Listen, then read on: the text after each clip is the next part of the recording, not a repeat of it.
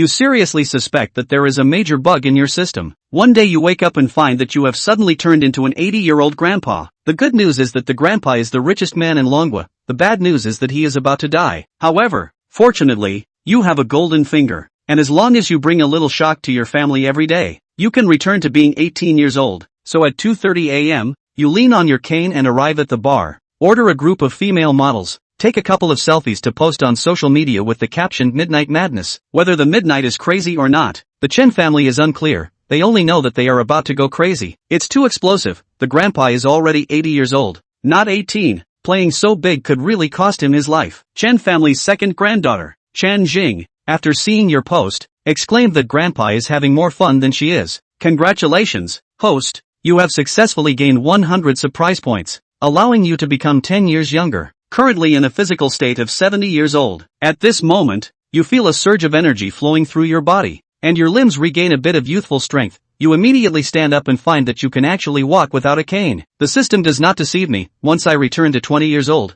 I can perfectly enjoy the life of the richest man. Just as you are envisioning the future, your mind receives a new plot. Your descendants are all being manipulated by the male lead, and after your death, they will fall apart and turn against each other over the inheritance. The male lead seizes the opportunity to take over your family's business and becomes the new richest man. And this reversal will happen next month. Just when I felt that life was beautiful, the system struck me hard. I absolutely cannot allow the life of a billionaire to be taken away. I must stop the male lead from making a comeback. Not far away in the booth, Qin Jingshu watched the old man with white hair in the bar, unable to hold his glass steady. Beside him, the male lead Lu Ziyan was instigating. Qin Jingshu, your grandfather only has one breath left. He definitely won't make it through tonight. And your second sister hasn't notified you yet, which means she must have other plans behind your back. With so much inheritance, are you really willing to give it all to them? Qin Jingshu nervously swallowed. How could his grandfather, who only had one breath left, be in a bar looking for a female model? This is too absurd. Seeing Qin Jingshu in a daze,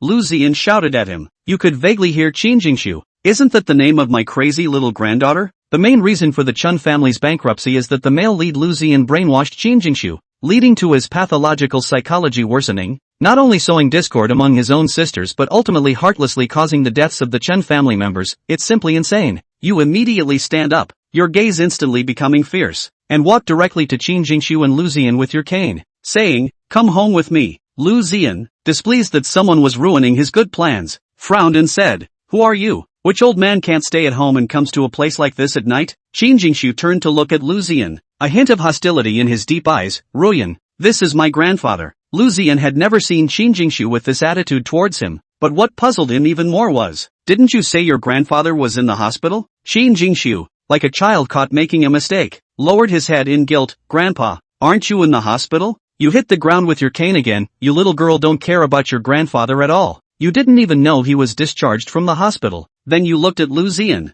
firmly planting your cane on the ground, and took on the authority of the head of a wealthy family. You are a friend of our Qin Jingshu. How can a child not understand the most basic manners? Lu Ziyan, constrained by your current identity, had no choice but to obediently call out Grandpa. You felt very pleased in your heart, and at that moment, Qin Jingshu also came over and gently coaxed, "Grandpa, don't be angry. Let's go home first. This is not a place for you to be. Even if you feel lonely and want to find me a grandmother, don't look for one in a place like this. When did I say I wanted to find you a grandmother?" The next day, Qin Jingshu sent you to the park to find an old lady to dance square dance. Next to the square dance area was a large basketball court, where a group of young people were playing basketball. You politely declined the old ladies who approached you along the way and confidently walked into the basketball court to watch the young, wealthy, and energetic girls play basketball. Being young is wonderful. This is where I should be. However, just as you stepped into the court, a basketball came flying towards you. "Grandpa, be careful." The girl playing basketball thought she was going to cause a big mess, but unexpectedly, the old grandpa with white hair reacted quickly and caught the basketball, then smoothly jumped and shot.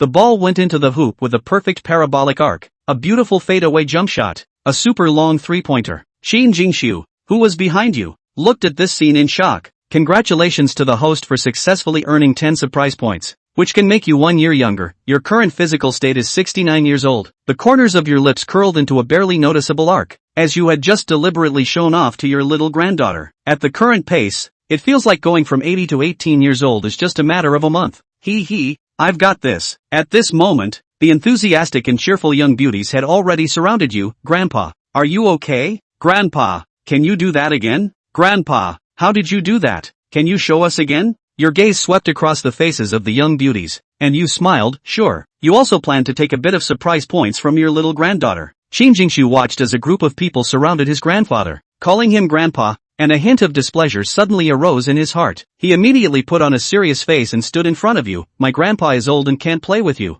so keep your distance. The young beauties felt a chill down their spines under Qin Jingshu's gloomy gaze and had to regretfully leave you. Seeing this, you patted Qin Jingshu's shoulder. Don't go. It's not easy for me to break into the young people's circle, and this little granddaughter really has no sense of the situation. Just as you were about to say something to him, a woman's voice suddenly came from beside you. What a coincidence. What are you doing here? Isn't that Lu Ziyan? You can't help but chuckle inwardly. Last night you ruined her good plans, and now she's eager to continue sowing discord. Lu Ziyan smiled faintly. Is Grandpa wanting to play basketball to exercise? I can accompany you. Lu Ziyan's probing gaze swept over your sturdy body. How is this old man still alive? As long as he lives, the Chen family won't dare to openly fight for the inheritance. And without internal strife in the Chen family, how can she make the Chen family go bankrupt? Isn't Grandpa wanting to exercise? She wants to see how long this old fellow's body can hold up. Qin Jingshu's voice carried a hint of coldness. Grandpa can't play. Just as he finished speaking, you raised your hand to cover his mouth, giving him a manual mute. Then the old face revealed a smile. Alright, then you come play with me. Lu Ziyuan rolled up his sleeves and asked. I don't bully the elderly, so how do you want to play? Grandpa? Just shoot 3-pointers. Let's see who scores more. My granddaughter and your assistant will be the referees. Qin Jingshu quickly intervened. Grandpa, your body can't handle such high-intensity exercise. You should go dance in the square instead. You clicked your tongue lightly. Grandpa is exercising. You just watch from the side and cheer for him. Qin Jingshu really couldn't be persuaded, so he had to give Lu Ziyuan a look, asking her to give way to you. Lu Ziyuan smiled and nodded, but in her heart, she thought, she would definitely tire the old man out to the point of going directly to the ICU. However, 5 minutes later, the scene Lu Ziyuan imagined not only didn't happen, but the old man's score was even higher than hers, and Lu Ziyuan instantly began to doubt her life. Even Qin Jingshu started to doubt his life. Congratulations, host, you have successfully gained 10 surprise points, which can make you 1 year younger. Your current physical condition is 68 years old. You took a breath, looked at Lu Ziyuan's dark face, and smiled, saying, kids just can't do it, they still need practice. It was highly damaging and very insulting. Lu Ziyuan gritted her teeth. It was bad enough that this old thing was still alive, but now he had to mock her after winning the basketball game. Truly unbearable. Qin Jingshu, I have something to do, so I'm leaving first. Lu Ziyuan left with her assistant without looking back. After returning to the old house, Qin Jingshu insisted on not entering. Watching his lonely figure leave, you sighed deeply. This little granddaughter seems difficult to discipline. You can't help but wonder what the other 9 grandchildren are like behind your back. This whole family is really troublesome. Raising 10 kids is too hard, but you endure it for the sake of protecting your life. At 7:30 p.m., you called for Butler Ding. Report to me on the situation of my descendants. Butler Ding respectfully stood beside you and said, everyone went to work at the company today, and no one slacked off. Miss Qin Jingshu seems to have started an investment company with Lu Ziyuan, and I heard it will open tomorrow. You suddenly recalled an important plot point. On the day Qin Jingshu's company opens, someone will come to smash her place, claiming to be sent by Qin Jingshu's second sister. But in reality, it was someone sent by Lu Ziyuan, whose purpose was to sow discord between the Chen sisters and accelerate Qin Jingshu's darkening. I need to quickly think of a way to stop this from happening, and I can take this opportunity to collect some surprise points from my family. You look up at Butler Ding and ask him to find the best tattoo artist in Jiang City, and he must bring them to you before midnight tonight. Early the next morning, downstairs in the bustling CBD commercial area, the receptionist hurriedly pushed open the office door. President Chen, something happened downstairs. A group of people is causing a scene, saying they were sent by your second sister Qinjing. Qin Jingshu clenched his hands at his sides, gently lifting his left foot. He had already moved out of the Chen family and had never set foot in the Chen company. Yet his older sister and second sister still wouldn't let him go? Lu Ziyan was right. His tolerance would only encourage those who bullied him to become more aggressive. Qin Jingshi hurriedly arrived at the lobby downstairs. The originally arranged flower baskets all fell to the ground. Flowers scattered all over the place. The company security with a group of waste-like lying on the ground moaning in pain. Qin Jingxiu frowned and asked the little girl at the front desk, "Did you call the police?" The little girl at the front desk shrunk her neck and nervously spoke. No. The other party said they were your second brother's people. We don't dare to just call the police. Qin Jingxiu raised his head, his eerie eyes looking towards the punks standing inside the lobby, as well as the black supercar parked on the curb outside the glass door. That car is limited to 5 worldwide. only one in China, is Qin He's recent favorite. Immediately after, the car walked down a slender figure. The man wearing a black leisure suit, wearing a pair of sunglasses, one hand inserted into the pocket, a dangling appearance. Not his good second brother Qin He. Who else can it be? The punk with a scar on his eyebrow inside the lobby shook his right arm that was tattooed with a ferocious white tiger and stared viciously at the crowd in the lobby. Picking a fight. Second boss Qin said that if your company wants to open successfully today, you have to make that little brat Qin Jingxiu give up the 5% of the Qin family shares in his hand to our second boss Qin, or else your company won't be able to open in the future. Qin Jingxiu let out a cold smile and slowly nodded his head. It seemed that his second brother was trying to completely push him to the brink today. As soon as the punk's words left his mouth, suddenly, his shoulder was heavily tapped twice. The punk frowned and turned his head, meeting Qin He's gaze through his sunglasses. Qin smiled wanly. Recognize who I am? The punk impatiently spoke. Who the hell are you? Looking for death. Ah! Before the punk could finish his sentence, he took a solid punch to the face. Qin He blew the non-existent dust from his hands. The hooked-up corner of his lips carried a hint of danger. You don't even know me, and you still dare to impersonate my people and look for trouble with my brother. Are you impatient to live? Qin Jingxiu looked at this scene with a slightly stunned expression. Surprisingly, his second brother wasn't here to trouble him? These people weren't sent by his second brother either? The punk also instantly knew who the person in front of him was. It should be the second boss Qin he just talked about. But he didn't care about those things. He just took the money to come over and make trouble. The person who gave him the money said, no matter who comes today, he must smash this opening venue. The punk covered his face and said through gritted teeth, brothers, keep smashing for me. Stop it all. A calm and dignified old voice suddenly rang out. And instantly, everyone stopped their movements and looked towards the door. Two suited bodyguards opened the door, and an elderly white-haired woman wearing a short, black, navel-bearing blouse and a large gold necklace around her neck stepped in. The crowd was stunned to stay. What shocked everyone was not the old lady's overly youthful and fashionable attire, but the living, breathing over-the-shoulder dragon on both of the old lady's arms, with a murderous aura coiled around the old lady, an aura of a geriatric sociopath instantly sweeping across the entire lobby. Behind the old lady, there was also a black crowd, and at a glance, they were all strong and well-trained professional bodyguards. Crowd. Geez, who's an old lady that's social? Lin Qingqing hooked her lips in triumph. It was not in vain that she and the tattoo artist had stayed up all night. Should not say, the prices in place effect is not the same. The painting is too realistic. She looked in the mirror last night feel like tattooed the same. Good grandchildren, have fun rocking for grandma. System, congratulations to the host for successfully harvesting 20 surprise values to be 2 years younger. Current physical state, 66 years old. Lin Qingqing lightly raised her arm and ordered the bodyguards behind her. Capture them all for me. Not one of them is allowed to run. Chapter 6 Shock. An octogenarian woman is miserably disliked by her own grandson. Lin Qingqing gave an order and the bodyguards behind her acted instantly. This scene was a bit middle of the road, but she felt good about it. What's going on? It's just that the gold necklace is thick and too heavy for my neck. Blame it on her poor people getting rich at first. Once she heard Butler Ding say that their family still had a gold store, she directly asked Butler Ding to go to their family's gold store to get the thickest gold necklace over. Then she plopped hard in her room for half a day, then forced her excitement down before she could leave the house. She just hadn't seen money, much less such a thick gold necklace, nor had she experienced having so many bodyguards at the ready behind her. It's really cool to be the richest man in the world. So this position, she said nothing to allow anyone to take it away. Neither can the hero or heroine of the original book. The position is hers. She's going to sit until she's 3. After Qin he watched the tattoo-covered old lady have her bodyguards keep the punks under control. He immediately raised his hand to block his face and lowered his voice to tell Qin Jingxiu, your grandmother is here. Qin Jingxiu averted his disgusted gaze and returned. Your grandmother. Qin, your grandmother.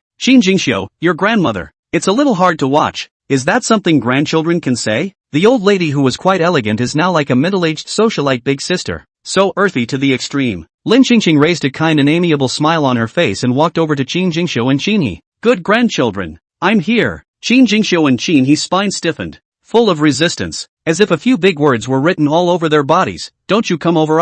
I've been alive for more than 20 years, and for the first time I feel inferior for being the richest member of Qin's family. What's wrong? But they couldn't hide for fear that the old lady would be sad. After all, you are so old. What if you are not happy with your health problems? Lin Qingqing looked at the subtle expressions of her 2 eldest grandchildren. She smiled faintly. Don't be afraid, good grandchildren. Grandma is here to protect you. These punks are not as scary as you. Qin Jingxiu took off his suit jacket and forced it on the old lady, and buttoned up the suit one by one. Lin Qingqing looked at Qin Jingxiu's operation, her head full of question marks. What are you doing? Grandma isn't cold. It's more than 20 degrees today. Isn't this little grandson a bit too filial? Qin Jingxiu fastened the last button of his suit and said with a frown. How old are you? Don't you know yourself? And you still think you are a young man? You're not afraid of catching a cold even if you wear this and expose your stomach. What if you get a stomachache at home? He looked at the old lady who was suddenly capricious and nodded in agreement. Right, didn't you always say when we were young that our stomachs shouldn't catch cold?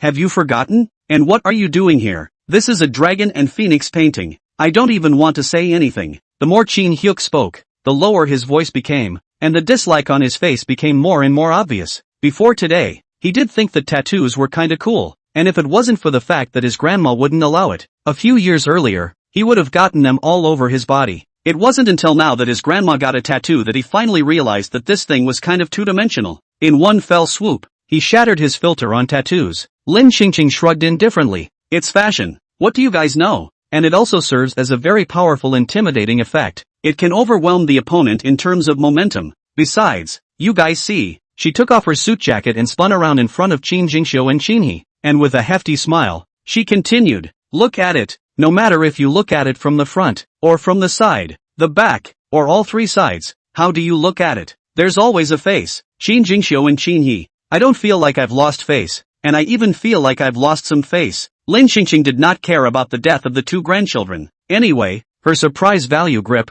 other than what they are willing to say randomly, she just want to become faster and become younger, become beautiful, and live a dashing life as the richest man in the world. 10 minutes later, the police that Lin Qingqing had reported came, but a police officer with a straight face came straight for her, an old gray-haired woman. The police were just about to approach Lin Qingqing when Qin Jingxiu and Qin He stepped in front of the old lady. The policeman said with a straight face, someone called the police to say that there is a disturbance here, so please don't get in the way of our case. Lin Qingqing reached out and pulled apart the two sturdy walls of human flesh that stood in front of her. She poked her head through the gap in the middle and smiled dutifully. Uncle policeman, this has nothing to do with me. It's the little punks who are causing a disturbance. Even though I look like an old punk leader, I'm a greatly virtuous person, and it was me who called the police. They bullied my grandson. The cop coughed softly in embarrassment. Sorry grandma. The main thing is that the old lady's tattoos, more than those punks, are eye-catching, and it's hard not to think that this old lady has something to do with those punks. The police took the punks away, and Qin He looked at the over-the-shoulder dragon on the old lady's body and finally couldn't help but say, Grandma, you'd better get the tattoo washed off. Lin Qingqing's pale eyebrows arched. I don't. She's got other family members to wow. It was hard to draw this one, so she had to make the best of it and glean all the surprise value she should. Lin Qingqing turned around and left after saying that. She felt that Qin Jingxiu and Qin He must have a lot to say, and she wanted to leave them the opportunity to clear up their misunderstandings and warm up their relationship so that her position as the richest man and woman would not be taken away by the original book's hero and heroine. Qin Jingxiu and Qin He looked at the old lady's stubborn figure, exchanged glances, and let out a helpless sigh at the same time. After a few seconds of silence, Qin Jingxiu turned his head to look at Qin He and asked, these people really weren't sent by you? Do I look like someone who would do such a thing? However, said Qin He with a slight pause in his tone, then said seriously, I feel that this kind of thing is more like something that Big Brother would do. After all, he cares a lot about the position of the Qin family's head. Qin He looked at Qin Jingxiu's face and saw that there was no change in expression. He added, if I may say so, since you really intend to leave the Qin family, why don't you give me 5% of the shares in your hand? At least I can guarantee that you won't be targeted by Big Brother anymore in the future. After Qin Jingxiu heard this last paragraph, his eyes darkened, while in the bottom of his heart, he couldn't help but feel a hint of ludicrousness. In the end, Qin He is still not for the shares in his hand? Originally, he thought that what happened just now might really have nothing to do with Qin He, but now it seems that maybe what happened just now was Qin He directing himself, just changing his path, not going to force him to go to desperation, and starting to fight the means of brotherly love. Qin Jingxiu's eyes narrowed slightly as he didn't take Qin He's words and asked instead, why did you come over? Qin He sighed. Grandma called me in the middle of the night last night, saying it was important and had to ask me to come over. Qin thought it was about the will, but it turned out that the old lady just wanted to show them how she had a face tattoo. Qin Jingxiu laughed sarcastically inwardly. So it was last night. Qin He had already conspired with his grandmother. Is grandma even favoring Big Brother and second brother now? Qin Jingxiu's thin lips pursed, and after a few seconds, he said, is there anything else? If there's nothing, I won't see you off. Qin He frowned slightly, dissatisfied. Since I was a kid, Big Brother has said that you have a strange temper. And it's true. Just now I kind of helped you beat up that punk. You don't stay me for a meal even if it's not enough. You still want to throw me out. It's really, Qin he hadn't even finished his words yet when Qin Jing Xian left, leaving him with only an indifferent back. Qin he shook his head helplessly. Really? Who did I invite early in the morning? And who did I piss off? And who did I on? And who did I irritate my nerves? And now I'm being chucked out. It's not right. Qin Hyuk suddenly reacted to something. The old lady called him over today with this stance, obviously prepared. Could it be that the old lady had known that someone would be holding on him? Chapter 7 Surprise. The prettiest old lady in China is out. Inside a luxury car on the side of the road, Lin Qingqing sat in the backseat eating fresh fruit, blowing the air conditioner, listening to music and fantasizing about her bright future. Her 2 little grandchildren should have cleared up their misunderstandings and gotten closer at this point, right? Thanks to her resourcefulness, she called Qin He last night and asked him to personally come to the scene to clear her name. Just continue to follow this step. The villainous plot of their family can definitely be rewritten. Their family will definitely not repeat the miserable end of the original book's plot, and her richest life can be preserved. Lin Qingqing's heart is beautiful. The car door was suddenly opened. Qin He got on the car and asked, Grandma, are you aware of today's events in advance? Lin Qingqing beckoned and signaled Qin He to come over. She mysteriously whispered and spoke. Yes, I'll whisper it to you. You mustn't tell anyone. I actually traveled across, and I also have a system that allows me to know in advance the end of everyone in our family. Qin He, my grandmother is crazy? Or is it Alzheimer's? System, congratulations to the host for successfully harvesting 10 surprise values to be 1 year younger. Current physical state, 65 years old. The corners of Lin Qingqing's lips rose slightly. She knew it. No one would believe this kind of truth anyway, so she could just use it to collect surprise value. Qin He slowed down and said, You'd better hurry up and uninstall all the novel software. He was more inclined to the possibility of the old lady getting Alzheimer's than the old lady crossing over with a system to predict the ending. But the old lady's behavior in the last 2 days was really mind-boggling. Could it be that the old lady had guarded such a large family as theirs when she was young and had kept the rules all her life? So in her old age, she looked away and came to her rebellious period? She wants to live in style? But, Qin He looked at the old lady and said seriously, Go to the bar to find a male model thing or forget it. You are a big age. For the sake of your late and physical considerations, such things should not be done again. If you really like, in 2 days when you are completely gone, I can burn you some over. What kind of you like? I will burn you, but you can hide underneath it. Don't ever be my prematurely deceased grandfather found. Pain. Before Qin Hyuk could finish his sentence, he was beaten by the old lady clutching his collar. Lin Qingqing slapped Qin He with her hand fiercely and said through gritted teeth, Who's going to be completely gone in 2 days? You stinking grandson. But it's really going to be filial to her. Lin Qingqing spoke as she fought, still not letting my long-dead grandfather find out. Your grandfather is probably reincarnated now. He can't control me. Qin He did not dare to fight back at all, and also knew that he had said the wrong thing, and could only cover his head and silently take a beating. And even more so, he did not dare to move for fear of accidentally hurting the old lady. Qin He, indeed. It's true that I won't be able to leave in a couple days. This hand strength feels like it can live longer than even I can. It was the truth, and Lin Qingqing loved it. Not only will she live longer than her grandchildren, she'll live backwards. Just ask who could survive her now. No one. Another day of looking forward to being back in my 20s. Lin Qingqing was in a better mood. She let go of Qin He and took a grape and put it in her mouth. Did you just explain clearly with Qin Jingxi? Qin He rubbed his head, straightened his messy hair, and honestly said, Explained. I don't know if he believes it or not, but Grandma, which grandson is the one who gave me the, do you know? It was definitely impossible for an old lady to cross over with a system, and he guessed that it was 100% that the old lady knew the information through some means. Let him know which grandson had set him up like that, and he would not spare that grandson. Lin Qingqing was stunned. What should she say? If she directly told Qin He that all this was done by Lu Ziyan, looking at Qin He's posture, it was not good to say that he would directly look for Lu Ziyan to settle the score. And now Qin Jingxiu didn't know whether he would side with his own brother or with his only good brother Lu Ziyan. If she messed up, it would speed up the speed of Qin Jingxiu's darkening, and then her position as the richest person would be gone. From now on, she had to be careful what she said and not let a single accident happen. Lin Qingqing looked at Qin He, held Qin He's hand and slowly spoke. I haven't found out exactly who it is, but you remember, no matter what you remember, there are a lot of people out there who covet the position of our family. You several brothers and sisters must trust each other. Don't believe in the instigation of any outsiders, especially if you're the older brother. You need to be more caring and concerned about your younger siblings. Qin He's nose turned sour after hearing the old lady's words. Isn't that a dying wish? He remembered the old woman saying the same thing she was saying now, a few days ago, as she lay sickly in her hospital bed, with only a faint breath left. It seemed that the old lady was finally relieved that she couldn't let go of their large family, so she refused to swallow her breath until now. He took off his sunglasses, and the big man of more than 1 meter 8 sobbed a few times and began to wipe his tears. Grandma, don't worry. In the future when you're not here, I'm sure I'll take good care of my younger siblings. You can rest assured that you'll be able to go. Lin Qingqing's mouth twitched.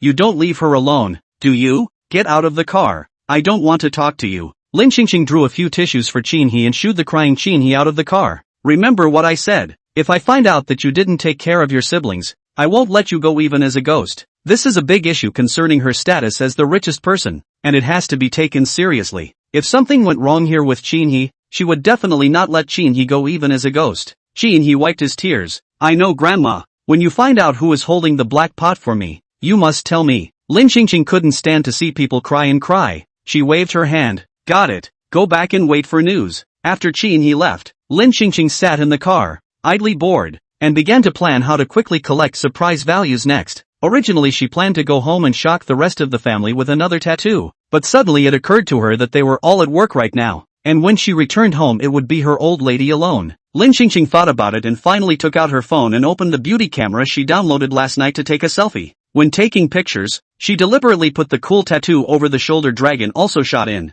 After the photo, spent half an hour retouching, wrinkles and other things all pee off. Satisfied to send to the circle of friends. Blossom, ugh, busy, all busy. It's good to be busy. System, congratulations to the host for successfully harvesting 20 surprise values to be 1 year younger. Current physical state, 63 years old. Only 20 surprise value? It seems that people are really busy. They don't even have time to look at their friends' circles. But how come? Are sneaky screen peepers? Can't they just give a like or comment to compliment them? What a beautiful picture she PD and tattoo she drew. There was no one at home. There was nothing for her to do now that she was home, and it was hard to be the richest for once. So of course she had to spend hard so that she could set off the fact that she was living the richest life. Let her, a little rich girl, drive the GDP of the entire city of Jiang. She had just walked into the mall when people around her looked towards her in disbelief. Alas, if only all of these people's surprise values could be collected, then she could regain her youth overnight. And if that could come true, I can't imagine what a cheerful little girl she would be now. System, congratulations to the host for successfully harvesting 10 surprise values to be 1 year younger. Current physical state, 62 years old. Lin Qingqing who suddenly received an unexpected harvest? There is her family here. Chapter 8 Surprise. An octogenarian woman participates in an esports competition. Lu's group. Lu Zheyan's brows furrowed as he listened to the report on the phone. Mr. Lu, we followed your orders and pretended to fight with the fighters you hired, and we were all set to finish the job. But those fighters were just about to make a move to smash things when they suddenly killed a super white-haired little old lady with a group of people and set all of our fighters in. Lu Zheyan's temples suddenly jutted when he heard the little old lady with white hair. It's not hard to guess who this old lady is. He'd lived his previous 20 years without a hitch, and had never encountered any obstacles to whatever he was planning. But ever since this white-haired old lady appeared, his plans were always somehow interrupted and became less smooth. And he didn't know if it was because this damned old lady and he were destined to meet. Lu Zheyan hung up the phone and gritted his teeth in hatred. Why isn't this old lady dead yet? At this rate, when will the Qin family go bankrupt? When will he be able to avenge his parents? Back then, his parents and the Qin family went to M country to investigate a brain-joining chip project. If they could take and continue to dig deeper to carry out this project,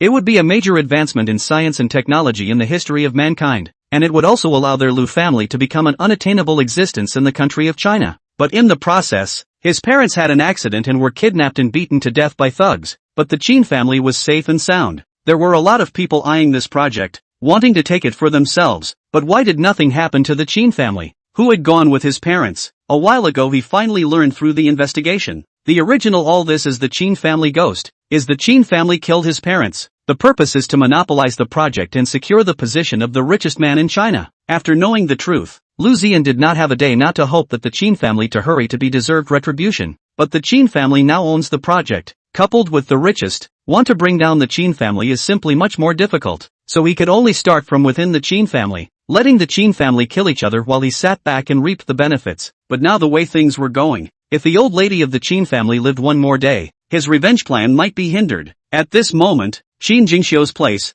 there was no telling what would change. Lu Ziyan hurriedly called Qin Jingxiu. He asked tentatively, Jingxiu, I heard that something happened to the company. Are you okay? Qin Jingxiu's voice was light, with little emotion as he said, it's fine, it's taken care of now, you don't have to worry. That's good. Did you find out who made the mess? Lu Ziyan was Qin Jingxiu's only friend. And Qin Jingxiu had nothing to hide from Lu Ziyan. Those people said they were sent by my second brother. But my second brother said he didn't do it. Lu Ziyan's eyes turned slightly. Slowly spoke. It is also possible that your second brother is directing himself to gain your trust. After all, how they treated you for so many years. You should be clear in your heart. However, these are all my blind guesses as well. And it's also possible that it really wasn't your second brother who did it. Although your second brother usually doesn't care about you, and didn't have much interaction with you growing up, but after all, there's still the bloodline relationship in place, so it shouldn't be like those other people, who would do hand-to-hand combat for the sake of the family's fortune. Lu Ziyan's just the right amount of concern and punctiliousness just made Qin Jingxiu's suspicions grow a few more points. Qin Jingxiu had also just suspected that Qin He had directed himself, but he still couldn't believe that his grandmother could conspire with Qin He and come together to do this against him. But Lu Ziyan said the same thing, which meant that even though he couldn't believe it, it was highly likely that this matter was true. Turns out the only grandma who was ever nice to him is now starting to hate him too? But he had clearly done nothing, so why couldn't the Qin family tolerate him? Qin Jingxiu lowered his eyelashes, hiding the emotions in the bottom of his eyes. His voice a little cold. I will investigate this matter clearly. You get busy first. Inside the mall, Lin Qingqing looked at the crowd in the mall and was a bit confused. She has no memories. Who the hell is her family? Is she going to go from person to person and ask them? Will people think she has Alzheimer's? After all, this is the age when you should be demented. Cafe in the mall. Qin Yansen instantly froze his entire body in place when he saw the white-haired old woman standing in the doorway, covered in tattoos, through the large glass wall. Faison, Mu Yi, who was sitting opposite Qin Yansen, saw that Qin Yansen had been looking somewhere without speaking,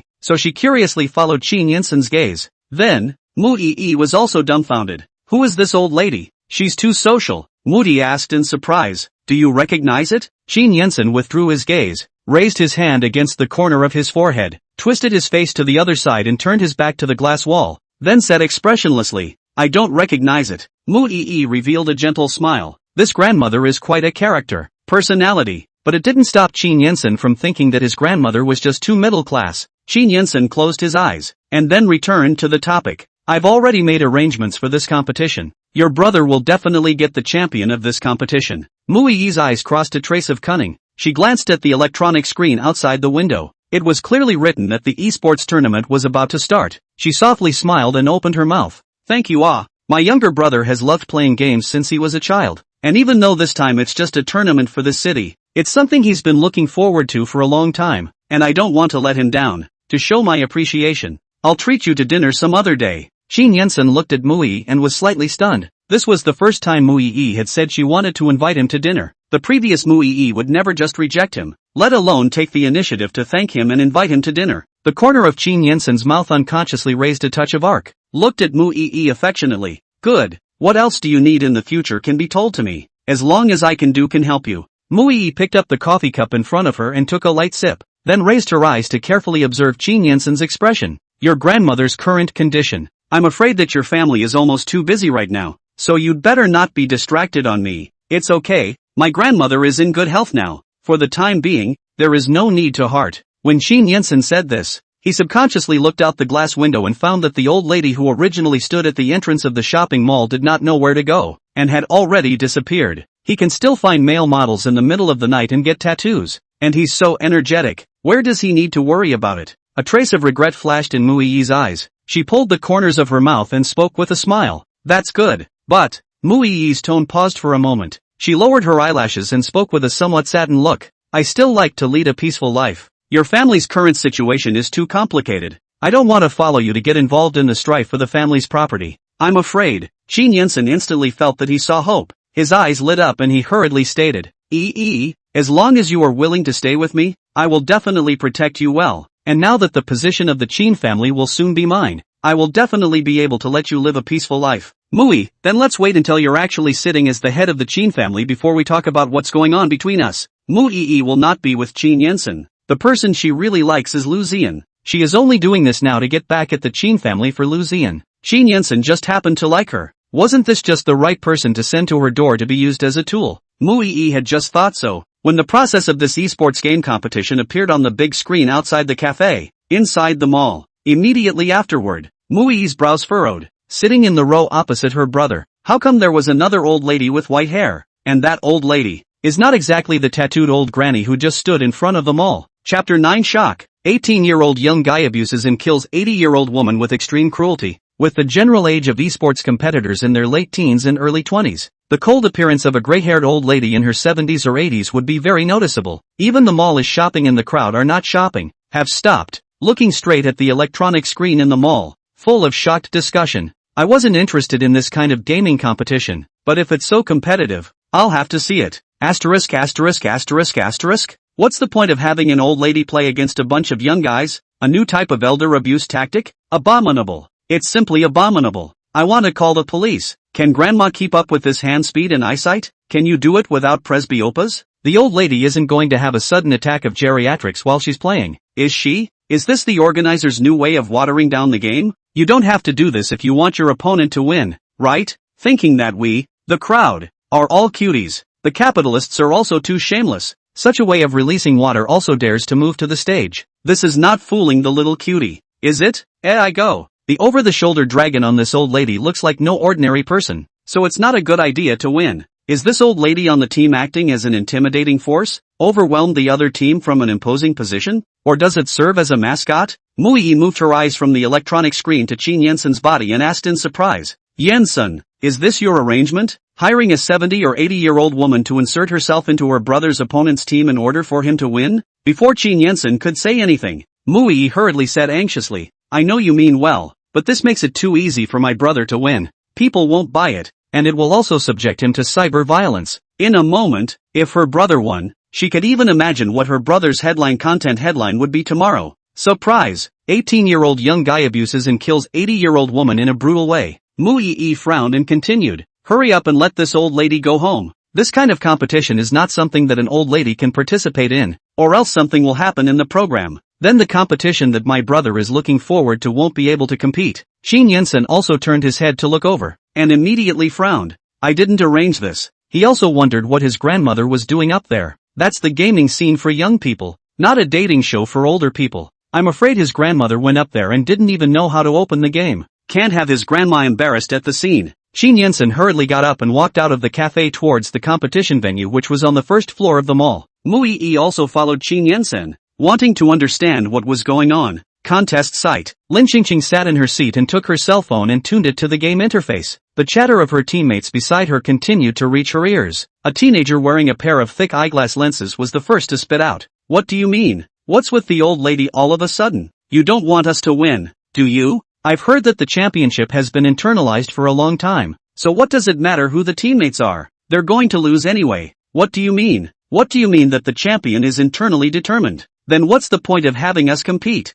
Have nothing better to do than to bring an old lady joy? Lin Xingqing, who originally just wanted to play the game quietly, heard these conversations and instantly came to spirit. She turned her head to look at the 4 team members sitting on her left-hand side, who were only in their teens, and opened her mouth to say, don't look down on me as an old lady, alright? You guys play normally, I will definitely not hold you back. So what if she's the champion? She's the richest person in China, and her power and position are top-notch. With her around, it's useless for anyone to try to win. The other 4 members of the team laughed out disdainfully at the same time without saying anything else. It's a joke. What else can we do? Should they really be allowed to go after the organizers? Arm twisting and going to settle scores. It's not good enough to disqualify them from the tournament. Although this tournament was a bit of a crapshoot, at least it was a chance for them to be able to participate in the tournament. There are a lot of players who haven't even qualified for the tournament yet. The 4 players turned on the game in unison with sighs of relief and waited for the game to officially begin. The young inch-haired lad sitting in the seat next to Lin Xingqing hung his head and spoke, just play casually, just as a way to pass the time. I can't win anyway. Lin Xingqing pursed her lips and couldn't help but say, do you guys have so little confidence in your strength? What if the 4 of you play exceedingly well and take an old lady like me flying? The young inch-haired lad turned his head to look at Lin Xingqing and laughed breathlessly. You, an undercover agent sent by the other side, just stop talking. The inside champion must have had an undercover agent planted by the other team since he hadn't communicated with their team ahead of time. Isn't it obvious who the undercover agent is in this situation? As soon as the young inch-headed youngster's words fell, the other 3 team members' eyes were suddenly filled with hostility as they looked at Lin Xingqing. Lin Xingqing was uncomfortable being stared at by several of them. She pulled the corner of her mouth and smiled. Not only do I have a prominent age, but I also have a prominent disc in my lower back, so I can't carry this big black pot. Why don't you guys take a look at the others? Just because she's older doesn't mean you can put every black mark on her head. As for why she's in the war party, she showed her cards. She came in through the back door. She gave the thick, heavy gold necklace to the young man who was supposed to enter the contest, who dropped out without hesitation, and then enthusiastically put her in touch with the organizers. The organizers would have already had the winner built in, so it wouldn't have mattered to them at all who was on. So Lin Xingqing blended in smoothly. But she didn't really blend in to play games. She didn't know which of the malls was her family, but here on the big mall screen, her family must be able to see it. She didn't do it to find her family. Finding family isn't important. Collecting surprise value is the top priority. The electronic screen in the mall just happened to be about to start a gaming tournament, which was a great opportunity to collect surprise value. An 80-year-old woman competing in an esports tournament is enough to shock her family. In the meantime, the opposite teams were also speechless. Munan, what does the opposite side mean? Sending an old woman out to look down on us? It's too rampant. We must teach them to behave today. Munan frowned. It seems that the other side really didn't put us in their eyes. We must use all our strength to win today, or else we'll still lose when we're outnumbered 5-4. That would be too humiliating. Indeed. All brace yourself, never let your guard down, and watch out for those 4 boys. Don't let them steal home. Munan reminded. That old woman probably doesn't even know how to do basic operations, so you guys shouldn't focus on that old woman. Well, don't worry, leave this old lady to me and I'll make sure she dies right out of the house. Definitely won't give her a chance to influence us. Chapter 10 Surprise. The octogenarian woman abuses her opponents and takes her young teammates flying. The match began with a full map of both sides of the battle displayed on the electronic screens in the mall. Some people in the mall took videos to send to their friends, and others made bets to guess which team would win. What's the point of guessing? Isn't there no suspense? Most of them thought that Munan's team would win, and only a small percentage of the anti-boneheads thought that the social old lady's team would win. Contest site. The teenager beside Munan spoke in shock. I'll go. What's the situation? That old lady across the street is playing the field? That's crazy. Don't end up getting killed by a wild monster. And her teammates will have to collectively observe a 10-minute moment of silence for her. Might as well just go in and surrender then. It's so humiliating. Munan was silent for a few seconds and spoke. Why do I feel like the other side is just deliberately mocking us? Otherwise, in a match like this, how could we let an old woman take such an important position? I think so. This is too much of a disregard for us. I have to teach them a good lesson today. It wasn't as if the opposite side's battle team didn't take the Munan team's people into consideration at this point. Rather, they've given up struggling. Their team is like this, and the championship has been bought by the opposite side. So what are they still competing for? It doesn't matter what position you pick. You lose. They swing for the fences. Lin Xingqing looked at the 4 teenagers beside her, as if they had instantly lost all their strength and means. She couldn't help but raise a loving smile and encourage. Believe in me, and believe in yourselves as well. We'll definitely be able to do it. Fight well. Cheer up. None of us should give up until the last moment. What if the heavens are suddenly blind and let us win? The teenager with glasses sneered. Don't tease. We're not 3 years old. You must have been sent by the opposite side to mess with our minds. Lin Xingqing let out a soft tisk and said in a serious tone, you guys don't think about it. If the opposite side really sent an actor, then they must send one that can't be easily spotted. Sending me here. That's not too obvious. Grandma, although your words are very reasonable, it's too hard for us to be convinced. Let's say you're 70 to 80 years old, right? What kind of person comes up to play esports at your age? Lin Xingqing straightened her not-so-straight old back and retorted, what's wrong with 70 or 80? 70 or 80 is still a good age to break in. Don't underestimate us old people. She was just going to have some casual fun, and if she said that, then she was going to be serious. She is now a representative of the elderly and is determined not to disgrace them. The mentality has completely collapsed, the inch-head teenager said in a funereal manner.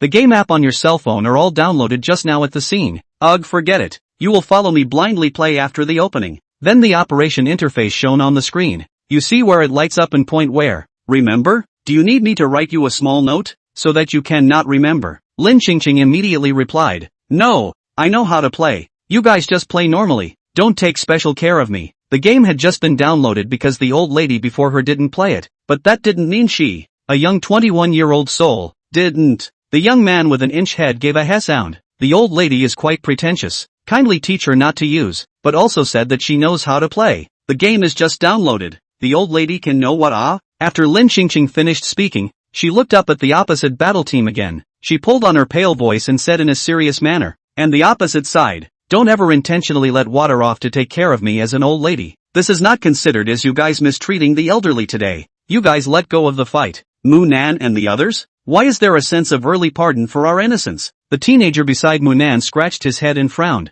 Brother Nan, what does this old woman mean? How come it feels like she's provoking us? This is provoking us. No way. Today I must make this old woman see the evils of society. Lin Qingqing didn't actually mean to provoke by saying this, but she didn't want the opposite team to be embarrassed to kill her because of her presence. That way if she did win, she wouldn't be accused of winning. She had to win on merit. 10 minutes into the game, everyone was completely dumbfounded. On the electronic screen, everyone only saw the white-haired old lady a set of bankruptcy flow Luna limit dress up, directly flash blind everyone present. Could it be that the national costume Luna is possessed? The team was shocked and their mouths couldn't close. Lin Qingqing's hand operation was not stopping. She glanced at the two game characters who were standing in place as stupidly as the human machine and hurriedly said, "Don't freeze, point tower, point tower." The teammates then came back to their senses and hurriedly continued to operate. At this point, Nunan's first team, careless. The old lady is actually an expert. Munan looked at his teammate beside him and frowned as he questioned,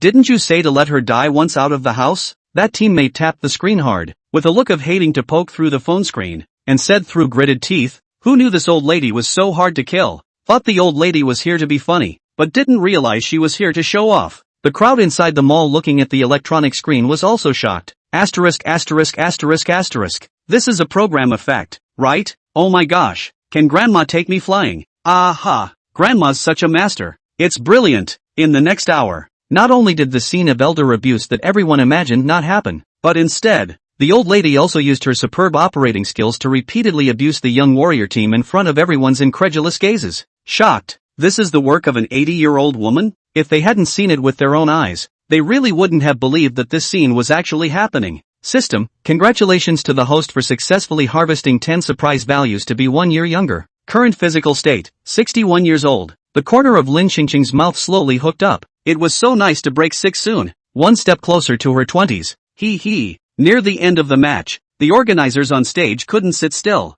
A middle-aged man with a bald head and a big belly kept wiping the cold sweat on his head with a tissue. The old lady's sense of oppression was too strong. He couldn't bear it, and spoke with a worried face. "It's over, Mr. Sheen said that he would make sure that Munan's group would win. What should we do now? Didn't we find undercover agents? How can we still let them win?" The assistant next to him spoke with trepidation. "I also did not expect this old lady's skills to be so powerful. Taking an actor can also take the whole team to fly. General Zhang, what do we do now? Everyone has seen it. The old lady took them to almost win, and the championship will definitely be awarded to the old lady." Mr. Zhang thought for a moment. A hint of sternness crossed his eyes, and said in a low voice, "In this way, when the game is over later, you think of a reason for the violation. You will say that the old lady opened the hangars, so this result does not count, and the champion is still the Munan team." The assistant raised his thumbs and hurriedly took out the professional ass-kissing attitude of a laborer and said with a smile, "You're really great, Mr. Zhang. I'll get on with it." Chapter 11 Surprise. An octogenarian woman commits an act of lateness. The live game is over and the players on the field remain in a state of blinders. The teenagers on Lin Qingqing's team looked at the result incredulously. "We just won? Letting a white-haired old lady take the lead?" Munan's first team also looked at the results incredulously. "We just lost? Letting a white-haired old lady abuse us?" Live audience, it's too good. Haven't seen enough. Can we have another round? Another round is out of the question. For just over an hour, Lin Qingqing's fingers were on the verge of cramping. Now that her physical state had not been updated, and she was currently still 70 years old with her hands, it was indeed a bit difficult for her pale body to operate at such a high intensity. She's all strong this inning. The purpose is to fight for their seniors. The few teenagers sitting beside Lin Qingqing finished cheering, and when they looked at Lin Qingqing again, their mouths and faces changed drastically, and there was a world of difference between them and the unconcerned look they had before the match started. The teenager wearing glasses revealed a naive smile and looked at the white-haired old woman beside him. "Grandma, can you teach me that move you just did? I want to learn." The similarly conquered inch-haired teenager also hastened to knowingly curry favor. "Grandma, I really had eyes to see just now. You're not an undercover agent or an old lady who can't do anything. You're the real master. Grandma, we just started to say those words. You must not take it to heart. We are just a small number of years old." Mouth. "There is no meaning to look down on you. A moment later can you add a friend? Will you just that a few strokes are taught to me?" Lin Qingqing rubbed her wrist, the corners of her lips curving slightly. "Good to say." The teenagers immediately got up with good sense and walked over to Lin Qingqing. "Grandma, I'll rub your shoulders. I'll pound your leg. Grandma's thirsty. I'll get you a bottle of water." As the big contributor of this team, Lin Xingqing comfortably enjoyed the massages from the teenagers. If it wasn't for her today, with the mentality of their team, plus the fact that there were still actors, it was hard to say whether they could win or not, but Lin Xingqing saved the day by herself. Simply not your average old lady. Suddenly, the inch-haired teenager stopped rubbing the old lady's shoulders and sighed. But, even if we win, the championship can't be ours.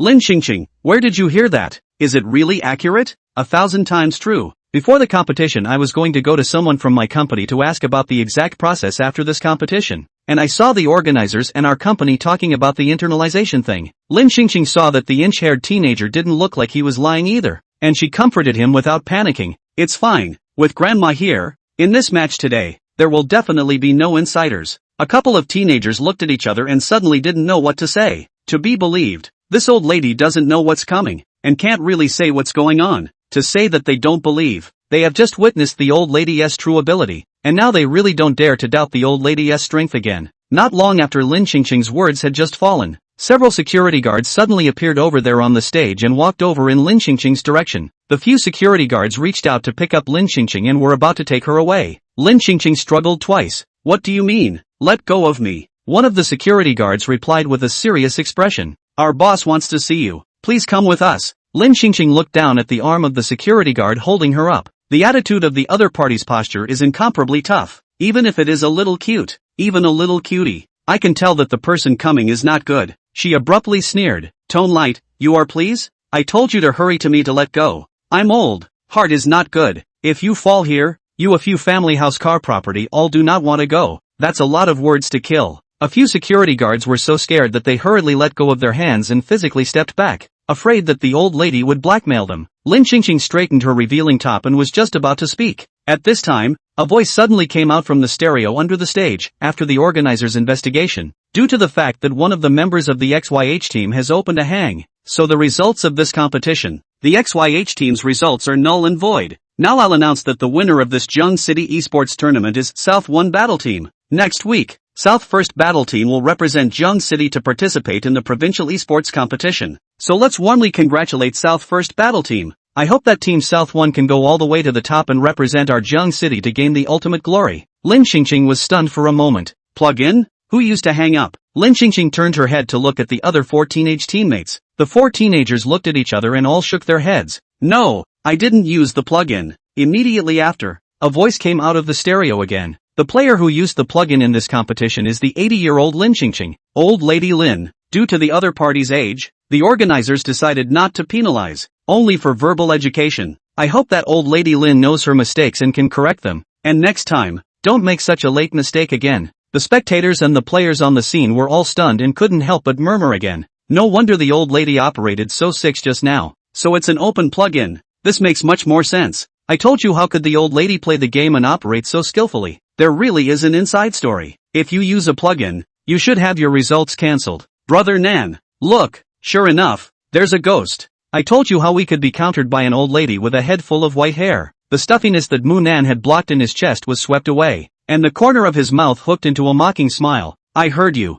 Using a plugin is simply abominable. It's so deserved. The championship should have been ours in the first place. At this moment, Lin Xingqing? So, you guys have an inside job and you're pinning me, an 80-year-old woman, to a pillar of shame? Do you know what it means to respect the elderly? Lin Xingqing closed her eyes. I've said that my back is bad, and I'm still being made to take the blame. It really is. In that case, I, an old lady, will do what is rightful to help you guys straighten out the gaming circle. By the way, teach them people how to respect the elderly. Lin Xingqing, since you guys are saying that I used to hang up, then please ask your organizer to show me proof. The security guard looked coldly at the old lady and spoke in a bad mood. The organizer says you have a hang-up is a hang-up. What proof do you need? If you really have doubts, you can go and talk to our organizer face-to-face. Lin Xingqing sat back down, crossed her legs, and said nonchalantly, what is the status of your organizer that you deserve me to go over there personally? 3 minutes. Have your organizer come over to me with the evidence? Otherwise don't blame me for being rude.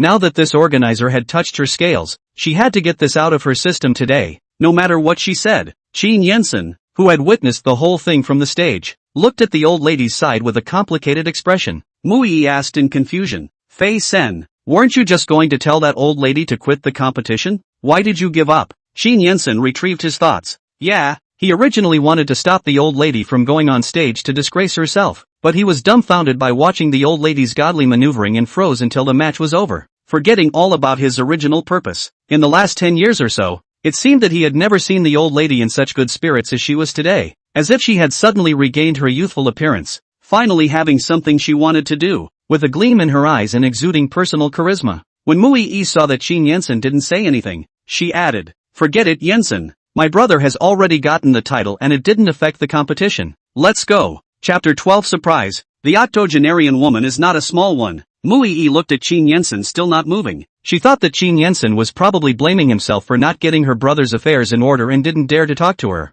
After all, Qin Yensen had purposely arranged the outcome of this match for her brother to win today, mainly because he wanted to make her happy, but she already had someone she liked in her heart, and she was not going to like Qin Yensen, especially after knowing that the tragic birth of the person she liked was caused by the Qin family. It was even more unlikely that she would like Qin Yensen. Now she just wanted to help the person she liked to take revenge on the Qin family and make the Qin family get what they deserved. Mui face raised a gentle smile. "You don't have to blame yourself. Now that my brother has successfully obtained the championship, I won't blame you." Qin Yensen returned to his senses and turned his head to meet Mui's line of sight. "You go back first. I still have some things to take care of. What else do you have to deal with?" Qin Yensen glanced at the white-haired old lady surrounded by security. "A little something." Mui followed Qin Yensen's line of sight and hurriedly opened her mouth. "My brother has already gotten the championship. Let's just forget about this matter." No matter how the old lady got mixed up in it, it didn't affect the final result anyway, so don't pursue it. And the old lady is so old and still using the hangers-on to bully the young people. It's really too much.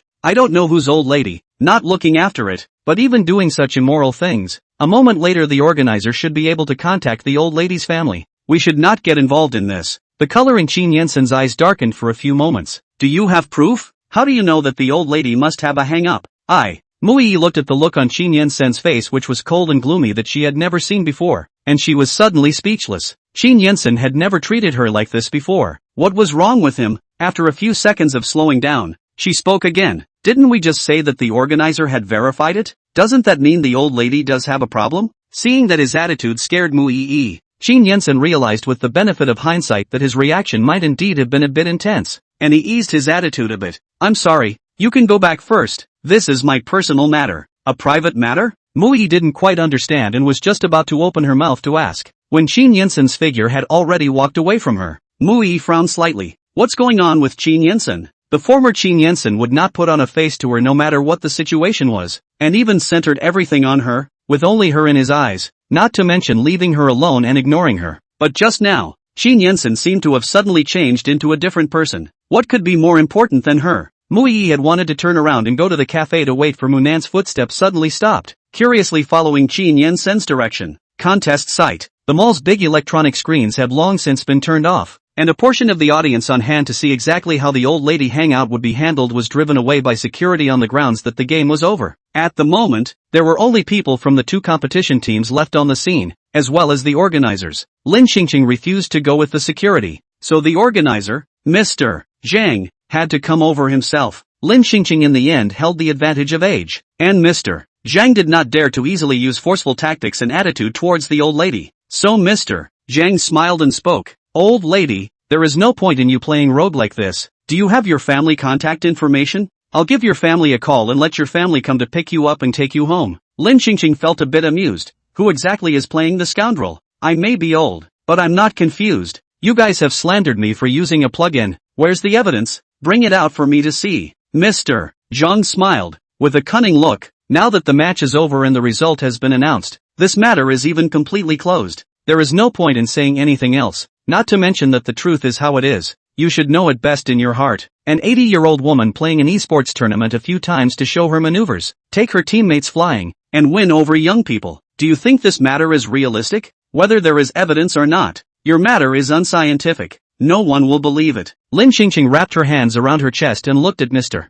Zhang seriously. Just because no one believes it doesn't mean that you guys can just casually dismiss our team's accomplishments and give others what originally belonged to us. Mr. Zhang lightly tisk sound. You this old lady how do not understand me to speak it. Your family phone number to me. I now contact your family. Communicate with your family. The old lady is old. He is not sure if her head is confused, but her body is definitely not as good as the young people. And he is also afraid that if he says something heavy, the old lady will not be able to bear it. He wasn't worried about the old lady's offense. With his status as an entrepreneur in the top 3 of Zheng City's rich and powerful list, dealing with an old lady would be nothing more than solving a little trouble for him. After all, there's no problem that money can't solve. He was just worried about the old lady dying in their mall. That would be bad luck. Once Lin Xingqing heard about contacting her family, she immediately came into the spirit. She excitedly took out her cell phone and spoke in a particularly cooperative manner. Alright, you can find all my family members. It's best to show them the content of the match just now. It's not another big surprise value to arrive. Seeing that the old lady was quite knowledgeable, Mr. Zhang nodded with satisfaction and asked the assistant beside him to write down the phone number. But before the assistant could dial the number, he was stopped by a bony hand. Qin Yansen gave the organizer a cold look. There's no need to fight. Mr. Zhang instantly put on a doggy smile on his face. Mr. Qin, I think it's better to call. Let this old lady's family hurry to pick up the old lady to go back. Or else this old lady is relying on not leaving. We cannot handle it. And her. Mr. Zhang's tone paused for a moment, lifted his finger to point to his head, and continued. The brain may not be too clear either, and there are some things that are better to talk about with her family. At the end of his speech, Mr. Zhang grinned as if he was inviting credit. I've also taken care of the results of the match. Didn't you say that you would let the South 1 battle team win? And now the championship is already the South 1 battle team's. Qin Yansen looked at Zhang Dafu with a gloomy face and said word for word, I am the old lady's family. Zhang Dafu, who was smiling cheekily and trying to claim credit 1 second, felt that the sky was crumbling and spinning the next, and that the heavens were going to kill him. This old lady turned out to be Mr. Qin's family. Then wouldn't he have offended Mr. Qin? But didn't Mr. Qin want South 1 to win? Zhang Dafu was confused. Mr. Qin wouldn't have come to screw him on purpose, would he? Qin Yansen didn't pay any more attention to Zhang Dafu and hurriedly walked over to the old lady, his face full of helplessness. Grandma, why did you come here to play the game? And on you, TSK. Ugh. Ugh. Lin Xingqing ignored the man in front of her with his one-dimensional appearance and recalled in her head who the man in front of her was. She suddenly remembered that she had 3 grandchildren. This should be the eldest grandson. She remembers that in the original book plot the eldest grandson is a love brain, a loyal licking dog of the original book heroine Mui, a deep love male second who can fight against the original book heroine Mui at any cost for the sake of the original book heroine Mui. But in the end, it was the heroine who was hooked by the goddess, and for the sake of the heroine and his own brother to fight each other. By his own brother, that is, the book's big villain Qin Jingxiu Han to death. It's true that relationship brains don't end well. According to the plot of the original book, Qin Yansen's appearances are all in the service of the female lead. So now Qin Yansen's internal determination that the South 1 battle team is the champion indicates that the South 1 battle team and the original book's female lead, Mui, must have a relationship. Lin Xingqing sighed inwardly. It seemed like another daunting task. She can't let Qin Yansen continue to be a toolman, go the original plot, and be the flavor of the original book's hero and heroine's love. She has to make Qin Yansen quickly turn artificial. That's how she'll be able to secure her seat as the richest woman in the world. Chapter 13 Shock. The octogenarian woman dared to educate the novel's president. After sorting out the plot, Lin Xingqing looked at the tall, leggy and reserved man in front of her, bending over and bowing his head in her face with a respectful attitude. She was really angry and didn't know what to say. Fighting your own brother hand to hand over a woman and ending up in your brother's death can be pretty stupid. He's so rich and handsome. What kind of relationship can't he have? Why do you have to die on a woman who doesn't belong to you? But it couldn't all be blamed on her eldest grandson. It was the author who was to blame for constructing such a nerve-wracking plot and writing her nice eldest grandson in such a silly way. Also for the heroine to engage in insider. Money and status and power is not so Isn't this bullying other innocent ordinary people for their own benefit? It is simply excessive. The more Lin Xingqing thought about it, the more angry she became. She fiercely glared at the man in front of her and sternly educated. Surprisingly, it's you brat that's doing the insider work. We have a big Qin family. Is it just for the convenience of you to engage in these messy things? Do you know how unfair you are to the other contestants? It's not easy for other kids to get a chance to compete. What do you let those kids who work hard and have strength and talent do? Such dirty tactics are a disgrace to our Qin family. The organizers saw that this kid needed a lapdog to curry favor. She didn't. She was the head of the family and had no problem educating her unintelligent eldest grandson. Qin Yansen's parents were usually busy at work, and unless it was a major life event, his parents hardly ever asked about other things, and he wouldn't take the initiative to say anything. He is also the eldest grandson of the Qin family, the richest family in China, and will definitely inherit the family business in the future. And even more so, no one dares to talk to him like this, and tell him what to do or say. suddenly being educated by the old lady. Qin Yinsen instantly felt a bit ashamed as he lowered his head and assured, "Grandma, don't be angry. I promise that I definitely won't make such a mistake next time." After saying that, Qin Yinsen bent down and stretched out his hand behind the old lady to gently caress her, giving her a smooth air, fearing that she would be angry for good or bad. Lin Qingqing was furious and continued to question, "What about my championship? Did you make the organizers say I was open?" She had thought it was someone else who had done it, and had wanted to flash her richest man status out there to put on a show, but it turned out to be her own grandson who had put the blame on her. These grandchildren of hers are really more than one filial thanks to her can return to the old. Otherwise now this body quality, say one day really let these villainous big grandchildren to filial piety death. Qin Yinsen hurriedly explained, "I did not say that you hang, but this matter and I cannot get out of it. Grandma, you rest assured. I now let them return your innocence, so that the game to restore the original fair results." As for Mu Yi's side, he would find a way to make it up to her from somewhere else later. Mu Yi was so gentle and generous and understanding, surely she could sympathize with his piece of filial piety. Zhang Dafu saw that General Manager Qin's attitude towards the old lady was similar to that of the old Buddha, and instantly people went numb.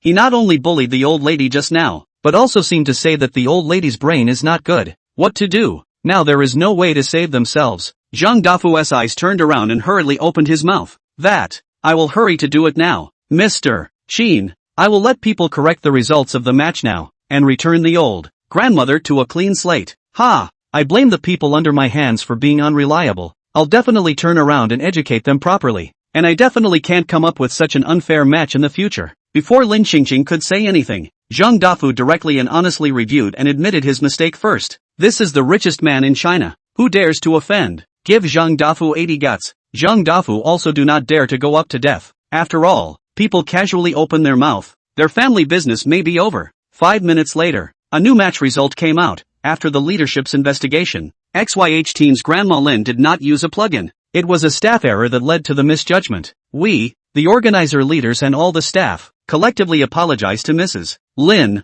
who is athletic, wise, kind, beautiful, gentle, generous and lovely. Sorry. Finally, to re-announce the results of the tournament. The winner of our tournament is Team XYH, able-bodied and intelligent, super kind, beautiful, gentle, generous and lovely. Grandma Lin said, "There is no need to kiss ass like this, even if it's telling the truth. She likes to keep a low profile, because she is just a mediocre. Children and grandchildren can return to childhood, can predict the plot of life of the richest man in China." Zhang Dafu came forward, bent down, and said with a pleasing smile, "Grandma, do you see that you are still satisfied with the results this time?" In the final analysis, it was her eldest grandson who caused this farce, and she wasn't the one who didn't know what was going on, but she still had to say, "Remember to respect the elderly next time, and don't think that just because you have a little bit of money you can just bully the weak." Zhang Dafu hurriedly went down the steps and nodded his head. "Okay, Grandma, I promise, I will absolutely respect the elderly and not just bully anyone." Lin Qingqing turned her head again to look at her eldest grandson,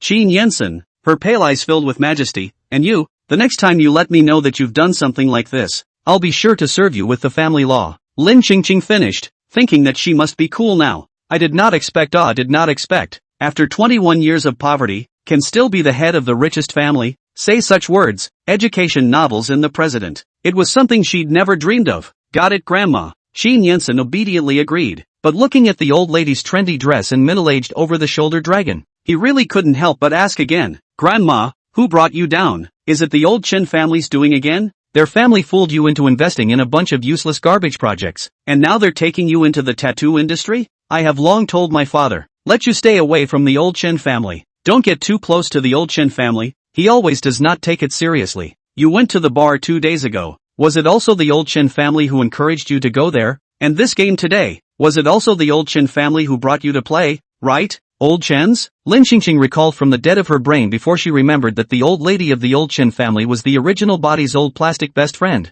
Being jealous of her status as the richest person, she has not been pitted for spending money to invest in some high-cost and low-income projects. For example, what with the sunset industry that's looking to cool off, and the odd programs like disposable husbands, toilet paper sharing, child sharing, and so on. Not only does this project sound odd, but why is it kind of trying to break legal ground? The disposable husband, for example, isn't supposed to be whoring, is he? Did the original vote? She doesn't know. Lin Qingqing stood up and looked at Qin Yinsen and said, "She didn't pit me in the past 2 days. It was all my own idea. I'm just idle and bored to play. don't you talk about me for a while, now hurry up and get back to work for me. Less contact with the original book's heroine. Shin Yensen, you go back first, I have something else to do. I'll have the driver take you. Chapter 14 Surprise. The octogenarian woman was at the age of breaking in. No, you're fine. Lin Qingqing pulled Shin Yensen and headed out of the mall. Shin Yensen has something going on. Can she not be clear about it? The character Shin Yensen spent his short life circling around the original book's heroine, ingratiating himself with her and promoting the relationship between the hero and heroine. So when Shin Yensen said something was wrong, he must have been going to lick the original book's heroine. She would never allow her oldest grandson to go off and become a toolman and end up letting the hero of the original book take the position as the richest man in their family. Lin Qingqing said in a serious tone as she led Shin Yensen outside. The most important thing for you to do right now is to hurry up and get back to work for the company for me, and then go and care for Jingsu at night. Shin Yensen wanted to struggle a bit, but suddenly he heard his brother's name and forgot to struggle. He frowned. What happened to him? I let someone bully me today just after the new company opened. Shin Yensen's brows instantly locked. Who did this? And how did he not know that Shin Jingsu opened a company? Lin Qingqing, it's already being investigated. But my suggestion is to let Jingxiu into the Qin family branch so that she won't be bullied by random outsiders. The main reason why the Qin family was provoked was because the several grandchildren did not often communicate and get along, so they were separated from each other. And only then did they let outsiders pick on them with a few words. Moreover, the reason why Qin Jingxiu was not well received by the Qin family was also because of Qin Jingxiu's withdrawn personality. Lack of communication makes the relationship colder and colder, and conflicts will naturally continue to arise. Lacking the love of his family, Qin Jingxiu was instigated by the male protagonist of the original book to go astray and embark on the path of no return as the archvillain. Since Qin Jingxiu lacked love, wouldn't she just mobilize the whole Qin family to love him together? Then let Qin Jingxiu and Shin Yensen distance themselves from the original book's male and female protagonists respectively. And wouldn't their families' fortunes be successfully reversed? She can be such a little girl full of wisdom. Shin Yensen refused without thinking. He can't enter the Qin family's company. He doesn't have the ability to manage a company. Lin Qingqing stopped and turned her head to look at the expressionless Shin Yensen. Speechless. At first glance, it looks like the toolman is here walking the plot with her, with no expression on his face at all. Lin Qingqing said directly, if you don't give him the chance to prove himself, how do you know he must not be able to? Have you, as a big brother, ever given him the chance to prove himself? Shin Yensen was stunned. He really hadn't seen Qin Jingxiu's ability. After a moment, he had a questioning look in his eyes. If he was truly capable, he wouldn't have graduated to nowhere. Lin Qingqing's tone was firm. That's for a reason. If you believe Grandma, give him a chance and let him try in Qin's group. Nothing has been accomplished, but it is not the original book male lead who is stirring up the water. Otherwise Qin Jingxiu would not be disliked by the Qin family now. Shin Yensen thought for a moment and finally loosened up. Alright, I don't believe in him, but I believe in you. Just this one chance. If this time he can't convince me that he has the ability to manage the company, in the future, you should not bring up the matter of letting him work for Qin's group anymore. A kind smile appeared on Lin Qingqing's face. This is Grandma's good big grandson. But Grandma, can you promise your good old grandson one condition? Say, what are the terms? Good old grandchildren are so obedient. She agrees to any conditions. Qin Yensen tried to hide the dislike in his eyes and said, can you let this dragon go down from you and change back to what you used to wear? Your current aesthetic, it's still a bit too forward. I kind of can't accept it. Are her tattoos that embarrassing? Miserably disliked by his 3 grandchildren. It seemed like the dragon was really aggravated by following her. Lin Qingqing agreed painfully. No problem. I'll wash it off tomorrow. In the evening, the Qin family's old mansion. Qin Laoer's family had a simple family meeting. Qin family's second grandson, Qin He, stood in front of the table, looked up at the old lady sitting calmly in the main seat, and said in a serious manner, the main content of this family meeting is ahem. In response to Grandma's incident of looking for a male model in the bar 2 nights ago, when Lin Qingqing heard it, what kind of family meeting is this? It's not a criticism meeting. The Qin family's second family watched as the old lady, who had not changed her face just now, directly covered her face and cried, you all don't love me anymore. I just want to look at handsome men to add a little bit of vitality to my dying heart, so that I can live a little bit longer and spend more time with you guys. What's wrong with me? I didn't do anything bad to hurt the world. Then you guys hold a meeting to criticize me. Do you think I'm old and useless? So you see me doing everything wrong? I'm so sad. Or I'll just go with your grandfather. Woo woo. A few people were about to say something preachy when they reached the edge of their mouths, but then they swallowed back. I'm afraid that the old lady will be sad if I say something heavy, and I'm afraid that the old lady will do something so explosive again if I don't say anything. Qin Laoer's family was at a loss for words and hurriedly began to comfort the heartbroken old lady. Finally Qin Haisan, the second oldest member of the Chin family, compromised and said, "Mom, why don't I organize a fellowship for you tomorrow and invite all the uncles in the circle over, so you can pick and choose for yourself, better than a male bar model." Lin Qingqing quickly refused. "Don't, the uncles must be all old men again, and she refuses to go on a blind date with one." Qin asked, "So what do you want?" Lin Qingqing slapped her hands on the table and stood up, straightened her body bones and said with a straight face, "I'm going out to make a break for it." Qin Haisen frowned slightly. "Mom, you're 80, not 18. With a little help from the family, 18 might be tomorrow." Lin Qingqing was passionate and combative. 80 is the right age to break in. Qin Laoer's family felt their heads spinning after hearing this. The air then fell into an eerie silence. Qin Haisan said in a serious tone, "Mom, if you are really bored, why don't I send you to a nursing home for a while? There are all old people about your age there, so you can dance together, play chess, and have common topics." Lin Qingqing was stunned. She was only 21 years old before she crossed over. She was going to be sent to a nursing home at 21? No, it's bullying the traveler. She's going to sue the UN. Lin Qingqing made it clear, "I'm not going. Why should she retire when she's the richest woman in the world? Of course she wants to experience the flowery world she hasn't." Qin He looked at the stubborn old lady and patiently persuaded, "It's fine if you don't go, but you mustn't go to the bar to look for a male model. You're so old. You can't stand too much excitement." Then Lin Qingqing was lifelessly listening to the Qin family's oldest family educate her thoughts for half an hour. And in the end, Lin Qingqing sighed heavily and silently got up to leave,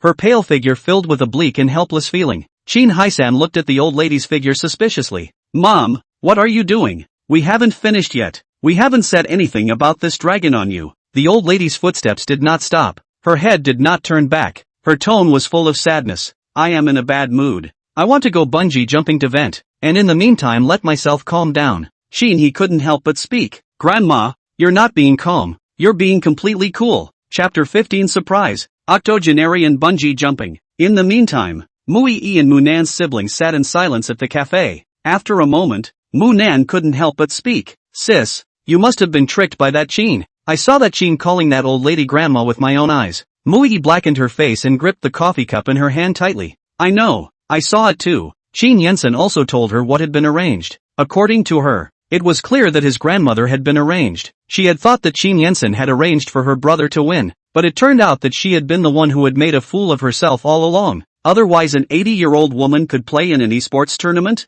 This is so unscientific. The more Mu Yi thought about it, the more angry she became, and she fiercely clenched her teeth. "Surprisingly, I was fooled by this Qin Yensen, and that old lady didn't look like a good person either. Covered in tattoos, she should be a spiteful and snarky old lady as well." On top of that, this incident also caused her brother to miss out on the title. Being hung up on by an 80-year-old woman in a field he was good at, wasn't that a deliberate blow to her brother? Qin Yensen knew how important this competition was to her brother and still did this. Lu Ziyan was right. There was not a single good thing in the Qin family. Mu Yi looked at Mu Nan who was sitting across from her. Looking downcast, her heart suddenly felt a little bad. She just wanted to open her mouth to comfort Mu Nan. Suddenly the screen of the cell phone in her hand lit up. "Qin Yensen, I'm really sorry about today. I didn't expect my grandmother to come to the competition either." Mu Yi sneered. If just participate in the competition did not think even if, how to count the matter of taking the championship. The fact that an 80-year-old woman won the championship is obviously unreasonable. But Qin Yensen even wanted to argue with her, pretending not to know. Playing with her for fun?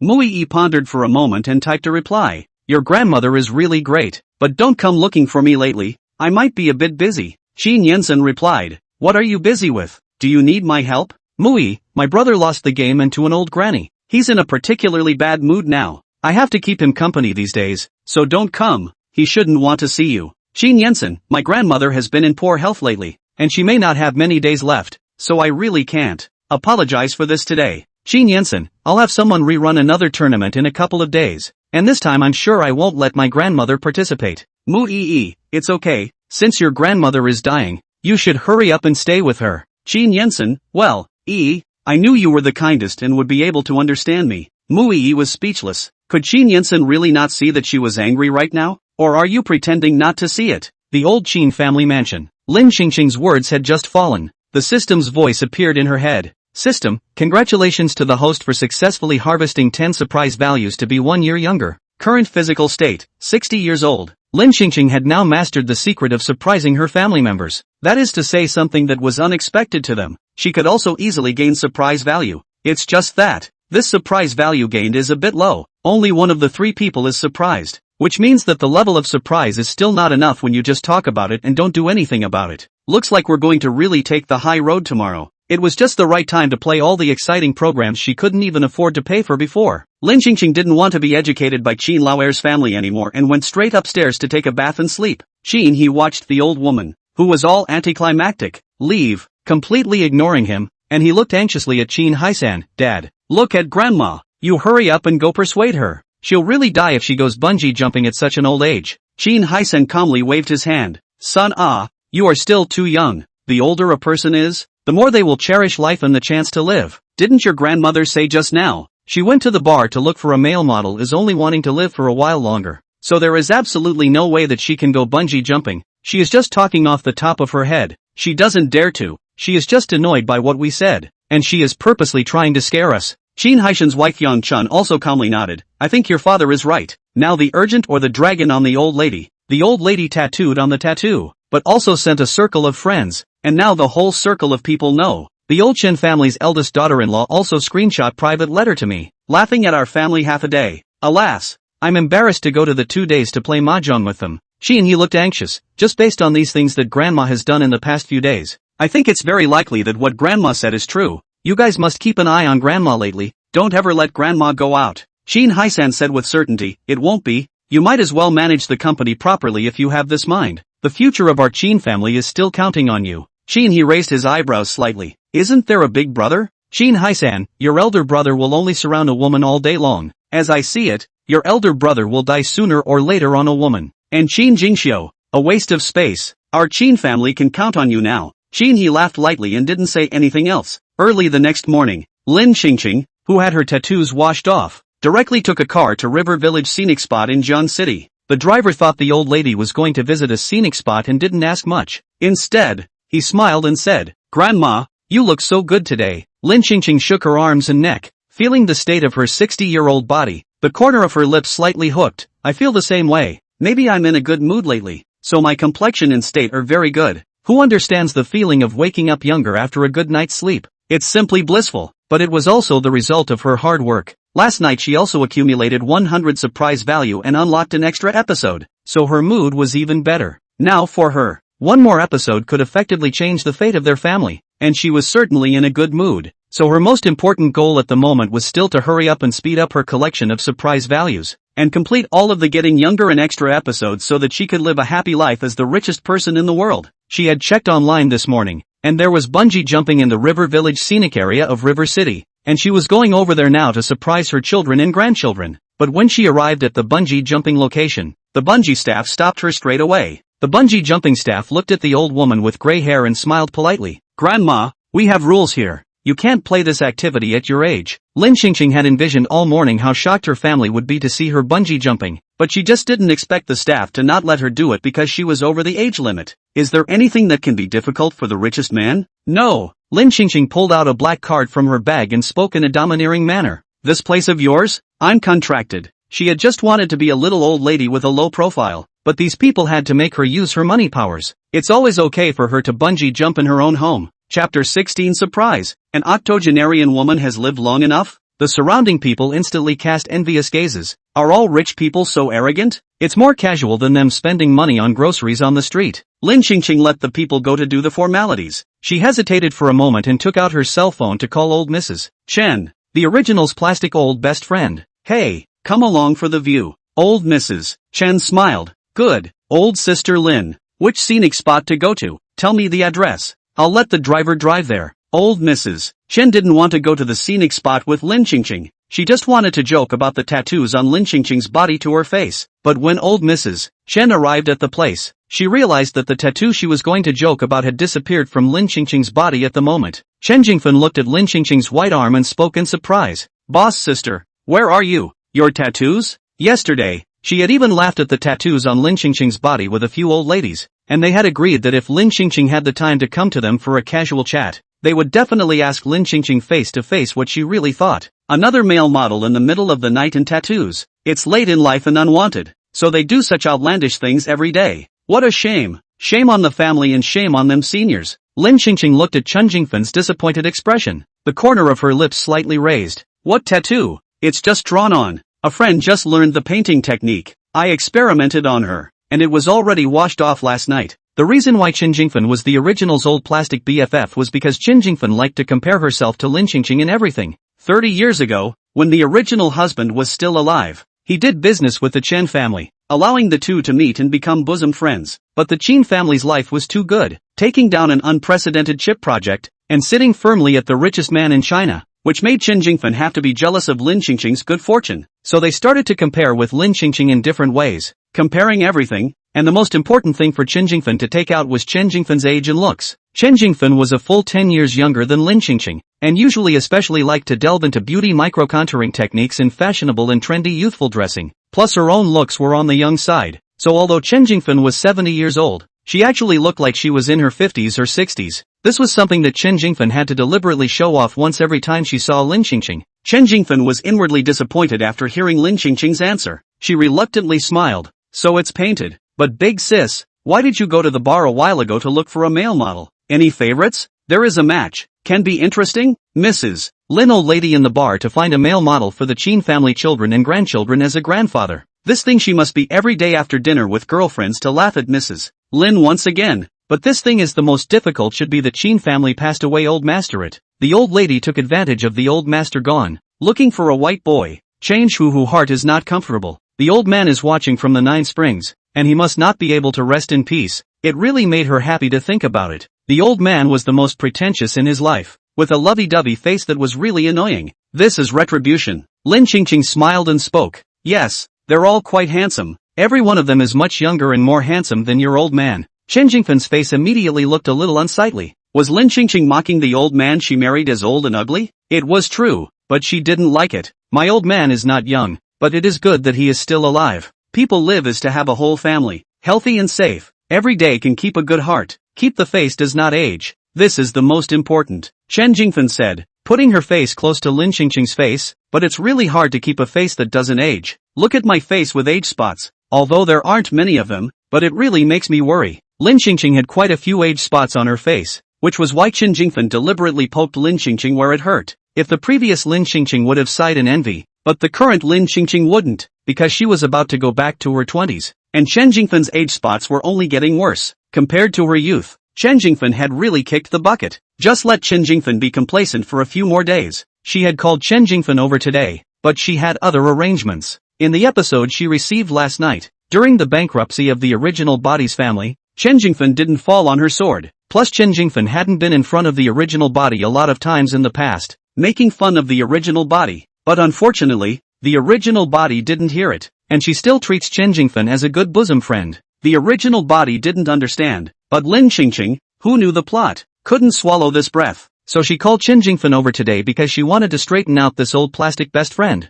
Lin Qingqing smiled faintly. It's fine, I'll grow more in the future. Just get used to it. Qin Jingfen sighed despondently. Alas, big sister, you are not understanding my sadness. You are used to it over time. I am younger than you. I am still not used to it. Here we go again, here we go again. Lin Qingqing smiled and comforted. It's okay day, it's okay day. Sooner or later you'll be old enough to adapt to this day. But on this premise, you have to try to live to be 80 years old and she will live to be 18. Qin Jingfen, this comfort is not as good as no comfort. Qin Jingfen raised her hand to shield herself from the strong sunlight and changed the topic. Big sister Lin, didn't you ask me to come over to stroll around the scenic area? Where are we going to stroll first? Let's bungee jump together. Doesn't Mrs. Chen like to compare herself to her? Come on then. Qin Jingfen's entire body froze. Aren't you playing with your life? I can't, I'm too old. I can't. If you want to jump you jump yourself. I can do anything. You're younger than me, what can't you do? Qin Jingfen instantly wimped out.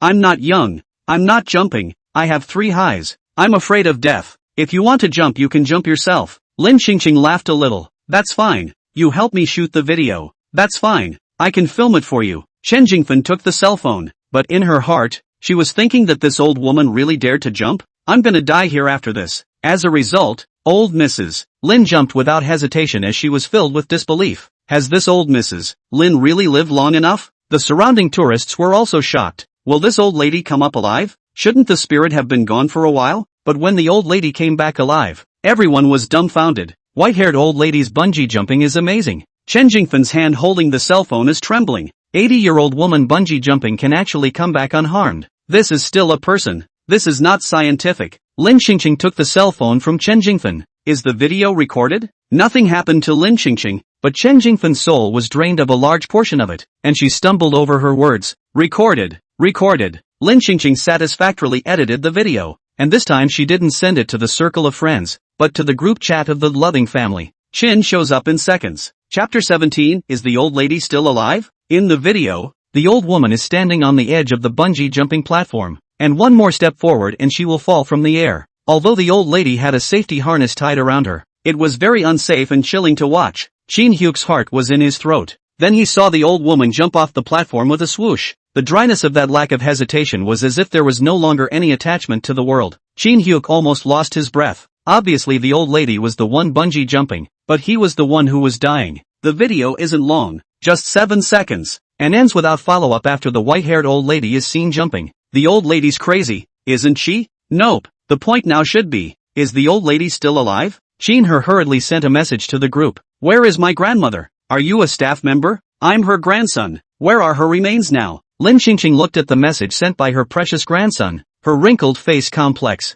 I thought her family would be shocked, but I still didn't think it would be so shocking that even the remains were made whole. Lin Xingqing, I'm your grandmother. I'm still alive. Surprised? System, congratulations to the host for successfully harvesting 20 surprise values to be 3 years younger. Current physical state, 57 years old. Shin Hai Shanyang Chun, Mom and Dad. I told you that Grandma would definitely go. And you still don't believe me. Look. Lin Xingqing finished sending this message and put her phone in her bag. She only cared about receiving the surprise value in her hand now. Other than that, she didn't want to bother. She only wanted to hurry up and become beautiful now, so as to match her status as the richest person and enjoy life. Lin Xingqing put away her cell phone and looked at Chen Jingfen, who was standing by the side and hadn't fully recovered her soul, and smiled as she opened her mouth. Big sister, I bungee jumped. Not you. Why are you acting like you've lost your soul? Chen Jingfen spoke in shock. You? How did you do that? Lin Xingqing waved her hand in a relaxed tone. What's so hard about it? Just be physically fit.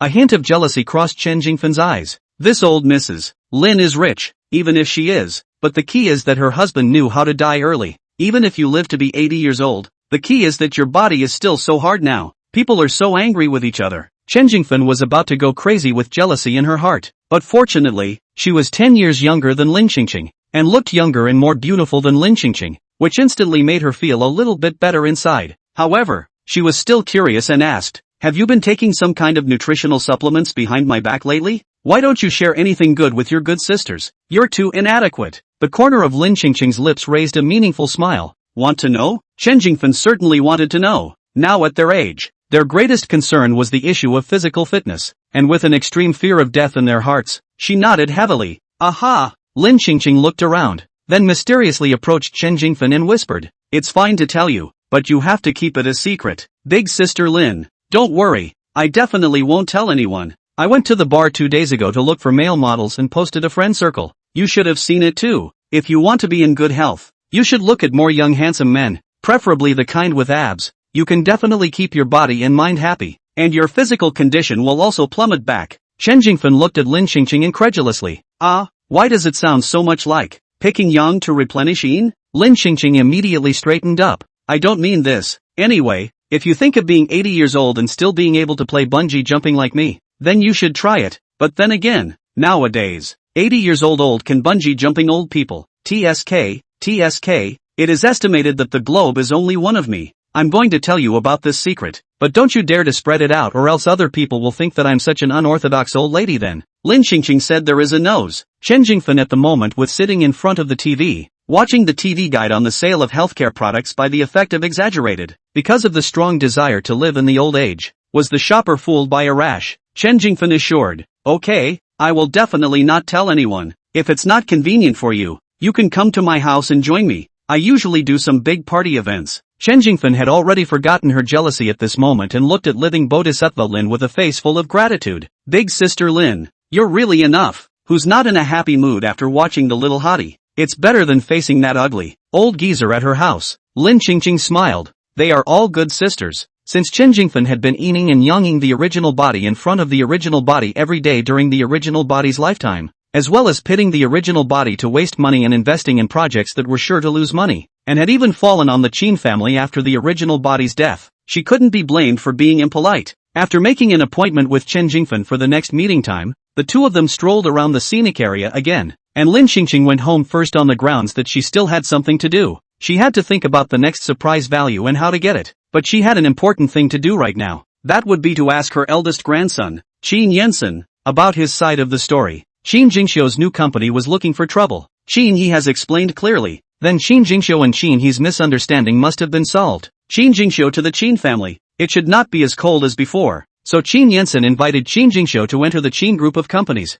Qin Jingxiu should also not resist. After Lin Xingqing finished her calculations, she called Qin Yansen over to confirm if things were developing as she expected. Nevertheless, when Qin Yansen heard Lin Xingqing inquiring about Qin Jingsu, his voice was instantly filled with coldness. I asked him to enter Qin's, but he refused. Grandma, in the future, you can deal with his affairs on your own. I can't control it. It wasn't hard to hear from Qin Yansen's words that the two brothers had fallen out of talks. Lin Xingqing hung up the phone to call Qin Jingxiu, but Qin Jingxiu didn't answer her call. What's wrong with this grandson? Obviously, last time she brought Qin Hyuk out so explosively and helped him set things right. Why does he still seem to have a tendency to darken? Lin Xingqing hurriedly asked the driver to make a U-turn and went to Qin Jingxiu's new company. Lin Xingqing's tattoo blasted appearance last time. The security and front desk in the lobby were so impressed that it was hard to forget. So when Lin Xingqing came over this time, she didn't even have to identify herself, and the front desk contacted Qin Jingxi directly. The receptionist listened to the phone. Mr. Qin's cold tone. She looked up at the white-haired old lady in front of her and spoke carefully. Grandma, Mr. Qin said for you to go back and rest earlier. He still has business to attend to. Business? Her position as the richest woman was about to be untenable. And what business was more important than this? And with her intuition, Qin Jingxiu just didn't want to see her. Lin Xingqing spoke extremely seriously. You tell him that if he doesn't come out to see me today, I will sit in front of his company and say that he abuses the elderly. President's office. Qin Jingxiu looked at the old lady sitting on the sofa. The tattoos on her body were gone, and he didn't know what method the old lady had used to wash off all the tattoos. Qin Jingxiu asked without much emotion. Grandmother, what is it that you came over to see me about? Lin Xingqing took out the chicken soup that she had her nanny expedite and placed it on the table, revealing a loving smile. Can't you come over to see my grandson if you have nothing to do? Chapter 18, Nerves. He has to wait in line to get into his house? The old lady's sudden concern stunned Qin Jingsu. Lin Xingqing looked at Qin Jingxiu's lack of action. She immediately smiled and spoke. What are you waiting for? Come and taste how the chicken soup cooked by the family chef tastes? It won't taste good if it gets cold. Qin Jingxiu originally did not want to go over, but after a moment's hesitation, his body reacted first, got up and took a step in the old lady's direction, and obediently sat down across from the old lady. He watched as the old woman served a bowl of chicken soup with her own hands and placed it in front of him. He took the bowl and spoon and took a sip. The cooks in the old Qin family's mansion were all star chefs, and their craftsmanship naturally needed no introduction. Lin Xingqing looked at Qin Jingxiu's expression and smiled as she spoke. It's good, isn't it? Aha. Think it's good. I'll come back tomorrow and bring it to you. Qin Jingxiu put down the soup bowl. You're so old. It's better not to toss and turn. What's wrong with my age? My body is strong. At a glance you didn't read the group messages, did you? Lin Xingqing immediately took out her cell phone and clicked on the video in the group chat to show Qin Jingxi. Qin Jingxiu had long ago blocked that group. Only occasionally bored will click in to see. Usually almost will not click in to see. After all, none of the news in that group had anything to do with him. He was as much of an outsider in this family. With him or without him, it made no difference. Why is he following group messages that have nothing to do with him? However, when Qin Jingxiu saw the video that the old lady showed him, his brain went down. Lin Xingqing smiled slightly. How is it? I can still bungee jump. My body is hard, right? I even feel like I've beaten 50% of the world's youth. As soon as Lin Xingqing's words fell, the system's voice rang in her head. System, congratulations to the host for successfully harvesting 10 surprise values to be 1 year younger. Current physical state, 56 years old. Little surprise value. Take a pinch. Qin Jingxiu couldn't believe his eyes. Old ladies who are 80 years old go bungee jumping. Qin Jingxiu hurriedly looked at the old lady and spoke with fear. Grandma, you should not do this kind of stimulating exercise next time. Your body really can't withstand it. You're just lucky this time, but you can't be this lucky every time. Even if you don't do it for me, you have to think about it for the whole Qin family. Don't worry, Grandma knows in her heart. But what do you mean even if it's not for you? What's wrong with you? You're not my family, not my grandson? Qin Jingxiu lowered his eyes and spoke in a low voice. Yes, that's right. If you're really afraid of grandma's trouble, then move back to the old mansion and live with grandma. That way grandma won't have to worry about you suffering outside every day and come over to bring you chicken soup on purpose. Qin Jingxiu listened to the words of concern from the old lady's mouth and instantly raised his head, meeting the old lady's loving eyes. A warm current surged in his heart. Lin Qingqing saw that the atmosphere was just right before she carefully asked about the main purpose of her coming over today. I heard that your big brother asked you to enter the Qin group and you refused because of what? At the mention of Qin Yensen, Qin Jingxiu's face instantly sank. Grandma, if you've come over to put in a good word for him today, there's no need to do so. There's no way I can forgive him for stealing my brother's girlfriend. Lin Qingqing understood what was going on. It must be that Qin Yensen's licking of the original book's heroine, Mu Yi, made the original book's hero, Lu Ziyan, know about it, and then Lu Ziyan said in front of Qin Jingxiu that Qin Yensen wasn't a good person and robbed him of his woman, or something like that. Qin Jingxiu, who has only one brother, must surely look toward his only good brother Lu Ziyan. Doesn't this brotherly bond get stirred up? Lu Ziyan is really damaging. Damn it for increasing her workload again. Lin Qingqing, as far as I know, it seems that your brother and that woman haven't publicly stated that they are together yet, right? Qin Jingxiu frowned, feeling particularly angry as he spoke. That's the woman that Lu Ziyan had a crush on a long time ago, and I could tell from knowing Lu Ziyan that Lu Ziyan wasn't ordinary to that woman, and Qin Yensen was crossing the line. Lin Qingqing looked at Qin Jingxiu and spoke patiently in a clear and organized manner. Love is only morally divided into first and last. Although Lu Ziyan was the one who had a crush on him first, but it's not like Lu Ziyan was with that woman. Since we're all in single status, it's public competition. Where's the cross-cutting? Your elder brother just met a woman he liked and bravely pursued his love. What's wrong with that? It's not like he's interfering in someone else's love. Qin Jingxiu immediately choked. He had a good relationship with Lu Ziyan before, so how Lu Ziyan said. He subconsciously felt that Lu Ziyan was right, and even trusted Lu Ziyan more than his own family. So he hadn't thought of this layer that old Mrs. Lin was talking about. All he could think of was that someone was trying to steal the woman that his only good brother liked, and that person was still Qin Yensen, who he hated the most, and he would naturally go straight to Lu Ziyan's side. Lin Qingqing looked at his silence. She stood up, walked over to Qin Jingxiu and sat down, reaching out and grabbing Qin Jingxiu's hand. And Jingxiu, shouldn't your brother be your elder brother? You can't maliciously speculate about your own brother just because of what an unrelated outsider said. Qin Jingxiu struggled internally for a while. The old lady is right. But, Qin Jingxiu turned his head to look at the old lady and asked directly, the last time you came over to help me with my troubles, you even made a point of asking Qin He to come with you. So how did you know that someone would be coming to find me in trouble that day? Lin Qingqing laughed. Your grandmother. I'm the richest man in the world. If I'm not well informed on this point, what's the point of being the richest man in the world? Wouldn't our Qin family have been killed long ago? Qin Jingxiu frowned slightly. Who impersonated my second brother and wanted to find trouble with me? You'll know when the results of the investigation come out, but you have to believe your second brother. Grandma swears that this matter was definitely not done by your second brother, and you also have to believe that your family members definitely won't harm you. Don't just gullibly believe in the instigation of outsiders. Lin Qingqing felt that after she had made her words so clear, Qin Jingxiu should be able to grow a heart, right? The main thing was that if she directly said that it was Lu Ziyan who had done it, given that Qin Jingxiu was now closer to Lu Ziyan than he was to any of their Qin family members, I was afraid that she,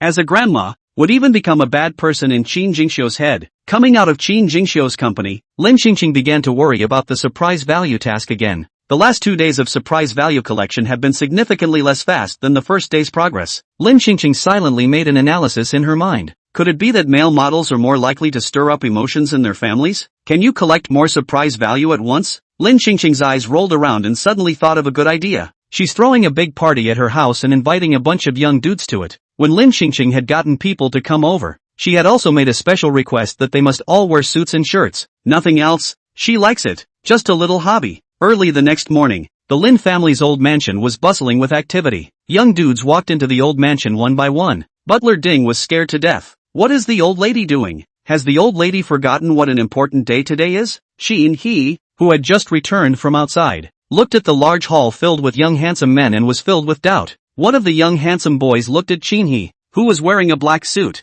and kept squeezing forward, and then spoke with dissatisfaction. Don't squeeze forward. Everyone is queuing up for the richest sister to pick. It's useless for you to squeeze. Qin He's head was full of question marks. Pick what? And the richest sister? Nerve it. He had to wait in line to get into his house? Chapter 19. Are you sure that's bracing and not a bunch of cuckolds? Qin He managed to squeeze in and looked at the old lady sitting on the sofa in extraordinarily high spirits, and instantly realized that the rich sister turned out to be his grandmother. He looked at the old lady incredulously. Grandma, what are you doing? Today is the anniversary of the 20th anniversary of Grandpa's death. Have you forgotten? Lin Xingqing sniffed and was abruptly stunned. Today is the anniversary of the original old man's death? Or the 20th anniversary? Why didn't anyone warn her in advance? It's really not a good day for parties or fun. It's too disrespectful to the dead. After all, the dead are the greatest. Lin Xingqing got immediately serious and serious up. Clearing his voice, I swept over the face of a young handsome. Extra serious said, the 20th anniversary?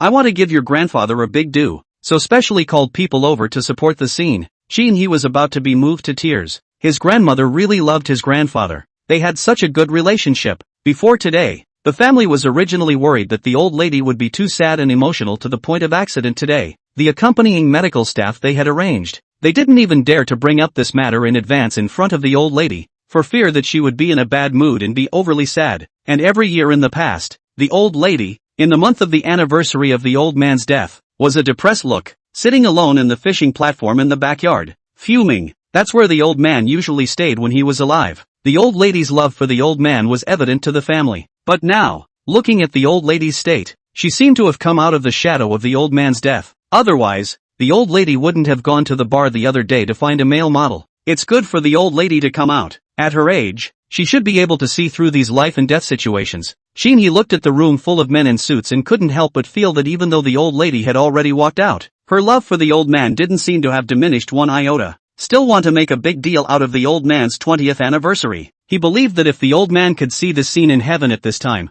he would probably feel that this life was worth it and die in peace. Another day of being touched by the love of grandparents. He looked at the old lady and smiled gratefully. Grandma, the cemetery side is all arranged. I'm here to take you over now. Lin Xingqing looked at His red-eyed appearance and thought that this child must be sad because he misses his grandfather. She hurriedly stood up and lightly patted His shoulder to comfort him before heading to the cemetery together with He. Lin Xingqing had just walked to the door when a young boy who had been standing in line at the door asked Lin Xingqing in a low voice, "Rich sister, where are you going? Didn't you say you were looking for us to come bouncing?" Lin Xingqing covered her lips with her hand and spoke in a low voice. "There's a change of plan. We're going to the graveyard." The young boy frowned slightly. "Bouncing on a grave? That's not good, is it?" Lin Xingqing said in a serious manner. "The bungee jumping is suspended, and it is changed to support the row for the 20th anniversary of my old man's death." The young boy was stunned for a moment. The 20th anniversary of his death, to support the row? It's not appropriate for us to go, is it? Aren't you afraid that the old man will be so angry that he will flip over the coffin board on the spot? Lin Xingqing thought for a moment. Then you shouldn't go. All of you go back first. Turn around and find Butler Ding to report the road expenses and lost wages. She is not afraid of lifting the coffin board. After all, the person has been dead for 20 years.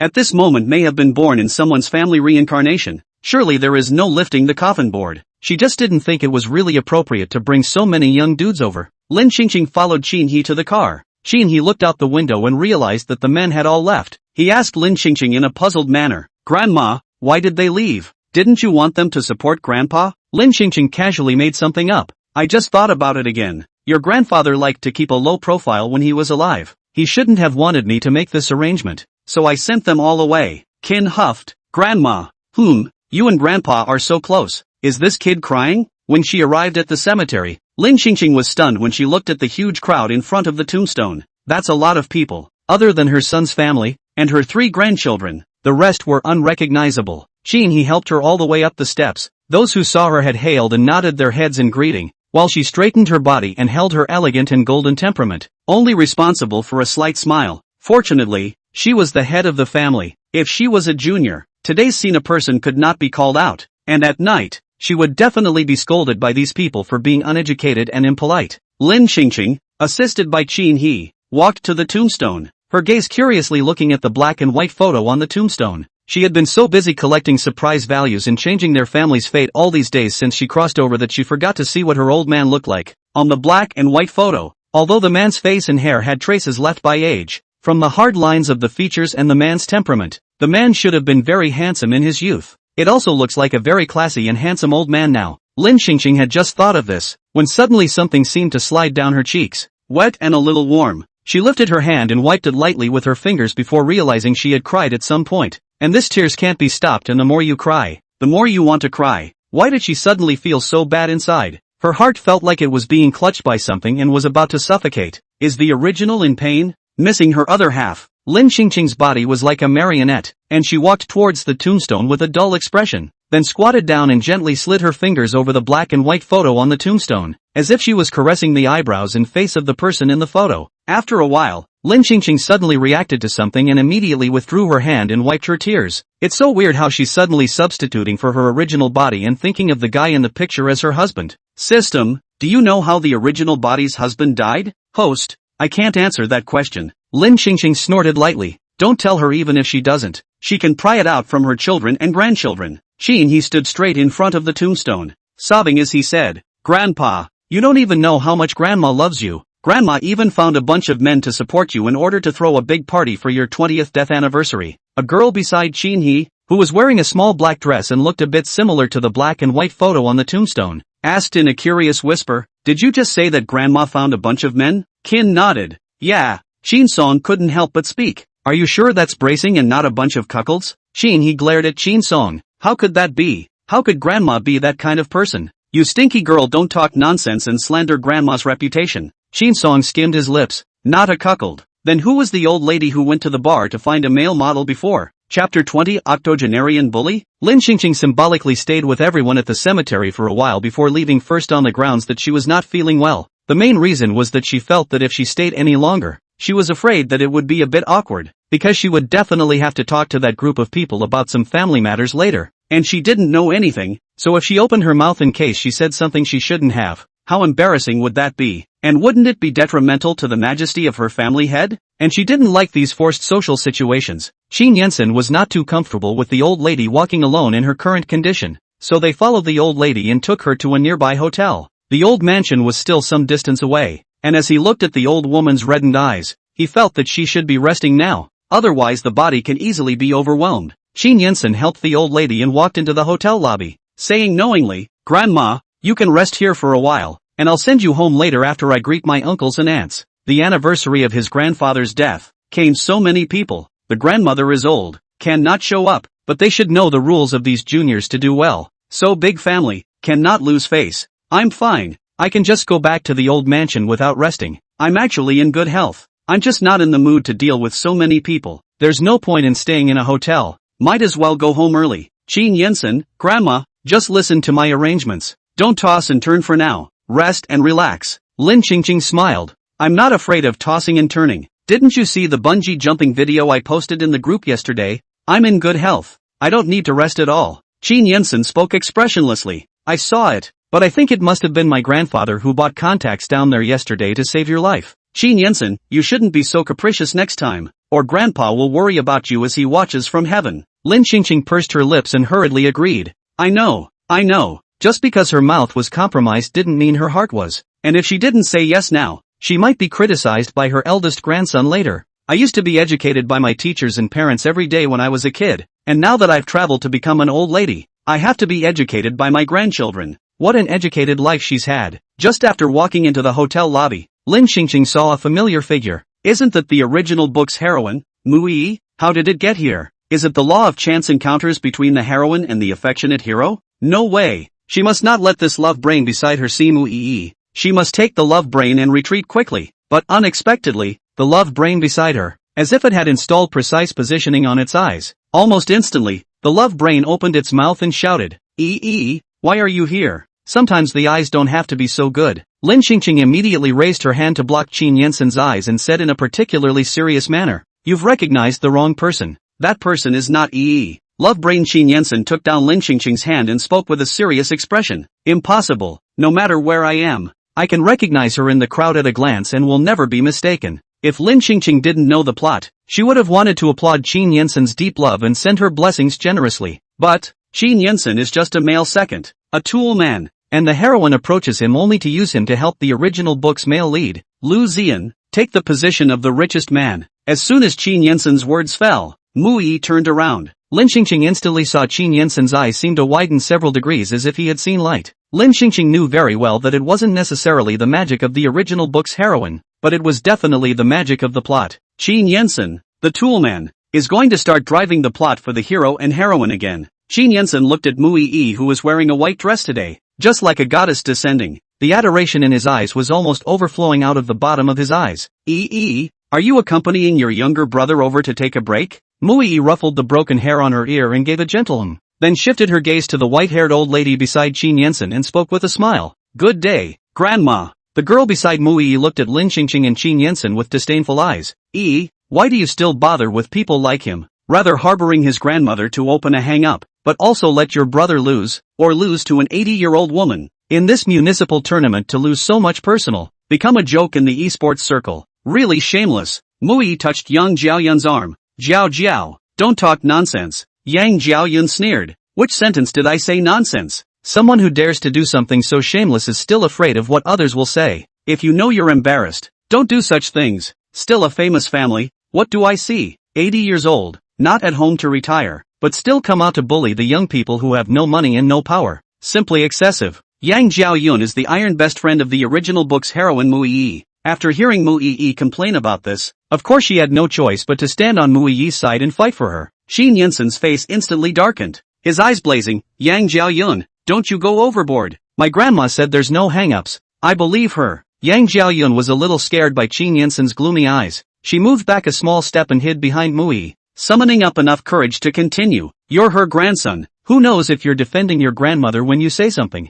She must get justice for her BFF today. Qin Yensen looked at the old lady beside him. The old lady was already in a bad mood today, and he was worried that he would be further exasperated by Yang Jiaoyun's blabbering. But the old lady's expression was calm and did not fluctuate at all. It seems his fears were somewhat unwarranted. The old lady and the old master had fought for half their lives in the Qin family and finally became the head of the Qin family. That was also someone who had seen great storms. So how could they be easily stirred up by a little girl? Qin Yensen spoke thoughtfully. Grandma, I'll take you back to your room to rest first, and I'll deal with this matter myself later. No need. Lin Qingqing raised her hand to stop it as she looked at Mui and Yang Jiaoyun and spoke with a smile. Since you guys think that I've used a hang-up, then I'll show you guys my strength again. She didn't really care about being falsely accused either, but she couldn't have someone falsely accuse her grandchildren. What's not done is not done, and her family must be cleared. Yang Jiaoyun snorted coldly and spoke contemptuously. Strength? You don't want to give us a sum of money and shut us up, do you? We don't need it. Do you know how much you've gone too far with the plug-in thing? Now losing to your station, because of losing to an 80-year-old woman, being hung on the internet to ridicule,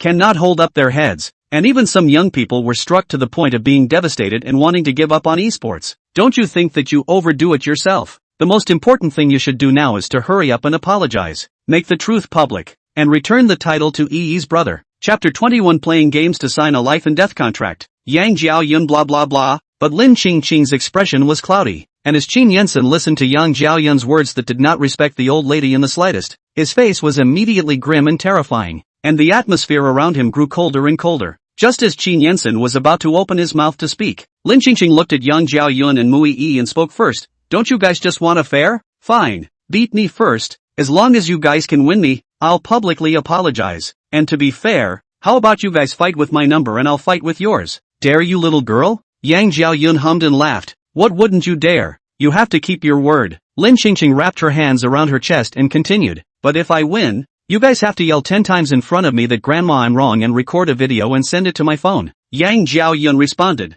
Good. No problem. Yang Jiaoyun, will definitely reveal your true colors today. Yang Jiaoyun pulled Mui towards the hotel lobby rest area to sit down. Mui held Yang Jiaoyun's arm, whispered to persuade Jiao, or forget about it. In case the old lady playing the game on the way to suddenly commit a disease, gas paralyzed or gas dead, we will be in big trouble. Yang Jiaoyun, no way. This old lady dares to bully the young people with her hangers-on. I must rid the people of this evil today. Besides, look at the old lady's spirit. She's obviously in good shape. How does she look like she's dying at 80 years old? She'll be fine. Besides, if this despicable old lady really dies here today, it's their Qin family that deserves it. Mui rationally said. I'm afraid we'll get into trouble. What if the Qin family relies on us and holds us responsible for the old lady's accident? Yang Jiaoyun's eyes rolled, and she suddenly had an idea. That's not good enough. Grandma, you'd better listen to me to hurry upstairs to rest. Here, I'll deal with it. Even if you can win once, you can't win every time.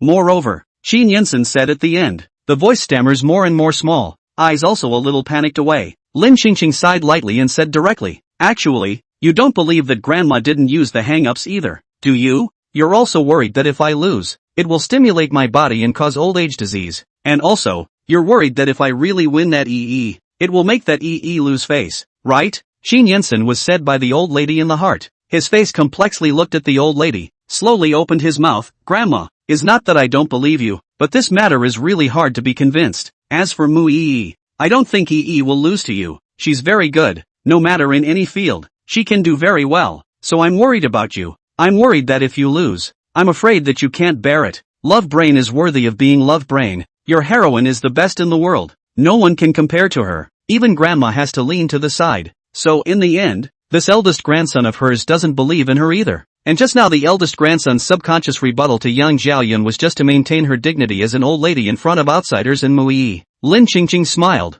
Don't worry, I'll definitely break the filter you have on Mu Yi and I today. She was going to beat the hell out of the original book heroine so that Qin Yensen would no longer have a perfection filter on the original book heroine. And then Qin Yensen would also stop questioning her strength as an old lady. Qin Yensen still didn't believe it. He was ready to stop the capricious old lady, but the old lady had her own ideas and couldn't be stopped at all. When Lin Qingqing sat down opposite Yang Xiaoyun and Mu Yi, Yang Xiaoyun was writing something with a pen and paper. A minute later, Yang Xiaoyun handed the piece of paper to old lady Lin. Yang Xiaoyun smiled and spoke. Old lady, sign it, and we'll officially start the game. Lin Qingqing raised an eyebrow, full of curiosity, and took the piece of paper, and after looking at it twice, she burst out laughing. Lin Qingqing could never have imagined in her life that she would have to sign something like a life and death contract to play a game. Yang Xiaoyun hooked up her lips with a winning look. This is a certificate of life and death. If any accident occurs on the way to play the game, we will not bear any responsibility and all consequences will be our own. Okay,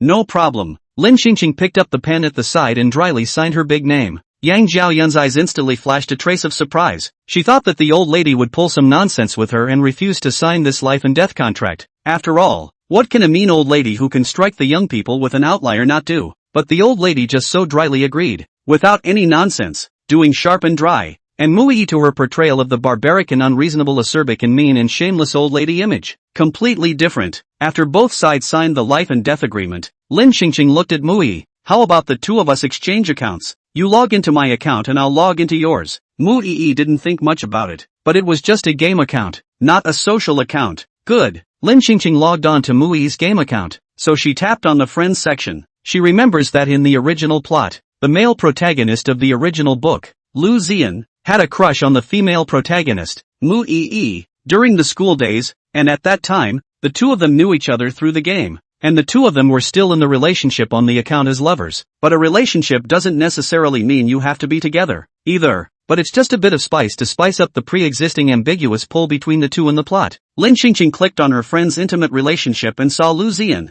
who was still in a relationship. She deliberately touched Qin Yensen's arm and said quietly, "Look, your Yi already has someone she likes." She didn't want to intentionally stab Qin Yensen's heart, but if she didn't let Qin Yensen see the truth of the matter, Qin Yensen was afraid that he would never give up. If Qin Yensen doesn't give up, then their family is finished. This was the heroine of the original book, not someone their villainous family could touch. Even if Qin Yensen pours out his heart to Mu Yi may not be touched. After all, Mu Yi's end is destined to be with Lu Ziyan. Qin Yensen's eyes stared straight at Mu Yi. The sunlight shone in through the hotel's large glass wall. The warm light enveloped Mu Yi, as if it had haloed Mu Yi with a layer of beautiful filters, calling for people to move their eyes. He said heartily, "So what? As long as she's single, I still have a chance." But the only thing that chilled his heart was that his younger brother, Qin Jingxiu, was on Lu Ziyan's side. This was the hardest part of his heart. It was also the reason why he hated and disliked Qin Jingxiu so much. His own brother's elbow turned outward.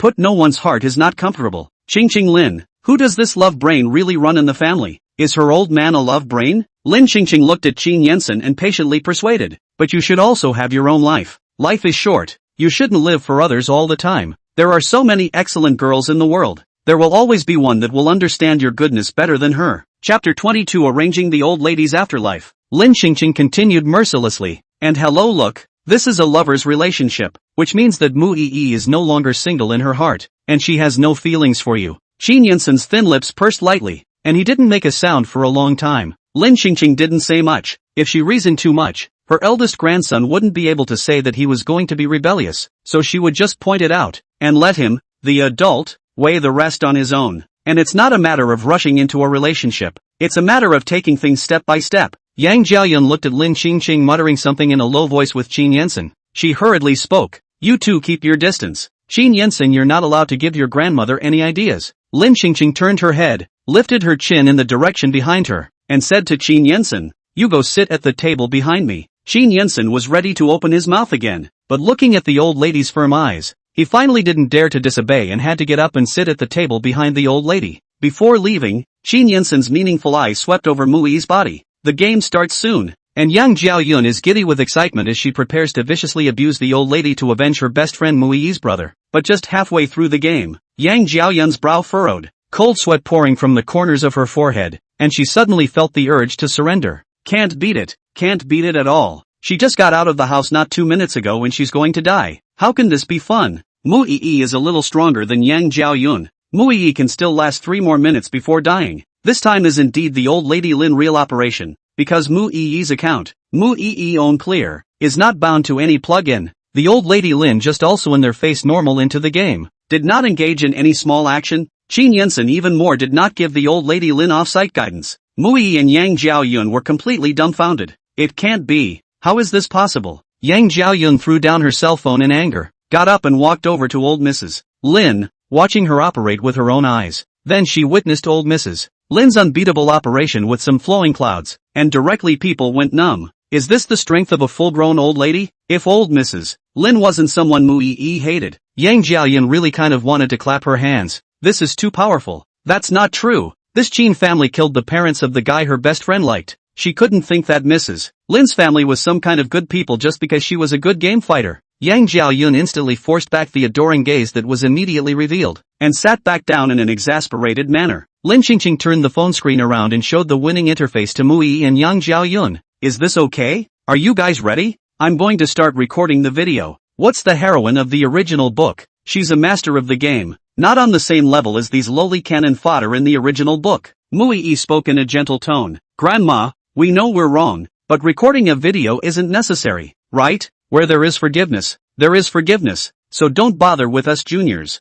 Mui was gentle on the surface, but in actuality, she was about to explode with anger inside. Qin Yinsen was old Mrs. Lin's grandson, and it was impossible not to know that old Mrs. Lin played the game so well. She also remembered that earlier in the cafe, she had asked Qin Yinsen if he recognized the old lady, and Qin Yinsen had lied and said he didn't know her, and then later said that she was the grandmother. She didn't believe that Qin Yinsen really didn't know anything. Qin Yinsen deliberately let his grandmother go up to crush her brother. In the end, what are his intentions? Qin's family is simply too vicious. Lin Qingqing looked at Muii and spoke nonchalantly. No way. You all don't know how to respect me as an old man. Why should I give in to you uneducated juniors? Just based on those empty words your friend just said to me in the lobby. It's already very kind of me not to fall down and blackmail you 2 cars right now. When Muii saw that old Mrs. Lin refused to let them go, she looked to Qin Yinsen for help. Yen son. Muii was wearing a white dress, coupled with a petite tone. A pathetic look. Any man who looked at it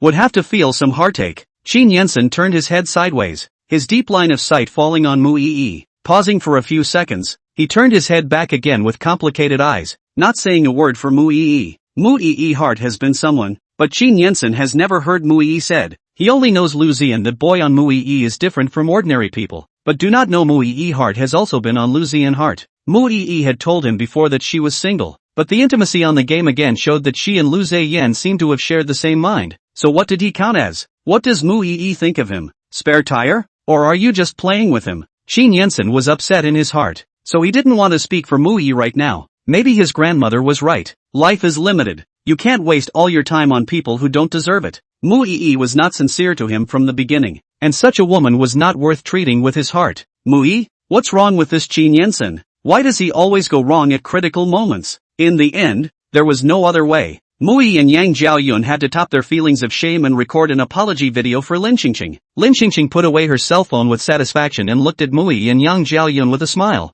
That's a good boy. Next time you see me, remember to take a detour. After Qin Yinsen assisted Lin Qingqing to leave, Muii lightly reprimanded Yang Jiaoyun. It's all your fault. You have to play with her. Now we can have a handle on her hands. If this is sent out, the 2 of us can be humiliated.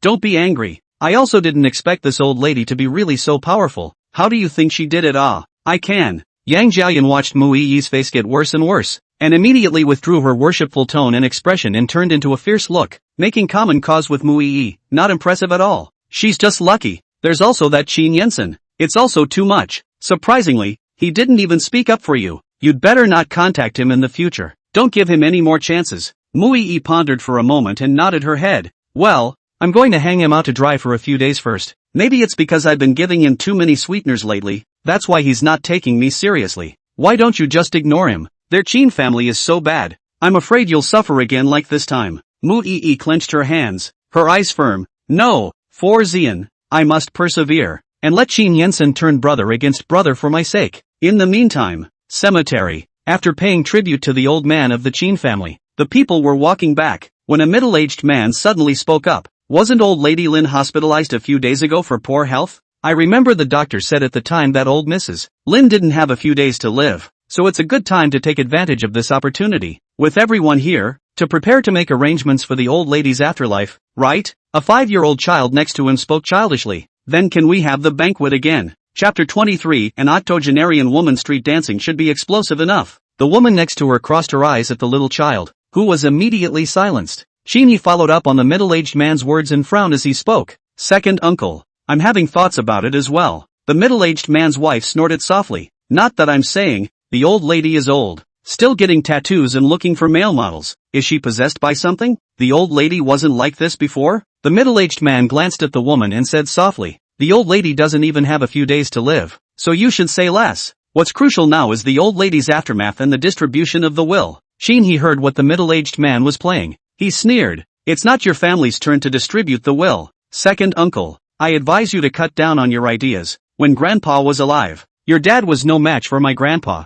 and in the end, the head of the Qin family landed on my grandpa's head, and when it comes to you, it's even more unlikely that you will be able to take a single penny away from our family. The middle-aged man smiled, a hint of shrewd calculation in his eyes. He raised his hand and patted Qin-He's shoulder, good-naturedly said, that's true. I'm not worried for your family. 3 grandsons, 1 granddaughter. It's inevitable that the distribution is not even. At that time, if you have to use the help of the second uncle will certainly be obliged to do so. And there's a will, and there has to be a life to inherit it. Once old Mrs. Lin and the old man left, it would be strange for their family not to be messed up into a pot of porridge. After all, it wasn't a matter of a day or two that these 3 juniors didn't get along with each other. They would just wait to sit on the Qin family's current family business. He looked at Qin Zhengye, disdainful light humming. Did not expect so many years have passed. His grandfather, this younger brother family, still did not die to the position of the head of the Qin family. He took out his sunglasses from his suit pocket and put them on,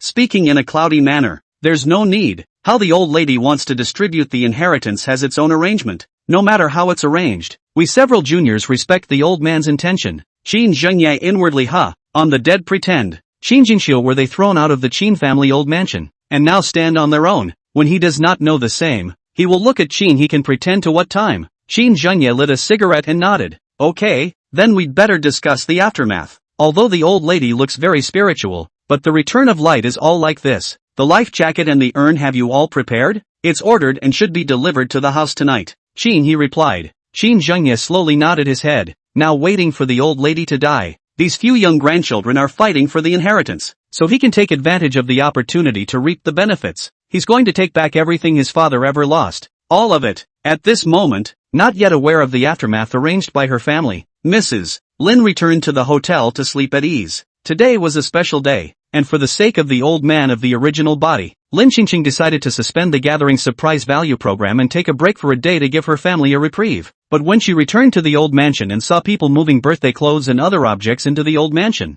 her whole body was bad. Usually she was the one who gave her family a shock, and today her family was going to give her a little shock? Lin Qingqing closed her eyes and went back to her room to continue sleeping. Everything was ready, and now it seemed like the world was waiting for her karma. But die she could not. Early the next morning, Qin Yensen was stunned when he saw the extraordinarily spirited old Mrs. Lin doing yoga in the gym. System, congratulations to the host for successfully harvesting 10 surprise values to be 1 year younger. Current physical state, 56 years old. Qin Yensen looked at the white-haired old lady, wearing yoga clothes, sitting on the mat. Well, legs are almost broken to the back of the head. Qin Yensen stared at the wide-eyed, rushed out to shout, Grandma, your legs are not coming back? I'll call the doctor to hurry over. Lin Qingqing slowly pulled out her ears and put her old cold leg down, her brow slightly frowning. Don't panic, the person is fine, the leg is fine. She just suddenly wanted to stretch her old arms and legs. After all, These old bones hadn't exercised in a long time, and she didn't want to wait until she was back in her 20s when her overall body wasn't up to keeping up with her. She wants to prepare herself in advance for rejuvenation and to be in the best shape for her richest youth. Qin Yensen breathed a sigh of relief and looked at old Mrs. Lin with a worried face. Grandma, your arms and legs can't be tossed around like this. Your body bones are all very fragile right now. If you don't get it right, you might risk breaking a bone at any time. Lin Qingqing's lips slightly hooked. Don't worry, I have a sense of proportion. I know my own body well. By the way, Qin Jingxiu has agreed to enter the Qin group. You get along well with him in the future. Qin Yensen was stunned. Then he nodded expressionlessly. Good, don't not take it seriously. Lin Qingqing added. If they don't take it seriously, their whole family will die at the hands of Qin Jingxiu, the arch-villain. Got it, Grandma. Qin Yensen walked to the treadmill on the side and started his morning exercise. Qin Yensen originally thought that the old lady would mope around because of her grandfather's Memorial Day, but it turned out that the old lady was still able to practice yoga like nothing, so it looked like the old lady should really have let go. Qin Yensen felt happy for the old lady in his heart, but he felt unhappy for himself. Mu Yi sent him a message this morning and he didn't reply. Knowing that he'd been tricked put him in a very bad mood. Now that he thought about it, perhaps Qin Jingsu was right in not wanting him to be with Mu Yi. Mu Yi has someone she likes in her heart and still hangs on to him. She is simply a hateful scum girl. Lin Qingqing practiced yoga for a while, and when she saw that Qin Yensen looked like he was taking the piss out of running, she pursed her lips and walked out of the gym. Why Qin Yensen was angry Lin Qingqing knew better than anyone in her heart. It must be because of Mu Yi. Judging by the fact that Qin Yensen ignored Mu Yi yesterday, she felt that what she did yesterday still had a very obvious effect. It was also considered to have successfully changed the cannon fodder fate of her eldest grandson, and next she would have to find a way to abduct her youngest grandson, Qin Jingsu, back home, and then care more about Qin Jingsu, and the fate of their family should be completely changed. One step closer to victory. Coming out of the gym, Lin Qingqing sat in the living room and swiped her cell phone, just as a message was pushed on Weibo. River City Street Dance Competition auditions coming soon. Street dance? An octogenarian lady street dancing should be explosive enough. Lin Qingqing hurriedly changed her clothes and headed to the audition location. The staff member in charge of the audition looked at the old lady with white hair and then said in a businesslike manner, "Enroll your grandson, or your granddaughter?" Lin Qingqing showed her teeth and smiled. "I'll sign myself up." The pen in the staff member's hand snapped and fell to the ground. Then the staff member's brow tightened and he re-asked, "What did you just say?" Lin Qingqing said patiently, "You heard right. I'm going to enroll myself." The staff was silent for a few seconds, as if trying to take in the blasted message, and after a while, the staff spoke. "Grandma, we're here for a street dance competition, not a square dance competition. You're in the wrong place." Chapter 24 Surprise. Octogenarian woman performs Thomas pirouette on the spot. Lin Qingqing spoke methodically. I know the words and I'm not confused. I'm here for the street dance competition." The staff member slowed down before looking at the old lady in front of her and asking, "How old are you this year?" 80. The staff breathed a sigh of relief. An 80-year-old woman is coming to a street dance competition? Crazy. Absolutely crazy. A body of this age. A random jump is probably going to call 120. The staff smiled. "Grandma, stop it. You'll be done if you flash your back again. Where's your child? Hurry up and bring your child here." Lin Qingqing let out a soft tisk. "Why don't you believe me? I'm really enrolling myself." The staff scratched his head, then looked at the old lady carefully. "Grandma, we only want those under 35 here. You're over the age limit." He was afraid that if something happened to the old lady at their event, they would not be able to hold the event. And what if the old lady blackmailed them? They don't want to shell out an extra amount of money to compensate the old lady. Lin Qingqing's lips slightly hooked. There was nothing that she, Lin Ao Tian, couldn't solve. However, the step of shelling out money shouldn't be necessary just yet. Lin Qingqing said in a serious manner, "I can sign a life and death agreement. Liability waiver. You do not have to compensate for the accident, and you stay with me, but also increase the effect of the program for you. You do not still have to record the street dance competition after the local TV station." Think about it. An 80-year-old woman and a young man dancing in the street. The effect of this title program is definitely pulled full circle. At that time, your program will definitely explode in the ratings. It'll be watched by people all over the world. The staff moved ruthlessly, and he asked Lin Qingqing to wait for a while first, and he went to find the leader to discuss it. It didn't take long for the staff member to bring a contract over and handed it to Lin Qingqing. Disclaimer agreement. You just need to sign it. You can participate in the audition, but I can give you some mental preparation. The young people who are coming are quite powerful. You're afraid that the audition may not even be able to get through. You must put your mind at ease, and most importantly, always remember, don't force it. After all, the people who come to the tournament are all young people, and were not ashamed to lose to young people. Even though they don't have to be responsible for it, the staff is still worried that the old lady may have a sudden accident. A little extra mental preparation for the old lady before the race is still necessary. Lin Qingqing picked up a pen and quickly signed the waiver. Don't worry, I understand. She's always been okay mentally. I just don't know how well young people resist stress anymore. Lin Qingqing walked to the waiting area where the contestants were getting ready to enter the audition and looked at the group of young men wearing gold necklaces, metal rings, earrings, baseball bats, sunglasses, and tattoos on their bodies, and suddenly began to miss her majestic over-the-shoulder dragon. The dragon washed early. I should have known I should have saved it for today. It would have been very rowdy. A young lad looked toward the white-haired old woman who had suddenly walked in, out of place in the place, and asked kindly, "Who are you looking for, Grandma?" Lin Qingqing found a plastic stool to sit on and said with a smile, "I'm not looking for anyone. I'm here for the competition." The young players in the waiting area all quieted down at once, their gazes falling on the old lady. Immediately after that, it was the sound of suppressed laughter that intermittently reached Lin Qingqing's ears. People don't want to laugh, but it's just too funny. An old lady says she's coming to the contest? Couldn't be in over his head so he thinks he's still in his 20s or 30s? But the track staff were letting the old lady in, fearing that she had already gone through the registration process. It's really the effect of the show pulled full circle. Someone softly joked, "An old lady street dancing? It's not an extreme version of square dancing, is it? It could also be an extremely fast version of Tai Chi. You're not going to jump and suddenly get a leg cramp, are you? If we win, does that count as elder abuse?"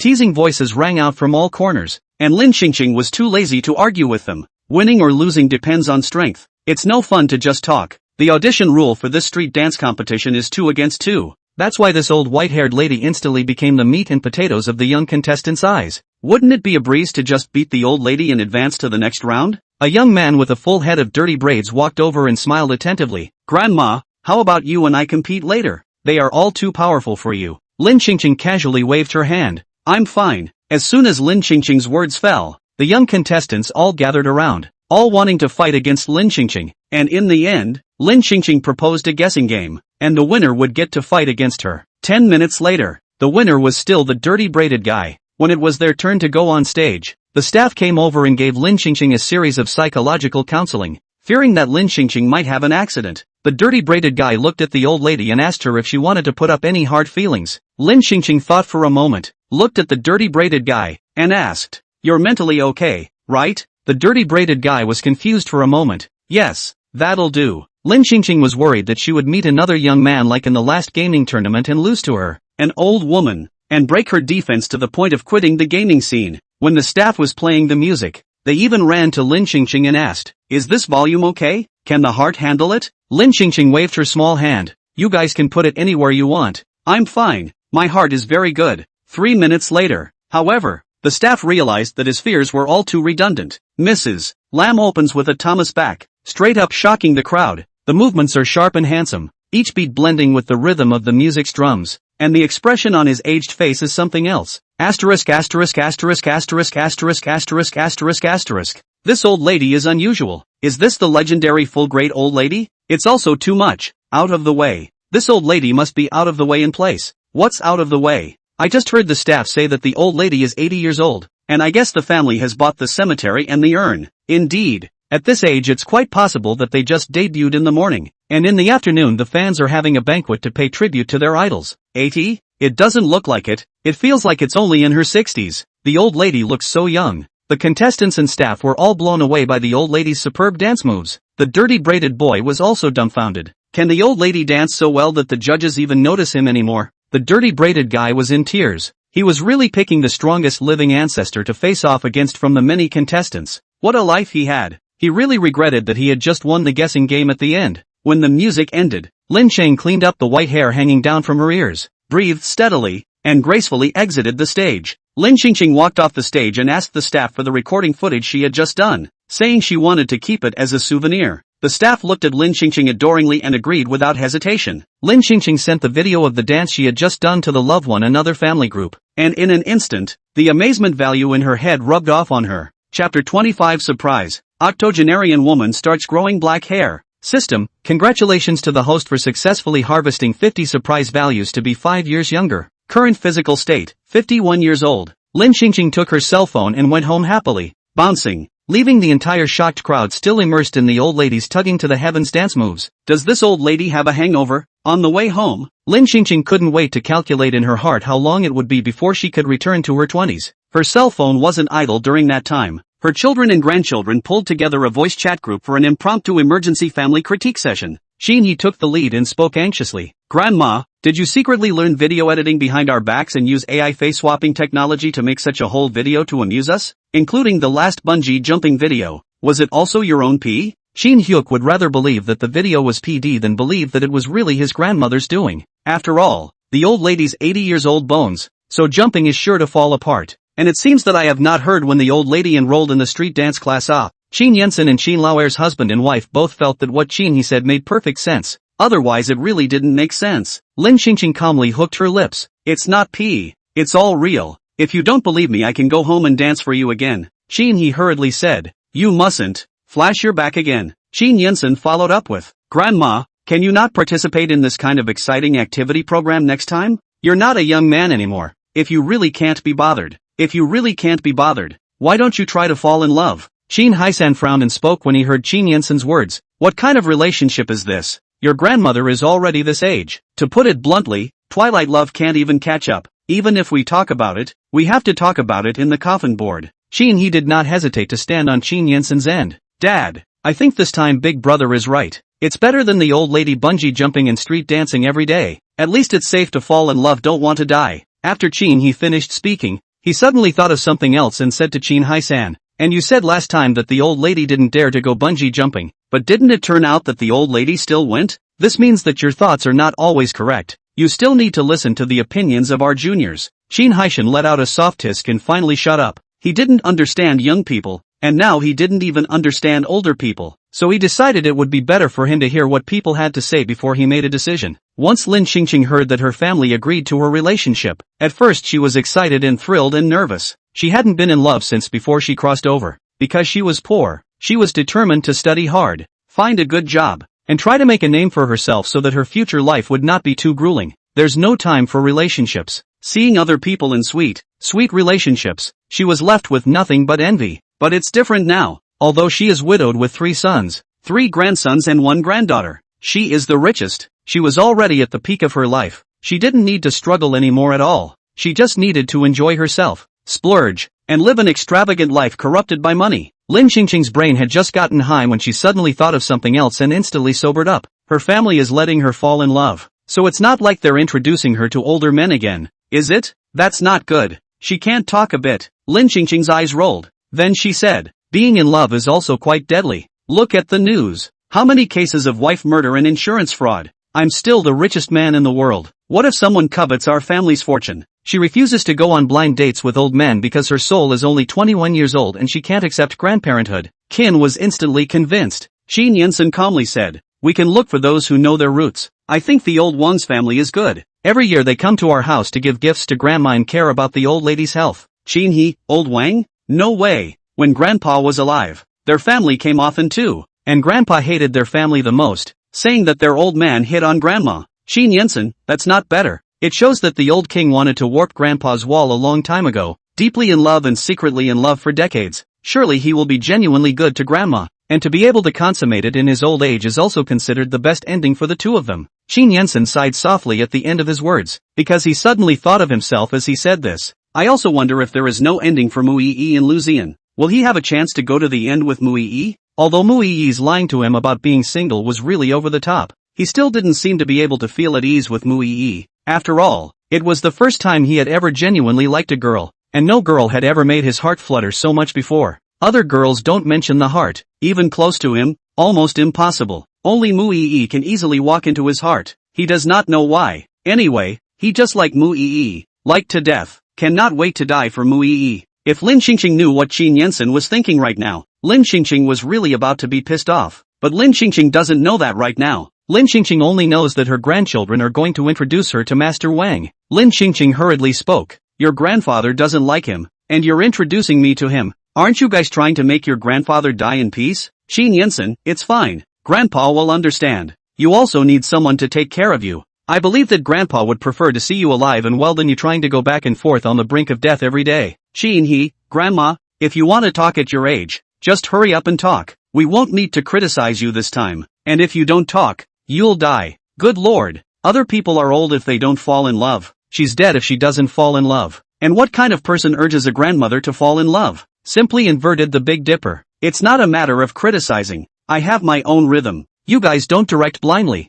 Okay, hang up. All busy. Lin Xingqing hung up her voice directly after saying that, not wanting to listen to her grandchildren's bad ideas anymore at all. Trying to hold her back from running wild on the wild side by falling in love? Don't even think about it. Surprise value. She was bound and determined. Not long after Lin Xingqing arrived home, she received a notice from the street dance competition. The street dance competition side said that she advanced in the audition and could continue to participate in the next round. Lin Xingqing was wondering if she should continue to participate. After all, the surprise value of this batch had already been gleaned. The next morning, Lin Xingqing felt visibly refreshed. At 51 years of age, her physical state is already hard as nails, and she's really quite energized compared to what she looked like before. Anyway, Lin Xingqing washed up and just went downstairs. The second Qin family's family and Qin Yensen were sitting in the living room. No one was talking. It looked like they were waiting for her. Qin Yensen looked at the old lady in a serious manner. Grandma, after our research last night, we decided that we'd better take you on a blind date. Qin Grandma, you have worked hard for us all your life. Especially after Grandpa passed away. You have lived a more difficult life. Watching your hair get whiter and whiter day by day, we have hair in our hearts. Milk. Grandma, how did you start to grow black hair? Chapter 26 Shock. Octogenarian woman dyed her hair in 7 colors. Qin looked at the old lady's original head full of white hair, and at the moment, a part of it was already black, and he was suddenly surprised and speechless. However, Lin Xingqing did not reap any surprise value, because Qin Yensen frowned and said, Grandma, is your hair not dyed? Why is it dyed like this? I can't thank her oldest grandson enough for giving her a reason. At the same time she knew why she hadn't received the surprise value, because a smart person would think it's because she dyed her hair color. Not that she's in the process of regaining her youth by tying into the rejuvenation system. The reasons are so outrageous that no one would think so. Lin Xingqing laughed and picked at her short hair. Pick and dye. Isn't it popular now? I also want to dye it in color in the next 2 days. What do you guys think? System, congratulations to the host for successfully harvesting 20 surprise values to be 2 years younger. Current physical state, 49 years old. It was really hard for Qin Yensen and Qin He to imagine how bombastic an 80-year-old woman would look if she went out with colored hair. Even a young man wouldn't dare to dye it like that. Too far ahead of their grandmother's mental state or too far ahead of their time. Compared to Qin Yensen and Qin He's nonchalance, Qin Haishan and Yang Chun's husband and wife were much more calm. And apart from a trace of incomprehensibility on their faces, there were no other excess emotions. After all, he is a middle-aged man who has seen a lot of stormy scenes and will not be shocked at the slightest thing like young people. Lin Xingqing inwardly snickered. Family is so nice, and she loves family members who provide her with surprise value. It must be rewarded. Heavily. It's just how the surprise value isn't more each time. Not as much as it was on the first day. It may be true that these latter behaviors are not as explosive as going to a bar and getting a male model on the first day. So it's not enough to rile up the family. Qin He frowned and advised. Grandma, you should forget it. Colored hair is not suitable for you. No, I should say it is not suitable for human beings. Don't get hair color discriminatory. Lin Xingqing pulled out the chair in front of the dining table and sat down, beginning to enjoy a delicious breakfast. Qin He was just about to open his mouth to continue saying something when Qin Haisan hurriedly covered Qin He's mouth to prevent him from speaking. Qin Haisan came close to Qin He and whispered, let her dye her hair if she wants to. It's better than going bungee jumping to calm down when she's unhappy. Qin He felt that his dad had made a very good point this time. The 4 members of the Qin family didn't dare to speak, and a breakfast passed peacefully. Lin Xingqing finished her meal and asked her nanny to make a pot of chicken soup, and at noon, she went out with a thermos box, go warm up her little grandson. But before she went to her youngest grandson's company, she had one more important thing to do. When she arrived at her youngest grandson's company, the surprised look on the receptionist's face made Lin Xingqing smile with satisfaction. The receptionist called the president's office directly, and 2 sentences later, the receptionist led her into the office. Qin Jingxiu sat in front of his desk, was looking down intently at the contents of the document. Quickly skimming over the last page, he raised his pen to sign his name, then look up, then, baffled, who is this colorful old lady? System, congratulations to the host for successfully harvesting 10 surprise values to be 1 year younger. Current physical state, 48 years old. Lin Xingqing held the wig on top of her head and smiled lovingly at her little grandson. How is it? Isn't grandma's hair pretty? Qin Jingxiu's thin lips pursed lightly. He wanted to say that it wasn't pretty, but he was afraid that the old lady would be sad, so he decided to harden his heart and open his eyes. Pretty. Then he continued, "But you were much prettier as you were." Lin Qingqing inwardly sked lightly a few times. Clearly her expression was disgusted, but her mouth was still strong and boastful, and in the end, she even turned a corner, picking the words that she was least likely to get angry at, imploring her to dye her hair back to its original color. This little grandson, if he falls in love in the future, he will surely coax his girlfriend around. But alas, the original book's archvillain Qin Jingxiu didn't end well, let alone fall in love. Qin Jingxiu was only perverted and in love. That's the part where the hero and heroine are in charge. This little grandson, though exasperating in the book, is still quite dear to her heart, now that I look at it. Even if it wasn't for the sake of the richest family's fortune, there was something she couldn't bear to see Qin Jingxiu go astray. Lin Qingqing placed the thermos box on the coffee table and said with a smile, "Okay, then how about grandma dyeing it black tomorrow? Black line. Looks young. Come on over and have some chicken soup." Qin Jingxiu smelled the strong fragrance and unconsciously got up and walked to sit across from the old lady and took the chicken soup that the old lady had served. Lin Qingqing carefully asked, "When do you plan to work for Qin Group?" Qin Jingxiu was silent for a while and spoke, "Wait, when I've taken care of everything over here and handed it over to Luzian, I'll go to the Qin Group." "Okay, there's no rush." Lin Qingqing's heart had already blossomed with joy. She felt that she was about to be close to success, as long as she got into the Qin Group and spent more time with the Qin family. Wouldn't a lot of misunderstandings be solved naturally? Lin Qingqing looked at the well-behaved Qin Jingxiu and took the opportunity to take advantage of the situation. "Then do you want to move back to the old mansion and live with grandma?" "Ah, grandma can't see you every day. She can't sleep thinking about it, and when she closes her eyes, she's worried that you're having a bad time outside." Qin Jingxiu's movement with the soup spoon paused, and after a moment of silence, he finally said in a muffled voice, "It's not that I don't want to go back. I'm afraid they won't welcome me back." "How can that be? They're all looking forward to your return. Besides, if anyone dares not welcome you, grandma will break his legs." Lin Qingqing luckily raised her hand in a manner that looked like she was going to violently beat up certain people, causing the corners of Qin Jingxi's lips to curl up in an arc. As Qin Jingxiu looked on, he suddenly realized a problem, and he asked curiously, "Grandma, why do I feel that you're younger than before?" Lin Qingqing smiled calmly and said, "Dio's a little bit of kryptonite for my face." Qin Jingxiu understood. He nodded his head and was just about to open his mouth to speak when the door of the office was pushed open and Lu Ziyan walked in with quick steps. When Lu Ziyan saw a strange mass of 7 colors, he instantly did a double take. "What the hell? You are..." Lu Ziyan had just said 2 words when the mass of 7 colors turned around.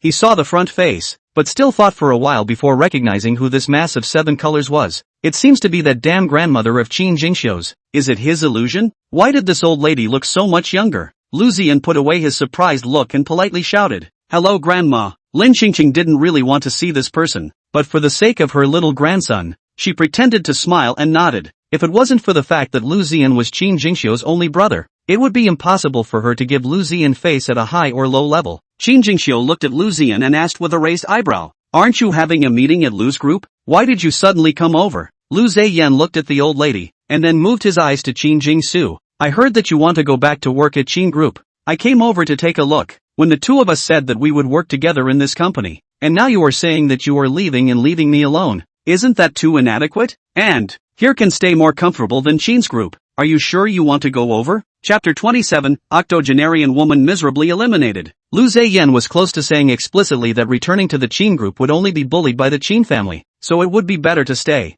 and it would definitely be better than being in the Qin group. Lin Qingqing laughed lightly and spoke one step ahead of Qin Jingxiu. Qin's group is his own home, so how could he stay uncomfortable? And no matter what difficulties he encounters at Qin's group, our whole family is his backing. Qin Jingxiu was easily persuaded by her to leave Lu Ziyan, the villain who stirred up trouble, and returned to work for Qin. But Lu Ziyan suddenly appeared to cause trouble for her and hindered his little grandson from returning to the Qin family, which was simply detestable. She was adamant that she couldn't let Lu Ziyan ruin her plans. Lu Ziyan sneered, "Fighting for Qin Jingxiu, the whole family is his backing? I'm afraid it's your whole family that's making things difficult for him, isn't it? Throwing him out of the Qin family, and now letting him go back, as if he is some kind of a cat or dog that comes when called?" Lin Qingqing was so angry in her heart that she really wanted to give Lu Ziyan a punch. Wasn't he the one who created difficulties for Qin Jingxiu? He was really a good terror, but she didn't have any evidence now, and Qin Jingxiu wouldn't believe it. Lin Qingqing spoke calmly and subduedly. "Even between close relatives there will be conflicts. It's normal, but misunderstandings will always be solved one day. However, this is our family matter, so I won't bother you, an outsider, with it. My little grandson, I will naturally love him more than an outsider, and I won't let anyone with an evil heart harm him for the rest of his life. The old lady's words were steady and strong, and Qin Jingxiu's heart, which had originally been shaken by Lu Xian's words, suddenly settled down with the old lady's words. No one in the Qin family had ever said anything like that to him before. All along, his elder and second brothers would only isolate him and send people to bully him. His parents argued constantly whenever they met, and they only cared about their own pain, not caring about him. He had always felt that the Qin family could not tolerate him, but Grandma didn't seem to think so. Qin Jingxiu lowered his eyes to look at the still steaming chicken soup, and there was a hint of movement in the bottom of his eyes. How about he choose to believe Grandma for once? Lu Xian laughed out as if he felt funny. I'm an outsider, but I'm also Jingsu's only good brother. I definitely won't let him go back to be bullied. Qin Jingxiu immediately interrupted Lu Xian. Xian, stop it.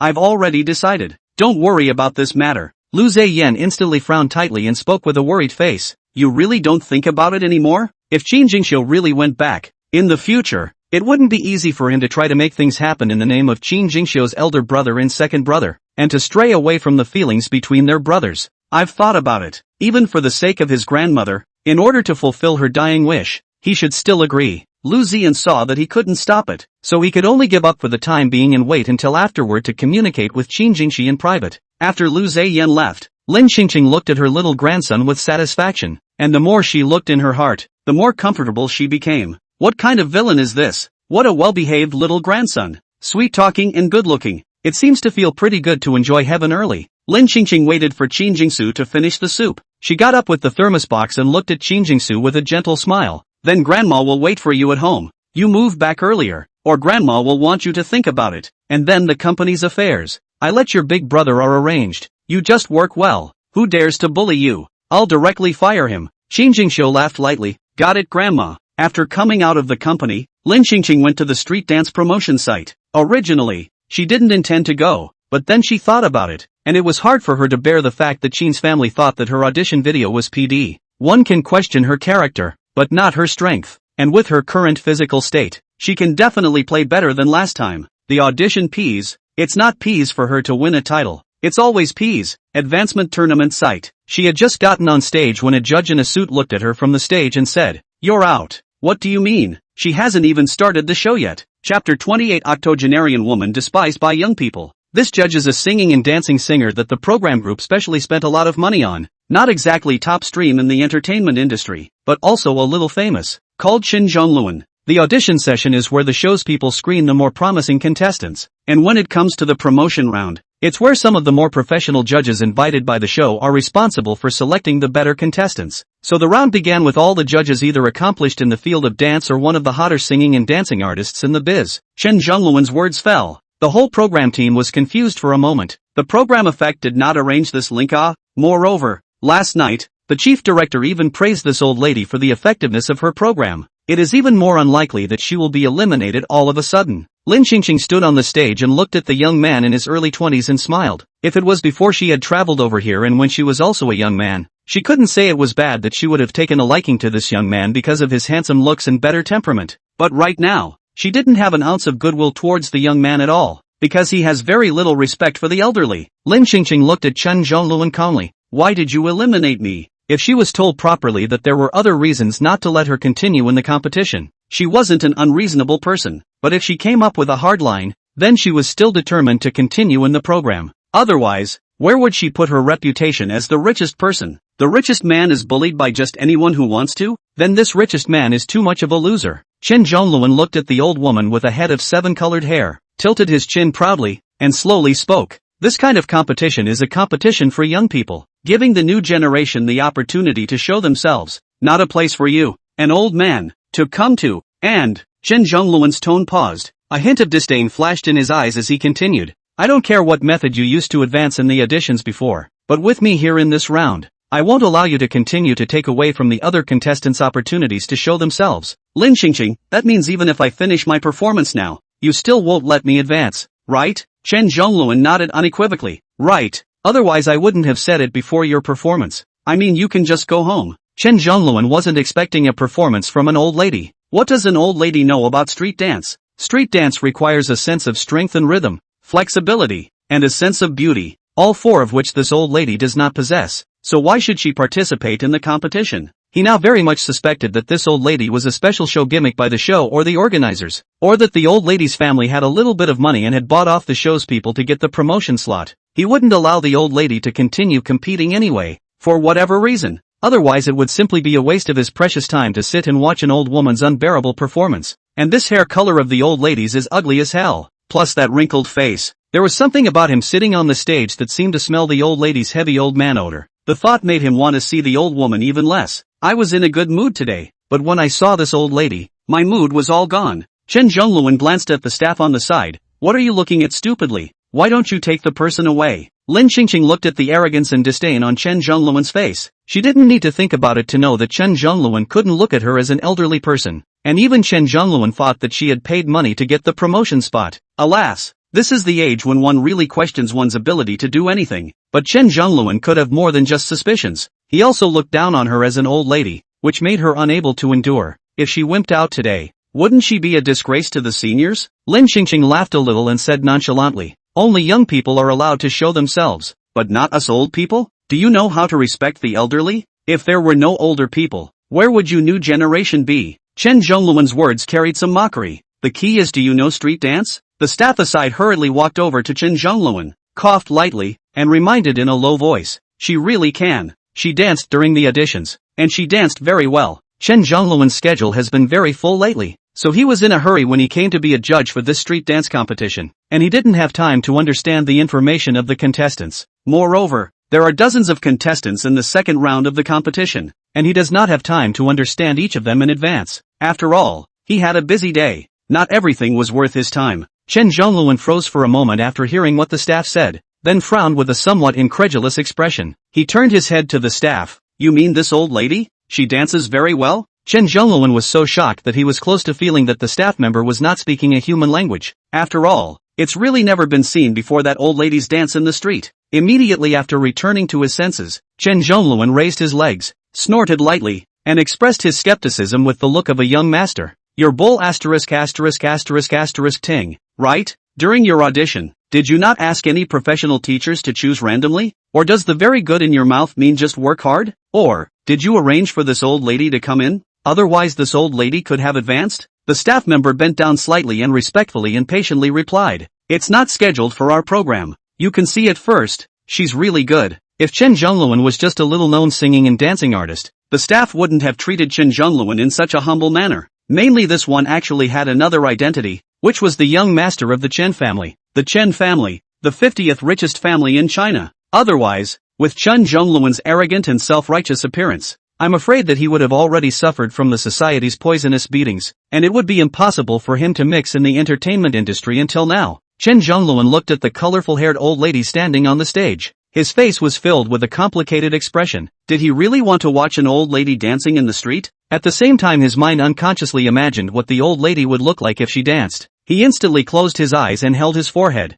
The picture was so beautiful that he was a little afraid to imagine it, and always had the feeling that street dance had been forcibly insulted. Chen Zhongluan resisted inwardly, but since both the staff and the old lady herself had to continue, he gave the old lady a chance. But he had an ugly word to say. I'm a person who demands a lot from the contestants. I won't be as lenient as the audition teachers demand, and I'm more direct in my speech. So if I don't dance well anywhere, I might talk a little bit harder. So if you don't mind, let's get started. Throughout the passage, Chen Zhongluan's tone was clearly just coping with the situation and not holding out much hope. After all, it's also true that there's no hope to be had. The strange aesthetic pile on top of the old woman's head and her pale body alone had made him double over, unable to see the future. Chapter 29, Octogenarian Woman Shocks Judges. Lin Qingqing looked at Chen Zhongluan, who was full of disdain for her, and smiled calmly. There shouldn't be any more unpleasant words than not even giving me a chance, and directly letting me be eliminated. However, if I perform okay later and successfully advance, you kid will have to apologize to Grandmommy for the impolite words and actions you just used. Chen Zhongluan grunted and laughed,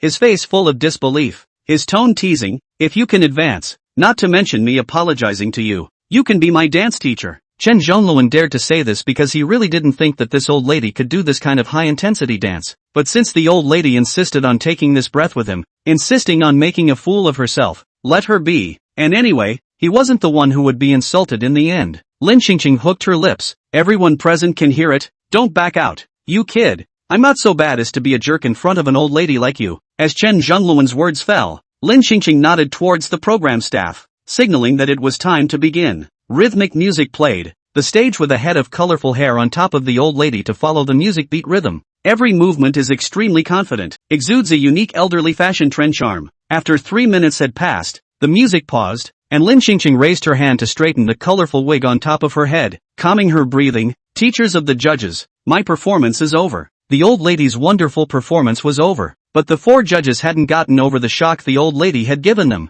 "It's too strong, simply too strong. This old lady doesn't dance any worse than any of the youngsters at all." Chen Zhongluan's expression was also shocked, but soon, his face looked ugly again, because he suddenly thought of what he had just promised the old lady. Missed the boat. Who would have thought that this old lady would actually be this good? One of the young female judges looked at the old lady on the stage and spoke excitedly. "Grandma has worked hard. Quickly bring Grandma a stool to sit on." Lin Qingqing smiled. "Thank you, little beauty. No need to go to so much trouble. You guys should still grade first to see if I'm up to the standard for promotion." She was waiting for this rude brat Chen Zhongluan to apologize to him. With appreciation in her eyes, the young female judge smiled again and spoke. "Okay, Grandma, but I'm still curious to ask, did you used to have dancing skills when you were young? Or did you learn it recently? Mainly because you dance so well, I really want to know." Lin Qingqing did have dancing skills before she crossed over here, and she had even participated in a street dance competition held at the provincial level and won the championship, so a municipal street dance promotion competition was something she could naturally take down with ease. Lin Qingqing replied calmly, "When I was young, I had a foundation and usually practiced, so I didn't waste it." The female judge who knew the truth nodded and joked. "That makes sense, otherwise I would have thought that you, Grandma, had traveled across the world and had a system." "Qingqing Lin, what you thought was really right." Lin Qingqing, who usually always dealt with all kinds of scenes calmly, silently sweated inside, almost thought that this bit of her secret had gotten to everyone. If they found out, she'd be arrested for research, so she couldn't really tell anyone about the fact that she had a system. There was also this female judge today who reminded her that she would have to be careful how she acted in the future. The whole getting younger thing was something she was going to have to be a little cautious about. The more people who know, the more trouble. Her external identity also need to change often. Go out, to give herself some new identity from time to time, so that it is not easy to be suspected, as well as the name. The name cannot often use the real name. It is too dangerous, easy to be discovered. She also has to hurry up and get several of her children and grandchildren out of plot control, preferably before she gets completely young, and then she takes the money and travels around the world incognito, which effectively prevents her getting younger from being discovered. It was the best she could come up with at the moment. Chen Zhongluan hated to admit it, but had to admit that the old lady danced well. But he, the young master who was spoiled by his family, would not bow down. There was no way he was going to admit that he was wrong, especially in front of so many people admitting his mistake with an old lady. It was simply too humiliating for the young master. When the program airs later, won't those brothers in his circle laugh at him? Also, he just said he wanted the old lady to be his dance teacher. He was really crazy to say something like that just now. He's already annoyed with old people, and he's so abrasive. Wouldn't he be annoyed to death if the old lady was his dance teacher? And most importantly, although the old lady was a good dancer, this old, flabby skin just didn't catch his eye. He's a face reader and can't stand to be around people who don't look good, or even people who don't look good, and it's hard for him to feel good about them on first impression. Of course, this is only for outsiders, family members. He is still not so high aesthetic requirements. Chen Zhongluan's eyes flowed as he turned his head and whispered to the staff member beside him, "Go tell the other judges to tell them all not to pass."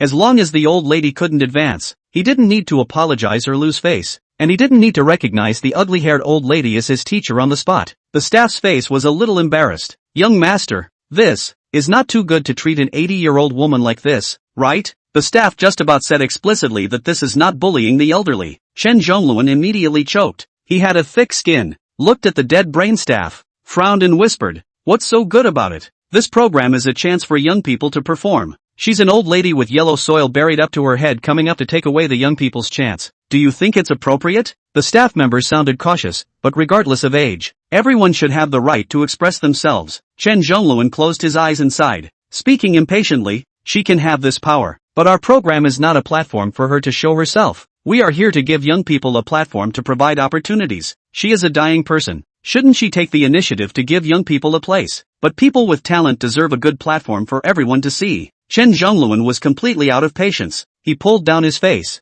looked at the staff and warned, "If you keep talking nonsense, I'll even eliminate you together, you believe it or not." The staff was afraid of losing their rice bowls, so they could only do it helplessly. Who let this be? The young master of the Chen family. Lin Qingqing narrowed her eyes, looking at the very pale Chen Zhongluan and the staff whispering something, and then the staff looking for the other 3 judges to go and discuss something else. Lin Qingqing suddenly had a not-so-good feeling. This brat isn't trying to pull a fast one, is he? The staff communicated with the other 3 judges, and 5 minutes later, when the judges lit up the results, Chen Zhongluan couldn't sit still. Chapter 30. The old lady may be old, but her attack is really strong. The staff walked over to Lin Qingqing and spoke with a smile. Grandma, congratulations, you've advanced and can stay for the next round. Lin Qingqing's lips rippled slightly. Thank you. She then looked up at Chen Zhongluan, who was sitting on the stage. Her eyes curved up, slightly flabby folds piled up at the end of her eyes, although she looked a bit old, but the elegant and calm temperament between her brows. At a glance, she was not an old lady from an ordinary family. Even if you look closely,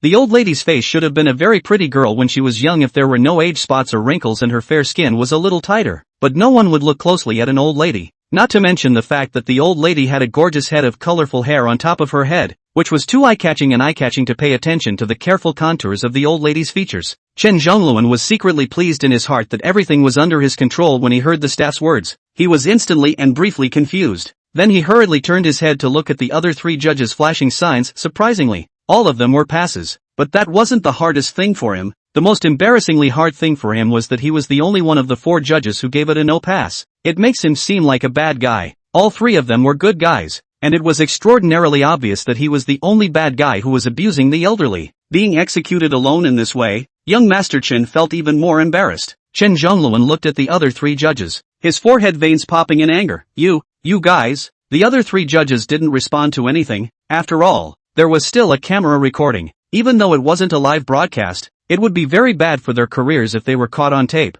They wouldn't talk nonsense like the stupid Chen Zhongluan, who had outputted on the old lady before learning the truth. When the program is aired later, Chen Zhongluan will definitely be scolded by netizens. Moreover, Chen Zhongluan, this all belongs to the abuse of the old lady. Really do not dare to think that Chen Zhongluan next cannot survive this big hurdle. As for why the 3 of them didn't listen to the staff's arrangement and directly gave the old lady a pass, it was because they were all people who loved their dreams. And even more so, they had admiration for those who had the ability to pursue their dreams at such an old age and still didn't give up. Oh, and importantly, they didn't know that Chen Zhongluan was the youngest master of the Chen family. If they did, it might have been a different story. After all, it's more important to protect yourself before your dreams. Chen Zhongluan gritted his teeth in anger, his eyes red. Before Chen Zhongluan could adjust his emotions, the old lady's voice entered Chen Zhongluan's ears. The old lady's slightly indebted voice was tinged with a hint of an unspoken smile. Come on, kid, quickly apologize to grandma. Don't delay everyone's time. There are still contestants waiting in the back. Chen Zhongkluk growled inwardly. Who was the child?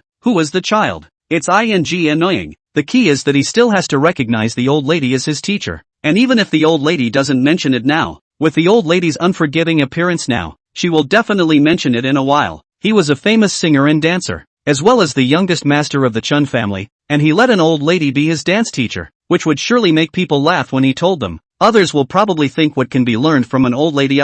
Learn square dancing in advance. Less 40 years of detours? Chen Zhongluan didn't say anything for half a day, his face stinking to death. At the same time his head was wondering how to solve this problem perfectly, so that this old lady would be more sensible and not seek death in front of him. Chen Zhongluan has not yet had time to think of a perfect solution. The old lady's voice came again. As for being your teacher, forget it. One day for the teacher, life for the father. I do not want to have such an unfilial son as you. It is too humiliating. Even if you give me grandchildren, I am disgusted. The old lady may be old, but her attacks are real strong. Now the others couldn't help but laugh at once, but held it in. Young Master Chen's handsome face seemed to have fallen to the ground with a snap and was kicked into the trash by the old lady, who scolded. What kind of filth is this? Yes, that's the feeling. That's how young Master Chen feels in his heart right now. It's a shame. He had never been so humiliated in his life. He will never forget this somber day. Chen Zhongluan closed his eyes, and when he opened them again, his expression was vicious as if he wanted to eat someone. Old lady,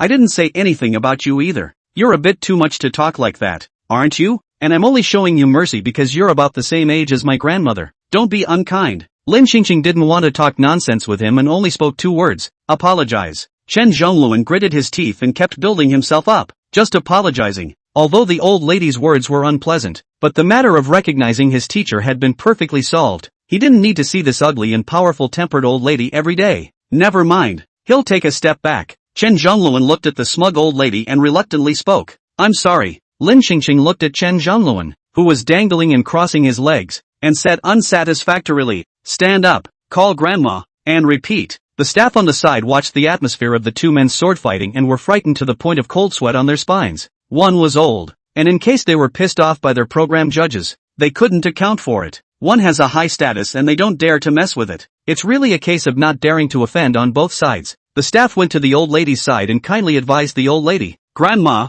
I apologized for him. Let's just forget about this matter. Do you think it's okay? And you don't have to worry about the child. He didn't mean to target you, he just didn't expect you to be so powerful. So he was quick-tempered for a moment. He didn't mean any harm. Lin Qingqing oiled up. No, since his parents didn't teach him how to respect the elderly, I, an old man, will have to teach him properly. After listening to Lin Qingqing's words, the staff frowned and anxiously approached the old lady's side, whispering, his family is not something you can afford to offend. You're so old that you should know the reasoning on the social hierarchy. There's no need for me to say more. So let's just pretty much get on with it. Social class? I'm so sorry. Her house is on the top floor. As she had just collected her full 100 surprise value, she received another storyline that had something to say about her family. That is, her family is not only the richest person in China, her family also owns an over-the-top brain-joining chip development project, and now it's the top leaders who have to focus on supporting it, and even give a few points of thin face to the existence. How is it not considered a top? Chen Zhongluan scat impatiently, and was about to lose his temper. But then he suddenly thought that he is now an idol,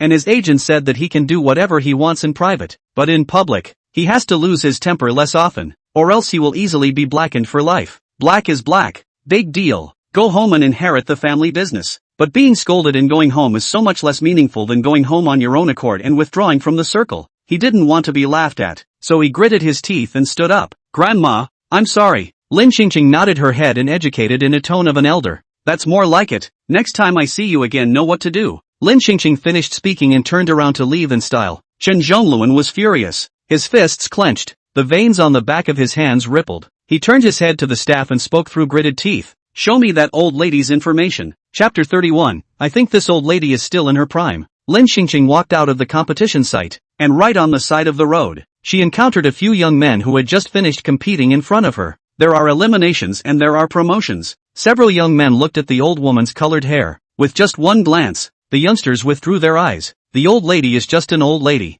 They can see it every day. And this old lady is still a bit of a threat to them. Too strong an opponent will inevitably make people unconsciously jealous of their own, especially if they are young and energetic young people again. A few of the young men's eyes fell back to the limousine in front of them. This Rolls-Royce isn't cheap and I don't know who owns it. I'm guessing it's one of the judges? Or the organizers? That's rich. When will I ever get to drive a Rolls-Royce? Before the envious voices of a few young people could stop, an older man's voice came from beside them. Please give way. A few young men followed the sound and frowned when they saw that it was the old woman with great strength. One of the boys looked back at the sidewalk aisle behind him that was big enough for one person to walk across, frowned and spoke. Isn't there room here? Can't you walk across? The misunderstood Lin Qingqing smiled slightly. You guys are blocking me from getting into the car. There was also a four-wheeled old man's music parked behind the Rolls-Royce. The Oldsmobile is a car that is specifically marketed to be driven by older people. A couple of them young men standing on the curb around the Rolls-Royce did take up a little bit of the front door of the old man's music behind them.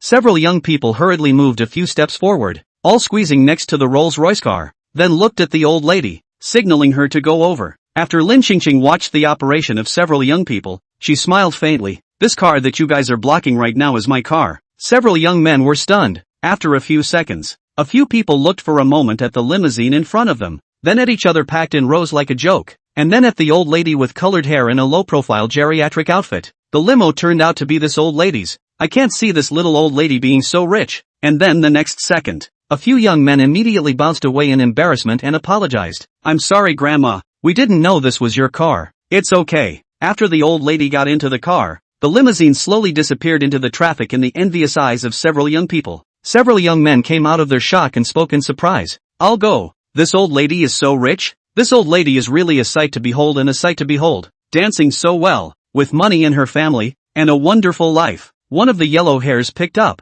I don't know if the old lady has a daughter. I don't want to make the effort. I don't want to make the effort either. If you don't have a daughter, an old lady will do. I see that this old lady is also charming. You're out of your mind. And you can't stand to watch the old lady? At this moment, Lin Xingxing, who was sitting inside the luxury car, couldn't help but sigh once again. If only everyone's surprise value could be collected, then all she needed to do was to take money and pretend everywhere, and she could easily return to her youth. Unfortunately, she couldn't. She still had to find another way to shock her family to do so. Lin Xingxing returned to the old mansion with the colorful wig still on her head. She wanted to keep it to shock the rest of her family. It was that she was coming back a little early now, before the family was off work. Her oldest son and oldest daughter-in-law had recently been abroad on business, and her youngest son and daughter-in-law had moved out there shortly after they were married. So now only her second son's family and her oldest grandson live with her. Lin Xingxing looked at the big empty house and suddenly felt a little lonely. Then she thought of Chen Jingfen, the old lady Chen. It's time to give the original's old plastic BFF, Chen Jingfen,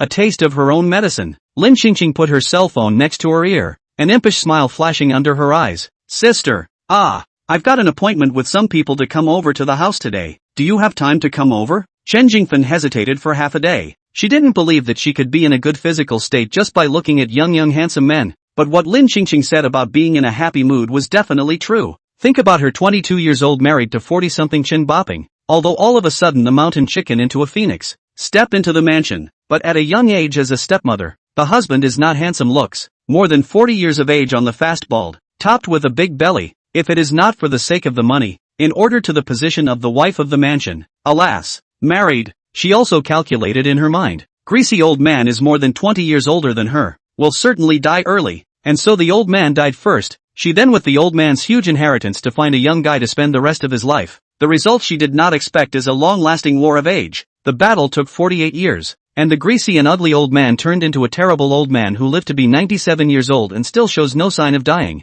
This trend felt like it was going to consume her. Facing the bad old man day after day, she feels that her state in every aspect is failing. She loses her desire for love and passion for life, and that's when she sees Lin Xingxing, who is perfect in life. The richest man, a handsome husband, and an early death. Isn't this the life she dreamed of? So she looked at Lin Xingxing's perfect life, and the discontent in her heart grew stronger and stronger, and each time she lamented why this couldn't be her life. And now, she was already 70 years old, and had given almost 50 years of her youth to the Chun family. If she didn't allow herself to live a happier life, she might not be able to enjoy it anymore. She had been looking at bad old men for her whole life. It shouldn't be a problem to go and look at young handsome men once in a while to make herself feel happy, right? There's no way Chen Bopping's big family would know anyway, and Lin Xingxing had seen it. If she couldn't see it, she should be too jealous to sleep at night again. Chen Jingfen gave herself a mental build-up, then agreed with great anticipation. Lin Xingxing hung up the phone and hurriedly called a bunch of young handsome boys over to sit and wait for Chen Jingfen. When Chen Jingfen came over and saw so many young handsome boys surrounding her, calling her rich aunt all the time, the sides of Chen Jingfen's cheeks instantly turned red and her heartbeat accelerated. She hadn't enjoyed it since she married that old man. Now this scene really made her kind of herself back to her old youthful vigor. It's true that spending time with young people makes you younger yourself. Lin Xingxing looked at the old Mrs. Chen, who couldn't keep her mouth shut and had a face full of spring. She got up and said with a smile, "You guys sit down first, I'm going to the bathroom." Where else would Chen Jingfen have the time to take care of Lin Xingxing? She smiled and said perfunctorily, "Fine. No wonder men like to find beautiful women." Chen Jingfen was now experiencing the joy of men. And that old Mrs. Lin, she must have lived such a dashing life every day after the old man's death. The more Chen Jingfen thought about it, the more she was jealous again in her heart, all the while wondering why the dead old man in her family wasn't dead yet. Chen Jingfen chatted with the little dudes for a while, and Lin Xingxing hadn't come back yet, but now at this time, surrounded by beautiful men, Chen Jingfen didn't have the heart to care about when Lin Xingxing would be back. But immediately afterward, Chen Bopping's figure suddenly appeared in front of her. The moment Chen Jingfen saw Chen Bopping, the person was dumbfounded. Finished. She wouldn't be kicked out of the Chun family and have to leave the house with a clean slate, right? Chapter 32. An 80-year-old woman is younger than a 70-year-old. No way. She was determined not to let that happen. She had held back for 48 years and couldn't end up like this. Chen Jingfen hurriedly peeled aside all the men beside her, pulling away, and hurriedly got up in a panic to defend herself. "It's all the people that Sister Lao Lin found, and I have nothing to do with it." Standing beside Chen Bopping is his oldest son, Chen Jiojie. If the old man did not have Chen Jiojie to assist him, I am afraid that he would have collapsed to the ground in anger. Chen Bopping looked at Chen Jingfen, his body trembling. You, Chen Bopping has not yet you out of a reason to. Straight and gas fainted. Chen Jiojie hurriedly called the paramedics outside the door to enter the house and take the old man away. Turning his head to stare viciously at Chen Jingfen, "If my father has a short or long life, You won't be able to have a good time in this life. It's not what you think. Listen to my explanation. Chen Jingfen hurriedly followed Chen Jiujie, got in the car, and accompanied the old man to the hospital. Lin Qingqing, who was standing in the corner, watched the figure of Chen Jingfen and her family disappear outside the wide-open door. She smiled and walked out, letting the male models go to Butler Ding to collect their money, and then letting the male models go back to their respective homes. Before the male models left, they still looked at Lin Qingqing as if they were reluctant to part with her, and opened their mouths. Sister rich woman, if you need to find me again in the future, I can give you 20% off. I'll take 70% off. I'm 30% off. Who could not want to take the heart of this rich, wealthy sister when you can come and sit here for a while and make money? Lin Qingqing smiled and nodded. Good. It feels good to have money. But the male model, she just look at the pastime. Really, if love, then she certainly still want to pick a serious young man, to talk about a serious relationship. When the male models had all left, Lin Qingqing sat back on the sofa in a good mood. That Chen Jingfen was always jealous of the original body, bullying the original body, ridiculing the original body, and after the original body's death, not only did she not look at the previous girlfriend's love to help the original family, but she also took the opportunity to fall on the well when the children and grandchildren of the original body's family were fighting to the death. If she did not cross over in time,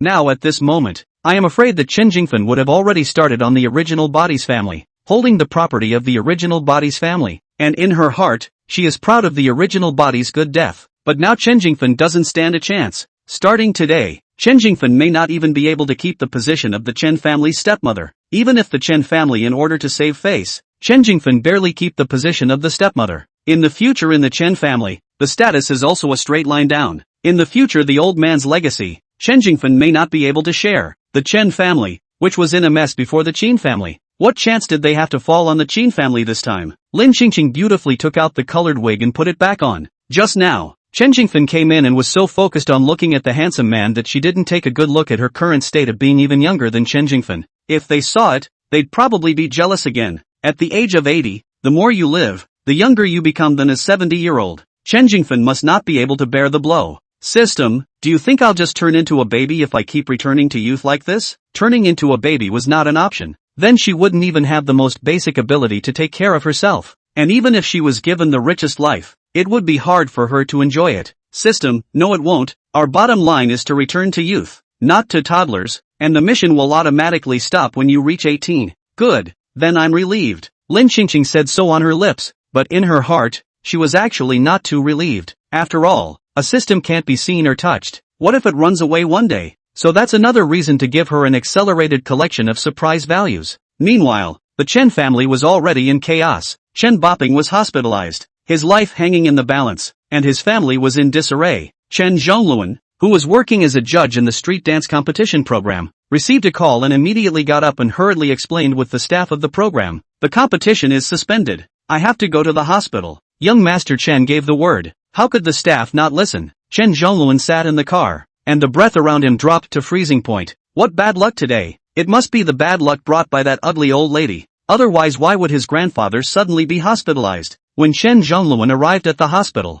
after listening to his father Chen Jiujie tell him what happened, he looked at the crying Chen Jingfen with disbelief on his face and snapped, "My grandfather didn't treat you badly. How could you do something like this? In the beginning, my grandfather shouldn't have married you in the first place." Chen Zhongluan clenched his teeth in anger and looked at Chen Jingfen, who didn't dare to make a sound, and continued, "There's such a big age difference between you and my grandfather, and you still willingly married my grandfather. You must have been aiming for our family's fortune in the first place." Chen Jingfen was aggrieved with tears streaming down her face, and justifiably opened her mouth. "I didn't. It was someone else who framed me. Blame it on that old lady Lin Qingqing. If it wasn't for Lin Qingqing, how could that dead old man Chen Boping know what she did at Lin Qingqing's place? It must have been Lin Qingqing who set a trap to get her hooked and then ratted to Chen Boping to ruin her happy life. She hadn't expected that Lin Qingqing, who was usually short of nerves, would have grown a heart. If she had known, she should have guarded against Lin Qingqing. But immediately afterward, Chen Jingfen snapped out of it and looked at Chen Jiujie and Chen Zhongluan, gritting her teeth. "It was you guys and that old lady who teamed up to set me up,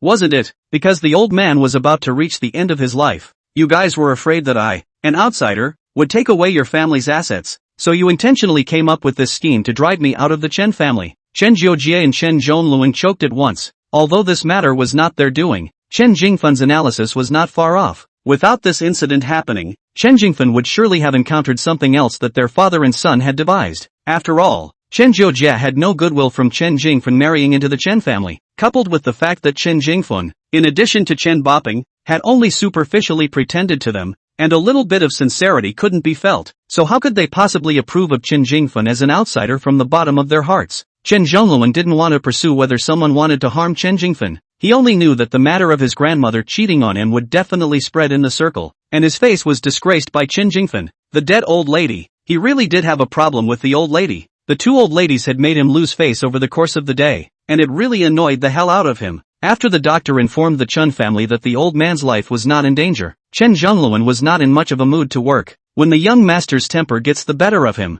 he can't be stopped, and he puts off all his work. After Chen Jiujia finished arranging caretakers for the old man and instructed the bodyguards not to allow Chen Jingfen to step half a step into the ward, Chen Jiujia left with Chen Zhongluan. On the road, Chen Jiujia's expression did not show a hint of sadness and heaviness because the old man was hospitalized. Instead, he also asked the extremely hostile Chen Zhongluan beside him, "I see that the internet is saying that you are going in and out of hotels with an actress together? Is it serious?" Chen Zhongluan snorted lightly. "There is no such thing. It is to record a program together. The paparazzi catching the wind. It is not true. I am too lazy to clarify, and I cannot look at that actress. The whole is too fake. I like the kind of pure and well-behaved, natural beauty. This kind of low-grade, young master, I cannot look at it." Chapter 33. The old lady was very hard-headed. Chen Zhongluan likes the fairy one hanging, and it had to be purely natural, not an acquired processed fairy, in order to be worthy of his gold-encrusted young master. Young Master Chen crossed his legs, his head thinking about the rough outline of the little fairy, but he couldn't depict the exact appearance of the little fairy,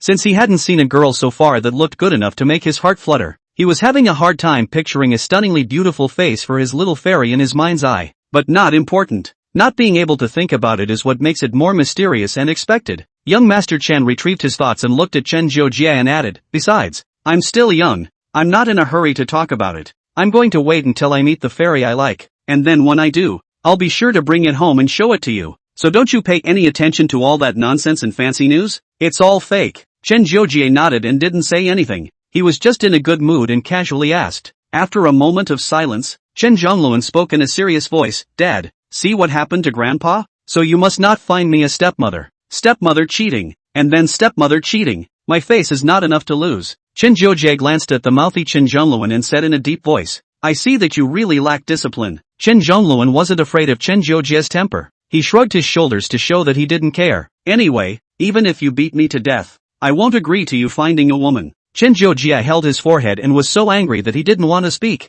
Silence descended on the compartment. At this moment, Chen Zhongluan thought again that he would see that old woman with colored hair again tomorrow. That ugly old lady was too rampant. He had to think of a way to cure that old lady, to let her know that he, young Master Chen, was not someone who could offend anyone. Lin Qingqing went back to her room and laid down for a while, suddenly remembering that her family members who were currently at home seemed to have seen her colored hair, so it didn't seem like there was any use for her to wear it anymore. Lin Qingqing took off her wig and had her driver take her to have her hair dyed black early the next morning. Dyeing it black is not easily suspected. And then when someone says she's young, she says it's a medical microblogging wind technology technique that's just perfect. Lin Qingqing came home after coloring her hair and was surprised to see Qin Jingshu. Her chicken soup moving act had really paid off. Lin Qingqing hurriedly walked up and looked at Qin Jingshu excitedly. "Have you moved back in from today?" Qin Jingshu's eyes fell on the old lady's freshly dyed hair. With a hint of a light smile in his eyes, he said in a tone similar to coaxing a child, "Grandma's hair color this time is very pretty." Lin Qingqing was so happy to be praised. After all, there's no one who doesn't like to be praised and cajoled again. She got up tonight and even took a look in the mirror. At 49 years old,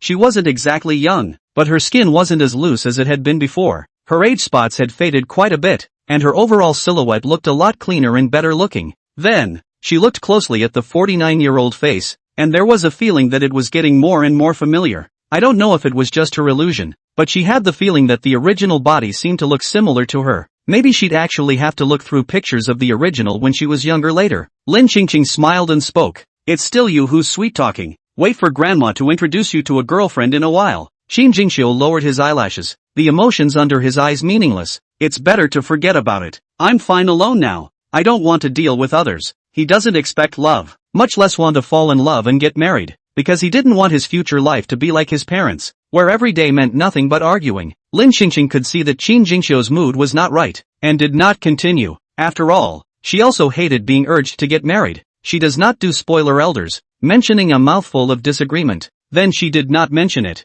The most important thing in life is to be happy. Lin Xingqing's lips rose slightly. Okay, Grandma respects your decision. As long as you're happy, nothing else matters. Qin Jingxiu's brows relaxed. The pressure was obviously much less. He was really worried just now that the old lady would say that she wanted to see the scene of the 4 generations together, and then urge him to hurry up to get married and have children these days or something like that. Then he really wouldn't know what to do. He didn't want to get married, but he couldn't bear the thought of the old lady leaving with regrets. Lin Xingqing turned and continued. By the way, have you reported to your big brother yet? Go for it. That's good. Qin Jingxiu may be young, but he is very efficient. At this rate, her position as richest should be retained soon. After Lin Xingqing placed Qin Jingxiu at home, she hurriedly took her colorful wig and left. She has a competition to attend today. Contest site. When Shen Zhongluan saw the old woman with colored hair, there was a clear boredom in her eyes. As he watched the old woman sit carefree, waiting for the game, he couldn't look away, and owed it to him to ask,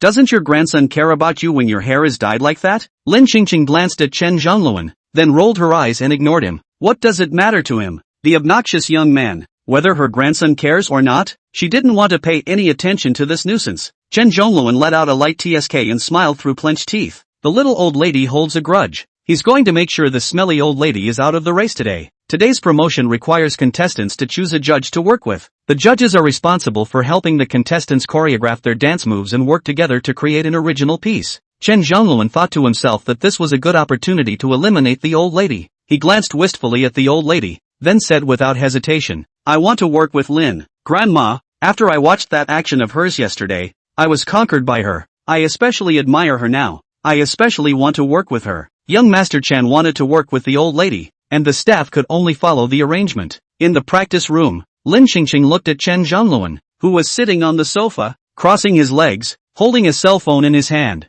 without lifting his head, and looking like a grandpa, and was filled with speechlessness. Working with this brat will surely toss her old bones. Chen Zhongluan knew that the old lady had come in, but he just pretended not to see. Hadn't the old lady just been acting very bullish with him, rolling her eyes at him and ignoring him? Although the old lady has some dancing skills, but choreographing her own dances requires a great deal of aura and brain to be super creative, as well as knowledge of fashion trends, all 3 of which, heck, an 80-year-old woman doesn't have. Didn't the old lady ignore him? Then he ignored the old lady too. He'd see how long the old lady could be tough. He must make the old lady beg him to choreograph for her. He wanted to get back all the shame from yesterday, and the blank stares he had just received. As a result, 10 minutes had passed, and the old lady still hadn't said a word to him. Even as he glimpsed with his afterglow a figure bouncing around in front of him, he looked up. The old lady was so hardened that she jumped on herself, literally treating him like air. Chen Zhongluan watched the old lady dance for a while before stopping for meditation. He let out a laugh and his tone was a bit, if you can't make it up, don't make it up.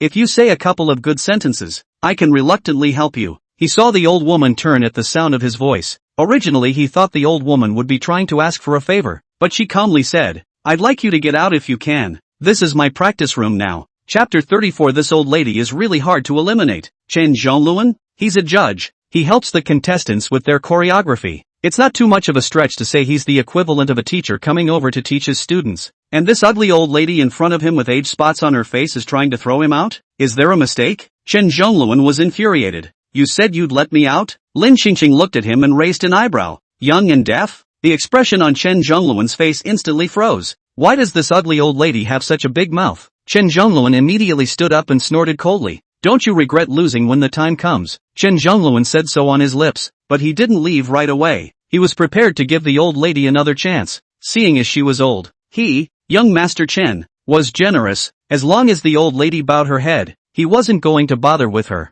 But the imagined scene of the old lady bowing her head didn't happen. He saw the old lady walk to the door of the practice room, open the door directly, open her body sideways, and look at him with unwavering eyes fixedly. This gesture plus the expression was like saying to him silently, don't get lost yet? When has young Master Chen, who was born with a golden key, ever suffered such insults and injuries since he was a child? Young Master Chen was angry, but young Master Chen couldn't find a place to take it out. When faced with an old woman, direct action seems like he's bullying the elderly, and direct action still seems like he's bullying the elderly. So there is no solution. He could only silently swallow the breath back into his stomach for now. but then Chen Zhongluan thought for a second. No one choreographs for the old lady, which means the old lady who can't choreograph is out of the picture. The elimination was good so he wouldn't have to see this obtrusive old lady tomorrow. He was especially annoyed with old ladies now, especially the one in front of him, and the one at home who had cuckolded at his grandfather. Chen Zhongluan grunted lightly and walked out of the practice room with his hands in his pockets. The departing figure,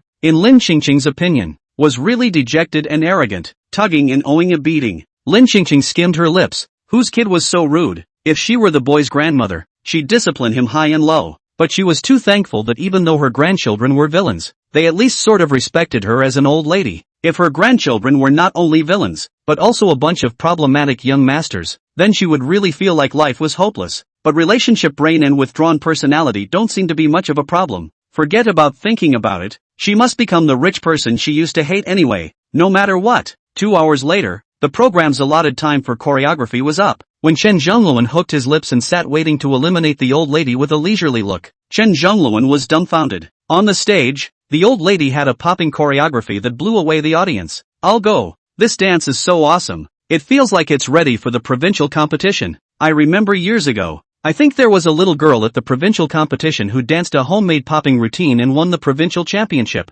That little girl couldn't be this old lady, could she? You can't, can you? That little girl is much prettier than this old lady. Lin Qingqing finished dancing and walked calmly towards the backstage. This time the format is 10-3, and the final results will be announced tomorrow. Chen Zhongluan looked at the old lady's departing figure, his face extremely ugly. This old lady is really hard to weed out. When Lin Qingqing got into the parked limousine, she took off her wig and ordered the driver, go to the mall. She was going to shop like crazy and spend with a vengeance. After working so hard for so many days, she hadn't had a chance to experience what it was like to be rich. She was going to treat herself today. CBD's shopping mall. Lin Qingqing is not at all condescending, specializing in drilling into luxury stores. The main one, what is expensive to buy. Lin Qingqing had just stepped into the luxury store when she saw a tall figure walk inside the VIP lounge in front of her. Qin Yansen? Lin Qingqing called out tentatively, so the figure in front stopped and turned to look over. Qin Yansen saw just a few hours have not seen the old lady. At this time a head of black hair set off extra young spirit. He was stunned for a long time, did not dare to speak.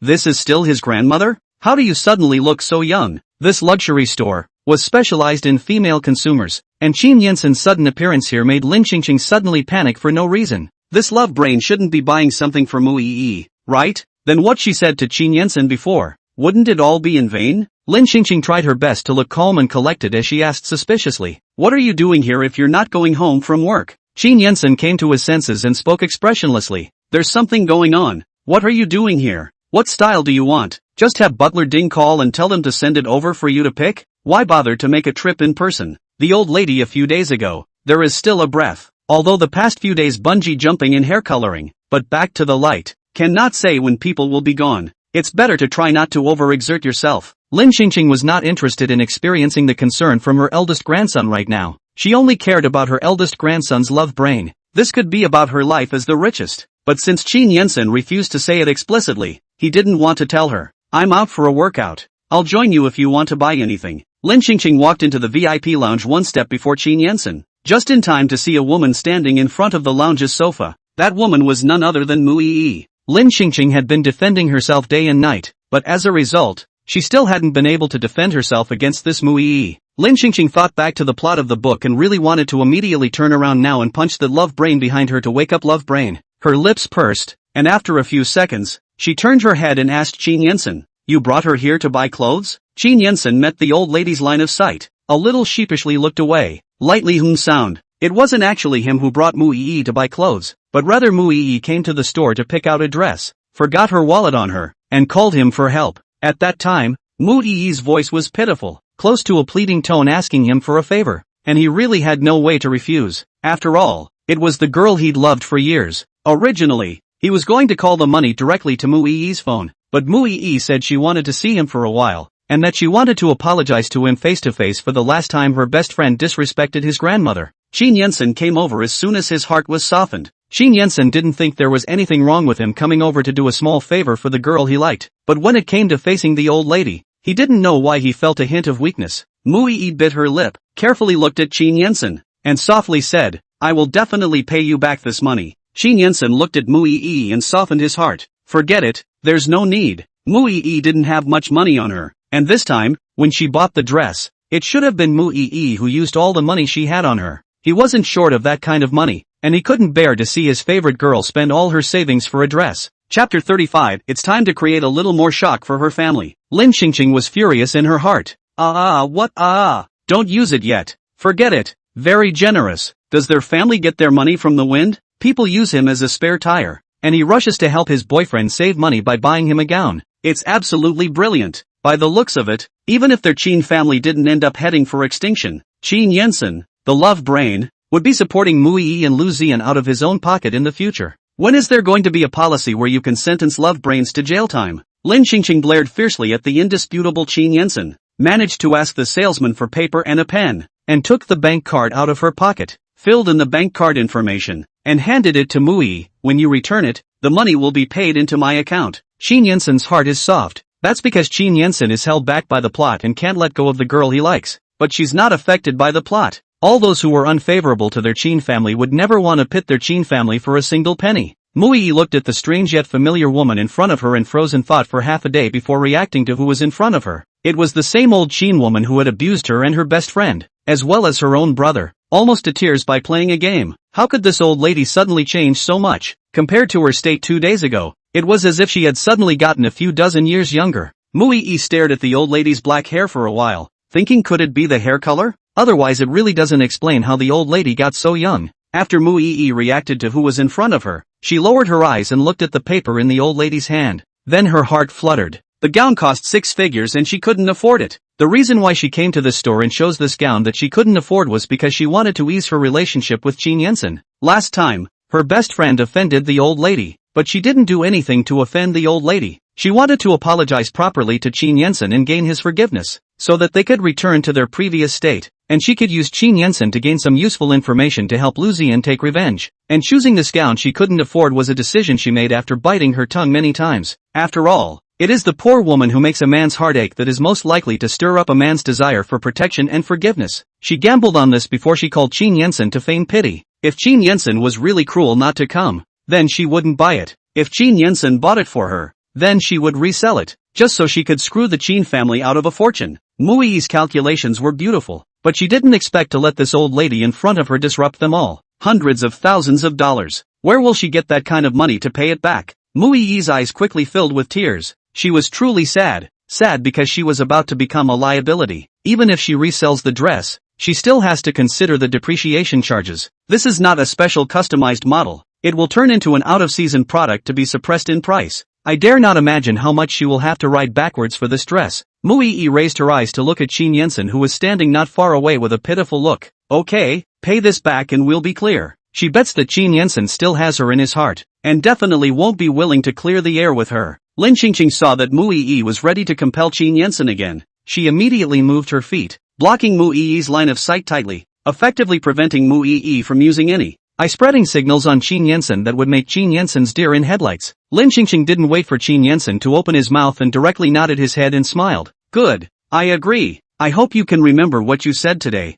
Mu Yi. This old lady is really annoying. Who's talking to her? Mu Yi looked at Lin Xingqing and didn't take the note in Lin Xingqing's hand. 2 seconds later, her aura gradually weakened under Lin Xingqing's eyes that were permeated with majesty. Then Mu Yi flung her hands and walked away. The money can't be paid back. She's not buying this dress, and it wasn't as if she had come over to buy a dress in the first place. Qin Yensen watched Mu Yi leave, and he was just about to chase after her when his wrist was pulled. Qin Yensen looked back at the old lady and frowned slightly. Grandma, what's wrong with you? I'm just doing her a small favor. You're scaring her. Lin Xingqing pulled Qin Yensen out of the luxury store and returned to the car before Lin Xingqing opened her mouth. She has a boyfriend who needs your help? Is her boyfriend dead? Are you happy to support another man's girlfriend? What's in your head? Have you inherited the IQ of your grandfather and me? Lin Xingqing said a series of words, and Qin Yensen instantly stopped talking. The old lady was absolutely right. After a long time, Qin Yensen said, I know grandma. What do you know? Next time she calls you should learn to refuse. And our family's money, don't just give it to anyone to spend. If she really ever liked you,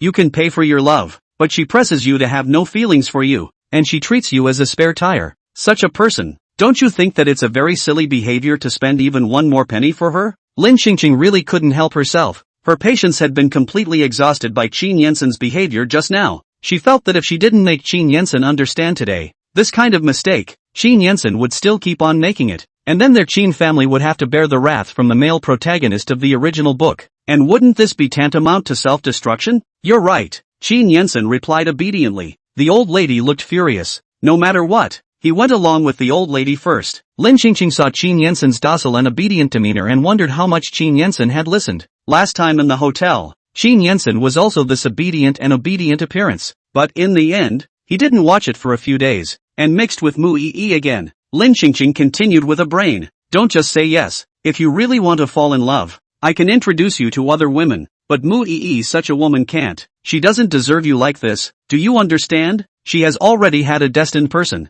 This can't be changed. Don't think about what to fight for. This life is impossible between you guys. She is close to you. Is figure your identity. Grandma, I understand everything you said. Don't worry, I will never see her again. But, Qin Yensen toned slightly pause, then said, but she is not that kind of person. She close to me. Not figure my identity. Although she is from an ordinary background, but she has never taken the initiative to ask me to do anything for her. Or I take the initiative to help her? Only today. Today is the first time she took the initiative to open her mouth to find me to help. She is definitely not the kind of girl that you said valued money, fame and fortune. Lin Qingqing sighed, held her forehead, sighed again, and held her forehead. So several times, she was convinced, completely convinced. She suddenly had the feeling that all the previous words had been in vain. Not bad for a deep male second, but it was also true that she didn't have any evidence now, and Qin Yensen definitely wouldn't believe it. Lin Qingqing waved her hand. I know, go home. I'm tired. Back at the old mansion,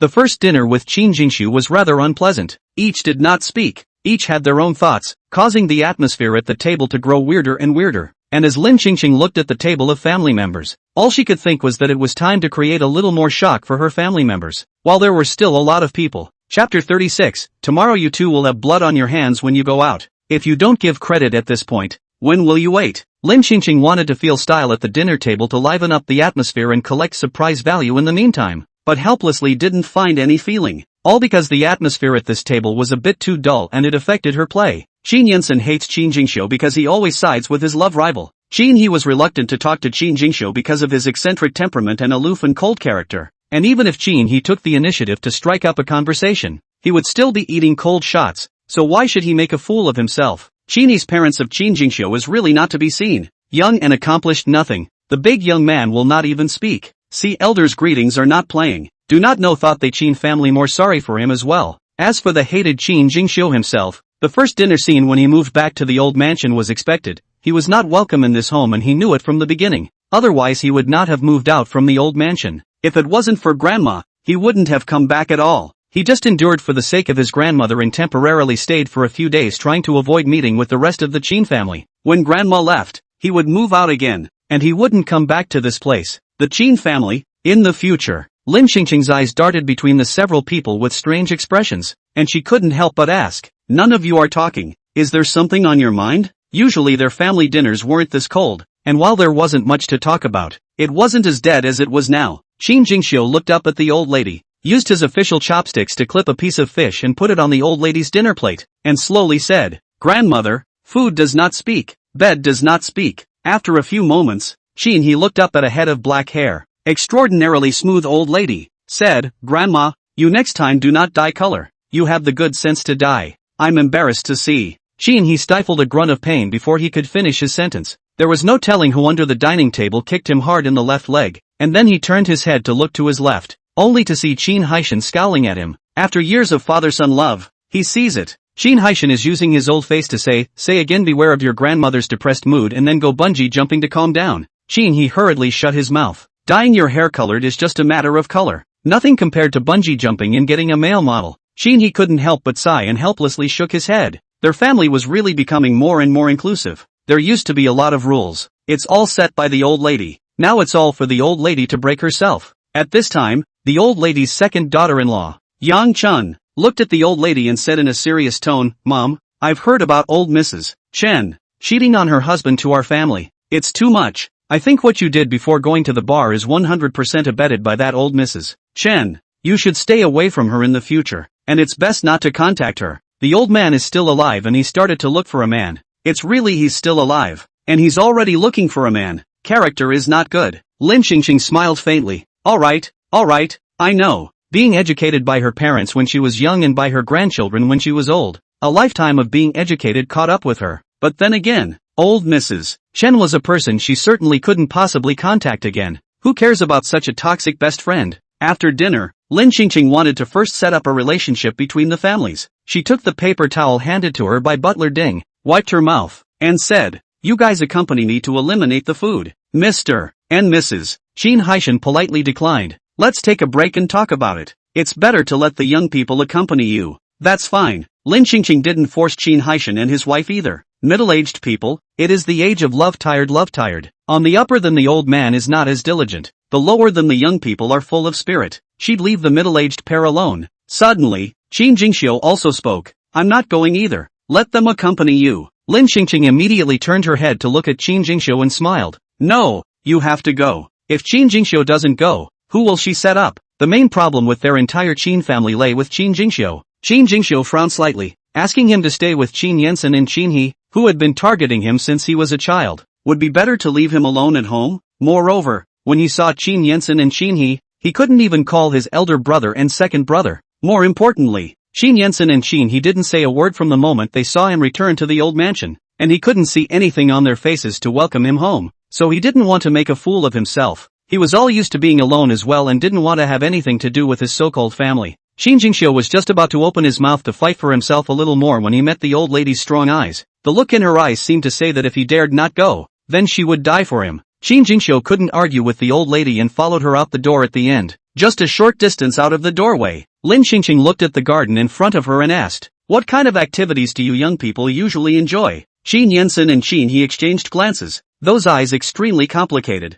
The old lady has been enjoying doing young people's activities too much lately, specifically choosing tracks to walk that don't belong to older people. So this is a question that they have to be careful how they answer. Qin Hyuk then tried to look very serious as he replied, "Square dance." Lin Qingqing? What kind of joke is Qin making? Lin Qingqing sneered. "I'll take you guys tomorrow, so don't say you won't jump. 3 6-foot-something men square dancing." She kinda wanted to see that. Qin He listened to the old lady's words. Saliva almost choked. He looked left, right, and finally the bottom of the bottom is not dead after a very sufficient to say, "I will work overtime tomorrow." Qin Yensen followed. "I'm also working overtime." Then a low voice came from behind Lin Qingqing. "Overtime." Qingqing Lin, Ro. The three of them were extraordinarily united in this aspect of rejecting her. If only it were usually like this. That way she can take an early vacation abroad and live her life as a rich woman in peace. Lin Qingqing had just asked that question, but she was actually trying to find out what the three of them had in common. So wouldn't they have something in common to talk about, and the distance would naturally be drawn closer? Turns out nothing was asked. But,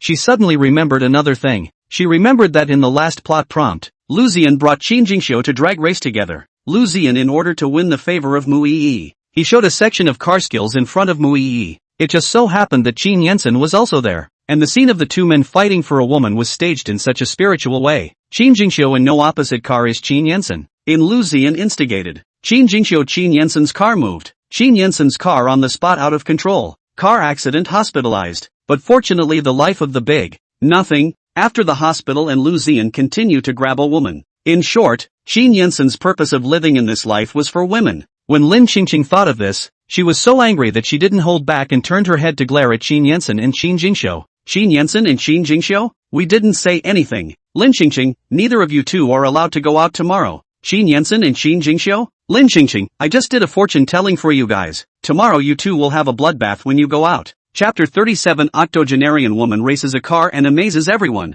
Qin Yensen raised an eyebrow. A bloodbath? Qin He couldn't help but ask curiously. Grandma, when did you learn to tell fortunes? Lin Qingqing waved her hand, then put her hands behind her back with an inscrutable look. You don't need to care about this, you just listen to me. Qin Yensen, Grandma, those are superstitions. They are not to be trusted. The company still has a lot of work to do. I can't not go. Lin Qingqing said seriously. Superstitions can't be believed, but you must believe what Grandma says. Anyway, even if the sun rises in the west tomorrow, you're not allowed to go out and look. Qin Yensen and Qin Jingxiu fell silent. At this time Qin He hurriedly asked, Grandma, what about me? Do you want to give me a break? Can I go out and watch the sun rise in the west? Lin Qingqing turned her head to look at the hilarious Qin He and said, make yourself at home. There's no you in this trigram. There's nothing about Qin in these episodes. So presumably Qin is just a more marginal cannon fodder. Qin He nodded. It means I'm more fortunate and don't have any bad luck. Lin Xingqing clapped her hands and quipped, top-notch understanding. Lin Xingqing thought to herself, surely the plot would be reversed if she did all the preparations this time, right? But the next morning, Lin Xingqing felt like her sky collapsed when she learned that she was the only one left in the old mansion. Lin Xingqing couldn't help but growl madly at the system. Why? I clearly told them not to go out. There's a plague of blood. Why do they still go out? Just so not afraid of death? System, all the characters must all fulfill their respective tasks according to the plot of the book. And for every important plot, the important characters must not be absent. This is their destiny in the book. And the purpose of all the people living in the book is to fulfill the male and female protagonists. Lin Xingqing had trouble believing what she was hearing. That means that every time I change the plot in an important scene, each character can only change in the moment as well. And when they encounter an important plot afterward, they'll still go through the plot uncontrollably? System, that's right host. Then didn't I do all this for nothing? No matter what I do, the conflicts that arise between them will still arise. And Qin Yensen will still righteously like the female lead, become a love rival with the male lead, obediently listen to the female lead, and compete for the position of the head of the family, while Qin Jingsu will still end up being the crazy batch villain who was provoked by the male lead and killed everyone in the Qin family? Lin Xingqing covered her head, feeling dizzy. She thought at first that she could just change everyone through her feelings, but it turned out that every change she made could only change the fate of the moment, and the next disaster would still come as expected. I should have known that there is no such thing as pie in the sky. How can she be given all the richest people and return to her old age so easily? System, and it won't be in vain. The host just needs to change the plot every time an important episode occurs, and tragedy won't happen. That was true, but she couldn't guarantee that she would be able to change the plot smoothly every time. And if it really caused indelible consequences and caused the Qin family to completely break up, then even if the greatest gods came, they wouldn't be able to save the family. After all, who could forgive someone who had hurt them? Anyway, Lin Xingqing couldn't do it, much less persuade others to do it. The most important thing right now, though, was that she had to hurry to the racetrack and stop the tragedy from happening. When Lin Xingqing arrived, the venue was buzzing with activity. She remembered that in the original plot, Qin Yensen and Qin Jingxiu, as well as Lu Ziyan, all participated in this competition. Lu Ziyan is to win Mu Yi's favor. Qin Yensen is also for Mu Yi, and Qin Jingxiu was pulled by Lu Ziyan to be the foil. But in the first round, Qin Yensen didn't win, but gained Mu Yi's gentle encouragement. Lu Ziyan was first, and Qin Jingxiu was third. Lu Ziyan jealousy, and Qin Jingxiu said, Qin Yensen once said, since childhood, you can't beat him in anything, academic performance then, workability then, racing even more than, their whole family think you are a waste. Then at that moment, Qin Yensen just happened to glance over, his eyes extremely provocative. This look was directed at his love rival Lu Ziyan. As Lu Ziyan and Qin Jingxiu stood together, Qin Jingxiu mistakenly thought that Qin Yensen was provoking him. So under Lu Ziyan's arrangement, the dark and twisted little universe of Qin Jingxiu, who had been constantly bullied by Qin's family, erupted. Anyone else? I'm afraid I wouldn't be able to suppress my emotions at this point. But, Lin Xingqing couldn't help but want to curse. Doesn't this Qin Jingxiu have a long mouth? After being bullied for so long, couldn't he just go and ask the Qin family's boss and second in person why they were targeting him? As soon as he asks and the oldest to explain, won't the misunderstanding open up? But if he had asked a little, he wouldn't have been fooled by Lu Ziyan for so long. In response, she couldn't help but spit out a few words to the system. The system says, if it were that easy, it would have ended in 2 chapters. Lin Xingqing held her forehead, so what she had to do now was to hurry up and find Qin Yensen and Qin Jingxiu and bring the 2 of them home. But then she looked at the start of the racecourse, where several streamlined and cool-looking race cars were parked, their engines blaring. Lin Xingqing couldn't see the person sitting inside the car. She could only see what the car looked like, probably pretty much as described in the original episode. According to the time projection, this should be the first round and it's about to start. Lin Xingqing thought about it, so she might as well collect it along with the surprise value. Can't come for nothing. She looked around and noticed a young man with yellow hair not far to her left, wiping down a half-new green sports car with a rag. Lin Xingqing directly walked over and handed the other party a card. Lend me a moment. Urgent use. Buy or rent anything.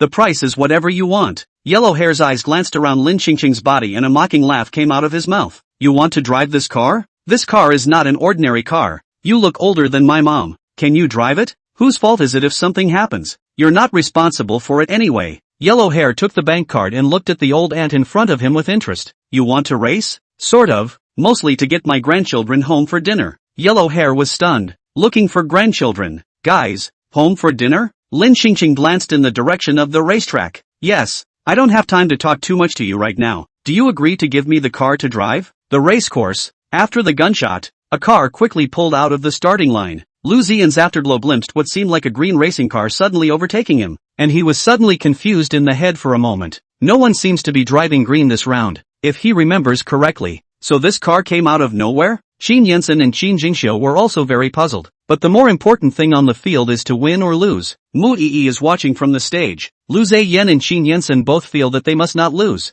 During the chase, Lu Ziyan and Qin Yansen watched the green sports car, drifting away perfectly from every complicated curve. They couldn't even touch the rear lights of the green sports car. They could only follow behind and eat the exhaust. Lu Ziyan thought to himself that the other party was definitely a racing expert. Chapter 38 Racing lost to the stinky old lady again. In the end, the green sports car made it all the way across the finish line in first place. Lu Ziyan was second, Qin Yansen was third, and Qin Jingxiu was fourth. Lu Ziyan looked at the green sports car in front of him, his face a little gloomy. He wasn't a sore loser. He just felt a little humiliated this time to lose at his favorite woman. Also, they just didn't have this car from the start of the race. Where did this car come out of nowhere? Qin Yansen and Qin Jingxiu had the same doubts in their hearts. It was just that Qin Jingxiu didn't care about winning or losing. He was just being pulled over by Lu Ziyan to play casually. Unlike Qin Yansen, who was bent on performing in front of the heroine, his expression was serious and uncharacteristic at this moment. In the green sports car in front, Lin Qingqing stepped on the gas and parked the car. She took off the green helmet and casually shook her somewhat messy short ear-to-ear black hair. How can a bunch of paperweights still try to win against her?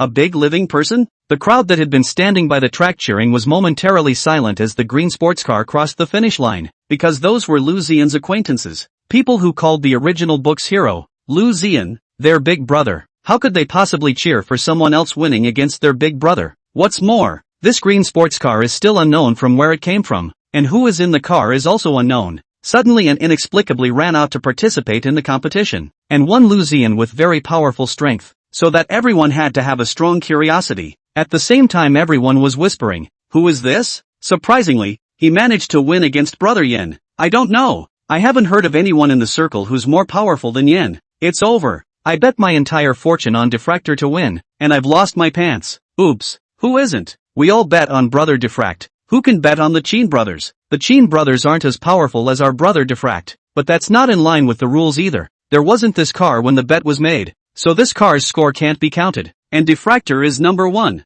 Yeah, Yen is number one. The minions were brainlessly touting Lu Ziyan, and no one cared about the green sports car's accomplishments, but they were shocked when they got a good look at the person who stepped down from the green sports car. Under the color of the night, the door of the green sports car was pushed open, and a petite figure wearing black casual clothes slowly appeared in front of the crowd. The figure took a few steps toward the front and walked into the position of Lu Ziyan's headlights, and the bright light illuminated the figure's face clearly. Did I read it wrong? The one who just drove that green sports car and won over Diffractor was a big mom? It looks like it has to be 40 or 50 years old. I'll go. Older than my mom and still driving a race car? It's so awesome. I'm going to take a picture and post it to my friends. Lu Ziyan, Qin Yansen and Qin Jingxiu, as well as Mu Yi were also instantly confused when they saw the person coming down from the green sports car. Not daring to open my eyes, hoping it was a hallucination. Qin Yansen and Qin Jingxiu were shocked, but they didn't feel bad about losing to their own grandmothers, and all that was left was worry. Lu Ziyan was a different story. Lu Ziyan's face darkened even more. The fingers that gripped the steering wheel gradually gripped harder and tighter. The veins on the back of his hands rippled. The last time he played basketball, he lost to the stinky old lady, and the assistant had the family cook boil him tonic soup for half a month, giving him an overabundance of qi and blood, and nosebleeds from time to time. It was simply the greatest shame of his life. I thought this would only happen once, but I didn't expect it to happen a second time so soon. Racing lost to the stinky old lady again. What does this old lady want? Just want to come and abuse him? Another important question. How did this old lady win? How can an 80-year-old woman who was just breathing the other day win? The most important thing in racing is sensitivity, eyesight and brainpower. Technology, 80-year-old woman even if she was a professional racer when she was young. At this age all aspects have deteriorated almost. Not to mention racing, even now this old lady shouldn't be able to walk without understanding. But the fact that the old lady could play basketball and drive a race car at the same time was so outrageous that he was kind of tempted to wonder if this old lady was some kind of old monster. Or else how could she be so out of character? But Lu Ziyan was a materialist. He didn't believe in monsters in the world. So this old lady should just be a flashback to be so powerful. Lu Ziyan was so unwilling to lose to the Qin family's old lady that he even wanted to play another game. But he was afraid that if he lost again, he would become a self-defeating person. So he looked at Mu Yi, who was watching the battle next to him, and explained, "I'm not in good shape today." Can't admit to the woman he likes that he's not even as good as an old lady. Can he? Doesn't he want to lose face then? However, Mu Yi didn't pay any attention to him. Mu Yi looked at old Mrs. Chen's handsome figure, her eyes gradually overflowing with adoration. This old lady is also too good. Even if the game is 6, the racing is surprisingly so good. If the Chen family wasn't Lu Xian's enemy, then she would definitely want to learn a lot from the old lady, not only about techniques, but also about how she could maintain the same agelessness and spirit as the old lady when she was 80 years old. Lu Ziyan saw that Mu Yi's worshipful gaze that should have originally fallen on him now fell on the Chen family's old lady, and his heart instantly did not feel good. This old woman should be dead. What's the point of coming out and fooling around? Lin Qingqing got out of the car and glanced at the unwilling Lu Ziyan before walking towards Qin Yensen and Qin Jingxiu. At the same time, the system's voice rang in her head. "System, congratulations to the host for successfully harvesting 20 surprise values to be 2 years younger. Current physical state, 46 years old." Qin Yensen and Qin Jingxiu spoke in surprise at the same time. "Grandmother, what brings you here? Tell your 2 grandchildren to come home for dinner. Didn't I tell you yesterday that I wouldn't let you go out?" Alas, never mind. Lin Qingqing had anger in her heart and wanted to question it, but then she remembered what the system had said, that they would be controlled by the plot to advance it. What's the point of her getting angry with a bunch of soulless paperweights? Blame it on the fact that they live in a book and everyone else is a book character with no awakened consciousness except for her who has a mind of her own. Qin Jingxiu dropped his eyelashes sheepishly, then raised his eyes again to look at the old lady, worry in his deep eyes. "Grandma, do you know how dangerous your behavior just now was? This is not a place you should come to. If it weren't for them, she'd be here? They don't understand even if they say so." Lin Qingqing simply didn't explain and directly pulled Qin Yensen and Qin Jingxiu, saying, "Now come home with me. I don't care what you guys are going to do next. All of you give me a pause and go home to eat and sleep, so that the next car accident wouldn't happen and there wouldn't be a divide between their brothers." As for the original book heroine Mu Yi, Lin Qingqing raised her head and swept her eyes through the crowd. Mu Yi was easy to find, often wearing a white dress, cool and beautiful looking, hard to ignore in a crowd. No wonder it mesmerized her eldest grandson. Just as her eyesight just looked over, she inexplicably realized that Mu Yi's eyes were very subtle as she looked at her, and it seemed like there were a few moments of worship in those eyes. Chapter 39, Microdermabrasion of an Octogenarian Woman. Lin Qingqing felt that this must be her illusion. She subconsciously turned her head to look at Qin Yensen beside her, and found that Qin Yensen was looking straight at Mu Yi, the kind of standard male second very deeply in love. It's absolutely brilliant. Wherever the heroine is, Qin Yensen's eyes are fixed on, or else, this pair of eyeballs don't look. It's not yours. It's useless to look. Lin Qingqing raised her hand to block Qin Yensen's line of sight before pulling Qin Yensen and Qin Jingxiu away. Qin Yensen, however, opened his mouth and said something that made Lin Qingqing want to hammer Qin Yensen in place. "Grandma, wait. I need to say hi to a friend before I go." "Mu Yi? Aha." Lin Qingqing's lips pursed. Then she spoke. "Even if you're an NPC, you should still have memories, right? She already has a favorite man. Have you forgotten?" Qin Yensen met the old lady's line of sight and said seriously, "But I still can't forget her." "Take your time to forget. Go home first." Lin Qingqing would never allow Qin Yensen and Mu Yi to have a chance to get along. She must change the fate of their family. Lin Qingqing wouldn't let go of his hand, so Qin Yensen had no way to do it the hard way, and could only be taken away by force by Lin Qingqing. Returning to the old mansion, Qin Jingxiu couldn't help but ask, "Grandma, where did you get the car for the race?" Lin Qingqing, rented. Qin Jingxiu a sound. He thought that the grandmother of the grandfather decades ago, the grandmother remodeling of the old antique open out. Turns out it wasn't. After Lin Qingqing brought Qin Yensen and Qin Jingxiu home, she instructed Butler Ding to have someone watch over the two of them tonight and absolutely not allow them to go out. Lin Qingqing was then relieved to go back to her room to rest. At her age, she had just tossed this round down. She was actually still very tired. Not resting at night was simply not an option. If it was the original 21-year-old body, she had to stay up with these two brats until dawn. After all, when you're middle-aged, you can't help it, so you'll have to soak some goji berries in your thermos tomorrow. The next morning, the first thing Lin Qingqing did when she woke up was to check if Qin Jingxiu and Qin Yensen had gone out behind her back, and when she found that both of them were just waking up, she was very satisfied in her heart. Meanwhile, she glanced at her cell phone and suddenly remembered that yesterday she had received a notification that she had made it to the finals of the street dance competition. She's going to the finals today to get her award and prove to her family what she's made of. While dancing in front of family members can prove strength,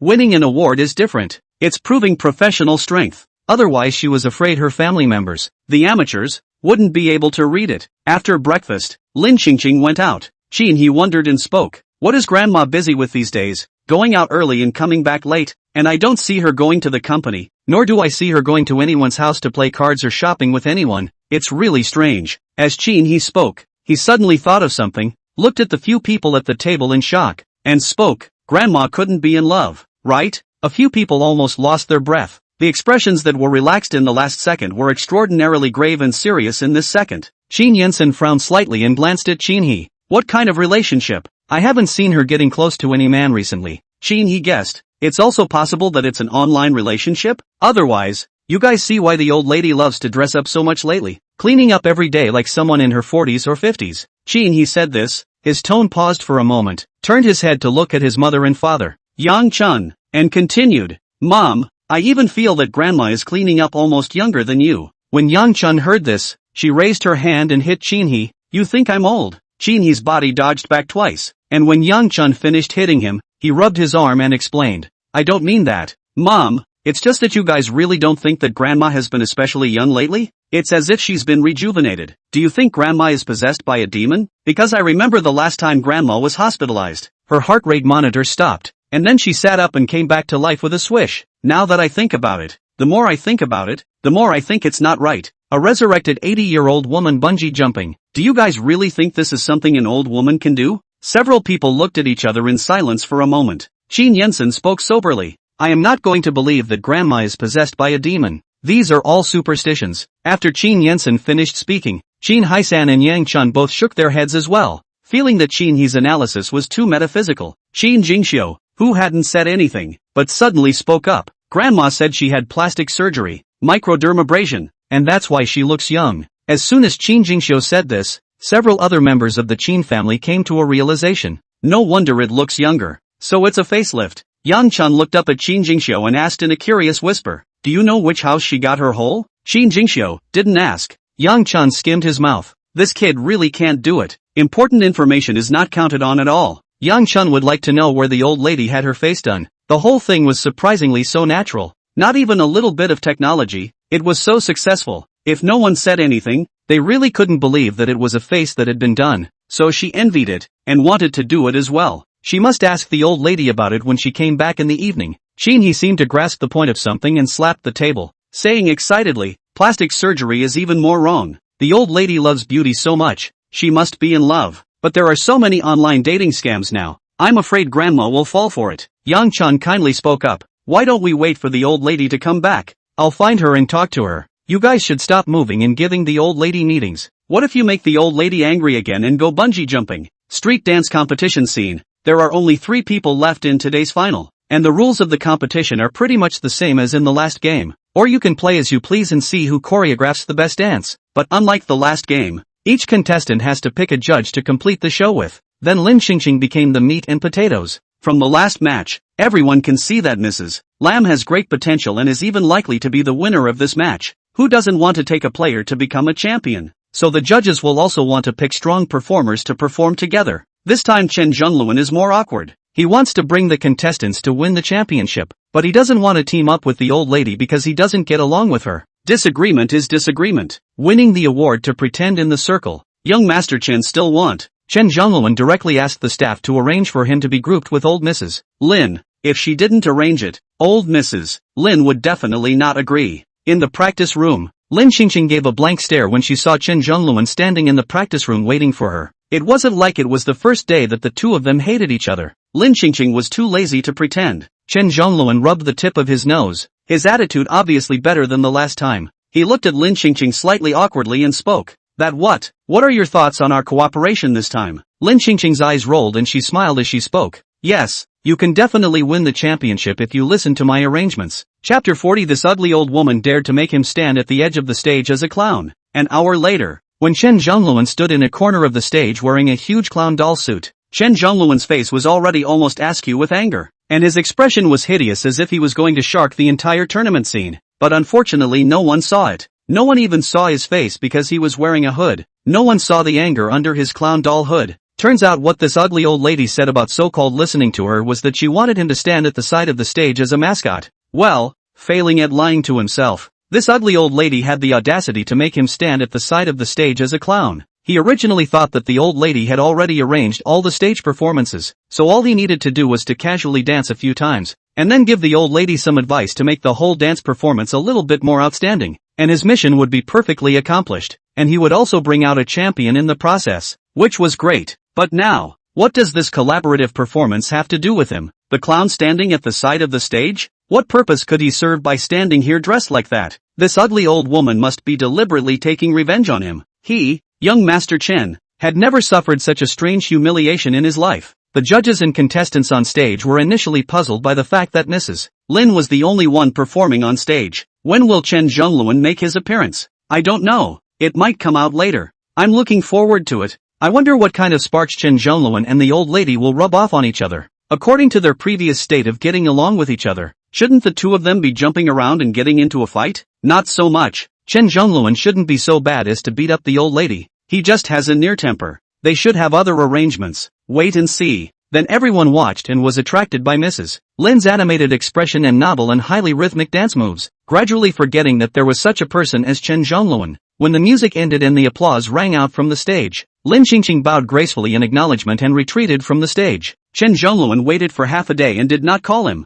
He could not wait. Too stuffy in the doll suit. He directly removed the clown hood. Surprisingly, he saw that the old lady was no longer on the stage. I'm surprised the old lady didn't call him after the show. And no one is looking for him on stage? Does anyone even remember that this is a collaborative performance? Young Master Chen roared madly inside until someone on stage finally noticed Chen Zhongluan, who was clutching a doll's headgear, and let out a surprised voice. So the clown is actually Chen Zhongluan. Chen Zhongluan. Thank you. These words made Chen Zhongluan want to find a crack in the ground to directly drill into. Might as well have just gotten off the stage before anyone noticed. And Chen Zhongluan still didn't know how wretched his look was at the moment, because it was too stuffy in the doll suit. His short brown hair in front of his forehead and around his ears was drenched in sweat and stuck to his skin, and the top of his carefully groomed high skull was pressed down onto his head. His appearance looked particularly wretched, but fortunately his features were three-dimensional and relatively recognizable. Even though his appearance was wretched, he still had a little bit of poise in him. It's the styling that gets in the way a bit. Lin Qingqing stood not far away and watched the scene. The corners of her mouth couldn't stop rising, letting this brat always go against her. She had to cure this unintelligent grandson. Chen Zhongluan's face was dark and smelly, and when he got off the stage and saw old Mrs. Lin, whose mouth had been rising, his fire went to his head in a mischievous manner, and he couldn't even suppress it. He looked at the rather gloating old Mrs. Lin and asked grumpily, "Did you do it on purpose? It's just to make a fool out of me." Lin Qingqing turned her head sideways, her face clouded over. "No, how could such a handsome clown like you make a fool of yourself? Don't care about so many details, just get the championship. Then why don't you let me perform with you? It has to be me standing off to the side in this crap." Chen Zhongluan looked at the clown doll headgear he was holding in his hands, and the more he looked at it, the more upset he became. What's he still holding this damn thing for? Chen Zhongluan directly threw the clown headgear, which rolled to a stop against the wall. Lin Qingqing's lips slightly hooked and her hands wrapped around her chest. "Because when I saw your face, I wasn't in the mood to dance." Chen Zhongluan's teeth were itching with anger in his eyes. "Hoping that letting me block my face is because I'm afraid of affecting your play, isn't it?" Lin Qingqing smiled and quipped, "You're so smart. I haven't even said that performing with you affects me. Do you think I want to perform with an old lady like you? And it's a duo. Have you considered what the judges and others on stage think? They want to see the judges and the contestants bring a different and exciting performance together. But they don't care. You're the only one who cares." Lin Qingqing's expression was faint, turning her head in the direction of the stage and lifting her chin. Chen Zhongluan looked along and saw the judges and contestants, as well as the staff, on stage, all holding up their thumbs and smiling about something. Obviously, the topic of discussion is certainly not him, the clown. Ugh, he's not a clown. Chen Zhongluan closed his eyes, feeling a little high blood pressure. After a few seconds, he opened his eyes lifelessly and looked at the old woman in front of him, so angry that he was speechless. He couldn't even hit, he couldn't even scold, and there was really nowhere to vent his irascible young master's temper. Chen Zhongluan could only stare dryly and use his eyes to put pressure on the old lady, but the old lady's calm face and wave-free eyes inexplicably gave him a feeling that the old lady seemed to be looking at a little cutie. The same feeling. It's so hateful. Then the old woman ignored him and turned away. At this time, Chen Zhongluan's assistant came over and carefully looked at Chen Zhongluan's almost deformed face in anger and whispered, "Young master, should we make some moves so that this old lady can't get the title?" Chen Zhongluan blankly glanced at his assistant, raised his foot to kick his assistant's calf and growled, "Are you stupid? If she doesn't win the championship, Then wouldn't I be a clown for nothing, and end up losing with an old lady? Isn't this even more of a joke? The old lady couldn't kick, and the assistant he still kicked and yelled. The assistant covered his leg and stomach and stifled a grunt of pain, not daring to speak again. Chen Zhongluan looked up in the direction where old lady Lin's figure had disappeared and spoke sorrowfully. Next time, don't let me run into this old lady again, or else, I'll be sure to give her some color. Strong tactics didn't work. He could do something underhanded, and anyway, he was going to make this old lady pay dearly for what she had done to him. On this program, Chen Zhongluan redid his hair and walked back to the judges' table before the other 3 judges and contestants noticed him. Hard work, nice, chic look, that's a great dance idea. Whose idea was it? Chen Zhongluan ignored the last paragraph, remembering the chic styling, hooked up his lips and calmly returned the second question. Of course it's my idea, but there's also the old lady's own creativity in it. But it's only after my overall adjustments and upgrades that it will be presented as perfectly as it was just now. One of the male judges couldn't help but be curious and ask, "Wow, that's great. So how come you weren't part of the show the whole time?" Before Chen Zhongluan could answer, the female judge next to him jumped the gun. "Isn't he involved? Isn't he the clown on stage just now?" Chapter 41 Grandma, how much did you pay for the trophy? After the female judge finished speaking, she suddenly realized that what she had just said seemed ambiguous, and was worried that after the show aired, the audience would bring up the tempo of what she had said or something. She hurriedly looked at Chen Zhongluan and changed her words to explain. "I didn't mean anything else. I was just stating the fact that the clown on the stage is you. Why do you feel that the more you explain, the bigger the misunderstanding becomes?" The female judge gave in to her less than expressive dead mouth before she gave an awkward laugh and continued to explain. "Anyway, I didn't mean it that way." But Chen Zhongluan felt that the female judge already felt in her heart that he was a clown when she said that she didn't mean that. "It's too good. Damn ugly old lady." Chen Zhongluan was already looking forward to his next encounter with the old woman. He must take revenge on this old woman ruthlessly. Chen Zhongluan did a few seconds of mental conditioning, forced down the anger in his heart, raised his hand to straighten out his suit jacket, and pretended to look unconcerned. "It's fine, I understand, but do you guys know why I'm playing the clown on stage?" Puzzled, the female judge asked. "Why, Chen Zhongluan, in fact, it was me who took the initiative to play the clown on stage because I didn't want the limelight. I wanted everyone to focus on the old lady. After all, it's not easy to dance like this at such an old age. If I went up and danced with the old lady, then wouldn't everyone focus on me?" The male judge on the side nodded and said truthfully, "Chen Zhongluan is young and handsome, has many fans, and is strong. If he didn't show up in a doll suit, it's likely that half of the people's eyes would be drawn away from him." The female judge couldn't help but exclaim, "Fantastic." The male judge's eyes took on some appreciation at the moment. "Brother, you're so good. We need to learn from you too." Chen Zhongluan was instantly in a good mood. Didn't the old lady just want to make him lose face? Unfortunately, he's too smart. Not only did he get his face back, but he's grown a lot. Let's see what the old lady will fight with him this time.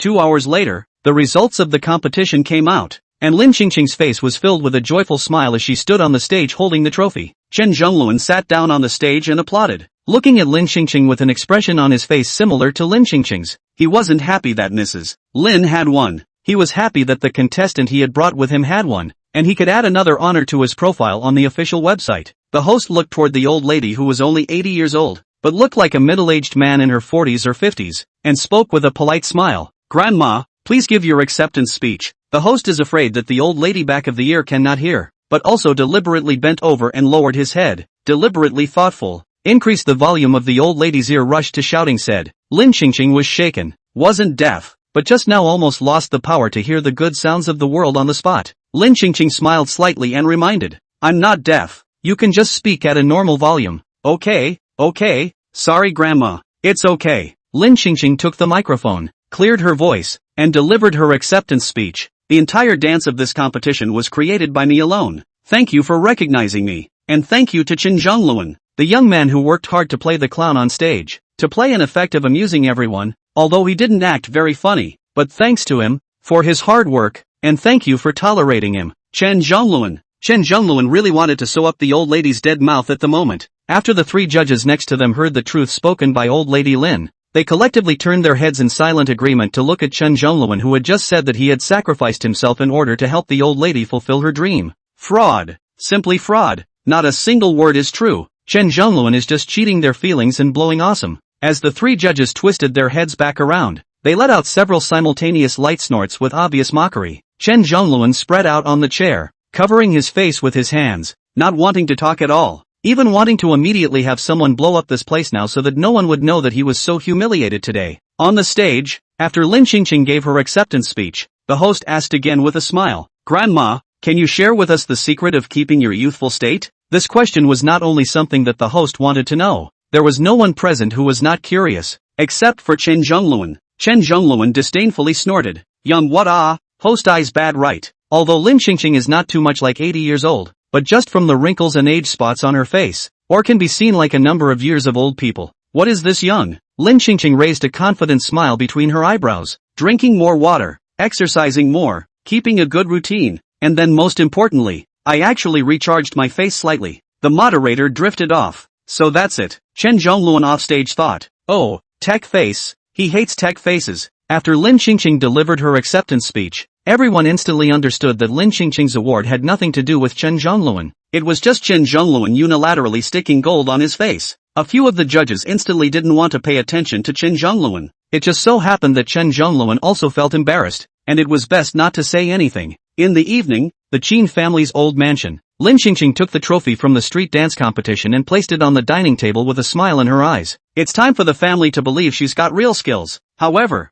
he took the trophy and looked left and right. After looking at it for a while, he calmly said, "It's been appraised. The trophy is real. Grandma, how much did you pay for it?" Qin Haisen frowned slightly. "Mom, you've been going out early and coming back late these past few days. It can't be just to get this trophy, right? You should have said so earlier, and asked Butler Ding to fix it with a single phone call. So why bother?" Lin Qingqing shook her head, with some small smugness and begging for compliments on her face, and spoke arrogantly, "It's not bought. Qin, he guessed. Borrowed it from someone else? Or did someone else give it to you?" Lin Qingqing, "Won through my own strength." Silence, another silence from the family. To say that bungee jumping tests mental and physical fitness, the old lady might have gotten away with it. But street dance competitions, that's a real competition with young people. How does an 80-year-old woman win? Qin, he couldn't hold back his laughter. But, Grandma, don't joke about your osteoporotic old arms and legs. Lin Qingqing, I'm not kidding. Qin, he put the trophy back beside Lin Qingqing and said, "That's because those young people saw that you, an old lady, were too difficult to bear the thought of mistreating an elderly person, so they deliberately let you win." Lin Qingqing lightly sked, "It's not a let, it's the result of a real competition. Absolutely fair. If you don't believe me, just wait for the program to air." Lin Qingqing saw that they still didn't believe her, so she had to put the dishes down and directly moved away from the stool and moved her arms and legs. Qin, he was filled with confusion. "Grandma, what are you doing?" Chapter 42, My Grandma Can Do Backflips. "You wanna come see?" Lin Qingqing pushed the chair away and followed it up with 3 backflips, directly shocking the entire audience. With a neat snap, the chopsticks of several members of the Qin family on the dining table fell off with a brush. Dumbfounded. 80-year-old woman backflips, not even a breath of air. Physical fitness comparable to that of a young man. Who would believe it? System, congratulations to the host for successfully harvesting 50 surprise values to be 5 years younger. Current physical state, 41 years old. Lin Qingqing's expression clouded over as she straightened her slightly messy clothes and hairstyle in front of the shocked eyes of the family. Today's surprise value harvest is full. She decided to have someone videotape a backflip for her later and send it to the loving family group to shock the parents of her oldest and youngest grandchildren as well. Gather up the surprise value all at once. That way tomorrow she'll wake up as a middle-aged person at the beginning of age 3. Getting closer to being a 20-year-old young man, Lin Qingqing stood in front of the dining table, her hands propped up on the edge of the table, the corner of her lips slightly hooked. "Well, do you guys believe in my strength this time?" Thinking that he was dreaming, Qin, he rubbed his eyes and realized that it wasn't a hallucination. Qin, he had a few moments of dullness in his appearance and opened his mouth. "Grandma, are you the last time you broke into the ghost gate and got any bugs?" Bug did get it, but couldn't talk about it. "They don't believe me when I tell them. They probably think she's a psychopath. So I don't need to think about the nursing home when the time comes. I'll just go straight to the mental hospital." Lin Qingqing waved her hand. "Everyone's physique is different. Anyway, my kind of physique can do it. But don't imitate me when you're 80. Qin family's several people. Take what imitation? Take life?" Just now Lin Qingqing backflipped those few times. Several of their heartbeats were about to plummet, not to mention letting them imitate it when they were 80 years old. They wouldn't dare to do so. Qin Yensen and Qin Jingxiu were already surprised and didn't know what to say at the moment. They hadn't fully digested the old lady's win over Lu Zian at the track competition yesterday, and now the old lady was giving them backflips. Is a flashback really that powerful? But they couldn't find any other reason. Qin, he got up and pulled the chair away, allowing the old lady to hurriedly sit down and rest, and then asked, So you went out early and stayed out late in the past 2 days to participate in the competition? Lin Xingqing, what else? Then what do you think I've been doing? He sat back in his seat and picked up the dishes again. We thought you had found your second love. That's why you've been packing so young and in such good shape lately. Going out early and coming home late. We were worried that you'd been tricked by a bad man. Old ladies are old, easy to fool, and have money, but they can't be easily targeted by scheming men. Lin Xingqing completely didn't expect the Qin family to think of her this way behind her back, but she didn't blame the Qin family. After all, who would have thought that she, an old lady, could go to a street dance competition in addition to the sunset red dusk love? But there was one thing that the Qin family could be wrong about. Lin Xingqing picked up her chopsticks and said, "Then you guys are overthinking it. I never spend money on men." Her skimmed his lips. "You're still looking for a male model for a while. Forgot about this. But that's different. She's not mindlessly spending money on men. She's getting male models to get the surprise value of her family." But that can't be said. Lin Xingqing simply didn't explain. Let them think what they wanted. In the evening, her daughter-in-law, Yang Chun, came to see her in her room. Although Yang Chun is nearly 50 years old, but well-maintained, dressed in simple atmosphere, lined with elegant temperament, gentle face, hit the eye, gives a kind, blessed feeling. Yang Chun smiled as she sat on the edge of the bed and affectionately took the old lady's arm. "Mom, you're still awake." Lin Xingqing scratched his head uncomfortably, then looked at the gracious Yang Chun and spoke with a smile. "Yes, auntie." The silence in the room was deafening. Yang Chun was confused. What had she just heard? Her mother-in-law had called her aunt? She called Lin Xingqing mom, and Lin Xingqing called her aunt. Isn't this seniority messed up? Looking at Yang Chun's cordial smile, Lin Xingqing, who had just suddenly forgotten that she was an 80-year-old woman, was also confused after reacting to what the hell she had blurted out of her mouth. Dead mouth. Who told you to talk? Mostly, it's really not her fault. It had been a while since she had crossed over, but she had been so busy harvesting surprise values and changing the fates of a few of her villainous grandchildren every day that she hadn't had much close contact with the rest of the family. It was more than a little uncomfortable for her to be cold and alone with a junior as old as her parents' generation. After all, her actual age was only 21. Who can control whatever elders who are older than them call out honorifics? Blame it on being overly polite. Who made her an overly polite little girl? System, congratulations to the host for successfully harvesting 10 surprise values to be 1 year younger. Current physical state, 40 years old. Xingqing Lin, never thought there would be a windfall. Took the surprise value out of my second daughter-in-law. Lin Xingqing hurriedly looked back for a compliment. Yes, we'll sleep in a while. That was close. Wow, that almost showed. Lin Xingqing finished showing her teeth and smiled a few times, formally entering the role of the old lady's identity. Smiling lovingly, "Little Yang, what is it that you came over to find me so late in the evening?" Yang Chun breathed a sigh of relief. She almost had to go back and tell Qin Haishan that the old lady seemed to have mental problems, didn't even recognize her, and started to call her auntie, but it turned out to be the old lady gasping for air. "A misunderstanding. It's not a big deal. I just heard Qin Jingshu say that you've recently gotten a facelift, and wanted to ask you where you got it done, and I'd like to go for a slight adjustment after a while." Yang Chun is not going to fix it now. She is afraid that the old lady will not be able to say when she will leave. Then where can she find the address of this cosmetic surgery hospital? This question was difficult for Lin Xingqing. Lin Xingqing frowned slightly and casually made up. "It's really not the right time for you to ask. The one I went to just quit. If you don't inquire about the others again, I think they should all be about the same." Yang Chun's face was lost.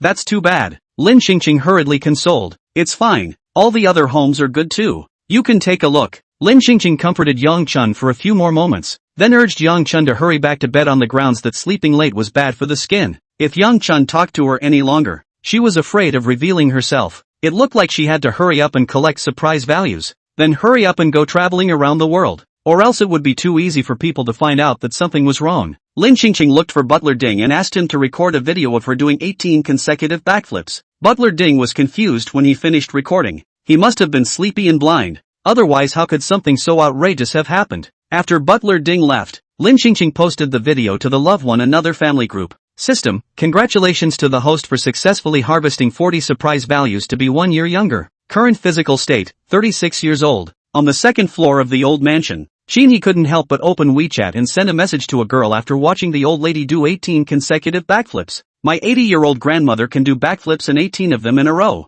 Would you like to come and see?" Chapter 43, Do you guys think I'm in over my head? After a while, the girl replied, "This kind of routine is okay to fool little girls." Apparently the other party didn't even believe He's punctuation. The point is that whoever heard that probably couldn't believe a bit of it. He lazily lay on the bed and snorted lightly. then forwarded the old lady in the group's just sent, freshly baked video to the other party. Immediately afterward he saw that the other man was typing for ages. Chin, shocked you can't type? Chin, do you want to come to my house tomorrow? After a few moments, the other party's words came back, causing Chin-hee's face to sink instantly. The other person replied, I'm done, I'm not going. Kin. Lin Qingqing finished posting the video and hurriedly laid down on her bed to get her beauty sleep. If it was before she crossed over, she definitely wouldn't have gone to bed so early. But after her recent experience with aging, she felt that being young was still important, and she wanted to cherish her chances of looking young and beautiful. Soon to be younger, she has to get into good habits and shape ahead of time to prepare herself for a successful rejuvenation. At the same time she was beautifully anticipating how she would wake up in the morning. On the other hand,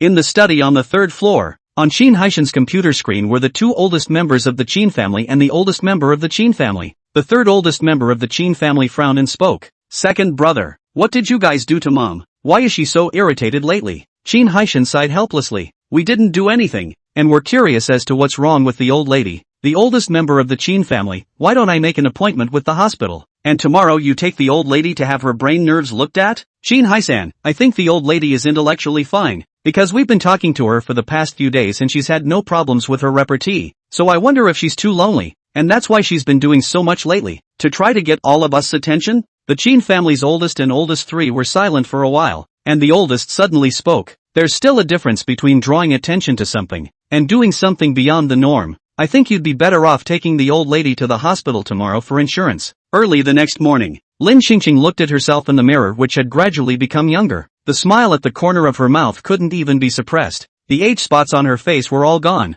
Her skin wasn't as loose as before, and the wrinkles were almost all gone. Even though he was 36 years old, it seemed like he was in his 20s in a flash. It was the looks that turned out to be almost identical to her old face. The contours of her features were almost indistinguishable except for the fact that they weren't as collagen-rich as hers and her skin wasn't glowing enough. She had thought at first that she and the old lady just looked a little bit alike, but it turned out to be exactly the same. That's amazing too. Lin Qingqing hadn't been magical for long before she was taken by the second Qin family's family to the best cerebral nerve hospital in Zheng City. Lin Qingqing looked at the Qin family's second family incredulously. You guys suspect that I have a problem with my head? Qin he smiled and spoke. How can that be? It's just a physical examination program. Lin Qingqing pursed her lips, clearly not believing Qin he's words, but after a round of tests, Lin Qingqing's results were very healthy, and the second Qin family was relieved. Just don't have a brain in your head. It did seem that the old lady was so lonely and wanted to get their attention that she did so many over-the-top things, but their company was too busy to spare time for the old lady. While the old lady didn't notice them,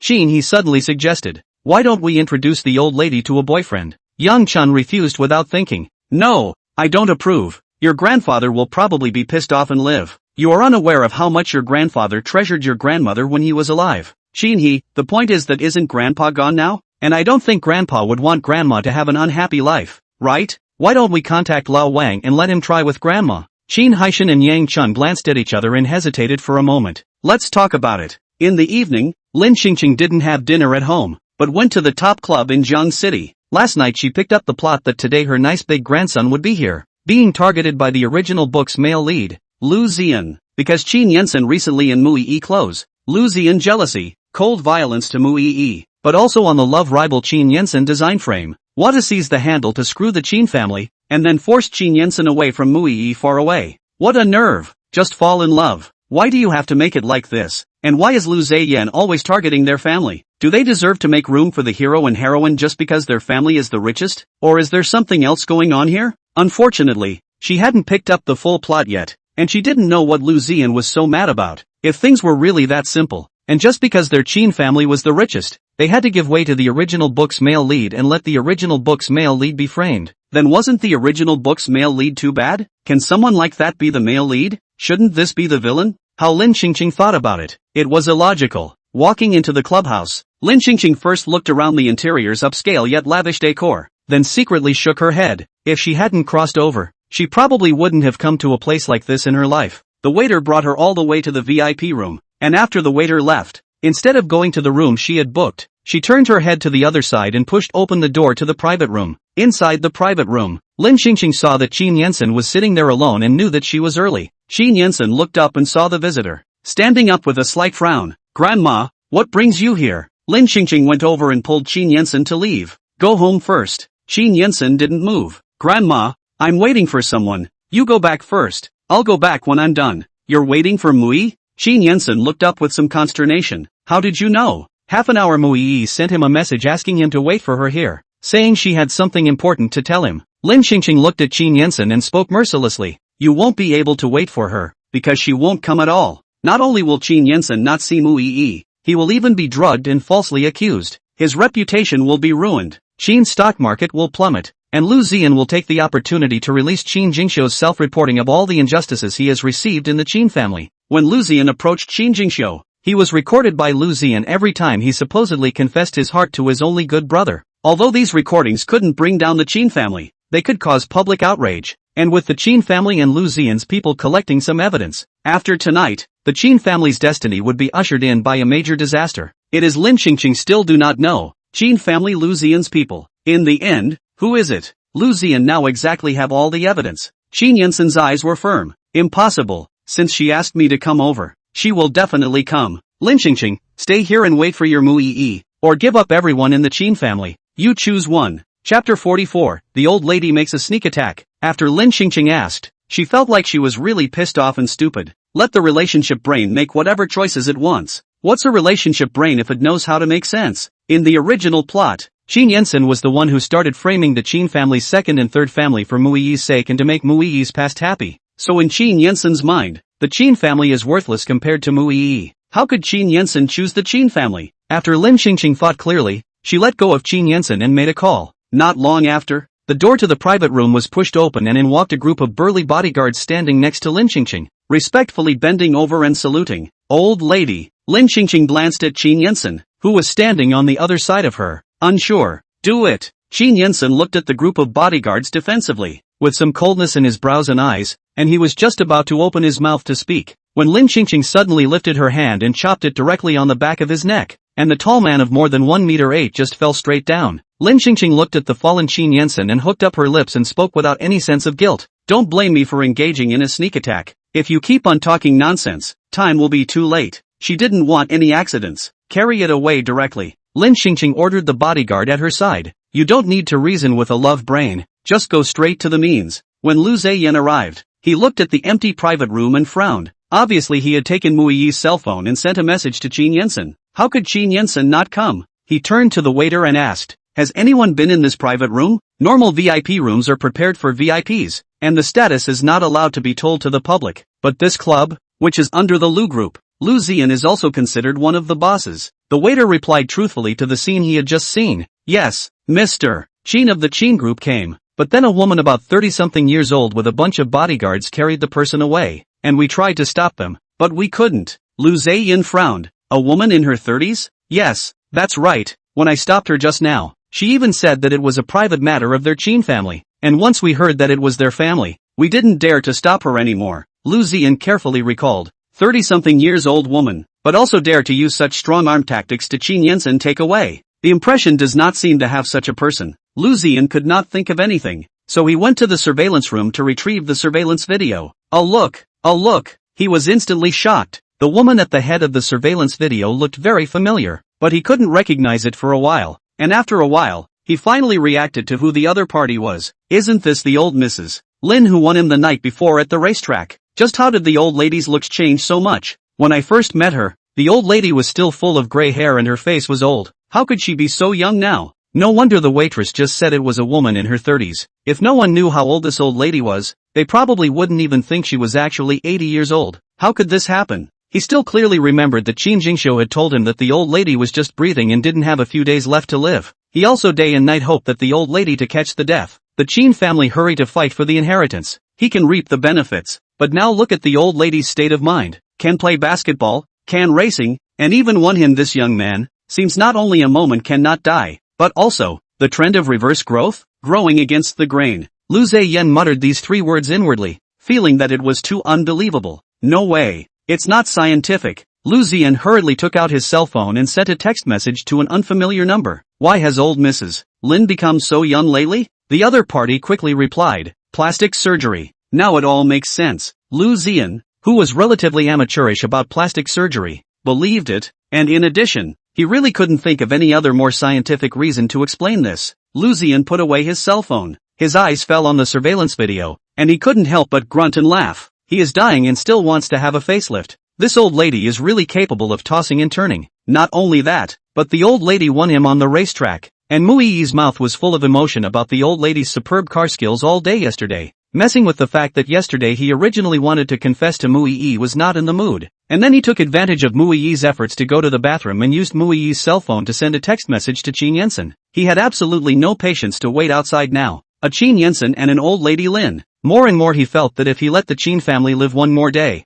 he would not have a good life. Especially that damned old lady, who has spoiled him several times. But since Qin Yensen's side was unsuccessful, he could only start with Qin Jingxiu again, the old Qin family mansion. When Qin Yensen woke up and saw Qin He sitting across from him, he frowned. He rubbed the back of his somewhat sore neck and slowly sat up. The fact that the old lady was so unreasonable and directly engaged in a sneak attack really put him on the defensive. And the hand is not too strong. Blame it on the fact that his defenses were on those bodyguards, and he didn't even think that the old lady would come to such a hand. After all, an 80-year-old woman where he was a young man's opponent, but the reality was that he, a 6'7" man, was indeed taken down by an 80-year-old woman. His old lady is really not your average old lady. When Qin He saw the person across from him waking up, he put down his cell phone and looked at Qin Yensen curiously. What's wrong with you? What kind of accident happened? How did you get carried back by grandma with someone? Qin Yensen's eyes were filled with a few hints of unhappiness, but he couldn't bear to lose his temper. He rubbed the back of his neck a few times and said in a muffled voice, "It's the old lady who created the accident, causing him to miss a solo date with Mui." Only he himself knew how rare it was for Mui to ask him out once. It was an opportunity he had dreamed of getting, yet it was so easily destroyed by the old lady. He felt a little resentful and aggrieved in his heart, but then he suddenly remembered what the old lady had asked him before he fainted. He was asked to choose between staying and waiting for Mui, and giving up everyone in the Qin family. Did the old lady mean that at that time he would have to give up everything in the Qin family if he stayed and waited for Mui? Did the old lady dislike Mui and that's why she forced him to make a choice? But he didn't want to give up Mui, nor did he want to give up everything in the Qin family. Qin was a bit confused. You mean you were knocked out by your grandmother? Aha. Why did she hit you? What mistake did you make? Qin He's follow-up question gave Qin Yensen a headache. When did they become so familiar with each other? Also often play together as a child. After school, each go their own development. Went to a different country for further study. New Year's Day and the old lady's under the arrangement to see a side. And then the old lady is sick, bedridden. New Year's Day they almost do not see the above. No contact. And then the deep feelings will be more and more rusty. It can also be said that the relationship between them is not as good as the friends and classmates and colleagues around them. Qin Yensen was upset, annoyed that the old lady was ruining his chances of meeting Mui, and annoyed that the old lady didn't like Mui. So how was he going to get the old lady to have a good feeling about Mui? Chapter 45-65 plus is a good age to start breaking in. He got up, his tone dripping with indifference. Don't ask. It has nothing to do with you. Don't say it. Qin He snorted coldly, got up and left in large strides, and seemingly unintentionally bumped Qin Yensen's shoulder as he walked away. A sense of arrogance. Qin Yensen frowned. Qin He has always been unruly, spoiled by his second uncle's family. Forget it, too lazy to bother with him. What was more worrying to him right now was the old lady in Mui's side. He had to hurry up and explain to Mui the reason for missing the appointment. Qin Yensen telephoned Mui, only to find that he had been blacked out. It must be that he didn't show up for the appointment, and Mui was so upset that she blacked out all of his contact information. Just as he was about to call Mui on his other cell phone, he received a WeChat. It was a video sent by the old lady. The video is of the corridor of the clubhouse, and the beginning of the scene is of the old lady with someone carrying him out, and you can see that the recording location is at the door of the box he is in. Immediately after the video was fast-forwarded and pulled to 20 minutes later, Lu Ziyan's figure appeared at the door of the box, during which time there was no figure of Mui. Qin Yensen suddenly remembered the sentence that the old lady had told him, that he wouldn't wait for Mui, that Mui wouldn't come at all. It turned out that the old lady had long known that Mui and Lu Ziyan had teamed up to trick him. The old lady wasn't preventing him from meeting Mui, but was trying to help him so that he wouldn't fall into the trap that Mui and Lu Ziyan had jointly designed. Qin Yensen's face, who suddenly realized the truth, grew more and more gloomy. It was so ridiculous that he was actually thinking about how to explain to Mui, when in reality Mui had no intention of going to the appointment at all. After a long time, he directly blacked out Mui's cell phone number. But how did Grandma know all this? Hot Springs Resort Lodge. Lin Qingqing, who was soaking in a hot spring, shook a glass of red wine in one hand and held a cell phone in the other, enjoying a happy old age. The soup pool was surrounded by dense hot air, Lin Qingqing's petite body was leaning lazily against one side of the pool. As her body was gradually getting younger, the skin on her body was much tighter, and then after being steamed by the hot spring's hot and humid water vapor, her skin was fine, smooth and white. A masseuse to her left approached her softly, her fingertips landing on her shoulders and relaxing her with expertly applied pressure. A young girl on her right carried a fruit tray and every now and then took a fresh Cheerios just shipped back from abroad and handed it to her lips. Lin Qingqing was beautiful in her heart. This is the life I should be living. It's nice to have money. Not only can you have a private soup kitchen, but you can also enjoy the best service. When she finished her mission, she was going to live this happy life every day. Lin Qingqing moved elegantly and brought the goblet to her lips and took a big gulp violently. Suddenly her eyebrows wrinkled and she handed the cup to the little girl beside her. She can't really taste this collection of foreign wines. Maybe I'm so used to being poor that I can't keep up with my tastes. She hurriedly took a few sips of juice to slow down. She then lowered her eyes, her line of sight falling on the cell phone screen, looking at the words being typed on Qin Yensen's side, the corners of her lips curving slightly. Even if Qin Yensen would follow the plot of the original book next time, this time she would make Qin Yensen understand why she did what she did. As long as she let Qin Yensen see a little bit of the truth of the matter every time, would Qin Yensen's single machine mind slowly be submerged and no longer be controlled by the plot of the original book after being stimulated too much? It would be best if it could be like this, so she wouldn't have to worry about Qin Yensen's relationship brain bankrupting their Qin family anymore. Thinking of this, Lin Qingqing abruptly smiled. She could be crazy to start trying to awaken the paperweights. Is that even possible? Whether it was possible or not, she was going to do her best to try. This will stop the Qin family from being manipulated by the plot. Qin Yensen, Grandma, how did you know about this? Lin Qingqing, at least Grandma has lived for 80 years. How can she manage such a big family without this tactic? After Lin Qingqing replied, she exited the WeChat interface and clicked into a certain video software to brush a small video. After reading a few dog-eared novels, suddenly she swiped on an advertisement. Surfing, rock climbing, sky diving, skiing and other programs are open to seniors 65 years old and above. Free of charge. This activity opens Lin Qingqing's mind. It's free and collects surprise value. It's perfect. Lin Qingqing finished looking at the activity interface and clicked on the comment section in passing. Glancing at it, the comments underneath were quite wonderful. There's going to be a crematorium next door, isn't there? You can join with the crematorium insurance company and the hospital. New pension recovery program? No pension? Peripheral hospital, this splashy workload. Prevention of population aging. The pension gap, this is not filled. 65 plus is a good age to start breaking in. Is the term young and productive now going to be extended to old and productive? Grandpa and Grandma, you can get free eggs, but you can't take advantage of them. This bargain. Lin Qingqing took advantage of it. Early the next morning, Lin Qingqing hurriedly booked a flight and set off for High City. Arriving at the tour destination, Lin Qingqing took her ID card to get her free ticket. She had expected to receive her ticket without any problems, unlike the last time she bungee jumped and was blocked by the staff. But she still encountered difficulties. The staff looked at the ID card and then at the young woman's appearance in front of them, and repeated the comparison a dozen times before the staff frowned and spoke. I'm sorry, ma'am. If you want to receive a ticket, you need to come here in person. No family members are allowed to stand in for you, no matter how the staff looked at it. The young woman in front of her didn't look 80, so the staff suspected that Lin Qingqing was trying to whore herself out, taking the identity of an elderly family member and coming over to impersonate her. It's not as if this doesn't happen. Just now, they dismantled several middle-aged people and young adults wearing gray-haired wig covers and old-age makeup. But the young woman in front of me was bold, without even the least pretense. He said he was 80 years old and wanted a senior citizen free ticket. What a cheek! Lin Qingqing knew that the staff misunderstood. Her eyes curved up and she hurriedly explained with a smile. I'm not impersonating my old lady.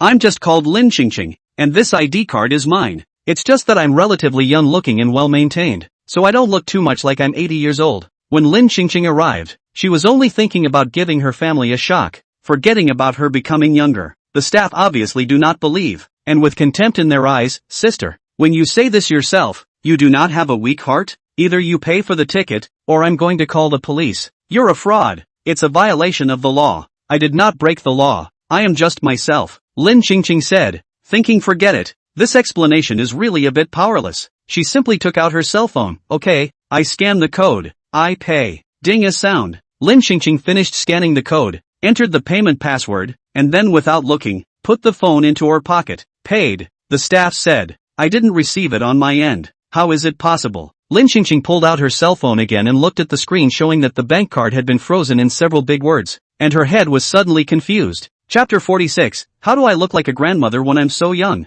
Alarm bells went off in Lin Qingqing's heart. Shouldn't the family be broke after she's been out so long? It's unlikely. She remembers that there's no important scene of their family today. Then how could her bank card be frozen? Lin Qingqing had just wanted to call Qin He to ask what was going on when Qin He's call came over. Grandma, what are you doing in High City? Lin Qingqing was instantly alert. It's like she's being watched. She didn't tell anyone when she came out that she had booked a flight to the Sea City, but Qin He knew about her itinerary, so she thought that it should be the Qin family who had been keeping an eye on her spending records lately. Lin Qingqing asked directly, "Why is my bank card frozen?" She now suspects that the bank card freeze was the work of her wonderful children and grandchildren. Qin He was silent for half a day, and finally with a look of desire, he opened his mouth and said, my dad said that he won't let you go to the Sea City to play those adventure programs." Qin's family didn't see the old lady early in the morning, and the phone was not working. In the past, with a driver or assistant following them, Qin's family could call the driver or assistant even if they couldn't get through to the old lady's cell phone. But this time, the driver and assistant were all at home, so Qin's family panicked, and instantly became a mess. Even if the old lady was in good physical condition, she was still an 80-year-old woman, not a young person. And if she went out alone and had a sudden accident, the consequences would be unimaginable. Qin Haisan directly let people check the old lady consumption records, and track the old lady's cell phone positioning, which analyzed the specific location of the old lady, the famous adventure base of the Sea City. Isn't that challenging the bottom line of life? It could even be said to challenge the bottom line of their children's and grandchildren's lives. After playing these adventurous programs, it is uncertain whether the old lady's life will be preserved or not, and the lives of their children and grandchildren will really be scared away. Qin Haishan covered his chest, and immediately gave an order for people to hurry to freeze the old lady's bank card. Can't spend the money, and the old lady certainly can't play. Then another man was sent to fetch the old lady home. Lin Qingqing was numb after learning the truth. I have heard of parents stopping the younger generation to consume permissions. The first time I heard of the younger generation to stop the elder generation to consume permissions. It is simply the reverse of the Big Dipper. Isn't she the head of the family? Why can anyone stop her card? It doesn't make sense. Just as Lin Qingqing hung up the phone, thinking that today's surprise value plan was going to be dead in the water, she suddenly had a flash of insight. 10 minutes later, Lin Qingqing took her ticket and swaggered onto the car leading to the skydive. Lin Qingqing had only just gotten on the car when she suddenly saw two familiar figures. Those two people in front. Why do they look so much like Lu Ziyan and Mu Yi? No wonder there's no episode with their villainous family today. So it's the sweet romance routine of the hero and heroine today. But she remembered that yesterday they were still in a Cold War. And today they made up so quickly? The feelings between men and women were really hard to figure out, especially for those like her who had never been in love. Lin Qingqing's goal for today was clear, running to reap the surprise value, so she didn't want to cause any trouble regarding meeting Mu Yi and Lu Ziyan. She'd just silently get behind them and hurry up to finish the job. But Lu Ziyan saw her as soon as he got off the bus. Lin Qingqing met Lu Ziyan's line of sight and pursed her lips. "Hello, is something wrong?"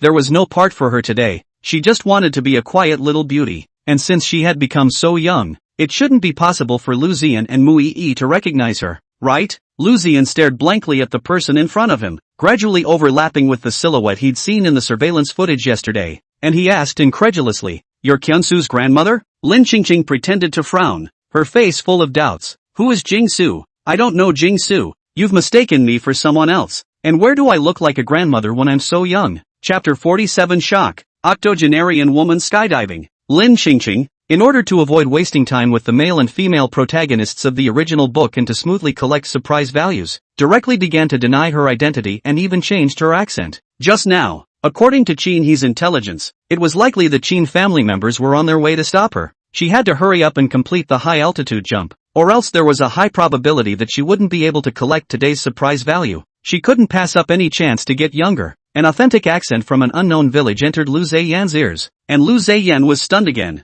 Could it really be that he recognized the wrong person? Lu Ziyan took another closer look at the young woman in front of him. Although it resembled the Lin Qingqing he had seen in the surveillance video earlier, the woman in front of him clearly looked a bit younger than Lin Qingqing. Mu Yi touched Lu Ziyan's arm, came close to Lu Ziyan's side and whispered, "Ziyan, you're looking at the wrong person, right? How can this person be old Mrs. Lin?" The impression of old Mrs. Lin in Mu Yi's mind was still stuck in that time when she ordered the gown. The old lady on that occasion looked like an elderly person even though she looked quite young as well. On closer inspection, the woman in front of her obviously wasn't old at all. How could she be old Mrs. Lin? At best she looked similar. Lu Ziyan couldn't help but begin to doubt himself as well. After a moment, Lu Ziyan looked at Lin Qingqing and spoke. "I'm sorry, I was the one who recognized the wrong person. Lin Xingqing waved her hand and spoke with a generous smile. It's fine. It's fine. There are always people saying that I look like some actress. I'm used to it. It's not true that you have a little bit of poise, but you don't have to stick it in your face. Lin Xingqing ignored Lu Ziyan's eyes that had a few strange glances and followed the others towards the indoor for ground instruction. When she finished learning and boarded the airplane,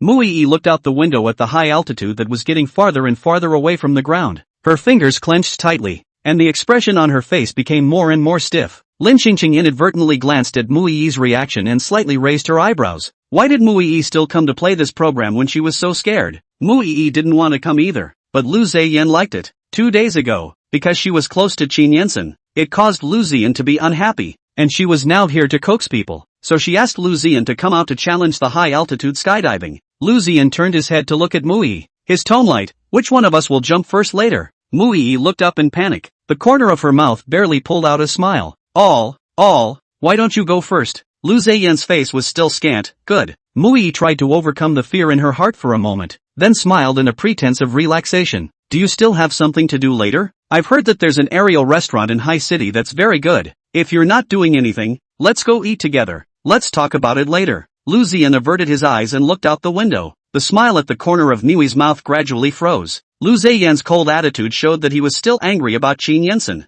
but she was also just trying to help him get revenge. Even though she knew that Lu Ziyan had misunderstood, Lu Ziyan's attitude still made her heart a little sad, especially when she took the initiative to accompany Lu Ziyan to skydive this time. She really had a lot of courage, but Lu Ziyan didn't seem to feel it in the slightest. Mu Yi pursed her lips and looked to the other side of the room with loss, just in time to meet Lin Xingqing's line of sight. Lin Xingqing, who was eating melon, listened to the conversation between the two, and instantly reacted to the fact that the two were not yet completely reconciled. Looking at Mu Yi's appearance should be the party that took the initiative to seek peace, while Lu Ziyan, towering over the others, had a face of love and disdain. No wonder the original book's plot had so many emotional scenes between the hero and heroine, all of which were split up. But it turns out that the hero was a big straight man who wouldn't be able to communicate normally with the heroine at all. Obviously, the two people have the same mind, as long as the conversation is open, but Lu Ziyan will only take the tone, take the female lead, and talk about it later. Wait till you chase your wife to the crematorium later. But what was even more tragic was their large Qin family. Provide love pull for the hero and heroine, and provide wealth for the hero. Really short life is devoted to the hero and heroine, completely no life of their own. Real tragic. If she hadn't been in a hurry to collect her surprise value today, she would have had to have a talk with this hero and heroine about whether she could have a relationship where no one was killed or injured, like letting their Qin family off the hook. When the airplane reached a certain altitude and the hatch opened, according to the seating order, Lu Ziyan and Mu Yi were the first to jump. Lu Ziyan turned his head to look at Mu Yi, who was holding onto the skydiving equipment with both hands, and he finally opened his mouth after half a day of ignoring Mu Yi. Do you really want to jump? A thin layer of sweat slowly seeped out of Mu Yi's palms as she gripped the skydiving equipment, controlling herself to try not to look down as she stubbornly spoke. Of course, I love high-altitude skydiving. That's what she said when she asked Lu Ziyan out. And of course she was going to continue to say that at this moment. If she suddenly backed out of the battle, wouldn't that spoil Lu Ziyan's fun? And wouldn't her plan of coaxing the man be a lost cause? And she wasn't really particularly scared. She just hadn't jumped before and was a bit nervous. After all, it was her first time, so she might still be lacking a bit of courage. Lu Ziyan nodded, the emotion between his brows fading. Good, then I'll jump first. Well, you dance. As a result, just as Lu Ziyan was about to stand up, Mu Yi hurriedly grabbed Lu Ziyan's arm. Wait. Lu Ziyan looked at Mu Yi in confusion. What's wrong? Mu Yi let go of her hand and pulled the corner of her mouth. It's fine. She just felt that after Lu Ziyan had finished his dance, she was left alone to face the unfamiliar and somewhat dangerous environment, and she was even more nervous. Lu Ziyan finally analyzed that Mu Yi's overly nervous state on the plane wasn't excitement, and he asked tentatively, "Are you scared?" Mu Yi opened her lips, and finally carefully looked at Lu Ziyan's cold expression, and honestly spoke in a small voice, "Actually, there is a little." "Then we won't dance." "No, don't you like it? And I told you I'd dance with you. Don't force it if you don't dare. I'm not pushing it." Lin Xingqing just watched the two of them, Lu Ziyan and Mu Yi, talk for half a day over the matter of whether to jump or not to jump. Then she looked at the other people inside the airplane. All of them were looking at Lu Ziyan and Mu Yi like a human machine, and not a single one of them was urging. Not bad for all the plots that serve the hero and heroine. But Lin Xingqing couldn't wait any longer. When Qin's family came in a while, mustn't they make a phone call to make the plane return the same way? She has to jump in a hurry. Lin Qingqing directly pulled Mui's arm, her eyebrows arched, gently comforting, "Don't be afraid. It's safe. Trust me. We'll jump together. And I'm also sure you'll be brave, right?" Encouraged to the point where Mui instantly gained confidence. She gathered her courage and nodded heavily. "Right." Then Lu Ziyan watched Mui and a young woman who looked like Lin Qingqing jump down together before and after, leaving him alone to sit in his original position. "Lu Ziyan, you said you'd dance with me?" Chapter 48. A 21-year-old soul celebrates his 81st birthday, which is 60 years less of a detour. Landing safely on the ground, Mui smiled and ran to Lin Qingqing to say thank you. "Thank you. If it wasn't for your encouragement, maybe I wouldn't have jumped so painfully just now." Lin Qingqing wasn't encouraging. She just wanted them to hurry up and not take up space and affect other people's dancing. Lin Qingqing spoke in a casual tone. "You're welcome." Lu Ziyan, who landed behind them, looked at Mui, who was originally supposed to accompany him to parachute. Parachuting with a strange woman and getting so close, he was even more upset. Any random strange woman could make Mui leave him out to dry?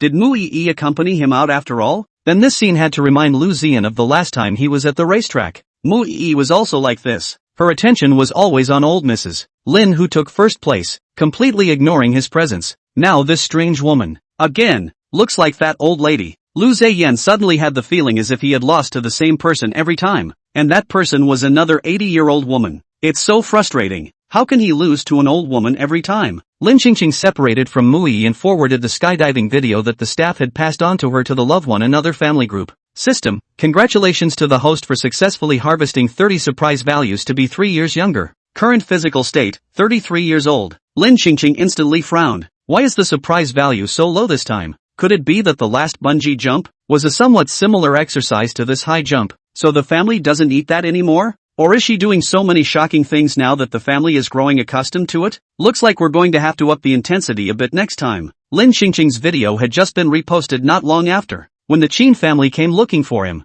The people who came were Qin He with his personal doctor, and those carrying stretchers, a dozen people. Not a big battle, but in this kind of amusement place is also considered very attention-grabbing. Lin Qingqing was speechless. Last time bungee jumping, Qin He thought she was hanging, this time high-altitude parachuting. Qin He directly brought his private doctor and carried a stretcher over. I have to say, it really fits Qin He's style of doing things. Really worried about her death. Qin He's nervous eyes scrutinized Lin Qingqing's body several times. Just when Lin Qingqing thought that as soon as Qin He opened his mouth, he would say something about worrying about her as usual, the first thing Qin He said when he opened his mouth was, "Hello, are you Ms. Lin Qingqing?" Lin Qingqing kind of couldn't help but laugh. It was probably because her recent appearance had changed a bit too quickly, and Qin He didn't recognize her for a moment, fearing that he had mistaken her for someone else, so he politely asked such a question. "Lin Qingqing, it's me. When are you guys going to get my bank card back to normal?" System, congratulations to the host for successfully harvesting 10 surprise values to be 1 year younger. Current physical state, 32 years old. Lin Qingqing was inwardly amazed that she had another windfall. Awesome. Qin He looked at before him in shock. The original 80-year-old woman, now in a state that was almost as good as that of a young man. He spoke incredulously. How do you look younger than even my mom?" Lin Qingqing expressionless bull ******, said plastic surgery. Now still in the recovery period. After 2 days will be more young. Qin Hyuk muttered in an incredulous whisper. Is plastic surgery technology already this powerful now? But Lin Qingqing was more concerned about the question. When will my bank card work? How is she going to be able to live in style without money? How else is she going to be a rich woman? However, Qin He's more concerned question was, "Grandma, are you okay? I'm standing here. What can I do? Hurry up and tell them to go back. Don't all stand here. It draws too much attention. Then you will come back with us." Lin Qingqing's bank card wasn't working, so of course she had to go home first. On the way home, Qin He looked curiously at Lin Lao. Ms. Lin. Now that he looked at Lin Qingqing, he could no longer think in his mind that she was old lady Lin, because Lin Qingqing's current appearance was simply no match for an old lady. "Grandma, how did you get into play when your bank card doesn't work?" Lin Qingqing smiled. "Want to know? Aha. Not telling you." After Lin Qingqing finished speaking, both her eyes closed and she began to sleep and rest. If she told Qin He how she got the money, in the future, in case she was in this situation again, Qin family would definitely cut off her back. She's not stupid. In fact, she had borrowed the money from Butler Ding, otherwise she couldn't have gotten it in such a short time. Following Qin He back to the old mansion, the chaotic Qin family was having a meeting. Lin Qingqing was criticized again for sitting in the main seat. Qin Haisan looked at the old woman, who was even younger than him, and was stunned for a moment before speaking worriedly. Mom, why are you running around like a child? Do you know how old you are? You are 80 years old. Do you know how dangerous it is to go out at your age without a chaperone? If you have an accident outside, the consequences are unimaginable. Yang Chun frowned and continued. That's right, Mom, you should bring a driver or a bodyguard with you when you go out. Or else you should say hello to all of us and let us know where you've gone. Or else we're all going to die of impatience in this family. Lin Qingqing's lips tugged lightly and her attitude was excellent. Next time for sure. The point is to tell them, and they're sure to stop her. This is a contradiction in terms, but she'll try not to let her family worry about her next time. Qin Haisan saw Lin Qingqing's good attitude in admitting her mistake and slowly breathed a sigh of relief. After a while, he looked at Lin Qingqing's young face and suddenly opened his mouth with a serious and earnest expression. Mom, your face. Lin Qingqing raised her hand and touched her face, her eyes full of doubts. What happened to my face? Qin Haisan, where did you get it done? Can you recommend it? I also want to go and get my old face fixed a little younger. He. Yang Chan was instantly unhappy. You're a big manhole what? To seduce which little girl ah? Qin Haishan was sweet. This is not to make you look happy. Yang Chan instantly blushed as she shyly smacked Qin Haisan. What are you doing? Mom and the kids are there. Lin Qingqing covered her face. Why did she even bring distribution of dog food? Yang Chun blushed and hurriedly changed the topic. Mom, you still have 2 months until your 81st birthday. What do you want to do? 81st birthday? Lin Qingqing, what do you guys have in mind? Xinhe, we have no idea yet. The original plan to prepare for your cemetery life jacket earn. Thought you cannot wait for the 81st birthday. Did not prepare. But now looking at MS. Lin state. It seems that the 81st birthday should not only be held, but also be held in a grand style, so that everyone can see that their family head is still hard and young after 80 years of age, full of good fortune, symbolizing the longevity and prosperity of their Qin family. Chapter 49, calling me at night just to ask for my grandmother's tweets? Qin Haisan said in a serious manner. It must be a big deal. Your hospitalization this time. The outside has long been spreading. All thought that your big day is coming, including us also thought that you. So you this time is a big disaster will be blessed later. Our Qin family must be celebrated. Qin He was the first to come forward and respond positively to Qin Haisan. Right, Dad is right. I agree.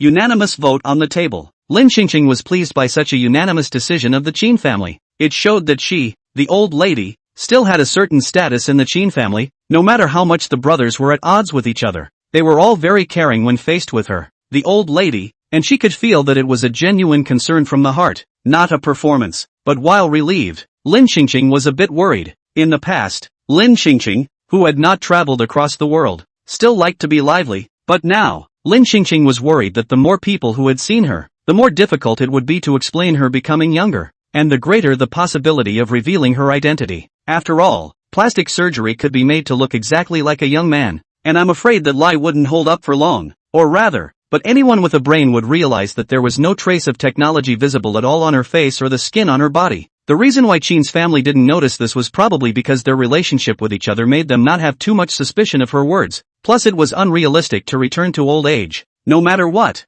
they could only convince themselves in the end that the old lady was just a plastic surgery fixer-upper. Lin Qingqing lightly coughed, interrupting the family's opinion. Not necessary. I think we are a little low profile on the good. Do not need to do a big event. On our own family to do a do. Lively on the line. Qin Haishan hastily spoke. How can that be? Qin He thought that the old lady was afraid of trouble. Grandma, you don't have to worry about it. We'll arrange it all. Just be at ease as your big birthday girl. How can she be at ease with this? Lin Qingqing still wanted to open her mouth to refuse, but her protests were ineffective. Finally Lin Qingqing sighed deeply. I'm getting older. I just want to spend my future days happily with my family. I don't want to see those people's hypocrisy. Moreover, I don't want to waste my limited energy on dealing with other people, so I don't want to invite some irrelevant people to my birthday. Qin family members see the old lady's attitude is resolute. Qin Haishan hesitated for a long time and had to step back. Okay, then we will listen to you. This year everything is simple. Lin Qingqing was happy. From Jane is good.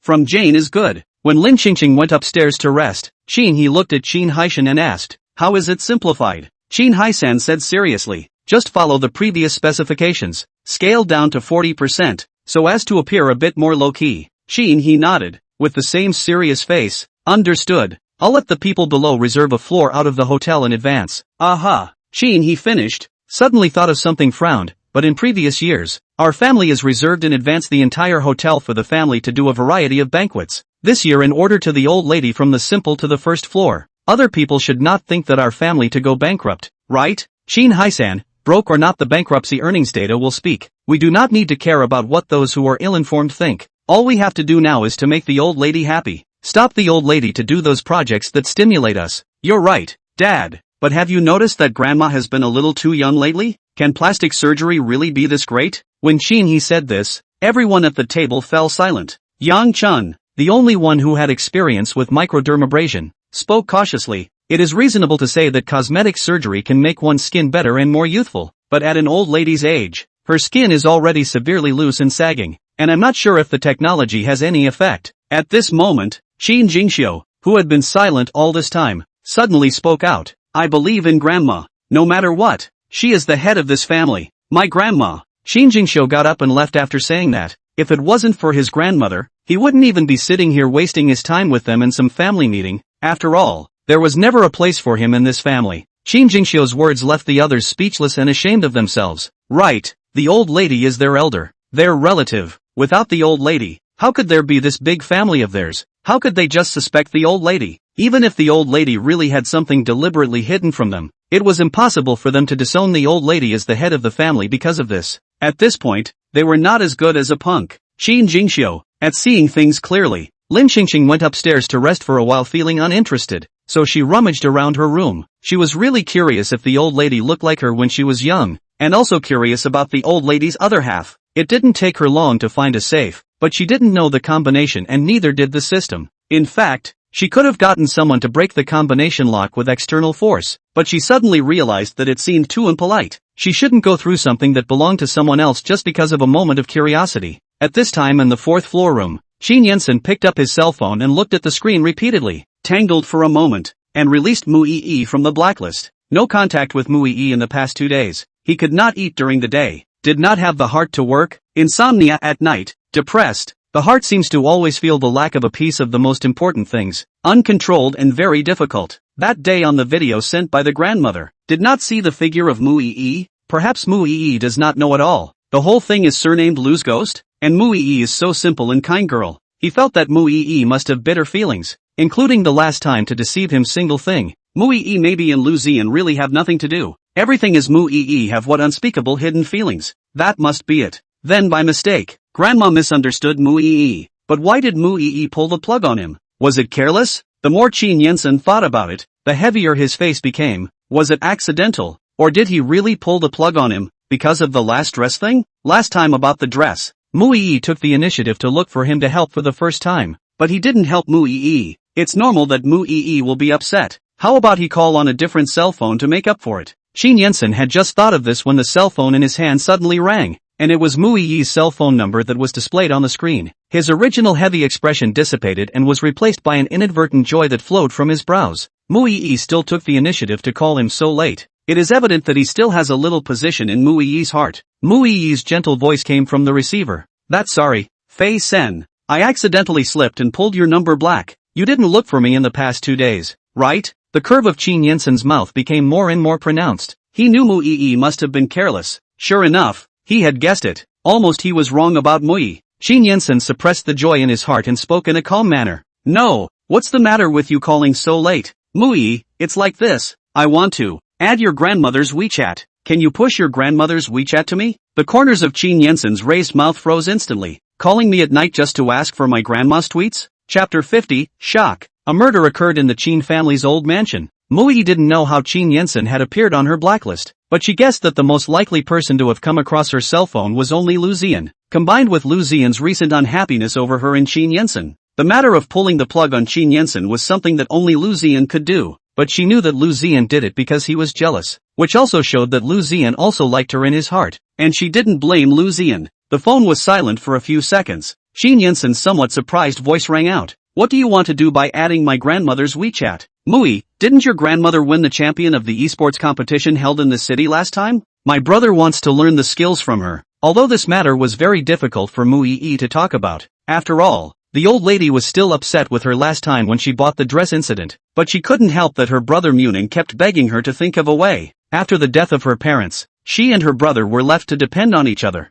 So how could she, as a sister, dare to reject the only family in the world? Moreover, Munin had been very understanding since she was a child, and had hardly ever begged her for anything or caused any trouble. Just once, and she would feel very guilty if she couldn't do it. She figured that even if the old lady made her record another video apology, she would do it for her brother. But it shouldn't be that troublesome. Qin Yensen liked her so much that he would definitely help her. Qin Yensen had a few moments of loss in his heart, but he still agreed. Thank you, Faison. That's very kind of you. So can we meet tomorrow? Mu Yi hesitated for a moment. I'm afraid I can't. I have something to do tomorrow. Some other time, is that okay? Mu Yi didn't have any arrangements for tomorrow, but she had to accompany Lu Ziyan since he was in a bad mood lately, and she also had to keep her distance from Qin Yensen for the last few days so that he wouldn't get even more upset. After hanging up the phone, Qin Yensen looked at the cell phone screen and sighed deeply. 3 minutes later, Lin Qingqing looked at Qin Yensen, who was standing in front of her, and asked with a raised eyebrow,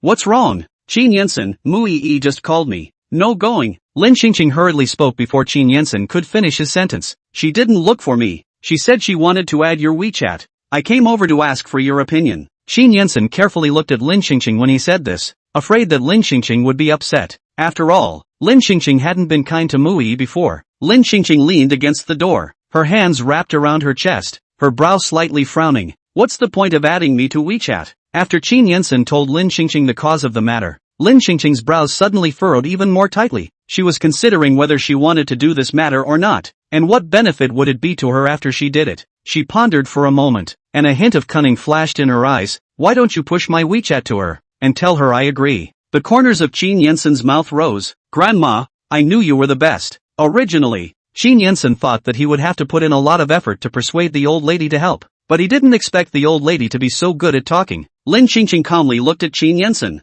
"Don't rush to say that I'm the best first. Haven't you noticed a problem?" "What's the problem? Haven't you noticed that every time Mu Yi calls you, it's to ask you for a favor?" Every time Lin Qingqing encountered scenes of Qin Yensen smoothing out everything for Mu Yi, I'm afraid that Qin Yensen himself was still enjoying himself, thinking how much Mu Yi cared about him, and was obviously being sold but also helping to count the number of money for the big fool. Immediately afterward, the big dumb love brain, to no surprise to her, says the line from the original episode. "It means she needs me and I'm willing to help her, and it's only right that I, as a man, do more. Right.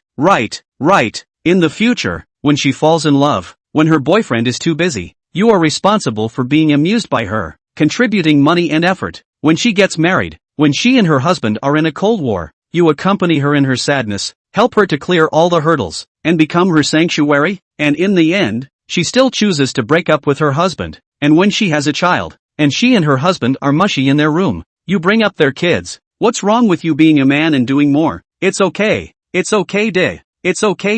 After Lin Qingqing finished her series, she was so angry that she hurriedly closed the door. Seeing this love brain for one more second would be disrespectful to her mammary glands. On second thought though, what was she doing getting so angry at a paperweight? Really, it's okay to piss yourself off. Outside the door, the look on Qin Yensen's face was unreadable in terms of emotion. What did Grandma mean by what she just said? Is it his real life in the future? Last time, Grandma said that she wouldn't let them go out and that there would be bloodshed. But he and Qin Jingxiu both went out, and although they were later forced to be brought home by Grandma, nothing happened in the end. Was Grandma older and more worried about the safety of their juniors, or was she telling the truth? Qin Yensen couldn't figure it out, but he also felt that what Grandma had said recently was really strange. Plus Grandma's recent behavior was really too abnormal. He wouldn't be like that little cutie Qin Jingxiu, as righteous as he was to believe his grandmother's words without a brain. If Lin Qingqing knew that Qin Yensen, this eldest grandson, didn't suspect Mu Yi and instead suspected her, she would probably be really pissed off. Lin Qingqing had just finished her bath when she received a friend request from Mu Yi, who had a very polite attitude, and the high probability was that she had to bow down to her for the sake of her brother. But I didn't expect Mu Yi's first words to be, "Grandma, you were so cool on the racetrack last time." Lin Qingqing modestly replied, "Not bad. It was just a matter of accidentally stealing Lu Ziyan's thunder in order to collect her grandchildren's surprise value. But I didn't expect Mu Yi to have noticed her as well." Then Mu Yi told her a bunch of words about how she loved racing too, and praised her for still being so good at 80 years old, with a feeling of admiration and envy between the lines. Lin Qingqing frowned slightly. Wasn't she looking for her help? Why did it feel as if she had added a fan? But then she thought about it. Mu Yi was probably laying the groundwork for her brother. In order to save Mu Yi's time blowing rainbow farts, Lin Qingqing directly sent a message. "Push your brother's WeChat to me." Mu Yi's end was silent for a while before replying with a good word and pushing Nunan's WeChat to her. Lin Qingqing didn't add it. She had to air out the brat. getting it too easy and on bad terms. Lin Qingqing put down her cell phone and went to bed at ease, planning her next arrangement for collecting surprise values in the meantime. Early the next morning, the Qin family's old mansion shrieked in shock. Ah! Blood! Why is there blood all over the floor? Where did the blood come from? Yang Chun was wearing pajamas, and his sleepy eyes immediately woke up at the sight of a trail of bright red blood on the floor. At the same time, she screamed and hid in Qin Haishan's arms. Qin Haishan's legs instantly went a little numb as well. That's a lot of blood. That's a lot of lives. Chapter 51. The old lady is likely to be in a bad way. The Qin family was the richest in the country of China, so there must be quite a few people who would say that they were enemies or jealous of their family. But their Qin family security system wasn't just for show. What's with the big puddle of blood? Did one of our own do it? Is there a mole in the Qin family? Qin Hazen's heart jumped out of his throat when he thought of this. He casually picked up a gilt porcelain vase from the closet to defend himself, and hurriedly shouted, "Quickly come to the people! Where are the people? Where are all the people?" Even if there was a mole, the Qin family's bodyguards inside and out were no slouches. Qin Haisan shouted, glanced down at Yang Chun who was hiding in front of him and couldn't stop trembling,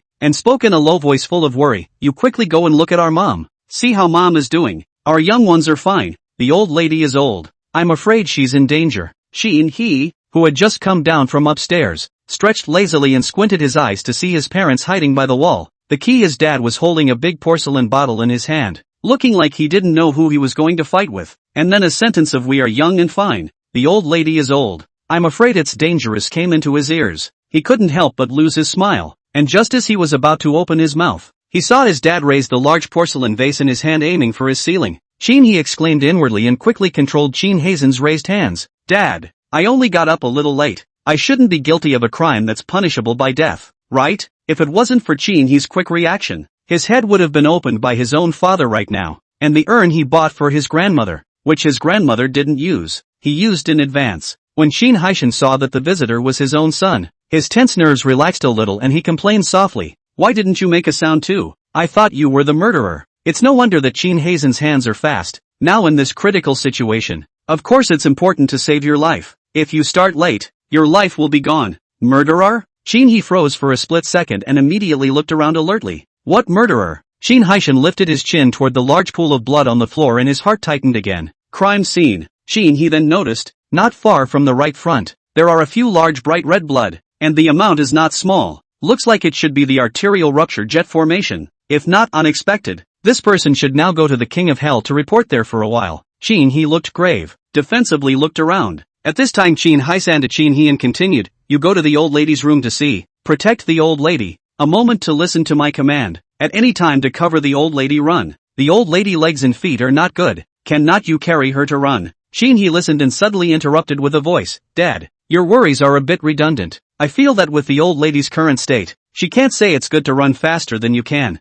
Qin Haisan momentarily forgot that his old lady's current state was comparable to that of a young man. Qin Haisan, "Okay, then you hurry up and take a look first." "Good." Qin He finished his response and turned around to cautiously head upstairs. After all, he wasn't sure right now if the murderer was still in the old mansion. When Qin Haisan saw Qin He leave, his brows immediately tightened. Not good. Something big is not good. Yang Chun trembled her shoulders, so scared that she was on the verge of crying, but tried to control it as much as she could for fear of attracting bad people. She choked and asked in a small voice, What's wrong, hubby? I just called out to someone, and surprisingly, not a single one answered." When Yang Chun thought about it carefully, his heart and liver trembled, and his eyes were filled with a look of horror. "You mean to say that there's a good chance that all of the bodyguards in our family have been wiped out?" Qin Haisan nodded heavily with a serious expression. He also hated to admit it, but in the current situation, he could no longer think of a good outcome. Yang Chun spoke in panic. "Then what do we do? Is there a lot of people on the other side?"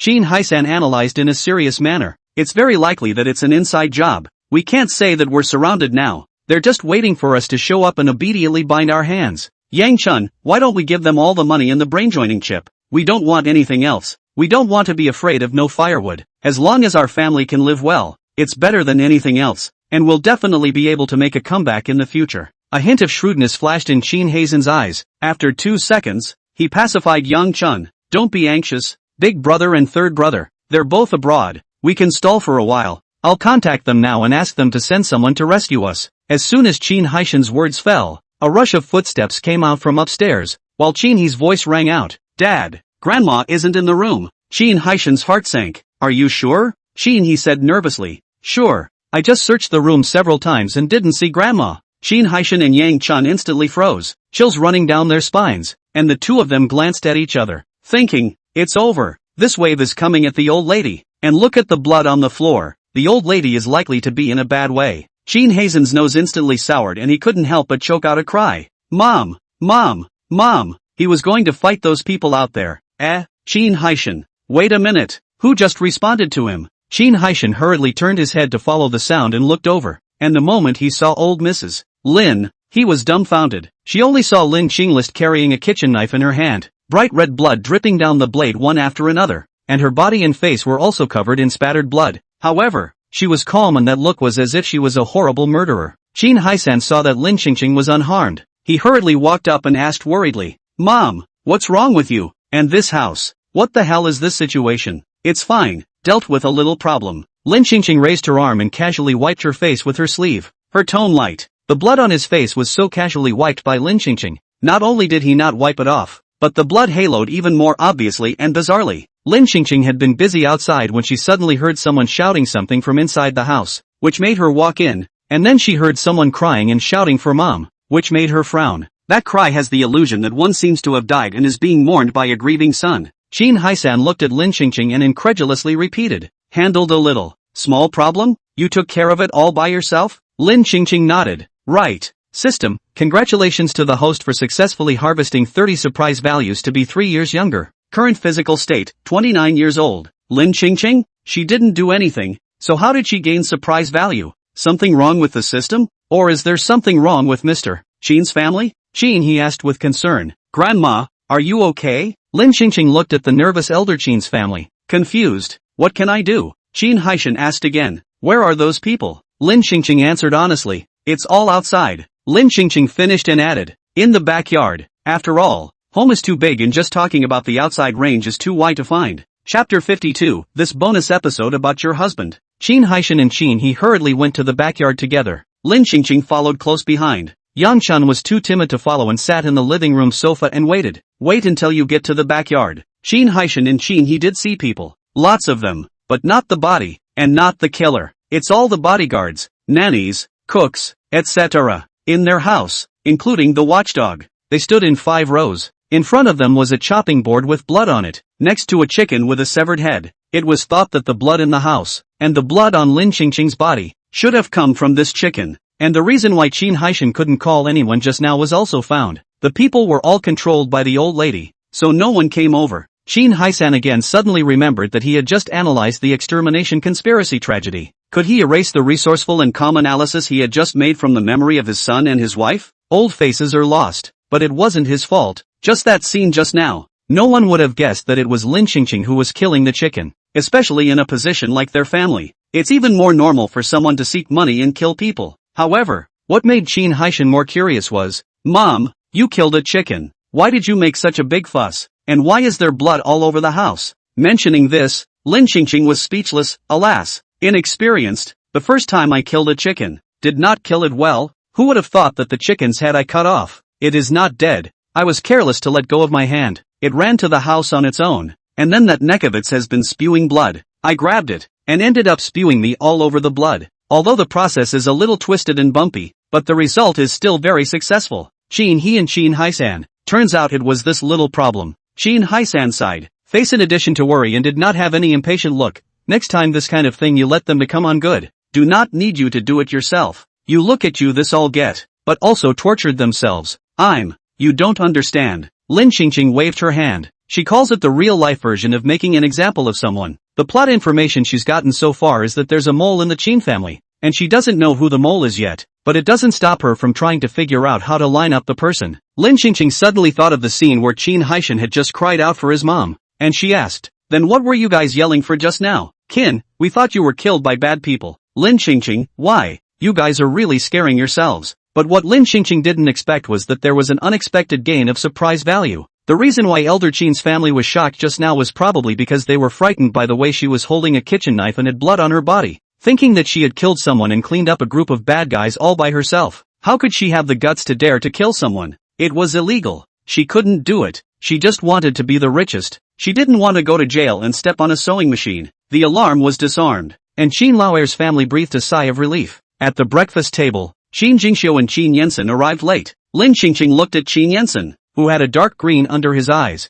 and couldn't help but ask, "Didn't sleep well last night?" "Aha." Qin Yensen nodded. Lin Qingqing shook her head helplessly. "Young people, always like to be trapped by love. Or she, an elderly person is good. Do not have to talk about love, and no one urges marriage and children. So good. When you think about it that way, dressing as an old lady is such a blessing." But Qin Yensen didn't sleep well last night. But it wasn't for love. Qin Yensen last night thought of all the recent changes in the old lady Lin. Why always say some strange things? Why will become so young? Why the mental state and physical state is completely different from the elderly? Plastic surgery. Can it also be the spirit of the mind and body are completely improved? Apparently not. So Qin Yensen didn't even think about Mui Yi last night. All he thought about was the old lady. But if it were in the past, the person he thought about before he went to sleep at night would definitely only be Mui Yi. Lin Qingqing turned her head to look at Qin Jingxiu again, who was in pretty good shape and came down for dinner late, probably because she didn't want to have too much contact with the rest of the Qin family. Lin Qingqing finished her meal and suddenly suggested, "Let's take a family trip in the next 2 days? A family trip is supposed to enhance the relationship, right?" Qin Haisan put down his chopsticks and frowned. "Mom, what about the company if we all go out on a trip?" Lin Qingqing, "Right, you reminded me. You stay and run the company. The rest of you will accompany me for 2 days. Why isn't someone else running the company?" Well, he shouldn't have opened his mouth to speak just now. "Qin Grandma, the expert said before that your current body shouldn't be overworked, so travel is even better. Or just take a walk around the neighborhood. We'll accompany you to take a break." Lin Qingqing, "Don't worry about this, I'll make the arrangements. You guys just follow the instructions. When will the boss and the oldest come back from abroad?" Qin Haisan glanced at the cell phone screen and projected. "The earliest would be next week. The chip project site can't leave people." "Okay, then I've got something in mind. That's it, let's all go to work." Just as Lin Qingqing's words fell, Qin Jingxiu suddenly spoke out. "I can't go either. I just started working and don't have time." Of course Lin Qingqing knew why Qin Jingsu didn't go, because Qin Jingsu didn't like to stay with the Qin family. If he was alone with her, maybe Qin Jingsu wouldn't have refused, but with this big family of the Qin family, Qin Jingsu would definitely not be willing. Lin Qingqing patted Qin Jingxiu's arm and spoke with a smile. "You can't not go. If Grandma can't walk anymore, she's still counting on you to carry me home." Qin Jingxiu raised an eyebrow. "Grandma, with your body, I think it's more than enough for you to carry me home." He heard about the chicken killing incident in the morning, plus the old lady's continuous backflips, and is a champion of street dance competitions and a racing champion. This physical strength is almost more vigorous than young people. How can she not walk? Qingqing Lin, resistance is ineffective. You have to go. And my physical state is in a flurry. Sometimes it looks good, sometimes it doesn't. Lin Qingqing hurriedly defended herself. Otherwise what if people fought too much? But this kind of thing doesn't seem to be easy to hide. Now she can still lie a little bit. Later when she really reaches 18, how can she lie? She will definitely be exposed. How about she finds a place to hide? Lin Qingqing finished speaking and got up to go upstairs, hurrying back to think of countermeasures, and in the meantime, started to receive the new plot rewarded by the system. She was now in the physical state of being 29 years old. At this rate of development, in 3 more days she felt she would be back to 18, 3 years younger than her old self, which was nice, happy, but worried. Will her family recognize her after she becomes 18? Would they treat her as an old monster, and then be sent to be experimented on? Lin Qingqing took out her cell phone and hurriedly searched for a world map and began to study the escape route. No, it was the traveling route. She's going to run away on the pretext of traveling. System, congratulations to the host for successfully harvesting 100 surprise value. This reward plot, there is about your husband. Chapter 53, you're taking it all with you, aren't you? Husband? Lin Qingqing has been so busy getting younger lately that she almost forgot about her husband. What's wrong with my husband? System, your husband, Mr. Qin, unfortunately died in a car accident at the age of 60. When Lin Qingqing thought about the fact that she was now in a book, she couldn't help but doggedly guess. Was the car accident man-made? System, I don't know. Lin Qingqing was lying on the bed, her eyebrows slightly wrinkled. Why is it that other people's systems can find out everything, but I can't? Don't think I haven't read the book. In the book those systems of other people, even if they can't do it anymore, they can still find out something useful to provide to the host. The system spoke in a resigned manner. I also only learned about the plot a minute before the host completed the mission. The hopper system is a staging area. For transit, there must be a superior. Who is the system's superior? Is it the ruler of another mysterious planet? Lin Qingqing asked curiously. Then who do you work for? System. I'm just a high-tech intelligent product that only takes orders and knows nothing else. Lin Qingqing skimmed her lips and didn't say anything, but in her heart, she became more and more curious about this matter. Hubby. It really is a strange word. There was also the mole, which was a headache for her. 20 minutes later, Lin Changlis stood in the backyard of the mansion with her arms crossed. She looked at the rows of servants, security guards and housekeepers in front of her, and with her other hand she pointed at the chicken that had just had its head severed,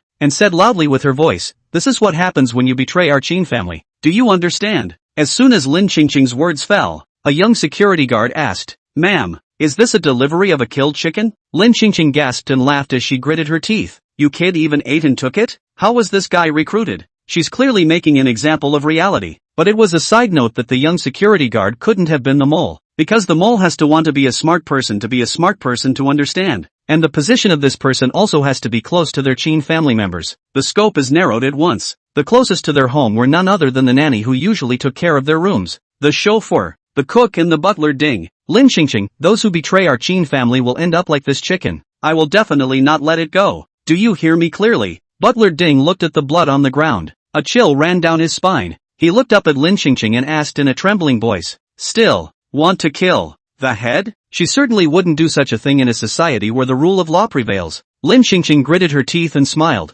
"I'll make sure that he never has a chance." Everyone even wiped the cold sweat from their foreheads. Lin Qingqing watched as it was almost time and waved her hand. "All right, adjourn." After Lin Qingqing left, a few security guards whispered, "What's going on here? Is there a traitor in the Qin family?" "No. Isn't this a typical example of killing a chicken? If there really is a traitor, why doesn't the old madam quietly capture that traitor? And won't the fanfare scare people away?" Butler Ding listened to the sound of everyone's discussion and immediately spoke sternly. "Shut up. No more discussion. You don't want your wages anymore, do you?" A few security guards were so scared that they shut up and left, each going back to their posts. Butler Ding looked back at the cleaning and cooks behind him again and ordered, "What are you waiting for? Hurry up and clean up this place." Butler Ding finished, stepped into the maid's bathroom of the old mansion, took out his cell phone and sent a text message. "I seem to have been discovered. What should I do? The old lady says she's going to kill me." In the meantime, Qin's group president's office, Qin Yensen, Qin He,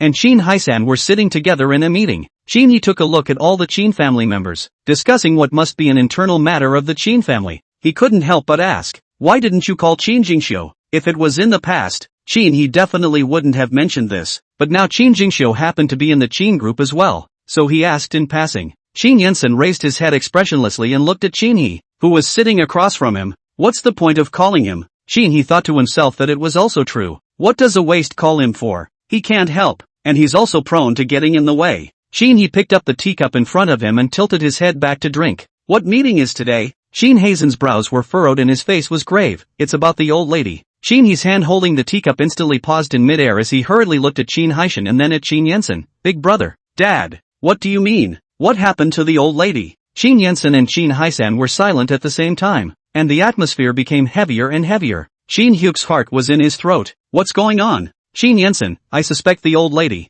Qin He then felt like there were 10,000 ants crawling in his heart. Anxious and uncomfortable, he frowned and hurriedly asked, "Doubt what happened to the old lady?" "Qin Yensen, I suspect the old lady may be ill." "What's wrong?" "I analyzed it all night last night. The old lady is now becoming younger and younger, probably because she has some kind of rare disease that causes her body to show signs of reverse growth." Qin Yensen didn't believe that this world could return to life, and he was more inclined to think that the old lady had some kind of rare and serious disease than to return to life. Qin He wondered and spoke. "Didn't the old lady say she had plastic surgery?" Qin Yensen lifted his eyelids to look at Qin He. His eyes revealed a kind of as if he was looking at a little cutie's eyes, said, "Plastic surgery can only make the surface of the skin younger. Look at the old lady. Bungee jumping, high jumping, parachute jumping, street dance, but also can backflip. This is where plastic surgery. This is almost off the bone." Qin He instantly drifted off. "Right. How can cosmetic surgery make the body's condition all better? It's just like a young man." Qin He also felt that what Qin Yensen said made sense. "So what now? Let's hurry and take the old lady to the hospital."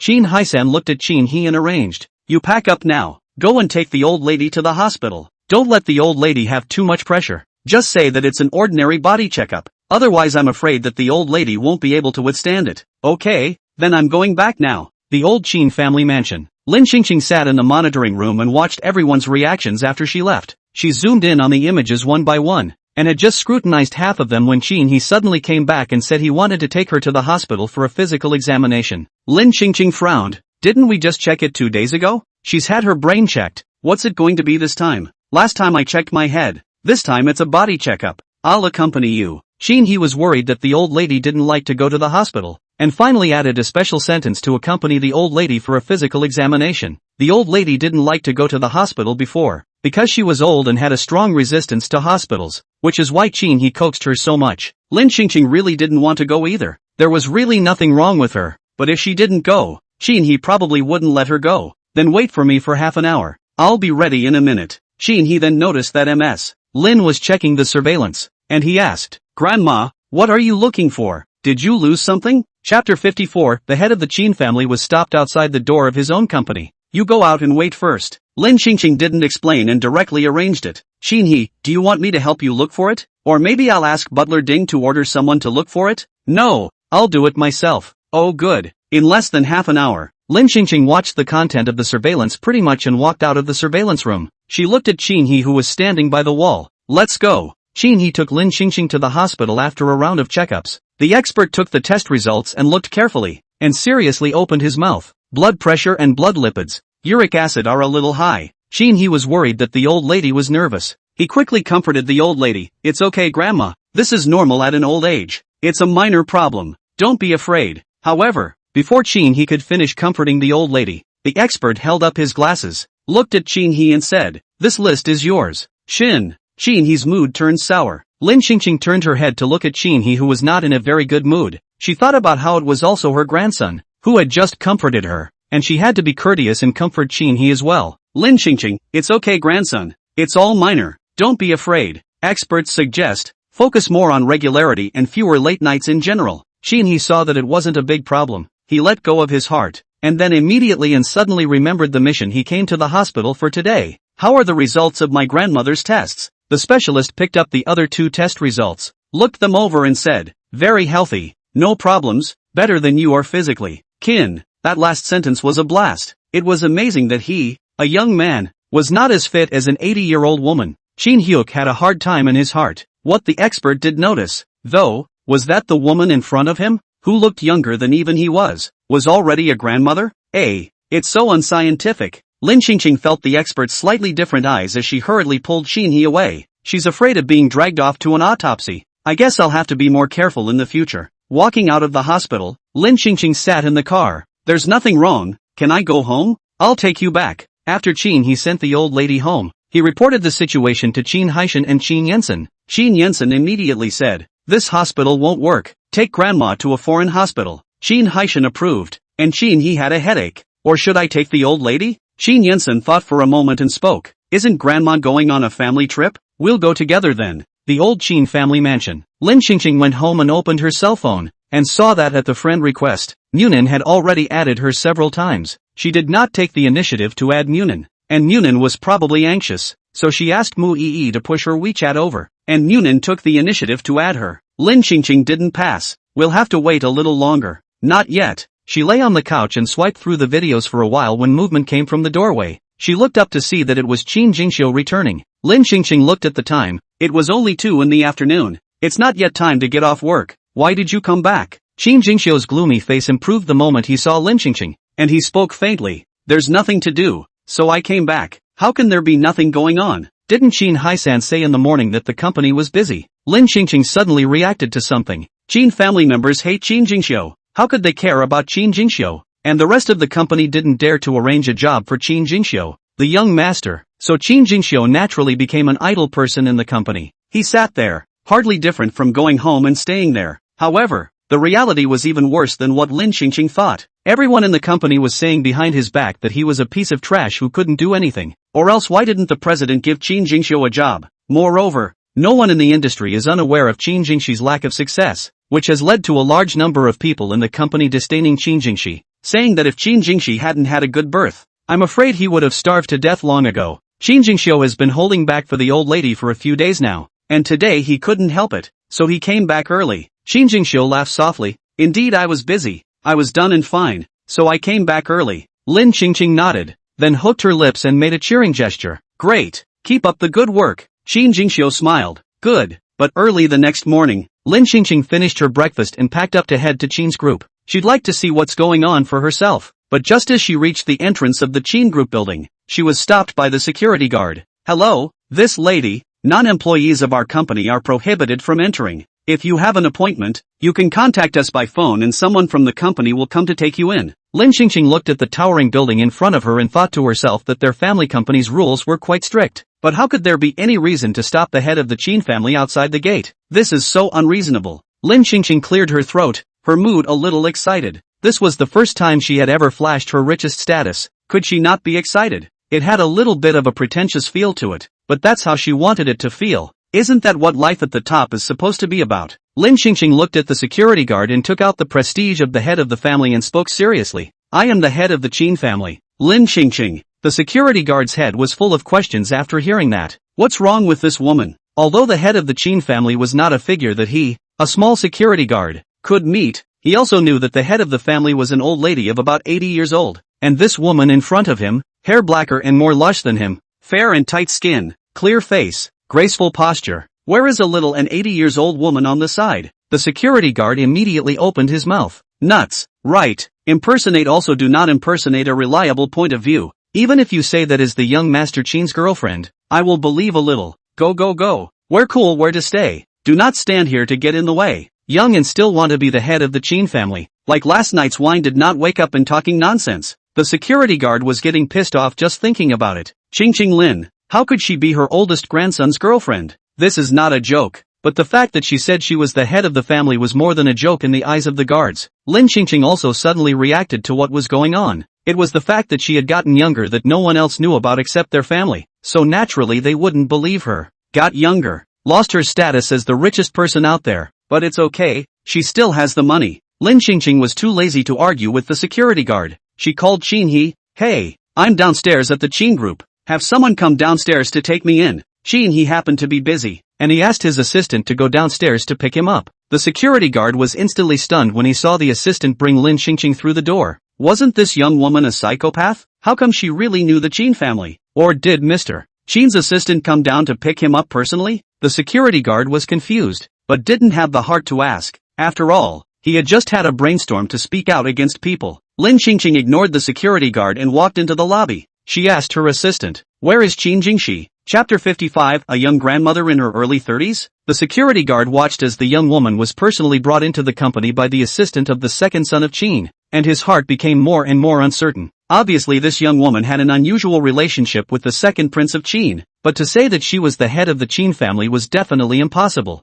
Qin Ergongzi's mother? It doesn't look like. The second son of Qin is more than 20 years old. His mother should be more than 40 years old at the very least. This young woman looks like she's in her early 30s at most. It's not possible for her to be the mother of the second son of Qin. However, I heard that the current head of the Qin family, who is bedridden and dying, doesn't have many days left. Could it be that he knew? He had just guessed wrongly. This woman was not young Master Qin's girlfriend, but second Prince Qin's girlfriend. The current head of the Qin family was about to die, and the will gave the position of the head of the family to the second son of Qin. So this woman, as the girlfriend of the second son of Qin, naturally represented the second son of Qin as the new head of the Qin family. The security guard thought and thought. His heart was scared. He just scolded the woman for being a psychopath. It's over and done with. In case this woman went upstairs and saw the second prince of Qin in a while and complained to him, he would definitely not be able to keep his job. Jobs are so hard to find these days. He can't afford to lose this one. Either that or he'd better go up and apologize for what he just said. The security guard was entangled for a while, and hurriedly stepped forward to stop Lin Qingqing, full of apologies, looking at Lin Qingqing with trepidation. "I'm really sorry just now. It's me who didn't recognize your identity. Please be generous and don't be general with me." Lin Qingqing looked at the security guard in front of her. In her heart she knew very well why the security guard went up to apologize. Her eyes curved slightly. She smiled graciously and spoke. "It's fine. You're also doing your duty. Do a good job." Before crossing over, she herself was an ordinary person at the grassroots level, so she naturally wouldn't give the security guard in front of her a hard time. What's more, in her situation, if she were a security guard herself, and a young man said he was an 80-year-old woman, she would have to wonder if there was something wrong with that person's head, or if he was here to pick a fight. The security guard was stunned. Then inwardly he couldn't help but feel better about the woman in front of him. Not only did this woman not take into account what he had just done wrong, but she also managed to put herself in his shoes and consider what his duties were. This is not the head of the family, this is simply the self-savior light on the body, The security guard was immediately moved to vote. Don't worry, I promise to serve the Qin group with all my might in the future. Lin Qingqing smiled. Go for it. After Lin Qingqing finished speaking, she followed her assistant and left. Encouraged security guard back to work. The mood cannot be calm for a long time. Good-looking housemaster not only good people, but also encourage him to cheer. Instant work motivation are pulled full. In the elevator, every now and then the assistant glanced at the young woman standing beside her, her head full of confusion. Didn't second young Master Qin say she should go downstairs to pick up his grandmother? But how come second young Master Qin's grandmother is just like a young man? At first she thought she had picked up the wrong person, but there was this one woman standing there at the entrance of the building, and she had confirmed her identity correctly. Could it be Auntie? Or is it a term of endearment between young lovers? The assistant doesn't understand. The second young Master Qin is playing really open, but it wasn't quite right for the second young Master Qin's aunt to come to the company and not look for the second young Master Qin, but instead open her mouth and ask where the youngest master of the Qin family was. Was it? The mansion is so deep and complicated. The assistant had just finished his slander when the elevator doors opened with a ding.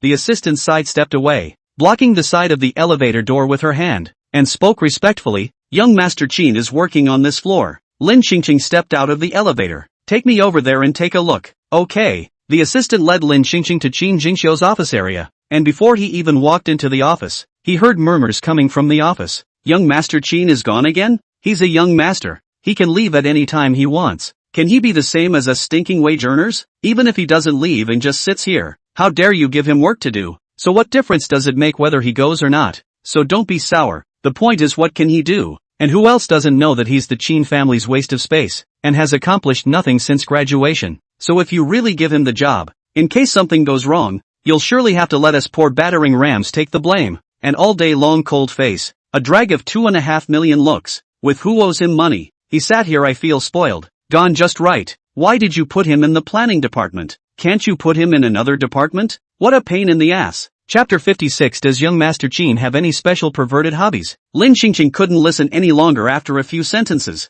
How could she possibly stand it when a little grandson who was so obedient to her let others talk about him behind his back? She pushed her way inside the office and coughed softly. Getting paid by the boss. All of you don't work properly, and you're talking about the boss's grandson? The few people in the office who were discussing Qin Jingxiu were suddenly frightened. Talking bad behind your back. You have a weak heart. But at the same time, when they looked up and saw a strange woman, a few hearts dropped back into their stomachs. An inch-haired boy sitting at the workstation saw the nosy Lin Qingqing and couldn't help but choke back. Just speaking the truth. Are you so opinionated that you were born to lick capitalists? And it's not like we're holding up our department's work. What's it got to do with you? An outsider. Lin Qingqing laughed a bit. Facts? None of you have ever arranged a job for Qin Jingxiu. How do you know that Qin Jingxiu is incapable? None of you have looked at him with normal thoughts from the bottom of your hearts. And he doesn't have a cold face and has to be warm to you all? You guys treat him like this, and he's already been very kind by not using his power and whisking you all home. The crowd in the office choked. They did bring preconceived tinted glasses to look at Qin Jingxiu, but Qin Jingxiu as a waste is not what they said. The whole circle is so rumored, and the Qin family members also feel this way, is not a secret. Almost no one does not know, and it is not they blindly said, so they are not at all to blame for this. After a long while, the inch-haired boy felt a little embarrassed and muttered defiantly with his neck stretched. What's it got to do with you? Qin Jingxiu is a waste are rumored. Also did not see the Qin family who came out to speak for Qin Jingxiu out, which suddenly appeared a strange woman meddling in the affairs of others. It is very strange. Is it possible that you want to climb up to young Master Qin and marry into a rich family and become a phoenix? Why else would this woman be so eager to speak for Qin Jingxi? The more the inch-headed boy thought, the more he looked at Lin Qingqing with contemptuous disdain. He hated women who climbed on rich people. Lin Qingqing smiled faintly and spoke calmly. How it has nothing to do with me. That's my grandson. The crowd in the office looked like they had heard such explosive words, and stopped what they were doing and looked up at the young woman standing in the doorway, blabbering. How dare this woman, who was in her early 30s at best, call herself a grandmother, and a grandmother of an adult at that. This is a joke. Or maybe this woman is out of her mind? Where's the psycho? Silence in the office for a while, and then I do not know who really did not hold back to laugh. This one out. Others with sarcastic laughter are also uncontrollable one after another. Put. Ha ha ha ha ha ha ha ha ha. I really don't blame them. It's outrageous, and it's hard for anyone to not laugh when it happens. How does security let people in with this kind of mental illness? The ringing in the office hadn't yet ended when the crowd suddenly saw an additional slender figure behind the young woman with a bad brain who claimed to be young Master Chin's grandmother. Then everyone immediately stifled their laughter. But the corners of their mouths couldn't be suppressed. Instead they wanted to laugh more and more. The inch-headed boy pretended to cough twice and managed to stifle his laughter. Then looked at Qin Jingxiu behind the young woman and loudly complained. Young Master Qin, that woman just said that you're her grandson. Let this woman meddle in her own business, and dare to say that young Master Qin is her grandson. This does not offend young Master Qin completely. See if young Master Qin does not clean up her only strange. Others in the office looked on and nodded their heads in testimony. Yes, that's right. All of us heard it. Qin Jingxiu frowned slightly. He just went to the pantry to make a cup of tea to drink. How did this kind of thing suddenly appear? Qin Jingxiu swept a glance at the figure of the woman in front of him. The woman was standing with her back to him, and he couldn't see the woman's appearance, but looking from the back did have a bit of a familiar feeling. But this stance was exactly the same as the young man. It seemed like a bit of a departure from the grandmother he remembered, especially since he had the impression that his grandmother had been in the posture of a middle-aged man 2 days before, and a few days before that, with a cane and a head full of gray hair. The woman in front of him now really gave him a feeling of familiarity and strangeness. He was a little unsure if it was his grandmother. When Lin Qingqing heard them say that Qin Jingxiu had returned, she hurriedly turned her head just in time to meet Qin Jingxiu's line of sight, and she smiled as she spoke. I happened to have nothing to do, so I came over to see how you were adapting to your new job. All the people in the office all looked seriously at Lin Qingqing and Qin Jingxiu, including the assistant who also looked at the scene in shock. It was ridiculous. This woman dared to say that young Master Qin was her grandson. She really had lived long enough. Everyone watched silently, waiting to eat their melon, waiting to see this woman with an arrogant tone be cleaned up by young Master Qin. But the crowd imagined that the picture of young Master Qin's fury not only didn't happen, but the original smelly and tugging expression on young Master Qin's face immediately turned into a docile appearance, and his tone was patient, with a hint of favor. You don't mind being tired? What's so good to see in this place? Come on, I'll take you out to have a look around. The people and assistants in the office were dumbfounded that young Master Qin was so good at talking. They all scolded his grandson, and even if he lost his temper, he was so obedient. Does young Master Qin have any special perverted hobbies? Everyone was silent, then looked at each other and hurriedly got down to work. Dare to be the grandmother of young Master Qin, indicating that this woman is not small. They just gloated and waited to watch the show. In fact, the clown is actually their own. In the pantry, Qin Jingxiu made a cup of tea for Lin Qingqing and put it in front of her. He didn't want Lin Qingqing to stay in the office because he didn't want Lin Qingqing to see that his work here wasn't actually going well. He did not want his grandmother to have to worry about him when she was looking at the end of her life.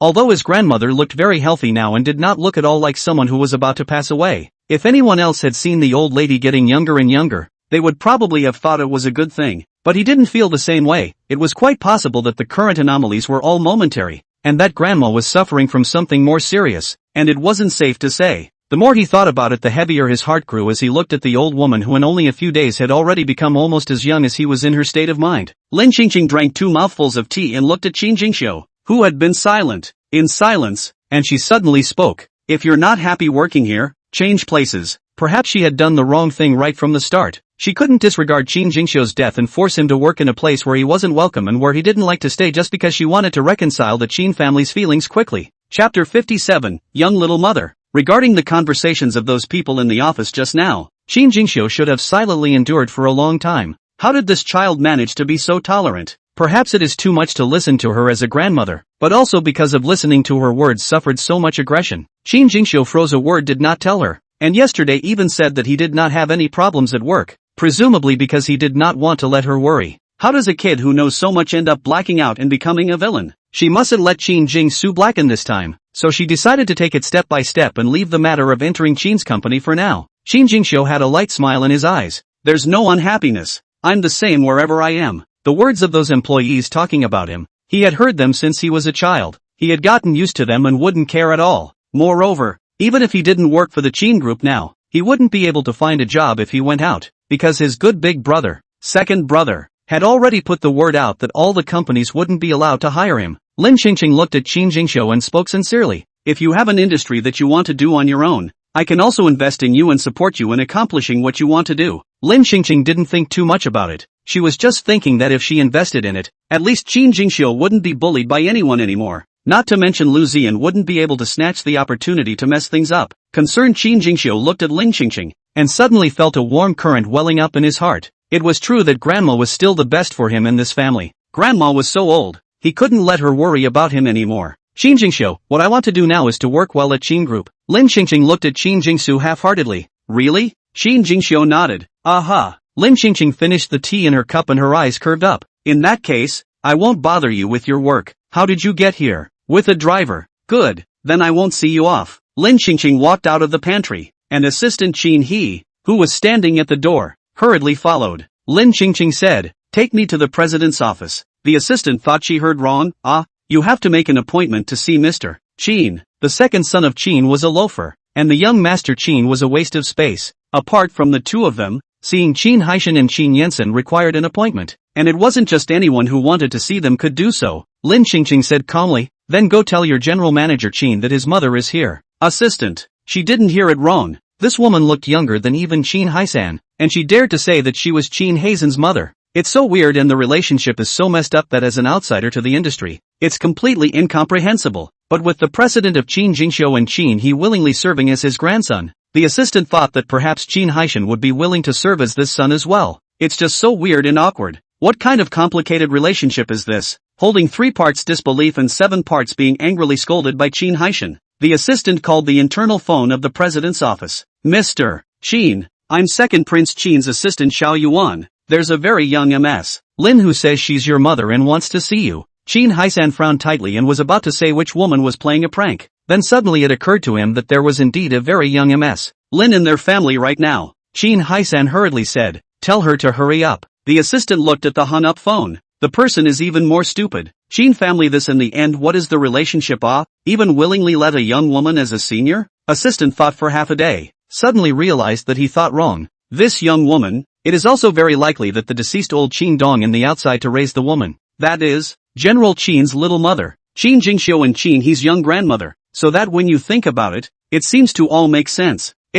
She remembered that she used to listen to the old employees in the company said that when old Qin Dong was alive, he loved his wife very much. Old Qin Dong even died in a car accident in order to save his wife. And at that time, many people in the company said that the rich and handsome old Qin Dong was true love for his wife, and touched a lot of many people in their company. Can old Qin Dong really screw a young woman and still let this woman get along with the rest of the Qin family? Rich people, who's to say? The hoi polloi are a mess. Assistant in the heart after the analysis. The two also walked to the president's office door. The assistant as far as possible with a calm eyes to see this amazing little mother into the president's office, and then cannot wait to take out the phone, began to chat with colleagues gossip. Inside the office, Qin Haisan hurriedly put down the documents in his hand and got up, sitting over the parlor sofa with Lin Qingqing. "Mom, what brings you to the office all of a sudden?" "It's nothing, just want to talk about Qin Jingxiu." Qin Haishan frowned, his tone inadvertently carrying a few points of dislike. "What's wrong with him?" "Lin Qingqing, I just went over to see him, and I heard the people in their office talking about how he can't do anything as a young master, so you should give him some work to do,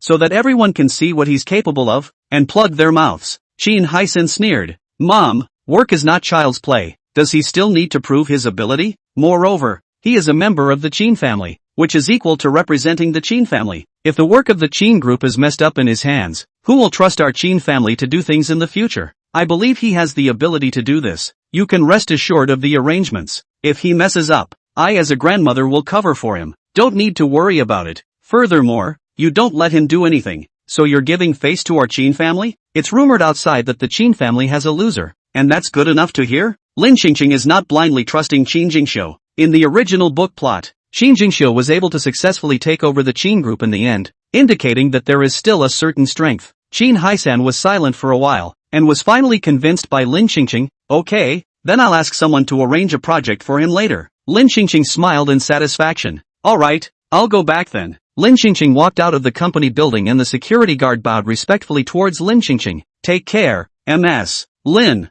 Lin Qingqing smiled and nodded, then got into the car and asked the driver to drive home. Qin Jingxiu's problem was sort of solved in a small way, so then it was time to solve her surprise value next. She'd actually been quite apprehensive all day today, because this next thing she was doing to collect surprise values was probably going to be rather bombastic, and she'd been doing a lot of mental building herself for quite some time. The surprise value of this thing is bound to explode once it's said and done. It would put a 29-year-old body in shape and turn it right into a 19-year-old, but it's just so bombastic that she's a little embarrassed. But in order to return to her youth, she had to do it. She'd already tried all those exciting and thrilling exercises, so she probably wouldn't get much out of doing them again. And with this one, she was sure to reap the rewards. Lin Qingqing convinced herself for half a day, finally made up her mind to take out her cell phone. After 3 minutes, 5 minutes, 10 minutes, half an hour later, she clicked on the group of the family that loves each other. One by one, she knocked on the keyboard. This action was like knocking on her heart at the same time,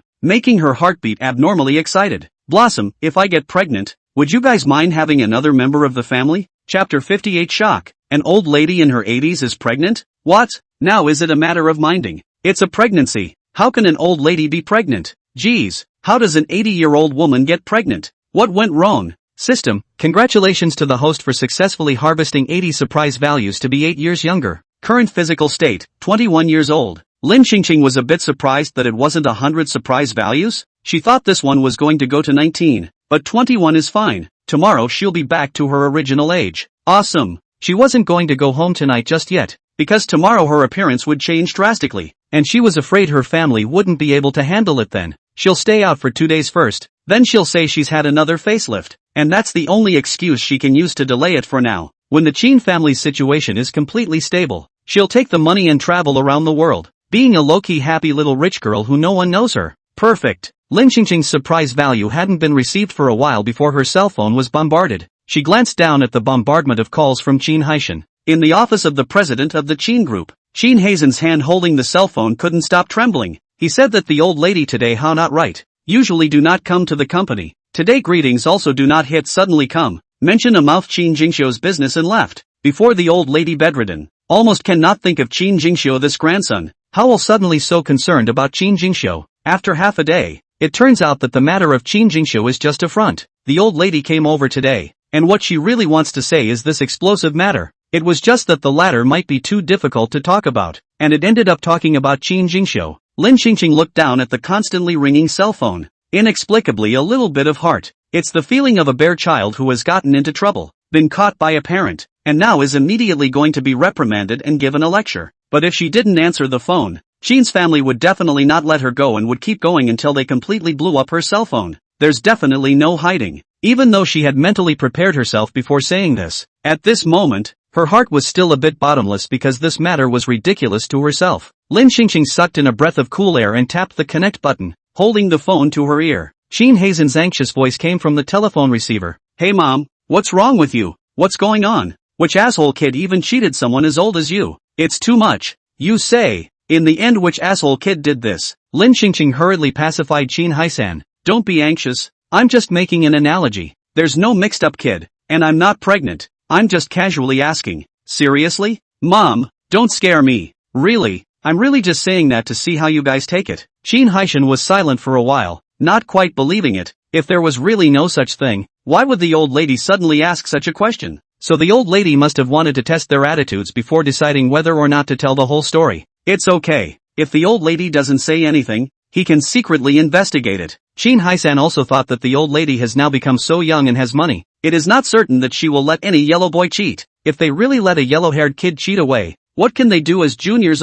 Especially since he doesn't even know how to face his departed father. Qin Haishan's heart was in waves, but on the surface, he spoke in a calm manner. I know mom. Lin Qingqing, also, I'm not going home for the next 2 days. I'm going to go to the hot springs resort for 2 days. Have a good rest. If you guys are fine, don't bother me. And then the matter of the Jingxiu. You get on it. If I come back and find out that you didn't get this done, beware of what I'm going to do to you. Qin Haishan was immediately alert. Who are you going with? Lin Qingqing, I'll go by myself. Don't worry. I'll take Aunt Lu there with me and let her take care of me. Nothing will happen. Aunt Lu was the Qin family's maid, and was usually in charge of taking care of old Mrs. Lin's life and living. If Lin Qingqing were to go out by herself, she was worried that she would be inexplicably card-blocked again like last time. Qin Haishan had wanted to refuse because he was worried that Lin Qingqing had told them on her lips that she was going to the vacation resort to rest, but in reality, she was doing it to mess around with whichever asshole kid she was dating. However, he did not want to spoil Lin Qingqing's fun and make Lin Qingqing unhappy.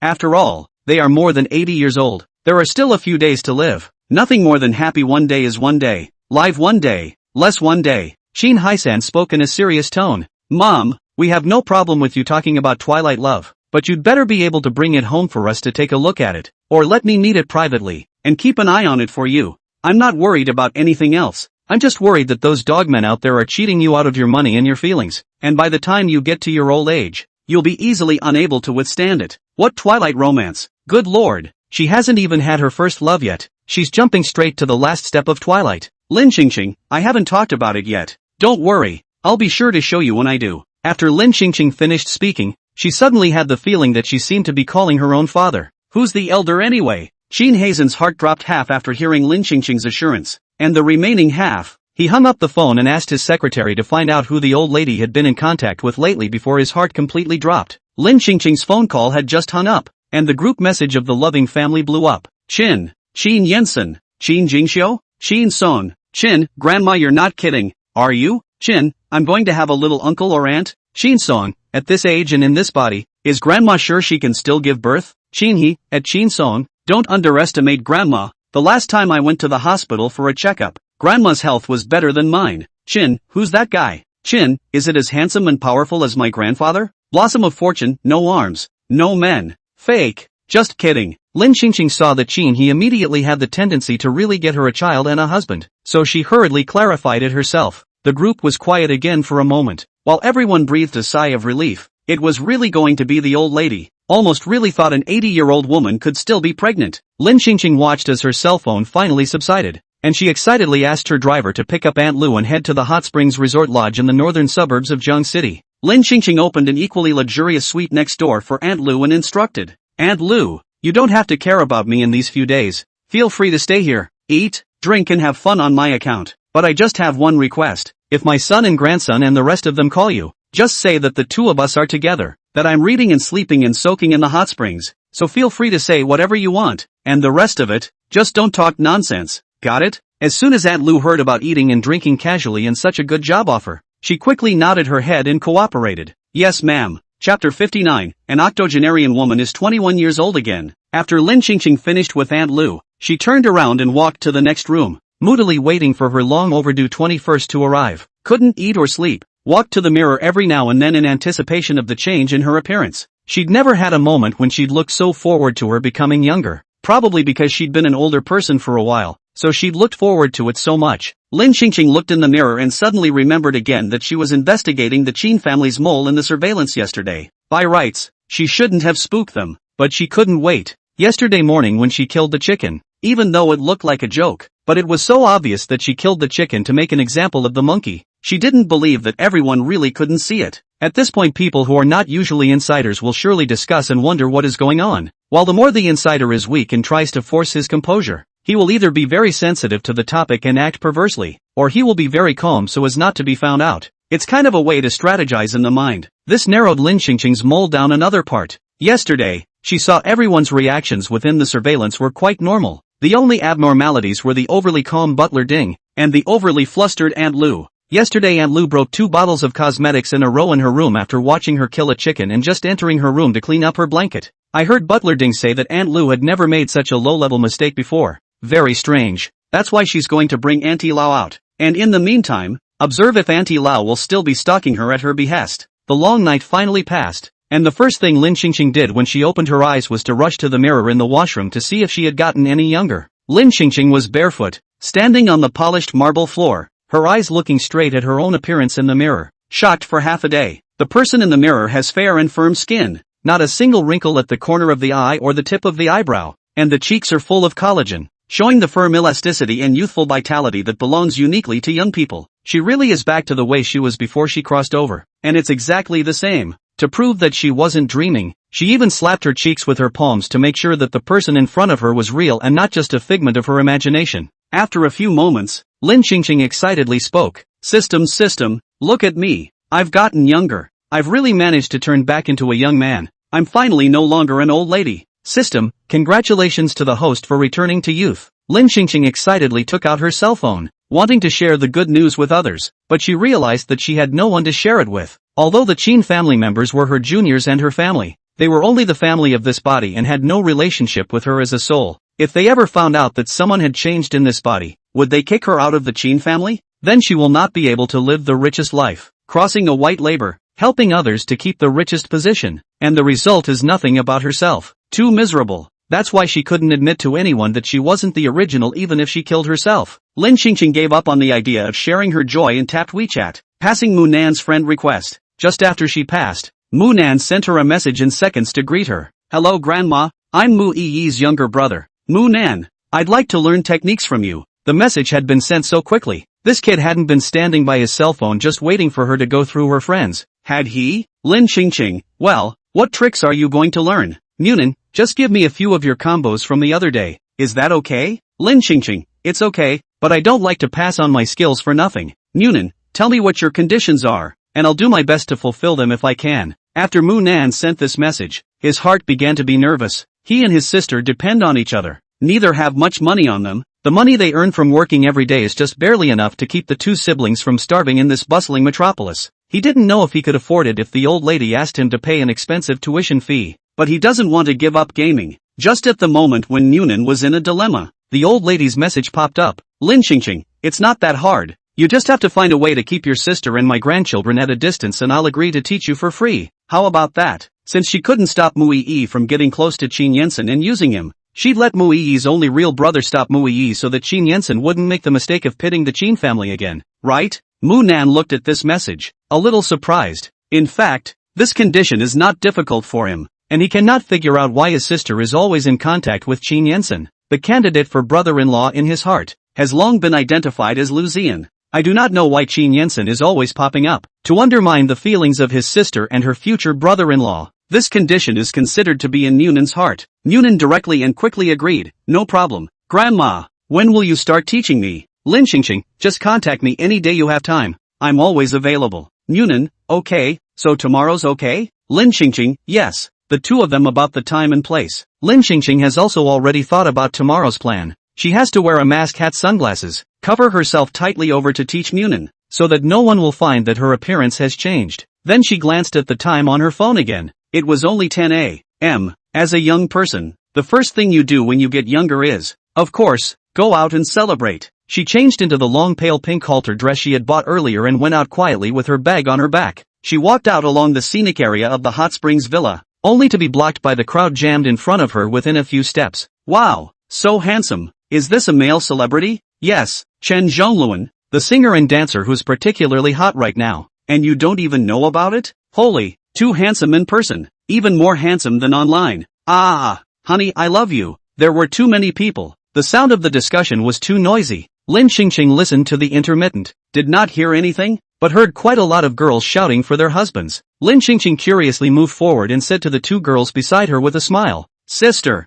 what husband? Can you show me? A girl next to her, who was holding up her cell phone and taking pictures, replied with a smile, I'm not really sure. I just came to join in the fun. They said it was a star, so I came to take pictures. Lin Xingqing let out an "oh" sound, stood on her tiptoes and moved forward again, mainly because it didn't matter if it was her husband or not. She wanted to get out, and now that the road was blocked, she couldn't get out at all if she didn't move forward. Lin Xingqing walked forward while politely speaking, Please make way. I want to go out. At this time, a girl holding a cell phone suddenly frowned and spoke, Oops, what are you squeezing? If you want to take pictures of my husband, just say it directly. What excuse are you looking for to go out and squeeze hard forward? Really? Chapter 60, Shock. Octogenarian woman called sister by young guy. That's right, if you want to shoot, just say so. The female fan next to her glanced at Lin Xingqing and chimed in, but not a single person made room for Lin Xingqing. The whole not-so-wide stone road was blocked to death. Lin Xingqing couldn't walk through at all. It seems like it should be some big star who has made a big visit or is recording a program in this place, causing the road to be blocked by fans. She wasn't in a hurry anyway, so why don't she wait a few minutes before leaving?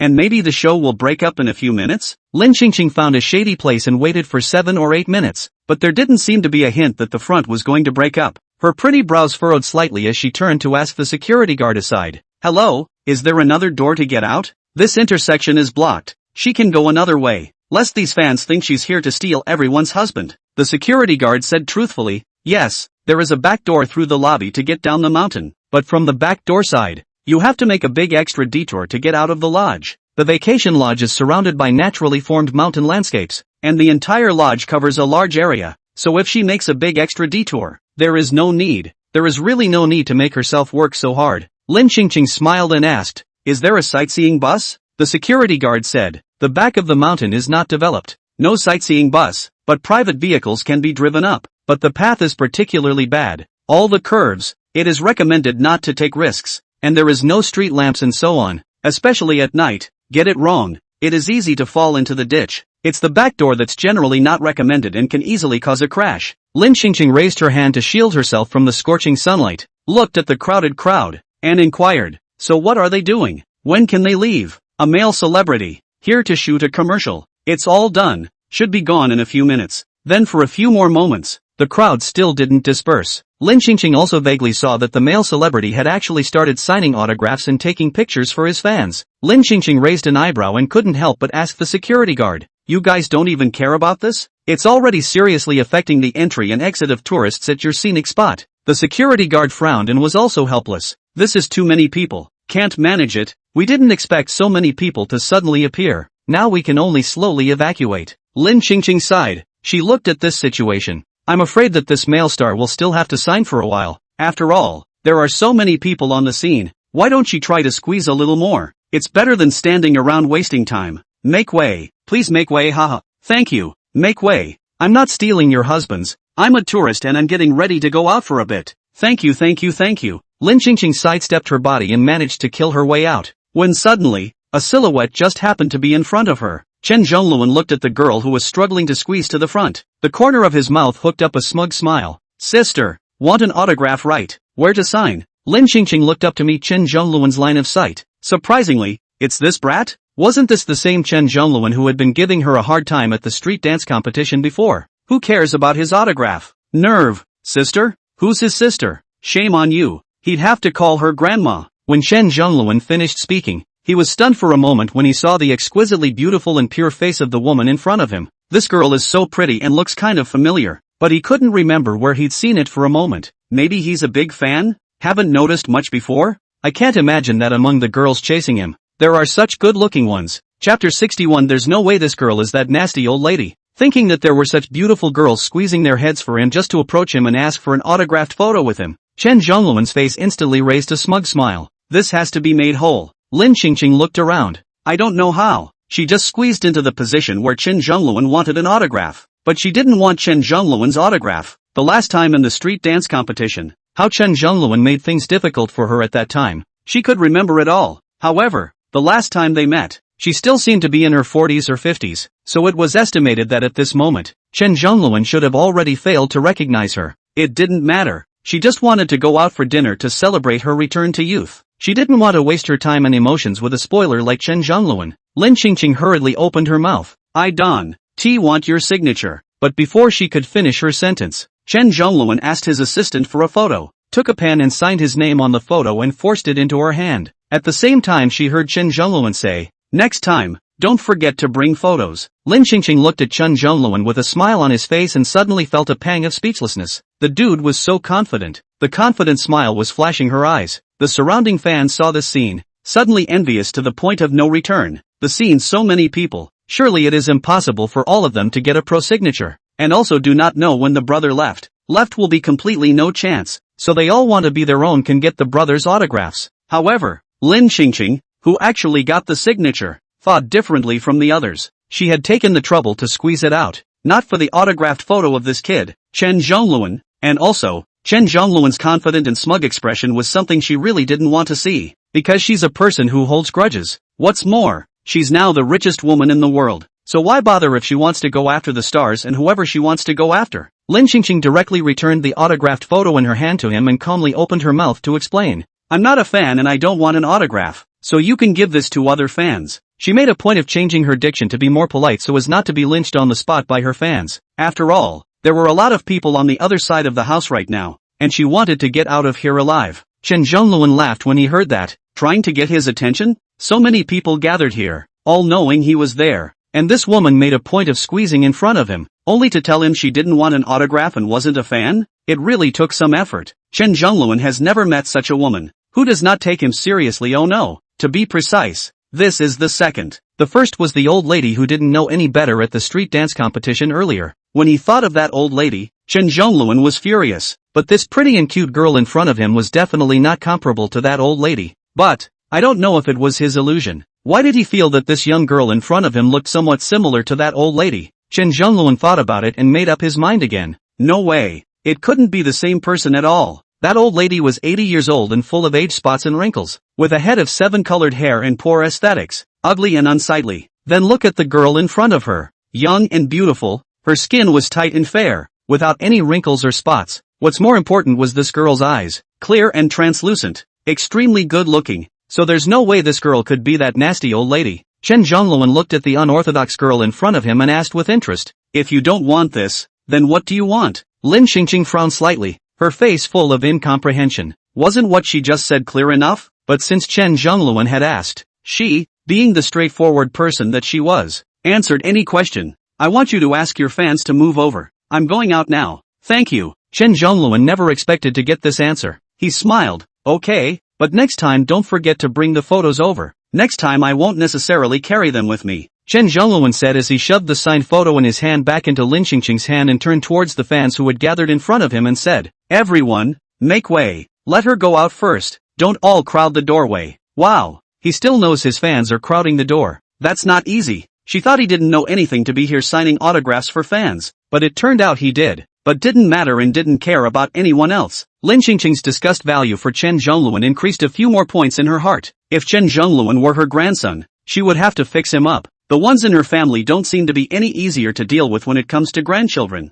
but at least they respect her. Fans made a small path at Chen Zhongluan's call, while looking enviously at Lin Qingqing, who had managed to get Chen Zhongluan's autographed photo. When Lin Qingqing saw that she could finally leave, she immediately returned the autographed photo to Chen Zhongluan once again before saying nothing and walking off directly. Saying more, it felt like Chen Zhongluan might not be able to understand her. And anyway, she returned the autographed photo to Chen Zhongluan, proving that she really wasn't Chen Zhongluan's fan anymore. Chen Zhongluan watched Lin Qingqing simply leave without looking back. The corner of his lips slowly hooked up. Quite a personality. After saying that, he lowered his head and looked at the signed photo in his hand and laughed silently. Could it really be that he misunderstood? This girl really wasn't his fan? The assistant behind Chen Zhongluan wiped the sweat on his forehead and spoke anxiously. "Brother, if we don't leave, the blockage will affect the tourists traveling like this, and it will be troublesome to be on the hot search tomorrow." Chen Zhongluan frowned. "What are you afraid of? Let them go if there are tourists. I didn't let them go, and I have so many fans,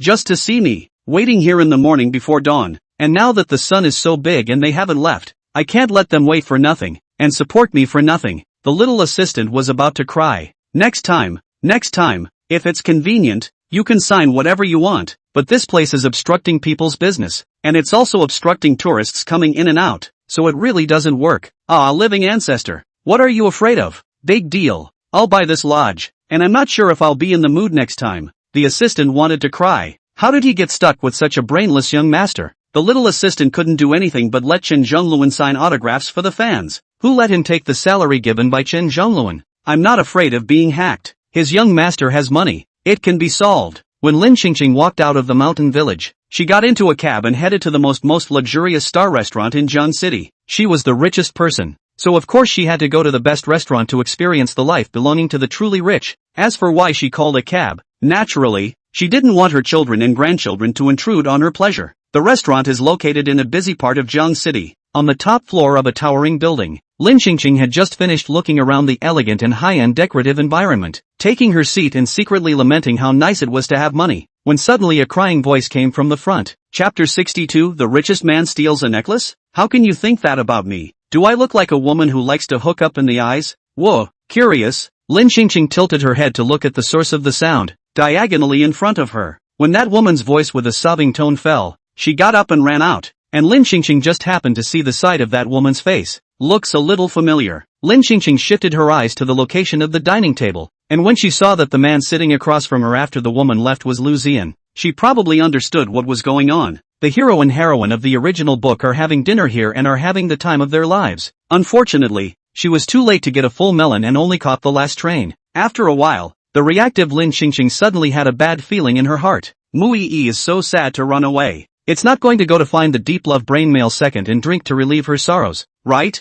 After all, Qin Yensen is an important flavor in the relationship between the hero and heroine of the original book. Then Mui made a phone call and her big indisputable grandson was hooked up. That's not good. She had to stop that from happening in a hurry. Lin Qingqing was just about to get up and leave when Lu Zian came to a stop at the spot beside her. Lin Qingqing frowned slightly. She had become so young now. Lu Ziyan shouldn't be able to recognize her, find her in trouble, and delay her from finding her eldest grandson, right? At least that sizable cutie from Chun Zhongluan just now just didn't recognize her. But Lu Ziyan is the original male lead, so it's not good to say that the original male lead's eyes are different from the others. However, Lu Ziyan was not in the mood to care about Lin Qingqing's appearance. He had just quarreled with the woman he liked because of another man. How could he put his mind on another woman? That's why he didn't even take a proper look at Lin Qingqing. The atmosphere around him was cold to the core, and he said to the waiter, "Find the stuff out for me." Lin Qingqing was confused for a moment. She had just arrived. What was she looking for? The waiter spoke respectfully. Good. After the waiter finished answering, he turned to look at Lin Qingqing and politely opened his mouth. "Hello ma'am, Mr. Lu just dropped something here accidentally. Can I trouble you to make it easier for you to dine at another table? Please understand for the inconvenience. I will have someone send you a dessert later as an apology." Understanding the situation, Lin Qingqing immediately stood up. "It's fine. You guys find it. It just so happens that I'm in a bit of a hurry, so I won't eat first." Lu Ziyan heard the woman's voice, suddenly felt a bit familiar. At this time he looked up at Lin Qingqing. Seeing that it was a young girl, he withdrew his eyes again. "I don't think I've seen it before, and I don't remember much about it." Lu Ziyan lifted his steps and left. Leave the waiter to deal with finding things. Lu Ziyan is the supreme VIP customer of this store, because their restaurant's main KPIs every year rely on Lu Ziyan to pull them up, and Lu Ziyan is their restaurant owner's friend, so the waiter helps Lu Ziyan to do his job. So naturally, he doesn't dare to be negligent, except that the waiter had searched around that location for half a day and hadn't found any semblance of that necklace. "Ma'am, wait." The waiter hurriedly called out to Lin Qingqing. Lin Qingqing's footsteps just about to step out of the restaurant's entrance paused and she looked back at the waiter. "What's wrong?" The waiter looked at Lin Qingqing. His eyes began to survey Lin Qingqing's body. Wearing a luxury brand, it is reasonable to say that eating here should also not be poor, because they are here on average a meal, at least a few $1,000s. But this woman just now entered the door as if she had never seen the world, her eyes looking everywhere, and all of them in the restaurant saw Ms. Mu throwing the necklace in this direction in a fit of anger. How come this woman disappeared after sitting down, and then this woman suddenly had something urgent to leave? Is it really such a coincidence? Lu Ziyan so rich, send Ms. Mu's necklace. Do not have to think to know how valuable it should be, or maybe money cannot be bought rare treasures. It is not good to say that in front of this woman who has not seen the world got greedy. Secretly hide it is not necessarily. Come to their restaurant to eat can not only rich people. There are also want to climb the power of the rich in disguise. There are also some small rich missy.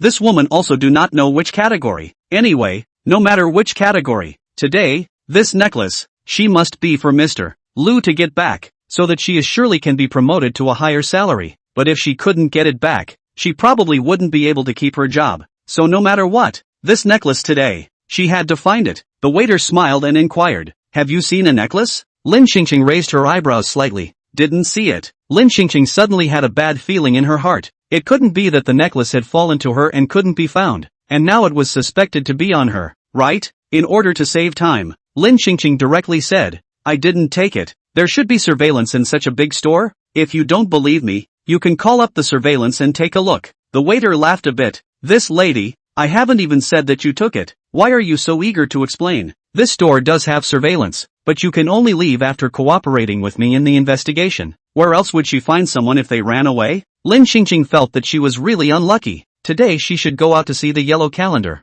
First, she was sent an autographed photo by a nasty person, and then she was mistakenly thought that she had taken the necklace of another nasty person, and she went out to encounter outrageous things one after another. What kind of ghost day is this? It's obviously supposed to be a good day for her to get younger. Lin Qingqing looked at the time on her cell phone and finally spoke. "You check it. Hurry up. I'm in a hurry." If the hero's necklace couldn't be found, they, the cannon fodder, would definitely be implicated, and she didn't want to get herself into trouble, nor did she want the hitman in front of her to be innocently implicated, so she decided to cooperate first. The waiter watched the surveillance several times over with no surprises, because Lin Qingqing was sitting against the outside seat. The inside seat, just blocked by the table and Lin Qingqing's body, was unable to see if Lin Qingqing had taken, most likely, the necklace that had fallen on the inside seat. In the end, the waiter had no choice but to go and check around the tables and chairs once again, but there was still no necklace in sight. Lin Qingqing was really anxious to wait, and she didn't know if her big stupid grandson was now going to accompany Mu Yi again,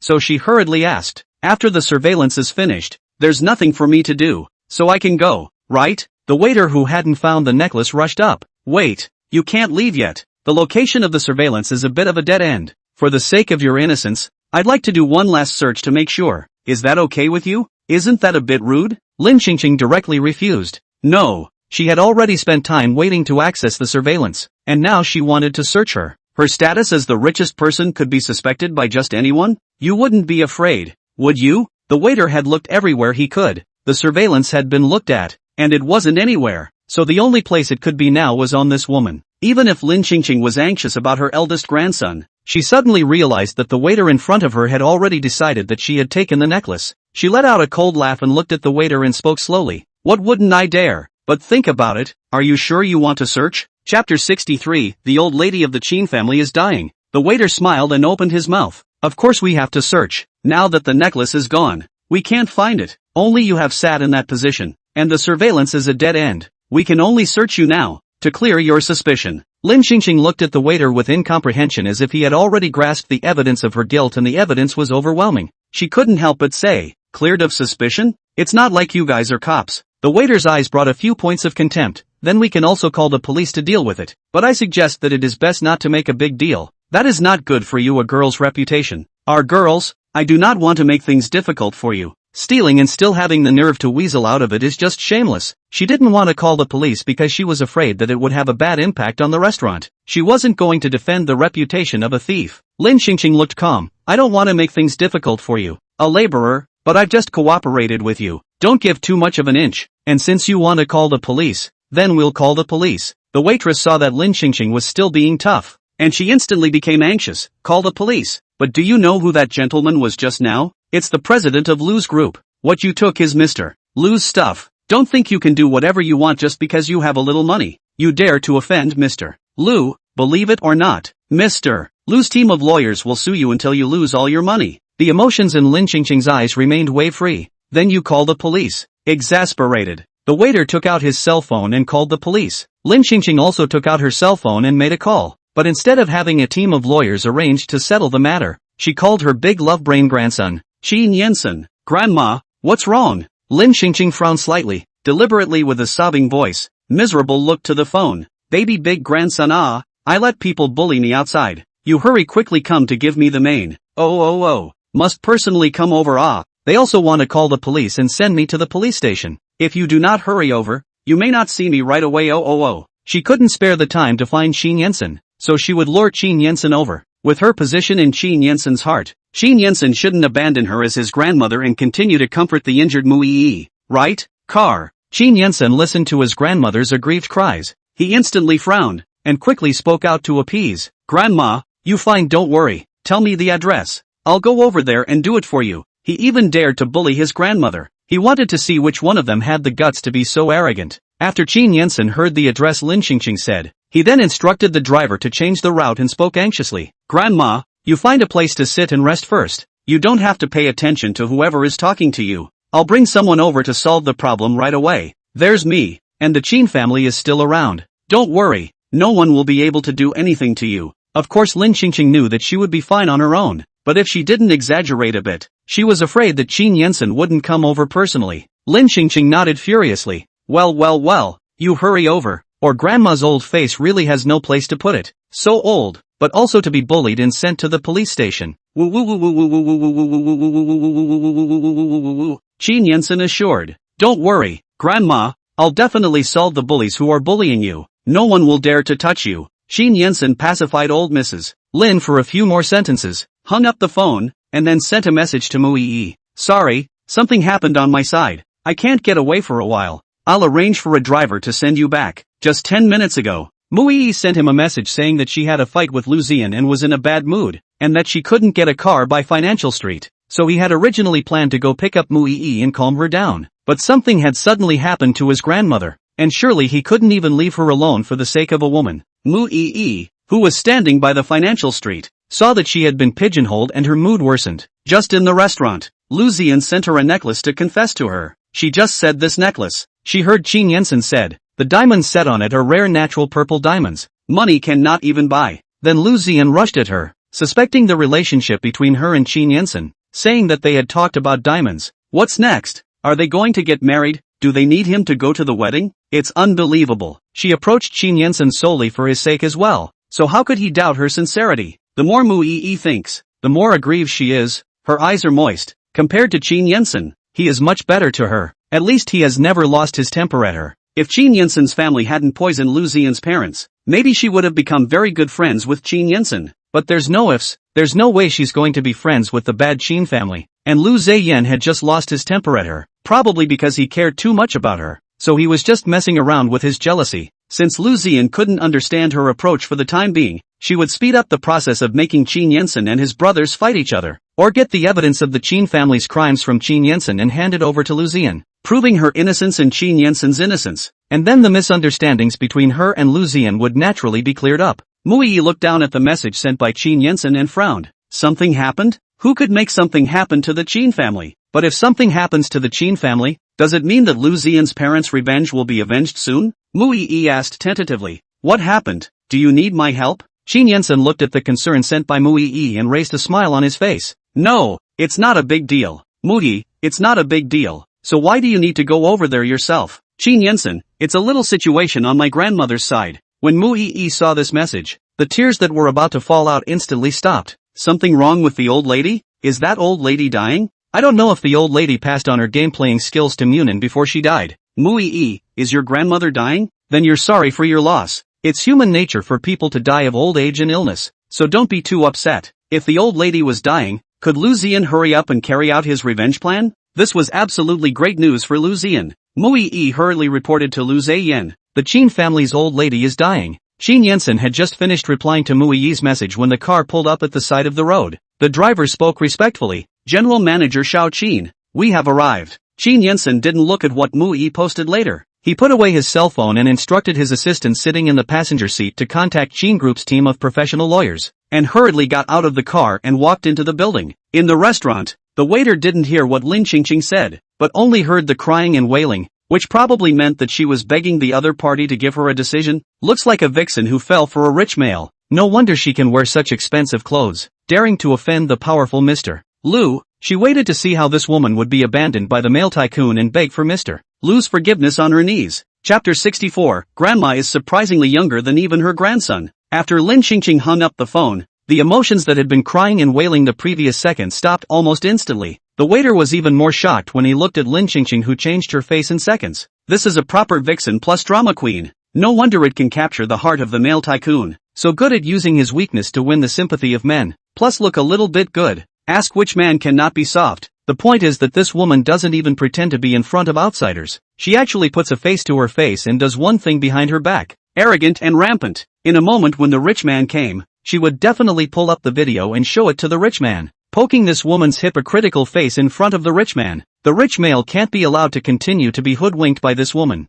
The waiter looked at Lin Qingqing with nothing but anger and contempt at the moment. Thief, vixen, habitual pretender, hypocrite, how can this woman have such a bad heart? Under the waiter's indignant and astonished gaze, Lin Qingqing calmly put away her cell phone, with no trace of the soft and miserable aggrieved look on her face that she just had, and then walked over to the table next to her and sat down as if nothing had happened. The waiter sneered inwardly. Pretend, keep pretending. There will be time for her to cry later. Not long after, the restaurant walked into a tall figure. The man wearing a high-fashion black suit, broad shoulders and long legs. The body shape is straight. The silhouette line is superior. The temperament is noble. Not an ordinary person at first glance. The waiter rushed forward to serve respectfully. Hello sir, do you have a reservation? Qin Yensen glanced at the waiter. Looking for someone. Where is MS? Lin Qingqing Lin? The waiter was full of doubts. Who is Lin Qingqing? At the table in front, Lin Qingqing heard Qin Yensen's voice and hurriedly turned her head, and after seeing that Qin Yensen had really come, a joyful smile immediately appeared on her face. Here comes her great filial grandson. She, as a grandmother, hadn't loved him for nothing and hadn't gone to all the trouble of helping him correct his relationship brain. He still had her as a grandmother in his heart. Lin Qingqing got up and walked towards Qin Yensen as she smiled and spoke. You're finally here. Qin Yensen's deep eyes looked fixedly at Lin Qingqing, and after a long moment of silence, he spoke with some uncertainty. Are you? This woman looked very familiar, but there was a big difference between her and the person he remembered, so he couldn't clear his mind for a while. Lin Qingqing suddenly thought of her all of a sudden a lot younger. Now look in before the difference may be a little big. Qin Yensen, a little preparation, heart no. A short time some acceptance is normal, but she wouldn't want to be so abrupt if she didn't have to. Lin Qingqing's eyes curved up as she smiled and said, I'm Lin Qingqing MS. Lin, I've had another simple facelift. Surprised? She didn't have the heart to say that she was a grandmother in front of outsiders. She was afraid that outsiders would find it hard to believe in their relationship based on her current appearance, and might even think that they had some kind of unseemly fetish between them. Just keep the acquaintance relationship on the line, outside the name and so on, or low profile is more appropriate, so as to save other people speculate too outrageous. Qin Yensen was confused. Standing in place, he was completely dumbfounded. The pretty girl in front of him, looking younger than he even looked, was actually his grandmother, and the girl's face features extremely natural. Cannot see the rigid traces of science and technology, which is where the whole is clearly eating the elixir of rejuvenation. Right. Aside looking at the waiter inside the good guy, plastic surgery are not avoiding the male tycoon. She said how there will be such a good-looking woman. The original is plastic surgery out of the hole. Look at the rich man in front of him. He has money, face and body. In the end, what do you think this woman character is not good, or a technology face? Is the male tycoon like her often plastic surgery appearance? What kind of fetish is this? What kind of women can't you find with a rich man's condition? Can't you eat something good? The waiter heart wrath. Qin Yensen heart is more complex. If it is yesterday before the 30 or 40-year-old middle-aged woman, he may still be able to reluctantly accept, but now the girl in front of him, but looked just adult, the age of about 20 or so almost, which led him how to call the export of the grandma name. And how did an old woman become like this? He doesn't understand, but he has to accept it. The voice was the same, the looks were similar, just turned into a younger version, not to mention that it wasn't like the old lady hadn't had the experience of becoming younger before. So he couldn't even doubt that the other party's identity wasn't an imposter. After a moment of silence, Qin Yensen did a whole lot of mental construction, then looked like he wanted to say something. Just call me MS Lin from now on, Lin Xingxing said with a direct smile. Qin Yensen, however, exhaled a breath as if he had made a great determination to finally speak. Grandma, who bullied you? A grandma is a grandma, not to mention that getting younger isn't something to be ashamed of, and honorifics can't be changed. There is a first time for everything.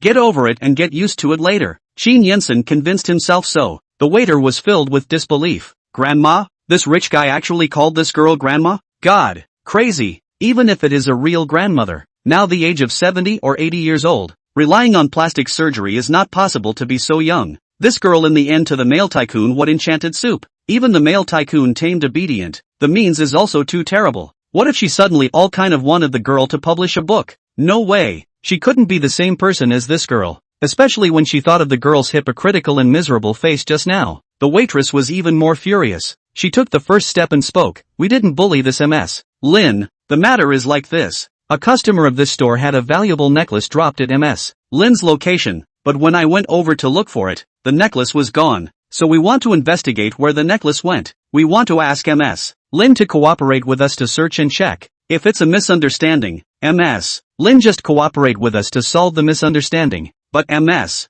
Lin reacted vehemently and refused to cooperate. We have no choice but to call the police to deal with it. The waiter's tone was still purposely emphasized when he said worth a lot. Qin Yensen heard the meaning in the waiter's words, turned his head to look at the waiter, and said in a deep voice, do you mean that you suspect that my grandmother has stolen your valuable necklace? Yes, the gentleman. No surveillance? The CCTV investigated. And since the location is a dead end, it's impossible to tell what happened. So if you don't believe me, sir, you can come with me to see it again in person. Concerning his grandmother's reputation, it was naturally impossible for Qin Yensen not to deal with it personally. Qin Yensen followed the waiter to the surveillance room, and the waiter's mouth secretly hooked up, then pretended that his hand slipped and accidentally clicked on the wrong time period, and played the surveillance video of Lin Xingxing's face changing in a second when she was on the phone, from acting pitiful to expressionless. After the video finished playing, the waiter suddenly opened his mouth with an apology to explain, I seem to have misplaced it. It seems not to be this time period.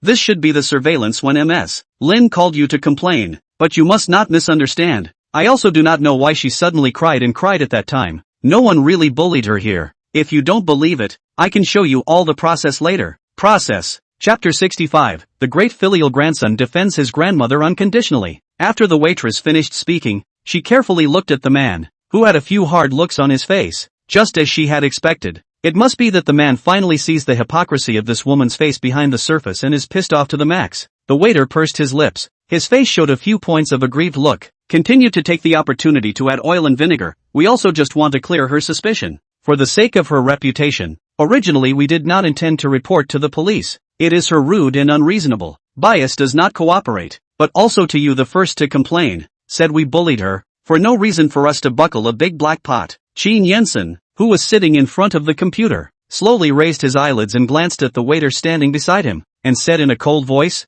I'm not here to listen to your complaint, don't waste my time. The waiter looked slightly stunned, then stiffly pulled out a smile. Okay, I'll continue to tune the surveillance screen. Looking at the male tycoon's face and the tone of his voice, she guessed that the male tycoon should be very angry, and as for the reason for his anger, it must be because he could see that Vixen's hypocritical face. The waiter hurriedly pulled up the video surveillance of Lin Qingqing sitting at table 5 in the restaurant. Not long before she hurriedly left again, the waiter opened his mouth again to remind Lu Xian's figure as the surveillance video played. This is Mr. Lu of the Lu Group. That valuable necklace belongs to him. Taking this necklace and not giving it back would be the same as having a hard time with Mr. Lu. This male tycoon shouldn't be able to get on the bad side of Mr. Lu of the Lu Group just to defend a hypocritical woman, right? When that woman obediently handed over the necklace, she would be considered to have made a great achievement, and a promotion and salary increase would be just around the corner. Shin Yensen gave an abrupt laugh. Lu Xian? He and Lu Xian were already at odds.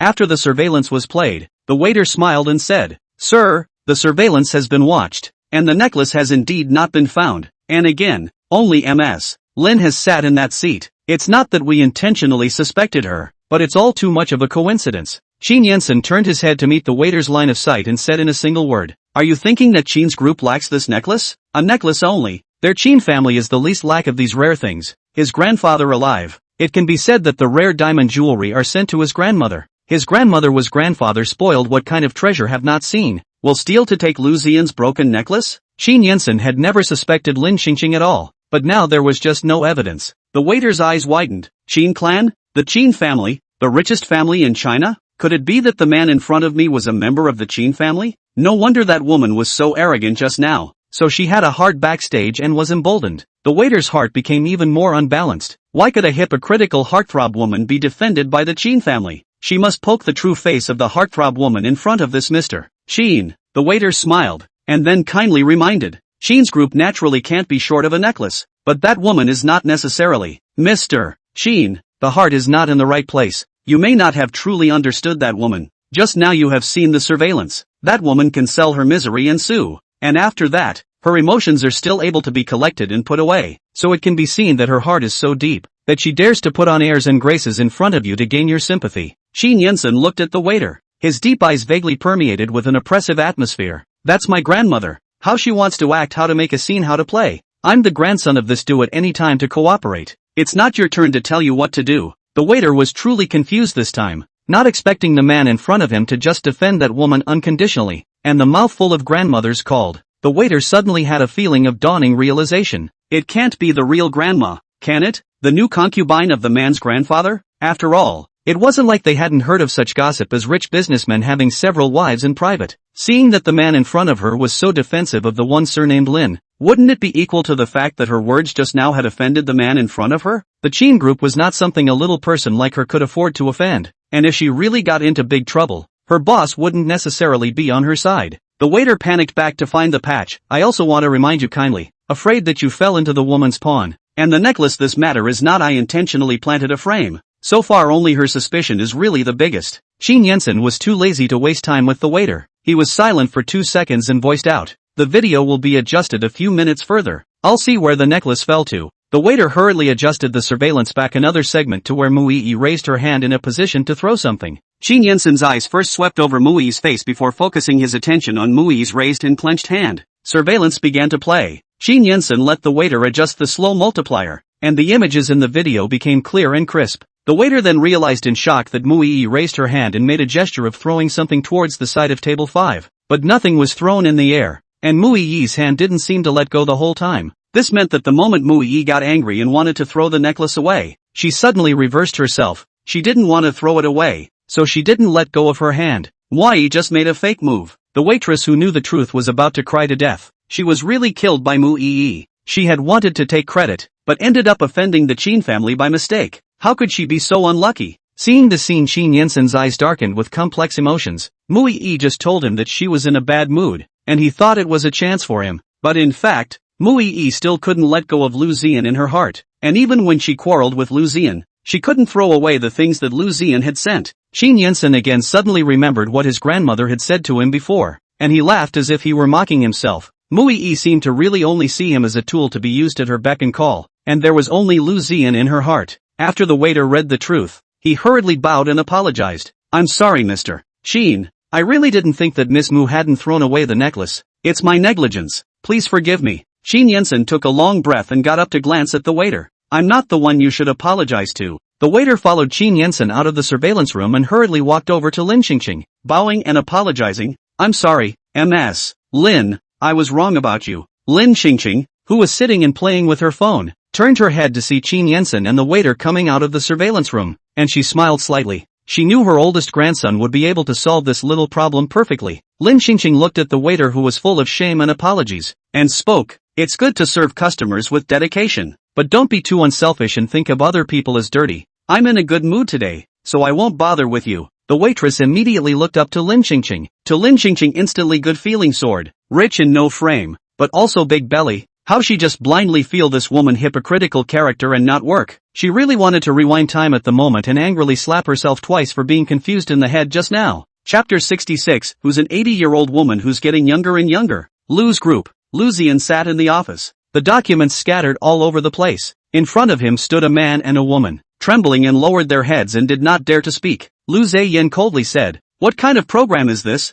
To invest in the development of an IP project, we have to cooperate with Qin's group just because Qin's group owns the biggest movie and television company? Our Lu's group's ability is no worse than theirs. Why can't we develop it ourselves? Qin's everywhere. Does everyone around him have to mention Qin's group in front of him all over again? Mu Yi also can't get away from the Qin family in 3 words. Qin Yensen, the old lady of the Qin family. He's really had enough." What he didn't understand even more was that on the day he made up his mind to confess his love today, what Mu Yi had on her lips was still the one surnamed Qin. How can he be indifferent when he's holding a necklace from him and thinking about another man? That's why he was now very upset when he saw the word Qin. On the contrary, at this juncture, the proposal sent by the secretary was again related to the Qin group, and he was really getting mad. The male secretary wearing a white shirt held up his glasses, carefully glanced at Lu Ziyan, who was like a volcano erupting at the moment, and said in a low voice, "Our company is mainly in the financial industry, and Qin's group dabbled in film and television earlier, so our resources are really not as good as Qin's, and it's the best win-win choice if we cooperate." Lu Ziyan held his forehead and gritted his teeth. "If you don't have the resources, then go and develop them. If you have to ask me this question, what's the point of me paying you guys? Okay, Mr. Lu. Also, don't mention any cooperation regarding the Qin group in front of me in the future." The secretary and assistant glanced at each other and jointly said, "Okay, Mr. Lu. How in the world did Qin's group mess with Mr. Lu?" Lu Ziyan closed his eyes and leaned back in his chair to rest for a while, and after a few moments, he took out his cell phone and scanned it to see the message Mu Yi had sent him. The old lady Qin is dying." Seeing this message, Lu Ziyan's just suppressed and irritated mood was swept away. The old lady was finally dying, which was great news for him. "Lu Ziyan, how do you know?" Qin Yensen told me." "It's Qin Yensen again." Lu Ziyan gritted his teeth. They had just been unpleasant because of Qin Yensen. Mu Yi turned her head and hooked up with Qin Yensen again. This woman is really enough. Really want to be angry with him. Lu Ziyan didn't reply to Mu Yi again. After a while he called his best buddy. "See you at the usual place tonight.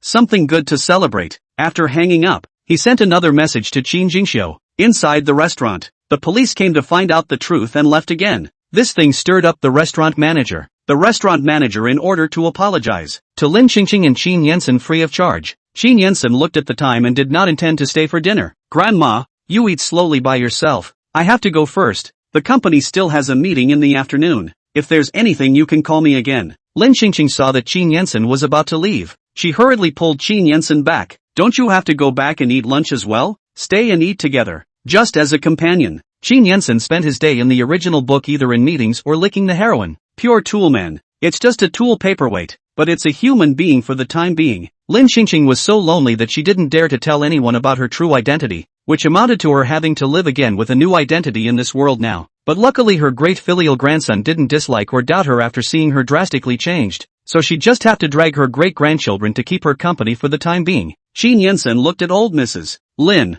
M.S. Lin's young face had a hint of anticipation, and in the end, he couldn't bear to refuse and stayed to eat with Ms. Lin. Lin Xingqing raised her highball glass and took the initiative to touch the wine glass next to Qin Yensen's hand, smilingly speaking, Celebrate the fact that I become beautiful today. Qin Yinsen was still so uncomfortable as he looked at Lin Qingqing's vibrant and energetic aura. Who's an 80-year-old woman who's getting younger and younger? Qin Yinsen's first thought now was that the old lady's rare disease might have gotten too sick. Qin Yinsen asked with concern, "Grandma, has your body felt any discomfort lately?" "No, my body is very good and very healthy now. A few days ago Qin he even took me to the hospital for a physical examination. The results showed that my body is better than even his." When she said the last, Lin Qingqing held a smile at the corner of her mouth. A young man was physically inferior to an old woman like her, and Qin He's pride was definitely going to take a bit of a hit. Qin Yinsen nodded. "That's good. By the way, didn't you go to the mountain resort for vacation? Why did you come here for dinner?" Lin Qingqing casually made it up. The mountain villa's food is not to her liking.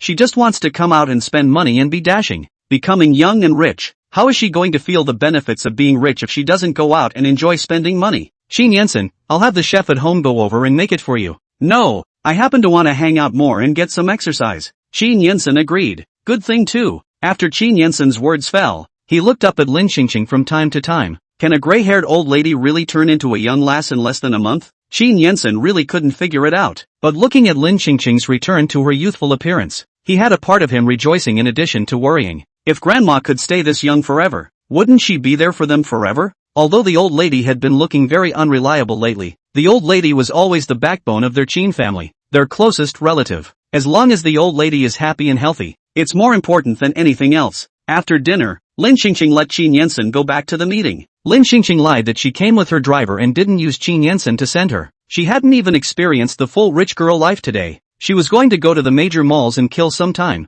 Now that she was getting younger, she should buy more nice clothes. Most of her family was in old age clothes, which didn't fit her anymore. Lin Qingqing casually walked into a high-luxury hipster shoe store. Just as he entered, he saw a tall boy wearing a mask and hat and sunglasses, covering himself tightly. Looks like some kind of public figure? Because the average person shouldn't be out shopping dressed like this in the middle of summer. Lin Qingqing glanced at it without paying any more attention and turned her head over to look at the styles. Many of the shoes at this hipster store are unisex, so guys buy shoes here too. Lin Qingqing casually walked into a high-luxury hipster shoe store. Just as he entered, he saw a tall boy wearing a mask and hat and sunglasses, covering himself tightly. Looks like some kind of public figure? Because the average person shouldn't be out shopping dressed like this in the middle of summer. Lin Qingqing glanced at it without paying any more attention and turned her head over to look at the styles. Many of the shoes at this hipster store are unisex, so guys buy shoes here too. Chapter 67, The System Binds the Wrong Host? Lin Qingqing pulled up the corner of her mouth to show a leathery smile. The pair of beaten eyes she was quite familiar with. After all, she had just met them in the morning. It was Qin Zhongluan who had to stuff her with autographed photos. Wasn't Jiang City a bustling metropolis in the book? Why did she feel that Jiang City was so small that people she didn't want to see could even be encountered twice in one day? Lin Qingqing explained in a cloudy manner. "I didn't follow you." Qin Zhongluan let out a light laugh. In the morning he thought that he had misunderstood about her being his fan, but it turned out that he encountered it again in the afternoon. This hipster store is his favorite brand. His fans know it. Come over today. It is the new model he ordered before arrived. Originally can be delivered to the door, but he is in a good mood today, so he came over to pick it up in person. Who knew that coming over here I'd run into that pretty girl again who claimed she wasn't a fan? It's too much of a coincidence. To say that he hadn't gotten his schedule from somewhere and deliberately squatted him in person at two locations before and after was a bit disconcerting. Qin Zhongluan put his sunglasses back on, the corner of his mouth hidden by the mask slightly hooked up. "Oh, that was a misunderstanding on my part." Saying that, Qin Zhongluan swept his eyes around the store and continued to speak. "Since we're so destined to be together, do you have a favorite style? It just so happens that I'm here. I'm a member of this family, so I can give you a discount. Have a good look?" Seeing Qin Zhongluan, she already had little interest in continuing to shop. Lin Qingqing had some dislike in her eyes. It was a fate she didn't really want. "I don't see anything I like. You keep shopping." Lin Qingqing turned her head and left after saying that. Qin Zhongluan slid the sunglasses perched on the bridge of his nose down a little. His gaze cast from above the sunglasses to Lin Qingqing's unflinching back. The corner of his mouth hooked into a playful smile. It's so funny how he purposely squeezed in front of him in the morning and said he wasn't a fan if he didn't want an autograph. And then in the afternoon he showed up at a store he frequents and left without buying anything. What kind of game is this? Qin Zhongluan watched the girl leave with interest, suddenly vaguely looking forward to the next time where she would create a chance encounter. Lin Qingqing, who walked out of the hip store, skimmed her lips. Next time she went out, she must check the yellow calendar first. But she hadn't gone out today for nothing. At least there was a good chance that she'd manage to stop her eldest grandson from going to lick the heroin once more, and change his fate for once. When you think about it that way, it's actually not a bad day. Lin Qingqing quickly regulated her mood and went to a few brand name stores to make a big purchase. Go in, pull out your card, ask for this and that row, leave your address, go to the delivery service. A few stores down, Lin Qingqing was about to have a blast. It was the first time she experienced the feeling of buying something without looking at the balance, without looking at the price, buying whatever she wanted and spending without fear. If she could live like this in her next life, she would be willing to find 8 handsome husbands even if she had to. Lin Qingqing walked out of the mall, thought for a moment, and asked the system, after I go back to 18, will my age stay at 18? Or will I age normally like a normal person? The system didn't answer her. This was the first time that the system didn't talk back to her right away, and she inevitably had a moment of panic in her heart. It wasn't possible that the system was going to leave her on her own in the book, was it? The book was a happy day, but it wasn't reality after all. And God knows if there would have been any bugs in the plot that would have put her in a crisis if she hadn't had the help of the system. With the system in place, at least she had a little peace of mind, though this system usually doesn't help much, but it was the one thing in this strange world that knew her the best, and she had grown accustomed to that part of her. After a moment, Lin Qingqing spoke out again. Crooked? System? Are you still there? System. Binding error, signaling error, binding, error, signaling error, a zip, zip. Zip sound of electric current interspersed with intermittent mechanical sounds came into Lin Qingqing's mind, and Lin Qingqing immediately stood still, stunned. Binding error? What binding error? After Lin Qingqing finished speaking, she suddenly thought of something, and she guessed in shock. Don't tell me that you bound the wrong host? If it's true, then isn't everything she has now going to be taken back in its entirety? She's just getting young, just experiencing the joy of being on the richest, and her wonderful children and grandchildren are still waiting for her to save them. God damn it, is the book-wearing system so unreliable now? How can it make such a big mess? Lin Qingqing anxiously waited for the system to reply, but the system remained unresponsive.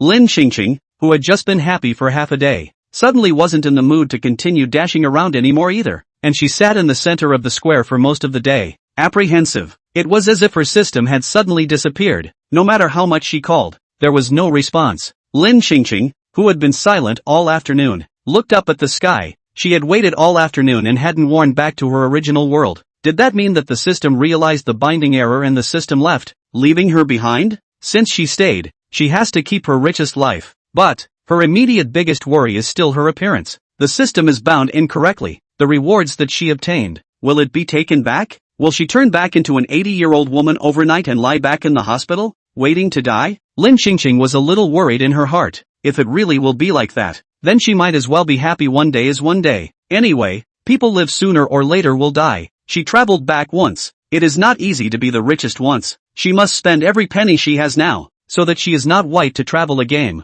After looking away, Lin Qingqing felt that her life's goal was clear again. As long as she lived for one day, she was going to save their whole family's villainous fate, keep the throne of the richest man, and live happily every day. Then Lin Qingqing went to find happiness in a nearby bar. Upstairs in the bar was a VIP area with excellent sightlines, and in front of a half-human high-glass wall, 2 men leaned in and looked out at the crowd on the dance floor downstairs. Chen Zhongluan took off his mask, sunglasses and hat, and looked at Lu Ziyan beside him. What's the good thing about you calling me here? The corner of Lu Ziyan's lips slightly hooked. The Qin family's old lady is dying. Chen Zhongluan clapped his hands. This was indeed a good thing. The Qin family and the Chen family had a cordial relationship on the surface, but in actuality, since the death of Elder Qin, the two of them were no longer as close as they appeared to be on the surface. After all, what permanent friends are there in the mall? The Qin family was so rich, and the other families had already been stirring after Elder Qin's death. The Qin family had many descendants, and large families like this were all ambitious.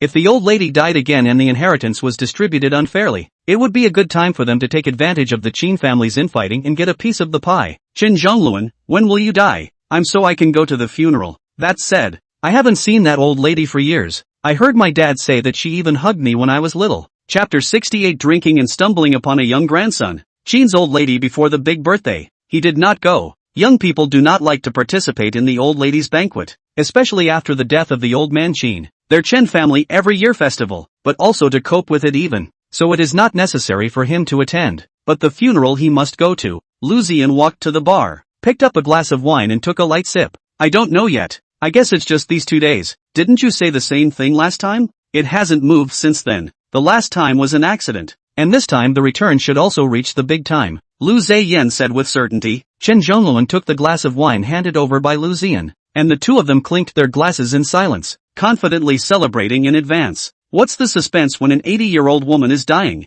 It can't come back to haunt her once more. Chen Zhongluan picked up his wineglass and drank it all in one go, then asked somewhat uneasily, "Is your information really accurate this time?" Lu Ziyan told me. She wouldn't lie to me. Okay, have you made arrangements for Qin Jingxiu's side? I've asked him to come over. I'll talk to him later. As soon as Lu Ziyan's words fell, Qin Jingxiu pushed the door and walked in. Lu Ziyan glanced at the arrivals with his remaining light. He turned his head to look at Qin Jingxiu. "Why did you come over so late?" Qin Jingxiu loosened his tie and sat down on the sofa, pouring himself a glass of wine. "Work has been a bit hectic," Chen Zhongluan grunted. "What's so busy about it? Qin's group is so big. Just give you a small position in the planning department. It seems that the Qin family does not pay much attention to you. If I say you still go back to open a company with brother Lu, how cool to be your own boss." "Don't say that. He's just joined the Qin group now. It's normal for him to start from the bottom." Lu Ziyan glanced meaningfully at Chen Zhongluan before turning his head to look at Qin Jingxiu. "But is your workload so heavy right now? It's reasonable to say that starting from the bottom, your current workload shouldn't be this busy." Receiving Lu Ziyan's hint, Chen Zhongluan also hurriedly continued. "Brother Lu is right. It can't be that your elder brother and second brother are deliberately making things difficult for you, right?" Qin Jingxiu's eyes darkened. Making things difficult for him? He hadn't thought about it that way earlier, but after Lu Ziyan said that, he was a little unsure as well. Lu Ziyan sat down in the seat beside Qin Jingxiu, patted Qin Jingxiu's shoulder, and said in relief, "It's also possible that we're overthinking it. Your elder brother and second brother might just want to give you the chance to prove yourself, so do a good job." Qin Jingxiu put down his wineglass and laughed coldly. "Prove yourself? They can't wait for me to get out of the Qin family earlier." Lu Ziyan and Chen Zhongluan glanced at each other, the corner of their mouths raised in an imperceptible arc. He looked at Qin Jingxiu. "If you are not willing to give away the Qin family property, Zhongluan and I as good brothers can fully support you. You can talk to us if you need any help. With the power of our Lu and Chen families, we can definitely do it." Qin Jingxiu was silent for a moment. "Thanks, but not for now. His grandmother is still alive, and still misses him, so he doesn't have so many thoughts right now. He just wants to listen to his grandmother and send her on her last journey. And as for his big brother and two brothers, he will talk about them after she is gone." The corners of Lu Ziyan's mouth froze. What was going on with Qin Jingxiu? How can he tolerate being bullied like this by Qin's family? He suddenly remembered the old lady, who had sabotaged his plans several times before. It must be because that old lady was still alive and had said something to Qin Jingyu. So Qin Jingyu had repeatedly tolerated it. It doesn't matter. The old lady will die soon. He'll just wait 2 more days. Chen Zhongluan skimmed his lips, feeling somewhat helpless as he turned around to continue looking over to the dance floor on the first floor. Suddenly, he saw a glimpse of a familiar face at the location of the first floor card table. He narrowed his eyes and double-checked, then smiled. "It's really her. It's quite fate." Lu Ziyan asked curiously, "Who is it?" Chen Zhongluan's 2 arms casually rested on the edge of the glass wall,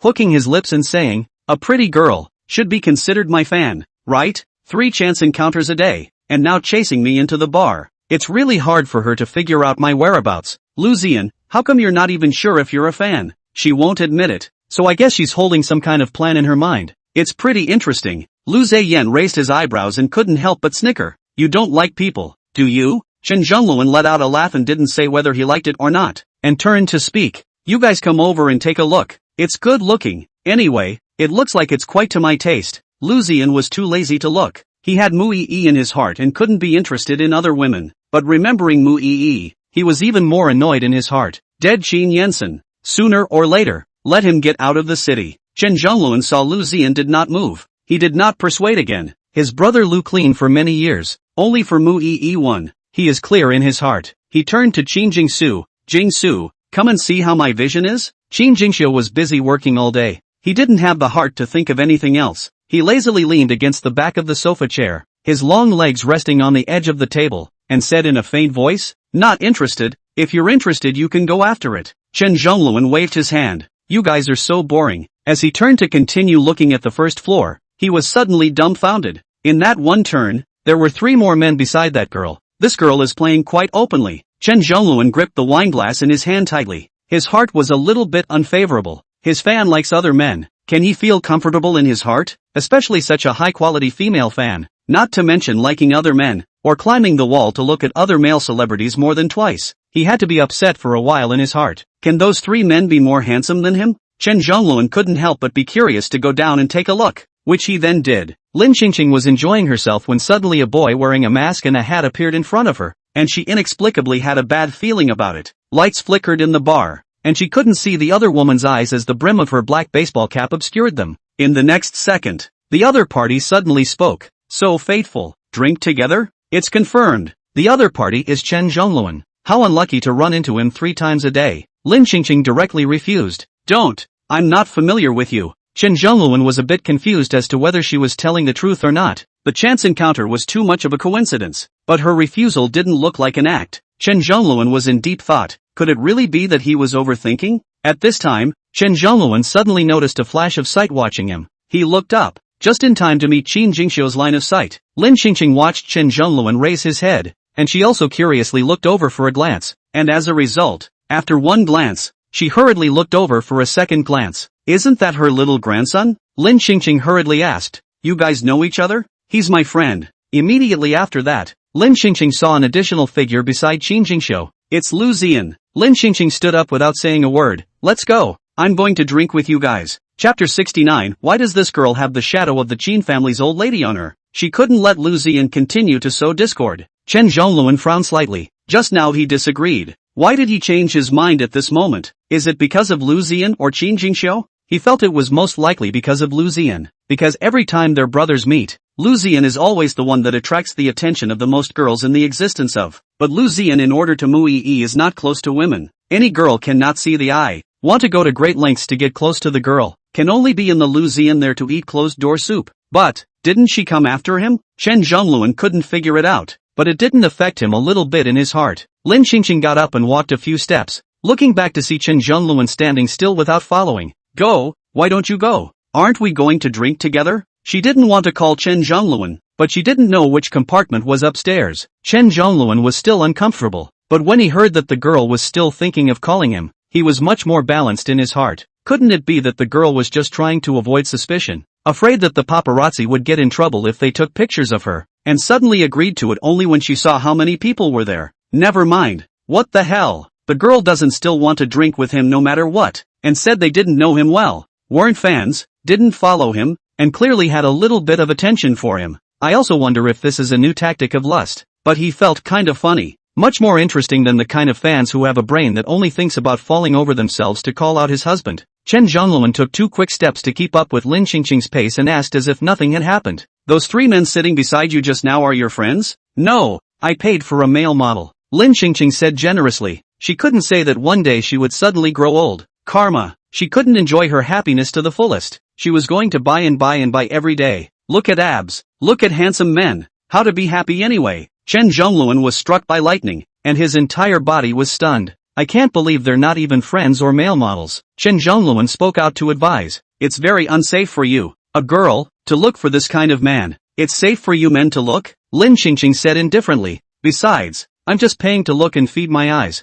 letting them coax me and provide me with some emotional value. So I won't be like you men who can't control yourselves and screw around. Chen Zhongluan coughed, and out of some psychological reason, he immediately took a stand. I'm not a man who messes around like that. But then again, what kind of man do you like? Lin Qingqing frowned. She felt that the question this kid asked was a bit evil, very much 100% wrong. We've only met a few times. You're crossing the line a bit by asking this question, aren't you? I'm just asking. Lin Qingqing had something in her words and deliberately nodded. Respect the old and love the young. Then she heard Chen Zhongluan say in a particularly shameless manner, how do you know I'm particularly respectful of the elderly? How did this kid still have 2 faces? She'd almost believe it if she hadn't experienced it herself. When she knew that she was an old lady, she disliked her 100 times, and even felt that she could not dance and should not participate in the competition of young people, and refused to work with her. And now she sees that she has turned into a young little girl and rushes up to brush her favor. This kid is really a little ode to be beaten.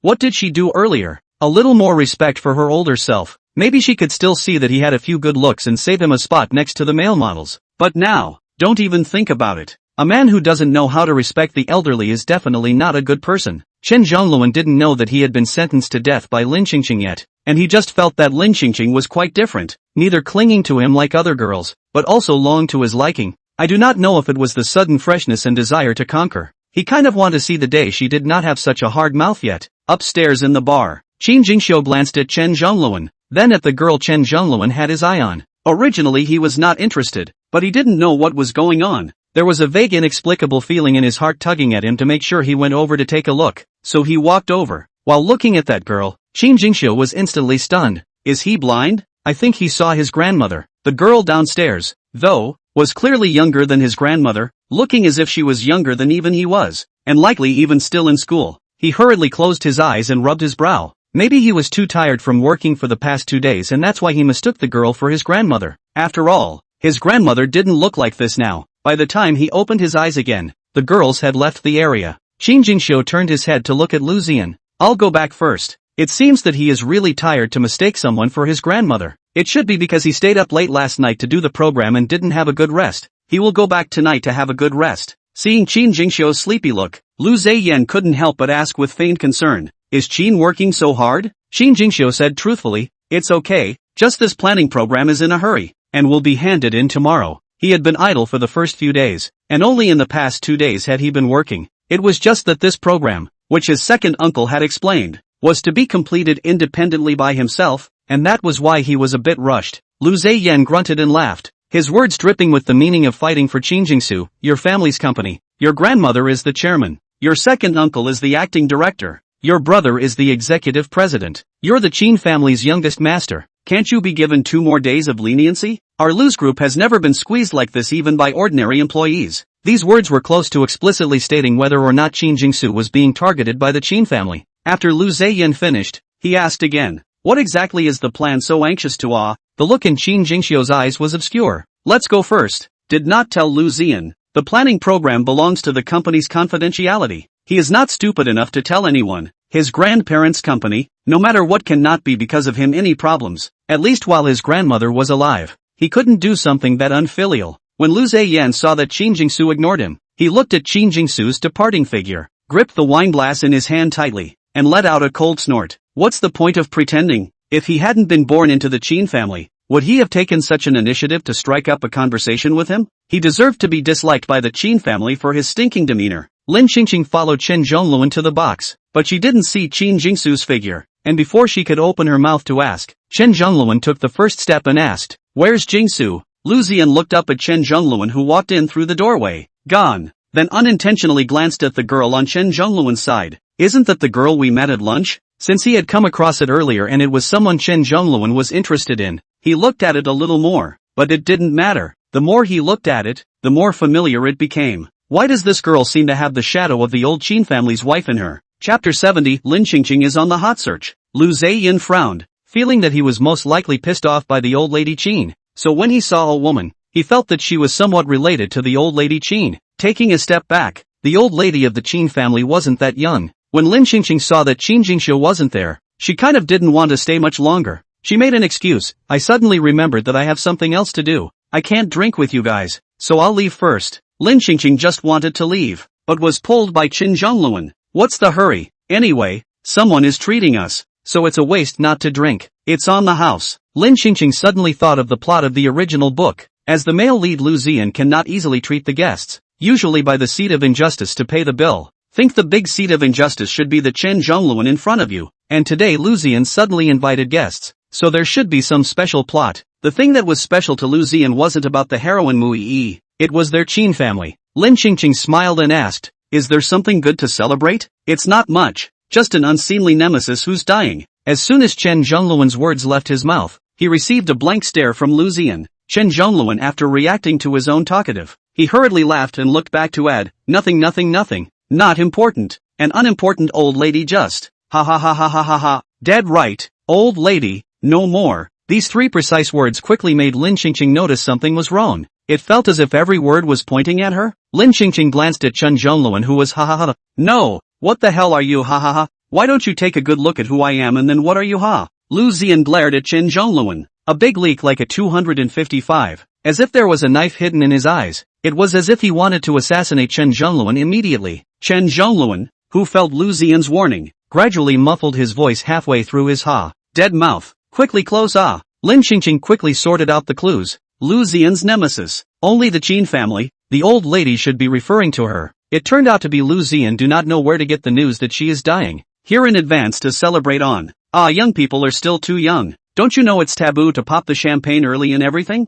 What a shame. Not only is she not dead, but she's become younger than them. Lu Ziyan and Chen Zhongluan would probably be furious if they knew the truth, right? But she wasn't going to say it like that. She has her own plans. Moreover, if she said it now, she was afraid of being sent by Lu Ziyan to study it. She didn't have a system now. She had to be more secure. She was a little sad to think about the system and wondered if her system would ever come back. Lin Qingqing's eyes curved in a smile and her tone was light. Since someone is treating me, I won't be polite. I'll accompany you to celebrate. Lin Qingqing did not polite. Light point good wine. What expensive point what? Ordered a whole lot. And even put her downstairs bill to Lu Ziyan account. She had to make Lu Ziyan more blood. Who let Lu Ziyan celebrated that she was dying. It was too inauspicious. She had to get back some interest. Lu Ziyan touched Chen Zhongluan's arm when he saw this, and for the sake of his brother, he reminded in a low voice, be careful with this girl. Chen Zhongluan didn't understand. Why? Lu Ziyan showed Chen Zhongluan the bill that was so long it was about to mop the floor. Look at this bill. What's the problem?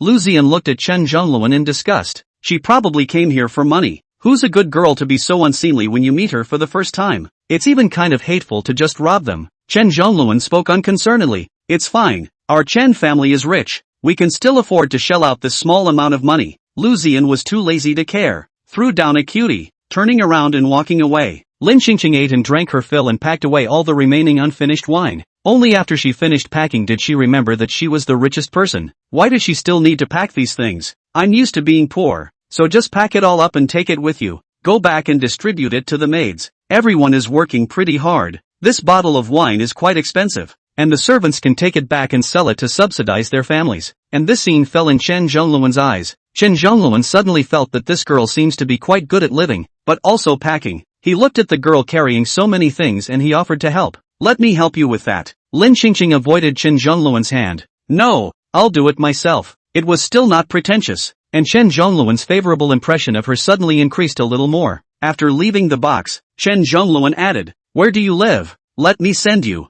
No, it's time for someone to get the wrong idea on camera. I don't want to speculate on gossip. Lin Qingqing hastily refused and hailed a cab back to the vacation resort by herself. Chen Zhongluan looked at the departing cab and thought, it is still not pretentious. The more you look at it, the more you look at it. Just love finding male models. Provide emotional value? He can too. Chen Zhongluan suddenly thought of something and slapped his head. Forgot to ask for contact info. It's okay. Maybe she'll find a way to run into him next time. There's always a chance. Early the next morning, Lin Qingqing didn't expect her to be on the hot search. Still with Zhongluan and Chen. First at a vacation lodge, then at a hipster store, then a late-night rendezvous at a bar. It's just a bit of a muddy picture. The headline is Chen Zhongluan dating a girl. Chen Zhongluan's fans in the comments section at the bottom were going crazy. Impossible. Brother is still single. How can he date a girl? Can the doggy stop talking nonsense? Our family is a top-rate singer and dancer. Not just any girl can match up. There's one thing I feel as if this girl is really quite good looking. That won't work either.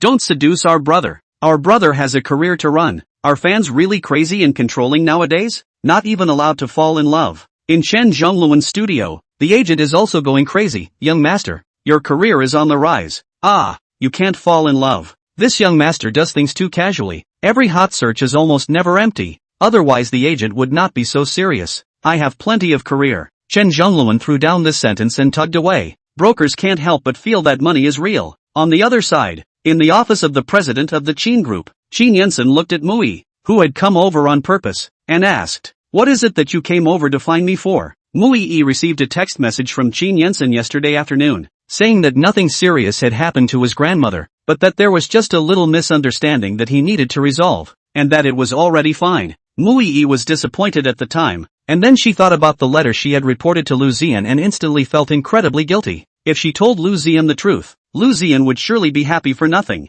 They had just quarreled and hadn't made up yet. Would Lu Ziyan hate her even more for being a smartass? After thinking about it, she finally decided to come over to find Qin Yensen today and make sure to do Lu Ziyan a favor. I came over today to. Mui was just halfway through her sentence when suddenly the office door was knocked on and Qin Yensen's secretary walked in. Mr. Qin, the meeting is about to start. Qin Yensen glanced at the time and spoke to Mui. Wait for me for 10 minutes first, and wait for me to come back from the meeting to talk. Good. After Qin Yensen left, the office was empty. She looked around and finally saw a planning program report on her desk. Chapter 71, What's the right age for grandma's boyfriend? Shin Yensen came back from the meeting and found that there was no longer Mu Yi's figure in the office. He frowned slightly, followed by a ring on his cell phone. Mu Yi, I suddenly have something to do, so I'll leave first. We'll talk again next time. Shin Yensen, unlike usual, did not subconsciously ask Mu Yi what was the matter and whether he needed his help, but only briefly replied with 2 words.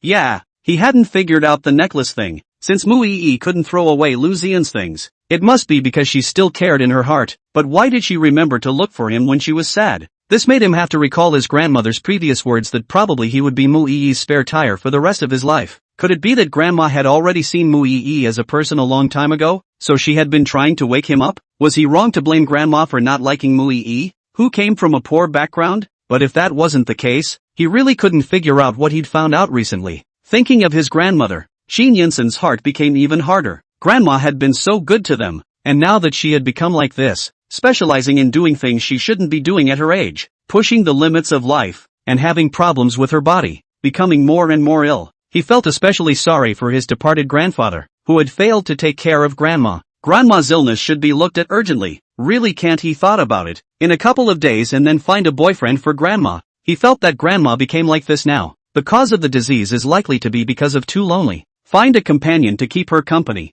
Feel better and maybe the illness will improve. There's just one important question right now. How old is the boyfriend looking for? Find an old man who was about the same age as his grandmother as a boyfriend. He feels unworthy of his grandmother who is now young and beautiful. Find a man who was about the same age as him and give his grandmother as a boyfriend. And he is not willing to call each other grandpa. It's really hard to get. Then as he clicked to return to the chat screen, a message suddenly popped up at the top of the screen, which he accidentally clicked on and jumped to another program. Chen Zhongluan late night date? Chen Zhongluan he knew, the youngest grandson of the Chen family. Since the death of the old man of the Qin family, the Chen family and their family almost seldom traveled. He could also sense that the Chen family had been eyeing their position as the richest Qin family in recent years. There were no permanent friends in the mall, and the Chen family had turned into deadly rivals. But sooner or later, this little grandson of the Chen family had even less contact with them. No friendship, and he had no interest in paying attention. But just as he was about to exit the gossip news interface, he suddenly glimpsed that the figure on the picture looked somewhat familiar. Mostly the clothes looked familiar.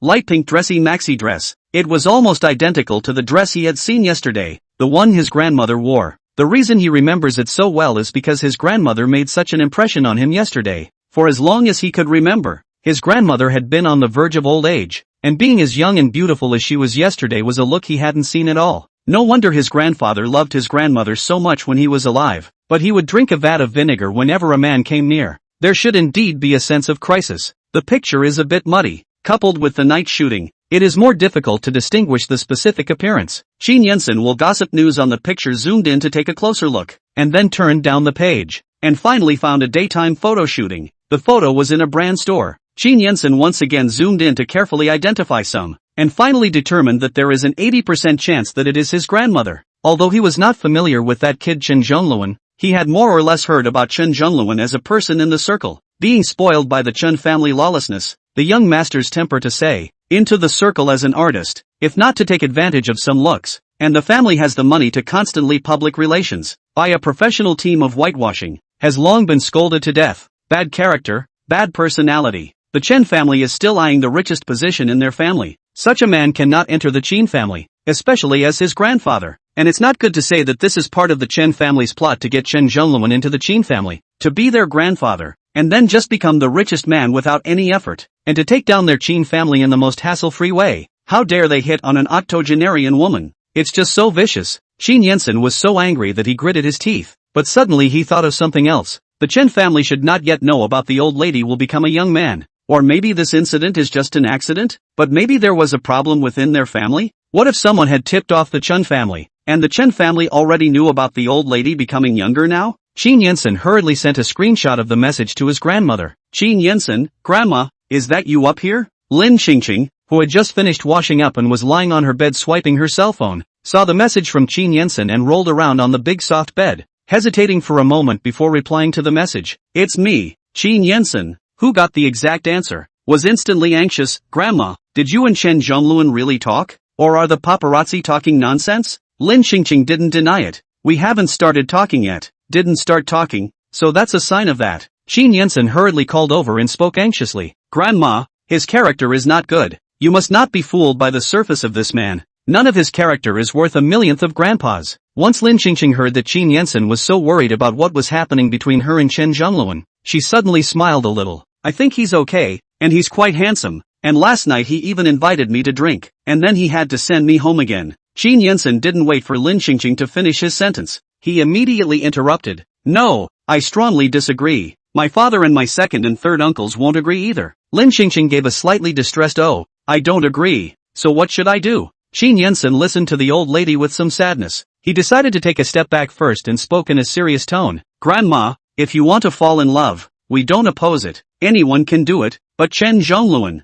this brat, is absolutely not allowed. Lin Qingqing sadly choked. But I can't forget him. Grandma, he's really not a good person. Lin Qingqing was silent for a moment, feeling that the act was almost done. She said calmly, if you want me to forget about him, that's fine. Just tell us what your conditions are, and we'll agree to them all. If you can manage not to contact Mu Yi, I'll completely break it off with Chen Zhongluan. But if you can't, then I can't do it either. Lin Qingqing felt it was time to force Qin Yensen's hand. If she didn't force him, the next time they met behind her back and Qin Yensen that love brain was used by Mu Yi to do something that would harm the Qin family's interests, then she would be pissed off. Lin Qingqing had thought that Qin Yensen would not agree. After all, she had previously told Qin Yensen to stay away from Mu Yi, and Qin Yensen had even frantically put in a good word for Mu Yi in front of her, but as a result, Qin Yensen simply returned a single word, good. Chapter 72, Little Grandson Copycat? Lin Qingqing almost thought that she had misread the situation. She didn't expect this trick to work so well. She should have known that she would have used this tactic earlier.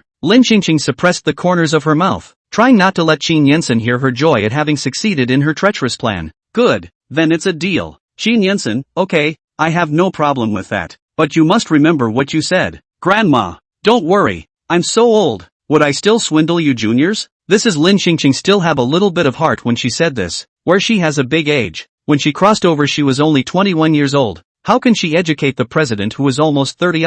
If she hadn't worn the book, she probably couldn't have imagined in her life that she, a humble and poor social animal, would have such a bullish day. After hanging up the phone, Lin Qingqing excitedly rolled around in the quilt a few more times. She didn't expect to solve a big heartache so easily. She can be a really smart and intelligent little girl. After hanging up the phone, Qin Yensen thought about it and deleted all of Mu Yi's contact information. Through this recent bout of successive discoveries of Mu Yi's true appearance of being tongue-tied, he suddenly felt that perhaps his grandmother was right. No matter what he did, the person that Mu Yi wanted might always be Lu Ziyan. Mu Yi might just be thinking of him as a spare tire that he can help out and use to his advantage. It's just that after realizing that the person he's always liked isn't actually innocent, it's a little hard on his heart. But it's nothing. His grandmother said that there's bound to be a better girl out there in the world besides Mu Yi. After thinking it through, Qin Yensen put his attention back to his work. He put on the table about the subsidiary's new product planning program, and flipped it open to look at it. This was a job that his second uncle had asked him to arrange for Qin Jingsu,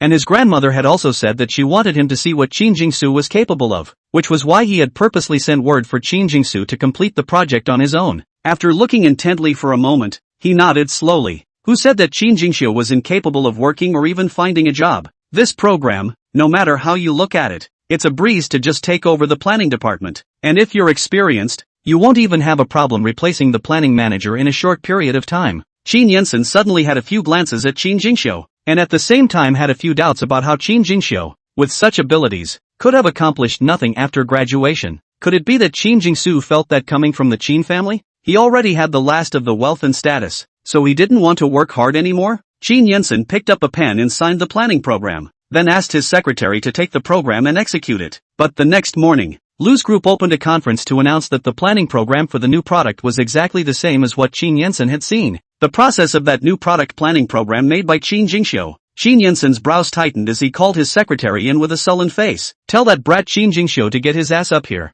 Qin Jingxiu walked into the president's office and looked at Qin Yensen's face that was as black as Hades. He asked with little emotion, "What's wrong?" Qin Yensen showed Qin Jingxiu the contents of the Lu Group's conference. Take a look at this. After Qin Jingxiu read it, his face was darker than Qin Yensen's, and he spoke incredulously. Isn't this the planning program I gave you yesterday? Qin Yensen looked at Qin Jingxiu, who was standing in front of his desk, and questioned in a deep voice. I'm asking you, why did you plagiarize Lu's group's planning proposal? Is it that you and Lu Ziyan colluded in advance and wanted to frame our company for plagiarizing? Or is it that you couldn't make the plan yourself and sought Lu Ziyan's help to come up with such a perfect plan to cope with me and prove your ability? Yesterday, he was still wondering why Qin Jingxiu could not find a job with such an ability, but now it is all explained. So it turns out that this ability is not his own at all. It is stolen by him, thanks to his grandmother trusting Qin Jingxiu so much, thanks to him being impressed with Qin Jingxiu yesterday. Qin Jingxiu's eyes darkened as he met Qin Yensen's line of sight. You suspect that I copied Lu Group's proposal, isn't it? If this program hadn't been implemented this afternoon,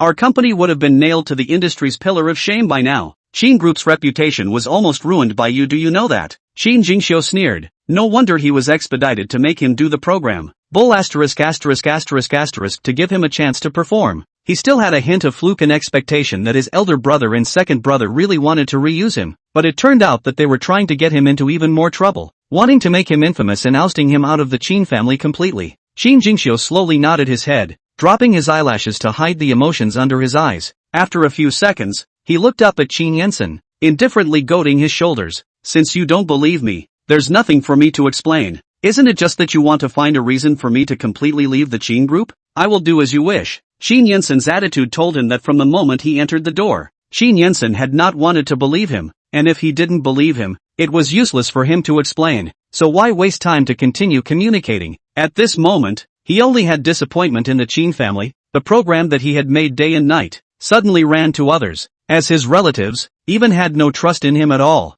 not to question others, but instead came over to question him. It was really ridiculous. He shouldn't have listened to his grandmother in a moment of weakness and come to work for Qin's group, or perhaps, the sudden run to someone else was also the result of Qin Yensen's covert operation. After Qin Jingxiu finished speaking, he threw the employee card he wore around his neck onto Qin Yensen's desk and left without looking back. When Qin Yensen saw Qin Jingxiu's attitude, he was so angry that he directly threw his employee card onto the ground. This brat really doesn't know any rules. Qin Yensen hurriedly called his secretary to bring up the planning program that had not yet had time to be executed. Qin Yensen took advantage of the fact that no more people had found out about this matter. In order to give Qin Jingxiu and save face for their Qin family, he stirred up this planning program with a shredder and threw it into the garbage can. It was already 2 days after Lin Qingqing knew about Qin Jingxiu's departure from the Qin group. It was still Qin Yensen who finally took the initiative to tell Lin Qingqing. Lin Qingqing, who was wearing sunglasses and lying on the yacht enjoying the life of a rich man, instantly couldn't lie down any longer. She sat up and immediately opened her mouth. I don't believe that Jingxiu will plagiarize. You wait for me to go back right now. She's only been on vacation for 2 days. Why is this such a big deal? Originally thought to get a company close to the relationship will get better and better. I did not expect things are getting more and more complicated. After this incident, Qin Jingxiu's heart will definitely darken again. And if Qin Jingxiu darkens, their Qin family will not have a good life. Really, she had to hurry back to clear her villainous little grandson's name. Lin Qingqing entered Qin Group under the leadership of Qin Yensen's assistant, and after reading the planning program announced by Lu Group, she asked Qin Yensen, who all has read this program? It's just me at the moment, and Secretary Li. Chapter 73 Investigating the Truth. Qin Yensen told Lin Qingqing the important part of the whole process. The planning program was handed over to me by Secretary Li, and after I read it, I asked Secretary Li to arrange for the department heads of the subsidiaries to come and pick it up, but the planning program was not even picked up yet, and Lu's group had already opened the conference. Lin Qingqing sat on the chair in front of her desk, propping her chin on one hand and thinking, is Secretary Li reliable? Qin Yensen, this eldest grandson, she still relatively believe. After all, usually Qin Yensen to her how this grandmother, she heart is very clear, as long as she lives a day. Qin Yensen should not blatantly collude with outsiders to set up their own brother's collusion, so that their own grandmother died early angry. So of the people contacted, she could only suspect Secretary Li. Qin Yensen answered truthfully, Secretary Li definitely won't. He's followed me for 7 years. I know his character very well. Lin Qingqing looked at Qin Yensen and asked incomprehensibly, if you can trust Secretary Li unconditionally, why can't you trust your younger brother Qin Jingxiu? Qin Yensen thought he knew Qin Jingxiu very well. He's different. It's not like all of us don't know what kind of virtues he has. He's never done anything proper. How could he possibly make such a perfect program? These words made Lin Qingqing fall into silence. So many days of contact down, she really think that Qin Jingxiu character is not bad. Is simple personality withdrawn some? Should not be so dry plagiarism thing. Qin Yensen's misunderstanding of Qin Jingxiu was due to the authorities' confusion, coupled with the influence of external factors, and she was God's perspective. So in this case, if she excluded Secretary Li, then she could only think that the problem was with Lu Ziyan. How did Lu Ziyan get Qin Jingsu's program? Could it be that Qin Jingsu treats Lu Ziyan as a good brother? So he didn't avoid Lu Ziyan at all when he made the program, giving Lu Ziyan an opportunity to exploit the loophole? Qin Jingxiu should not be so stupid, right? Individuals should know that this kind of program belongs to the company's confidentiality. In addition to their own family members, it is estimated that how to defend some, but Lu Ziyan, that person, has a very bad heart. There is no chance that he will say a few good words, or take advantage of Qin Jingxiu's inattention to steal the program. However, if she ran to ask Qin Jingxiu now if he had disclosed the content of the program to Lu Ziyan, with Qin Jingxiu now being so fragile and sensitive to the point of thinking that there were no good people left in the Qin family, would he think that his grandmother, the only one who had been good to him, had also developed a mind to doubt him? It's not good to ask. It's counterproductive. Lin Qingqing, hand against her head, cautiously pondered some, and finally looked up to Qin Yensen, said with a straight face, "The company's surveillance to me, mainly the planning department, the secretary's office, and your office's surveillance. First of all, I'm not saying that I don't believe in you. I think that in case there are other people into the office, and revealed the planning program, it's not impossible." Lin Qingqing was now terrified of anyone else blacking out, and her eldest grandson was showing signs of weeding out his relationship brain with great difficulty, so she couldn't force her eldest grandson down another path of blacking out. Qin Jingxiu's end wasn't easy to deal with, so she decided to start with the easy ones and see if she could find a clue on the company's side. After Qin Yensen heard Lin Qingqing's words, he slightly lowered his eyes, not knowing what he was thinking, and repeated in a low voice, "The others go into the office." Qin Yensen's voice was so small that Lin Qingqing didn't quite hear it, and she frowned slightly. "What did you say?" Qin Yensen was silent for a moment and looked up at Lin Qingqing, who was sitting across from him. "It's true that there was a person who came into my office, but I don't think she's that kind of person. Muyi might be used to enjoying everything he, the spare tire, brought her when it came to relationships, but he couldn't be wrong about Muyi's character. How could someone who would even take a stray dog on the side of the road to the hospital if it was injured do such a thing?" Lin Qingqing instantly knew what was going on. "I'm afraid that the only person who can make Qin Yensen lose his head and trust so much is Muyi, in addition to her as a grandmother." Lin Qingqing closed her eyes, and when she opened them again, she glared at Qin Yensen. "Furious, you're really confused. Don't be the president of Love Brain in the future. It's such a dimwit. Muyi is on Lu Ziyan's side, and now that the suspect is basically locked in this situation, Lin Qingqing directly chose to look at the surveillance of the president's office first. Seeing this, Qin Yensen was still explaining for Muyi. "Grandma, she's definitely not that kind of person. She's exceptionally kind-hearted and would never engage in this kind of behavior." Lin Qingqing heard this love brain is still not dead. To Muyi still have fantasies. Her energy also came up. She must make Qin Yensen see the real purpose of Muyi close to him. "Let's see if Muyi is good or not." Lin Qingqing interrupted him to defend Muyi's words. "You don't need to say more. I'll know after watching the surveillance. I have the ability to judge for myself." Qin Yensen shut his mouth. Lu's group hospitality office. Qin Jingxiu sat on the edge of his desk and looked at Lu Ziyan, asking without much emotion, "Why is my planning program at your place?" Originally, Qin Jingxiu thought that this matter will be like this. The Qin family can do whatever they like. He does not care. Anyway, the Qin family wants to get him to death. Is not a day or two. No matter what he does, the Qin family will eventually blame him for the mistakes. Defense is also futile. But then he thought of his grandmother, who was the only one who was good to him. His grandmother let him enter the Qin clan because she had expectations for him and wanted him to have a career in the Qin clan group. If she knew from the Qin family that he had copied the plans of other companies, his grandmother would be especially disappointed. Grandma's days were numbered, and he couldn't let her leave with her disappointment in him. So no matter what, he had to give her an explanation, and whether she would believe him in the end or not, he had to strive to do it without shame. The program may be more difficult to handle if it comes to other people's hands, but when it comes to Lu Ziyan's hands, this matter will be easy to handle. Lu Ziyan is his good brother, and he will definitely help him to investigate clearly. Lu Ziyan leaned back in his chair, frowned,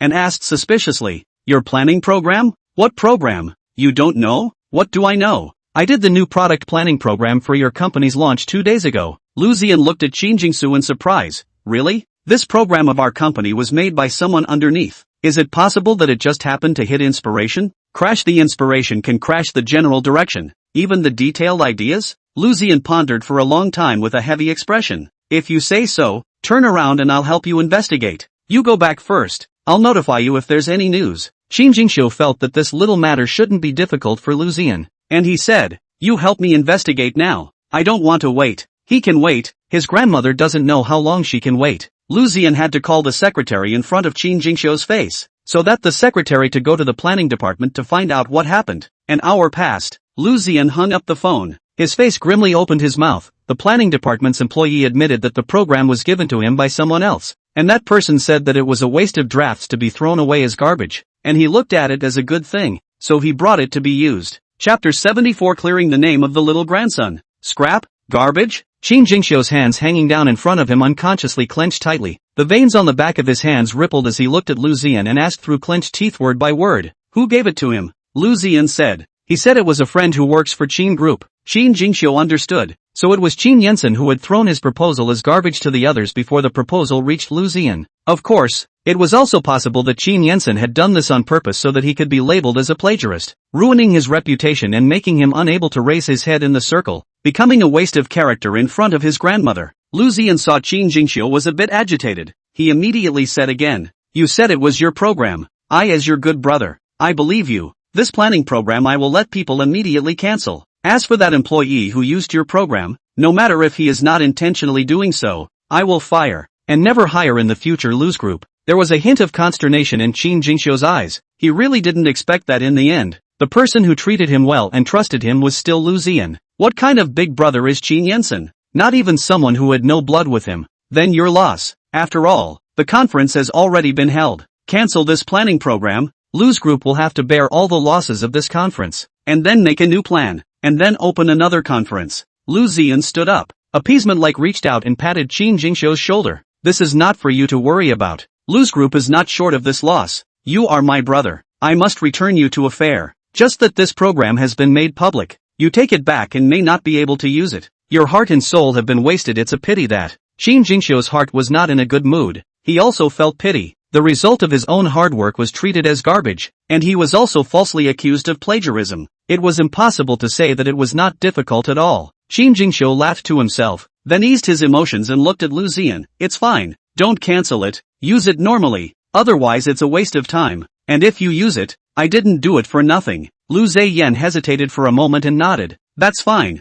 I'll call you the money for the program in a moment. This is what you should take. No need. No. Pro brothers are clear about their accounts. This is what you should take. And your program is so excellent. If not for the fact that you're still working for Qin's Group, I'd want to poach you to work for me. Lu Ziyan finished with a smile full of sincerity and took out his cell phone to transfer a sum of money to Qin Jingxiu. Qin Jingxiu couldn't stop it and didn't continue to stop it, but in his heart, he felt much more comfortable by Lu Ziyan's words. Forget about work. If there's anything I can do to help in the future, just let me know. Why don't you come to work? I'm afraid of dragging you down. My big brother and second brother, but any company that hires me won't have a good ending. And if I work for you, they'll probably make things difficult for you again. Lu Ziyan laughed lightly. What are you afraid of? I don't believe that they can be arrogant to that extent. And with our brothers joining hands, I believe that there is no problem that cannot be solved. Qin Jingxiu's gloomy face finally revealed a hint of a smile at this moment. I'll think about it then. Good.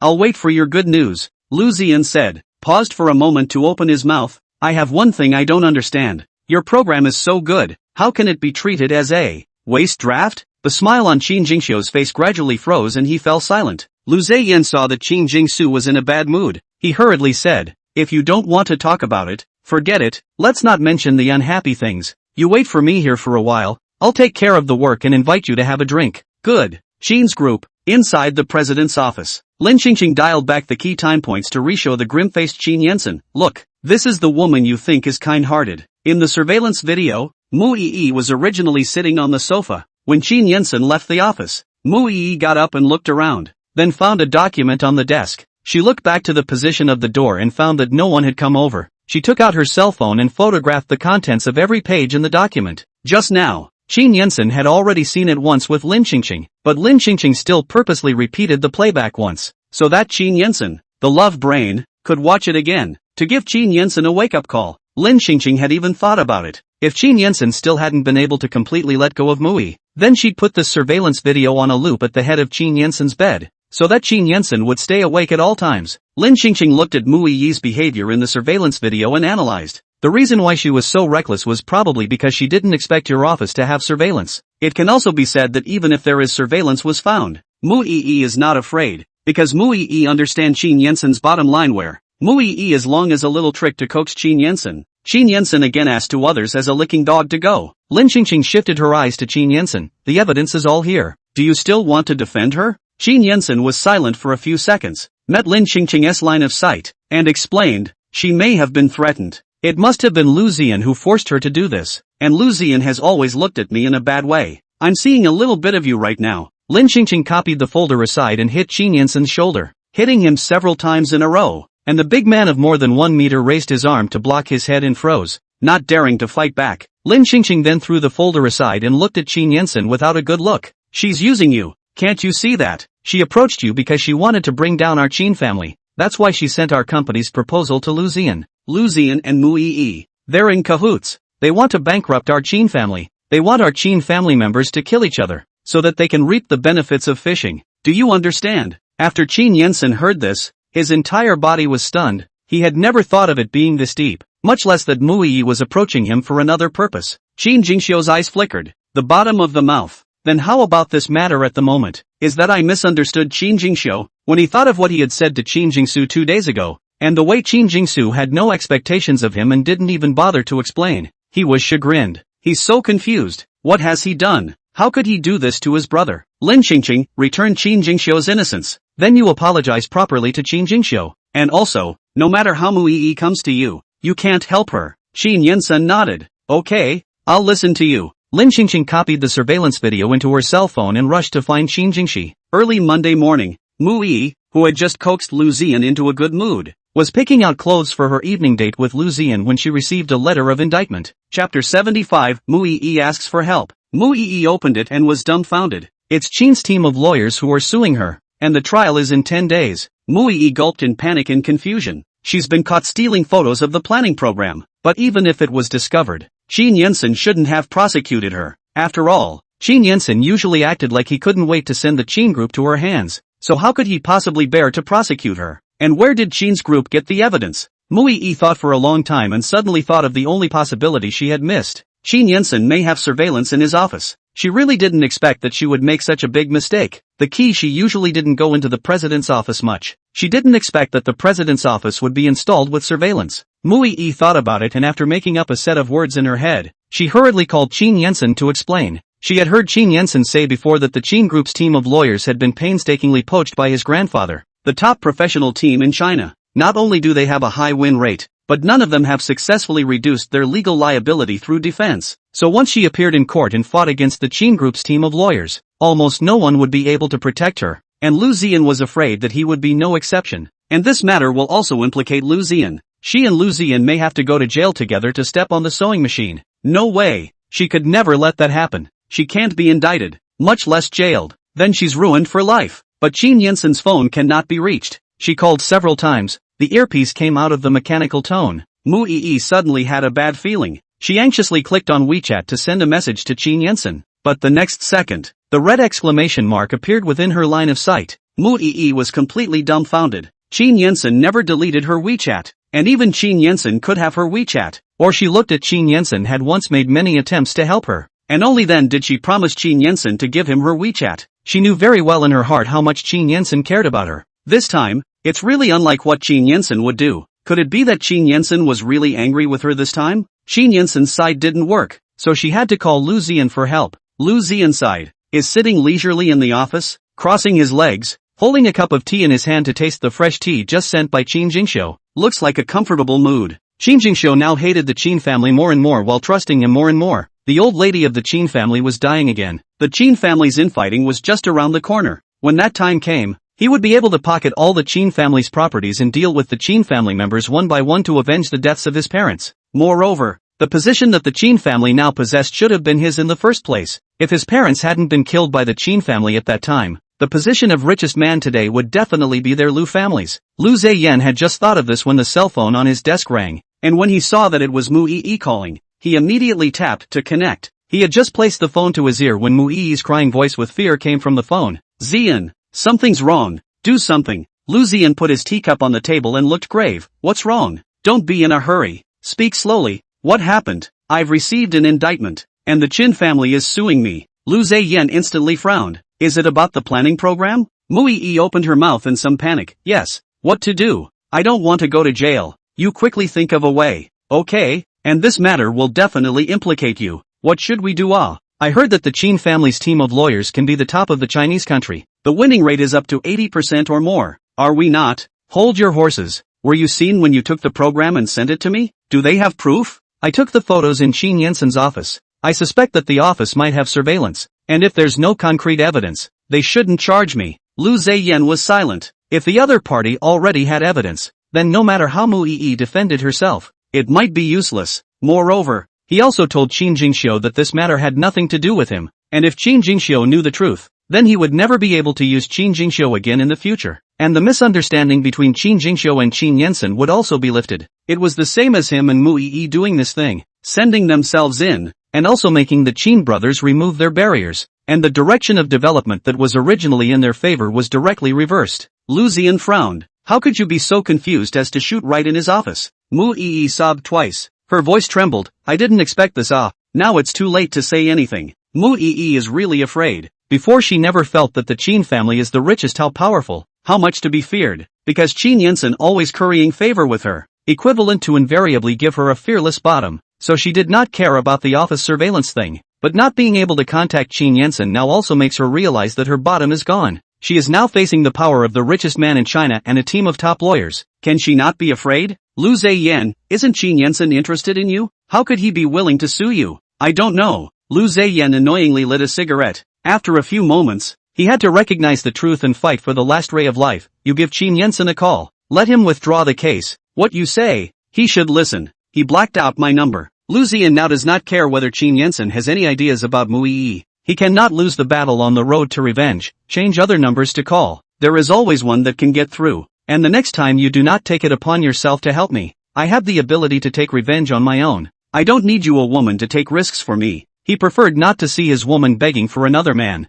But if Mu Yi hadn't taken it upon herself to do this, it wouldn't have gotten to this point now. Things have to work out. After Mu Yi heard this, her emotions were complicated. Lu Zheyan's solution was for her to beg Qin Yensen, but there was nothing else to do now, and she really didn't want to go to court. After hanging up the phone, Mu Yi hurriedly walked into Munan's room. Give me your cell phone to use. Before Munan could open his mouth, the cell phone in his hand was snatched away by Mu Yi. Munan frowned, looking at Mu Yi's figure as she ran out and shouted, Sister, what's wrong with you? What are you doing grabbing my cell phone? I'm still waiting for Grandma Lin to write back. Last time, he made an appointment with Grandma Lin to teach him the skills, but in the end, because Mu Yi called him in tears, saying that she had a fight with Lu Ziyan and was very upset, he had to temporarily cancel the appointment with Grandma Lin to accompany his sister. He had just rescheduled another appointment, and Grandma Lin hadn't gotten back to him yet. Mu Yi took Munan's cell phone and really quickly called Qin Yensen's phone. Qin Yensen's cold voice rang out from the phone.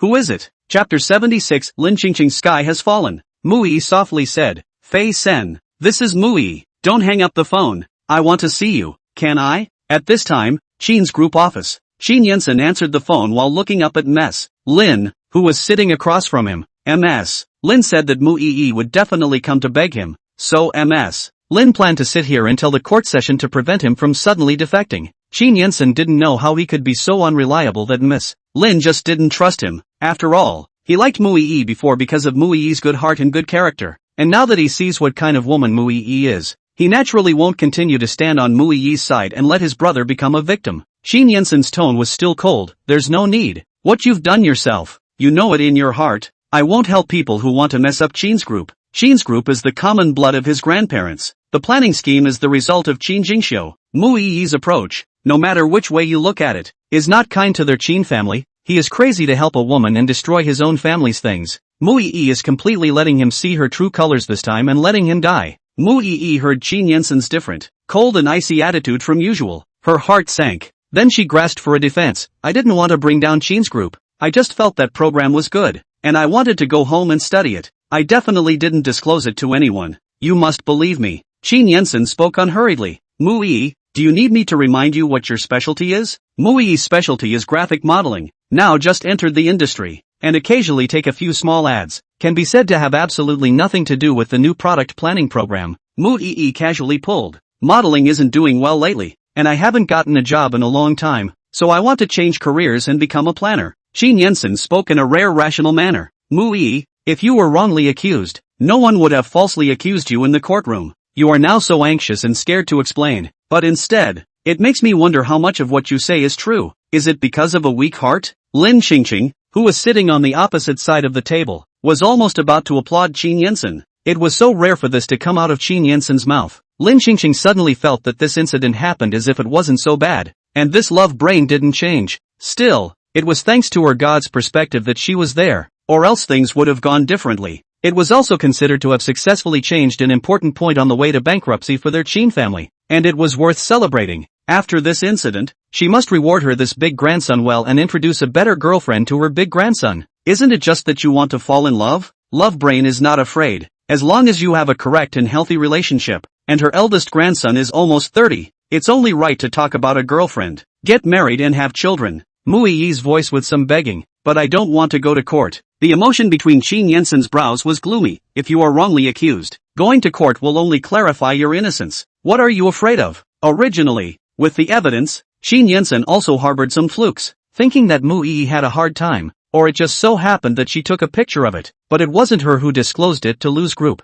But now, looking at Mu Yi's eagerness to explain, it was obvious that she had a ghost in her heart. Mu Yi continued to be tough-talking and cunning. I'm not afraid. It's just that I'm worried that it will affect my future. You know, the company is now cultivating me to develop the film and television circle, and I'm currently picking up the right jobs. If I go to the court right now, and the word gets out in the future, it will definitely be exploited by people who have the intention of affecting my reputation. If you're wrongly accused, I can help you out on behalf of Qin's group if any difficulties arise when you enter the movie and television industry in the future. Well, I still have work to do, so if there's anything you have to say, you can stay in the courtroom and say it. Qin Yinsen hung up the phone without mercy after he finished speaking. Qin Yinsen put his cell phone on his desk and looked up at Lin Xingqing, who was sitting across from him. Grandma, this time you're relieved, right? The corner of Lin Xingqing's mouth lifted into a satisfied smile. You're finally fighting for once. Qin Yinsen felt a little funny. He looked at Lin Xingqing, who was in the same state as a little girl, and somehow, he didn't seem to feel that the old lady was as majestic as she used to be, like an elder who said nothing.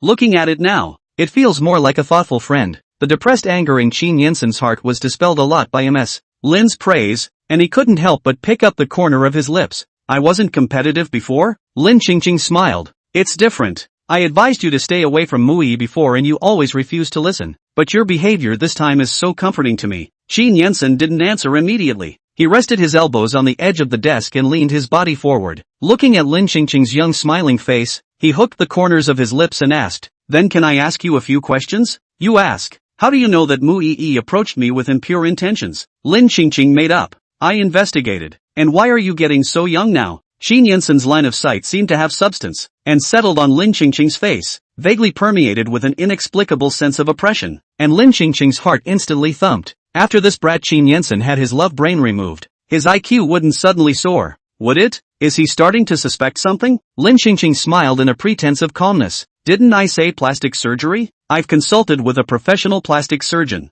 Even with the most advanced plastic surgery technology nowadays, it's impossible to restore an 80-year-old woman to the appearance of a 20-year-old. And your physical condition is obviously not what an elderly person should be. Qin Yinsen didn't give Lin Xingqing a chance to retort, finishing his sentence in one breath, then putting away the smirk on his face, staring straight at Lin Xingqing, asking word for word, Who the hell are you? Where did you get my grandmother? Lin Xingqing's sky has fallen. It's over. Qin Yinsen has grown a brain, and the first thing a long brain does is take her. Let her think about how she's going to explain herself to get away with it. Suddenly she had a flash of insight and looked back with a straight face. What do you mean? Unfilial grandson? Suspecting that I am not your grandmother? Suspecting that I've hidden your grandmother and impostor your grandmother's identity? We can go for a paternity test. Qin Yinsen saw Lin Xingqing so justified. He suddenly some doubts about his own ideas. Is it still a rare disease? But Lin Xingqing cleared up to become young. There does not seem to be any manifestation of the disease. All aspects of the state of good is exactly the same as the young people. Even the hospital didn't check anything. Still, he wanted to be completely sure before he did. Qin Yinsen said in a serious manner, Okay, since you brought it up, let's go and get the paternity test done, and I can only rest assured when I see the results. Chapter 77 Grandchildren and Young Grandmothers Rumored. Fortunately, she reacted quickly and calmly enough. Otherwise she might have really been swindled by this big grandson to explain everything. She was spiritually transported into the old lady's body, and the affinity test would certainly prove her identity. The identity of the head of the family was a big deal, and Qin Yinsen had to do it himself in order to feel at ease. The two of them went to do the appraisal together, and on the way back, Lin Xingxing turned her head to look at Qin Yansen, who was sitting beside her. The appraisal results will take 3 days at the earliest to come out. And during this period, I hope we can be friendly, and don't treat me as if I'm hostile just because there's a little bit of suspicion in my heart. Qin Yansen originally had his doubts, but Ms. Lin was able to be so calm with him to do the kinship appraisal, and most of his doubts have been dispelled. Don't worry, it won't be. You'll still be my relative in these 3 days. And now that I think about it, there shouldn't be anyone who would dare to hide their Qin family's head and pretend to be their family's head, right? But there was no lower limit to human greed. The Qin family was the richest in China. If there was a chance that he could mix into the Qin family as the head of the family, he felt that no one should be unmoved. Lin Xingxing nodded with satisfaction. The eldest grandson who had grown a brain was indeed more sensible. After Qin Yansen finished, he looked at Lin Xingxing and said, I'm going back to the company. Where are you going? I'll give you a ride. Lin Xingxing smiled faintly. I'll follow you back to the company. There's still some time before the court date. I don't want you to have a sudden accident here. Qin Yansen shook his head helplessly and laughed a little. You still can't trust me. The key is that Qin Yansen is not controlled by the plot more than once. Bottomless forgiveness of Mu Yi. Lin Xingxing is really cannot believe. Right, for the sake of our Qin family, for the sake of you brothers getting along with each other, I must keep an eye on you. Lin Xingxing continued. If you forgive Mu Yi this time,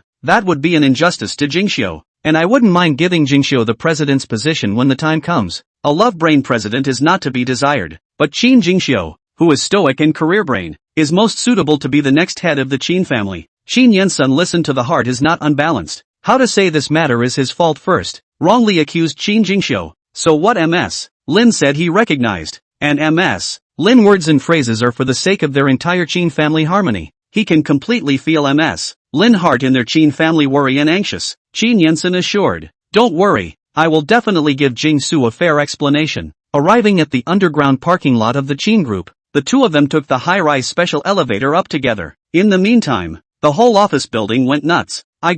Did you guys hear that, mister? Xiao Qin has been following a girl every day for the past few days, and she's very pretty. I went to the president's office the other day and saw it. It's really good looking, white skin and good body, especially pure and tender. It should be a female college student. Wow, our little Mr. Qin has finally blossomed from the iron tree? It looks like they are in hot love, inseparable every day. I'm so envious, to be in the richest Qin family at such a young age. If it were me, I'd wake up laughing in my dreams. It's a real beauty of a man and a woman. The curly-haired girl holding a pile of papers next to her, listening to everyone's murmur, immediately said, all do not work here gossip, the wages do not want it. The employees who were talking happily shut up instantly. This is the president's secretary's little assistant. It would be easy to turn them in. One of the little girls laughed awkwardly. We were joking. No more, not next time. The others nodded in agreement. Aha, let's not talk about it no more. When the little assistant left, everyone started talking quietly again. Really take the chicken feather as an arrow. Think they are the president's secretary's small assistant. How great cut. Are not as much as my salary earned, but also take the tone. That's right, gossip is our motivation to go to work. Otherwise we really think we're here to work as a cowboy or a horse. She really doesn't know anything. I heard that she entered the Qin group specifically for Mr. Little Qin. The gossip heroine we just talked about wasn't her. Most likely she didn't like to hear it, so she got angry. Like Little Qin General, then she went to Rob. Take us out for what? Really no ability at all. Just will make things difficult for us miserable laborers. Even if she snatches it, Mr. Xiao Qin may not be interested in her. The girl who follows Mr. Qin around every day is much prettier than her. And people that all you did not see. A set down about 200,000 or 300,000 it. She must be the daughter of a rich family. What can she compare with her usual stall goods bag and shoes? Holy, one outfit is more than a year's salary for me. How did you know that girl was so expensive for an outfit? Alas, it's a sad story. I did see that she looked pretty good in it, so I went online and tried to search for the same model to buy a set, only to find out that I couldn't afford it at all.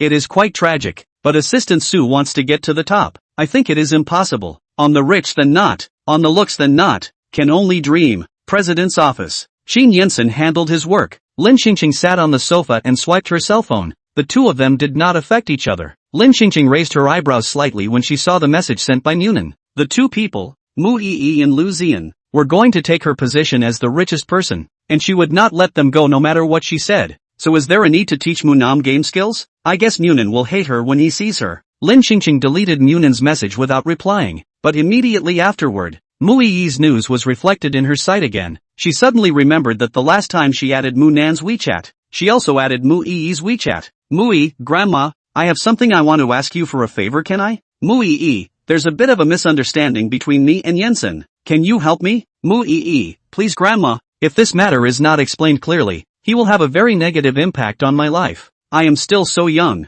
He will harm my Grandma. You can't just sit back and do nothing. Lin Xingqing couldn't help but sneer after reading the message. Then she directly stood up, walked to her desk, and turned her cell phone screen to Qin Yensen, who was looking at the computer screen. Lin Xingqing said mercilessly, take a good look at this. This is what you call being kind-hearted, not recognizing that you've made a mistake. And you're still telling me off, turning black and white upside down, saying that you're going to harm her, and asking me to make a decision for her as an outsider. Do you believe now that she doesn't have any feelings for you at all? Qin Yensen's eyes fell on Ms. Lin's cell phone screen, his face becoming increasingly ugly. It turned out that all those kindness and generosity of Mu Yi's in the past were all a disguise. There's nothing more heartbreaking than being stabbed in the back by your favorite. Lin Xingqing didn't want to rub salt in Qin Yensen's wounds, but Qin Yensen's love brain was too serious, and it really wasn't easy to see the results without some strong medicine. Now that there were already signs of sobriety, she must put the strong medicine to the end, and not give Qin Yensen the slightest chance to turn back. Lin Xingqing's words had just fallen when the door to the president's office was knocked on.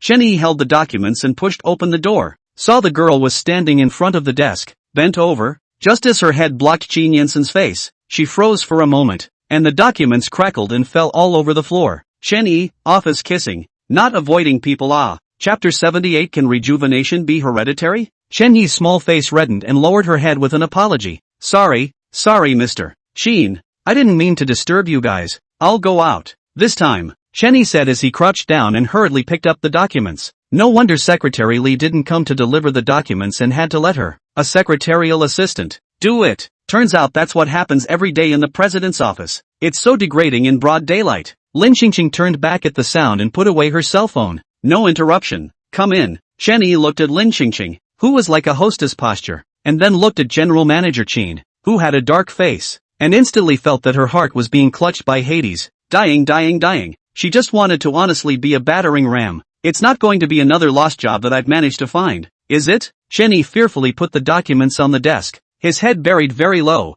never daring to look at Qin Yensen's eyes. After Qin Yensen read the document and signed it, he pushed it in front of Chen Yi. Chen Yi's hand had just touched the edge of the folder when a large hand pressed down on the document. Then Qin Yensen's low voice rang out. Where is Secretary Li? How come you're the one who came over to deliver the documents? This was the first time since Chen Yi had been on the job that she had a direct conversation with the president. Usually she was in charge of doing the work that Secretary Li had explained down to her, and she had no chance to get in touch with the president at all. Chen Yi was instantly a bit nervous, especially after running into something like what she just did. She was even more flustered. Secretary Li said that he had something else to be busy with, so he asked me to come over and deliver it. Chen Yi kept her head down, and she sighed in relief when she saw the large hand that was holding down the document move away. She was just about to leave with the papers when the man's voice, permeated with a sense of oppression, came again. I don't eat people. Why are you so nervous? Chen Yi hurriedly shook his head. I'm not nervous. Lin Xingqing couldn't stand to watch. She hurriedly relieved Chen Yi,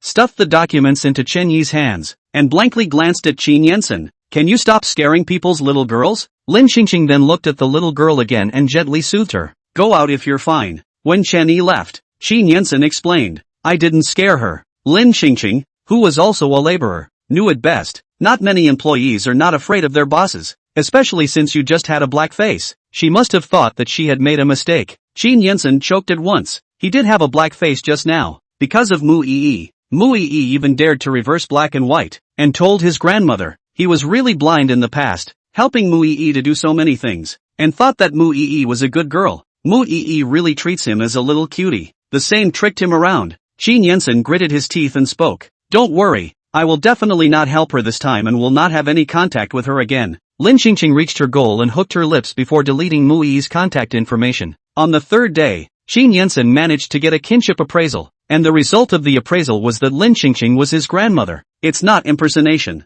Qin Yensen finally accepts, completely, the fact that his grandmother has really become a young man. Qin Yensen looked at Lin Xingqing incomprehensibly. Grandma, how on earth did you become so young? The matter of plastic surgery had already been poked and prodded by Qin Yensen, and Lin Qingqing could no longer use plastic surgery as an excuse. Lin Qingqing lowered her eyes and spoke with feigned sadness. I don't know. Ever since I found out that I would become younger, I was afraid that you guys wouldn't be able to accept it. That's why I lied and said that I had plastic surgery. I'm just afraid that I'll scare you guys. If she said that she had traveled across and brought the system with her, and now the system was still gone, Qin Yensen would probably rush to send her to be studied, right? Or treat her as mentally ill. Returning to old age? Qin Yensen looked at Lin Qingqing in shock. No matter how many times he looked at it, he would be amazed for a long time. After all, it's the first time I've been in this situation. Lin Qingqing, that should be right. Qin Yensen was silent for a long time and suddenly spoke. Then is this gene hereditary? If you start to return to youth at the age of 80, will my father and I and my uncles and siblings also start to become younger at the age of 80? Kid, you're thinking a little too much. Lin Qingqing smiled. We'll see what happens when the time comes. Heredity is also a matter of chance. Qin Yensen nodded. That's right, and I don't know who can inherit the gene. It was finally the day of the trial, and Lin Qingqing's days of monitoring Qin Yensen in the office came to an end. For so many days Qin Yensen didn't take the initiative to mention Mu Yi, and even purposely explained that the security downstairs wouldn't allow Mu Yi to come into the company to find him. Lin Qingqing felt that Qin Yensen's love brain had finally been cured. After the trial, the Qin family's legal team has undoubtedly improved their chances of winning once again. The evidence is solid, although Mu Yi deleted the text messages sent to Lu Ziyan. But nowadays, with the technology, data recovery is simply easy. Lu Ziyan was also notified to the court. The two used unfair competition, infringement and theft of important information from other companies. Not only face compensation, but also criminal liability. Lu Ziyan and Mu Yi were dumbfounded, but Lin Qingqing was in a good mood.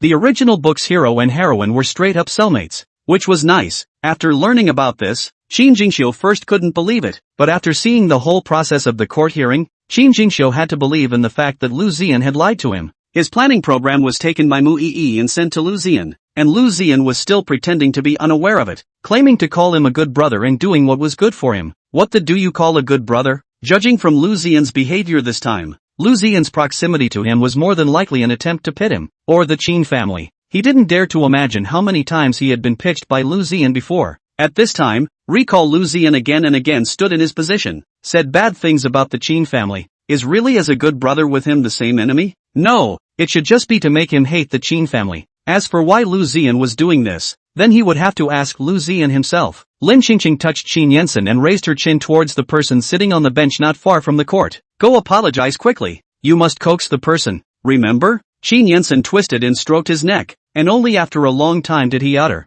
no. As an adult, he and Qin Jingxiu had almost zero communication. He didn't do what his brother should do, and Qin Jingxiu as his younger brother also made a stinky face at him as soon as they met, just as if he owed him something. Now that he was asked to bow down and coax someone like that, he really didn't know how to go about it, especially coaxing an adult male, which he was even worse at. But after all, it was he who was at fault first and made Qin Jingxiu suffer, so this apology he must say. Qin Yensen coughed lightly, as if he had hardly made up his mind to take a step, and walked over to sit beside Qin Jingxiu, who was sitting alone in a chair in a daze. Then Qin Yensen pursed his lips and finally spoke. I'm sorry. Chapter 79, Difficulty. Qin Yensen was silent for 2 seconds, his hands resting on his legs as if they were nowhere, his grip tightening and loosening. The matter of the planning program, it's me who wrongly blamed you. Qin Jingxiu was stunned at the sound of his voice. He had just been thinking about that bastard Lu Ziyan and hadn't noticed anyone coming over until Qin Yensen's voice rang out. He was even more surprised that Qin Yensen had come to take the initiative to apologize.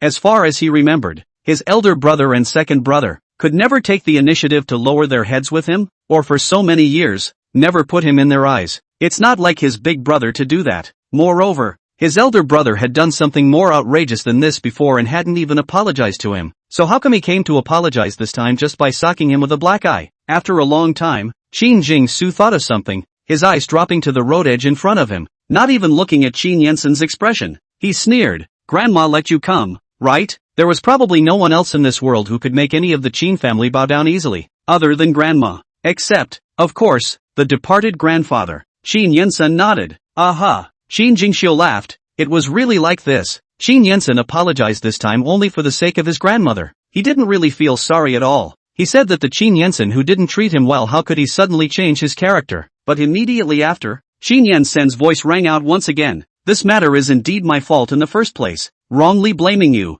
and again, it was under my negligence. letting others take advantage of the opportunity to steal the plan that you worked so hard to make. So no matter what, I should take full responsibility for this matter. And even if Grandma won't let me apologize, I will still find a way to make it up to you. If he hadn't set up a defense against Mui, the normal president's office without his permission, other people are not allowed to stay in the office alone. Even if they are waiting for him to have a meeting, there will be a conference room dedicated to entertaining guests. But he didn't take Mui as an outsider at all at that time, and he didn't expect Mui to do such bottomless things for Lu Ziyan. That's how Mui took advantage of his trust. Qin Yensen sighed with a complicated mood. Was there something wrong with his eyes at that time? How could he have thought that Mui was a very good little girl, and even thought that Mui was giving him a chance by taking the initiative to contact him several times? It turned out that Mui's goodness was always only directed at Lu Ziyan alone. Qin Jingxiu was slightly stunned. He slowly turned his head to look at Qin Yensen with disbelief in his eyes. Has his big brother really changed his behavior?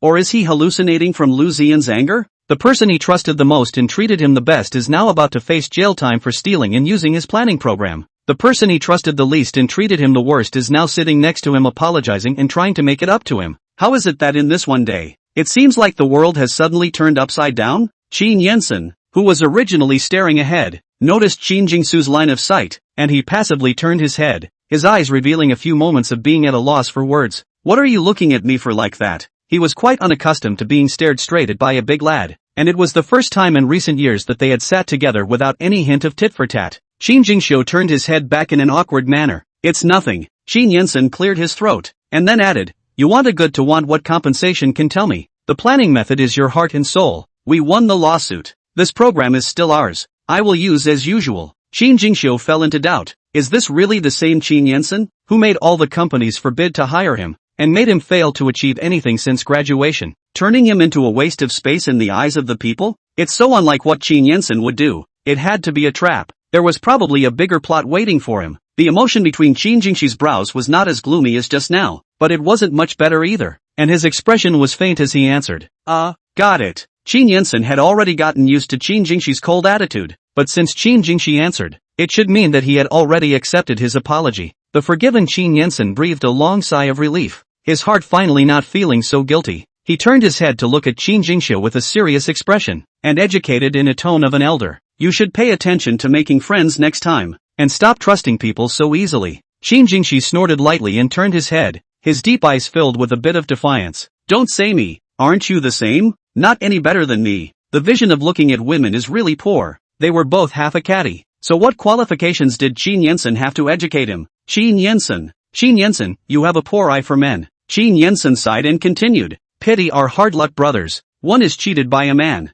One is cheated by a woman. It's kind of unlucky to be together. Qin Yensen's words fell, and suddenly, the two of them let out a soft laugh at the same time like a tacit understanding. In the next second, both of them turned their heads at the same time to look at each other again, putting away their smiles for just a moment, and then each of them averted their eyes to look away again. The atmosphere suddenly got a little weird. When had the two of them gotten good enough to sit around and joke? After a moment of silence, Qin Yensen stood up, looked down at Qin Jingxiu and said seriously, the program is doing very well. Keep up the good work. I'm waiting for you to manage the company with me. Qin Jingxiu was stunned again as he looked up to meet Qin Yensen's line of sight and spoke incredulously. You said you want me to manage the company with you? The Qin group is so big, and if the future is left to me alone, I'm afraid I'll die of exhaustion. Qin Yensen used to work hard because he wanted to take the position of the Qin family head as soon as possible, so that Mu Yi could lead a happy and stable life. Now he didn't have anything to work hard for anymore. He just wanted to work step by step. It was best if he could spare some time to rest and make up for his previous vacation. With so many people in the Qin family, the work couldn't all be done by him alone. It was quite hard. It should be shared by all. Qin Yensen turned around and left after saying that, leaving Qin Jingxiu alone and dumbfounded. Qin Jingxiu looked at Qin Yensen's departing figure and muttered with a frown. He took the wrong medication, didn't he? Or is it because Mu Yi has been stimulated to change her sex? Either that or there was some bigger conspiracy waiting for him to jump into the pit. There was absolutely no way Qin Yensen could be so kind anyway. Qin Jingxiu then retracted his eyes and put his mind back on Lu Ziyan. He thought, there are some things he must find Lu Ziyan to ask clearly. After so many years as a brother, why did Lu Ziyan do this to him? It was really hard for him to believe that Lu Ziyan wanted to harm him. After all, if Lu Ziyan really wanted to harm him, why did he never do anything to him after so many opportunities before? Qin Jingxiu couldn't figure it out, and the more he thought about it, the more annoyed he became, and he got up and went to find a lawyer. proposing to see Lu Ziyan once. Inside the car, Lin Qingqing sat in the car and watched with bated breath as Qin Yensen came back. And after Qin Yensen got on the car,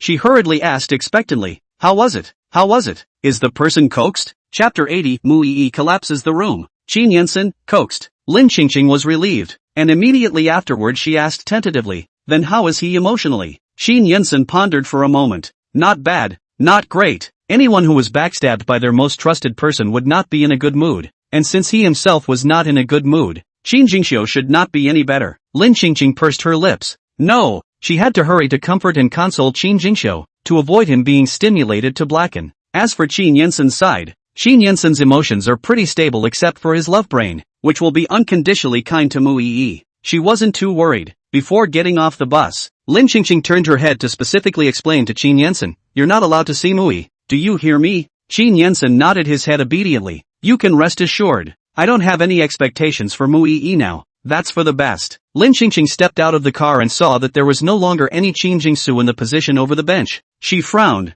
One step too late. Qin Jingsu seemed to have left. She was just about to call Qin Jingxi, then suddenly thought that she had an important thing to do. She pulled out her cell phone and sent a tweet. 10 minutes later, Lu Ziyan and Mu Yi's evil behavior was directly hung on the #1 hot search on the entire network. Their Qin family is the richest, but the Lu family relationship status is not bad. It is hard to guarantee that the Lu family will trust their relationship to keep Lu Ziyan and Mu Yi out of jail. She wouldn't easily let go of these two people who were working together to try to harm her family. She would make Lu Ziyan and Mu Yi completely infamous. She also had to make Qin Yensen and Qin Jingxiu see thoroughly what kind of people Lu Ziyan and Mu Yi were. Only through the voices of the outside world could they truly realize just how detestable Lu Ziyan and Mu Yi really were. Soon the comments under the hot search were also all slamming both Lu Ziyan and Mu Yi. I go. The president of Lu's group actually used such dirty tactics to compete maliciously. It's too low. At least it's a big company. How can it do such a shameful thing? Is Lu's group out of good planning? So you want to steal Qin's planning program and use it?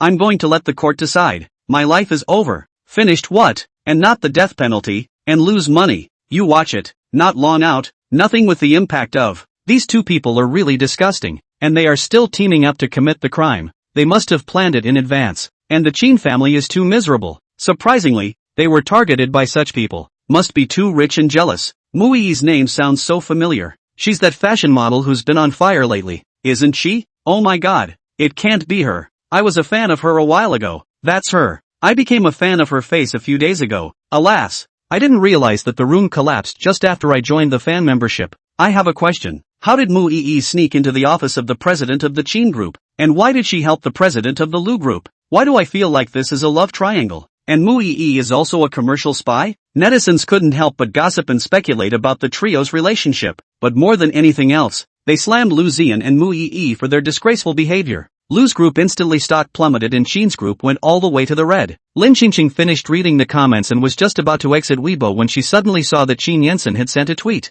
Qin Yensen, president of the Qin group, I have no relationship with Mu Yi. Netizens are guessing the relationship between Qin Yensen and Mu Yi. And there is also the suspicion that Qin Yensen was cuckolded by Mu Yi. Qin Yensen saw this and immediately sent a clarification statement. Lin Qingqing smiled in relief, then gave Qin Yensen a nod of approval. Her eldest grandson had really excelled. Meanwhile, Qin Jingxiu meets Lu Ziyan under the guidance of his lawyer. Lu Ziyan was discussing his strategy with Lu's group's lawyer. At the sight of Qin Jingsu huffing and puffing, Lu Ziyan's expression suddenly paused. He then smiled a little. What? Come to raise hell? Qin Jingxiu resisted the urge to punch someone and spoke through gritted teeth. Why did you do this? I have no grievances with you. Why did you let Mu Yi steal my planning program? Lu Ziyan looked at Qin Jingxiu and without a trace of weakness, he sophistically said, I didn't. It was Qin Yensen who designed to harm me. Qin Jingxiu was furious, veins rippling at the corners of his forehead. The evidence is right in front of me. And you're still lying to me. Forget it if you don't believe me.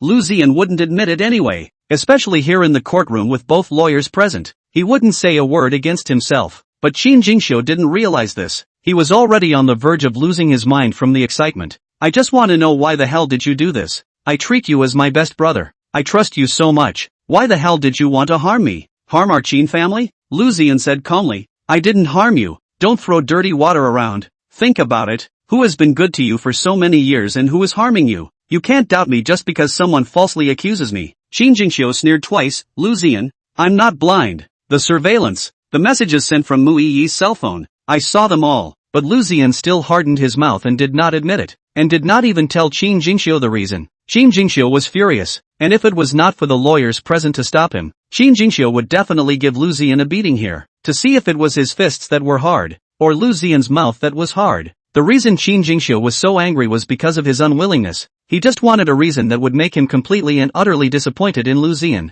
After all those years of brotherhood, he also still remembers the old days in school, when everyone hated him and isolated him due to Qin He's influence, and there were even people who played very bad pranks on him. At that time, only Lu Ziyan was willing to stand on his side, not afraid of being targeted by Qin He, and to be friends with him despite everyone's eyes. There was really no way he could accept that Lu Ziyan approached him just to harm him, but it is useless for Lu Ziyan to talk hard. The appeal was rejected. The big picture has been decided. Lu's group can only try to do everything to fish for people. Lin Qingqing was quite satisfied to see this result. Qin's group, Weibo, is full of hot searches, and everyone already knows about Qin Jingxi's plagiarism being a misunderstanding. Qin Jingxiu not only returned to work in the Qin group, but also by the leadership above. That is, Qin Yansen Qin president. Heavy praise, and promotion and salary increase. Year-end awards doubled. Colleagues from the same department couldn't help but get together in a bunch and start cricketing again. A promotion, a raise, a doubling of the year-end bonus.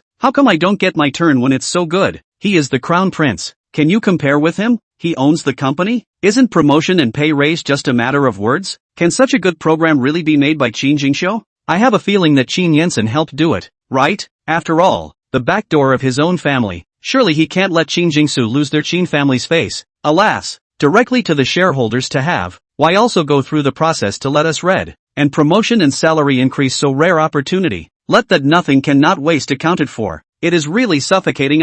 Chapter 81, who's a good guy rumored to be with his grandmother. Qin Jingxiu sat at his workstation a little confused. What path is Qin Yansen on now? Why are you so nice to him all of a sudden? Do they want to hurt him? Or do they want to be genuinely nice to him? Qin Jingxiu shrugged uncomfortably with mixed emotions. On the other hand, in the name of a business trip to eat and drink outside for a few days, Qin He, who had just returned, sat in his office laughing when he learned that such a big thing had happened to the company. His elder brother was cheated by his favorite woman, his younger brother was cheated by his good brother, and then in the end, this man and woman still teamed up to purposely pit the two of them. His two brothers can be really stupid, being played by a pair of dogs and men as monkeys. How can he laugh in the office by himself? He is so idle and so indebted. Of course, he has to go to Qin Yansen's office and laugh in Qin Yansen's face. You said that for the sake of a woman. You went several times without doing your job to relieve that woman, and also for the sake of this woman. You are not dealing with Qin Jingxiu, but in the end, this woman is just using you to try to disclose our company's program to Lu Ziyan. What kind of vision is that for you? The more Qin Yansen listened, the more his face sank, and he looked up at Qin He, who was sitting on the sofa, not treating himself as an outsider at all, and making tea while being a cheap talker, and said in a cold voice, "Who are you to say that I'm not doing my job, when you're a person who hasn't contributed to the company all year round?" Qin He's action of brewing tea slightly paused, then hung back and laughed. It's true that it's still acquaintances who can speak the most accurately hit the key points, but I do think that it's enough to have you guys, and I'll be responsible for paddling the water just fine. Qin Yansen blankly glanced at Qin He. I see that you are not only responsible for paddling the water, but also responsible for watching the fun. So idle. Go and arrange the affairs of Grandma's birthday banquet. Don't just know how to flirt with the girls all day long. Not as good as your younger brother is a little bit of use. Qin He gave a careless smile. My brother does have a use for teasing girls. After hearing this, Qin Yansen blinked Qin He for a second time before squeezing a single word out from between his lips. Scram. Fine. I'll roll. But then again, a man like you who hasn't even caught up with a woman at almost 30 won't understand my joy. A smug smile appeared on Qin He's face as he slowly picked up his teacup and drank it all before getting up to leave. Qin Yansen watched Qin He swaggered away. That stinking smug look really made people want to get angry. The key was that this guy left without closing the door. Qin Yansen gritted his teeth. What an underdog. He got up and walked to the door and was just about to close it when an anxious voice came through the door. Wait. Immediately afterward, Qin Yansen saw Secretary Li's assistant, poking her head out of the doorway with a standard 8-tooth smile on her face. Mr. Qin, I'm here to deliver the documents. If I didn't know better, I'd think you were catching the subway, and with this door of mine closed, you won't be able to get in this trip to the office. Chenny continued her 8-tooth smile. It was also her first time to come out to work and she was inexperienced. She laughed and explained, "You're so humorous, Mr. Qin, but I usually don't catch the subway." Qin Yansen thought that might be riding a motorized bicycle. Qin Yansen's expression was light. nonchalantly criticizing and educating. Next time, focus steadily. If there are guests present, you are representing the image of the entire Qin clan. Chen Yi immediately stood up straight and replied seriously and gravely. Got it, Mr. Qin. Chen Yi followed Qin Yansen into the office and found that the little girl who followed Qin Yansen a few days ago was not even there. She pursed her lips with some disappointment. Her good best friend had just brought back a string of white crystals from abroad with clear crystals, very rare, and she had wanted to give it to the little girl as a gift, to thank her for speaking up for her that day. And her BFF also said that having a good relationship with the boss's wife in the workplace is very helpful in making things work well, and that human interaction is important in the workplace. Qin Yansen sat back in front of his desk, seeing his assistant looking left and right, still a bit sullen. He knocked twice with his fingers on the desktop. Isn't it delivering documents? If it wasn't for the fact that the theft of the planning program was a foregone conclusion, he would have wanted to wonder if this little assistant in front of him was a spy within the company. Sneaky, last time I walked in the door too. Nervous as hell. Chen Yi returned to his senses and hurriedly put the documents on the table, then carefully looked up to see that Qin Yansen was still in a good mood today. The man in front of him uttered without lifting his head, anything else to say? Qin Yansen wasn't in a very good mood today because he still hadn't gotten over Mu Yi and had just been irritated by Qin He. But Grandma had said not to scare people with a cold face, so he was trying very hard not to take his personal grievances to his subordinates anymore. He's trying to be a good boss who seems amiable. Chen Yi hesitated for half a day and finally asked in a low voice, did that young lady not come over today? Qin Yansen raised his head with a few moments of surprise. She didn't come. What are you looking for her for? Chen Yi hurriedly shook his head. It's nothing, I'm just casually asking. After saying that, a complicated look once again appeared on Chen Yi's face, looking at Qin Yansen very puzzled. But Qin Yansen didn't pursue the matter. But in the afternoon, he knew what was going on. After he clarified his relationship with Mu Yi, no one guessed his relationship with Mu Yi. Now the whole company is rumored that he brought a little girl to work every day. The two inseparable. In the office is not doing business. Daytime proclamation. Said he living like a fox spirit by the dim king. The point is, that little girl is still his grandmother. Who's the nice guy who's rumored to be with his grandmother? It's outrageous, but it would be even more outrageous for him to clarify. Who can believe that the little girl is actually an octogenarian woman? Much less would anyone dare to believe that he would call a 20-something-year-old girl grandma. Everyone must have thought their president was crazy or just too good at playing in private. Qin Yansen held his forehead, feeling a bit of a headache, and he understood at this moment why Secretary Li's little assistant looked around with a complicated expression as soon as she entered his office, because he also listened to the people underneath to say, that little assistant is rushing to him. It is said to be the interview. His business achievements memorized very skillfully. You can see that he is very worshipful to him, and may even like him. The bottom man said so, and he didn't know exactly whether he liked it or not, but the little assistant should be eager to gossip about his private life. Clarifying or not clarifying will make this matter very outrageous. Qin Yansen thought about it. It is better to let things slowly fade away with time. Ms. Lin doesn't usually come to the office anyway, and at that moment, Ms. Lin was sitting in the hotel eating lunch. She hadn't been staying at home lately, and after all, it wasn't really her home. Moreover, she lived with the Qin family, and she always couldn't help but want to call the Qin family's second family uncles and aunts, and call Qin Yansen and the others big brothers, because she looked at her younger face every day. She always felt that she was a 21-year-old girl, the youngest person in their family, and she had to be called elder by a bunch of people older than her. She felt so depreciated. Vain, too vain. Staying in a hotel with all the restaurants and shopping malls downstairs, one is free and beautiful, but it would be nice to have another sister. Lin Qingqing had just thought this when a message came from her cell phone. Wang Guizhi, Sister Lin, I heard that your health has been good lately. Do you want to come and play mahjong? Chapter 82. The young man was attracted to Ms. Lin. Wang Guizhi? Lin Qingqing thought for a while before remembering that this was a friend from the original Body's circle. I heard she's been in good health lately. I think I heard it from old Mrs. Chan. That said, the Chen family is also really able to calm down. The Chen family old lady almost gave the old man a cuckold, but also the old man angry sick. The Chen family even did not throw the Chen old lady out of the house. Chen family inclusion is really strong. Of course she can't go to the mahjong game, then her getting younger will be exposed. And she didn't love playing mahjong with a bunch of old people. Even if she did, she had to find a table of young people to play with. Lin Qingqing, I'm not going. I don't want to go anywhere lately. Wang Guizhi, is there something wrong with your body again? Lin Qingqing, no, just a little lazy lately. Wang Guizhi, good, then you have a good rest. I'll look for and see you some other day. After Wang Guizhi returned the message, she turned her head to look at Chen Jingfen beside her. She said she's fine. Chen Jingfen waved her hand. Definitely doesn't want to tell us. I've heard my grandson say that her body is dying. She's definitely holding on strongly at this moment. The last time she was framed by Lin Qingqing was still fresh in her mind. She blamed herself for not resisting the temptation and falling for Lin Qingqing's pawn. She would definitely refuse male sex in the future and would not make that kind of low-level mistake again. Fortunately, Elder Chen's life was not in danger, and he did not continue to pursue her for the mistake she made, which allowed her to escape. Chen Jingfen dreamed of finding a chance to get back at Lin Qingqing, but couldn't find one. But just 2 days ago, she heard Qin Zhongluan chatting with his dad that the old lady of the Qin family was dying. That's great news. It's better to hurry up and die. She'll be relieved when she's dead. It didn't matter if she let Lin Qingqing pit her. She had lived longer than Lin Qingqing. This was her greatest advantage. When Lin Qingqing died, she had to go to Lin Qingqing's tombstone to show off. There is nothing in this world more desirable than to be able to live in good health. Let Lin Qingqing die without peace. Chen Jingfen was happy just thinking about it. She hurriedly went out to share this good news with her old sisters. She had just pretended to be in mourning and had already spread the news that Lin Qingqing was dying. The old sisters don't believe it. After all, the old lady Bunji jumped a while ago. That's why Wang Guizhi sent a message to test Lin Qingqing's physical condition.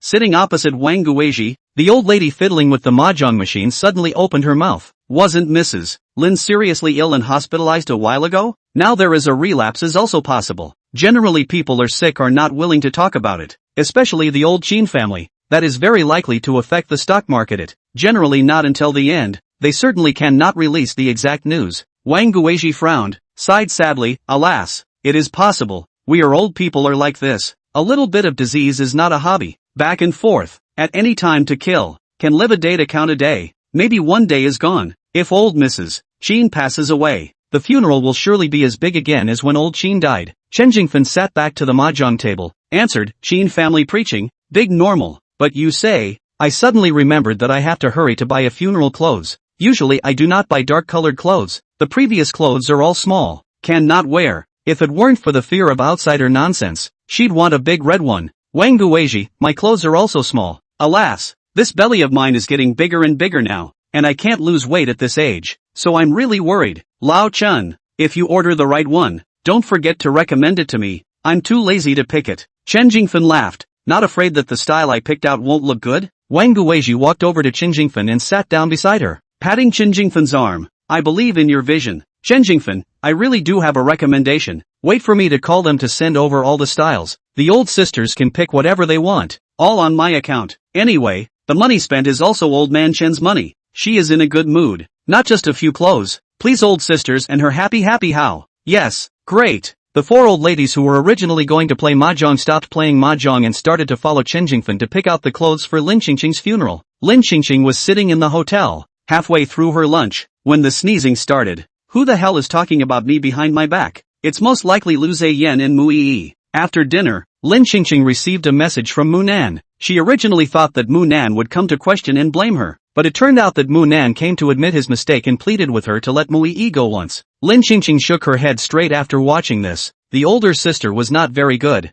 but the younger brother was quite understanding, making her a little bit unable to bear it. Mu Yi and Mu Nan grew up together. As the original book heroine, Mu Yi's life is the standard miserable. Orphans, born to face countless setbacks. Everything depends on their own hands. Add to that the obligatory plot law that the hero and heroine can't put together a complete family. Lu Ziyan's parents must die. Thinking of this, Lin Qingqing seemed to suddenly notice something. Lu Ziyan parents died. According to the plot reasoning, Lu Ziyan should have a revenge route. Then look at Lu Ziyan hate Qin family attitude. Shows that either the object of revenge is the Qin family, or the object of revenge is more powerful than the Qin family. Lu Ziyan needs the status of the Qin family to help him take revenge. Following that line, she guessed 8 or 9. Lin Qingqing hurriedly took out her cell phone and gave the Ding steward. No, the Ding steward has not ruled out suspicion yet. And she hurriedly sent a message to Qin Haishan's assistant. Qin Haishan's assistant is the assistant of the original husband, so he must be reliable. Lin Qingqing, help me investigate the cause of Lu Ziyan's parents' death, and send the results of the investigation to my cell phone.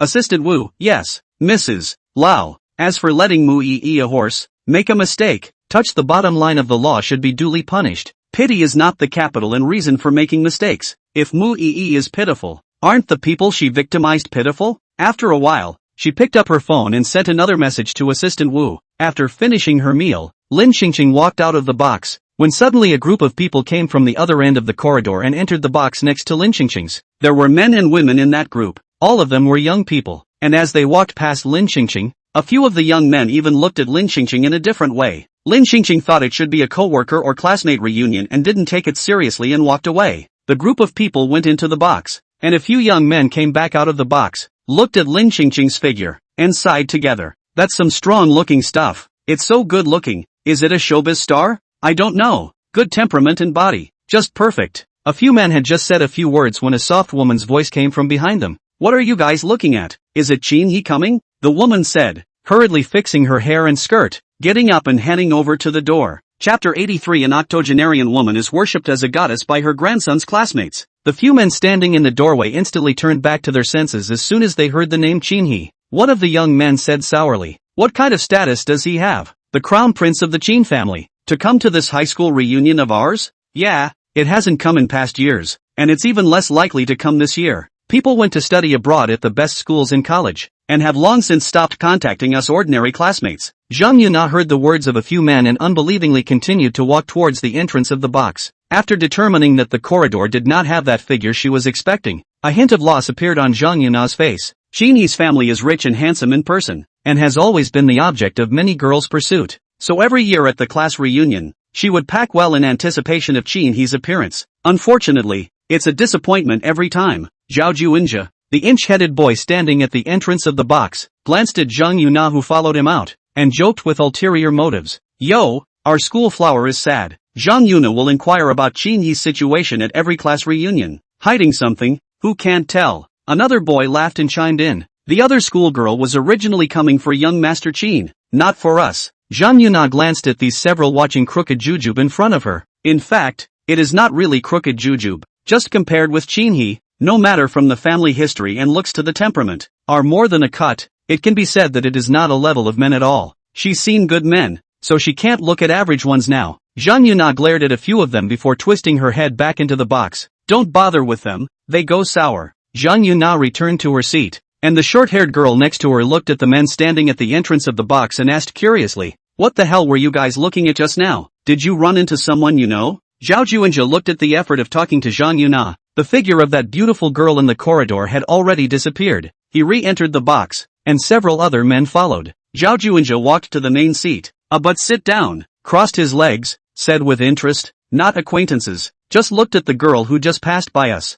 That skin and body looks, it's really great, too powerful. Zhao Juinja even lightly sked several times after he finished speaking, with an intoxicated expression as if he was reminiscing about something. The short-haired girl let out a disdainful laugh. You can pull it off. Can there be a prettier one than our school's flower? Yuna, putting the school flower big beautiful girl not to look at others. What kind of eyes you all have? Zhao Juinja waved his hand and seriously recalled. It's not the same, that girl just now is really good looking. There's a feeling of a fairy descending to the earth. It's simply goddess level. Zhang Yuna's movement of arranging her hair paused slightly, from junior high school to college, and now in the workplace. No matter where she goes, she is the goddess of the stars. But at this moment, when she heard that the man who had held her up before, now said that other women were goddesses, she instantly had some bad taste in her heart. What woman is better than her? Suddenly she wanted to see it too. Then Zhao Juinja glanced at the equally beautiful-looking Zhang Yuna and continued, and the school beauty has a master in her heart. It's not like she's ours. A sigh rang out from the box. Zhang Yuna continued to fix her hair without caring.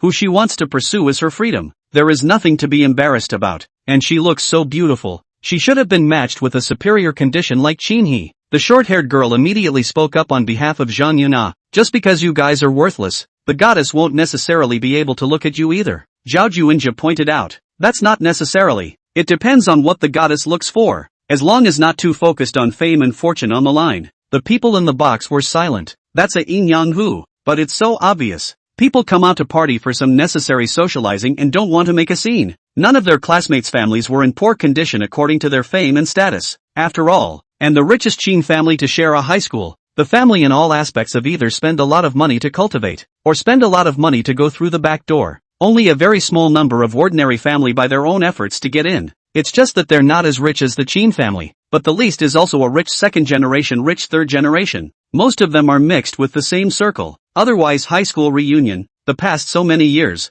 how can come to so many classmates? The short-haired girl first looked at Zhang Yuna's face with concern, then looked at Zhao Juinja, her eyes widening angrily. No one will take you for a mute if you don't speak. Zhao Juinja was too lazy to bother with them, these little girls, and then picked up the menu in front of the round table. Has anyone ordered yet? Or do you want to order now? The boy sitting next to Zhao Juinja stretched his back. Young Master Qin doesn't know if he's coming or not. Who dares to book first? And I don't know what young Master Qin's taste is. Zhao Juinja, he didn't come in a year. And he definitely won't come this year. As soon as Zhao Juinja's words fell, Zhang Yuna suddenly realized that Zhao Juinja was actually sitting on the main seat, and she immediately voiced out, "Who let you sit on the main seat?" Zhao Juinja snorted a laugh. The look on his face carried a bit of speechlessness. You guys are really funny. Qin, he doesn't participate in the party year after year. You guys still leave him the main seat position year after year. The dishes don't dare to order them first, just waiting for him to come over in case he comes over. All these years are almost a whole set of rules. For the sake of a person who can't possibly come at all, do you guys have to be like this? The crowd was silent. Whether male or female here, who do not want to climb the richest Qin family? To say that the small mind, certainly all have. That's why no one dares to speak at this moment. After a while, someone said, "Let's order first." Qin, he is not coming. A few of their old classmates have to liaise with each other. After dinner, we did not drink all the fun, and went to the hotel downstairs KTV. In the meantime, in the rest area next to the KTV lobby, Qin, he was sitting there on the phone. How's grandma doing these days? Still at the hot spring resort? He went on a business trip a while ago, and just came back to hear about Qin Yensen and Qin Jingxiu, and he also heard that Qin Yensen often brought a beautiful young girl into the office, and talked about love into the office, and this love brain is really hopeless. How the last woman who was brought into the office by Qin Yensen pitched them. Qin Yensen is really not long remembered at all, and as far as Qin Yensen's vision is concerned, the woman he's looking at this time is probably no better. Grandma doesn't know what will come back to control Qin Yensen, otherwise their family would be ruined sooner or later by this love brain. Aunt Lu, who is being paid to soak in the hot springs vacation resort, nodded her head and reported according to the old madam's explanation. Yes, that's right, the old madam is soaking in the hot springs, saying she won't be going back for a short time first. The air over here is good, and she is in a much better mood physically by staying here. Sheeny heard Aunt Lu say that the old lady was in a good mood and her health was good, so suddenly he didn't want to disturb the old lady's rest. Nothing more than, you take care of grandma. As soon as Qin he spoke, he suddenly unintentionally glanced at a familiar figure walking in the doorway. What happened to the girl who looked younger than even he did and looked a little like his grandmother? Chapter 84 Sun Zi's classmates want WeChat. No wonder he felt some familiarity. Maybe it's a coincidence? After all, he had just called Aunt Lu to confirm that his grandmother was in a hot spring. So how could she suddenly flash into a KTV? And getting so young again? No way. Not at all. Must just look a little similar. Qin he hung up the phone. His eyes still couldn't help but follow that figure. It's so similar, right down to the shape and feel. How can it be so similar? If not for the age difference, he would have wondered if it was his grandmother's identical sister, or his grandmother's stray little granddaughter? No way. His grandma wasn't like that when grandpa was alive. Grandma loved grandpa so much, surely she couldn't have cuckolded him. It could really just be coincidence. Yo, why is young Master Qin here? Would you like to join us for a drink? Qin he retracted his line of sight and raised his eyes to the man and woman standing in front of him, and he raised his eyebrows suspiciously. Are you guys? Zhao Juinja smiled and opened his mouth. Old classmates don't even remember. It's really a nobleman who forgets a lot, but we can see you on the financial news every year. Qin he really does not remember the group of old classmates in front of him. He is usually busy eating, drinking and having fun. The circle is many, unless it is better. The rest are played and forgotten. Qin he squinted his eyes, not really thinking about it. At this time, Zhang Yuna suddenly came to the front, her face raising the most moving smile she thought she had. High school classmate, I am Zhang Yuna. Zhang Yuna had an expectant look in her eyes, vaguely expecting Qin he to recognize her. After all, if such a large circle of people couldn't recognize her, if they could only recognize her,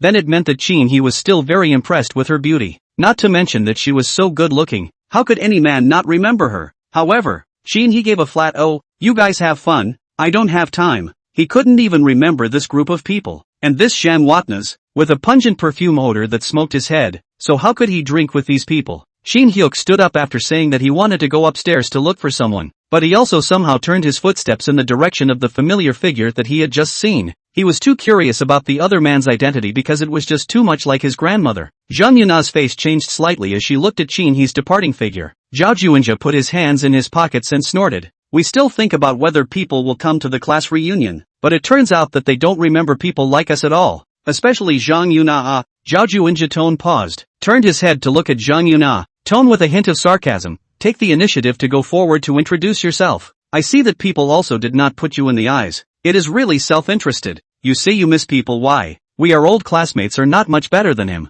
It wasn't as if there was no one among them who had pursued Zhang Yuna explicitly or implicitly before, but they were all rejected by Zhang Yuna. Zhang Yuna's determination to take down Qin He was quite firm. Although Zhang Yuna was a bit uncomfortable in her heart, it didn't affect her determination to take down Qin He. She sneered, a woman is a big girl. After so many years, it's normal for him not to remember. But next time, I'll make sure he remembers. Zhang Yuna re-lifted her chin and took a step in the direction of the box. Zhao Juanjia skimmed his mouth and snorted lightly in disdain. And also next time, she will definitely remember that she can't look at the family background of these people of theirs. Why doesn't she think about it? Can the Qin family look at her family background? It's a daydream. In the meantime, Lin Xingqing was heading over to the box when she suddenly felt as if there was someone behind her. She subconsciously looked back and then was stunned. If it isn't her second grandson, Qin He, didn't he say he was on a business trip to Beijing? He's back so soon. Lin Xingqing was slightly torn. If she opened her mouth now and called Qin He her grandson,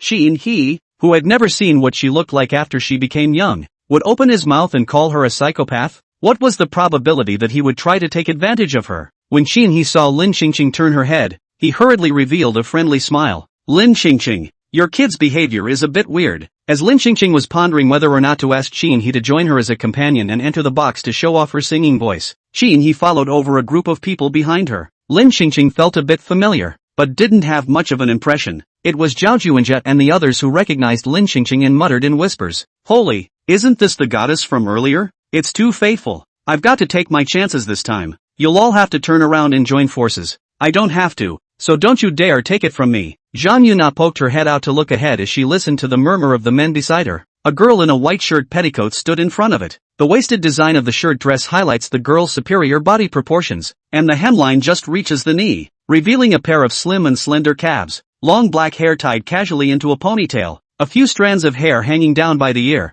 and delicate and durable features on the white face, looking innocent and cute, very pleasing to the eye. It does have a bit of poise, but in the eyes of Zhang Yuna, whose beauty is not at a disadvantage either, it is just a white lotus flower that can seduce men. Zhang Yuna walked to look at Qin He who was standing in front of her. Qin He stood still and kept looking at the little white lotus flower, as if it wasn't quite right. Zhang Yuna instantly felt a sense of crisis. This little white lotus was going to lay hands on Qin He. Zhang Yuna hurriedly whispered towards Zhao Junjia to encourage. I think you guys can. This very goddess. Very suitable for you guys. Quickly go to ask for contact information. Bring her along to sing. Zhao Junjia. They also feel the same way. Especially the school flower Zhang Yuna are recognized, but also encourage them to go to ask for contact information. They are now full of confidence. Zhao Junjia was afraid that other people had grabbed the first, while others hadn't reacted yet. He hurriedly stepped away and walked to Lin Xingqing's side, revealing a big smile. Beauty, can you add a contact information? Lin Xingqing turned her head to look at Zhao Junjia.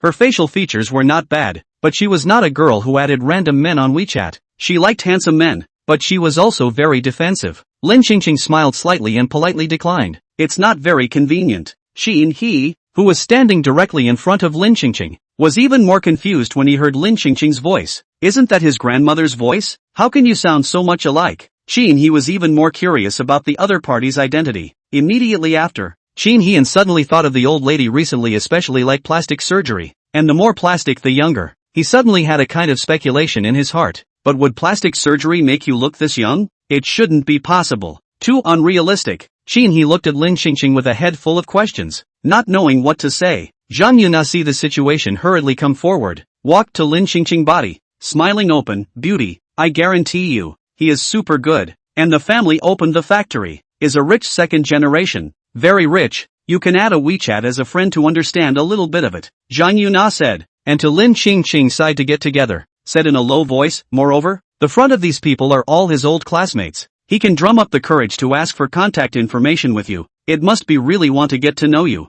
You are in front of so many old classmates. To give him a face. Chapter 85 I am Lin Xingqing, your grandmother. Lin Xingqing originally did not want to agree, but Zhang Yuna said so. She felt that the hand is not stretched out. Really should give this inch-haired guy a little bit of face. Really cannot. She turned back and then deleted. Lin Xingqing turned her head to look at Zhao Junjia and told him her WeChat mini number. She WeChat large number previously posted her old lady period look. She was afraid of new friends to see the new friends scared. so she deliberately prepared a WeChat small number. Zhao Juinja, who successfully asked for a microsignal, couldn't hide the excitement in his eyes. At the same time, I am very grateful to Zhang Yuna for the assist. The other male classmates saw Zhao Juinja want to WeChat. Jealous eyes red, have also all rushed forward to ask Lin Qingqing for WeChat. We can't let that brat Zhao Juinja cheat the goddess into his hands. Lin Qingqing looked at several boys suddenly walking towards her together. She was instantly a bit confused. What were they doing? In the next second, the men all smiled and said,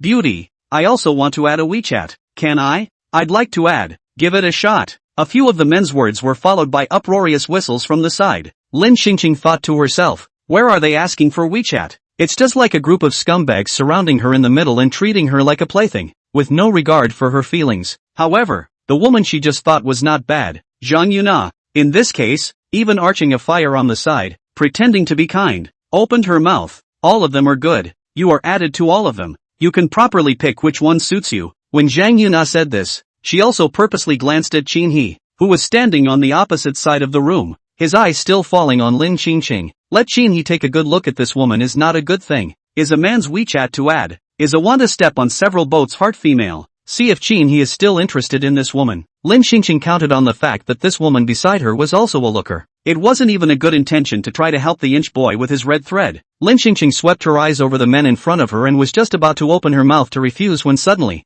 Qin He's voice came out. Can't you see that she doesn't want to add your contact information? As soon as Qin He's voice fell, Lin Qingqing saw Qin He's figure appear within her line of sight with it, and then her wrist was pulled up, and with a slight application of force, she followed and moved her steps behind a tall figure. Lin Qingqing raised her head and realized that it was actually Qin He who was protecting her behind him. Although her second grandson usually looked unreliable, he was still very useful in critical moments, and he was able to reach out to help her without recognizing her, so it was worthy of being her grandson. With a very positive outlook, she looked at Qin He's back, her eyes unconsciously carrying a little pride and touching. This was her grandson. It was so nice to have gone from a little doll to a big man who could stand alone and hold the umbrella for the week. After 2 seconds, Lin Qingqing suddenly felt some wetness on her cheeks. She raised her hand and wiped it, and surprisingly, she realized that she had inexplicably shed tears again. Could it be that there are still remnants of the original's consciousness in this body that have not completely dissipated? A few other men stopped squeaking when they saw Qin He walk up and protect the girl behind him. How can anyone dare to steal someone from young Master Qin?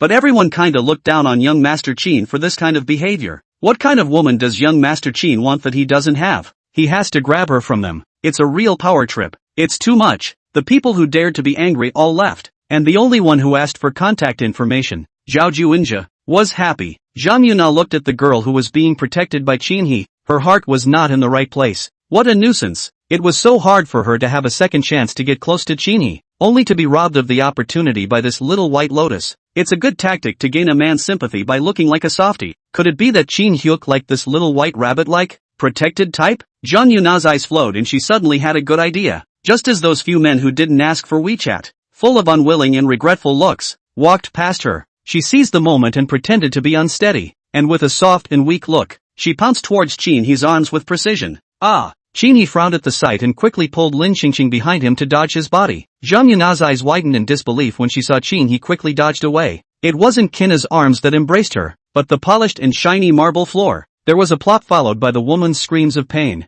Zhang Yuna, wearing a small red dress of a high luxury brand, was lying on the ground in a sorry state, not daring to look up for a moment. It was so humiliating. As the goddess of men's hearts, she had never been so humiliated in front of outsiders. What was this Qin Hyuk up to? Why didn't he catch her? That little white lotus suffered a little bit of aggression. Qin He rushed to step in to solve the problem. She fell down. Qin He should not also be like just now to make the boyfriend force to hold her. Zhang Yuna cannot figure out, but she really feels so humiliated, especially still in front of the old classmates. The end of this party, they will definitely be behind the back of the joker. The future reunion she cannot be pressed to participate. After a moment, Zhang Yuna raised her head and gave Qin He a somewhat grudging look, but Qin He's eyes didn't fall on her at all, with a look of no guilt to speak of. Seeing this scene, Zhang Yuna's heart is even more difficult. That little white lotus, what is good? She was able to mesmerize Qin He and her male classmates. She gritted her teeth, swallowed back the aggression and cheered herself up. It's okay, if it's a man who is good to chase, she still can't see it. Qin He is handsome and gold. He has the capital. But sooner or later she will let Qin He understand that she is the woman who can be worthy of him. As for that little white lotus, Let's see how she'll clean up that little white lotus when she turns back to her dad. With the little white lotus gone, there's no one to stand in her way. In the end, it was the other students who helped Zhang Yuna up and took her away, hurrying to end this embarrassing situation. Lin Xingqing looked at Qin He with a smile after the group left. Thank you. Qin He looked at the girl's smile in front of him. The more he looked at her, the more affectionate and familiar she felt. He moved his lips and couldn't help but ask, do you know Lin Xingqing? Could there be anyone in the world so alike? Both in figure and in smile and voice, almost too familiar for him. When Lin Xingqing saw that Qin He recognized her, she had nothing to pretend. Anyway, her eldest grandson Qin Yansen already knew about her becoming younger, and it was only a matter of time before the other children and grandchildren would know. She curved her eyelashes and smiled as she spoke, more than acquaintances. Kin? Lin Xingqing looked at Qin He's face full of doubts as she smiled and continued. I am Lin Xingqing, your grandmother. Kin. Qin He was dumbfounded as if he had been struck by lightning. Then after a long time, he sneered and looked at the young girl in front of him, who was only about 20, with a hint of danger in his deep eyes. Trying to take advantage of me? Treat me like a little cutie. Don't think he doesn't know. But he had just called Auntie Lu and his grandmother was at the vacation lodge soaking in the hot springs. Chapter 86. Second young Master Qin was sent to F continent. How is it possible to get to the KTV so quickly? Not to mention that his grandmother wasn't that young. He originally just thought that the other party had something to do with his grandmother, but he didn't expect this girl to open her mouth and directly take advantage of him to be his grandmother. Lin Xingqing had a very calm expression on her face after hearing Qin He's words. She knew it would turn out this way. When Qin Yansen had first seen her who had become younger, he was only shocked for a moment and then accepted her current state in shock. But people as receptive as that are still in the minority. Although Qin Yansen eventually became suspicious, he was much calmer than Qin He's current reaction. Like Qin He, this is how a normal person should react. Lin Xingqing looked at Qin He who looked like he was about to blow up in front of her and expressed a very understanding smile. I didn't lie to you. If you don't believe me, call Qin Yansen and ask him. Qin He's heart was instantly a little more wary. This little girl in front of her, who was around 20 years old, not only mouthed off about being her grandmother, she even knew a lot about their Qin family. He knew that his grandmother's name was Lin Xingqing, and he also knew that his older brother, Qin Yansen, but Qin Yansen, that love brain, was easily fooled by women, and since Qin Yansen had already dealt with this girl, Qin Yansen's words had a low degree of credibility. Although Qin He thought this in his heart, he still couldn't help but call Qin Yansen, wanting to see how Qin Yansen was actually tricked by the girl in front of him. Unfortunately, the call didn't go through. His big brother was probably in a meeting and no one answered for half a day. Qin He put away his cell phone, looked at the little girl in front of him, hooked up his lips, and his cold, hard tone was threatening. I'm telling you, I'm not as good a liar as Qin Yansen. You'd better give me an honest explanation. What's the purpose of you posing as my grandmother? Lin Xingqing was really close to being pissed off. How was she going to prove she was herself? She suddenly remembered as if she could take her ID card to prove herself. But, she rummaged through her bag and realized that she didn't have her ID card with her, but it was in her suitcase in her room upstairs. Never mind. Sooner or later we'll know the truth. And it doesn't really matter if we recognize it now or not. Lin Xingqing raised her head and met Qin He's fierce eyes. If it was an ordinary person, she might have confessed everything in fear at this moment. But she was someone who had been Qin He's grandmother, and Qin He had listened to her words before. So she wasn't afraid of Qin He at all as she spoke calmly. Just pretend I didn't say that. After saying that, Lin Xingqing turned around and walked towards the side of the box. Qin He looked at the girl's departure. Lightly tisk. Tone a little. I see you cannot make up, right? The girl didn't look back, ignored him, and didn't stop walking. Seeing this, Qin He shouted again. Hey, little girl, let me tell you, my big brother is good at cheating, but I'm not a vegetarian. If you dare to impersonate my grandmother next time, don't blame me for being rude to you. Lin Xingqing skimmed her mouth, making this kid awesome and having to be rude to her. Qin Hyuk saw that the girl still ignored him. He didn't say anything else. Anyway, he had warned what he should have warned. It's just that the other party's identity, he didn't seem to be able to figure it out yet. It's okay, he'll ask Qin Yansen later. But he hadn't even stepped out of the KTV when he received a phone call from the president's secretary, Qin Ergongzi. The president said that there is a project in Fzhou that allows you to go over there in person. Go now. The airfare has already been booked for you. And then the president also made a special explanation that the travel reimbursement amount is capped at 3,000. Qin He inwardly cursed Qin Yansen hundreds of times and gritted his teeth. He did it on purpose. I was angry with him in the morning, and he sent me to Fzhou in the afternoon? The place where dogs go cannot eat. Come back to lose 10 pounds. His heart is made of stone? $3,000 for travel expenses? Why doesn't he set a limit of 300? $3,000 to go abroad for me to beg for food on the roadside? Or let me and the dog together on the roadside to grab food? Secretary Lee was silent for a moment, and against the anger of the second son of Qin, he carefully said, "You'll have to talk to the president about this." Anyway, the president explained it this way. The F continent, with its inhospitable land, lack of food and clothing, backward civilization, unsound laws, and inconvenient transportation, is simply not a place where people can stay. What a grudge! Wasn't he just going to irritate Qin Yensen a few times in the morning with his mouth? But Qin Yensen clearly wanted him dead now. He hung up the phone with gritted teeth, wanting to kill Qin Yensen. Meanwhile, the door to one of the compartments was slightly ajar, and a row of heads were neatly pressed between the cracks. "It's Zhao Juinja and a few other men here eating melon." The short-haired girl who was rubbing Zhang Yuna's knee, looking at a few men standing over the doorway, pouting their big asses and eating melon there, she couldn't help but spit out, "They say women gossip. I see that you men aren't too bad either." Zhao Juinja watched Qin he left before first straightening up and frowning in wonder. Several other men withdrew their eyes and closed the door behind them.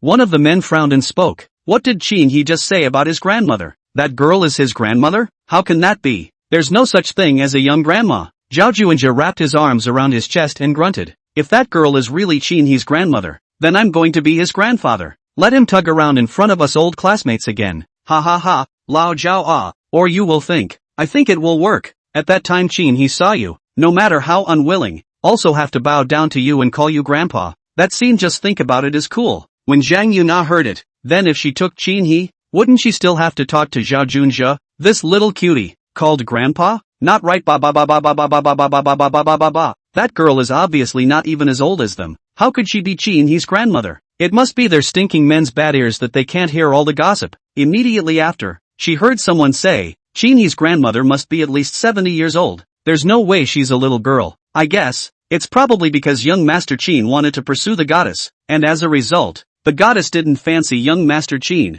so she angrily scolded young Master Qin for being a grandson." Zhao Juinja nodded his head in agreement. "You're the one who analyzed this most sensibly." Zhao Juinja also thought that the goddess had only given him contact information, and even young Master Qin hadn't been able to get any favors from the goddess, so he instantly felt that there was a high probability that the goddess also had that little bit of a liking for him, and his sense of superiority immediately rose quite a bit. So what if it's the Qin family's young master? Isn't the goddess still as loving as ever? Much better than a woman like Zhang Yuna, another man added. But how come Qin he was sent to Fzhou? The travel expenses are still only $3,000. That place is quite poor. No one likes to go there. It's not because the Qin family's youngest master wants to harm Qin he in order to compete for the family fortune, right? Zhang Yuna endured the pain on her knees and looked up to ask, "You guys said that Qin he is going to F continent? Really? Really?" He just called to say that. It was loud, and he sounded pissed off. Zhang Yuna's eyes flowed. 3,000 travel expenses, sent to Fsu. If she chose to go with Qin he to suffer, Qin he will be touched by a mess, right? Let's see what that little white lotus can still compare with her. She doesn't believe that the little white lotus can accompany Qin he to eat this bitter. Chapter 87. Old Mrs. Chen is disgraced. At Wang Guizhi's house, the four old ladies, who had been preparing to play mahjong, picked out their clothes for the day. Wang Guizhi took a black cheongsam and compared it to her body. "What do you think of this?" Chen Jingfen stroked a large red cheongsam in her hand, and at the sound of her voice, she looked up at Wang Guizhi and opened her mouth with a smile. "Good looking. The lotus embroidery on this is really nice." The gold medal salesman stood beside a few old ladies, looking at a few consumer gold masters, with a warm smile on his face. "Ms. Wang has a good eye. This is the newest model in our store. The embroidery on it is all purely handmade, because it's particularly time-consuming and labor-intensive, so there are only a total of 10 of them in all of our offline stores." Wang Guizhi listened to look to Chen Jingfen, laughing, "Yo, my eyes are really good. A pick in the limited edition of new models, that the price of this cannot be cheap. Ah, they are a few old ladies' home conditions or rich level. Not at all bad this piece of clothing money." Wang Guizhi said this, is just deliberately joking? After all, took the people sent things, mouth certainly to admit a love. Chen Jingfen smiled and waved her hand, generously saying, "Buy, if you like it, buy it. Just this one. We've been sisters for so many years. It's just a dress. It's not that bad. What's more, she was happy. She bought the clothes for Lin Qingqing's funeral. She was happy with how much she spent." Although Wang Guizhi and the other two old sisters weren't too far off the money for a dress, the mood of receiving a gift from someone else was different in the end, and extraordinarily pleasurable. "Then we're welcome." Ah, the other old lady laughed. "What's the point of being polite? Sister Chen's family is so rich, surely it's not bad for us to have these clothes. As soon as Chen Jingfen heard that someone was praising her family for being rich, she immediately floated. Right. No need to be polite with me. It was just a pity that old Chen's family wasn't the richest. Otherwise, she couldn't even imagine how far she could float. What Chen family can somehow go bankrupt and let her sit as the richest? The other two old ladies also began to concentrate on picking out their clothes,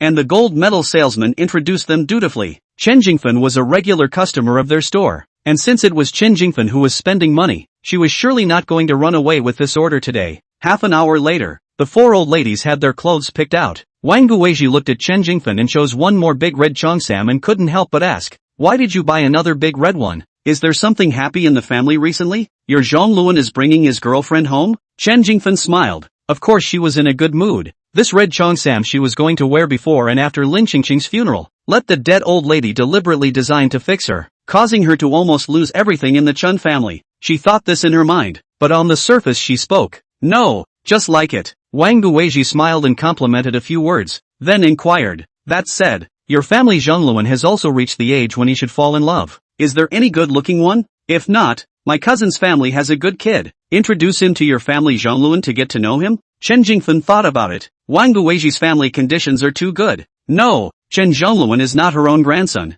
and his relationship with her is not good. If she introduces Chen Zhongluan to a girlfriend with an equally impressive family background, then these two will not be angry with her together in the future, and she is still not at all able to do anything about it. So the condition of Chen Zhongluan's girlfriend has to be someone she can hold. What she can't hold, don't try to get in the door. Chen Jingfen politely refused. I heard Zhongluan tell his father 2 days ago that he seemed to have a crush on a girl. I'm not sure about the specifics. Wang Guizhi showed regret. She had wanted the two families to be able to join forces. Which family's daughter? Chen Jingfen recalled. Seems like it's not $1,000. Listening to Zhongluan said, seems to be his wife Powder. Is it quite good at living a thrifty girl? Outside to play with them. Will also pack. Not at all wasteful. Chen Jingfen said. Suddenly thought of this girl is quite good. Thrifty probability is poor, but also seen what the market. Certainly good to take. When she went back she was going to help Chen Zhongluan to hurry up and chase someone down. Wang Guizhi did not say anything else, just felt quite regretful. But it was a pity that it was too late to start. After Chen Jingfen finished speaking,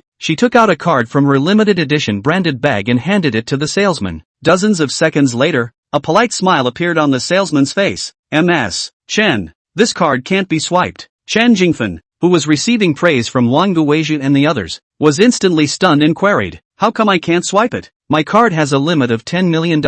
I haven't even used it much. How come I can't swipe it?" The salesman said truthfully, "It shows that it has been frozen." Chen Jingfen? Then Chen Jingfen took out several cards in turn, but all of them could not be swiped. There was a momentary awkward silence in the air. Chen Jingfen also realized something at this moment. Her cards were all frozen by the Chen family. Chen Jingfen's sky has fallen. She married the divorced old Chen Tu with children at a young age, just because of these cards.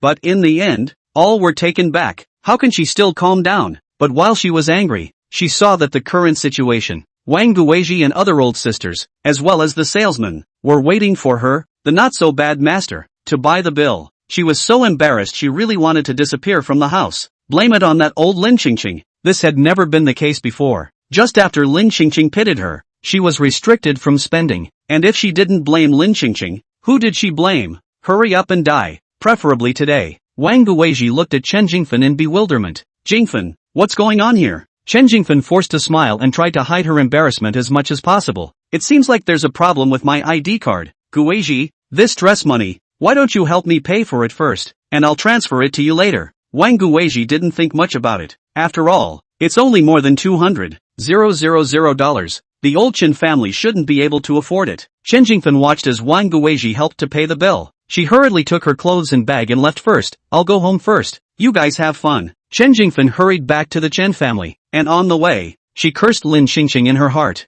I can't believe that she has lost so much face in front of her sisters today. She would definitely not let Lin Qingqing off the hook. At this time, Lin Qingqing finished singing K and sneezed several times again. What's the matter? No one else in the world is cricketing. They're all cricketing her? Lin Qingqing sat in the box for a while, her eyes empty looking at the screen in front of her. She began to feel a little bored. The life of the richest man with money. It seems to be just like that. Eat, drink and play. She is a little bit enough. She has to find herself some new goals in life. Otherwise it's a bit of a dull day with nothing to do but spend and spend and spend. So Lin Qingqing, who was determined to make a career, had just pushed open the door of the compartment when she heard the sound of someone standing in the corridor on the phone. The point is that the other person also mentioned her second grandchild by name. /P. Chapter 88. There was no way she was going to let this bad woman get away with this. Dad, just let me go to F continent. I'm all grown up. I can protect myself well. And I'm going for the sake of our family. Think about it. If I can take down Chinhee, then you'll definitely have extra face outside in the future.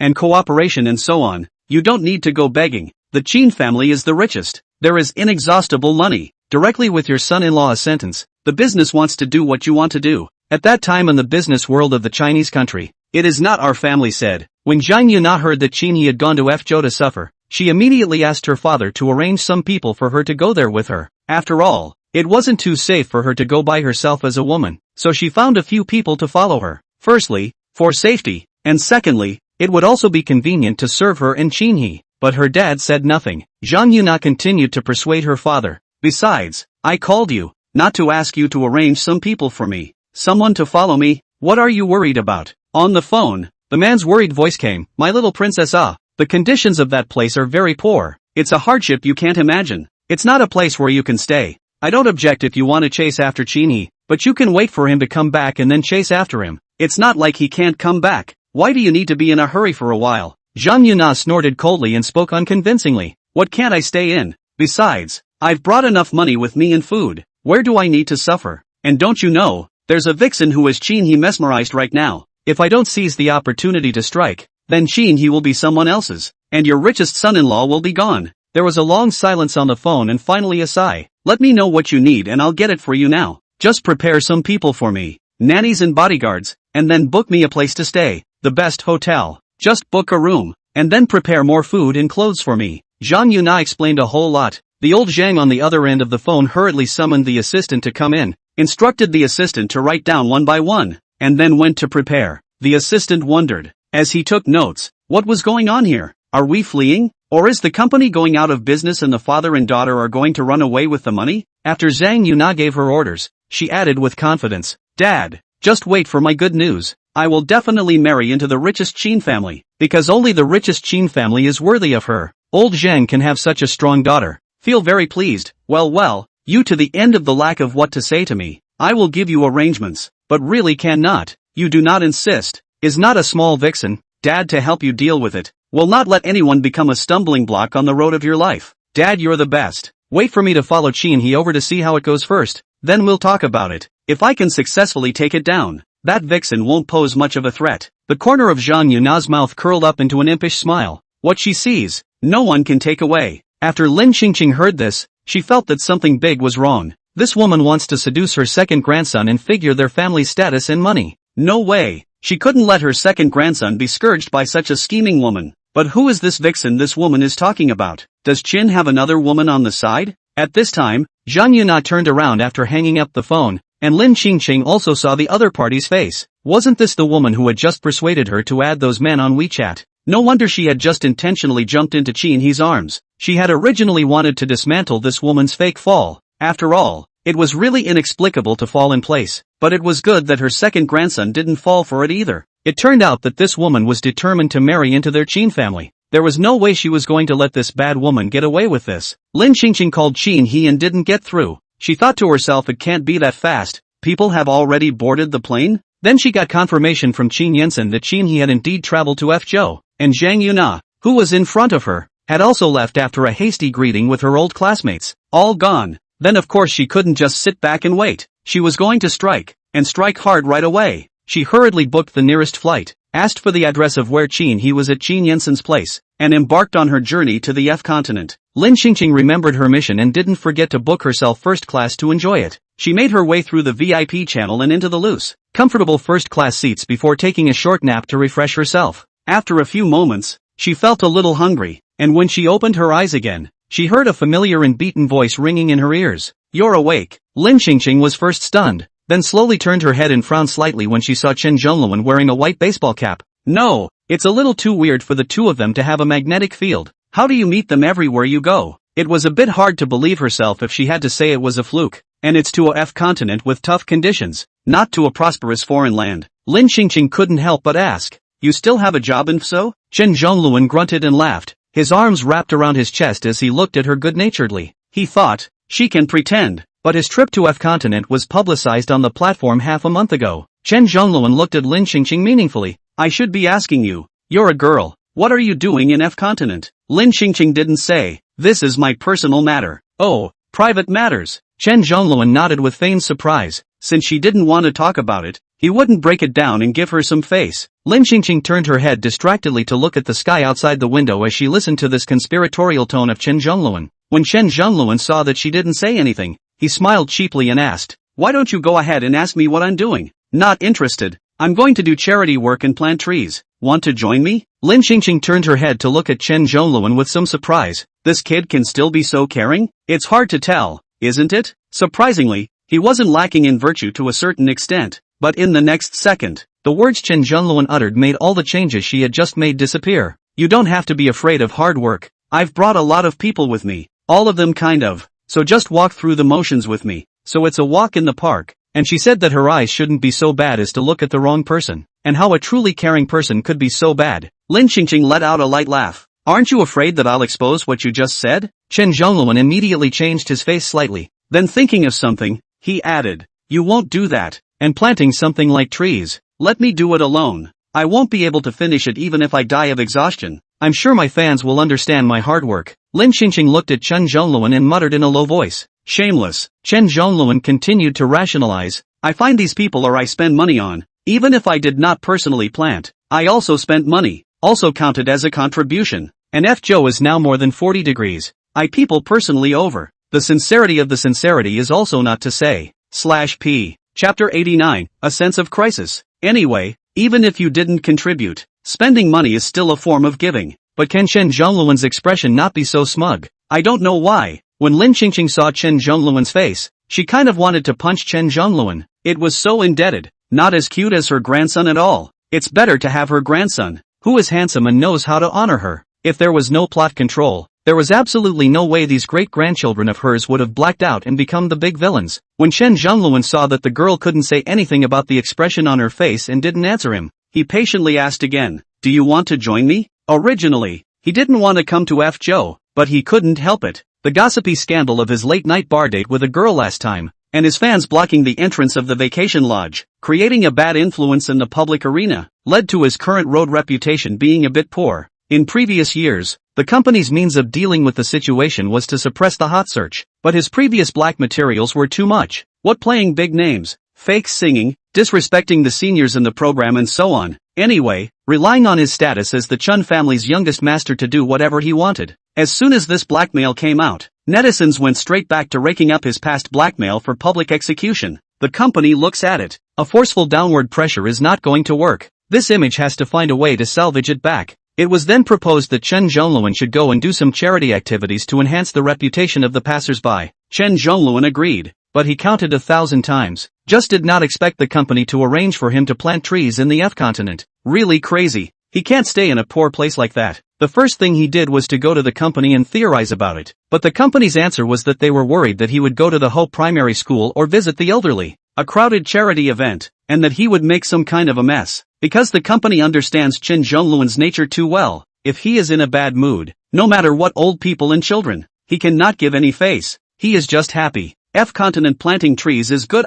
Do not have to communicate with other people, will not start a conflict, only endless wasteland in more than 40 degrees of the sun. Chen Zhongluan, even if he curses, can only be cursed to the air, but the company still did not expect. Chen Zhongluan people have not yet left, began to curse on, until the plane, the face stinks. It wasn't until Chen Zhongluan realized that on the other side of the aisle, there was a familiar figure that he finally revealed the first smile of recent days, and say you're not a fan of his and act like you're not interested in him. When he heard that he was going to sue, he hurried to follow him, and according to him, she is now left with a stiff upper lip. Then Chen Zhongluan purposely switched places with someone and sat next to Lin Qingqing, thinking to give her a surprise when she woke up. Lin Qingqing, who didn't feel surprised, didn't even look at Chen Zhongluan. Her tone was light, not going. She still had to tell her second grandson to be careful of that heartthrob girl, but she didn't have time to go through the motions with Chen Zhongluan. Chen Zhongluan didn't force it anymore. It's fine, he's used to it. This girl is cold on her lips every time, and later on, she will definitely accidentally appear in front of him again to get his attention. After getting off the airplane, Chen Zhongluan looked at the girl's beautiful and somewhat cold face. Where do you live?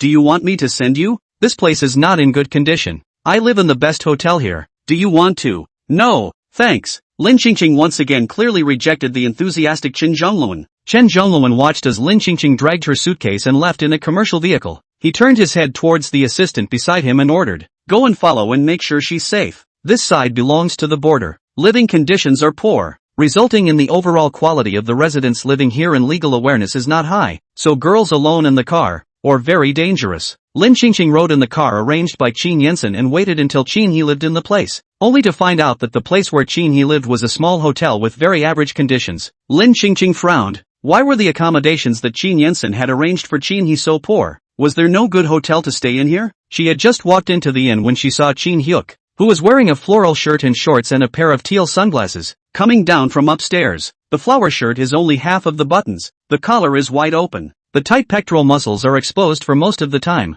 hands in the pockets, feet strutting. It looks like Qin He is in a good mood, and is not affected by the living conditions in the slightest. Qin He also saw the young girl in front of him. His footsteps descending the stairs lurched, then he hooked his lips and walked in front of the girl, stopping his footsteps. This place isn't a place for girls to play. Don't tell me you're coming over for a trip. Lin Qingqing's eyes curved up. It's true that I'm not here to travel. I'm here to. Lin Qingqing's words were still finished, but as a result, a woman's voice came from behind her, interrupting her words. Qin. As soon as Zhang Yuna entered the door, her cheeks started to burn when she saw Qin He, who was handsome and had a top-notch body, and at the same time, she couldn't help but want to call Qin He's name, wanting him to be able to notice her. Qin He's address wasn't difficult to find out. She only needed to send someone to inquire a little bit to know. After all, there weren't many outsiders in this place in total. Qin He looked up at the sound and met Zhang Yuna's line of sight, and immediately frowned, his tone ruthless. Who are you? Zhang Yuna's face had a few ugly moments. Obviously she had just met a dozen hours ago. She had even taken the initiative to introduce herself to Qin He. How could Qin He forget? In the past, when other men saw her once, other men were unforgettable to her, but in Qin He's case, it was the complete opposite situation. Zhang Yuna was a little frustrated inside. You've just arrived at the place and you're going to give her a little shock, aren't you? Thinking that's going to knock her out of wanting to marry into the richest family in the world? No way. No way at all. Zhang Yuna slowed down her emotions and suddenly noticed that there was a woman standing in front of Qin He. She inwardly exclaimed, no way. Another love interest for her so soon? In the next second, the woman turned her head along with Qin He's line of sight, and Zhang Yuna saw what the woman looked like, and immediately felt a sense of crisis. It's that little white lotus. Indeed, it is not a saving grace, but even followed Qin He to this kind of hard place to suffer. But it's fine. She has brought the best of a whole lot of resources over to relieve Qin He. That little white lotus only dragged a suitcase. What can she bring to Qin He?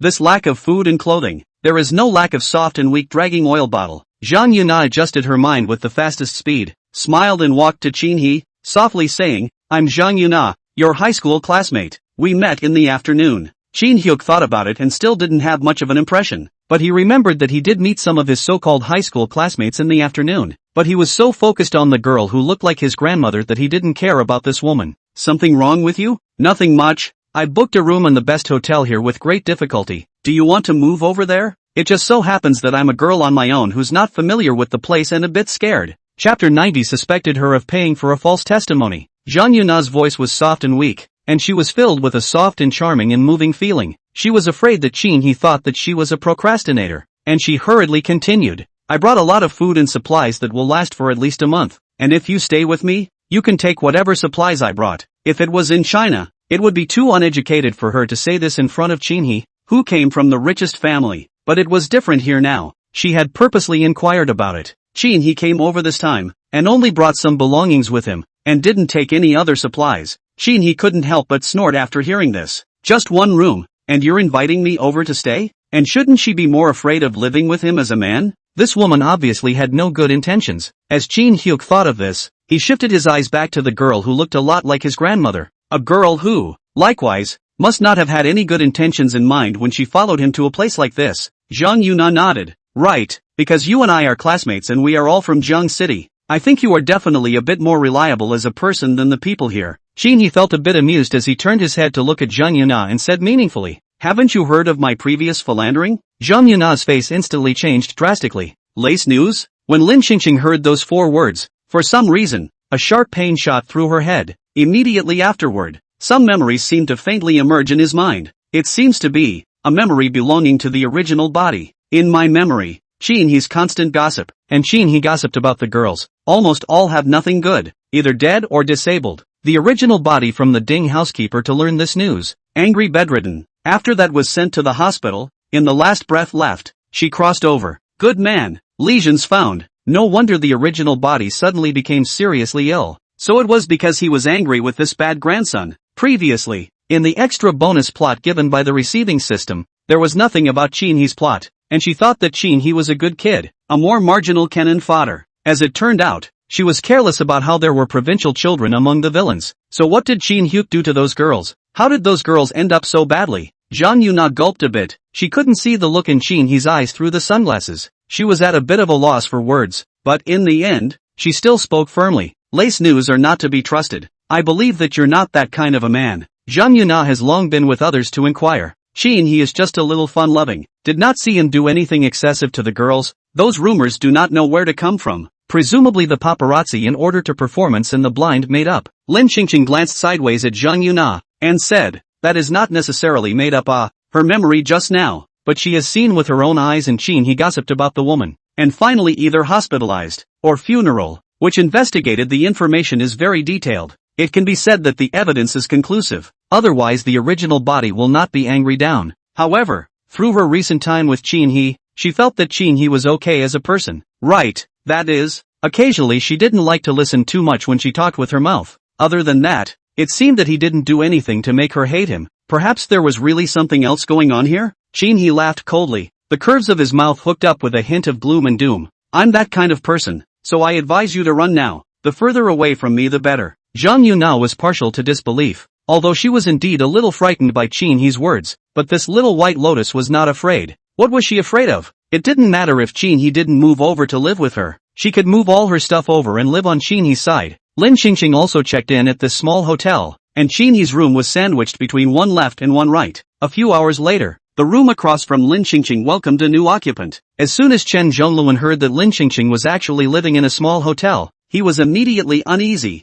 How could a girl live in a place with that kind of condition be safe? Could it be that all the money went to the first-class experience? So when you get to where you're staying there's no money left, so you have to save and spend it? After all, he'd just been on the plane. And by the way, she sat in her first-class seat looking at everything new. He knew she must be experiencing first class for the first time. Alas, it wasn't easy to chase after him. Since she was stiff upper lip and refused to go over and stay with him, he would condescend to come to the small hotel and protect the girl's personal safety. Then the next morning, when all four opened the door at the same time and saw each other, their expressions were quite complicated. With a fisherman's hat on his head and a different flowery shirt from yesterday, Shin-hee glanced at the girl who looked so much like his grandmother and spoke nonchalantly. Stop following me. After saying that, he looked at Chen Zhongluan again. Chen Zhongluan he knows, grandson of the old Chen family. Not familiar. Chen turned and walked away. Jang Yuna hurriedly followed. The food in this place is not good. I brought ingredients. I'll find someone to make breakfast later. Let's eat together. Lin Qingqing saw Jang Yuna following Shin-hee, and she hurriedly followed. Chen Zhongluan didn't know what was going on, but he subconsciously followed Lin Qingqing. Then after a while, he looked at the two girls on the roadside who were following Shin-hee's left and right, and instantly realized what was going on. Just for a while, Lin Qingqing was looking at Shin-hee again. The Qin family is so annoying. Forget about taking the richest man's position. Now you're stealing his woman. The supplies that Jang Yuna brought were originally intended to be enjoyed with Shin-hee, but as a result, now, there were two more shameless mongrels. However, Jang Yuna was not an ordinary person, and she immediately refused Lin Qingqing and Chen Zhongluan's dalliance. Jang Yuna, this is what I invited Shin-hee to eat with me. I didn't say invite you too. So Shin-hee and Jang Yuna ate together, while Lin Qingqing and Chen Zhongluan watched. Jang Yuna gave Lin Qingqing a smug look. To tether a man's heart, you must first tether a man's stomach. Shin-hee ate her meal today. Will it be far from becoming her person? After Jang Yuna finished speaking, she actually accidentally found that Shin-hee actually didn't speak for Little White Lotus either, and didn't even gentlemanly invite Little White Lotus to sit down and eat together. This meant that she was now more important than Little White Lotus in Shin-hee's heart. Her efforts had not been in vain. Lin Qingqing wasn't in a hurry as she looked at Shin-hee and said, I came over here to prove my identity to you. Shin-hyuk took a sip of the soup and frowned slightly. It wasn't as good as the Qin family's cooks, but it was quite manageable in a place like this. Then he opened his mouth with a calm face. How do you prove it? Lin Xingqing took out her ID card from her bag and handed it to Qinhe, who was stunned, followed by a light laugh. Spent a lot of money to do it, didn't you? Is this what you took to make Qin Yensen believe in you? Worthy of being her second grandson, his brain circuits were really unusual, even suspecting her of spending money to make a false testimony. Chapter 91, between not being able to believe and having to believe, choosing to be half-hearted. That's not true, Lin Xingqing said as she moved closer to Qinhe and whispered. He and I did a paternity test. Qinhe froze completely. Lin Xingqing continued. If you still don't believe me, I can buy a plane ticket with this ID card in front of you to prove it's real, or we can do another affinity test. Qinhe turned his head mechanically and slowly, looking at Lin Xingqing as if he was dumbfounded. Could this young girl really be his grandmother? This is so unrealistic. His grandmother was clearly not that young, and the last time he met this girl, his grandmother was clearly still on vacation at the Hot Springs Lodge. But to say that it is false, this girl self-evidently these two conditions but how people cannot find fault. Qinhe seemed to be calmly sitting in place, but in actuality, he had been skeptical of life for quite a while. In the end, he chose halfway between not being able to believe it and having to believe it. He believed half of it, and used the remaining half to wonder if either he was crazy, the young girl was crazy, or the world was crazy. Let his grandmother drill a bug to return to her old age. Qinhe turned his head sideways and met Lin Xingqing's serious line of sight. The corner of his mouth lifted up a smile that wasn't sunny. It's inconvenient to do the kinship appraisal here, so I'll just trust you for now. But if you lie to me, turn around and wait for me to finish my busy schedule over here. I definitely won't let you off the hook. As for ID verification, who knows if it's possible that this girl picked up his grandmother's ID from somewhere. His family has a special status and position, so it's better to be more vigilant, and let a little girl younger than him be his grandmother. I guess it will make people laugh when he goes out. Shin Hyuk really couldn't imagine how people would react when he went out with this young girl and introduced his identity to others. He would like to call Qin Yensen at this moment to ask if they really did a kinship appraisal, and how Qin Yensen accepted the truth. But he could not do so. Damn, Qin Yensen sent him to such a shabby place, but also did not let him live in a good hotel. He was holding his breath in his heart. This time to call Qin Yensen is not to give a kind of illusion that he is secretly poking and prodding to soften. He couldn't give Qin Yensen a chance to be complacent. Qinhe's tone paused, and continued with a few hints of menace. By the way, I suggest that you go online and look up what happens to women who mess with me, so you can leave yourself a way out. Lin Xingqing smiled faintly without fear. I suggest you leave yourself a way out first. Be careful of me going back to serve your family law. Qinhe looked at Lin Xingqing's unflinching eyes through his sunglasses and inexplicably gulped in some panic. Not to mention, the stubborn and determined look on this girl's brow was a bit of his grandmother. After a moment, Qinhe came back to his senses and let out a light laugh. And to housebreak him, which might have been more convincing if it hadn't been said with this little girl's face on, Qinhe was partial to disbelief. You think of a way back for yourself first. Zhang Yuna and Chen Zhongluan saw Lin Xingqing exchanging words with Qinhe, whispering something. They pricked up their ears and tried to listen, but they couldn't hear anything. They were in a hurry. Qin Hyuk's mouth said he didn't believe it, but in the next second, he turned his head to the waiter at the side and said in a fluent local language, add another set of bowls and chopsticks, in case it was really his grandmother. He couldn't let his grandmother starve and watch him eat big fish. Ungrateful, not to mention. Mainly he was also afraid that his grandfather would take him away at night. When his grandfather was alive, he protected his grandmother as if she were a baby, and didn't let her suffer at all. Now that his grandfather is gone, the family must protect his grandmother in his place. The waiter came over with the bowls and chopsticks, and he raised his chin toward Lin Xingqing, who was sitting to his right, signaling the waiter to place the bowls and chopsticks in front of Lin Xingqing. Lin Xingqing smiled and thanked her, picking up her bowl and chopsticks to start eating. Before starting, she didn't forget to smile and inquire once more to Zhang Yuna, who was sitting across from her, her nose almost crooked. Can I eat now? The corners of Zhang Yuna's mouth trembled slightly in anger. Then she pretended to smile graciously. Of course, although she was inviting Qinhe to dinner, Qinhe had agreed to let Lin Xingqing eat. If she didn't agree again, it would look like she was being petty and not giving Qinhe face. I don't know what means this little vixen used to seduce Qinhe, but she actually made Qinhe take the initiative to stay and eat with her. The key food was still what she had carefully prepared for Qinhe. It's so annoying, this vixen. Chen Zhongluan, who was next to Lin Xingqing, saw Lin Xingqing eating on. He got up early in the morning and also had an empty stomach. He swallowed his saliva twice and also called out to the waiter, add a pair of bowls and chopsticks for me as well. When Qinhe heard that, his action of pinching the food gave a start. He looked up at Chen Zhongluan, who had been following Lin Xingqing, then said with a cold face, who told you to sit here and eat? Get up! In case this young girl was really his grandmother. Looking at Chen Zhongluan's attempts along the way, wouldn't she be his grandfather? he didn't agree with it, and his grandfather in the 9 Springs certainly wouldn't either. Chen Zhongluan was startled by Qin He's cry as he looked at Qin He and frowned. Isn't it just a meal? As for that, just based on the relationship between our two families, how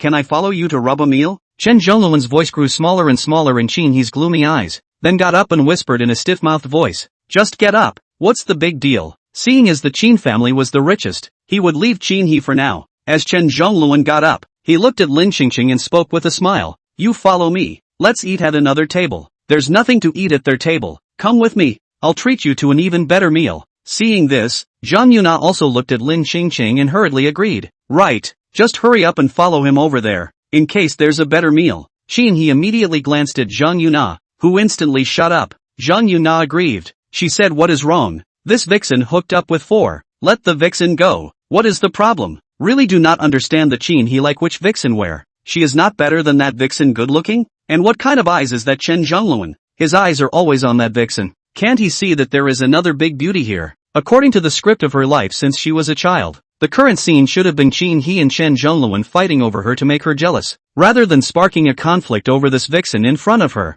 But Lin Qingqing didn't share Zhang Yuna's thoughts. She politely refused Chen Zhongluan. Thank you, you go eat by yourself. She also had to watch Zhang Yuna to prevent letting Zhang Yuna succeed in her evil plan. Zhang Yuna's face became even more ugly. Chen Zhongluan's face wasn't any better. How the girl who was originally chasing him suddenly went after Qin He, really pissed off at him. During this meal, only Lin Qingqing and Qin He had a pleasant meal. After finishing his meal, Qin He turned his head to look at Zhang Yuna. Don't follow me. Zhang Yuna glanced at Lin Qingqing on the other side of the room and spoke somewhat unconvincingly. Why is it that she can follow and I can't? /p. Chapter 92, Who's in your family? After saying that, Zhang Yuna also looked at Qin He aggrievedly, trying to arouse a trace of pity and a protective desire for girls within Qin He. I'm so scared to stay here alone as a girl. I want to follow you at all times. Is that okay? Qin He felt a bit funny. It's not like I asked you to come, and you're blackmailing me? Zhang Yuna, I don't mean that. I just think that since you agreed to my invitation to have dinner together, we should be considered good friends now, right? Then isn't it normal for good friends to help and care for each other? I didn't force you to invite me. You had to. Don't think that just because you did something for me that we have anything to do with each other. Stay away from me. Qin He said it in a very desperate way. Even Lin Qingqing couldn't listen to it a little bit. If it wasn't for the fact that Zhang Yuna didn't have any good intentions, she would definitely have to educate Qin He on how he could be so indifferent to girls. Same as the scumbag who eats and walks away. This is how you will not find a wife. But the other party is Zhang Yuna, so let's forget about it this time. But Qin He and Qin Yensen are really two extremes. One is a love brain overload, and the other is a fun-loving, but no love in the brain species. It would be nice if they both evened out their heads a bit. That way perhaps she would have been much less worried, and the original body wouldn't have been made ill by Qin He's anger. After hearing this, Zhang Yuna's heart turned cold. She had been held up by everyone since she was a child. The little princess of the family, the goddess in the mouths of outsiders. As a result, since this vixen appeared and stole all the halo that originally belonged to her, all the men now surrounded this vixen.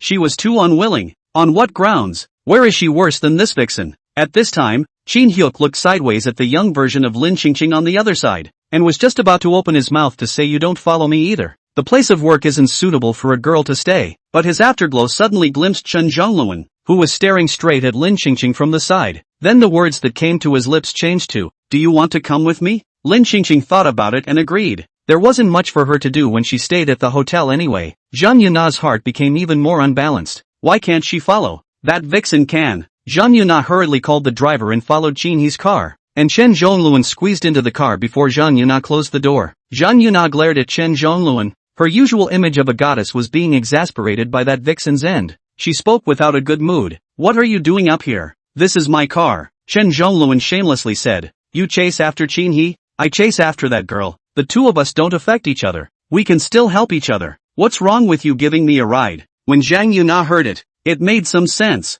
and she didn't bother with Chen Zhongluan anymore. In the corner of the wasteland being developed, a large number of workers have been working hard in the hot weather. Chen Zhongluan's assistant, wearing a sun hat, raised his hand and wiped the sweat on both sides of the forehead. Next to the cameraman camera are set up half a day, but also do not see the figure of Chen Zhongluan. Photographer Hart, while muttering money is not good to earn, while muttering really unlucky blood, stalled Chen Zhongluan, such a gold master. He was a little impatient, shouted at the assistant, your young master in the end when to come?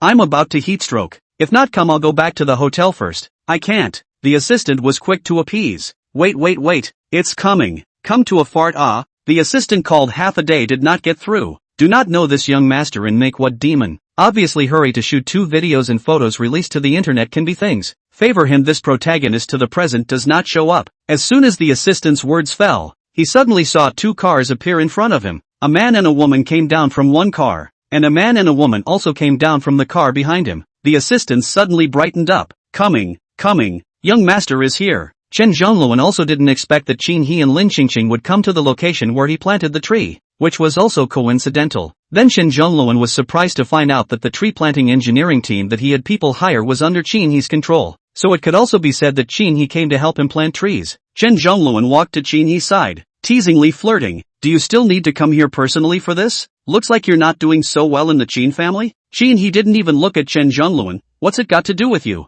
Mind your own business. Chen Zhongluan's face sank, but in a flash he thought of something and smiled. In the future, if you have a bad time in the Qin family, you can come to me. I can help you, Chen Zhongluan said, pulling out a business card from his pocket and handing it to Qin He. But before Qin He could react, a slender finger snatched the business card first. Chen Zhongluan turned around and saw that it was Lin Xingqing. His heart was a little happy. What was the meaning of grabbing his business card? He wanted his contact information? But before he could be happy for 3 seconds, Lin Xingqing shoved the business card back into his pocket. Lin Xingqing smiled and said, with me, he will definitely live very well in the Qin family, so I don't need you to bother. The smug smile on Chen Zhongluan's face froze a little. How long have they only known each other and she's starting to be so protective of Qin He? Chen Zhongluan's young master temper instantly came up. It's useless for you to be nice to him. The Qin family definitely won't agree to you entering the door, so don't waste your time on him. Qin, Qingqing Lin Xingqing and Qin He looked at each other for a second, then turned their heads at the same time,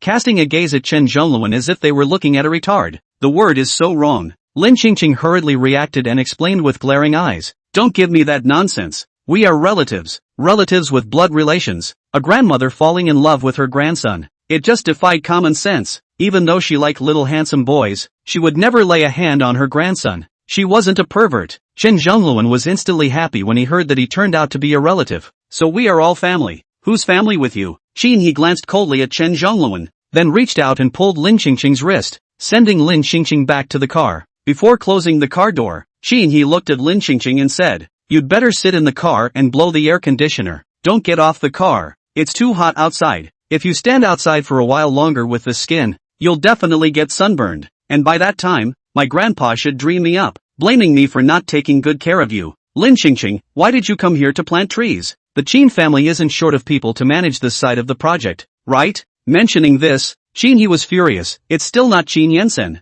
Lin Xingqing pursed her lips. Did you mess with him? No, I just blurted him out. Who knew he was so careful? Lin Xingqing nodded. It seemed like she would have to find Qin Yansen later to have a good chat, but there was no signal here. Lin Xingqing shook her head helplessly, so she had to wait until she returned to the hotel. Qin He got out of the car and walked quite far, finally came across a small store that sold apples as well as bread and other food. He bought some separately and walked back to his car carrying 2 bags of things. He suddenly heard a woman scream coming from inside the car. /P. Chapter 93. Who does Zhang Yuna think she's reasoning with? Qin Hyuk's heart instantly tightened, and he immediately walked quickly to the car door and pulled it open. When he saw Zhang Yuna, who had been splashed with wine stains and was in a sorry state, he frowned. The space inside the car was already closed and narrow, and the smell of red wine quickly spread throughout the car, and Qin He's brows instantly tightened some more. His eyes then shifted to Lin Xingqing, who was sitting inside, who looked bland, wearing jeans and a white t-shirt that was as clean as when he arrived, without a single wine stain.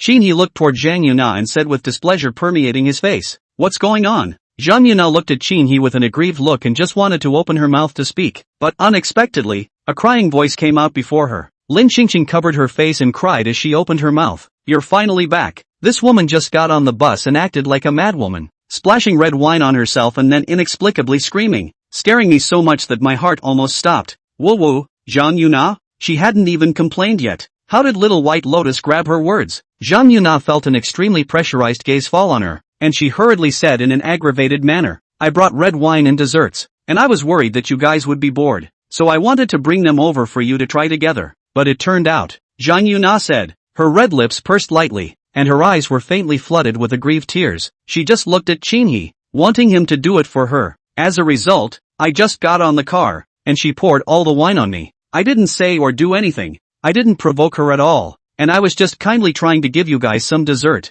I don't know why she did this to me." When Zhang Yuna finished speaking, tears instantly came out of her eyes. The white dress that was soaked in red wine perfectly fit her pretty figure, and with her aggrieved look, a look of pity, but any man who looked at it, the probability is that he would be moved with compassion, or rise up with a desire to protect. But Qin was completely indifferent as he looked at Zhang Yuna with a cold face. "Get off! It's so annoying. It's messing up his car." Zhang Yuna's face immediately changed greatly, somewhat unable to get down. "She's the one who bullied me. It wasn't me who bullied her." Lin Qingqing stopped crying and lowered her hands covering her face, not a single tear on her face. Seeing this, Zhang Yuna pointed at Lin Qingqing's face. "Look at her, even fake crying. She just deliberately framed me. I didn't pour red wine on myself. It was clearly her who poured it on me. She even accused me first." Lin Qingqing calmly watched Zhang Yuna direct herself there, and when Zhang Yuna finished, she suddenly spoke. "There is a recorder in the car." Zhang Yuna was instantly dumbfounded. She didn't even have time to wipe the tears from her face, her expression carrying some panic. Lin Qingqing rolled her eyes. "A paper person? Still want to play tricks with her as a book wearer? Really think she's as retarded as the characters in the book?" Just now, Zhang Yuna came to the car uninvited, knowing that Qin was not in the car, and she even went straight to the car with red wine and desserts. Again, in her inexplicable sight, she glimpsed Qin Huq's figure in the rearview mirror before picking up the red wine and pouring it over herself. What a good old-fashioned planting tactic. That's why she just now deliberately snatched the first step to sue and gaslight Zhang Yuna,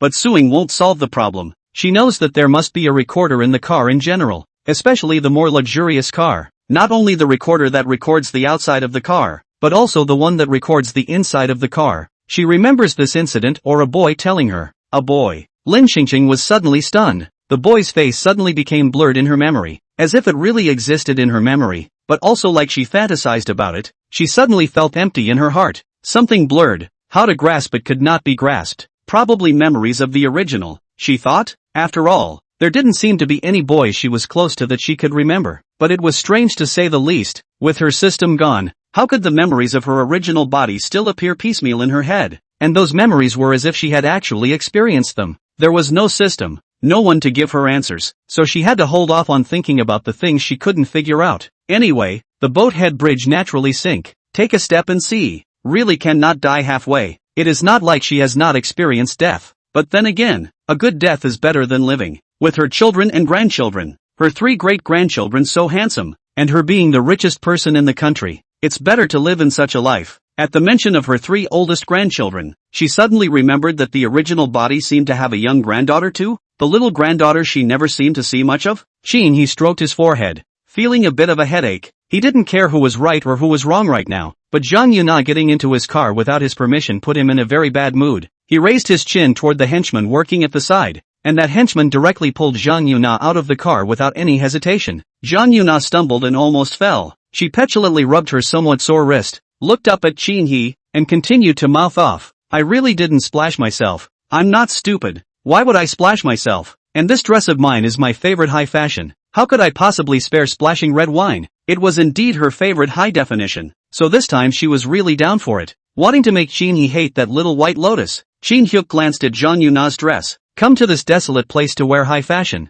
Also bring red wine desserts. Bring ingredients with chef Zhang Yuna when it is to come on vacation." Qin Hyuk was usually fun-loving and didn't work much, but when it really came time to work, he was still very serious. For a little princess like Zhang Yuna who didn't have the slightest bit of eyesight, it was fine if he was usually in the mood to pass the time. But right now, he couldn't look at it at all. What's more, who does Zhang Yuna think she's reasoning with? He's Lin Qingqing's grandson. Can he elbow his way out? Without Lin Qingqing, how could there be a whole family of them? Although he wasn't sure of that girl's identity even now, he wouldn't allow any outsider to disrespect that girl even if there was only a 1% chance, unless the girl's ID was actually fake. At which point, without anyone else, he'd show the young girl what happened when she played him. Qin he coldly said, "If she splashed you, then you deserved to be splashed. Who told you to get in the car?" After Qin he finished speaking, he looked up at the henchman on Zhang Yuna's side, and the henchman understood and directly took Zhang Yuna away and stuffed her back into the car behind him. Yuna watched in disbelief as she was shoved back into the car and her driver was threatened to drive away. Zhang Yuna gritted her teeth and picked up the red wine glass in her hand and slammed it against the car door. What in the world is so good about that little white lotus? Why does Qin He like that little white lotus so much? Where the hell is she worse than that little white lotus?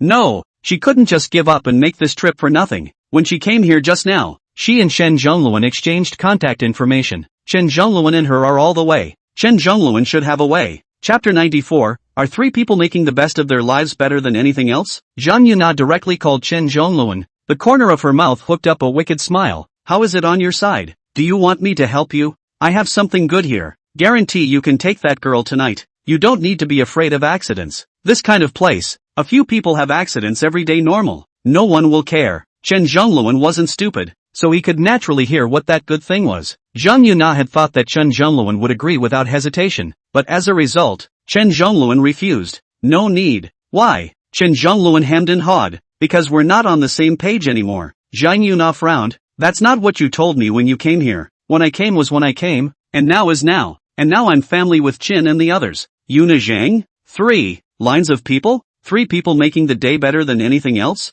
Geez, was she short-sighted, now that the world had evolved to be so open? Zhang Yuna really didn't hold back and spoke a little dirty. You're out of your mind, aren't you? What's so good about that girl that makes you so tolerant? Can stand to share it with another man. As soon as young Master Chen heard Zhang Yuna scold him, his young master's temper came up. Who are you scolding? You're the one with brain problems. I'll tell Qin He now what you just said. I'll see if you can still scold me. Don't. You. Chen Zhongluan didn't give Zhang Yuna a chance to beg for mercy, and directly got out of the car and walked towards Qin He's car. The smell of alcohol in the car was too strong for Qin He couldn't tolerate, much less let his grandmother sit in this kind of car and stay there. He contacted the driver to bring over another car, and then took off the fisherman's hat on top of his head and put it on the girl's head in front of him. It was nothing for him, a big man, to get a tan. The girl in front of him had delicate skin, and a bad tan would not be good. Unlike him, a big man. Lin Qingqing obediently waited for her second grandson to help her put on her hat, then took the apple her second grandson took out of his pocket. Thank you.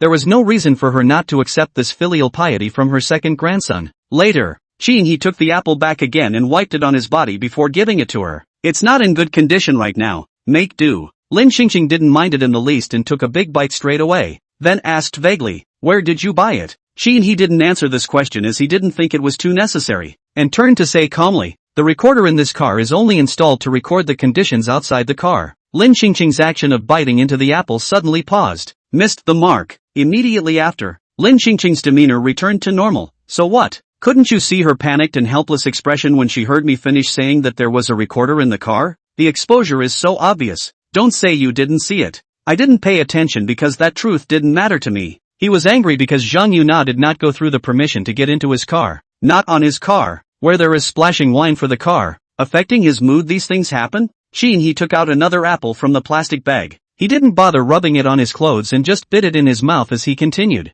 I'm more concerned about your identity right now. If you're really my grandma, no matter what you do, I'll be on your side. If not, then the way you've been tricking me all the way. Lin Qingqing finished chewing the apple in her mouth nonchalantly and blinked. What are you going to do to me? Qin He leaned over slightly and came closer to Lin Qingqing, an impish smile tickling the corners of his mouth. Do you know how many people die here every year? And no one pursues those who die here. Even the bodies are hard to find. Who to scare? If it wasn't for the fact that she had beaten Qin He before and Qin He didn't dare to fight back at all at that time, she might have really been bluffed by Qin He. She's a grandmother, the head of the family. Would she be afraid of this brat? Lin Qingqing glared back. When you wait to go back, you're dead. Daring to scare her, a lovely girl, like this. No wonder Qin Yensen had sent him to this kind of hole. This mouth really didn't speak very well. Lin Qingqing looked at the corner of Qin He's mouth hooked with an indebted smile. Straightened up, she couldn't help but spit out again. Also, I do what I do are on my side. Say good. I went to the nightclub before to find a male model. How do you unite with your parents to give me a critique meeting?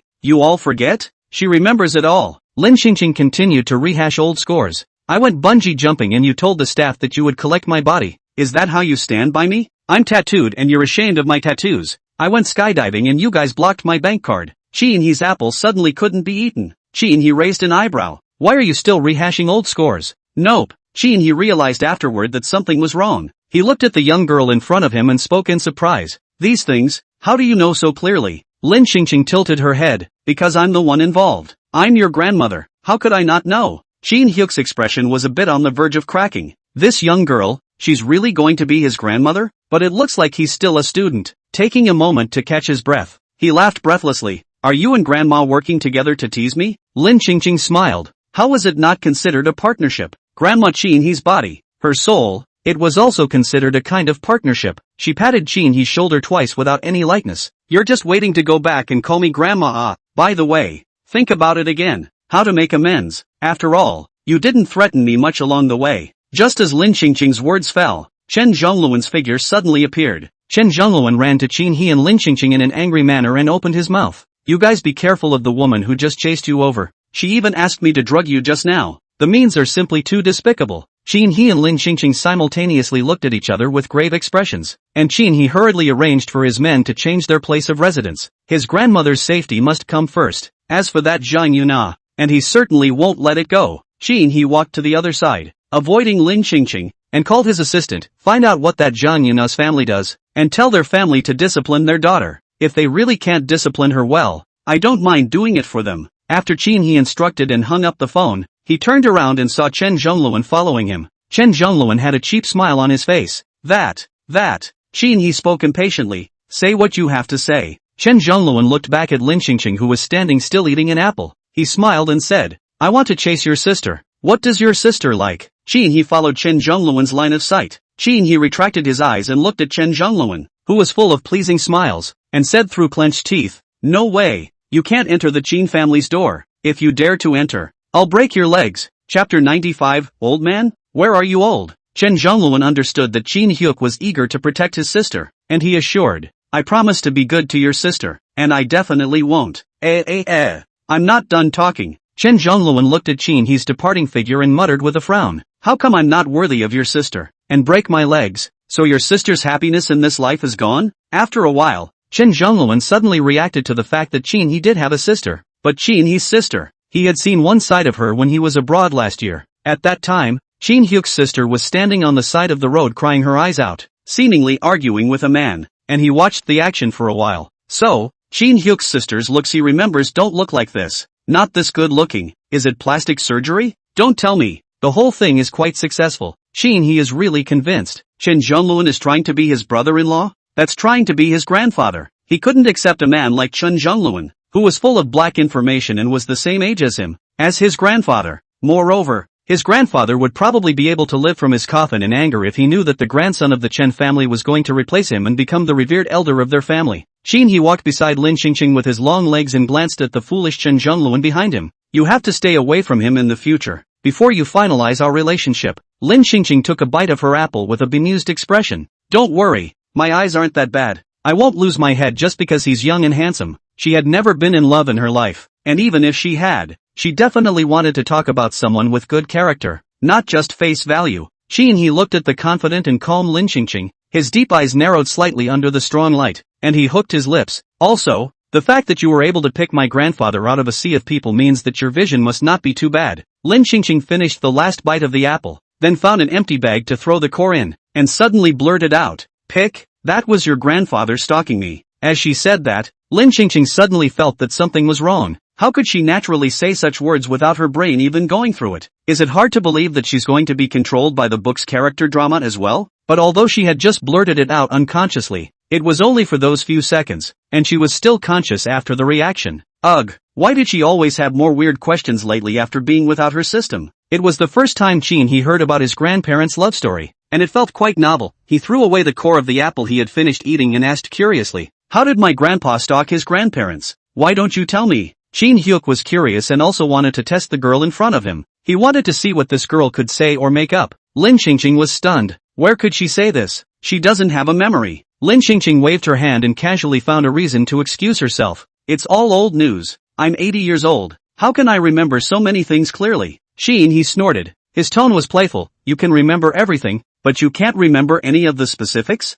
Your memory is also quite strange. Can't even remember. Why stalking? Lin Qingqing looked at Qin He with a straight face. Aren't you making it a little too difficult for the elderly to be logical with an 80-year-old woman like me? Qin He raised his eyebrows, and the teasing look on his face looked very beat up. Elderly? Where are you old? Lin Qingqing closed her eyes. This is his own son's own son, his own grandson. Just bear with your own grandchildren for a while, and it's really hard to convince people in her situation. Lin Qingqing silently advised herself in her mind for a while. Then when she opened her eyes again, she raised her hand and hit Qin He's arm. Pick up the apple core and throw it in here. Because she was holding her breath, the force with which she hit this slap wasn't much contained. and Chin Hyuk sucked in a mouthful of cool air as he met the young girl's wide, angry eyes in front of him, silent for a few seconds. He held back his temper and wasted down to pick up the apple core he had just thrown on the ground and tossed it into the plastic bag the girl had designated. If the back let him know that she wasn't a grandmother, the slap, he mustn't get it for nothing. He then pulled up his shirt sleeve and looked at it, muttering, "That was a hard hit, it's red." Lin Qingqing ignored. Who let the stinking grandson net say words she didn't like to hear? She turned to look at the surrounding environment and spoke. This place was originally a bad environment. Just planting trees can't work, but also regularly clean up the surrounding garbage. When I came here, I saw this side of the living conditions of a lot of residents can't work either. He spoke indifferently. That's how it is over here. No one cares. Lin Qingqing couldn't help but sigh, and immediately looked at Qin He. You shouldn't like a woman like Zhang Yuna either, right? From following her until now, Qin He has no feelings for Zhang Yuna, but she is afraid that if Zhang Yuna tries to make a hard effort to seduce Qin He won't be able to resist. After all, Zhang Yuna can come up with the detrimental trick of letting Chen Zhongluan drug her. It seems that it is certainly not a good person. However, why did Zhang Yuna let Chen Zhongluan drug her? Shouldn't Zhang Yuna let Chen Zhongluan drug Qin He? Then Zhang Yuna can take advantage of the opportunity to take Qin He? Lin Qingqing shook her head, then thought of a possibility. Zhang Yuna clearly has a hostile mentality towards her, from eating breakfast to splashing red wine in the car. Zhang Yuna shouldn't think of her as a love rival, right? This is outrageous. Can't it be a cousin relationship? Qin He, I've already had someone send Zhang Yuna back. Is she willing? I don't care if she's willing or not. Immediately after that, Qin He looked at Lin Qingqing and continued with meaning. I'm not a compassionate person, and I'm not like my big brother, who sees a woman and loses judgment on that woman, starting to threaten on her again. Lin Qingqing skimmed her mouth and deliberately exasperated him. I'm so scared. When she went back, she waited to see Qin He kowtow to her in thanks. Zhang Yuna called Chen Zhongluan. Chen Zhongluan does not answer. Not long, panicked and helpless, she received another call from her father. You hurry back. Zhang Yuna frowned. What's wrong, Dad? Old Zhang said with a bit of a headache. You're still asking me what's wrong. How did you offend second Prince Qin? Someone under him just called me to warn me that if I don't look after you, our Zhang family won't be able to do business in the future. Is it that bad? Zhang Yuna became more and more unconvinced in her heart. How come Qin Hyuk likes that little white lotus so much? Why not? I beg you to hurry back. If you don't come back, my old life will be gone. As for the matter of marrying into the Qin family, you come back first. We'll discuss it in the long run. Listen, Zhang Yuna couldn't disobey even if she wanted to, because the driver sent her directly to the airport, and she had no chance to resist. If she leaves, it's the same as accomplishing that Little White Lotus and Qin He. When Qin He and Little White Lotus went back, would she have no chance at all? Zhang Yuna was worried inside, but she had to go back. On the return flight, she learns again that all those supplies she brought with her have been withheld by Qin He. Chapter 96. Where does he have a brother-in-law for Chen Zhongluan? Thinking about Qin He and that Little White Lotus, staying in that best room in the only 4-star hotel she booked in F continent, eating the fresh fruits and desserts she brought that had just been flown over, as well as all kinds of seafood food, tasting the red wine she treasured, and using all kinds of wearables she brought, she couldn't have felt any worse in her heart. It was a wasted trip, and the benefits were all enjoyed by the Little White Lotus. She was really about to get mad, when it was almost evening. Qin He took Lin Qingqing to the best hotel here. Shin, who had little travel money, opened 2 rooms at his own expense. I didn't stay in the room that Zhang Yuna booked. He wasn't short of money. There was no need to take advantage of this, and living in someone else's room was too much for him to clean. I had previously booked a small hotel because I thought it was close to the site. Booking a hotel now because he doesn't want his grandmother to suffer after him. Originally, he had planned to book only 1 room for Lin Qingqing, but then he thought of what Zhang Yuna had said before, that it wasn't very safe for a girl to live alone in this place, and it was indeed true. Even in a hotel, danger might occur at any time. For insurance purposes, he had to live near his grandmother at all times and couldn't let anything happen to her here. In the restaurant, Qin He had the chef cook all those seafood and other ingredients that Zhang Yuna had brought with her, and Lin Qingqing looked at Qin He, who had robbed all of Zhang Yuna's supplies like a bandit would do, and didn't say much. Zhang Yuna sent herself to the door unkindly. Then they can't be blamed for not being polite. When dealing with people with impure minds, one should use extraordinary means to fight back. Otherwise the other party will always think that they are as easy to bully. Qin He moved all the desserts in front of Lin Qingqing, peeled a few more shrimps, and placed them in Lin Qingqing's bowl. After doing so, he couldn't help but breathe a sigh of relief. It would take him a bit more time to accept that he was dealing with a grandmother who was even younger than him. Lin Qingqing was very satisfied with Qin He's behavior, although this youngster always threatened her with his mouth. But in his behavior, he still took her as an uncertain grandmother very seriously. Lin Qingqing looked at Qin He. "I've booked a ticket for tomorrow. I'll go back to Jiangjiang tomorrow." Zhang Yuna had left. There was no point in her staying here. She still had to hurry back to see how Qin Jingsu was doing. And look at what the Lu family did to protect Lu Ziyan. Moreover, if she stayed here, she would easily interfere with Qin He's work. Qin He looked at Lin Qingqing with some surprise. So fast? Somehow, hearing the young girl in front of him say she was leaving, he was suddenly still a little sad. Because this day with her had been kinda interesting to him, and there was something inexplicably familiar about it. It can be so rare to have a familiar face to talk to in a hole like this. Lin Qingqing could see the emotions under Qin He's eyes. She nodded and said with a smile, "Well, you don't have to be sad. Finish your work early and come home to see me. And by the way, isn't there still that boy Chen Zhongluan with you? You won't be alone." Qin He was annoyed at the mention of Chen Zhongluan. Chen Zhongluan has been following him around all day today, trying to be his brother-in-law. He's really annoyed. Where does he have a brother-in-law for Chen Zhongluan? And sister, he did have one, but the sister was already owned. Even if he didn't have a master, there was no way he would let that punk Chen Zhongluan take advantage of him. Although he was also a loser, it didn't stop him from looking down on every loser. Qin He hummed lightly, "I'm not sad. It's you. Don't let me go back and you run away. Don't worry, I'll be waiting." After eating, Lin Qingqing went back to her room and took a shower, then lay down on her bed and hurried to sleep. She had to get up early for her flight tomorrow morning, but tonight she didn't sleep very well. It was a night of strange dreams that caused her to lose sleep unexpectedly. In the dream, there were her 3 sons when they were young, and a strange and familiar man who said strange things to her, and it was clear that she could understand every word, but when they were connected together, she just felt like she was listening to a heavenly book and her head was in a daze. Maybe my brain is too tired from being so busy lately. After a couple of days, she needed to give herself another vacation to rest and relax. Unable to sleep, she tried calling the system again, but the system remained unresponsive. Forget it, let's just listen to God. Early the next morning, Qin He personally drove her to the airport. She was wearing 2 big dark circles under her eyes, tiredly nestled in the back seat of the car. Qin He glanced at her. "Didn't sleep well last night?" "Well, dreaming." The first half of the dream was her sitting in the garden with her 3 sons playing. The second half of the dream was a vague, but handsome-looking man talking a great deal about the heavens in front of her, as if he were reciting scripture, but in the dream she found it useful, and she kept reaching for a pen and a book, dutifully taking notes. Qin He looked at the girl's sleepy appearance, and he whispered with concern, "Then rest well on the airplane." Aha! It was already nighttime when he landed in River City. Lin Qingqing had just landed on the ground when she received news that Lu Ziyan and Mu Yi had been temporarily bailed out by the Lu family. This news was expected by Lin Qingqing. How could the male lead of the original book be the male lead without some means?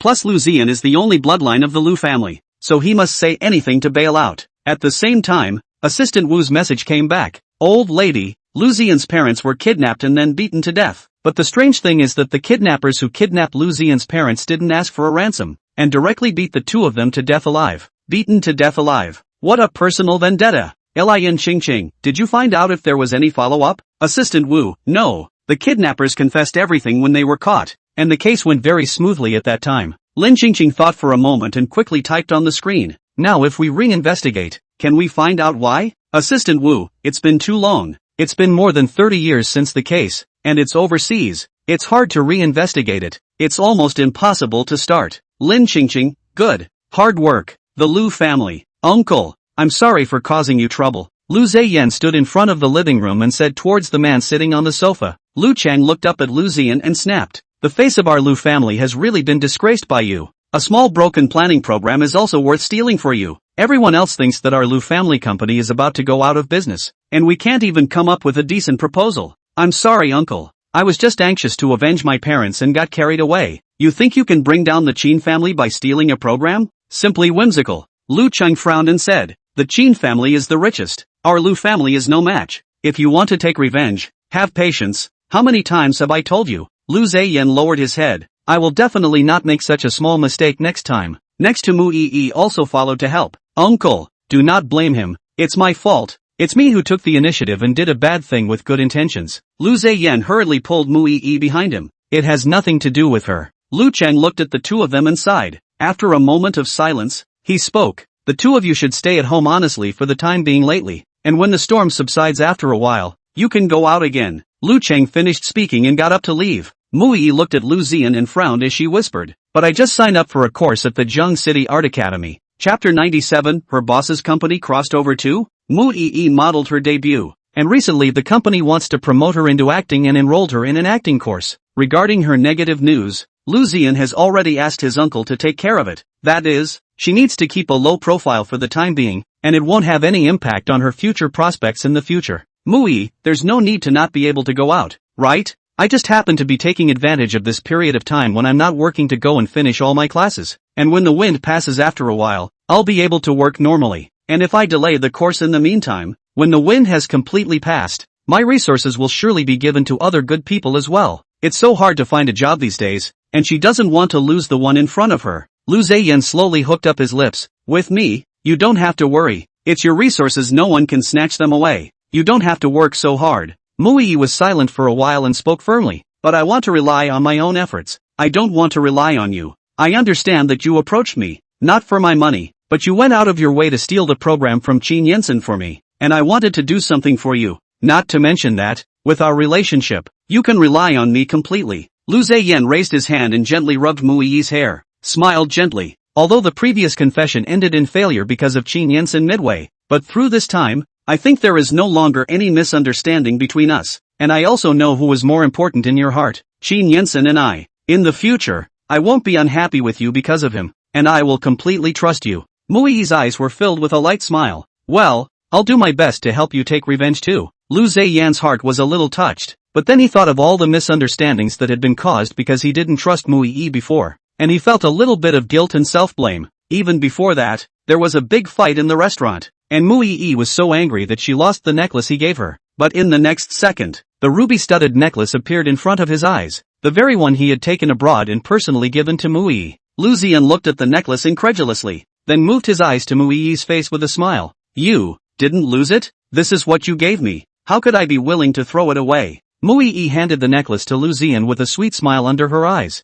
Help me put it on. Lu Ziyan put the necklace on Mu Yi, then looked at it carefully. Mu Yi's cheeks flushed slightly at the look. Lu Ziyan smiled and said, "It looks just as good as I imagined." Mu Yi's cheeks burned even more. Really? Lu Ziyan gave a light sound, reached out and embraced Mu Yi into his arms, and whispered, "You don't need to worry about me. Just do what you want to do. And as for the resources, I can give you whatever you want." As for the Qin family, he would definitely make the Qin family pay. This time it wasn't just his parents' hatred, but also his and Mu Yi's nearly ruined reputation. Mu Yi, but I want to help you. Lu Ziyan, the old lady of the Qin family is about to die. With the current situation of these grandsons of the Qin family, they will definitely fight to the death. And then I can just sit back and reap the benefits. Mu Yi suddenly thought of something. Doesn't the old lady of the Qin family have a will? What if someone waives their inheritance of the will? Mu Yi frowned and asked doubtfully, would anyone be willing to give it up? Such a large inheritance. The corner of Lu Ziyan's lips hooked into a sinister smile. What if someone has an accident or is forced to give up by threats? No matter who gave up, as long as the Qin family was in trouble, he would have the opportunity to take advantage of it. So we're just going to do nothing now and wait for the old lady to die? Of course it wasn't that simple. He still had to make Qin Jingsu's determination to take over the head of the family a little stronger.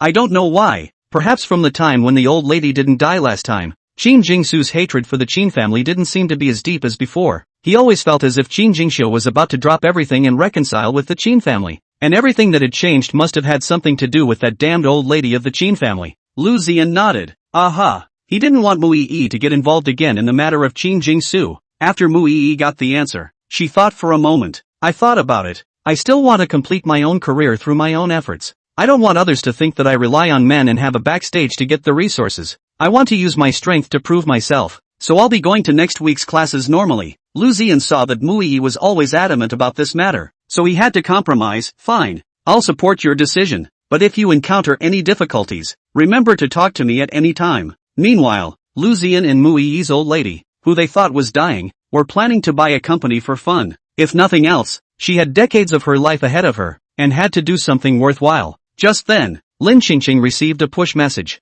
Hashtag Shingyuan Group has a huge crisis in its financial chain and may face bankruptcy. Hashtag. Why is this company name so familiar? Isn't this the company she was working for before she crossed over? Did it happen to have the same name? Or did the company she worked for cross over? If it was true that they had traveled together as well, then she was really going to have to be a farmer turning over a new leaf. When she was in this company every day to do cattle and horses, forced to work overtime, a month's salary is only 5,000. The boss stingy to death. the holidays to send something with the boss life. She got rid of the company to cross over. And it would have been interesting if the company had followed her over and she was now the richest. Lin Qingqing called and contacted assistant Wu, asking him to check the details of Sheng Yuan Group for her, then went back to the hotel to rest for a while before going to the office of the president of Qin Group. The people of Qin's group were now very familiar with her and, unbeknownst to Lin Qingqing, she had become the future president's wife of Qin's group in the hearts of Qin's group's employees. Everyone was extraordinarily polite and respectful to her. Lin Qingqing had just stepped out of the elevator and happened to run into Chen Yi. Chen Yi was holding a pile of documents, and when she saw Lin Qingqing finally come,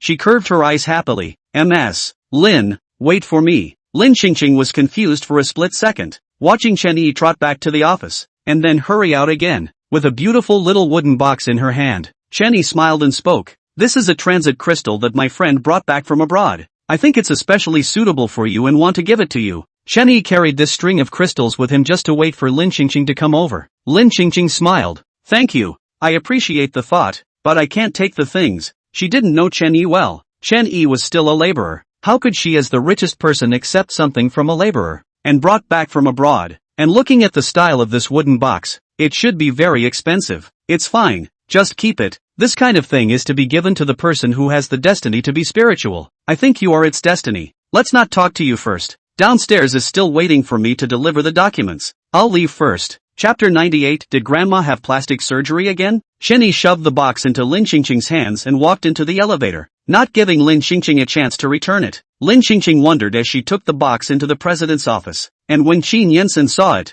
he couldn't help but ask, "Grandma, what are you holding in your hand?" Although it wasn't the first time that Qin Yansen had seen Lin Qingqing's appearance after becoming younger, but seeing it again after not seeing it for a few days still made him feel incredible. "Lin Qingqing, Secretary Li's assistant gave it to me." Qin Yansen suddenly felt a bit strange. "What is she giving you something for?" Lin Qingqing also felt confused. "I don't know. She just said that she and I were destined to be together and that she must send me away, and then she left in a hurry." "What is it?" "A string of transit crystals." Lin Qingqing curiously opened the box and took a look. She didn't know much about the value of crystals, but she could tell if it was good or not. This strand of crystals is stylishly paired with clear crystals that are a pleasure to look at. Lin Qingqing spoke a bit heartily. "It's quite pretty." Qin Yansen curiously stood up from his desk and walked over to Lin Qingqing, looking at the string of crystals Lin Qingqing was holding. A strand of clear beads with a bit more pink and purple decorations interspersed on top. He narrowed his eyes. "It's okay." He was a big man who didn't know much about crystals, much less the color pink,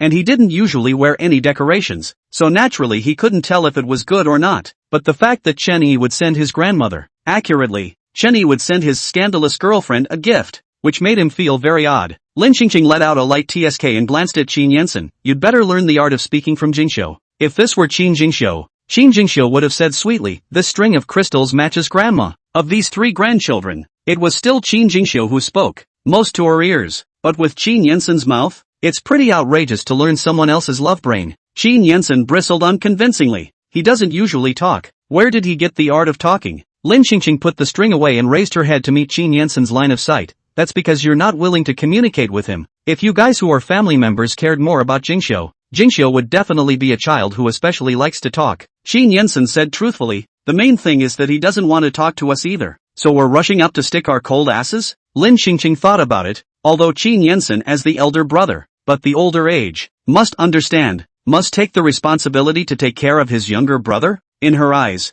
all three of them were children, and she wanted to level the playing field. Alas, it was really difficult for her, a 21-year-old single girl, to become a grandmother at a young age, but also to educate three grandchildren older than her. If it was not for the fact that she could enjoy the richest life, she really wanted to give up her job. "It's so hard with kids and stuff. She's inexperienced." Lin Qingqing calmly asked, "What about Qin Yi? What happened to you and Qin Yi?" Qin Yansen spoke with a straight face. "Nothing much, just seeing that he's too idle and arranging some work for him. So what's going on with all his previous histrionics? Do you know what's going on?" Qin Yansen sat on the sofa and made a cup of tea for Lin Qingqing. "I don't know. I can't control it. He doesn't listen to me. But Grandma, you can try. This family is a real stranger. Each doesn't know much about the other. Aren't you afraid of affecting Qin's stock market if you don't care?" "At first, my second uncle was also afraid of the bad influence," said Qin He a few words, "but then those victims also no one came to make trouble. A hot search presses down on the matter. It should be Qin He's own private solution."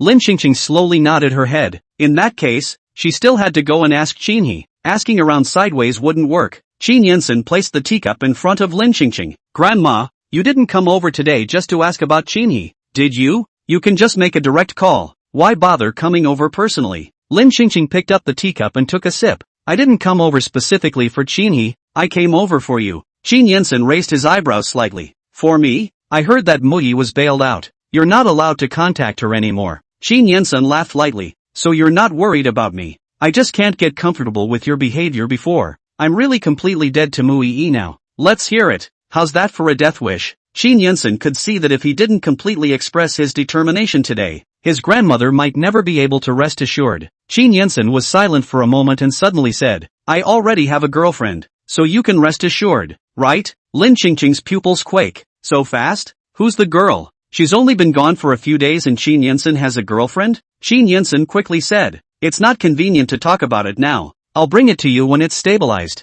You're not lying to me, are you? How? Lin Qingqing looked at Qin Yinsen half-heartedly for a while, and the expression on Qin Yinsen's face was always calm and relaxed. Lin Qingqing felt that between family members, there was still a need for some trust, and she spoke. Let's trust you for once. After Lin Qingqing left, Qin Yinsen breathed a sigh of relief. Then he suddenly saw a wooden box sitting on the coffee table. It's a crystal string that Chunyi gave to his grandmother, and his grandmother forgot to take it away. Lin Qingqing walked out of the president's office without immediately leaving, but went to the planning department where Qin Jingxiu was. Qin Jingxiu was wearing a white shirt and a plain black tie today. His black blazer was hitched to the back of the chair behind him, dressed in an extraordinarily formal manner, and one could tell that he had taken this job very seriously by now. His eyes fell on the computer screen, occasionally thinking hard, and after a few seconds, his fingertips gently tapped on the keyboard, looking in pretty good shape. Seeing that Qin Jingxiu was working diligently, she smiled in relief. The little grandson is also well on track. Awesome.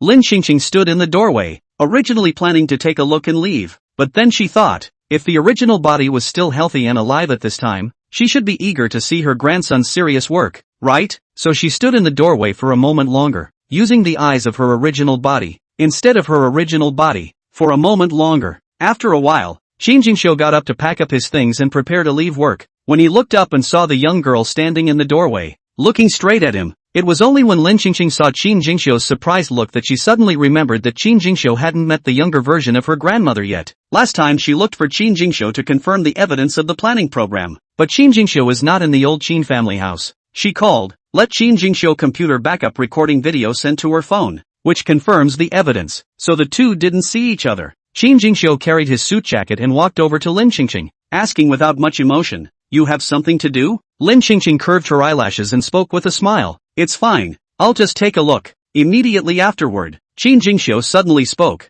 You've had plastic surgery again? How does this kid see that? Chapter 99, Grandma wants to give her grandchildren an old age. This time, it was Lin Qingqing who had a surprised expression. You see it? When he met with Qin Yinsen before, Qin Yinsen was shocked for a while before he calmly accepted it. While He's there, he still can't believe her identity until now. How come when she arrived at Qin Jingxiu's place, before she even said anything, Qin Jingxiu could tell that she was a grandmother? Is it hard? The familiar look voice smile. He could sense at once that it was his grandmother. What's more, he had watched her become younger little by little with his own eyes, so if he wanted to recognize her, it wasn't really difficult, but if she had gone straight from 80 to what she was now, he might not be able to recognize her. After all, 80 to 18 is quite a difference in change. But Qin Jingxiu's eyes weren't completely wave-free as he looked at the girl's beautiful face in front of him. Before that, grandma's appearance changed every few days. Becoming younger and younger was a possibility he had long envisioned in his mind, but when he saw it with his own eyes, it was still hard not to be shocked. Is it really possible for modern technology to turn an octogenarian woman into a 20-year-old girl? Qin Jingxiu had some doubts in his heart, but he chose to believe his grandmother. Lin Qingqing let out a pleasant sigh of relief. It's still good to have a little grandson. Otherwise she had just been wondering how she was going to prove herself. Lin Qingqing reached out and patted Qin Jingxiu's shoulder, and couldn't help but praise. You're much better than your second brother. What happened to him? Lin Qingqing sighed with a sigh. He didn't recognize me until now. Qin Jingxi laughed, and in the next second, he thought of his grandmother being beside him, and he spoke in a proper manner, good-naturedly. Maybe he's thinking about our Qin family, so he's more defensive. These words were strangely comfortable to hear in Lin Qingqing's heart. She smiled and spoke. It's still you who are the best at talking. At this time, the next office one after another also walked out of a few employees, saw Qin Jingxiu and a strange girl talking and laughing. A few immediately exchanged words. When you go to work, the main thing you need to talk about is yin and yang in Bagua. Otherwise, how do you reconcile the grievances at work? Why does this girl look so familiar? New co-worker? I remember. I ran into her before when I was delivering documents to Mr. Little Chin's secretary. She's Mr. Little Chin's rumored girlfriend. You mean Chin Jensen's girlfriend? Then why are you talking and laughing with the young master of the Chin family now? Looking at the two, it seems like they're still very familiar with each other, not having known each other for a day or two. It wouldn't be fishing for both Chin brothers at the same time, would it? It's hard to say, but this girl is really good looking. If I were that good looking, I'd have to catch 108 handsome guys high and low. Chin Jingxiu noticed that the employees who had just gotten off work, their eyes were intentionally or unintentionally looking at him and his grandmother. He didn't care. Guess they've never seen such a young and beautiful grandma. The thought that no one else had one but him raised his chin slightly, and the corners of his mouth lifted into an imperceptible light smile. Lin Xingqing suddenly thought that she still had a question she wanted to ask Qin Jingsu. Why haven't you gone back to live in the old Qin residence recently? The corners of Qin Jingxiu's mouth instantly straightened in silence. Lin Xingqing looked at Qin Jingxiu's expression and carefully guessed. Is it because of what happened last time when your big brother misunderstood you? Qin Jingxiu lowered his eyelashes and nodded lightly. Didn't he apologize to you? Apologies were indeed made, but he felt even more awkward. The current Qin Yensen was too different from the Qin Yensen he used to remember. The Qin Yensen of the past, who had made all the companies not allow to hire him, turning him into a waste in other people's mouths. The current Qin Yensen, who saw his ability, gave him a promotion and a raise, and would apologize for his mistakes, which simply turned his perception upside down. However, combining past impressions, Qin Yensen must have deliberately done this in front of his grandmother. As to what purpose he was not sure. He really didn't want to see Qin Yensen's hypocritical face again when he came home from work, so he moved out of the old Qin family house. Lin Xingqing looked at Qin Jingsu's twisted appearance, and noticed that there were people next to her who kept looking over. She felt as if this place was a bit unsuitable for talking about family matters. Lin Xingqing swallowed back her words as they reached her mouth and spoke instead. Where do you live now? Take me over to take a look. Qin Jingxiu lives outside all the time. Still don't know how he is living alone all these years. Lin Xingqing kind of want to go to see, and in the meantime give Qin Jingxiu a thought work. Qin Jingxi was stunned for a moment, then said good and walked into the staff elevator with Lin Xingqing. It was the rush hour of work, and there were already people in the elevator. Plus the employees on their floor were also coming out of the office one after another, causing the space in the elevator to be very crowded. Lin Xingqing looked at the people who kept squeezing up. She kept backing up and finally retreated to the left corner of the elevator. She used to be a laborer, so she's seen a lot of this kind of situation, and she's used to being squeezed, and she's already prepared for everything. As long as she doesn't step on her shoes, everything is fine. Newly purchased little white shoes, she would really be heartbroken if they were stepped on. Although she could now wear one pair for another without having to brush herself as the richest person, she hadn't quite gotten out of poverty in her mind. Just when she thought she would be crammed into a pot of porridge with others like before she crossed over, Qin Jingxiu's tall figure suddenly stepped in front of her. With Qin Jingxiu as a human wall, no one else would step on her little white shoes. Her little grandson is just so sweet and filial that she's adding chicken legs to her little grandson tonight. The people in the office on the same floor next to him saw it and had a strange look in their eyes. Little Mr. Qin's girlfriend? The young master is so protective and leaning so close. It's really strange. Shouldn't uncles and sisters-in-law keep their distance? Rich people's relationships are really messy. In the underground parking lot on the negative floor, the elevator doors slowly opened and the crowd began to crowd outside. Qin Jingxi reached out and blocked Lin Xingqing's side to avoid anyone touching her. The old lady looks like a young man of 20, but in reality, she is still an old man of 80. So what if she accidentally bumps into something and is injured and hospitalized? Qin Jingxiu must not be carefully guarded. After exiting the elevator, Qin Jingxiu explained, that's how it is during the rush hour after work. Usually there aren't so many people. Lin Xingqing reacted for a moment before reacting to the fact that Qin Jingxiu was thinking that it was her first time taking such a crowded elevator. So he was explaining it to her. Lin Xingqing also didn't know if the original body had ever worked. She pretended to look dazed. So that's how it is. Following Qin Jingxiu to the car, Lin Xingqing asked, do you have food at home? It's the ingredients to make dinner. Qin Jingxiu frowned slightly. No. Then let's go to the supermarket first to buy some groceries. Lin Xingqing planned to show her understanding and sweet-talking little grandson a hand tonight. Little grandchildren are worth it, especially compared to that Qin He who only knew how to threaten her all day long. The more she looked at Qin Jingsu, the more she liked him in her heart. What a great honor to have a painless birth at 21 and to have such a great grandchild.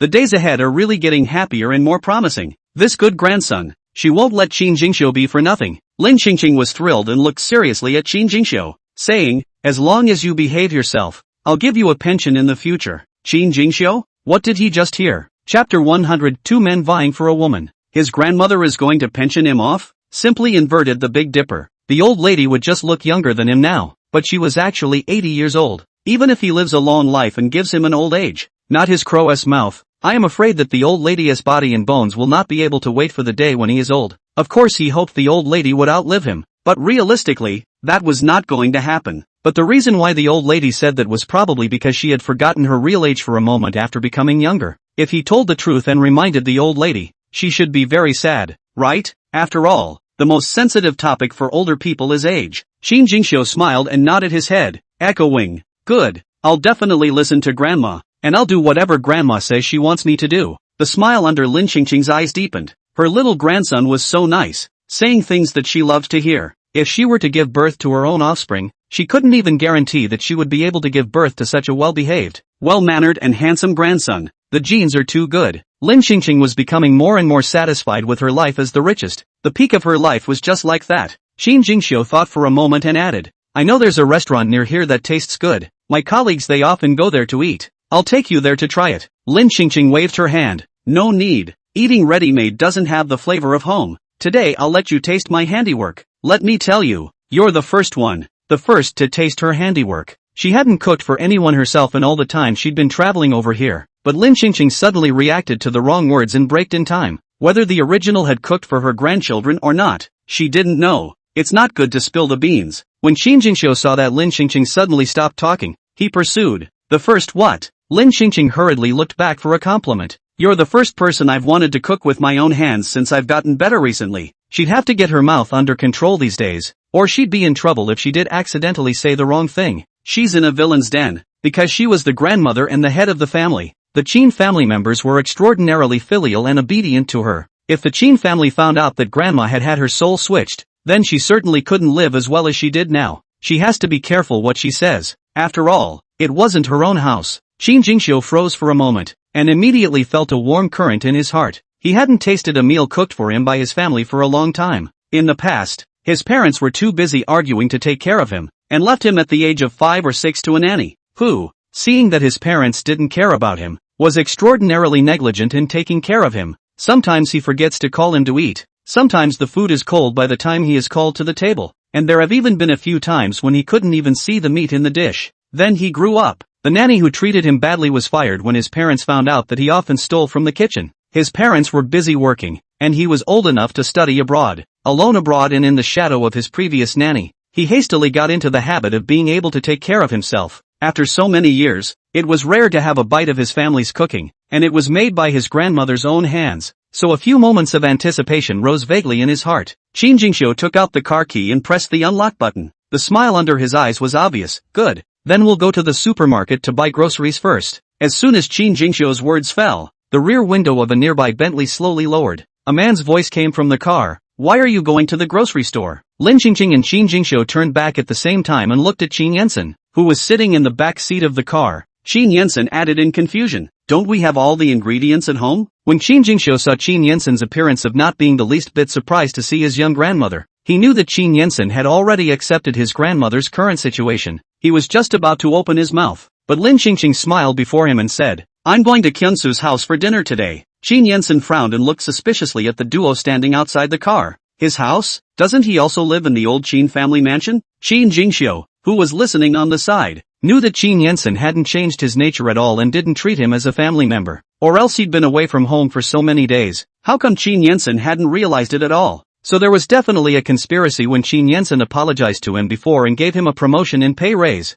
Qingqing Lin, really convinced? Such a big living person. Several days did not go back to live in the old Qin family house. Qin Yensen unexpectedly do not know at all. This bromance is too plastic. Lin Qingqing hurriedly turned her head to look at Qin Jingxiu, whose face was a little less than perfect. It's over. The little grandson is in a mood. Lin Qingqing hurriedly glared at Qin Yensen in the car. He moved out a week ago. Qin Yensen could tell that Lin Qingqing was making secret signals to him, but he didn't know exactly what Lin Qingqing wanted him to say. Then he deciphered half a dozen times on his own and thought that his grandmother should want him to invite Qin Jingxi back. He looked at Qin Jingxiu and said seriously, don't live outside. Come back to live. Grandma will miss you if she doesn't see you. Qin Jingxiu sneered inwardly. Again, he was looking at his grandmother. so he deliberately said this kind of words to appear filial and concerned about him as his younger brother. Pretending, Qin Jingxiu turned around and helped Lin Xingqing open the door to the back seat. Don't need you to worry, Grandma, let's go. Seeing this, Qin Yansen got out of the car uneasily and pulled Lin Xingqing's wrist. Grandma,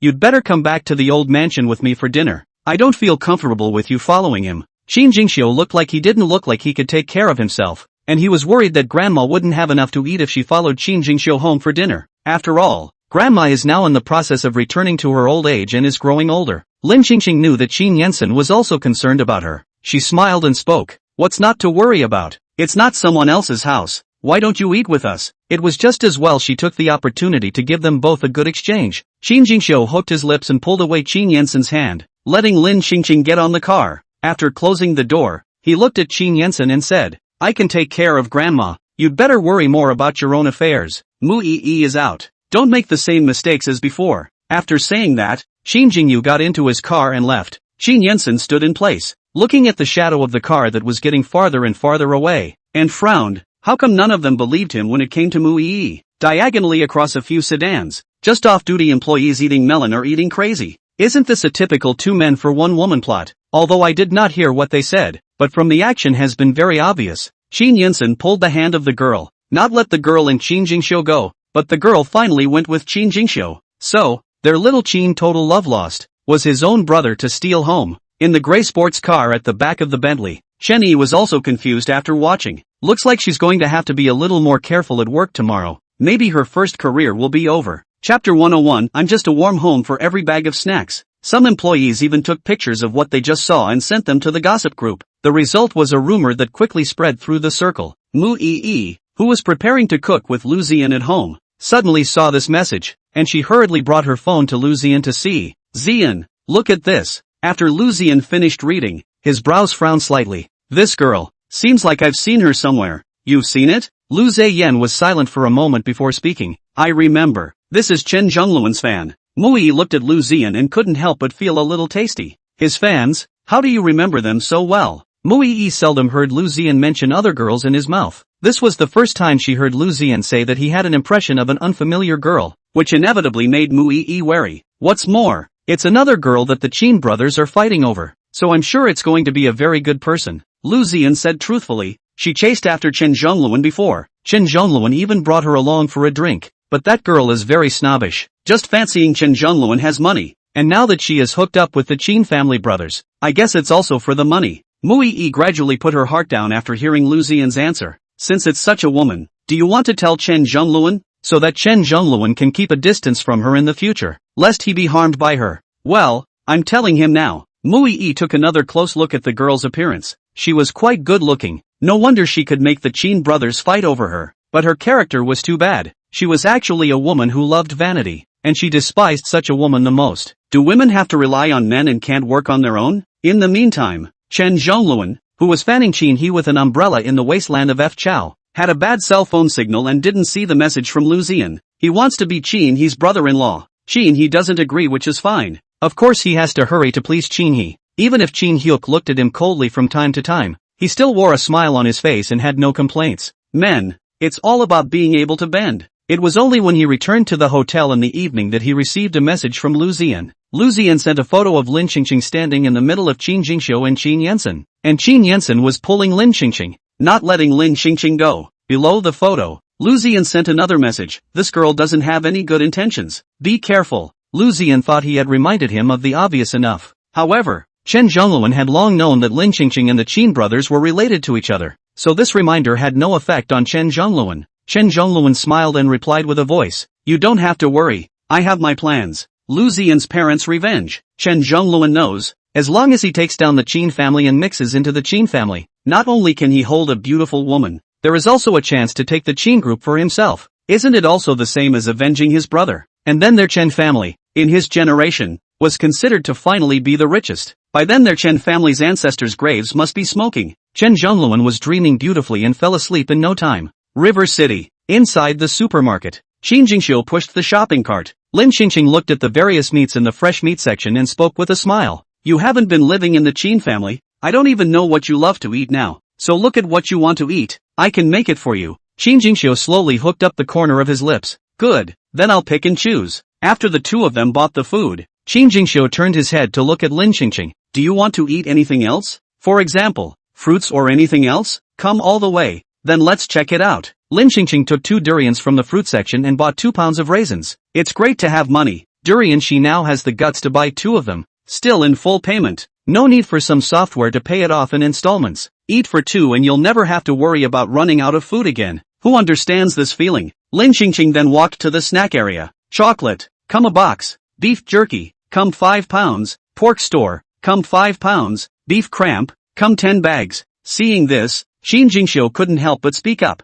Grandmother, why do you look like you've come to sweep? Lin Qingqing directly admitted. Yes, I'm here to sweep. She can finally achieve snack freedom. But these things I suggest to forget it. Can your teeth work? Qin Jingxiu said as he put the chocolate beef jerky beef slabs and assorted sandwich fudge back on the shelf. It's too hard on an 80-year-old woman's teeth to eat this stuff. Lin Qingqing saw Qin Jingxiu's action and hurriedly became anxious. The food that was about to arrive in her pocket suddenly disappeared. Could she not be anxious? She could tolerate robbing her of anything, but robbing money and food from her pockets, that could simply be considered her enemy. She's the one who's sworn to guard her possessions and snacks. Lin Qingqing hurriedly snatched back the snatched snacks from Qin Lingxiu's hands. She looked deeply at the snacks in her arms and sighed heavily. I'm just a warm home for every bag of snacks. What's wrong with me? Qin Jingxiu frowned. But your teeth, Lin Qingqing said in a serious manner. I've also had my teeth straightened. Don't worry. Each one of them is very strong and has all the strength and means to take these snacks into my belly. Qin Jingxiu looked at the old lady who was too stubborn. He had to let the old lady take whatever she wanted, because he had just thought on second thought. The old lady didn't know how long she would live, so she could eat whatever she wanted, or she would never be able to eat again.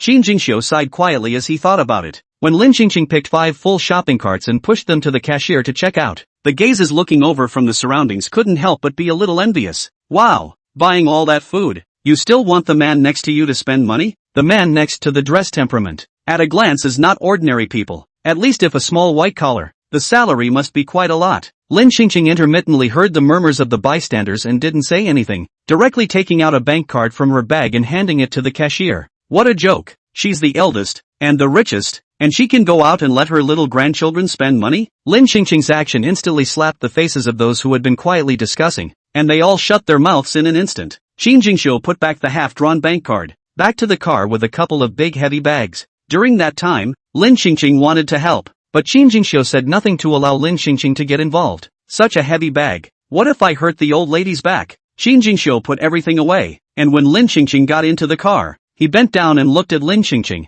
who was sitting inside the car. Grandma, wait for me in the car for a while. I'll be right back. Lin Qingqing turned her head sideways to meet Qin Jingxiu's line of sight. Did you forget to buy something? Well, I'll be back soon. Lin Qingqing waited for about 10 minutes before Qin Jingxiu returned, but she didn't see anything in Qin Jingxiu's hands. Lin Qingqing asked, didn't get any? What do you want to buy? I'll help you think about where to buy it. Chapter 102, he's just like a little cutie. The same, being fooled by Lu Ziyan. It's fine, no need. Qin Jingxiu fastened his seatbelt and drove Lin Qingqing home. Qin Jingxiu live in the place as the environment is not bad single apartment. The interior decoration is simple modern style. Nothing decorative and furnishings. Look at the cold. A little bit of home atmosphere. And even in the refrigerator, not even a wrapper. No wonder Qin Jingxiu was pulling her to buy some more food just now. So it was because the house was empty. Lin Qingqing smiled and spoke. Hungry? I'll make you something delicious now. Lin Qingqing looked for the vegetables and meat she had just bought in a few bags. And just as she got her hands on them, Qin Jingxiu took all those ingredients away and went into the kitchen to clean them one by one. Qin Jingxiu then turned his head to look at Lin Qingqing behind him and said with a smile, Grandma, go sit down. I'll do it for you. How could he really let a handful of old ladies cook for him? Lin Qingqing once again lamented that this little grandson was so considerate and filial. However, Lin Qingqing wasn't idle either. She had promised to add chicken legs to Qin Jingxiu. She had to do what she said she would do. At first she was worried that Qin Jingxiu couldn't do it well. After all, Qin Jingxiu looked not like someone who could cook. But I did not expect Qin Jingxiu cut vegetables and fry the whole process down. Organized. Looking is an extremely life. But he lived in the living conditions and not like. It shows that Qin Jingxiu is not a person who likes to cook and loves life. He will cook only because of the conditions. After Lin Qingqing finished her analysis, she couldn't help but feel a bit of pity for this little grandson. This kid should have suffered a lot before. Otherwise it wouldn't have created such a twisted personality. That said, what do Qin Jingxiu's parents do every day? How do they bring up a nice kid like this? What a failure of parenting. She also failed as a grandmother, not disciplining her own son and daughter-in-law, which led to such unhappiness in the lives of good children. Chicken thighs stewed by Lin Qingqing, rib soup and sweet and sour pork made by Qin Jingxiu, braised shrimp, and a coleslaw. On the table Lin Qingqing only reacted. This is not a coincidence. Qin Jingxiu loved to eat, and she loves to eat exactly the same. Lin Qingqing just thought so. Qin Jingxiu suddenly smiled and opened his mouth. I don't know if your taste has changed. Try what I made. Is it as good as Grandpa's? It turned out to be that the original's tastes were exactly the same as hers. That's too much of a coincidence. Lin Qingqing took the bowls and chopsticks handed to her by Qin Jingxiu and looked at him in disbelief. Your grandfather died not long after you were born. How do you know all this? Qin Jingxiu pulled off his tie and casually rested it on a chair, unbuttoned his shirt collar, and served himself a bowl of rice. You forgot that when you returned to the old mansion during the New Year's holidays, you always told all of us about these things. No wonder Qin Jingxiu knew so much. Qin Jingxiu's handiwork was out of Lin Qingqing's league. Lin Qingqing directly dried 2 big bowls of rice. Qin Jingxiu was very satisfied with the chicken legs she added, and both of them were very happy with this meal. After dinner, Qin Jingxiu took the initiative to take on the work of brushing the dishes again, not letting Lin Qingqing get involved in the whole process. Lin Qingqing looked at Qin Jingxiu, who stood busy in the kitchen, and couldn't help but feel that any girl would simply die of happiness if she could marry this little grandson of hers. But it would be nice if Qin Jingxiu could be a little more cheerful and sunny. Qin Jingxiu finished cleaning up the kitchen and turned to look at Lin Qingqing. I'll drive you back to the old mansion. Lin Qingqing waved her hand, and from a large pile of bags, she found her 2 durians. There's no rush. Let's eat some after-dinner fruit first. When she bought the durian just now, she had asked Qin Jingxiu, who didn't hate the smell of durian. That's why she had the audacity to buy 2 of them back. Just now at dinner, Lin Qingqing didn't have the heart to talk about spoiler topics. Now that the meal was finished, Lin Qingqing sat on the sofa, eating durian while looking at Qin Jingxiu and slowly opened her mouth. Actually, your big brother's heart isn't bad, and the hindrances that you suffered at work before were not caused by your big brother. Qin Jingxiu still had a problem with Qin Yansen even now, and she guessed that it must have something to do with this matter. Anyway, Qin Jingxiu already Lu Ziyan is not a good person. She now told the truth. Qin Jingxiu should not be difficult to accept. Qin Jingxiu was stunned and looked at Lin Qingqing incredulously. What do you mean? Lin Qingqing told Qin Jingxiu all the truth. The fact that you couldn't find a job since you graduated is not because Qin Yansen told them not to hire you, but Lu Ziyan has been behind the scenes in the name of Qin Yansen, letting those companies not hire you, with the goal of turning you and your big brother against each other and trying to harm our Qin family. Qin Jingxiu was stunned for a long time. He now knew that Lu Ziyan didn't have good intentions towards him, but he didn't expect that Lu Ziyan had done so many bad things behind his back. Moreover, he had always treated Lu Ziyan as his only good brother, and had told Lu Ziyan all about what had happened to him. If what Grandma said was true, then when he first confided in Lu Ziyan about Qin Yansen causing him to not be able to find a job, he must have been just as cute as a little cutie in Lu Ziyan's eyes. He must have looked just as ridiculous to Lu Ziyan, right? Qin Jingxiu's heart sank as he gradually clenched his fists. Is it true? Lin Qingqing put the plate and spoon on the coffee table, held Qin Jingxiu's hand, and said soothingly, I know it's hard for you to believe, including the last time, when there were punks who came to break up the scene on the day of your company's opening. That was also done by Lu Ziyan, who purposely let people go in Qin He's name. Lin Qingqing continued, last time there was no evidence, so I didn't talk to you explicitly, but just 2 days ago, the police found an unnamed transfer from the arrested punk's transfer records, and that transfer was made from Lu Ziyan's assistant's private account, which means that this matter can't be unrelated to Lu Ziyan. After hearing this, Qin Jingxiu couldn't wait to immediately go and settle the score with Lu Ziyan. It turned out that for so many years, he had been cheated by Lu Ziyan. He treats the man who tried to harm him like the only good brother he's ever had, taking his own brother as someone who wants to harm him. He's just like a little cutie. Just like that, he was tricked by Lu Ziyan. Lin Qingqing, you don't have to blame yourself. This is all Lu Ziyan's fault. It's not your problem. You and Yansen, as well as Qin He, are all good kids. I can see it in my eyes. It's only because there are little people in the middle of this that make you brothers feel bad about each other. Lin Qingqing was worried that Qin Jingxiu would be furious and go to Lu Ziyan on impulse to settle the score, and then let that villain Lu Ziyan catch something and pit Qin Jingxiu. She persuaded, you should also not make any impulsive behavior. I told you just want you and your brothers to clear up the misunderstanding. As for Lu Ziyan, the villain has his own heavenly collection. We just live our own lives. Don't waste our energy and time on the villain. If the sky can't collect it, then she will. Anyway, these grandchildren of hers must be good.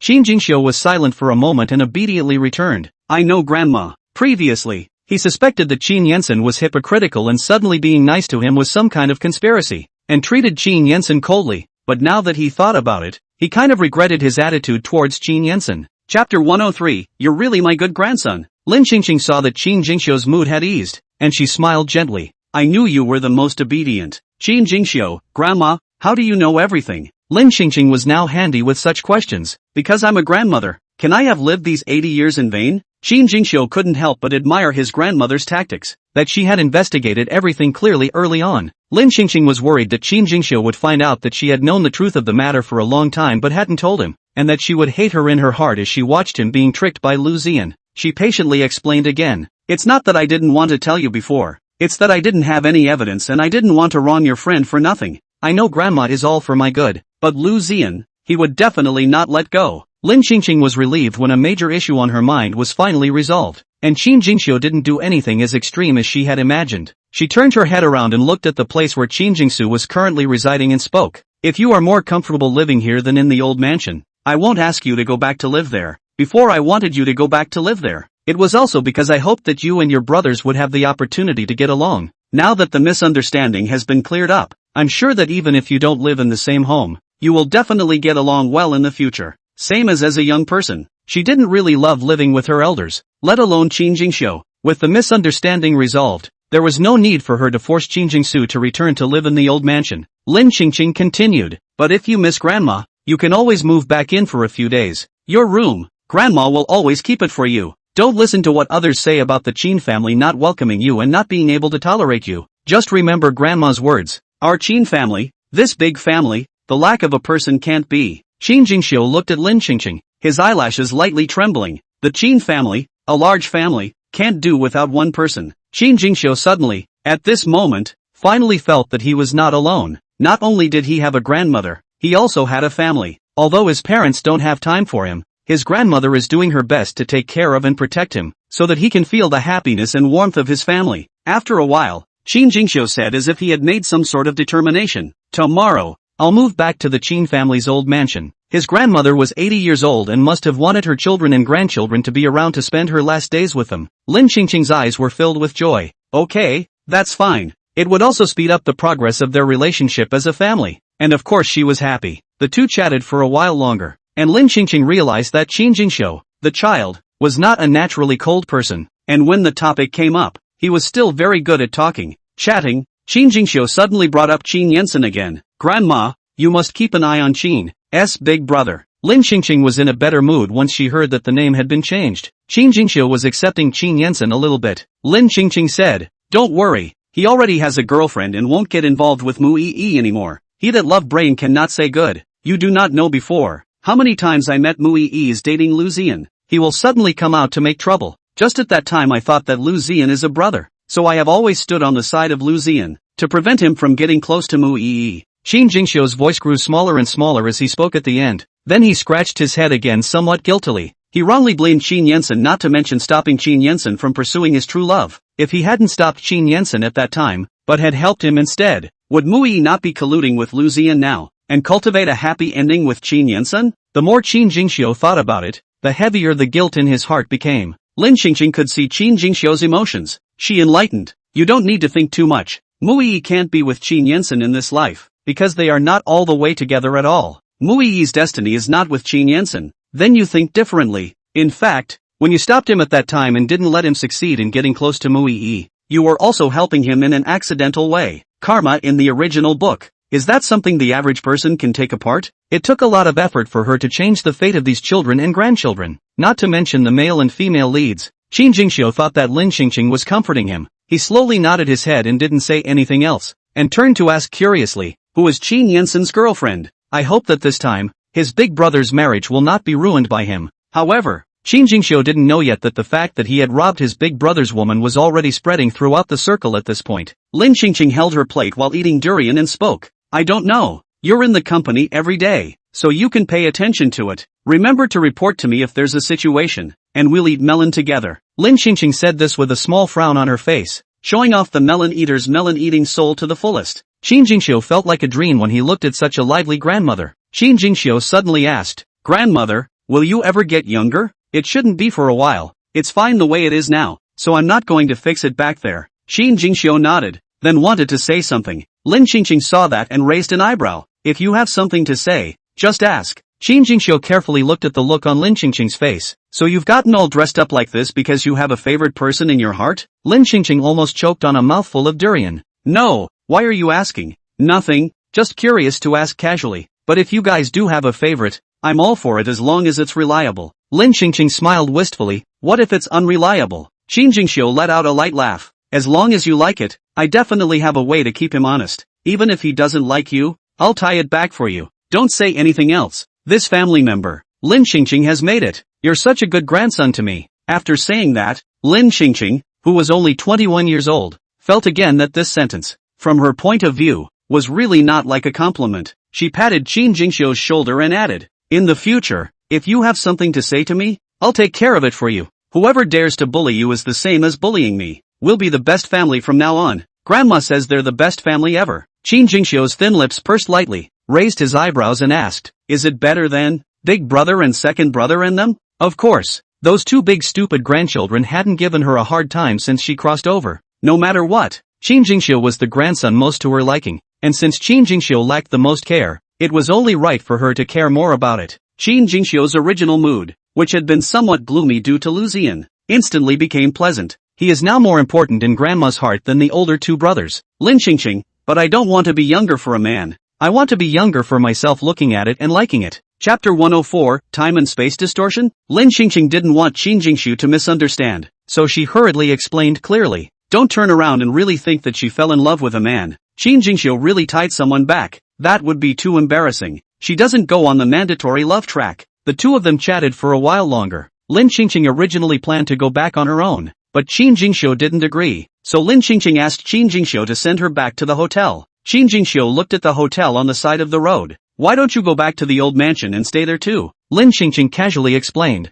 I've lived at home long enough for a change of mood. Qin Jingxiu looked at Lin Qingqing worriedly. Are you alone? I have Aunt Lu to take care of me. Don't worry. Well, then feel free to call me anytime you need me. My cell phone is on 24 hours a day, so call whenever you want. The corners of Lin Qingqing's mouth rose as she looked at Qin Jingxiu, who was undoing his seatbelt. She quickly spoke. Okay, you don't need to send me. I can go upstairs by myself. Qin Jingxiu shook his head insistently. No, his grandmother has become so young and beautiful now. What if she is targeted by a bad man? Lin Qingqing couldn't stop it, and could only obediently be escorted to the door of the room by Qin Jingxiu, who was relieved to leave, but also made a point of explaining a few words at the front desk, so that they could take care of the lady in the deluxe suite, and that all consumption would go to his account. Only then did Qin Jingxiu feel completely at ease, and after sitting alone in the car for a while, he took out his cell phone and changed the note to his grandmother's cell phone number, the best grandma. After changing the note, he rummaged through his address book and found Lu Ziyan's cell phone number and tapped to dial. Early the next morning,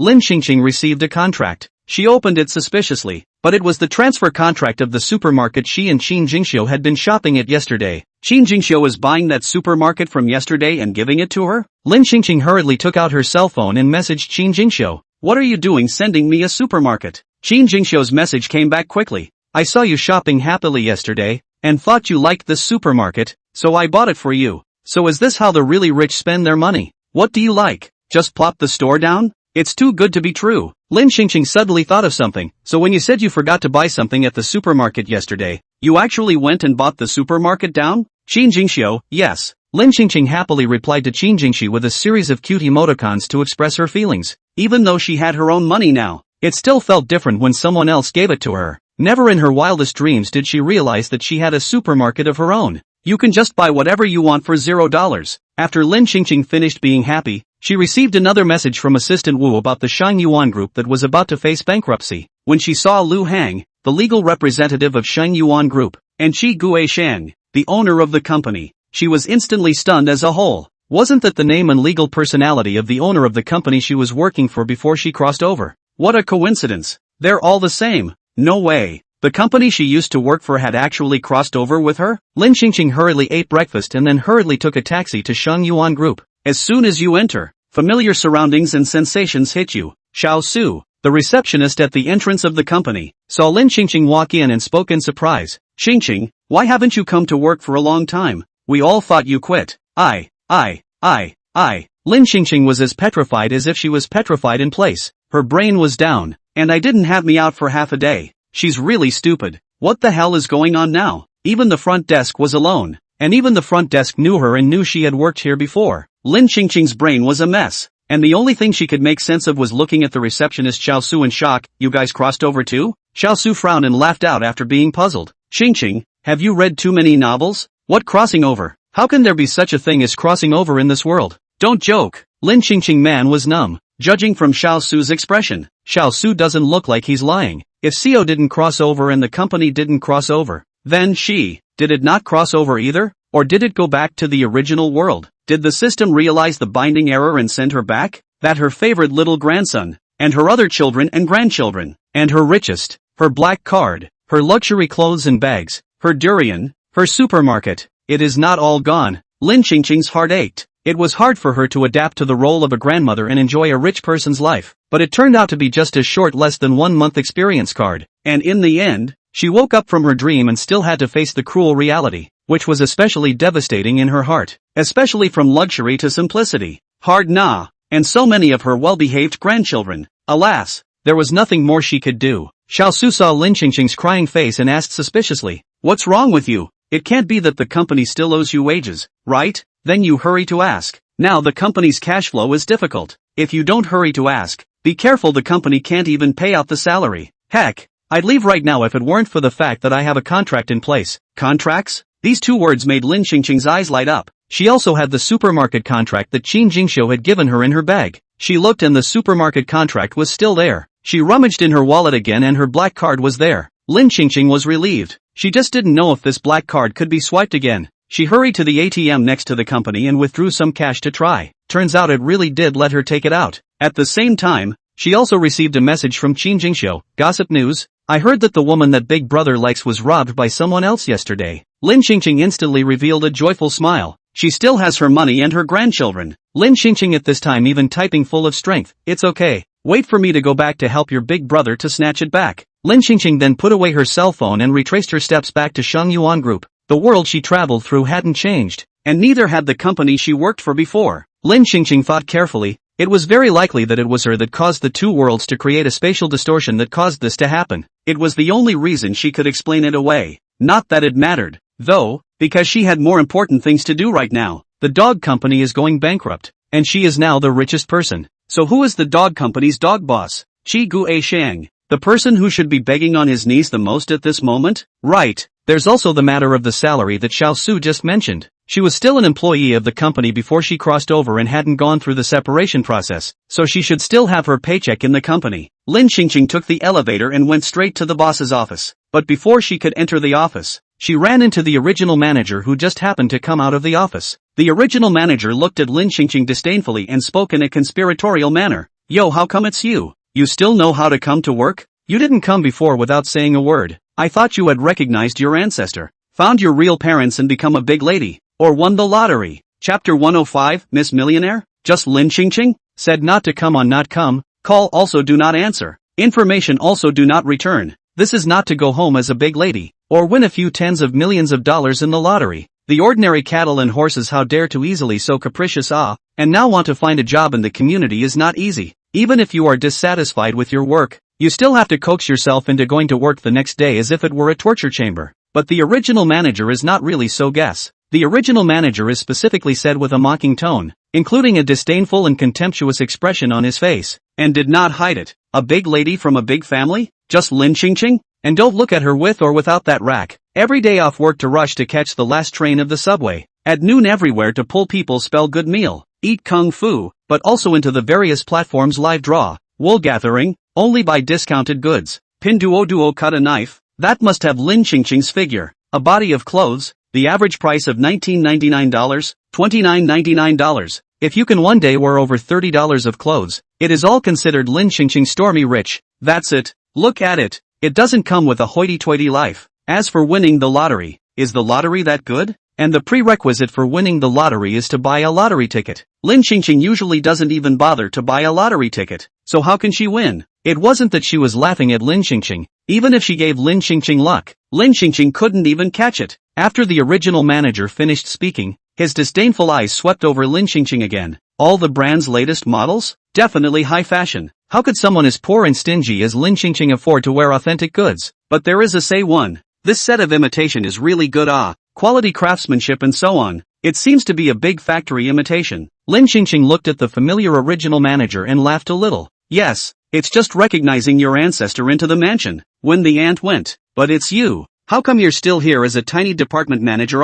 TSK, why don't you beg me? I'll give you a small promotion and a pay raise? The original manager, as if he heard what a big joke in general. Feel particularly funny, do not say angry words, now it is difficult to find a job. If you beg me, perhaps I am a small department manager can still talk to the old chi. Let you come back to continue to work. Lin Xingqing didn't believe that the original manager was so kind. According to her, it was that she was gone and the original manager couldn't find a competent bull or horse to bully. When she used to work under the original manager, this smelly original Jing didn't beat and bully her as a newcomer in the workplace. She just went to work at that time. Do not understand the workplace, work a whole lot. Benefits did not get. Looking for the company's leadership is useless. Are a nest of snakes and rats, casually give her a little benefit, and then stir up the water, and then send her off. Day by day, I want to jump ship, but in the end, I found that other cattle and horses are basically the same. New cattle and horses in the workplace. If there is no background, even if they have the ability to be very difficult to get ahead, unless the luck, or in the company to mix for long enough years, in order to be completely not to be suppressed. Lin Xingqing laughed carelessly. The company's cash flow is a problem right now, and you're asking me to come back and continue working? Do you want me to be a free laborer? Speaking of which, isn't your job as department manager coming to an end? Guess again. If the company can't find a capable company to work with this month, will you still be able to pay your salary? Original Jing as a department manager. Of course, she has long thought about these issues, which is the main reason why she recently often sleepless and unable to eat. She can rely on the monthly salary to pay the mortgage and car loan. Once the salary does not come out, then she not only have to drink the northwest wind, and may also have to go around borrowing money to pay the loan. Even if what Lin Xingqing said is true, the original Jing is not likely to leak the aura in front of a poor little girl. How do we say that the company was also established more than 10 years? There is no pulling the company to cooperate. The broken boat and 3,000 nails, much less even the wages cannot be opened, and I cannot be the head of the department manager. I changed the company, and still continue to be the department manager. Unlike you, leave the Shang Yuan, can't even find a decent job. Lin Xingqing's work ability is okay, but Lin Xingqing has no background. Plus now companies are reluctant to want employees with little work experience. So Yuan Jing is certain that Lin Xingqing will end up worse off than her. Yuan Jing snorted and continued to taunt. Instead of talking sarcasm here and worrying about my future, why don't you hurry home and put in a few more resumes, or you won't even be able to afford to put together a good meal next time. Lin Xingqing is now a rich woman who can buy a spell of good meals at full price. The richest person who can get her grandson to buy her a whole supermarket without a word, and she still needs to submit a resume? It should be the world's talent throwing resumes at her right now. Lin Xingqing laughed breathlessly. Then do a good job. Lin Xingqing finished her speech and was about to enter the president's office. When Yuan Jing saw this, she immediately moved her feet and blocked in front of Lin Xingqing. Looking at Lin Xingqing condescendingly, "This is our president's office. You are no longer an employee of this company. You are not allowed to enter. And even if you haven't left your job, the president's office is not something you can just walk around in your capacity. Who let you in? Who is on duty at the front desk today?" Yuan Jing said. The anger on her face also became more and more obvious. It just so happens that she recently, because of the company's affairs, the accumulated grievances have nowhere to vent. She turned her head and saw the assistant who just happened to walk up and said, "Tao assistant, you go and ask who's on duty today, so that outsiders casually go to the high-level office. Hurry up and deduct her salary, so that she can grow a long memory." Once Lin Xingqing heard that Xiao Su's salary would also be deducted, she couldn't bear it anymore. "I haven't done the exit procedures yet, so I'm still an employee of the company, but during your employment, you didn't come to work, and the personnel and I all couldn't contact you, so you've been dismissed from the company." When Yuan Jing said this, she suddenly thought of something and scoffed. "You're not here to ask for your salary, are you? It's you who didn't come to work first. It's good that the company didn't pursue your responsibility. How dare you come here to ask for your salary?" "Lin Xingqing, that's because I had an accident. It's not that I don't want to come to work. It's useless to tell you. You can't decide anything. It's just one of Qi Guixing's lapdogs." When Yuan Jing heard that Lin Xingqing dared to scold her, she was furious. "Tao assistant, hurry up and call the security guards to throw this woman out." Assistant Tao hurriedly called for security to come upstairs, and by the time the security came up the stairs, Lin Xingqing had already been grabbing Yuan Jing's hair for a while. Yuan Jing pain, whimpering and screaming. Anything can be without, but the hair is her lifeblood.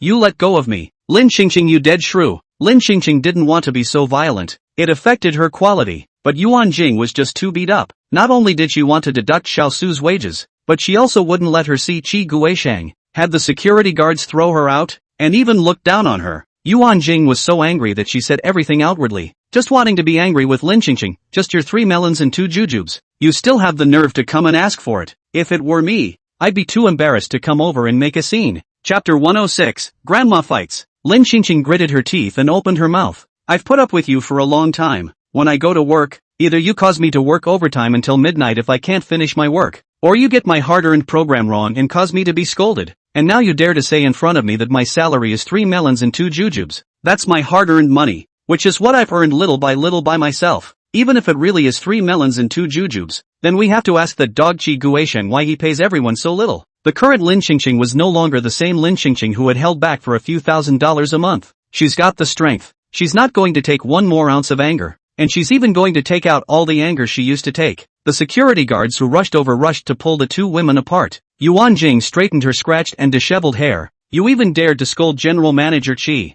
You're finished. Lin Xingqing moved her wrists and was still in a good mood. It's wrong to hit people. It's low-quality behavior. But it's cool to be unqualified. Lin Xingqing laughed out. What? Is he the emperor? Still want to execute my 9 plans? Lin Xingqing said, tilting her head a bit and looking towards the door of the president's office behind Yuan Jing. Mr. Qi, you've had enough of listening to us bicker in your office. You should come out as well, right? Yuan Jing hurriedly said. Mr. Qi is not in his office. No? The receptionist, Xiao Su, had just told her clearly that Mr. Qi had just finished a meeting, so how could he not be in his office? It was thought that Qi Guisheng didn't want to step in to deal with this kind of thing, and had acquiesced to the way Yuan Jing had handled it. Inside the office, Qi Guisheng was indeed there, and as he listened to the noise outside, he made a call to the security department. Hurry up and throw out that crazy person outside my office door. Don't let her into the company again, and whoever dares to let her in again will have their year-end bonus deducted directly. Sheng Yuan is now the moment of financial crisis. Qi Guisheng just now in a meeting to discuss the matter of layoffs. Lin Xingqing suddenly lost contact, but also just hit the muzzle. Qi Guisheng is saving a layoff costs. How will still give Lin Xingqing open before the salary? He now can't wait for everyone's paychecks to not be open first, so he just made a decision at the meeting. This month's salary will be postponed for a while. As for how to appease the employees, of course, we have to brainwash everyone. Everyone is a family. The company is now in a bit of a crisis. We must ride out the storm together, and then create a brilliant future. Outside the office door, although Lin Xingqing was lost in the first place, the salary must be paid as normal. And the night Lin Xingqing lost contact, it was because she went home to work on a program, worked late into the night, and fell asleep uncontrollably. She now very much suspected that she had not fallen asleep, but had died suddenly from staying up all night working overtime wearing a book. Thinking about it that way made her feel even more disadvantaged. She had to get her paycheck back. It was what she had paid for with her life. Lin Xingqing's eyes turned slightly, and she suddenly spoke loudly on purpose. Then what if I don't talk about wages and come to talk about cooperation? Apart from Yuan Jing in the room, even Assistant Tao couldn't hold back her laughter. Yuan Jing's hair is not even tied, topped with disheveled hair, sneering and mocking. Just you? How can you talk about cooperation? With the $300 that Pinduoduo chopped? Or use the Meituan expansion coupon? Just that 3 melons and 2 dates in your pocket. It's better to save it. It's not even enough to stuff your teeth for the company's smallest project. Lin Xingqing's lips slightly hooked. Didn't you just ask me if I recognized my relatives and entered the mansion as a big lady? Or if I won the lottery? I'm telling you now, I won the lottery, and I also recognized my marriage into the mansion. And coincidentally I have a little bit of money in my pocket. Yuan Jing, I'm afraid it's a few tales of broken silver, right? Lin Xingqing pursed her lips, then pulled up her sleeves. Are you raising your scalp again? In the office, Qi Guisheng heard Lin Xingqing talking about working together, but Qi Guisheng didn't believe a word of it. Think he's a cutie? What's a poor girl going to do with him? Trying to trick him out and stalk him for a paycheck? Don't even think about it. He's not going to fall for it. Half an hour later, Qin's group, Qin Yensen, who was at work, received a call. Hello, are you Lin Xingqing's family? Qin Yensen listened to the other party's serious tone. He couldn't help but furrow his brows and had a not-so-good feeling. His usual calm and steady tone carried a few moments of panic. What's wrong with my grandmother? The other party was stunned for a moment, understanding that this girl might have had a forgettable love affair, and then spoke. Your grandmother got into a fight, and is now in the A City police station, so come over right now. As soon as Qin Yensen heard the word fight, he instantly became even more flustered, his tone anxious. How is she? She's fine. The other guy got hit a little harder. It's good that grandma is okay, but his grandma can really fight. Qin Yinsen rushed to the police station with a team of lawyers. In front of the police station, a couple of black sedans pulled up and stepped down a couple of men in suits. Qin Yinsen walked into the police station with a team of lawyers behind him and asked the police officer who just happened to walk out from inside, "May I ask where Lin Qingqing is? I'm her family member." At this time, Lin Qingqing was continuing to break things up with Yuan Jing in her office. It wasn't until Qin Yinsen came over with a team of lawyers to take Lin Qingqing away that Yuan Jing shut up. Yuan Jing just started to punch Lin Qingqing output, and when she saw a huge group of men in suits come in, she was dumbfounded. Especially the man at the head. His posture was upright, his temperament was reserved, and his deep eyebrows carried an extremely oppressive aura. Looking at the head was not small. She dared to scold Lin Qingqing because she knew that Lin Qingqing was poor and had no background, but she didn't dare to scold this strange man who appeared in front of her. Having been a department manager for many years, she was also an old man in the workplace who could look at people's faces and make dishes. Yuan Jing conceded almost for a second under the man's cold eyes, and then watched as the man with the powerful aura politely took Lin Qingqing away. Yuan Jing was dumbfounded. Lin Qingqing was really recognizing her ancestor into the mansion? Police station entrance. Qin Yinsen spoke worriedly. "Grandma, how old are you? And you're still learning to fight like a young man?" Lin Qingqing clapped her hands. Her mouth is just too yawn. "I can't swallow this. Who can listen to someone humiliate themselves in a fair and square manner and hold back from fighting back?" She couldn't stand it anyway. What's more, with her current status and this aggravation, she couldn't bear it even more. Otherwise, wouldn't she be wearing this richest man for nothing? Just when Lin Qingqing thought that Qin Yinsen was going to say something about teaching her to be unintelligent or something like that, but in the next second, she heard Qin Yinsen say, "Next time there's this kind of situation, you can call me and I'll have someone clean her up. What if you do it yourself? In case you hurt yourself?" Lin Qingqing was again touched by her eldest grandson. She didn't help her eldest grandson's relationship brain for nothing. Lin Qingqing nodded. "Good. I happen to have an important thing I need you to do for me right now." "What is it?" Afternoon. A black Rolls-Royce parked in front of Sheng Yuan Group. Chapter 107 Grandmother's Entry. Sheng Yuan Group President's Office. Qi Guisheng is still worried about financing. At the same time, the security side called over. "Mr. Qi, we've already sent that crazy girl who caused trouble just now to the police station." Qi Guisheng nodded with satisfaction, then pulled Lin Cheng list aspect into Sheng Yuan Group's blacklist. "Well, good. Tell the security guards at the entrance that the next time they see that girl, they won't be allowed to let her into the company."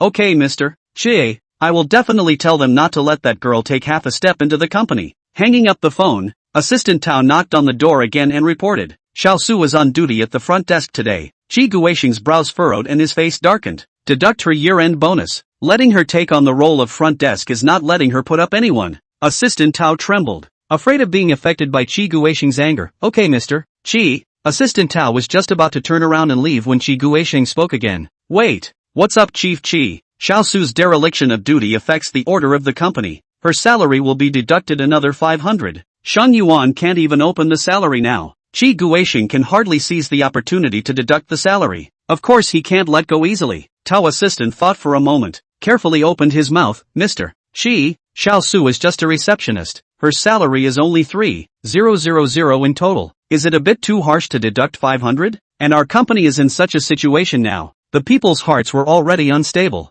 If this, I am afraid that the other employees will cause trouble, or we will deduct 200. A small punishment for her, forget it." Qi Guisheng, who's going to follow the company's rules after a small punishment? Just do as I say. "Okay, Mr. Qi." Tao assistant can only follow the Qi Guisheng said to do. But the heart also for the same workers. Xiao Su silently lit a wax. Xiao Su this time has really hit a gun. But at this time, to mess with their company's Qi Pickpocket. Qi Pickpocket does not ruthlessly deduct the wages of Xiao Su on the strange. Assistant Tao had just left not long ago, and soon she returned to the president's office. This time she looked anxious and her tone was flustered. "Mr. Qi, what's wrong?" Assistant Tao spoke excitedly. "Someone from the Qin group came over and said they wanted to talk about cooperation. Our company is saved, and she doesn't have to worry about a paycheck." Qi Guisheng was stunned, then spoke incredulously. "Which Qin group?" "It's the richest Qin family's Qin group." Qi Guisheng immediately stood up, and after being rigidly controlled for a few seconds, he looked at Assistant Tao in shock.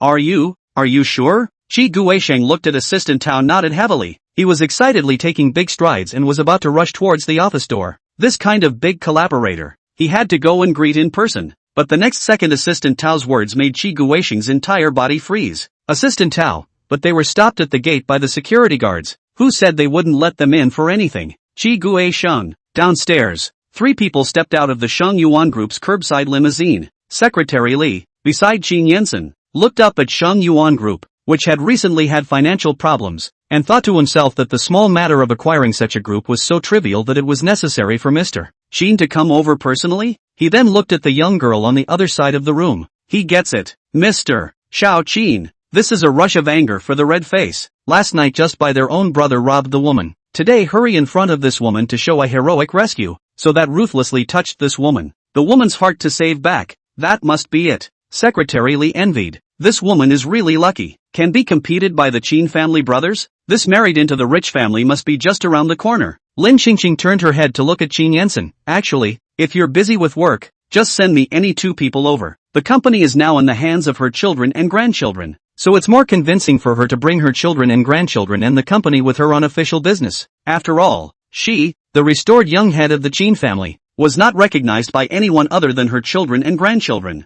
Qin Yensen, not busy. He just wanted to see who dared to bully his grandmother. As a result, the 3 of them were stopped by the security guards just as they reached the entrance of Sheng Yuan Group. The security guard said with a cold face, "You can't enter." Secretary Li looked at the security guard and smiled slightly. "I'm Secretary Li of Qin Group. This is our general manager Qin, here to talk about cooperation in your company." The security guard's eyes looked towards the man who hadn't said anything. The man's aura was powerful and he really didn't look like an ordinary person. But next to him stood Lin Qingqing, who had just been blackballed by Mr. Shi. The security guard hesitated for a moment, but still coldly and stiffly said, "That's not possible. You can't enter." Who knows if it's a hitman or a relative or something that Lin Qingqing found and deliberately came to the company to pick a fight. He can't just put people in, or he'll have to be like Xiao Su, and be docked $500 in wages by Chi Pikpai. Seeing this, Secretary Li directly called Chi Guisheng's assistant through his contacts. Soon, Chi Guisheng brought assistant Tao downstairs to greet him personally. His knees and waist bent, he really couldn't wait to get down on the ground.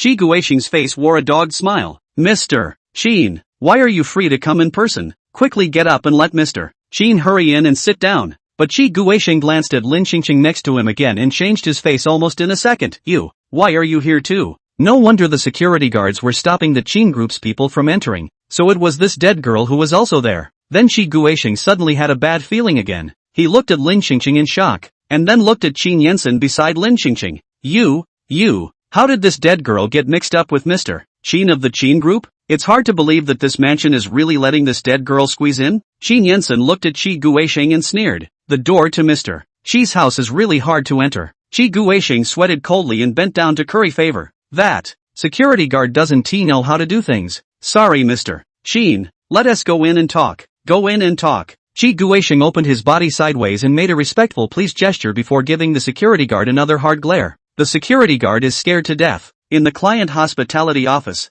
Chi Guisheng personally served tea and water to Qin Yensen and Lin Qingqing, not forgetting Secretary Li in the end. Now these 3 are the goddesses of fortune for their company. Sheng Yuan's survival depends on these 3 masters. Lin Qingqing also did not expect to see Chi Guisheng bowing down to her one day. In the past, such scenes could only happen in dreams. Lin Qingqing looked at Chi Guisheng without taking the tea in front of her. "Aren't you out of the office?" Chi Guisheng hurried to find complimentary. "Just now indeed, not in. Just come back, just come back." Chi Guisheng couldn't figure out what kind of relationship Lin Qingqing and Qin Yensen had right now, and he didn't dare to talk nonsense, but just stood honestly and looked at Qin Yensen and smiled as he opened his mouth. "Mr. Qin, do you see how you intend to cooperate?" Qin Yensen raised his eyes to Chi Guisheng and said in a faint voice, "Cooperation is fine, but I have one condition." "On what terms?" "Let my grandmother take a stake as the largest shareholder in Sheng Yuan." Chi Guisheng's eyes were puzzled. "Your grandma has a stake in it?" Chapter 108. You're not scolding Mr. Qin as a grandson.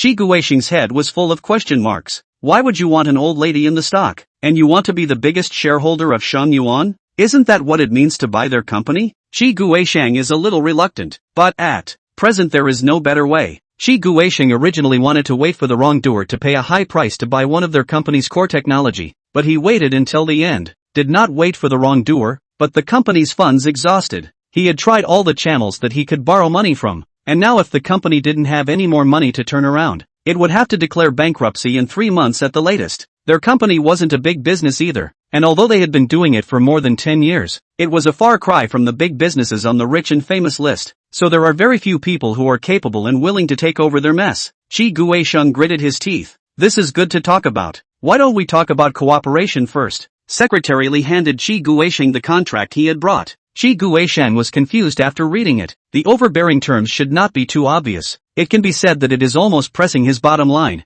specially customized for him to squeeze the contract. Not bad for a big company that really can't get any favors at all. Qi Guisheng even suspected that behind this there must be Lin Xingqing, the dead girl, a credit. But Qi Guisheng had to hold his tongue. He still understands the principle of staying in the Green Hills and not being afraid of not having firewood to burn. Qi Guisheng had no choice but to sign the contract, and then smilingly looked at Qin Yensen. I signed the contract. The problem of funding. Secretary Li said directly. This is not something you need to worry about. Our company has its own arrangements. Qi Guisheng smiled and nodded, then looked at the dead girl Lin Xingqing sitting next to Qin Yensen. This poor girl's life is really good, even really into the mansion. Think about the morning Lin Xingqing came over. He did not take care of Lin Xingqing, but also let Yuan Jing and Lin Xingqing fight, and let the security guards call the police to send Lin Xingqing into the police station. Now if he does not serve Lin Xingqing happy, afraid of Qin Yensen next will be difficult for him. After all, now the company into the hands of others. His days, good or bad, the lifeblood of the company, are in the hands of others.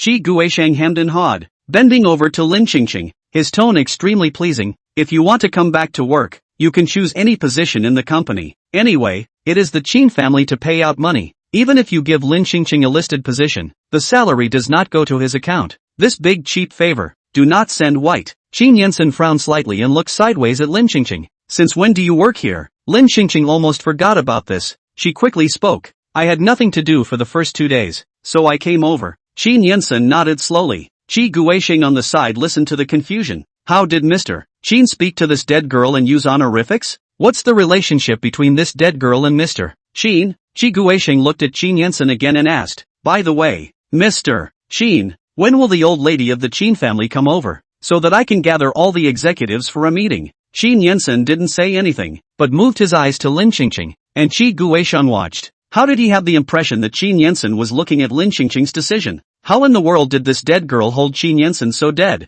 Lin Xingqing smiled and said, you can open it now. Qi Guisheng glanced at Qin Yensen, who surprisingly nodded in agreement. No. Who is Lin Xingqing? An outsider, to decide what happens to the Qin family? 10 minutes later, the emergency meeting began. Hara Jing, who had rushed back from the police station, was called to help out in the conference room as the department manager. After Qi Guisheng announced the cooperation with Qin Group, he got up and stood in front of the conference table, giving up the main seat, and spoke with a smile. Let's invite Qin General Manager of Qin Group to come in and say a few words. Qin Yensen was invited into the conference room by Qi Guisheng, but Qin Yensen casually pulled open a chair next to the conference room and sat down. I'm not going to talk about it. Today is the first day of the major shareholder's first day on the job, so it's still better to let the major shareholder speak in person. He wouldn't steal Grandma's thunder. She had gotten older over the years and rarely attended such occasions anymore. Since his grandmother took the initiative to approach him today to say that she wanted to take the position of the major shareholder, she must be very interested in this position.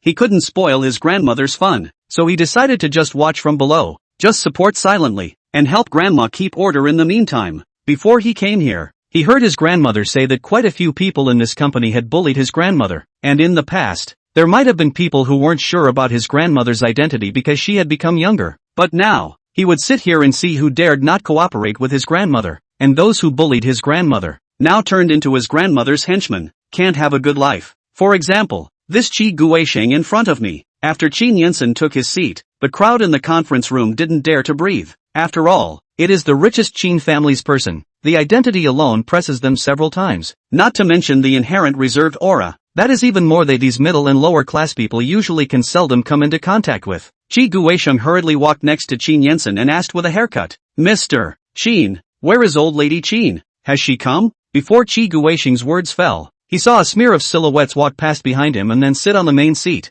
Qi Guisheng turned back to look, and the person was dumbfounded. Who else could the person sitting in the main seat be if not Lin Xingqing? Qi Guisheng hurriedly spoke, this seat is not for you to sit in. That is reserved for old lady Qin. Lin Xingqing looked at Qi Guisheng calmly. I am old lady Qin. Qi Guisheng was even more dumbfounded after hearing this, and even the people in the conference room were shocked and at a loss for words. Yuan Jing, who was standing in the corner by the side, laughed in anger. Lin Xingqing, Don't rely on the fact that you have some relationship with General Manager Chin, so you can't understand your own seniority and do whatever you want. That position isn't for you to sit in. Shi Guisheng also hurriedly walked over to Lin Qingqing and warned in an exasperated whisper. Lin Qingqing, it's a formal occasion now. You can't make such a scene as you did just now and disgrace Mr. Qin. And, you're not scolding Mr. Qin as a grandson. Have you lived long enough? The conference room was too quiet, and Shi Guisheng's voice carried into the ears of everyone in the office. As if she had finally caught Lin Qingqing's pigtail, Yuan Jing spoke unforgivingly. That's right, you are scolding Mr. Qin's grandson. Mr. Qin, this woman dared to impersonate your grandmother. I think she's just trying to deliberately humiliate you in front of everyone. Just now, Mr. Qin was able to bail Lin Qingqing out, and Yuan Jing wasn't sure of the relationship between them. But now, no matter what their relationship was, Lin Qingqing was definitely dead. Lin Qingqing had dared to scold Mr. Qin for being her grandson in front of so many executives. Mr. Qin would definitely not let Lin Qingqing off the hook. Surprisingly, the General Manager Qin's fury they expected didn't happen, and General Manager Qin even spoke calmly. She is the old lady of the Qin family, the current major shareholder of your company. Chapter 109, a grandmother in her early 20s makes everyone skeptical. Mr. Qin is crazy, right? First of all, Lin Qingqing was just a girl in her early 20s, and secondly, how frugal Lin Qingqing was usually poor. Could Yuan Jing not know? So what makes Lin Qingqing able to enter the richest Qin family? And what makes Qin Yensen willing to be a grandson? It's just ridiculous. The crowd in the conference room, no matter how much they had seen of the world, was silent. It's a scene they've really seen for the first time. Although they didn't have the chance to meet characters of the Qin family's level, as high-level leaders who had been mixing in the shopping mall for many years, they had more or less heard something about the Qin family. The old lady of the Qin family was already over 80 years old and had recently been bedridden and dying, and the girl sitting in the main seat at the moment was only 21 years old. On what grounds did she claim to be the Qin family's old lady? And with Qin Yensen's consent? Everyone's CPU is dry burning and can't figure out what kind of dogfighting scene this is. Shi Guisheng wiped the cold sweat that continued to emerge from his forehead and looked at Qin Yensen incredulously. Qin, Mr. Qin, you're not kidding, right? How could she be the old lady of the Qin family? Qin Yensen glanced at the time on his wristwatch and looked at Shi Guisheng with some impatience. When I say she is this meeting still open or not? If it's not open, don't waste my grandmother and I's time. Into the conference room has been 3 minutes. The meeting has not yet begun to carry out. This is if in the Qin group,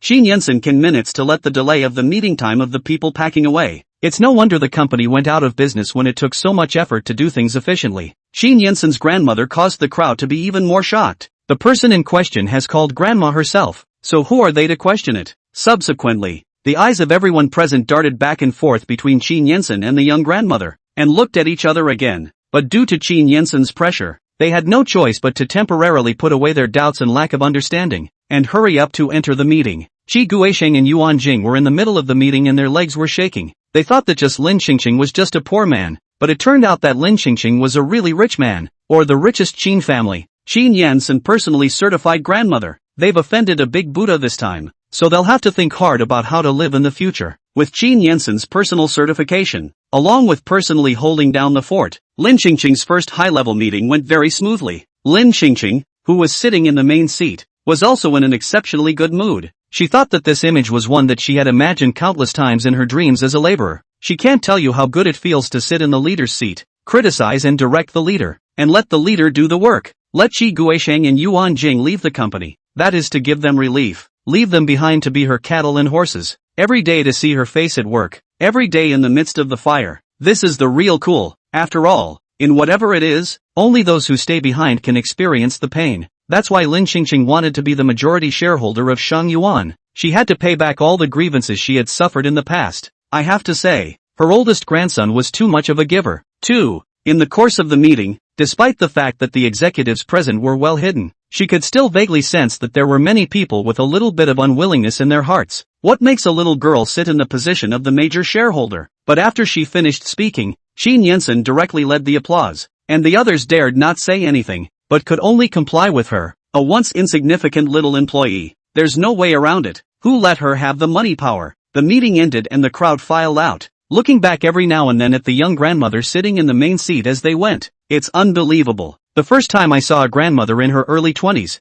Anyone who watched it had to go home and wonder about life for a few days. Shi Guisheng and Yuan Jing didn't dare to leave at all because they knew very well in their hearts what they had all done to Lin Xingxing before this. If they don't find a way to make up for it, they will certainly not have a good life in the future. Shi Guisheng looked at Lin Xingxing with his head bowed and hunched. Old lady, you see what other requests you have, just mentioned them. Lin Xingxing sat in the main seat, her hands propped up on her chin as she pondered for a moment. I'm still missing an office. I'll have someone move out a new office for you. Don't bother, I think your office is fine. She had been thinking about this old Den's office for a long time. The most luxurious and decent place in the whole company. No one would miss it. Shi Guisheng's face changed slightly, but he still doggedly smiled and even said yes. Then she looked at Yuan Jing again. Go and organize all the scenarios you have on hand right now for me. Do it yourself and I'll send someone to keep an eye on you. Letting Harajong always bully newcomers to do the job. This time she'll make sure Harajong gets the job done herself. Yuan Jing's legs were numb. She hadn't done much work since she became the department manager,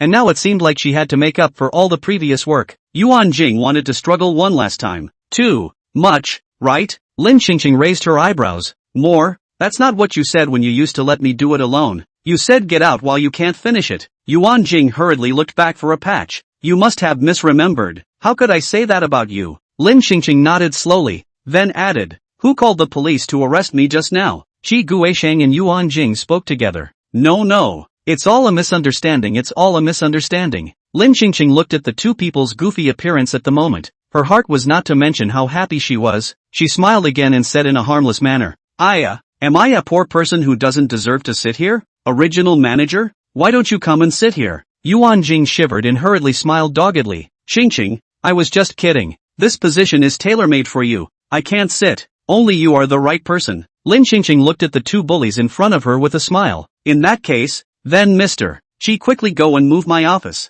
Does the original manager think that he doesn't have enough work? What are you still standing here for? The two left numbly. Lin Xingxing enjoyed sitting in the seat where Qi Guisheng usually pretended to be. TSK, don't tell me. The visual sensation on the main seat is different. It was also a surprise to realize that for once in her life, she would be able to turn around as a peasant. Xin Yinsen's face sank after hearing what he had just said, not realizing that his grandmother had suffered so much in this company before. Xin Yinsen, Grandma, why didn't you tell these things earlier? If you really can't be idle, you can also work at Qin's group. At that time, she did not cross over. I didn't expect that after crossing over, her original company would still be there. It's all minor workplace issues. It's fine. Lin Xingxing hurriedly changed the topic. How are you and your girlfriend doing? Once Lin Xingxing said this, Xin Yinsen was slightly stunned, and after a few seconds, he coughed lightly. It's quite good. Lin Xingxing stood up, walked to Xin Yinsen's side, patted Xin Yinsen's shoulder and spoke in a serious tone. Grandma is a person who has been here before,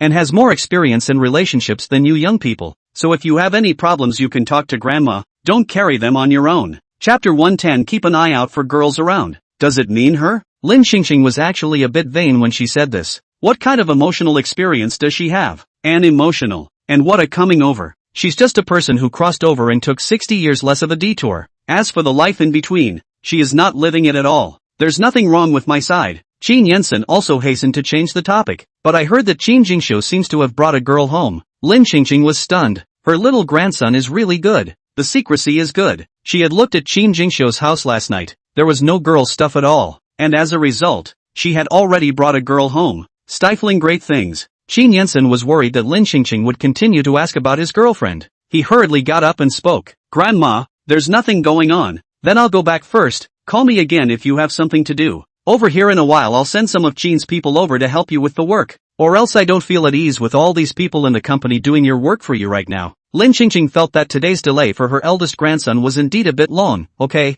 you go ahead and get busy. It's been hard on you today. Qin Yensen laughed lightly. You are my grandmother. These are what I should do. By the way, the string that Assistant Chen sent you last time, you forgot to take it away. It's in my office. Lin Xingxing almost forgot about this. You help me to return her. She is a little girl, to make money is not easy. You next time do not always to people that attitude. Face more smile. Last time the little girl scared not light. Okay, then I'll give it to her when I get back later. You must remember to tell her nicely and not to frighten her again. I know, Grandma. Lin Xingxing looked at Qin Yensen's departing figure and couldn't say what she felt in her heart. How could she be so virtuous as to have 3 such wonderful and handsome and knowledgeable precious grandchildren? Oh no, the second grandson seems to be a bit of a gas. So the second grandson remains to be examined. After Lin Qingqing moved into Qi Guisheng's office and arranged a bunch of work for Qi Guisheng, she didn't forget about Yuan Jing. Her main purpose for taking office was to see how Qi Guisheng and Yuan Jing felt when they were whispering and being called around by her. Seeing Qi Guisheng and Yuan Jing collapsing into a face that was lifeless, but had to force a smile to obey, Lin Qingqing was happy in her heart. Finally, she told Qi Guisheng, Xiaosu's year-end bonus and salary will be paid as normal, and then starting tomorrow, I'll make her my assistant and increase her salary by 1,000 per month. Front desk Xiaosu was originally still depressed because he was deducted from the salary deduction of the year-end bonus, but the result of a sudden promotion and salary increase, Xiaosu felt that he really got lucky. Qin's group, Qin Yinsen returned to his office, suddenly remembered something and called Secretary Li, have your assistant come over. Chen Yi, who was named by CEO Qin, panicked internally. If she was specifically called over at this time, it couldn't be that she happened to have some problem at work, could it? It's not like we're in the middle of a gunfight. Chen Yi feels like he's going to lose his job, and Secretary Li casts a reassuring look. Cheer up and good luck. Who in the company didn't know that Grand President Qin's woman had been snatched away from him, and he must be in a rage right now. Chen Yi summoned up the courage to knock on the door of the president's office, and when a cold enter came out from inside the office, she felt as if her heart had missed a beat. It's not heartfelt, it's intimidated. Mr. Qin, what are you looking for me for? Chen Yi's voice was careful, afraid that he would be scolded by his boss back home on his first job. Qin Yinsen's eyes moved away from the computer screen and looked at Chen Yi. He suddenly remembered what his grandmother had said about making sure to smile and laugh a lot so as not to scare the little girl. Qin Yinsen took out a delicate jewelry box from the drawer and placed it on the desktop, then tugged the corner of his lips. This thing is yours, right? Qin Yinsen usually seldom smiles at work, either with an expressionless face or a look that wants to eat people. Today suddenly smiled. Chen Yi felt that this smile was a bit eerie. She was even more frightened when she looked down again and saw the familiar jewelry box on the table. Isn't this the jewelry box she gave to the prospective boss's wife? No, it should not be the prospective boss's wife now. The boss's wife has been brought home by the young master and become the young master's person. So Mr. Qin found out what she gave to the boss's wife and started preparing to take it out on her? Chen Yi rushed to quickly think of ways to survive in her head. The first job in her life can't be lost like this. After a few seconds, Chen Yi smiled. It's my stuff, but it's my wholesale. I prepared it for everyone, and I also prepared a copy for you. And for you it's a string of the best crystals. Everyone had given it away, so Qin Yinsen shouldn't blame her for giving that girl a gift, right? After all, it's not like she sent that girl alone. It's just wholesale. Everyone sent it, and she specifically emphasized on giving Mr. Qin the best string, which begs for survival, can be said to be very strong. Qin Yinsen raised his eyebrows slightly. Wholesale? Yeah, 9 on the online lot. Not a very valuable thing. Isn't it looking like it's almost double 11? So I thought I'd give out benefits to my family, and I consider the company my home. So you and the people in the company are all my family. Chen Yi often liked to brush up on his live broadcasts recently, so he thought of this saying in a panic. Family? Qin Yinsen curled his lips in interest. What about sending me? Empty-handed. Chen Yi made up. Your delivery is still on its way. Did you send the rest of those out? It's all here. Haven't had time to deliver it yet.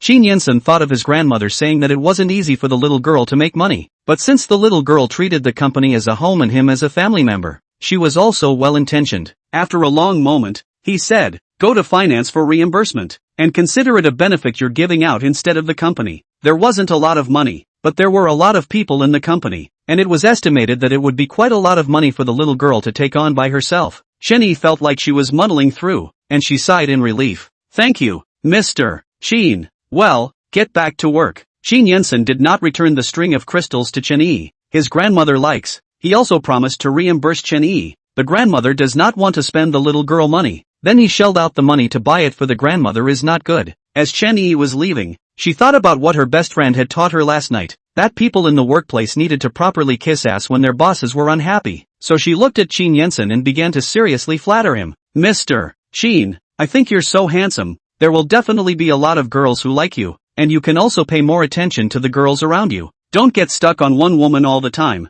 It affects your mood, and there's no point in keeping someone who can be easily snatched away. No point in grieving for her. Chen Yi didn't dare to say the latter part of this sentence. She was afraid that if she messed up, what if she stabbed Mr. Qin's heart? Qin Yinsen looked at Chen Yi with a complicated expression. Keep an eye on the girls around. Is that her? Chapter 111, is your boss a nice guy? Qin Yinsen withdrew his sight and continued to look at the information about Sheng Yuan Group on the computer screen. Go back to work. Chen Yi's taut nerves finally relaxed, and he had the feeling of coming out from the ghost gate. She should kind of keep her first job. It's so hard to work around the boss. No wonder her girlfriends always advise her to go home and inherit the family fortune. But just as she was about to turn to leave, the man's voice behind her came again. Wait, Chen-yi stiffened. Mr. Chin, this is again suddenly found wrong. Backtracked? She tugged at the corners of her lips and turned her head with a smile to look at Qin Yensen, who also had a smile at the corners of his mouth. How should she describe Qin Yensen's smile? It was probably a leathery smile, and to summarize, this kind of eerie smile was better than no smile at all. Chen Yi's heart and liver were trembling, but Qin Yensen just looked at her and didn't say anything,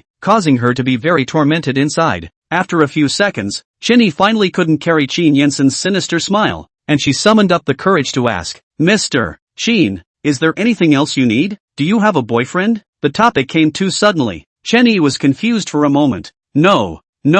Qin Yensen, office romances are forbidden in the company. Chen Yi nodded blankly. This I know. Get back to work when you know. Chen Yi walked out of the office. People are still confused. This is where with what At the end of her shift, she rushed to ask her BFF to go to dinner with her, begging for her help in solving the puzzle. Chen Yi told her best friend Zhang Baoan about today's events, and Zhang Baoan didn't understand. But Zhang Baoan was greatly shocked by Qinya's wholesale crystals. Sister, do you know that there are at least a few hundred employees at your Qin's head office? I know. The string of crystals I brought back for you amounted to nearly 100,000 RMB, and you're giving them to everyone in the company? You're not going to work? You're going to the world, aren't you, my living goddess? If you really can't spend all the money, why don't you look at me and I'll help you out? Chen Yi finished ordering, handed the menu to the waiter, and looked wisely at Zhang Baoan. Do I look that stupid for your BFF? I've already found a good merchant to deliver a similar model, and they're giving me wholesale prices. Zhang Baozhu frowned, worried. Similar models also want a lot of money. Anyway, certainly not single digit. You do not let the business cheated by glass beads. When you let your company know the staff to see out on the end of the day, back to their children know your identity. Sure to be crickets behind the scenes, said the Chen family that the Missy, stingy to send them glass beads. That can be too shameful. It won't be. I've chosen 1,000 reliable merchants, and it's true that the price isn't $9.09, but Boss Qin said he'd reimburse me, so I shouldn't have to lose too much. Your boss is still weirdly nice? Chen Yi picked up the warm water that the waiter had just poured for him, took a sip, and said pertinently, it's not bad, it's just that face is really scary. No wonder he was robbed of his girlfriend by his own brother. If I were his girlfriend, I wouldn't love to look at that face of his either. He's so nice to you. He's not in love with you, is he? Chen Yi looked like he heard something funny and laughed softly for a while. No way. He just reminded me that office romance is forbidden. And how can there be love in an office? Would you fall in love with someone who assigns you work every day and makes you work overtime? Young Boon nodded in agreement. That's true. But help me analyze this. What did he mean at the end when he asked me if I was single and said no office romance? Young Bowen propped his chin in half contemplation. Any new gossip in your company lately? Who are you rumored to be with? Gossip. Chen Ziyi thought about it and suddenly thought of something. Recently I heard that some people in the company said that I was rushing to Mr. Qin. Case solved. Your general manager Qin should have thought you had thoughts about him and told you that office romance was forbidden as a reminder that it was impossible between you. But I interviewed that time has been bragging about Mr. Qin, said Mr. Qin's great achievements in his career, just for the interview to pass. Who interviews do not hold the company and the boss to speak, which no to other people's mouths. Just give me to pass into Qin always my male god, is my idol. I when the secretary assistant is in order to marry into the mansion, close to the male god, I really convinced. Zhang Baoan sighed. Alas, with your position, plus your gender, it's inevitable that the workplace is sensitive. Anyway, you should try to keep a distance from Mr. Qin in the future, so you don't let Mr. Qin misunderstand again. I know, but you still have to help me get a decent crystal over here. It has to be a man's. I have to send it to Mr. Qin. I'm worried that Mr. Qin won't be able to see it if it's too cheap. Anyway, the boss should be pleasing or I have to be pleasing. I can't afford to lose this rice bowl. Good. Zhang Baoan lightly tisk, but then again, sister, your first month of work, not yet opened the salary. You have to start to pay out of their own pockets. The loss is a bit heavy.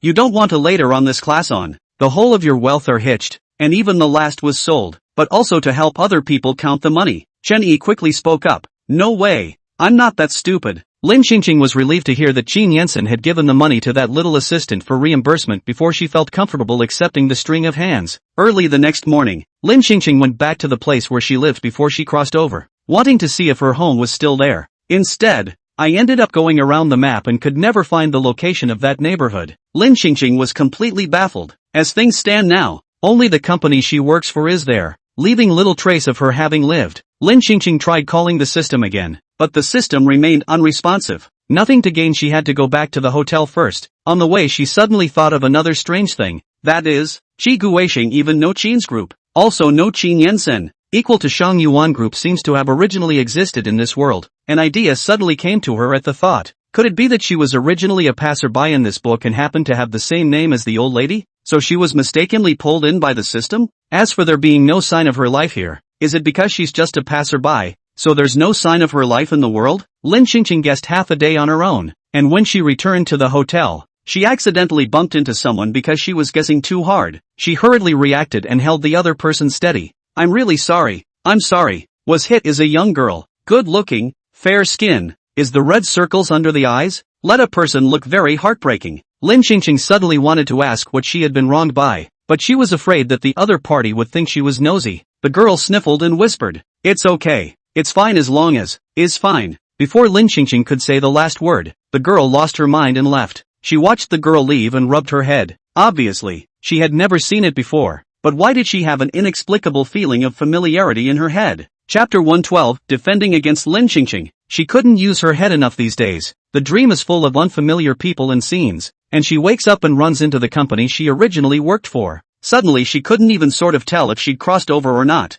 But when she stood in front of the mirror in her hotel room and looked at her youthful appearance, she was certain that what she had traveled through had really happened. After all, how could she have children and grandchildren when she was so young? Only crossing over would be so outrageous. Lin Qingqing, who was sure that it wasn't her own mental problem, called again to confirm Aunt Lu's situation. Ever since she left the vacation lodge, Aunt Lu had never left the lodge and was very much at her beck and call. So it seems that Aunt Lu may not be the mole, and that Butler Ding is the most suspicious. She'd have to find an opportunity to replace Butler Ding. There is just no evidence or reason. But does the head of the family need a reason to change his housekeeper? Not at all. Lin Qingqing directly sent a message to Qin Yensen. It would be most appropriate to leave this matter to Qin Yensen, if she went to do it herself. Now that she had become so young, it was expected that Butler Ding wouldn't even recognize who she was, and would definitely not listen to her and walk away. At this time, Qin Yensen was still checking the information of Sheng Yuan Group. He had done a brief understanding when he entered the stock before,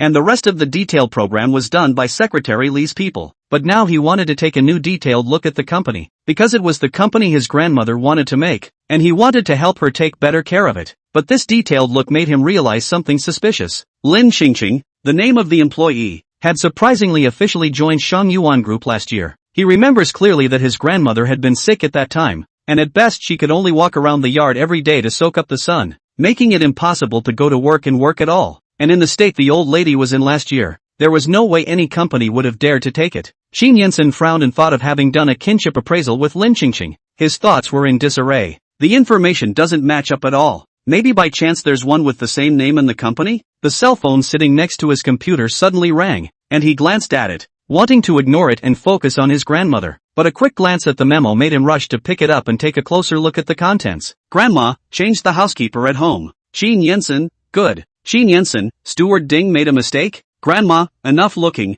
get me a younger guy. Or a pretty girl too. Thank you. Lin Qingqing knew it all from the plot. No evidence. Couldn't directly tell Qin Yensen that Butler Ding was a mole. Could only find a random reason. Qin Yensen, then let's change to a female. Lin Qingqing had a history of midnight madness, so how would Qin Yensen dare to find a young guy to be his butler? He didn't want to call the butler his grandfather. That's why he had to defend himself against Lin Qingqing points. The grandfather of their Qin family was not just anyone. Lin Qingqing saw that Qin Yensen was so obedient and compliant, and felt that this home was really getting more and more worry-free and better. Following this direction, she didn't believe that Lu Ziyan would still be able to succeed against the odds and take away the throne of their Qin family's richest man. At this moment Lu Ziyan was on his way to send Mu Yi to class. The car stopped in front of the school. Lu Ziyan pulled Mu Yi's hand. What time does class end? I'll come over to pick you up. Mu Yi's eyes were filled with a gentle smile. 4 o'clock in the afternoon. I'll just take the bus back by myself. No need to trouble you. Lu Ziyan's attitude was resolute. I'm your boyfriend. What's the trouble? I'll pick you up when the time comes. After Lu Ziyan finished speaking, he lightly kissed Mu Yi's forehead.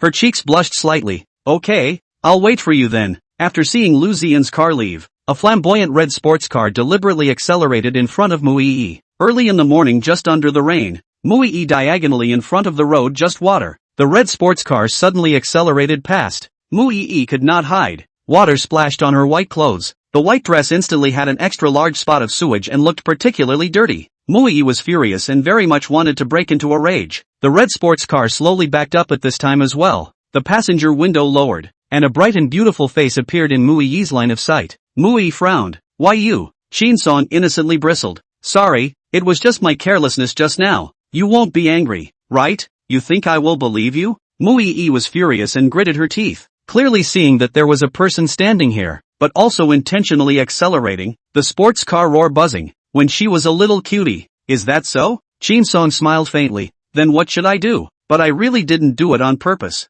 I'm sorry. Oh, I have to rush to class now. I'll leave first. I'll apologize to you properly some other time. After Shin-song finished speaking, he pressed the button to close the passenger window and suddenly accelerated again. The unguarded Mui was once again sprayed with dirty water, and Mui was furious and stomped her feet. Crazy woman. Mui also didn't know what was wrong with this woman. Every time they met they had to target her, as if they just had a grudge against her. Mui hadn't brought any other clothes with her, and if she went to buy one now, she would be too late for class, so she could only go to the acting classroom in this dirty dress. When she arrived, the students in the classroom were looking at the very distressed her with strange eyes. Mui was a little embarrassed, but as her eyes swept over to Shin-song, who had a look of unconcern, she was instantly enraged. But before she had the chance to settle the score with Shin-song, the murmurs from the side intermittently reached her ears. Mui? Isn't this the female model who exploded on the internet a few days ago? It's the woman who stole documents with the president of the Lu group. Wasn't she sued by Chin's lawyers? How come she's here in class? It couldn't be that the Lu family bailed her out, could it?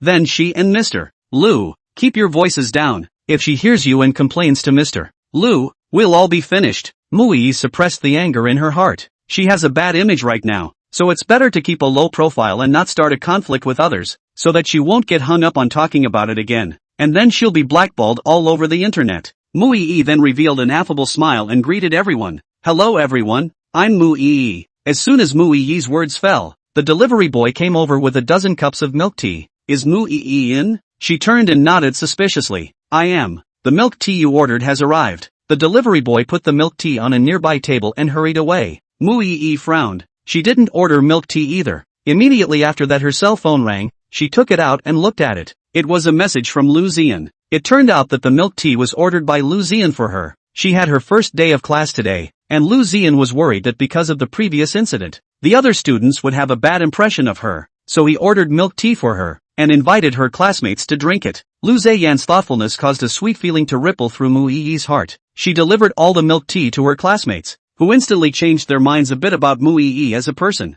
He's polite, courteous and generous. What kind of person steals a program? There's no way to say there's an inside job in the middle of this. Shin-song looked at the milk tea Mui handed over. She didn't take it and snorted, really able to pretend. No wonder she can charm all the men. Chapter 113, Almost Meeting My Late Grandfather. Mui's face was a bit ugly, but she thought about her own current road reputation. In the end, she swallowed the words she wanted to choke with Shin-song, turning to a softer look. I don't know what you're talking about. I'm just trying to make friends with everyone. The curly-haired girl next to her heard, holding a milk tea came over, stood beside Mui. Looking at Shin-song's eyes not really friendly. Did not offend you. She is also kind to send you milk tea. You do not appreciate even if it's not necessary to speak so offensive. Shin-song's eyes moved to the curly-haired girl's face as she raised her hand to tie her long hair into a high ponytail and laughed softly, her eyes hinting at her innate arrogance. Speaking for a person with a bad track record, a cup of milk tea can buy your bottom line? People like you don't deserve to talk to me either. Shin-song turned around and walked away after she finished speaking,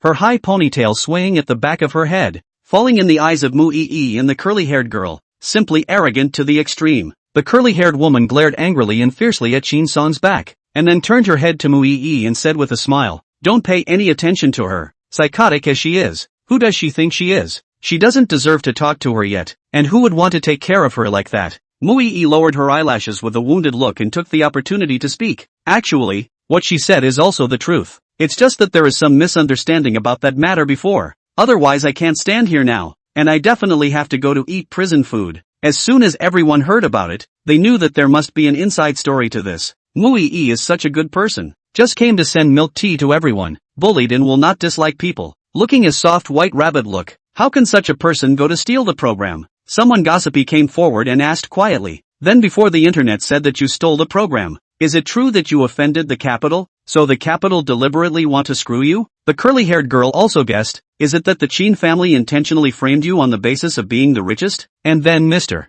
Lu saved the day and helped you get justice? Muii looked at the people who gathered around to gossip with a desire to speak, and in the end did not explain anything, just averted her eyes and said ambiguously, "Don't say that. When the time comes, the Chin family won't let me off the hook." Everyone instantly sympathizes with Muii. Muii can say this. Must have been bullied and scared by the Chin family, and everyone is even more convinced that Muii's theft of the program was framed by the capital suppression. What are you afraid of? Don't you still have Mr. Lu behind you? Just tough it out with their Chin family. Who's afraid of who? The curly-haired girl also followed and agreed. That's right. Mr. Lu's strength isn't worse than the Chin family's. Doesn't the Chin family have a technologically leading brain core technology? Let Mr. Lu snatch it over. And by then, won't Lu's group still rub the Chin family under their feet? Muii's eyebrows moved slightly, followed by a sigh. That technology, in fact, should have originally been Lu's as well. Holy, the Chin family is actually so excessive? The richer the person is, the more unclean he is.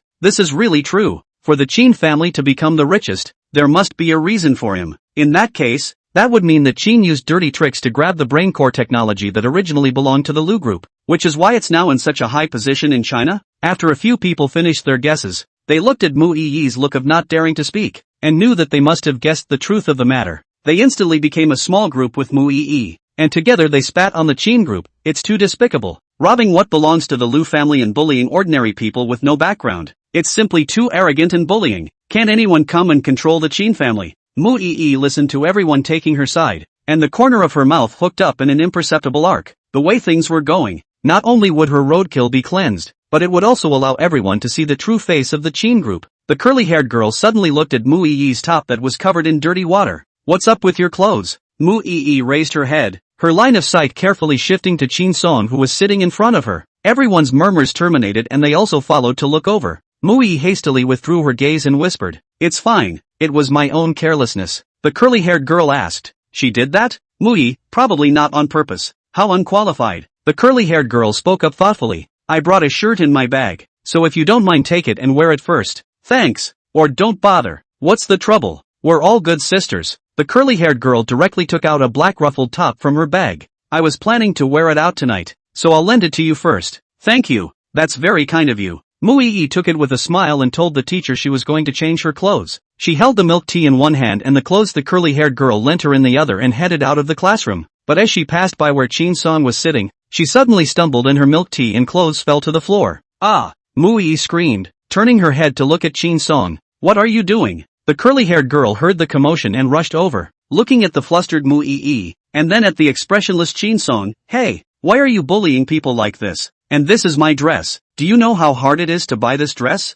It's the latest model from D brand. It takes ages to reserve it." The curly-haired girl hurriedly squatted down and picked up her clothes, looking at the clothes that were drowned by the whole cup of milk tea. Her anger went straight to her head. "You're sick." Curly Hair gritted her teeth and scolded Chin Song. Chin Song inclined his head to look at the little cutie. The same eyes looked at the two of them. Their bright and delicate eyebrows were breathless. "You two can graduate from this class." She clearly hadn't even moved. So Muii suddenly came over and screamed, plainly startling her and almost having to meet her departed grandfather before she could lose her temper. As a result, these two little cuties, screaming at her. The curly-haired girl Gu Xiaoxiao could see that Chin Song's body was all luxury brands, but she was also a small rich second generation. She was not afraid of Chin Song. Carrying the dress that was still dripping milk tea, she pointed at Chin Song's nose and said angrily, "What do you mean? Dare to bully someone who doesn't dare to admit it?" "Right." Muii also hastened to answer. Her lips pursed lightly, aggrieved and looked at Chin Song. "Just now you drove a car and sprayed me all over the dirty water.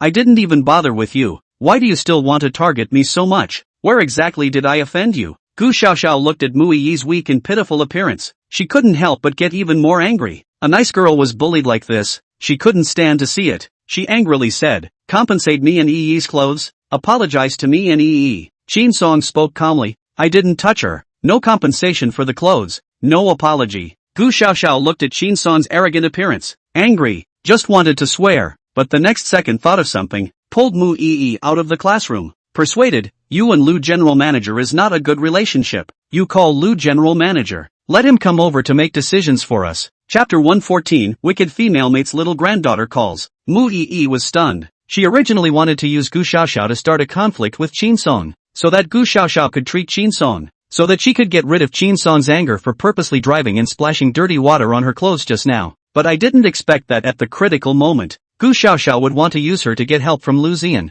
It seemed that she had underestimated Gu Xiaoxiao. Mu Yi didn't want to rely on Lu Ziyan for everything. She directly said, "My relationship with Mr. Lu is also very general, and for this small matter, I don't think there's a need to trouble others." Gu Xiaoxiao frowned. "How is it unnecessary? Can you tell her to get the hell out of here? Apologizing and compensating for her clothes is trivial to her, but as long as she's here for a day, she'll still bully you every day in the future. Only by making her get the hell out of here completely will you not be bullied by her." Mu Yi didn't think so much at first. She only wanted to pull a few enemies for Qin Song, so that Qin Song wouldn't have time to keep staring at her targeting, and she could study acting properly. But now, she felt that what Gu Xiaoxiao said also had some truth to it, and that it would be better to pull enemies for Qin Song than to just chuck him out so that she could study without worrying. Mu Yi hesitated for a moment and sent a message to Lu Ziyan. Inside the acting classroom, Qin Song was now being executed by everyone in the classroom with their eyes. Qin Song shrugged indifferently and crossed his legs as if nothing had happened, waiting for the teacher to start the lesson.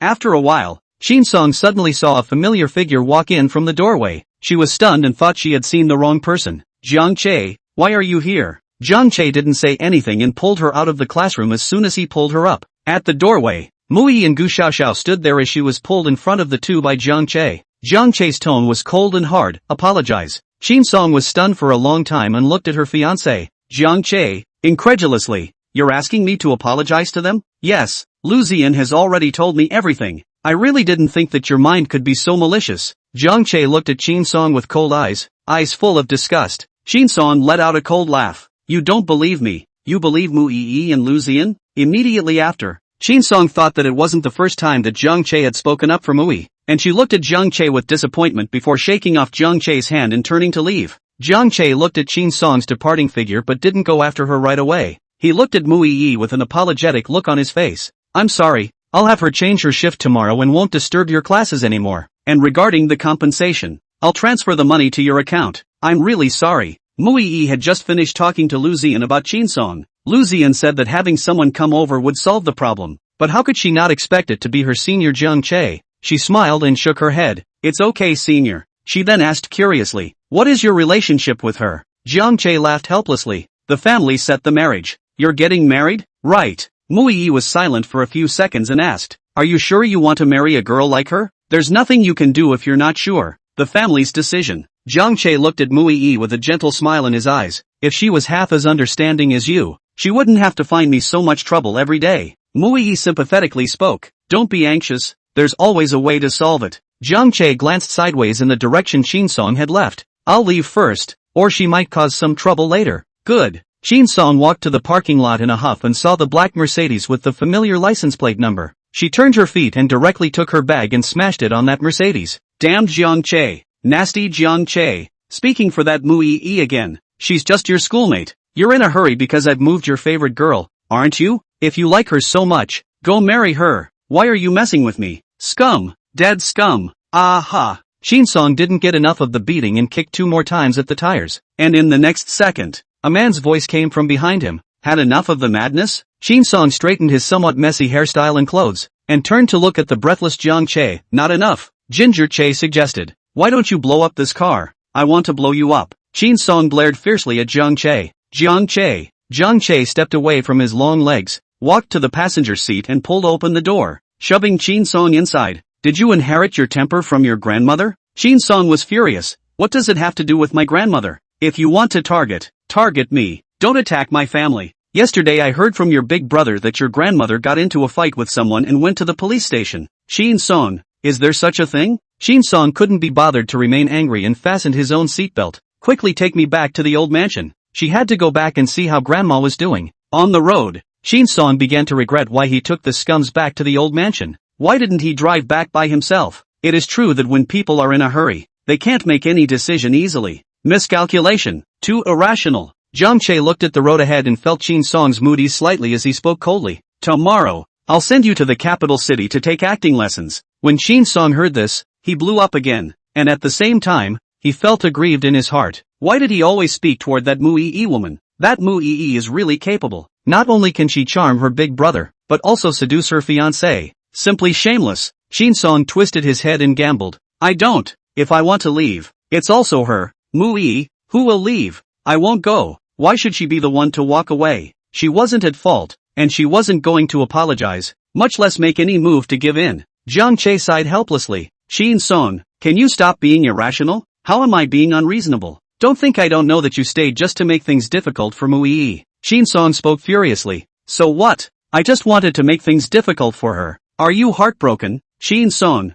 Jiang Che pulled the car to the side of the road, coldly looking at Shin-song, who looked like he was going crazy, and rubbed his eyebrows. Shin-song unbuckled his seatbelt, pushed open the door and got out of the car, directly taking a taxi back to the old mansion. Sitting in the cab, she began to regret why she took Jiang Che's car just now. Perhaps she still had a slight chance that Jiang Che would coax her in the car, but it didn't turn out to be. He just asked her to apologize and told her to leave Jiang City, stay away from Mu-ee, and not to make things difficult for Mu-ee. Shin-song suddenly felt a bit ridiculous. This fiancé of hers was not as important as his schoolmate in his heart. Then is this marriage still necessary? But I don't think her grandmother would approve, would she? The marriage, after all, had been contracted for her by her grandmother. It was also a marriage she herself had once looked forward to for a long time. As a result, Jiang Che disappointed her time and time again, making her feel that this marriage had lost the meaning it originally had in her heart. Shin-song returned to the old mansion and didn't see her grandmother, so she called her grandmother. At this time Lin Qingqing is lying on the balcony rocking chair sunbathing. This kind of pension life seems to be good. Suddenly do not want to make an effort. What happened? The phone sitting on the table rang, and Lin Qingqing touched the phone with her eyes closed, then squinted her eyes to see the contact on the phone screen, her little granddaughter. Chapter 115, A Scumbag. Simply a scumbag. Lin Qingqing carefully recalled the drama about this little granddaughter. She remembered that the plot of the system's reward only said that the young granddaughter was the book's evil female counterpart, in one stroke, and did not describe it too much. She analyzed that this little granddaughter should be a vicious female supporting character who edges into a very small part, or else she wouldn't be without an important plot. What's the name of your granddaughter? Let her think about it. It seems to be called Shin-song? Lin Qingqing hurriedly sat up from her recliner and cleared her throat. The first time she spoke to her youngest granddaughter, she had to fight the urge not to show her face. After clicking on the connection, Shin-song's anxious and concerned voice came from the receiver. Grandma, I heard that you fought with someone yesterday? What happened? Who's the old lady who bullied you? Did you get hurt? Lin Qingqing listened to the heartwarm. Before crossing, her parents have long been gone. There is nothing around the relatives. Every day in order to be able to live in the big city, toiling and running, the company and the rental house, 2 points a line, over the boring, no time to make friends, and no time to fall in love. There was even less around to care about her. Anyone who could initiate a call to her was either a landlord calling for rent, or a company leader having problems with the job she had been assigned, or a microfinance loan, or selling insurance, and a northern Maine scam minding her waist. Anyway, the kind of calls that cared about her and had good things to say to her would certainly not come to her. That's why she was annoyed every time she heard the phone ring before. But she didn't realize that after crossing over, most of the calls she received were concerned about her safety and health. She couldn't tell you how touched she was to be cared for by so many people. Get out of here. Who still coaxes her like a grandma? Lin Qingqing smiled. It's nothing major. Your big brother has already helped me out. Shin-song was stunned. This sound is not quite right. Why does it sound so full of mid-air? Just like a young man, not at all like the old woman's previous pale, raspy voice. Shin-song looked at the cell phone screen to make sure he hadn't made a wrong call, then asked suspiciously, Are you my grandmother, Lin Qingqing? Is the girl so perceptive? She just said one thing and it showed? Lin Qingqing momentarily didn't think of where the problem was. She had to say stiffly, Of course I am. Then she thought about the fact that she had an ID and she could do a paternity test. So what was she so vain about? In front of the iron evidence, even if she turned into ashes, they would have to recognize her identity. Shin-song couldn't help but begin to doubt himself. Couldn't it be that it was a problem with the earpiece of the cell phone? That's why Grandma's voice has changed? Shin-song didn't think too much about it. She sniffled and said, It's good that it's okay. Which old lady is so ungrateful? You tell me. I'll go and take revenge for you. I'm fine. It's you. Lin Qingqing listened to her little granddaughter, the evil female match, with a somewhat heavy nasal voice and asked with concern, What's wrong with you? Crying? Shin-song hurriedly spoke. I'm fine. Grandma was old. Shin-song did not want to let her grandmother worry about her anymore. But Lin Qingqing heard something wrong. She intuited that there must be something wrong. Who bullied you? Tell Grandma. Grandma will go clean him up. Chin Song's tone weakened. No one bullies me. In the end, he was a junior, and once the elders pressed down, Chin Song's tone was hard to hold on to, and it was so obvious that he was lying that Lin Qingqing must have heard it. People of our Qin family, as long as I live for a day, I won't allow anyone to bully. You honestly tell Grandma what really happened. Don't be afraid. Grandma will definitely do it for you. Chin Song was silent for a moment and spoke carefully. Grandma, I want you to break off the marriage. Set with the Zhang family, is it okay? When Grandma had finalized the marriage with the Zhang family, she didn't know what favors she had exchanged with the Zhang family. After all, a marriage of their kind of family lineage was simply impossible without any interests involved. If the marriage is broken off, the grandmother's side breaks her promise. It will definitely be very difficult, and if not good, she will have to pay out a not insignificant loss to the Zhang family. Lin Qingqing frowned. Marriage? She said it? This question is a bit over the top. Whether it could be lifted or not, she didn't know. After all, she wasn't sure how the original body and the Zhang family had talked about it before, but listening to Chin Song's voice, Chin Song must have suffered a lot from the Zhang family. The original body is also really, the happiness of the younger generation is not happiness? You can't just focus on your own happiness. You should also polish your eyes when choosing your granddaughter's son-in-law, or else your little granddaughter's happiness in her whole life won't be ruined. But she hadn't forgotten about her youngest granddaughter being a wicked match. She still had to ask first if the problem was with her youngest granddaughter or her granddaughter-in-law. Lin Qingqing asked sensibly, tell me first, what exactly happened? When Chin Song finished telling Lin Qingqing the whole story, Lin Qingqing's fists hardened. Scum. Simply a scum. Dissolve the engagement. It must be dissolved. Immediately. I will call the Zhang family right now. We can't get married. Whoever likes to suffer this aggravation will suffer. From Chin Song's narration, she learns that Zhang Che is Mu Yi's senior. Zhang Che she really doesn't understand. But can't she not understand Mu Yi? That's the heroine of the original book. The one with the biggest crush. The heroine that men can't stop seeing. 90% of Zhang Che is also one of Mu Yi's suitors. Attracted by Mu Yi's gentle, kind and beautiful persona.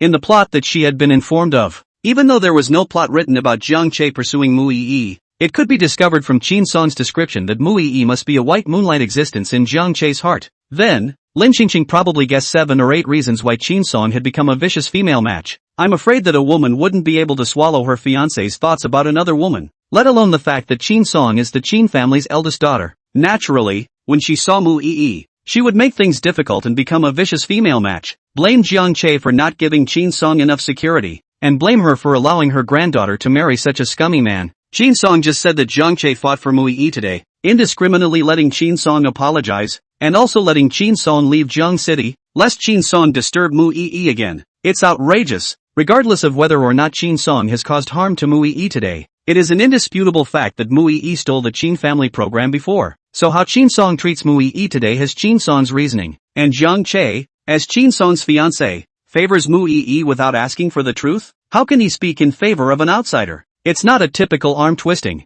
One could not dare to imagine how many more such grievances Chin Song would suffer in the future if she really married. Lin Qingqing was determined not to let her granddaughter be bullied like this, especially when it was the original book's hero and heroine, her mortal enemies on the road to holding on to the richest man. Lin Qingqing immediately guaranteed, this marriage you can rest assured, with me, absolutely cannot become a little. Chin Song was a little surprised. Grandma, you, just agreed? Chapter 116 Cancellation of the Union. What's there to hesitate about? I'm your own grandmother, not your enemy. Can I just stand by and push you into the fire? Then I'd be a bad person. Besides, we're not bad. What kind of men can't we find? If you want, you can choose any man in the world. Chin Song was shocked for a while before she reacted to the fact that what she had just found difficult was just agreed to by her grandmother. Chin Song, then what if the Zhang family makes our Chin family pay compensation? Then just pay for it. The last thing our Chin family needs is money. I'll compensate the Zhang family for as much as they want. Don't you work hard to earn money so that you can get ahead, so that you don't have to look at other people's faces, so that you don't just bow down to others and suffer? And since their Chin family was the richest,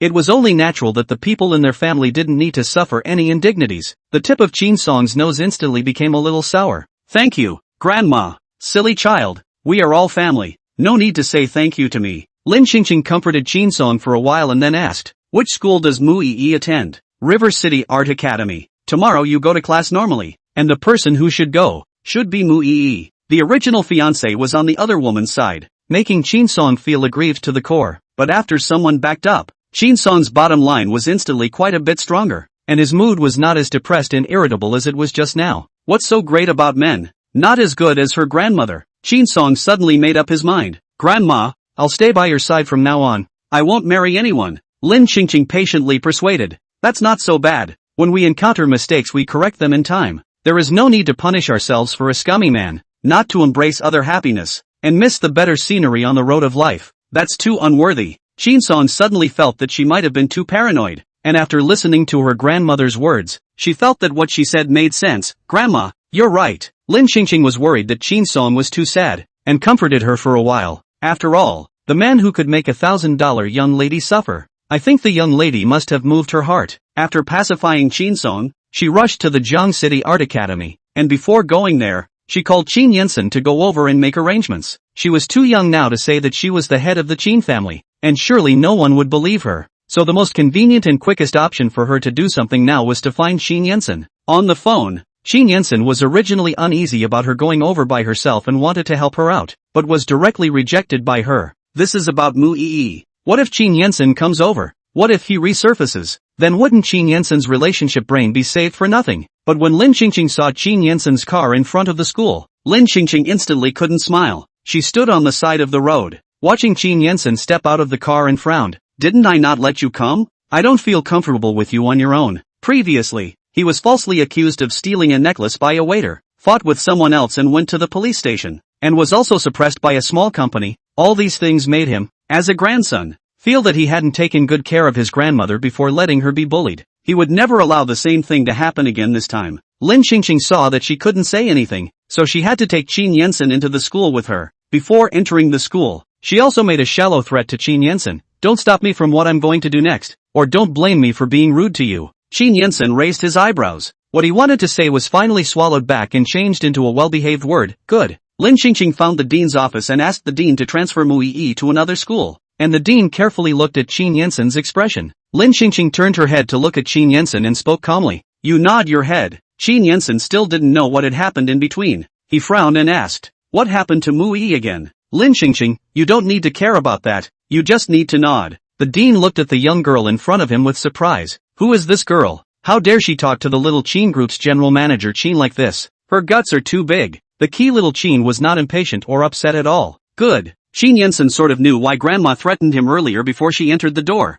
so it was because she was afraid that he would help Mu Yi. He had long since seen what kind of person Mu Yi really was, and even if he was stupid, he wouldn't hitch a ride on the fate of the entire Qin group, and the Qin family. Qin Yensen shifted his gaze to the dean, his tone cold. Do as she says. The dean agreed repeatedly. Okay, little mister. Qin. Mu Yi was in the middle of a class when the person was taken away by the dean and notified to go to the school in the Sea City. When she came out of the office, her face was particularly hard. The dean told her that it was someone from Qin's side of the family who had asked the dean to transfer her to another school. Qin group. Qin Song. Mu Yi understood the reason for this at once. It turns out that Qin Song's Qin is the Qin of the richest Qin family, and I have heard Qin Yensen say that he has a sister before. That is, he has never met. I didn't realize it was Qin Song. In that case, it seemed like she also knew why Qin Song was targeting her. It should be because she had upset her about hooking up with her big brother. Mu Yi clenched her teeth, thinking that there really wasn't a single good thing in the Qin family. Killing Lu Xian's parents, robbing the technology belonging to the Lu family,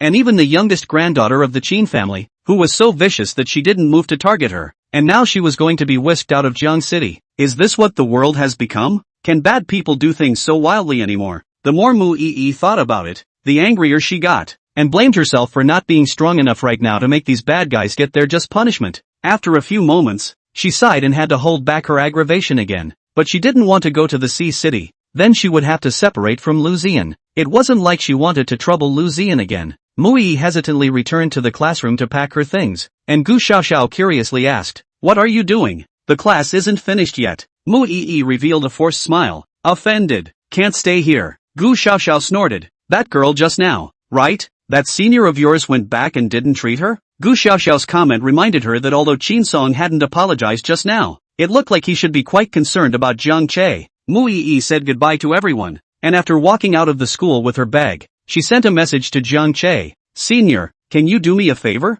Ginger Chul, what favor? Mu Yi, Qin Song wants to kick me out of Jiang City, but I don't want to leave. Can you plead for me? Or can you help me stay and not be in the same class as Qin Song? Do you think it's okay? Mui, I know this matter is a bit troublesome, but there is nothing else I can do. Ginger Che, I'm sorry. I didn't think she'd go so far. Wait for me to go back and have a good chat with her. Inside the Mercedes-Benz, Jiang Che pressed out his cigarette and closed the window, his hand just resting on the steering wheel when the phone suddenly rang again. It was his grandmother who called. Brat, get your ass back here. The Chin family wants to cancel the marriage. What the hell did you do to little Song Song? You bastard thing. Chapter 117 Mui was blocked. Jiang Che was stunned for a few seconds, then frowned slightly. Cancel the union? It's not like Chin Song to do that. Before, no matter how much he told Chin Song to cancel the marriage, Chin Song did not agree. Now why suddenly want to cancel the marriage? On the phone, Jiang Che's grandmother was shaking with anger as she spoke, and she couldn't wait to immediately wear out from the phone and catch Jiang Che on the spot to ask for the crime.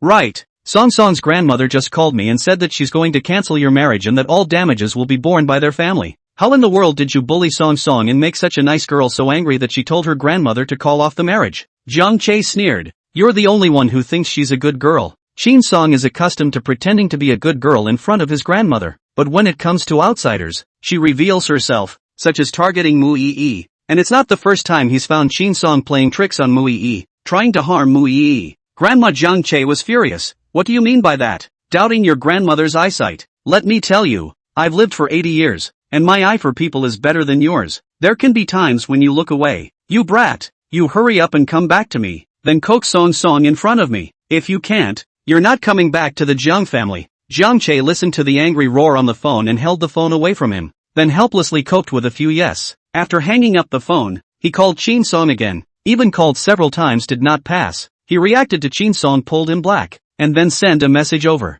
The chat interface shows that he is not the other side of the friend. Jiang Che bit his teeth and laughed softly. Really good. Chin Song. From the fiancé directly into the small black room, not even a process. He also wanted to know. He actually violated which royal law? Let Chin Song to him this attitude. He gazed out the car window and after a while, he drove to Chin Song's house. After Lin Xingqing calls the Jiang family to cancel the engagement, the Jiang family's old lady desperately tries to salvage the situation, but Lin Xingqing is adamant that she doesn't agree. The man her little granddaughter was going to marry had to be the best man in the world. Inside the car, Qin Yensen looked at Lin Xingqing's actions. His eyes were filled with shock. Grandma, wasn't the marriage with the Jiang family something you had already decided on? You also said before that Chin Song and Jiang Che are a perfect match. You are very optimistic about the two of them. Why would you suddenly cancel the engagement? Lin Xingqing spoke with a straight face. It's nothing. It just suddenly feels inappropriate. Qin Yensen's complexion gradually chilled. Is it possible that Jiang Che's kid bullied Chin Song? Lin Xingqing directly told Qin Yensen about the causes and consequences caused by Mui.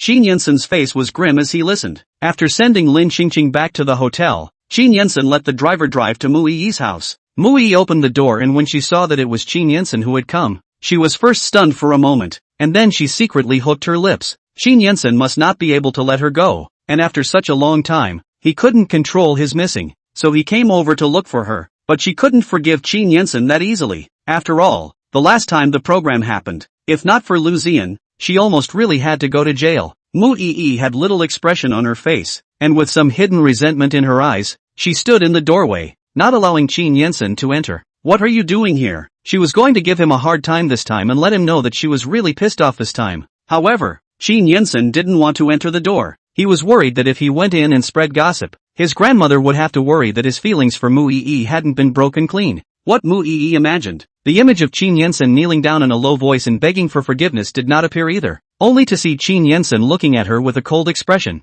His voice was even more cold and desperate as he warned her, stay away from our Qin family in the future. Chin Song is my sister. I won't allow anyone to bully my sister. Mui looked at Qin Yensen with dismay. After not seeing him for half a month, Qin Yensen seemed to have suddenly changed into a different person. Before he would never say such cold words to her, even if she was no longer happy. One phone call from her and Qin Yensen would still obediently appear in front of her and do things for her. Now she's even telling her to stay away from the Qin family. How did Qin Yensen suddenly change so much? She quickly explained. It's not me bullying her, it's her bullying me. Mui said. Eyes vaguely have tears flashing, red eyes, look choo-choo pathetic, and, she not only do not apologize to me, but also arrogantly want to throw me out of Jiang City, and even let slip that if I appear in front of her again, she let me and my brother in the city of Jiang City cannot be mixed. This last paragraph, is Mui add oil and vinegar now made up? In short, want to make people heartbroken? definitely want to say themselves the more miserable the better. The Qin Song's behavior said the more excessive the better. But Qin Yinsen's face was devoid of any look of heartache. Instead, he looked at Mu Yi with a cold smile and slowly spoke. Mu Yi,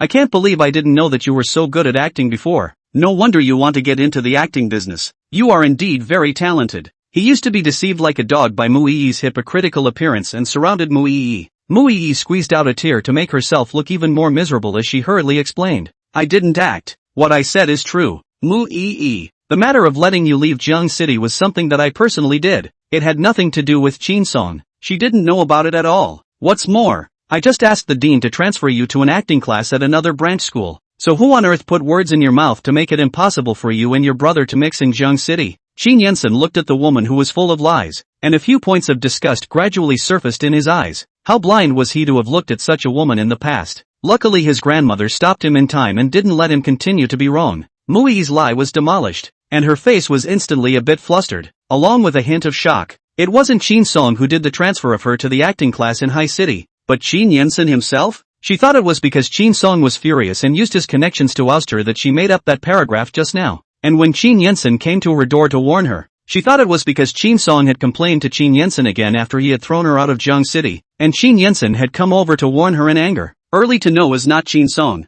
but in front of the Qin Yinsen, she just did not say so. This is good. In the face of the parties said exposed.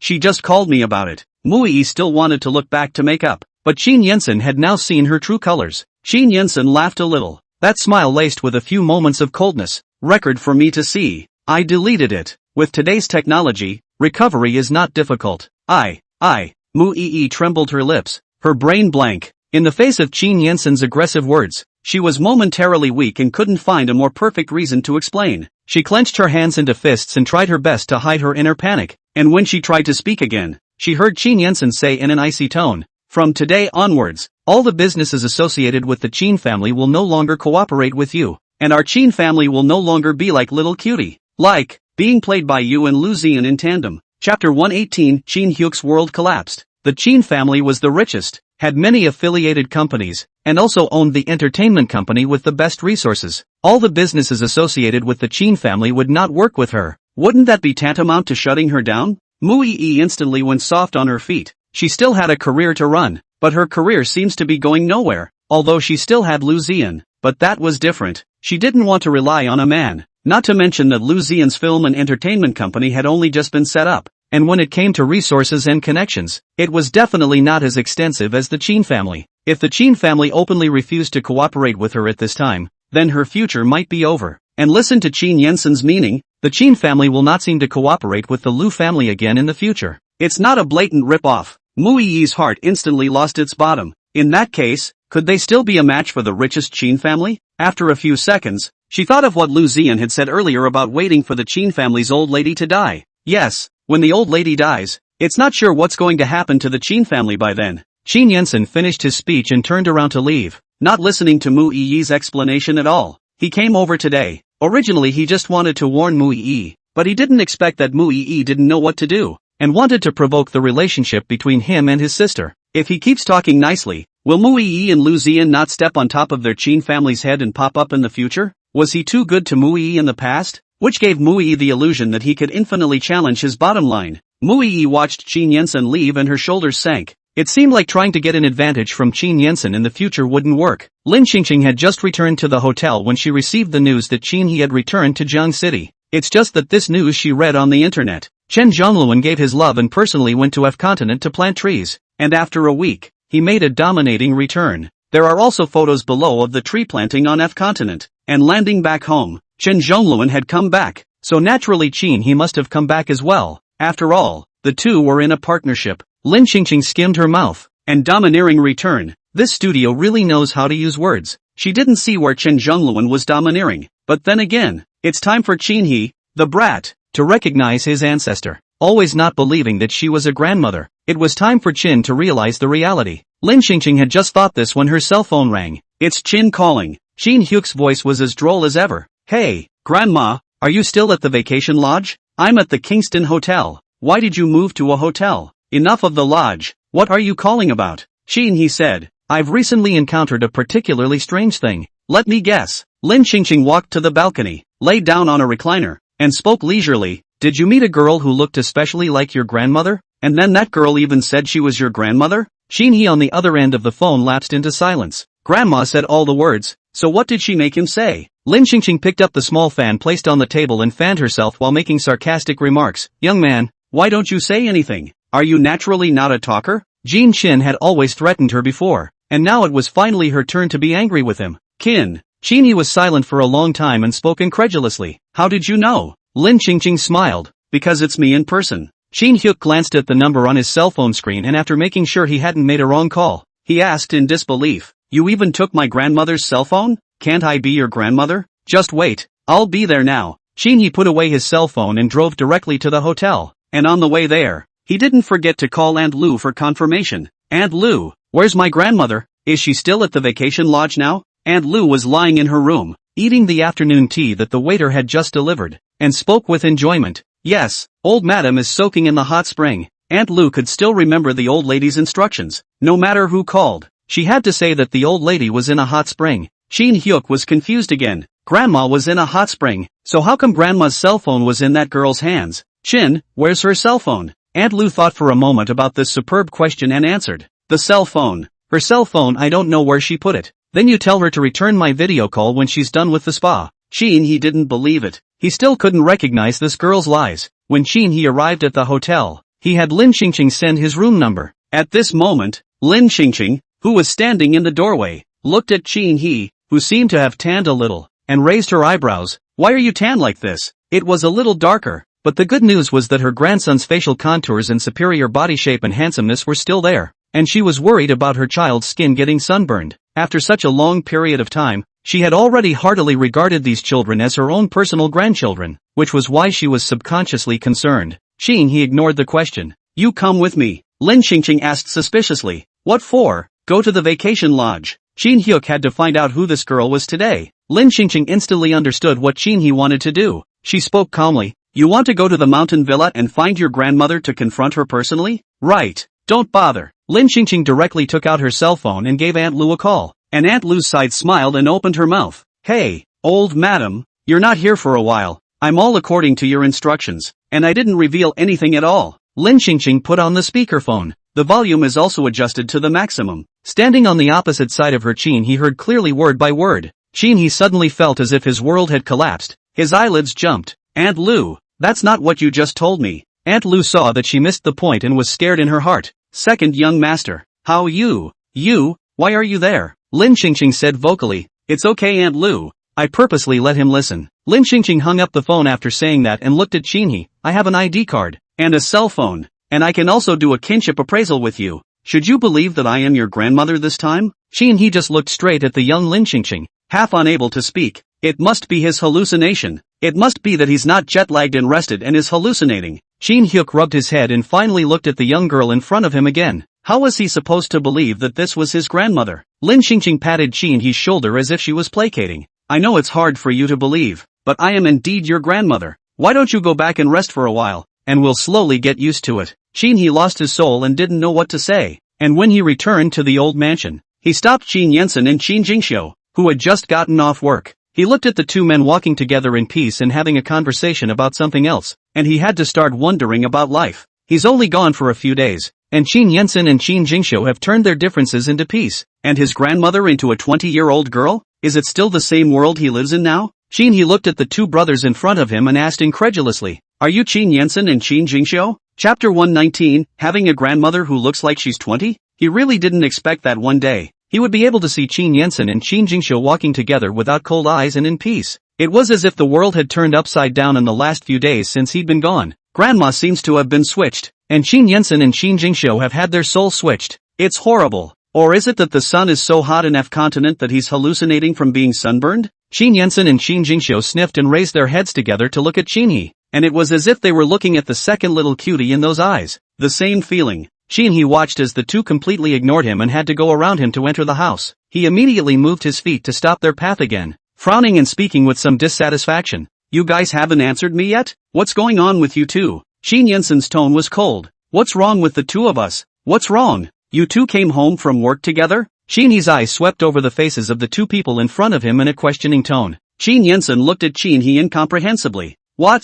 We can't go home from work together? Which rule is that? After Qin Yensen thoroughly saw what Mu Yi was like today, he felt more and more that the reason why Mu Yi and Lu Zian had deliberately approached him and Qin Jingsu was because they had seized on the loophole of emotional incompatibility between him and Qin Jingsu. In order to avoid this kind of problem next time, guarding against Lu Zian and Mu Yi was one aspect. He and Qin Jingxiu also had to communicate more, so that there would be no more information bias that would lead to misunderstandings between the two. Moreover, Grandma said, the Qin family is such a big enterprise. There are a lot of people who covet the Qin family. If the Qin family can't be properly united together, then sooner or later, they will bury Grandpa's life's work. Qin Yensen naturally wouldn't do such a stupid thing. Almost, though, he might have been stupid. Luckily his grandmother blocked it just in time for him to come to his senses early. Qin He looked at the two incredulously. It's not a rule. Haven't you two always been at odds? Qin Jingxiu, who had been silent, suddenly spoke. Who said that? Your delusion.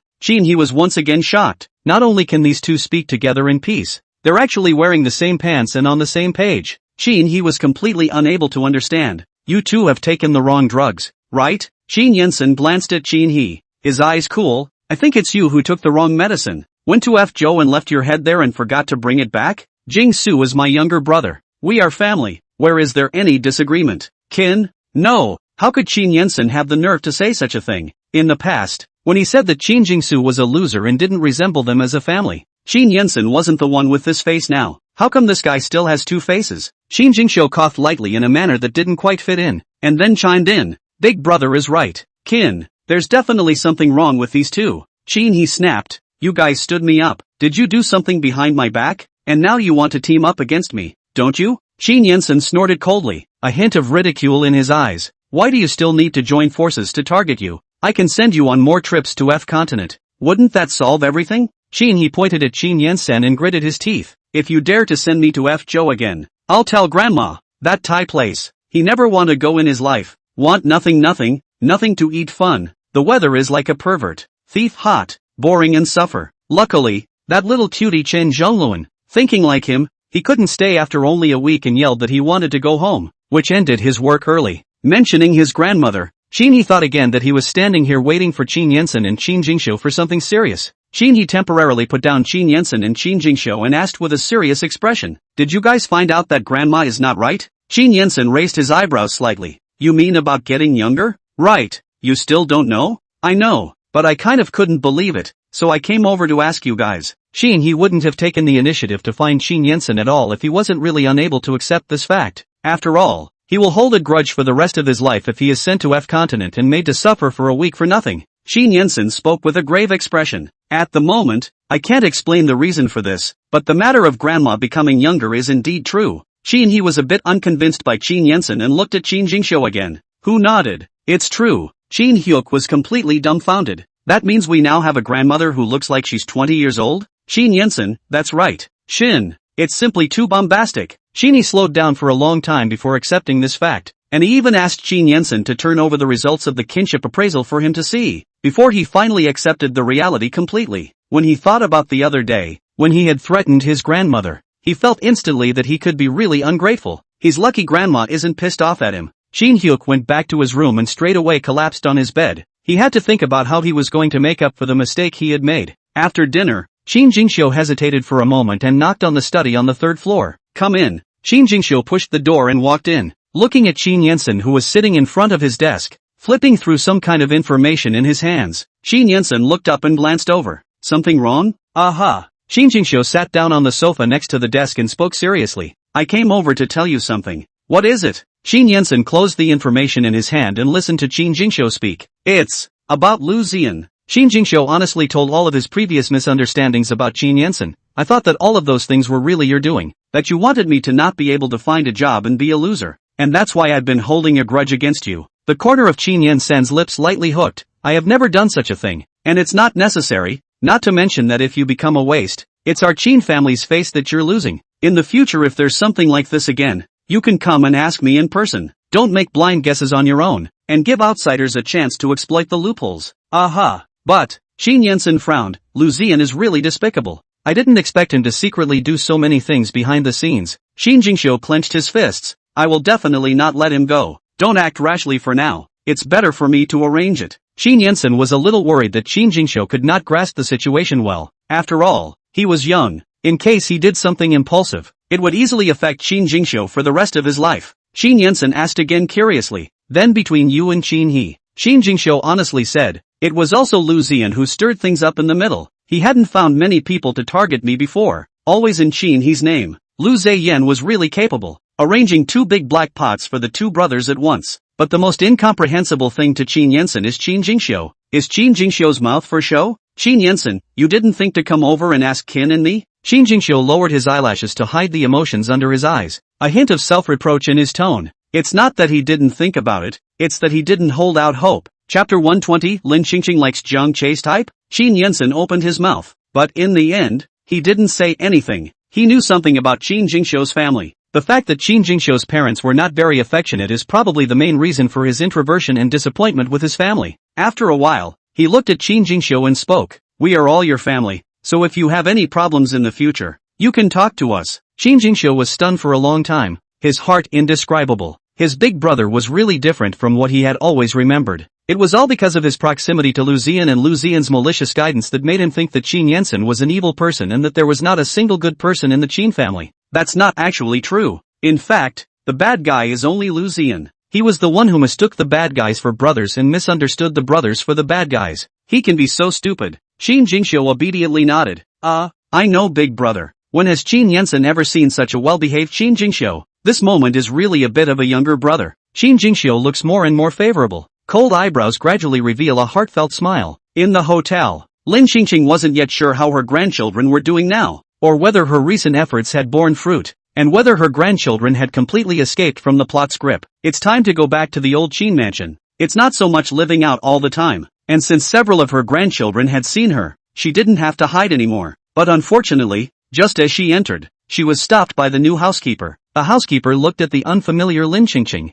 Hello, who are you? Lin Qingqing also looked at the faceless housekeeper. I am Lin Qingqing, the mistress of this home. Lin Qingqing didn't have the heart to call herself an old lady. The housekeeper's brow furrowed slightly as a group photo hung in the study, which did not show the girl. As a housekeeper, it was impossible for her to have a memory error and not even recognize her own master. The housekeeper was confused and said to wait a moment and went to call Qin Yensen, who heard it and personally went downstairs to greet him. Why have you suddenly returned? Lin Qingqing smiled. It was no fun living outside, so I came back. Qin Yensen turned his head to look at the housekeeper and said with a straight face, this is. Lin Qingqing hurriedly interrupted Qin Yensen. Just call me MS. Lin. The housekeeper smiled. Yes, MS. Lin. The housekeeper took Lin Qingqing's suitcase and asked Qin Yensen which room to put it in, and Qin Yensen said, put it in my grandmother's room. The housekeeper swept her eyes strangely over Lin Qingqing, and then asked the servants to carry the suitcases upstairs. After the housekeeper left, Lin Qingqing spoke.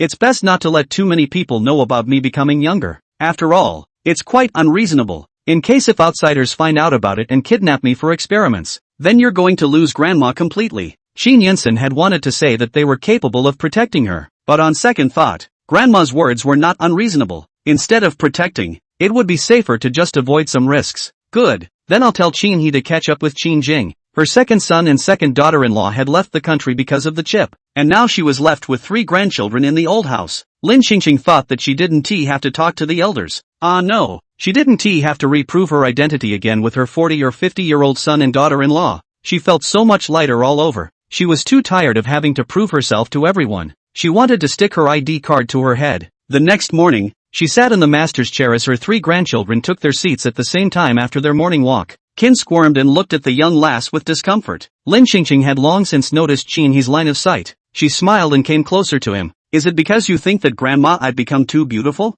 Qin He honestly said, you have indeed become beautiful. So beautiful that I feel like grandpa can't even match you now that he's crawled out of his coffin. This big filial grandson is really bound to get beaten up when he leaves his mouth. Lin Qingqing disliked Qin He with the other end of her chopsticks. The way you say that, how chilling it is for your grandfather to hear in the 9 Springs. Qin He hurriedly dodged. I'm telling the truth. Even if my grandfather is still alive, he's still an old man with all his teeth gone. Can you still look at him? Lin Qingqing hadn't lived with her original husband, so of course she didn't want to, but if she had, that would be a different story. She sighed sadly. People don't come back from the dead. Your grandfather is a thing of the past. We have to move on. Qin Yensen nodded in agreement. MS. Lin is right. After dinner, Qin Yensen and Qin Jingxia went out to work one after another, but Qin He was slow to leave. He still remembered how he threatened his grandmother before and how he pretended to be a bully in front of her, and now it was a bit embarrassing. Lin Qingqing looked at Qin He's abrasive appearance as a big man. She couldn't help but take the initiative to speak. What else do you have to say quickly?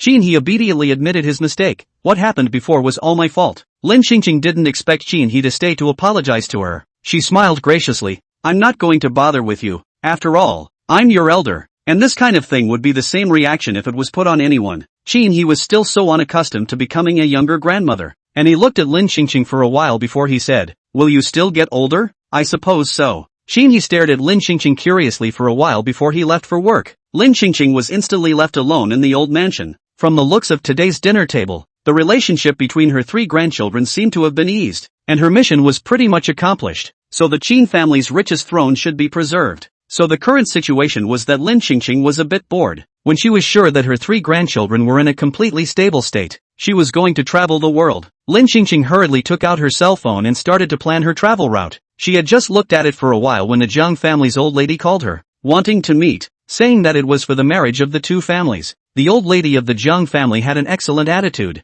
and Lin Qingqing had to give her elder's face anyways. In the evening, Lin Qingqing arrived at the hotel and had just gotten off the bus when she ran into Chen Zhongluan. Chen Zhongluan looked at Lin Qingqing and spoke with a smile. The 2 of us are really destined for each other. Lin Qingqing looked at Chen Zhongluan with some disdain. Maybe the sins are too heavy. We're all here. Why don't we have dinner together? Lin Qingqing didn't stop her footsteps and directly refused. No. Chen Zhongluan cheekily followed behind Lin Qingqing and smiled playfully as he spoke. Then how about you give me a contact information? That way I don't have to think about how I can meet you every day. Lin Qingqing suddenly stopped in her tracks. She turned her head to look at Chen Zhongluan and said seriously, the 2 of us are not suitable. You should stop following me. How do you know until you try? You're not my type. So what type do you like? The ginger chul type? Lin Qingqing? What's going on here? Jiang Che, who was behind the 2, was also stunned. Chapter 121 Lin Qingqing introduced to her boyfriend. The first thing Chen Zhongluan did when he came back was to inquire about Qin He's sister. Chen Zhongluan's sky was about to collapse when he learned that Qin He's sister was engaged to the Jiang family.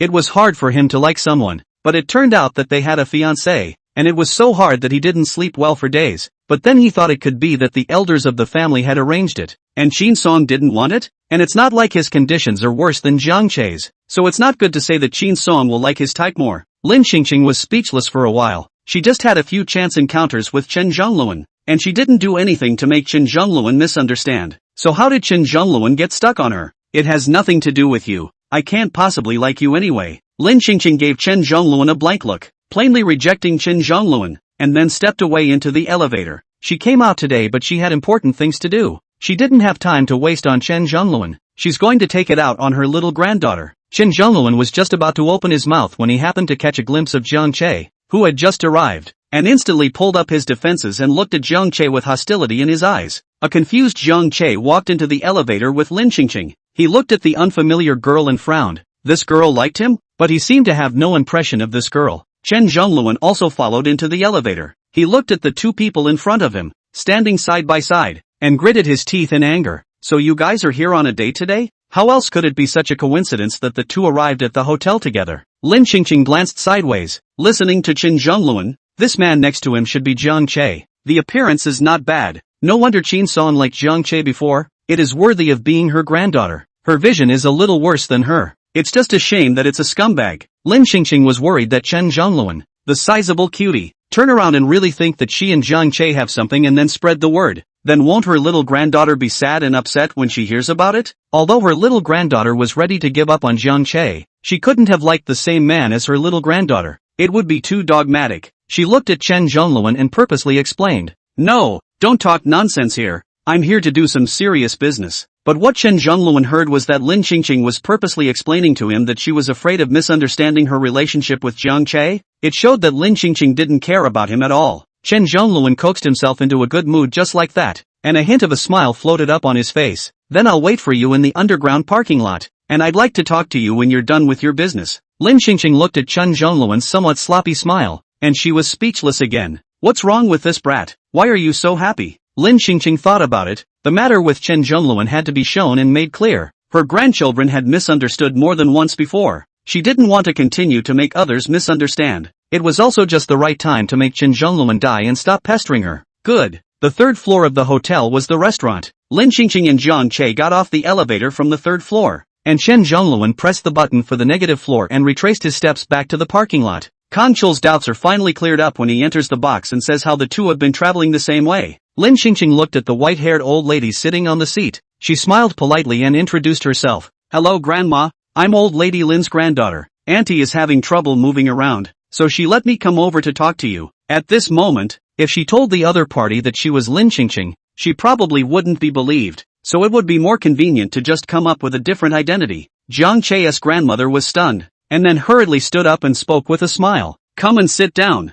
In fact, I looked for your Qin family to come over today, mainly for the marriage of the two children, but can you, this granddaughter, make the decision? It's okay, you tell me. I'll go back and report to my aunt, or you can call and talk to my aunt in person. I just didn't think it was sincere to call, so I made an appointment to meet and talk. Lin Qingqing, with a gentle smile in her eyes, patiently said, Grandma, in fact, whether it's a relationship or a marriage, it's all about what you love and what you want. Since Qin Song doesn't want to get married to Jiang Che, she naturally has her own ideas, and this is a matter of feelings between their juniors. If you really want this marriage to end on a happy note, I think the first thing you should do is to understand Jiang Che's situation clearly, and then ask Jiang Che what he really thinks. And if Jiang Che really can't let go of Qin Song as well, then let Jiang Che play a role on his own, and chase Qin Song back like a man, instead of doing what you're doing right now, where you're bringing Jiang Che here to apologize, and salvaging the marriage through exchanging words amongst the elders. That's what's insincere. Immediately after that, Lin Qingqing added, marriage is a matter of two people, whether they get along well or not,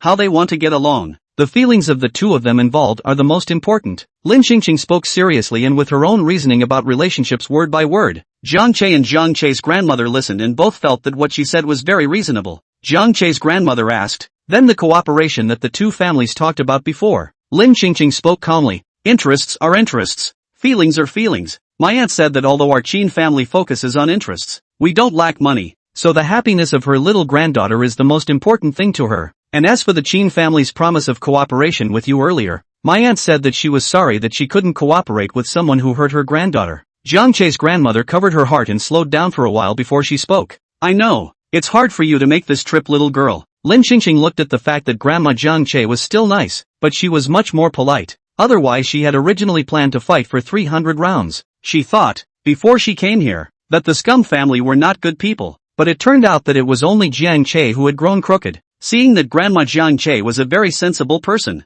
Lin Qingqing glanced at Jiang Che on the side and said, then there's nothing else. I'll go back first. Good. Grandma Jiang Che suddenly looked up and asked again, do you have a boyfriend? Lin Qingqing tilted her head and looked at Grandma Jiang Che suspiciously. No. Grandma Jiang Che looked lovingly at the well-behaved and understanding, beautiful and stable Lin Qingqing. She smiled. Why don't you take a look at my grandson? Not this one, but the other one. I think you're a pretty good girl. Grandma, I'm not married. Thank you kindly. Lin Qingqing politely refused and then hurriedly left. If she didn't leave, she, the Qin family's grandmother, was going to become someone else's grandmother's granddaughter-in-law. And this relationship was too messy, right? Lin Qingqing finished settling the Zhang family and went to the underground parking lot. Chen Zhongluan was leaning against the car waiting for her. Beside Chen Zhongluan, there stood Lu Ziyan and Mu Yi. Lin Qingqing saw from their expressions that the two sides still seemed to be having a very pleasant chat. What is it that makes them so happy? Chen Zhongluan saw Lin Qingqing walk over and smiled as he introduced Mu Yi. This is Qin Song.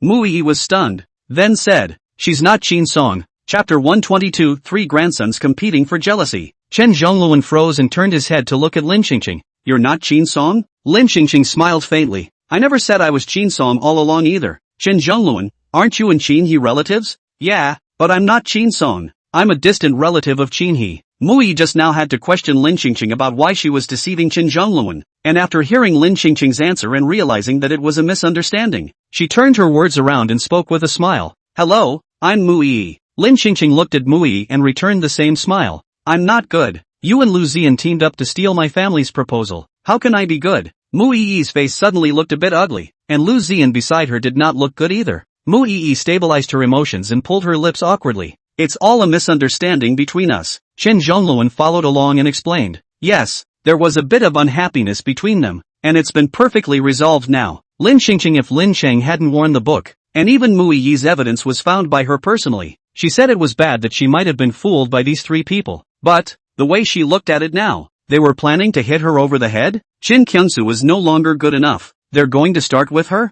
The main thing was that the three of them were looking at her as if they were staring at a piece of fat meat. It was so obvious. Lin Qingqing smiled. Oh, so that's how it is. She wanted to see what these three had in mind. Mu Yi looked at Lin Qingqing. A hint of calculation flashed under her eyes. Why don't Xian and I invite you to have dinner with us? Chen Zhongluan suddenly spoke out. No, we still have something to say. Next time. Mu Yi looked at this little cutie Chen Zhongluan, suddenly standing out and destroying her plans. She was a little upset in her heart. Okay then. Mu Yi regretfully left with Lu Zheyan. Chen Zhongluan shifted his eyes to Lin Qingqing and spoke with a smile. Well, next is date time for the two of us. Where do you want to go? Lin Qingqing's gaze retracted from Mu Yi and Lu Zheyan as she glared at Chen Zhongluan. Who's dating you? I came over here to tell you that I already have a husband and a few kids. If you don't mind, you can get in line first, and then I'll see how well you perform before deciding if I want you to be one of my husbands or not. Since a dry refusal wouldn't work, she would just disgust Chen Zhongluan away. She didn't believe that Chen Zhongluan could tolerate being her husband with another man.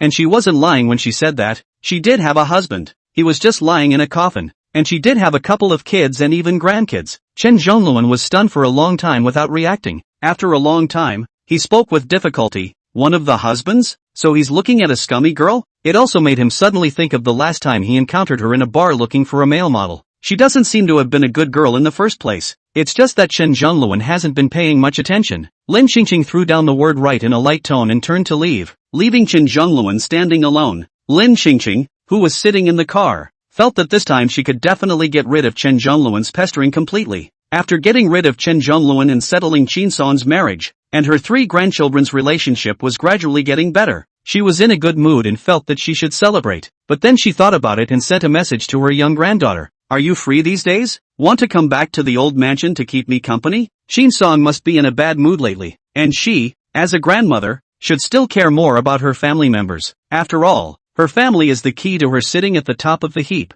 and a big contributor to helping her rejuvenate. After Lin Qingqing sent the message, she learned that Qin Yensen had already blocked Mui and was going to collect the Lu Group's equity. She was greatly shocked. Her oldest grandson made out, really completely out of plot control awakening. Tomorrow night she's going to cook herself and reward her oldest grandson. The next afternoon Lin Qingqing looked at the various fresh ingredients flown in from the kitchen, and the fresh fruits and vegetables that the maids had just picked from their own orchards and vegetable gardens. She kicked out the cooks and maids, rolled up her sleeves, and personally made a sumptuous dinner. In the evening, the three grandsons of the Qin family were shocked for a moment when they looked at their grandmother, who was wearing an apron and standing at the dining table, waiting for them to get off work. The aroma of the meal was overwhelming, and Qin Hyuk didn't know if it was because he hadn't eaten anything good in Seoul recently, or if grandma's handiwork was really good. As he looked at the colorful and fragrant food on the table, he couldn't help but frantically gulp. Holy, this is the first time in my life that I've eaten a meal made by my grandmother's hands. Qin Yensen glanced at Qin He, who looked like he had lost his mind. Grandma did it when we were little. You just don't remember.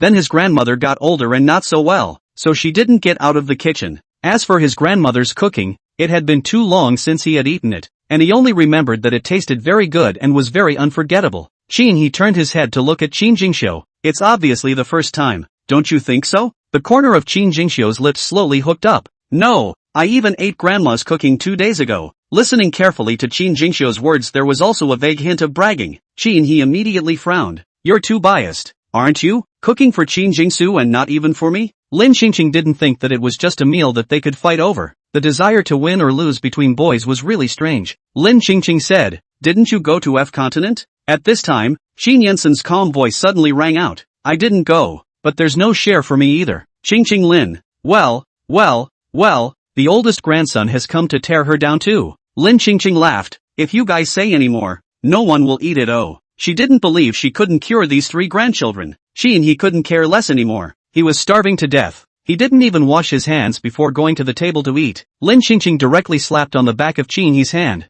Go wash your hands. After saying this, Lin Qingqing suddenly felt how she was really like an elder. Qin He ate the pain, skimmed his lips, and reluctantly spoke. Got it. After washing his hands and coming back, Qin He finally got on the table and stuffed everything into his mouth like a hungry wolf who hadn't eaten in years. No wonder you let us go home early this morning. So you prepared a surprise for us. Lin Qingqing's eyes curved up. Delicious, isn't it? Qin He, it's so delicious. And your cooking is so good. Grandpa is so blessed. I'm starting to envy Grandpa. Lin Qingqing looked at her 3 grandchildren who were all very satisfied with her cooking. Her mood got better. No need to be envious. If you guys like it, I'll give it back to you later when I'm in a good mood. He chucked another piece of sweet and sour pork and looked at his young grandmother with a smile. Okay, Grandma, when the time comes, you let me know in advance. I won't even eat for lunch. Save my stomach for more. Lin Qingqing smiled with her eyebrows. He finally said something to make her happy. She sat down on the main seat and was just about to open her mouth to speak, when the servant next to her came over and respectfully said, "Ms. Lin, there's someone outside looking for you." Chapter 123, Crazy Old Woman Comes to the Door. Lin Qingqing was slightly stunned for a moment. Someone came to find her?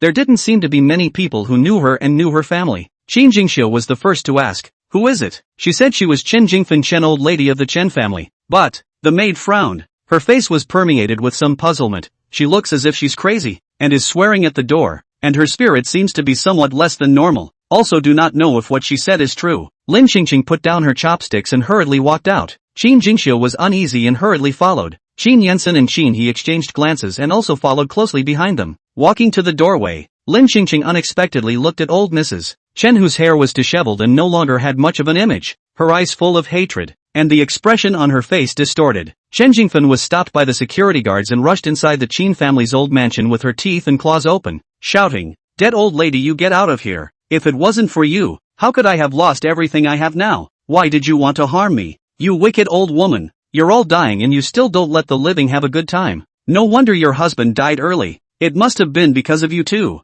You poisonous woman." After Chen Jingfen made Elder Chen sick with anger, although she wasn't kicked out of the Chen family, all of Chen Jingfen's spending was restricted, and even traveling was followed by someone at all times, and she had already completely lost her dream of a carefree life with food and clothing. She later learned from Chen Zhongluan that the reason why the Chen family didn't tell her to get the hell out of the Chen family was because the Chen family didn't want to make a big scandal and expose it, and didn't really forgive her. Chen Jingfen married old man Chen when she was in her early 20s, for the sake of not wanting to make an effort to live a life of honor and wealth early, and now that the honor and wealth is gone, it is more difficult for her than taking her life, and the culprit was old Mrs. Lin. Since old Mrs. Lin wouldn't let her have a good time, she couldn't let old Mrs. Lin have a good time either. Chen Jingfen's eyes reddened with anger, and her vicious curses never stopped. "Dead old lady, you are just relying on your family being the richest, so you deliberately bullied me. Let me tell you, with your behavior, your family will go bankrupt sooner or later. The whole family will die. There will be no one left to succeed you."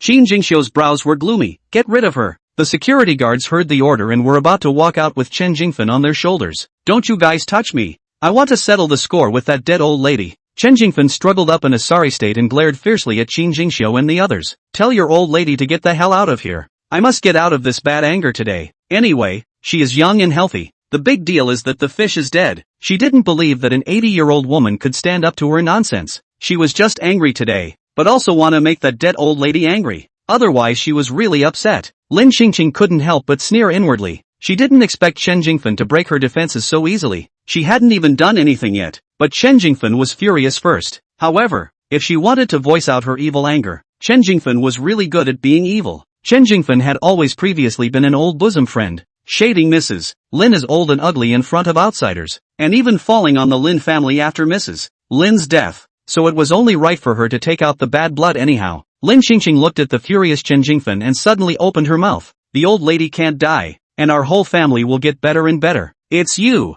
You don't have a son or daughter in your life, and when old man Chen is gone, can you see that there will still be someone in the Chen family to take care of you? This evil stepmother?" According to what she learned from the plot, Chen Jingfen is not good to old man Chen's children and grandchildren. After all, she is a stepmother, no blood relationship, and Chen Jingfen is a person who can only see glory and wealth in her eyes and does not care about any feelings. Cold-blooded. Lin Qingqing said calmly, "You'd better keep some virtue under your mouth and in your heart, or else you'll be afraid that your later years will be very difficult." Chen Jingfen looked at the young girl who was talking and sneered. "Who are you? It's your turn to talk to me? Call out your old lady to me. And don't fool yourself. Your old lady is clearly dying, and you still think I don't know? You think I'm gonna believe you when you try to piss me off with that? You think I'm going to believe that? That I'm going to have a hard time in my old age? I'm still young. My old age will be very good. I'll even make that old lady of yours look at me after she's dead and see me living a good life and die in peace. Doesn't she just want to see me live a bad life? I won't let her have her way." Lin Qingqing looked at Chen Jingfen, who was about to go crazy. She calmly took 2 steps forward. but Qin Jingxiu and Qin Yensen simultaneously reached out their hands to stop Lin Qingqing. Qin Yensen's eyes fell on Chen Jingfen, always on the alert for her movements as he whispered, "This old lady has gone crazy. Don't get too close to her or you don't know what else she'll do. To come and make a scene so openly and honestly, it's likely that they came prepared." Lin Qingqing didn't go any further. She felt that Qin Yensen was right. In case Chen Jingfen took out a knife or something and died with her, wouldn't she have traveled through this for nothing? The point was that her good life had just begun, and if she died like that, she would really die in peace. Lin Qingqing took a step back and slowly spoke. "You've had a good life. Why did you come here to make a scene? Who on earth is deceiving themselves and others?" Chen Jingfen looked at the young girl who was protected by the 3 grandsons of the Qin family. She just wanted to speak, but the more she looked, the more she felt that girl looking somewhat familiar, much like young Qingqing Lin. She and Lin Qingqing knew each other when they were young, so she more or less remembered the young Lin Qingqing, but then she thought it was impossible. How could this girl be Lin Qingqing? Lin Qingqing is an old lady. This girl was obviously only 20 years old. There was no way she could be Lin Qingqing. After Qin Jingfen dispelled this horrible thought, she looked at the young girl with cold eyes. "Shut up, you dead girl. I didn't come over here to look for you." Qin He's fists were hardened. If it wasn't for the fact that he didn't beat up old people, he really wanted to let Qin Jingfen know what would happen to a cheap mouth. He looked at the security guard and snapped, "Hurry up and take this crazy old woman away." Qin Jingfen saw that she wouldn't be able to see Lin Qingqing today, and as she was being held by the security guards on her arms, she looked at the old Qin family house that was getting farther and farther away from her, and hurriedly shouted, "When your grandfather was in the car accident, it was Lin Qingqing that was the one who messed things up. If it wasn't for Lin Qingqing, your grandfather wouldn't have died at all. It was Lin Qingqing who leaked the route in advance and hired someone to create the car accident. Your grandmother is no good." Qin Yensen, Qin He and also Qin Jingxiu were instantly stunned. Lin Qingqing frowned. She didn't have a complete memory and didn't know exactly how old man Qin died. For such a long time she didn't bother to investigate. She just didn't think it had much to do with her.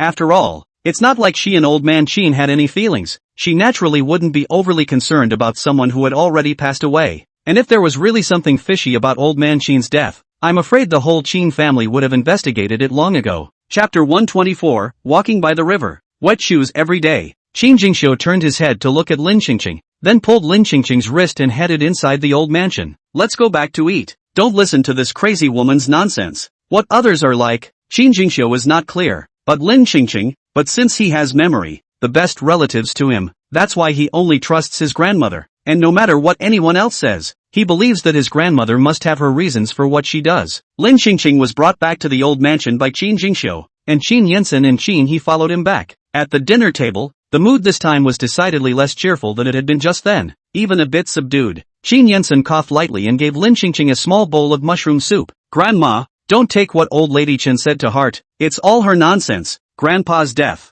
it's not your problem." So this comment could be interpreted by Lin Qingqing as still being somewhat related to her. Qin He looked at his grandmother who was a bit preoccupied since he came back. He also nodded and agreed. "Yes, grandmother, that old lady Chen is crazy at first glance. She must be having a bad time in the Chen family, so she can't see that you're having a good time. In fact, that old lady, I looked at her before and I felt that she doesn't look like a good person, and whoever is in the circle doesn't know that. She's being a friend of yours is just trying to rely on the relationship of our Qin family to do a good job. Good to do things, but also just grandma you kind heart. Take her as a good girlfriend to get along. So she's such a person's words. You do not need to take it to heart." Lin Qingqing pulled back her thoughts, looking at her grandchildren who didn't move their chopsticks and didn't even dare to move their chopsticks. She arched her eyebrows. "I didn't take it to heart. Let's eat. It won't be good if it gets cold in a while." She was actually curious about what had happened in between, but she couldn't find a reason to ask. How about one day, she pretends to have a fall and says she's temporarily lost part of her memory?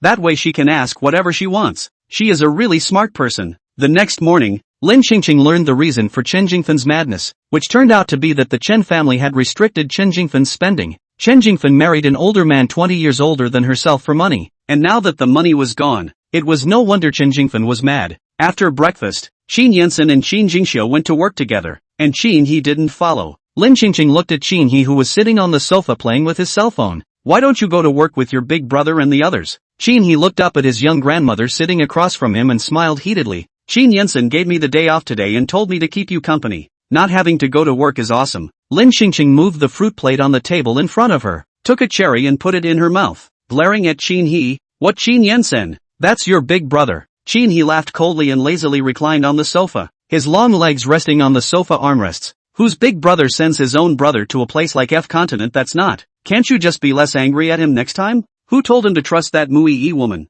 I had already warned him that that woman is not a good thing, and he even told me to get lost at that time. It's just like treating his good intentions as a donkey's liver and lungs. Let's not talk about him. What was all that gossip about you before? If it is not Chin-hee this brat, the original body will not be angry sick, since she occupied the body of the original body. Should be for the original body to understand what is going on. Chin-hee raised his eyebrows, put down his cell phone, and looked at Lin Xingqing. That wasn't gossip on my part. What's that? Chin-hee spoke with a straight face. It's all free love. Free love? How come those girls are depressed, injured, and trying to kill themselves? I gave them a breakup fee. They can't think of anything else. What can I do? And I said before we talked about it, I'm just playing around. We'll all get together when the time comes. Who knows that they're either going to hold me accountable, or they're going to blackmail me for money. Lin Xingqing's head buzzed after hearing this. No wonder the original was so angry and sick. She was about to explode with anger. Earlier she had said that Jiang Che was a scumbag, but it turned out that the world's scummiest scumbag was in her house. You're always walking by the river. You wet your shoes every day, aren't you? She held her forehead. Those girls' problems aside, don't you have any problems at all? Shouldn't you reflect on yourself? Can't you have a normal and healthy relationship? He sat up and pointed his finger at himself. I'm on this condition.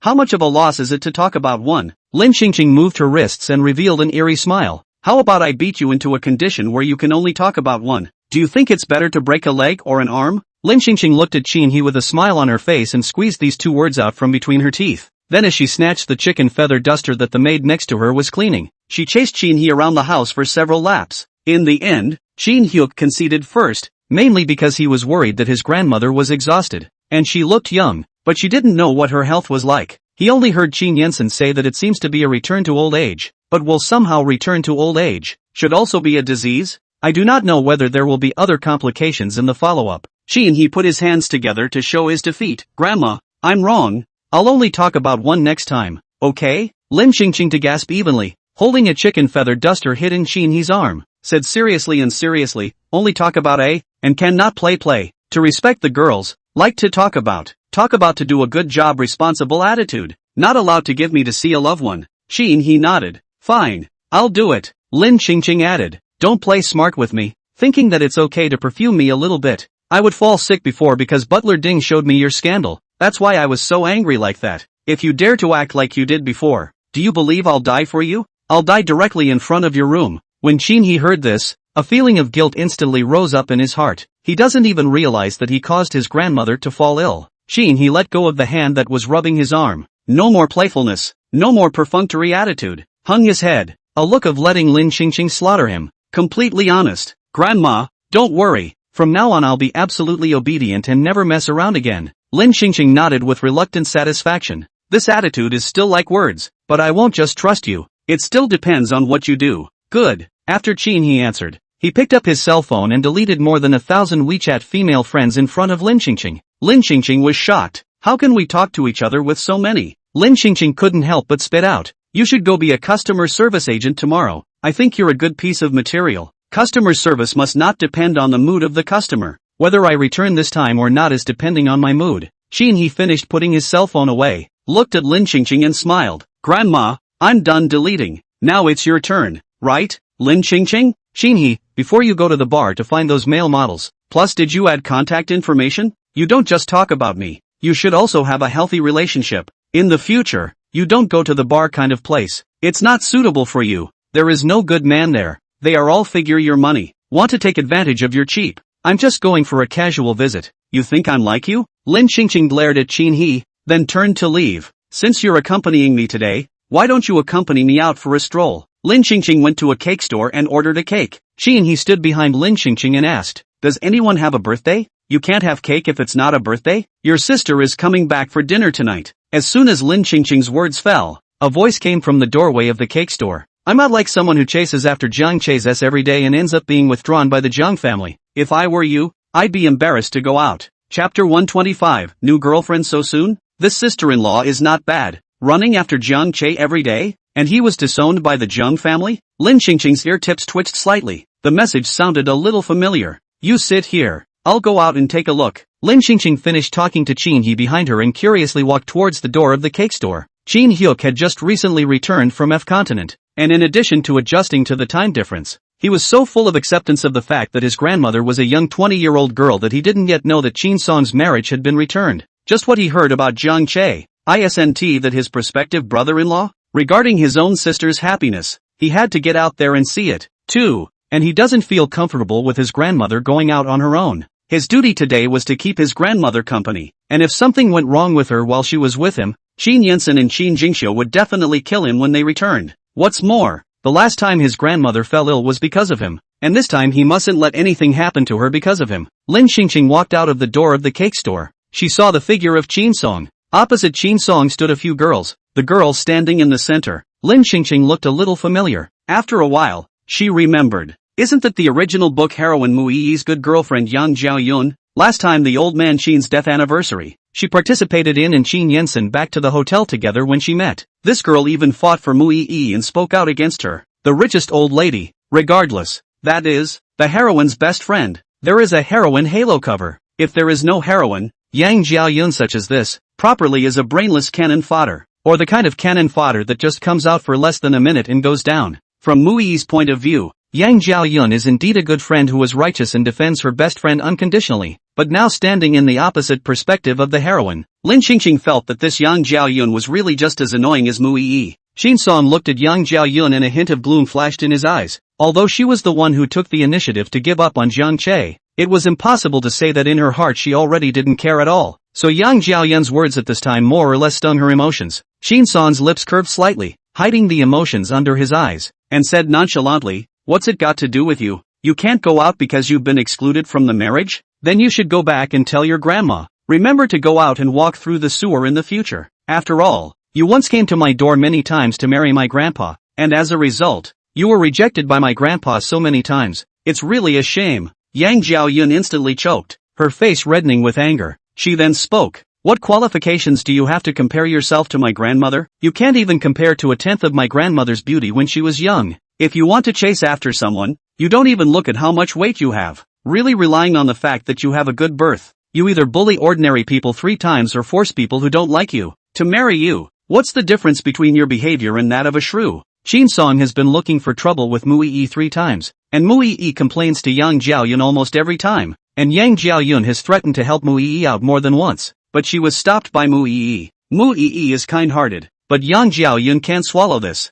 2 days ago, she had also learned from Mu Yi that Qin Song was actually Qin Yensen's sister. Yang Jiaoyun was even more furious. This Qin family is really bullying people. Just staring at the Lu family and Mu Yi can bully. Yang Jiaoyun is out shopping with her girlfriends today, and she happened to run into Qin Song, so she can't give up this good opportunity to embarrass him. What's more, she had many good sisters, and she wasn't afraid of a mere Qin Song. When Lin Xingqing next to her heard this, she immediately perked up. Yang Jiaoyun's grandmother turned out to be the original's love rival. Then Lin Xingqing definitely couldn't let Yang Jiaoyun be pleased, and she couldn't let her little granddaughter be bullied by her love rival's granddaughter anymore. Lin Xingqing took 2 steps forward and walked beside Qin Song. Looking at Yang Jiaoyun and the others, she smiled and opened her mouth. The marriage with the Jiang family, it was Qin Song who took the initiative to back out, even if he was embarrassed to go out. It was Jiang Che, not Qin Song, and it certainly doesn't compare to your grandma who has been rejected time and time again, and one is in control of the initiative. One is being looked down upon, from the level of a unique moon hanging in the sky,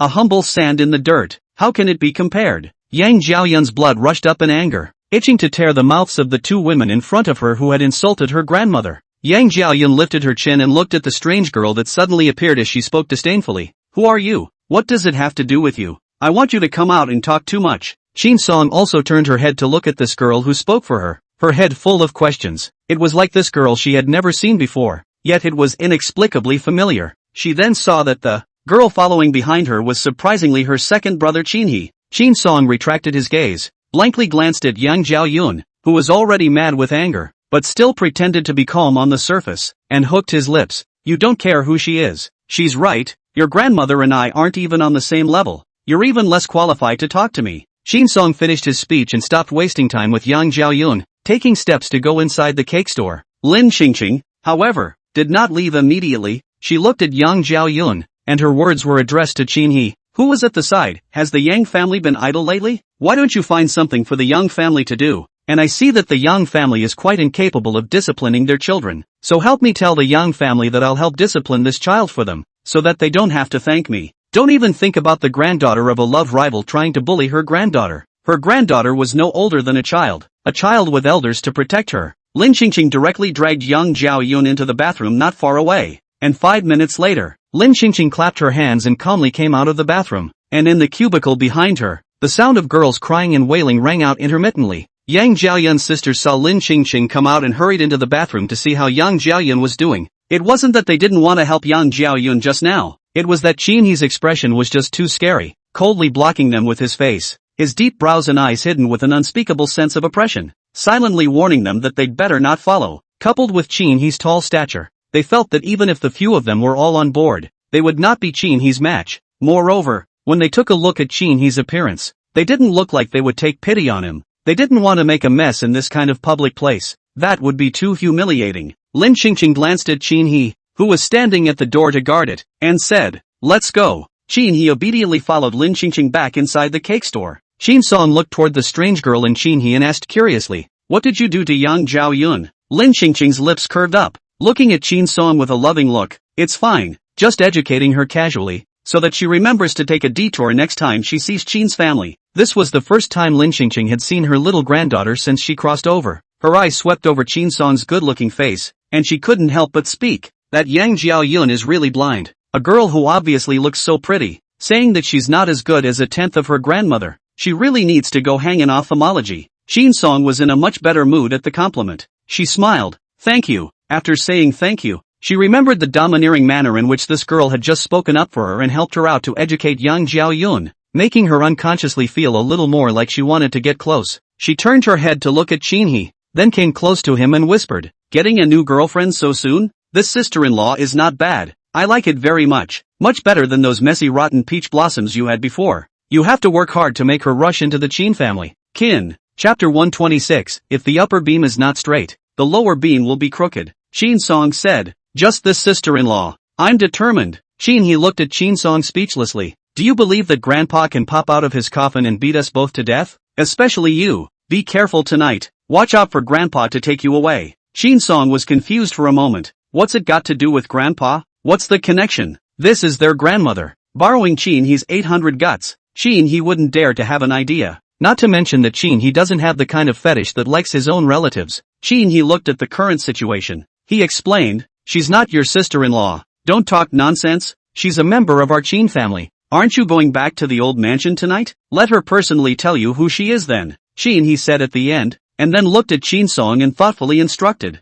"Be mentally prepared. I'm afraid you can't handle it." Anyway, he thought his mental capacity was strong enough. And now, alas, he is being pushed down the threshold step by his dear grandmother. He was on the verge of feeling like he was actually a mentally fragile man. How else could he have been scared by his grandmother over and over again to the point of either going crazy or dying? Qin Song thought to himself, "Do you need to make mental preparations? Could it be the illegitimate daughter of one of her uncles? By the way, what's going on with you and Jiang Che?" Qin He wanted to ask curiously, but felt that now was not the time to talk about it. He then said, "Wait until you go home and tell me properly what's going on." He didn't even know about the withdrawal, and by the way his grandmother just reacted. His grandmother knew about it. He should be the only one who doesn't know now. Lin Qingqing looked at the two who had finished muttering in front of her and asked Qin Song with a smile, "Are you going to buy a cake too?" Qin Song nodded. "Well, my grandmother likes to eat something sweet, and this cake has just the right amount of sweetness, and the ingredients and toppings are healthy, just right for the taste of the elderly." Qin He skimmed his mouth behind him. One didn't mind the trouble, personally came out to buy a cake for his granddaughter, and one bought a cake for his grandma.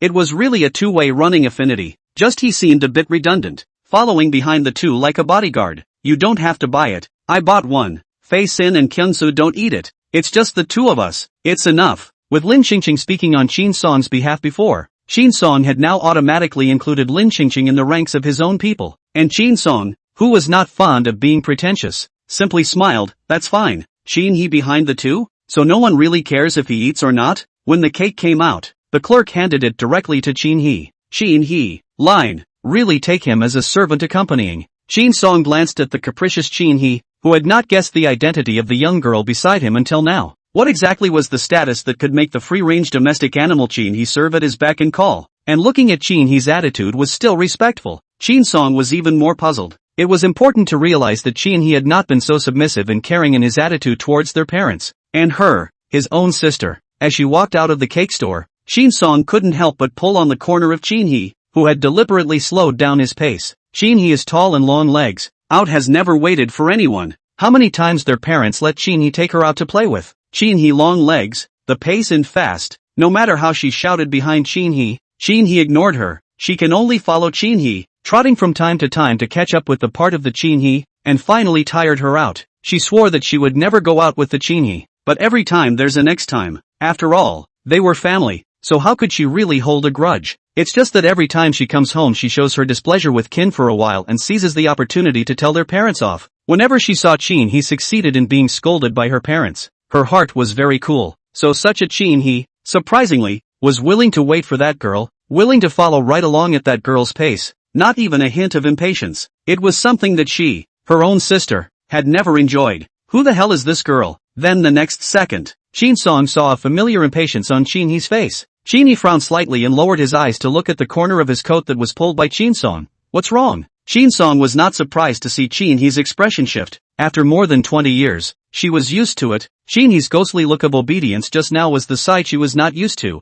She asked quietly, "Who the hell is she? You seem so scared of her? Do you have something on her?" Chin He gave her a sidelong glance. "You'll know when you get home. It's not convenient to talk about it now." Chin Song's curiosity was overflowing as she guessed. "Is it Dad's illegitimate daughter? If your father heard that, how cold would he be? He worked so hard to bring you up, and in your eyes, you've gotten a bad reputation as a womanizer. If the upper beam is not straight, the lower beam will be crooked. There must be a reason for you to be so bad." Chin He let out a light hiss and raised his hand to flick on Chin Song's forehead, which almost brought tears to his eyes from the pain. Chin He looked at the grandmother in front of him. He gritted his teeth and threatened in a small voice, "I've reformed. If you keep talking nonsense, be careful, I'll beat you up." Chin Song covered her forehead, which had just been seriously injured, and glared resentfully at Chin He, who was more than a head taller than her. "Damn Chin He, what did I say that was wrong? You hit me so hard. I'm your own sister. Is it red? I'm going to tell Grandma tonight so she can punish you." Chin Song's mouth was forcibly covered by Chin He's palm.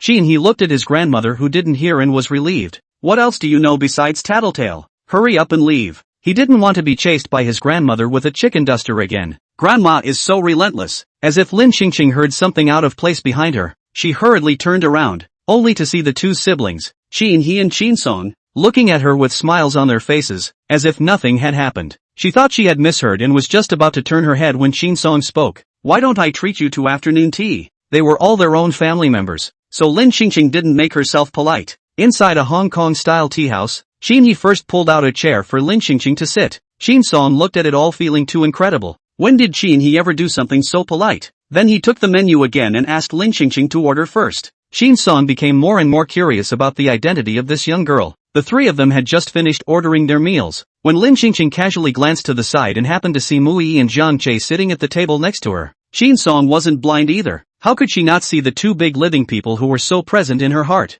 Only Chin Hyuk was looking out the window as if he had bad eyes and didn't know what he was looking at. Despite his patience throughout his stay with his grandmother, there was some lack of interest in his brow. After all, shopping and drinking afternoon tea, this kind of thing, really poked not in his a big man's hobbies and interests. Before those girlfriends, he did not have much to accompany, unless particularly interested in, but also stroll on the heart of no more. Chin Song clenched his hands and looked at Zhang Che, who had a smile on his face. When had Zhang Che ever smiled at her like this? Maybe it's only when you're in front of someone you like that you're in such a good mood? Mu Yi sensed that someone was looking at her. She subconsciously looked back. At the sight of Chin Song, she was stunned for a moment before revealing a natural and harmless smile. "Chin Song, you're here for afternoon tea too." Zhang Che froze slightly when he heard the name Chin Song, then turned his head to meet Chin Song's line of sight. Chin Song was uncomfortable in his heart, but on the surface, he still smiled and deliberately took words to anger Zhang Che. "You've only just broken off the marriage, and you can't wait to come to your elementary school sister?" Chapter 127, My sister is also something you can bully?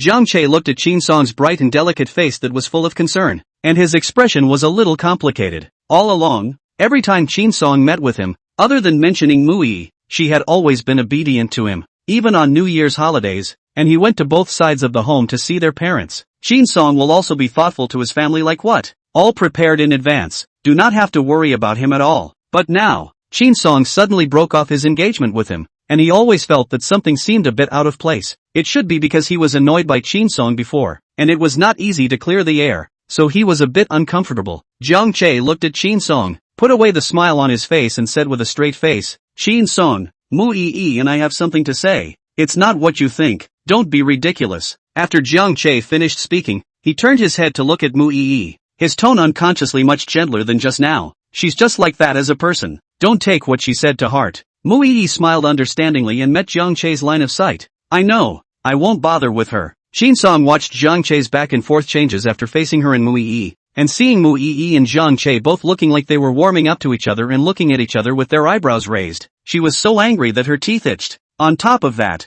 the two of them were talking to her face about how she was just like that as a person? What's wrong with her? She bravely pursued and defended her love. And in the end, she also fulfilled Jiang Che, and let him go free. What more does she need? Did she have to be like Mu Yi, who was a hypocrite and pretended to be pitiful to everyone, in order to walk into Jiang Che's heart? She can't do that. Even if she was an imperfect and unworthy of being liked by everyone in Jiang Che's eyes, at least she was being her spontaneous self. Jiang Che also didn't know how he could be blind, liking a woman like Mu Yi, as well as her big brother Qin Yansen as well. Maybe men like these soft and pathetic heartthrobs? But it's so hateful that Mu Yi is still trolling for Jiang Che even though she has a favorite. But once she thought that she and Jiang Che had already broken off their engagement, and she was in no position to accuse Mu Yi and Jiang Che of anything, she could only swallow back this anger. There was just a vague sense of resignation in my heart. Probably couldn't let go of some of it. Lin Xingqing looked at Mu Yi and Jiang Che and didn't say anything more. After all, the two people in front of her had no relationship with her granddaughter no matter what, so there was no need for her to say anything more. That would make her look like a crazy person biting off more than she can chew. And with scum, getting out early is the biggest stopgap. Luckily, Chin Song is competitive and woke up early, unlike Qin Yansen's love brain, which is hard to pull back from a nine-headed ox. But Lin Xingqing considered Chin Song's mood and was afraid of affecting his appetite. She stood up and was about to leave. Let's eat at another place. That's when Qin Hyuk, who had bad eyes, returned to his senses. Although he didn't know what exactly was happening between Chin Song and Jiang Che to withdraw from the marriage, it wasn't hard for him to hear from Chin Song's just now eerie words that the relationship between Jiang Che and Mu Yi was not ordinary. His eyes narrowed slightly as his line of sight landed on Mu Yi. Just this Mu Yi. Where did she get such great charisma? First she charmed his big brother to the core, and now she seduced his sister's fiancé to the core? And looking at Jiang Che's attitude, it was obvious that he was treating Mu Yi differently from Chin Song. He was a man, so he understood men best. What Jiang Che liked was definitely not Chin Song's type. What Jiang Che was really interested in was Mu Yi's type. Chin Song also did not want to be spoiled. Answered good. Also got up to leave with Lin Xingqing. But the two hadn't been gone long when the sound of fighting came from behind them. Lin Xingqing and Chin Song turned around and saw that Qin He was carrying Jiang Che's collar and rushing at Jiang Che's face, smashing down another hard punch.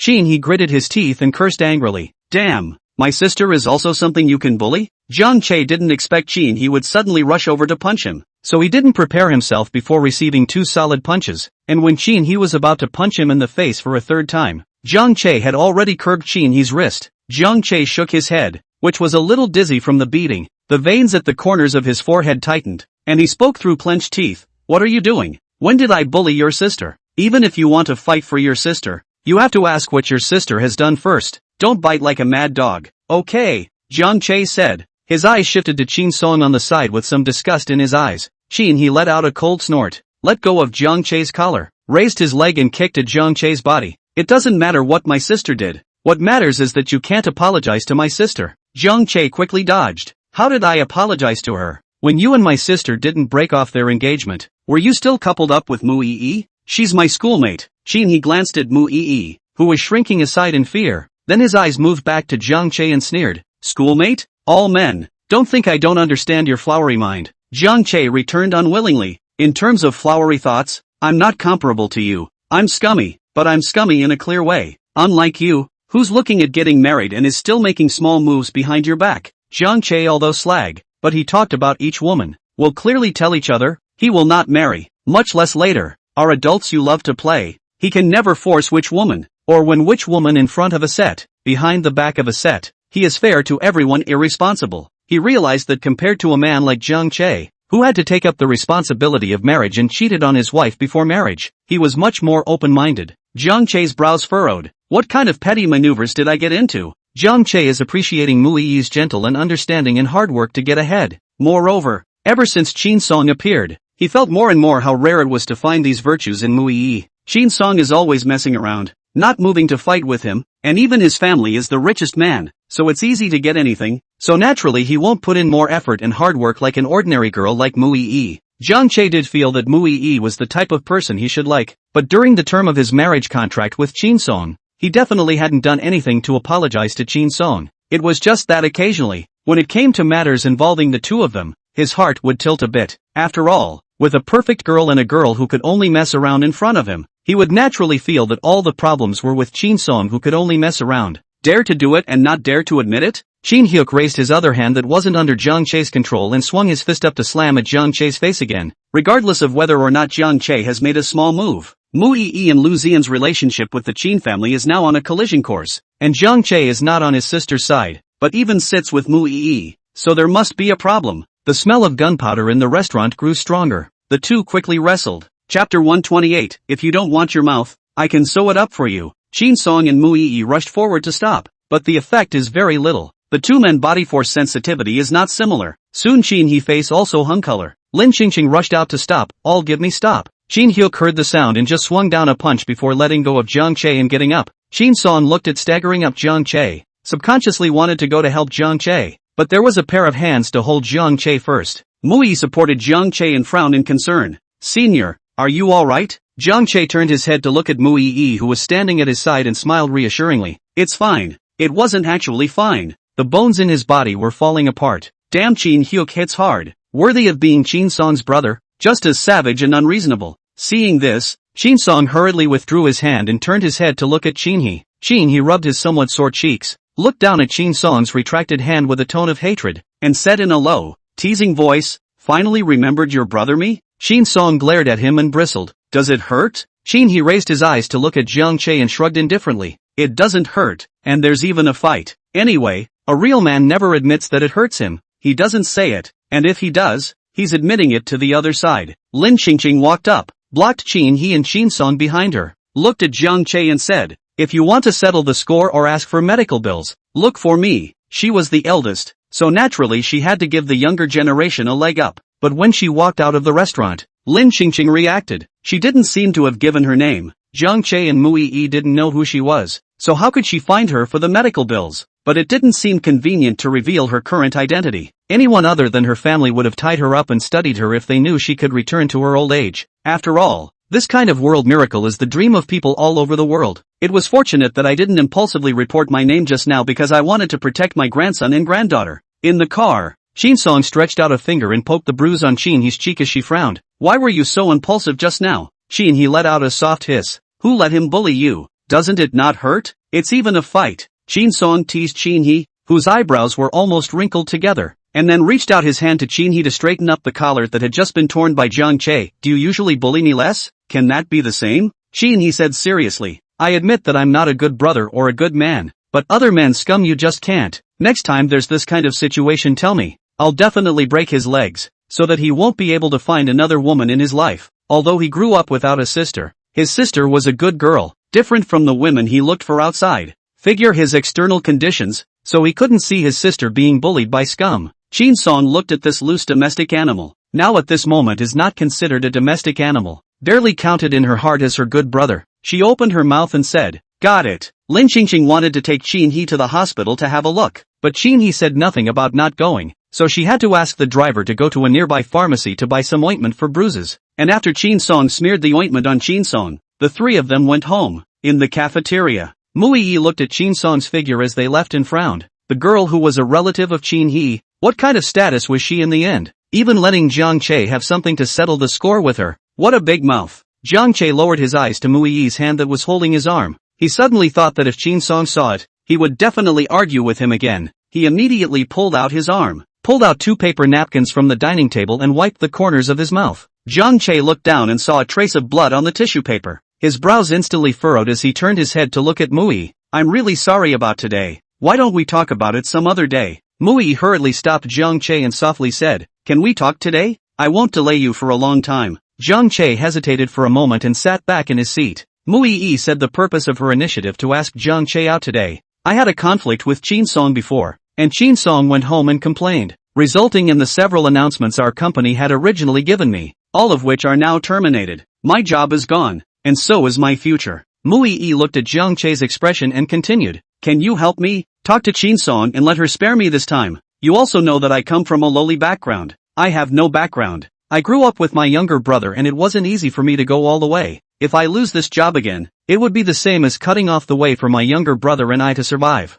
Mui said. Eyes gradually dense fog, tears quickly in the eye circle. A look to cry not to cry. Let a person look at it as difficult not to heartache. Jiang Che looked at Mui with a complicated expression. You heard it just now. Chin Song and I have broken off our engagement. We don't have any relationship right now, and she may not be willing to listen to what I say. No, as long as you say it, she will definitely listen to you. Mui pleaded. Senior, can you please help me this time? It's very important to me now. It's a key turning point in my career path. Jiang Che suddenly asked, why don't you ask Lu Ziyan for help? Mui also wanted to find Lu Ziyan to help her, but now that Lu's group had already kept Lu Ziyan busy, she couldn't let Lu Ziyan worry about her anymore. Mui had a somewhat speechless look as she spoke. I don't want to look for him. He wasn't nice to you? No, just don't want to find him. Jiang Che saw that Mui really didn't want to say anything, so he also stopped pursuing. Alright, then I'll try. At the same time, the Qin family's old mansion. What? Her? She said she's my grandmother? Brother, did I hear you right? Chin Song looked incredulously at the young girl who was not close to his own age, and then hurriedly looked behind him, at Chin Hyuk who was sitting on the sofa looking at the mirror, with an expression of eagerness to seek confirmation. Chin he let out a light tsk and frowned with some annoyance. Keep your voice down. Didn't I tell you just now to prepare yourself psychologically? Why are you still so alarmed? Your ears are going to be deaf from your shouting. No wonder Jiang Che doesn't like you. When Lin Qingqing heard Chin He's last sentence, she immediately blanked Chin He. This Chin He really owes a beating at all times, especially this mouth. I'm quite good at needlework. Chin He, who noticed an eyeblade, looked up to meet Lin Qingqing's line of sight. Lin Qingqing smiled slightly. If you don't want your mouth, I can sew it up for you. Why are you so mouthy? And with everyone, totally indiscriminate attack. Chin He, who was looking at what kind of injury his face had become and how the shadows didn't affect picking up girls, twitched the corner of his mouth. It's still his grandma who hit him hard. Chin Song also glared at Chin He, who had just gotten a bit of a good brotherly impression, but it was all gone now. Right now, however, Chin Song was more concerned about another issue. She looked at the young girl in front of her and asked, hard to believe, are you really my grandmother? Chapter 129. Just now, Chin He did tell her to prepare herself mentally, and she did do it. It's just that the mental preparation she made was not along those lines at all. The mental preparation she made was that Lin Qingqing was most likely the illegitimate daughter of one of her uncles, her sister. As it turned out, who would have thought that it was her grandmother? That's incredible too. The last time she'd seen her grandmother, she'd been an old woman, so how come she was now a pretty young sister? This is so unscientific. She now seriously suspected that Chin He and the girl in front of her were teaming up to trick her, but she turned her head to Chin He, who didn't speak, looking as if his mouth had been sewn shut. Chin Song also recalled today's day. Chin He treated the girl in front of him respectfully, and now under the threat of the girl did not dare to speak the goat. When has Chin Hyuk ever been such a wimp? Since childhood, no one can let Chin He goad him into such a state. Even if his parents reprimanded and chastised Chin He was stubborn and obstinate, full of disobedience. Now this docile goonishness was a rarity. To think that the only person in this family who could suppress Chin He, who never put anyone in his sights, to such an extent was Grandma. Can it be that this girl is really their grandmother? Lin Qingqing smiled gently and nodded. Yes, that's right. Chin Song is still hard to believe. But, how did you become so young? Even younger than I look as a young man? This is too unscientific. Chin Song walked around Lin Qingqing, carefully looking over Lin Qingqing's body and face. How in the world do you do that with no signs of plastic surgery? Lin Qingqing told her little granddaughter what she had told the other 3 grandchildren again. I'm not sure, just a little bit of becoming younger. I also feel very incredible. But this matter, you must not tell others. I'm worried about attracting unnecessary trouble. Chin Song nodded in a daze, then shook his head. Seeing this, Lin Qingqing asked in confusion, what's wrong? Chin Song then stumbled over his words. No, nothing. To be honest, even with the testimony of her own brother, Chin He, she had a hard time believing that the girl in front of her was her grandmother. After all, the reason for returning to old age is just too far-fetched.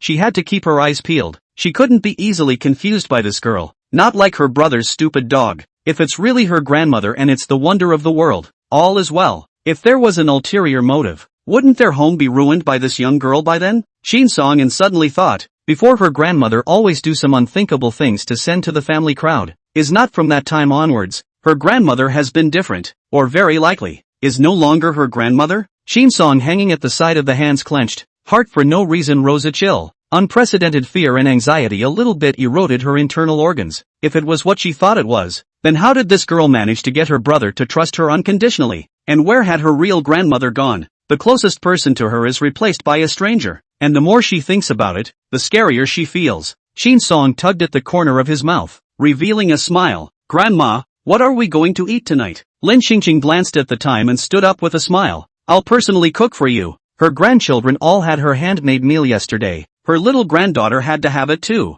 She is a certified master of serving water. Shin Song, can I help you? No need. Just sit tight and wait. As Shin Song watched Lin Qingqing's figure leave, she hurriedly sat beside Shin He and snatched the mirror from his hands. Shin yelled in displeasure. What are you doing? Shin Song came to Shin He's ear and asked quietly, you just let her live in the old mansion? Shin He slightly raised his eyebrows. What?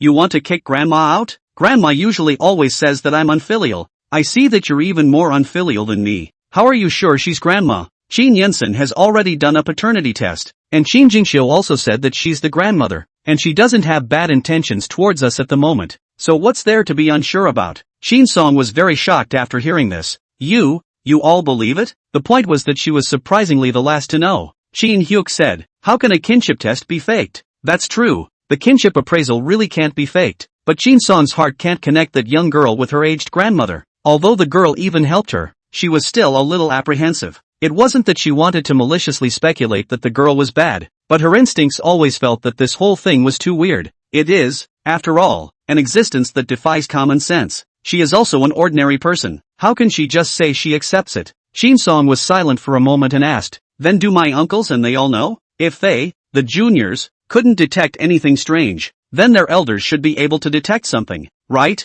Shin He retrieved his small mirror from Shin Song's hands. He looked at the corners of his mouth that were a bit purple in the mirror, and angrily cursed Jiang Che 800 times in his heart, and then said, they've all been on business trips abroad lately, and they don't know it yet, and right now, only a few of our grandchildren know about it. Shin Song absent-mindedly let out an "Oh, what are you always taking pictures of? What do you think I'm taking pictures of? It's not because of you. It's now seriously affecting my handsome image." Shin He's tone was ghostly. Shin Song pursed his lips, a few points of guilt in his eyes, then coaxed with a rare smile. But you were the most handsome one in my heart today. What's the use? Still not a white-eyed wolf, taking my treasured goodies one by one to the Jiang family to curry favor with them. But in the end, I got nothing. I'm losing money, Shin He said at the end, but also did not forget to add, I'm not handsome any day. Shin Song was slightly stunned for a moment. You know all about it? She really did not do this kind of thing. In the beginning 1 or 2 times, she was afraid that Shin He would not be willing to give her the treasures of the collection and scolded her, so she stole the work, and succeeded in stealing Shin He's home once or twice. Shin He did not say anything to her. She thought that Shin He's big heart, and there are many collections in the house. Shin He may not remember what treasures he has at all. She thought that those treasures forgotten by Shin He were going to be left at home to eat dust anyway, so she might as well fulfill her lifelong happiness as a younger sister, and as a result, alas, Shin Hyuk was right. She looked like a money-losing white wolf right now, give away quite a lot of his brother's treasure, and as a result, he didn't get anything, and he also lost half of his soul, really lost his life. Shin He glanced at Shin Song. I'm not stupid. I can't tell what's in my own collection. Every time I go home, a few things are missing. Can I not tell? And you don't suspect a burglar in the house? Doubt it. Those things showed up at the Kong house the next day. House thieves. Chapter 130, the crossing system surprisingly has a strawman. Shin Song, if you were distressed, you would have told me earlier and I wouldn't have taken it. Heartbroken. Heartbroken. Go with me tomorrow and get all that stuff back. Don't go. It's not good, is it? What's wrong with that? It was Jiang Che who wronged you first. All your losses should be compensated back by him. Shin He turned his head to look at Shin Song. How is it that you are usually vindictive with me, but when it comes to Jiang Che, you wimp out? Shin Song's eyes flashed slightly, immediately lifting his chin. Who said I'm a wimp? I just don't want to have any more involvement with him, and what is sent out, which has the reason to ask for it back. It's not an involvement, it's not asking for it back, it's what he owes you, doesn't want to associate, doesn't refuse, and favors Muii every time. This kind of man is the typical eat the bowl and look at the pot, wavering scum. On the way back just now, under his questioning, Shin Song told him all the reasons for withdrawing from the marriage, and he almost didn't die of anger after hearing it. Shin he let out a bah and continued indignantly. I didn't expect this Jiang Che to look like a human being, but in reality, he doesn't have any responsibility at all. He is simply a complex villain. Shin Song wanted to say something, but in the end, when the words reached her mouth, she swallowed back and turned to say, "You guys be careful about Grandma's matter. I always feel that this matter is not too real. Actually, I also have this feeling, but..." Shin he turned his head to look in the direction of the kitchen. "As far as I can observe, she is not doing anything against us at the moment, but you're right. It's time to be a little more careful." Shin he's willing to voluntarily stay with his grandmother today, more or less selfishly. He wanted to observe if this grandmother would reveal any flaws or allow him to discover the reason why she would return to her old age. When Shin Yensen and Shin Jingxiu came back at night and saw Shin He's face, they were both unexpectedly stunned. Shin Yensen took off his suit jacket and casually hitched it on the sofa, rolled up his sleeves and asked curiously, "Who could have beaten you up like this?" Shin he subconsciously touched his bruised cheeks and gritted his teeth. Shin Song's fiancé, Jiang Che, that kid is not honest. Shin Yensen's footsteps that were going to go to the kitchen to help Grandma with her hand slightly paused, looking towards Shin Song who was sitting on the sofa and swiping his cell phone, and then looking at the injury on Shin He's face. His thin lips softly opened. "Let's make an appointment for him to come out tomorrow." "Yo, big brother is helping us out? So nice." Shin He's tone was conspiratorial. I don't blame him for being gloomy. In the former Shin Yensen's heart, besides Mu Yi, who could he tolerate? For the sake of Mu Yi, Shin Yensen could say that it wasn't too much to say that he had sold several of their younger siblings in a package. Even Shin he could still feel that when Shin Yensen saw them at that time, there was a strong hostility in his eyes. The implication that they were all thorns in his side was very obvious. If there was still Mu Yi in Shin Yensen's heart at this moment, these few of them, they might have been sent by Shin Yensen to wherever they were being given a hard time by now. Or rather, Shin Yensen was already thinking about how to get rid of a few of them for good, lest it affect Shin Yensen's ability to inherit the family business and give Mu-Yi the best and happiest life in the world. As the redundant younger brother being suddenly cared for, a long-mouthed person like Shin he definitely couldn't help but deride Shin Yensen for a couple of sentences. Shin Yensen glanced coldly at Shin He. "I'm tired of you being beaten up like this, spreading the word to disgrace our Shin family." After Shin Yensen finished speaking, he followed Shin Jingxiu into the kitchen and helped Lin Qingqing with her hands. At the dinner table, Shin Song ate his grandmother's handmade food, instantly changed his mood, directly ate 2 big bowls of rice. Shin Song smiled at Lin Qingqing, who was sitting in the main seat, and snatched the last piece of ribs on his plate before Shin He chucked it into the bowl. "Grandma, how come your cooking is so delicious?" Shin He, who was next to him, snorted coldly when he saw this. "Didn't you say to be careful? Aren't you afraid that there's poison in the ribs?" Shin Song glared at him and whispered, "Don't mind it, I'm just pretending that I'm defenseless. It's called taking a risk, penetrating the enemy's inner circle, biding my time, letting the other side reveal their cloven foot, and then annihilating them in one fell swoop." Shin He then quietly watched Shin Song mouth off there and sneered, out of breath. When Lin Qingqing heard Shin Song praising her for her delicious cooking, she spoke happily, "If you like it, I'll come back and make it for you every day." At this time, Shin Jingxiu, who had been eating with his head down, suddenly spoke out, "Why is it that we can only give it when you're in a good mood, and she can give it every day when she comes back?" Lin Qingqing arched her eyebrows. "Because pretty girls have to be pampered and have special treatment at home, how could it be the same as their thick-skinned boys?" Lin Qingqing seemed to have forgotten that she herself was only a 21-year-old girl. She is now immersed in the world where she is an elder and takes care of the whole family as her responsibility. She also grew to love the happy feeling of a harmonious family atmosphere. At the same time, she was even more secretly determined that she would protect their large family, and no one would be able to tear them apart as a family again. Shin Song listened as a warm current surged through her heart, and she revealed a heartfelt smile. "I knew Grandma was the best for me. If this really was her grandmother, she wished she could have stayed this young and stayed by their side." Early the next morning, the Qin family's old mansion. Shin Song hadn't yet woken up from sleep when she was awakened by the ringing of her cell phone. She touched the phone to her ear with her eyes closed, and with some displeasure between her eyebrows, she opened her mouth in a daze. "Who is it? And then the phone is still ringing." Turns out she forgot to click through. Shin Song squinted his eyes at the unfamiliar number on his cell phone screen and tapped to connect. "Who is it?" On the phone, the man's voice came out. "It's me." Shin Song was silent for a long time. The voice she was most familiar with. Only at the moment it was also the voice she least wanted to hear. "What is it?" "About Mu-Yi. Want you to." When Shin Song heard the words Mu-Yi, he was so angry that he immediately sat up and interrupted. "If you like Mu-Yi, go find her. Don't mention Mu-Yi in front of me. I don't want to be a part of your play." After saying that, she hung up without hesitation, her cell phone casually thrown aside. There was a sudden knock on the door. Shin Song opened the door and saw Chin Hee standing in the doorway with a resentful face. What's wrong? Chin Hee, hurry up and get changed. I'll take you to relieve your anger. When Lin Qingqing woke up, all the children in the house had gone out. She had recently said she would sleep until she woke up naturally, and no one dared disturb her purity. After breakfast, the long-lost system suddenly appeared in her mind. System, host. When Lin Qingqing heard this voice, she was so excited that she couldn't wait to pull out the system to settle the score. Where did you die? You slag system. System, I'm really sorry host, I have to tell you a bad news. Due to my work error pulling the wrong host, that is you, so I was forcibly retracted to fix it again. It's amazing that the crossing system has a strawman. So what's next? Are you going to take me back? Chapter 131, 30 Difference in Surprise Value. System, we can't send it back for the time being. This world has been stabilized with great difficulty, and for the time being, it can't go through any more changes. Otherwise the world in the book will collapse, and all the people in the book will die here. Lin Qingqing's hanging heart finally dropped completely. Can't go back go back to her is a nothing poor pussy. Cannot go back. She has a large family of people who care about her,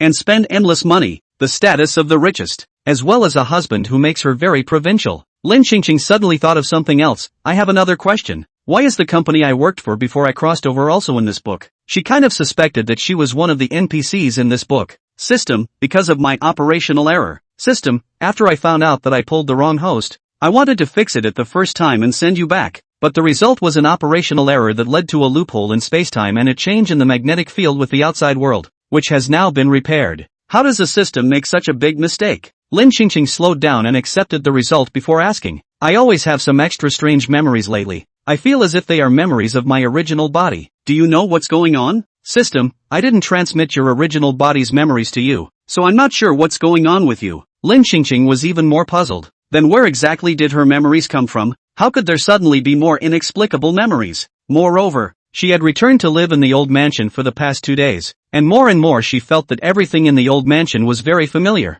as if this was originally her home, the kind of familiarity that she had lived in for decades. It was so familiar that she was on the verge of thinking she was the original. By the way, what did you fix and does it affect me? System, this is confidential and cannot be disclosed. Okay, so now we're just continuously bound and you're not going to disappear again, are you? System, the host successfully completes the mission, and our relationship will be naturally unbound. Lin Qingqing was stunned. A mission? Do I have a mission? She thought about it for a while and suddenly remembered. You mean the previous quest where you collected your family's surprise value and returned to your old age? I've already completed it, and I've now taken on the appearance of a young man. System, the task of collecting surprise value is to return to the age of 18. Host, you are still 30 surprise values short of successfully completing the task. 21 and 18. Of course you choose 18. Is that even a thought? But whatever she does now, I'm afraid her children and grandchildren won't be surprised. After all, the things she'd done before, along with her ability to return to her old age,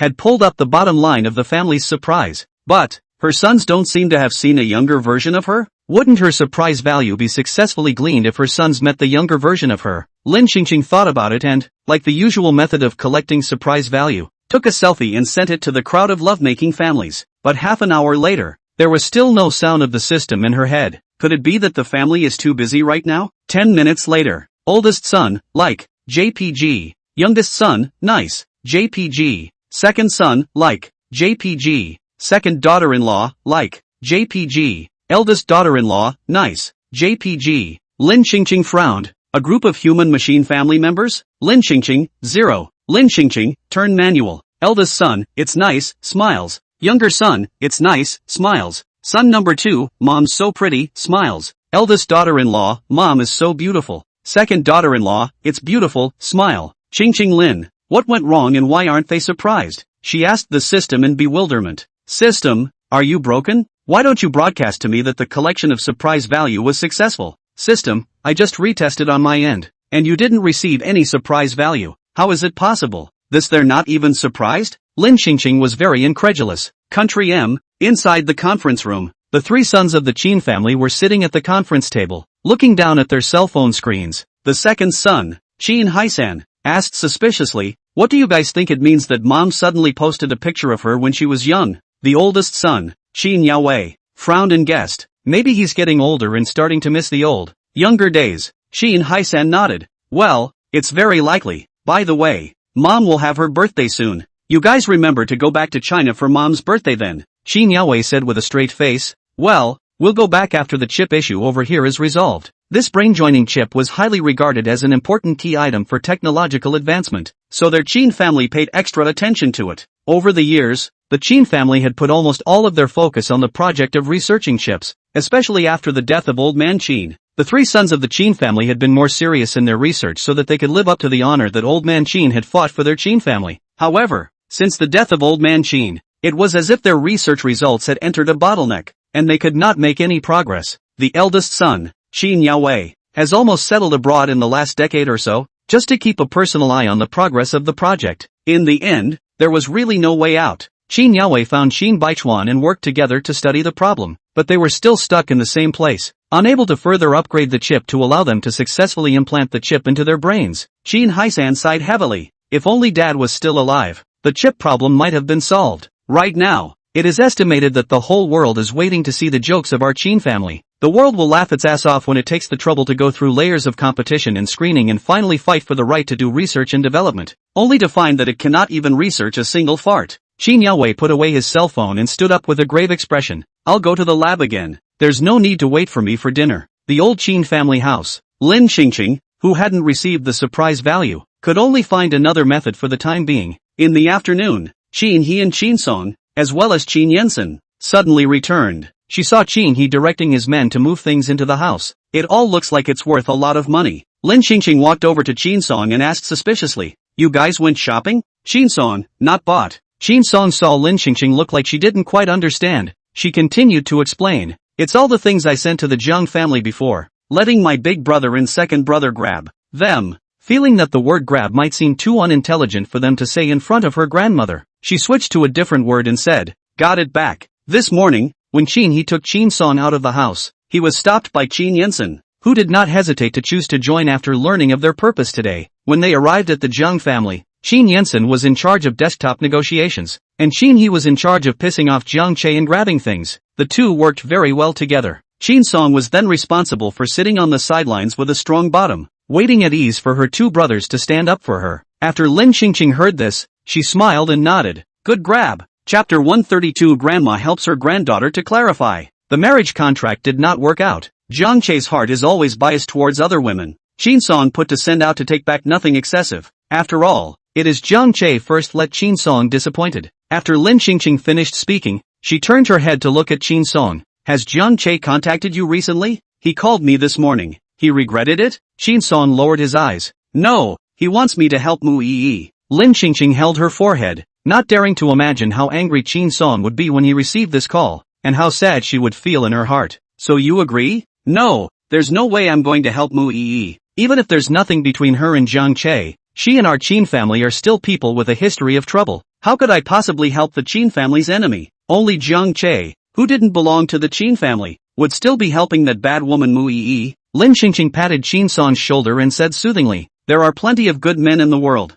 I'll introduce you to the best man later. But where Jiang Che cared about Qin Song's feelings in his heart, he wouldn't have done such a thing. Jiang Che in Qin Song's heart death is not wrong. Qin Song, I don't want to fall in love for the time being. I want to study hard and work on my career first. Lin Xingqing smiled gently. That's fine. You can have as much fun as you feel like. Grandma will always support you. Qin Song stretched out his hands to hug Lin Xingqing. Thank you, Grandma. In the past, she only thought of sending anything good to Jiang Che, but now she realizes that she has such a good family. Why would she want to focus her mind on those outsiders? How about focusing her mind on her family next and caring more about her young grandmother? After directing his men to move things, Qin He took out his phone and saw the selfie that his grandmother had posted in the group. He raised an eyebrow and asked, Grandma, what are you doing posting selfies in the group? Nothing, just in a good mood, taking a selfie to show you guys. Lin Xingqing's eyes turned slightly, pulled Qin He and asked, did you tell your parents, uncles or whatever about me getting younger? Qin answered honestly, it's not like you won't let us tell. We haven't told anyone yet.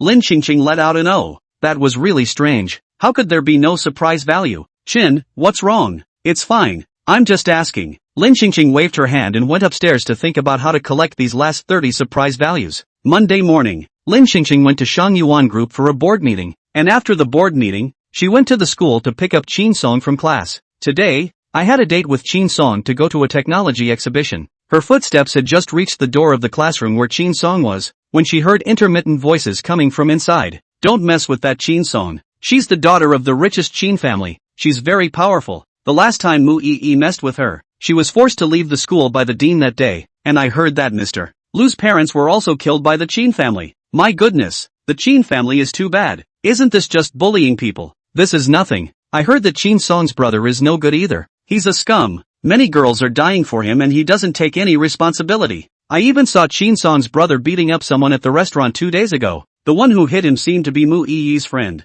Gu Xiaoxiao organized her hair as she spoke in exasperation. When Mu Yi returned my clothes last time, she also told me that Chin Song had found her big brother to block her. And by the looks of it, Yi's future is going to be over. And this Chin family is really bullying people too much. Obviously bullying Yi in the first place, and pouring dirty water on Yi, and intentionally bumping into Yi, so that the clothes in Yi's hand ended up soaking milk tea. And as a result, Yi and I just want her to apologize for compensating for a piece of clothing, and she's going to block Yi. She's simply sick. It's just bullying people all over the place on the basis of having a good background. It's really too much. From now on, let's all ignore Chin Song and stay far away from her, lest we accidentally offend that living ancestor, and then we'll be the next ones to be bullied. Lin Xingqing froze slightly. Mr. Lu's parents? Did her family really kill Lu Ziyan's parents in a car accident? No wonder Lu Ziyan and Mu Yi were always trying to harm their family and to rob them of their richest family. So it was to avenge their parents. But she had asked Assistant Wu to check before, and this matter had nothing to do with their Chin family. Is it possible that there is a hidden agenda?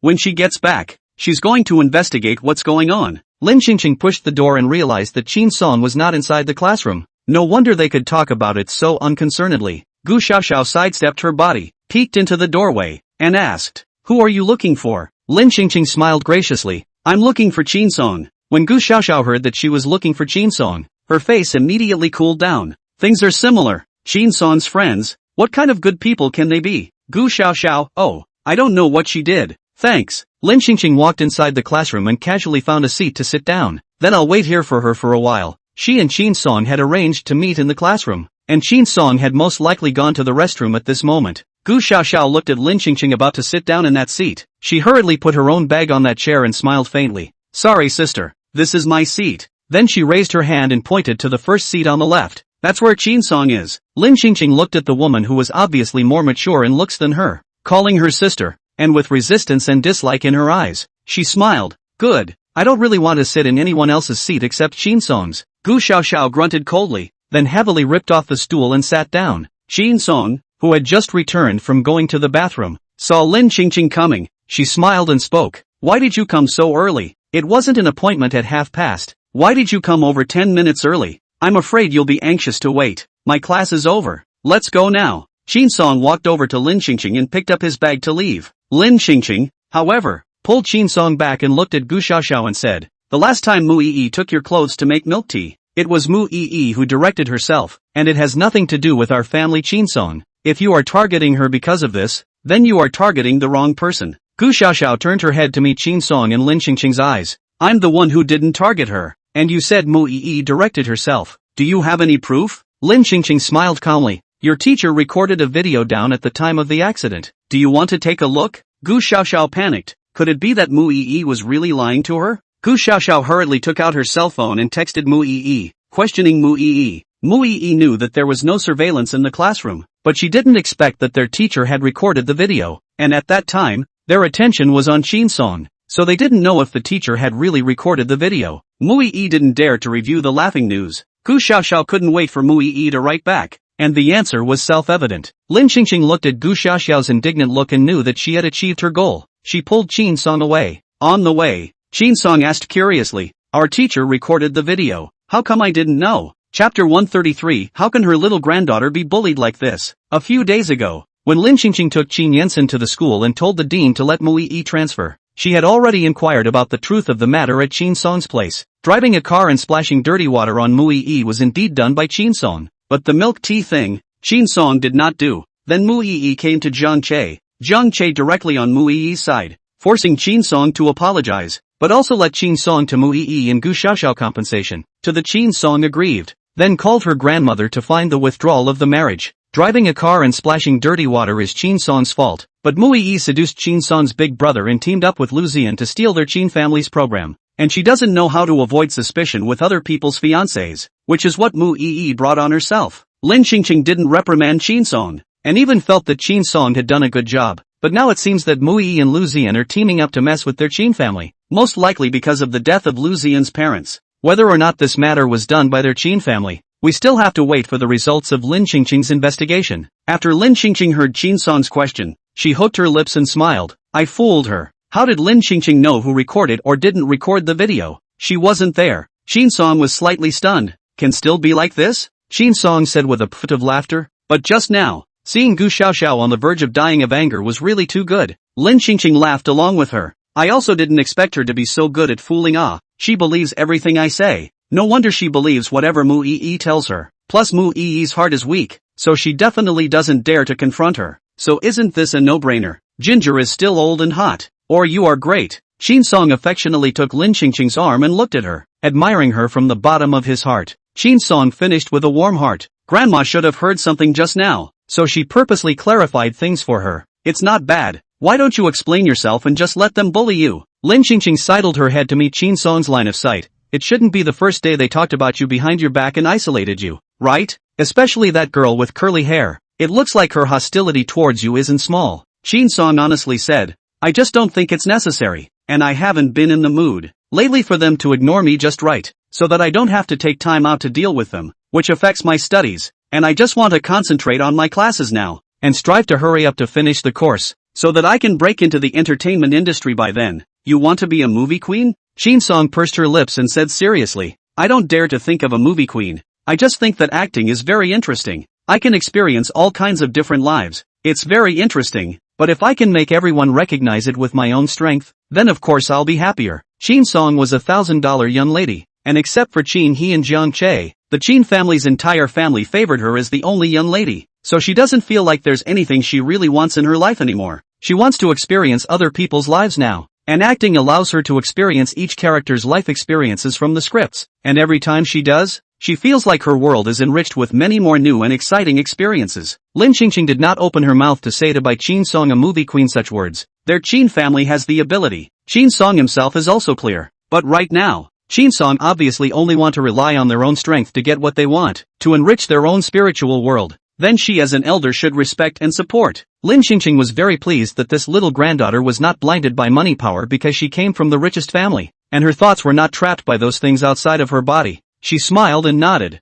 Good. Then when the TV series you are acting in is aired, be sure to let me know, and I will drag our whole family together to catch up with the show, and raise the ratings and heat for you. Chin Song suddenly sensed something. Her eyes flashed with a strange color. Then she smiled and spoke. Grandma, you're so fashionable now that you even know about chasing dramas and raising ratings and heat. Lin Qingqing calmly spoke. Recently, my health has gotten better. I haven't swiped my cell phone much. I've learned it all in my cell phone. Chin Song suddenly realized. So that's how it is. After the two got on the car, Lin Qingqing looked at Chin Song and said in a serious tone, although you don't care what others say about you, but we can't suffer from that. Some words should be said clearly, or to say clearly, can't let them just bully, just make up. If you really can't solve it, then look for your brothers, or look for me. We'll solve it for you. Seeing you suffer, my heart aches. Lin Qingqing couldn't tell you how angry she was just now when she heard them talking about Chin Song behind his back and isolating him. How could her little granddaughter be bullied like that? I don't know if it's the original body's emotions that are acting up,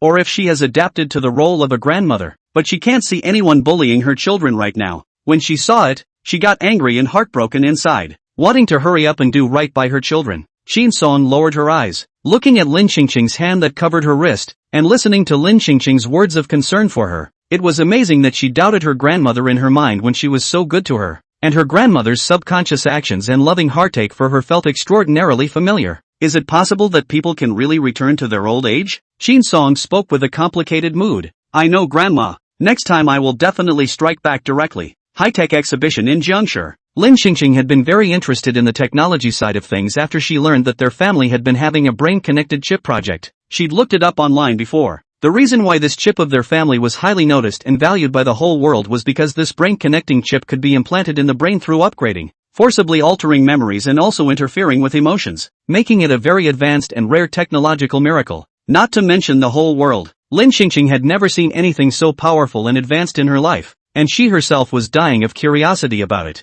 However, there were also a whole lot of people online who questioned whether the Qin family had the ability to do so. After all, the last development that made it into the news was still 20 years ago. That is, after old man Qin died, there were no new developments. A lot of netizens have said that if they really can't develop it, give it to someone else's family to develop it, and don't take up resources, among which the Lu family has the highest voice. All of them said that they let their Qin family give this project to the Lu family. Let the Lu family research and development, and maybe it would have already had the results by now. Lin Xingqing came to the exhibition this time to see if she could help in any way, but she didn't know much about this area and needed to learn from the beginning. And this exhibition was just the right time for her to see the world first. It was too boring for her to come over by herself, so she asked Qin Song to join her, and in the meantime, she was able to communicate with her little granddaughter. Qin Song looked forward. There's Lu's booth in front of us. Should we go take a look? Since when did Lu's group start researching this aspect of technology? You forget, Lu's group acquired a technology company a long time ago,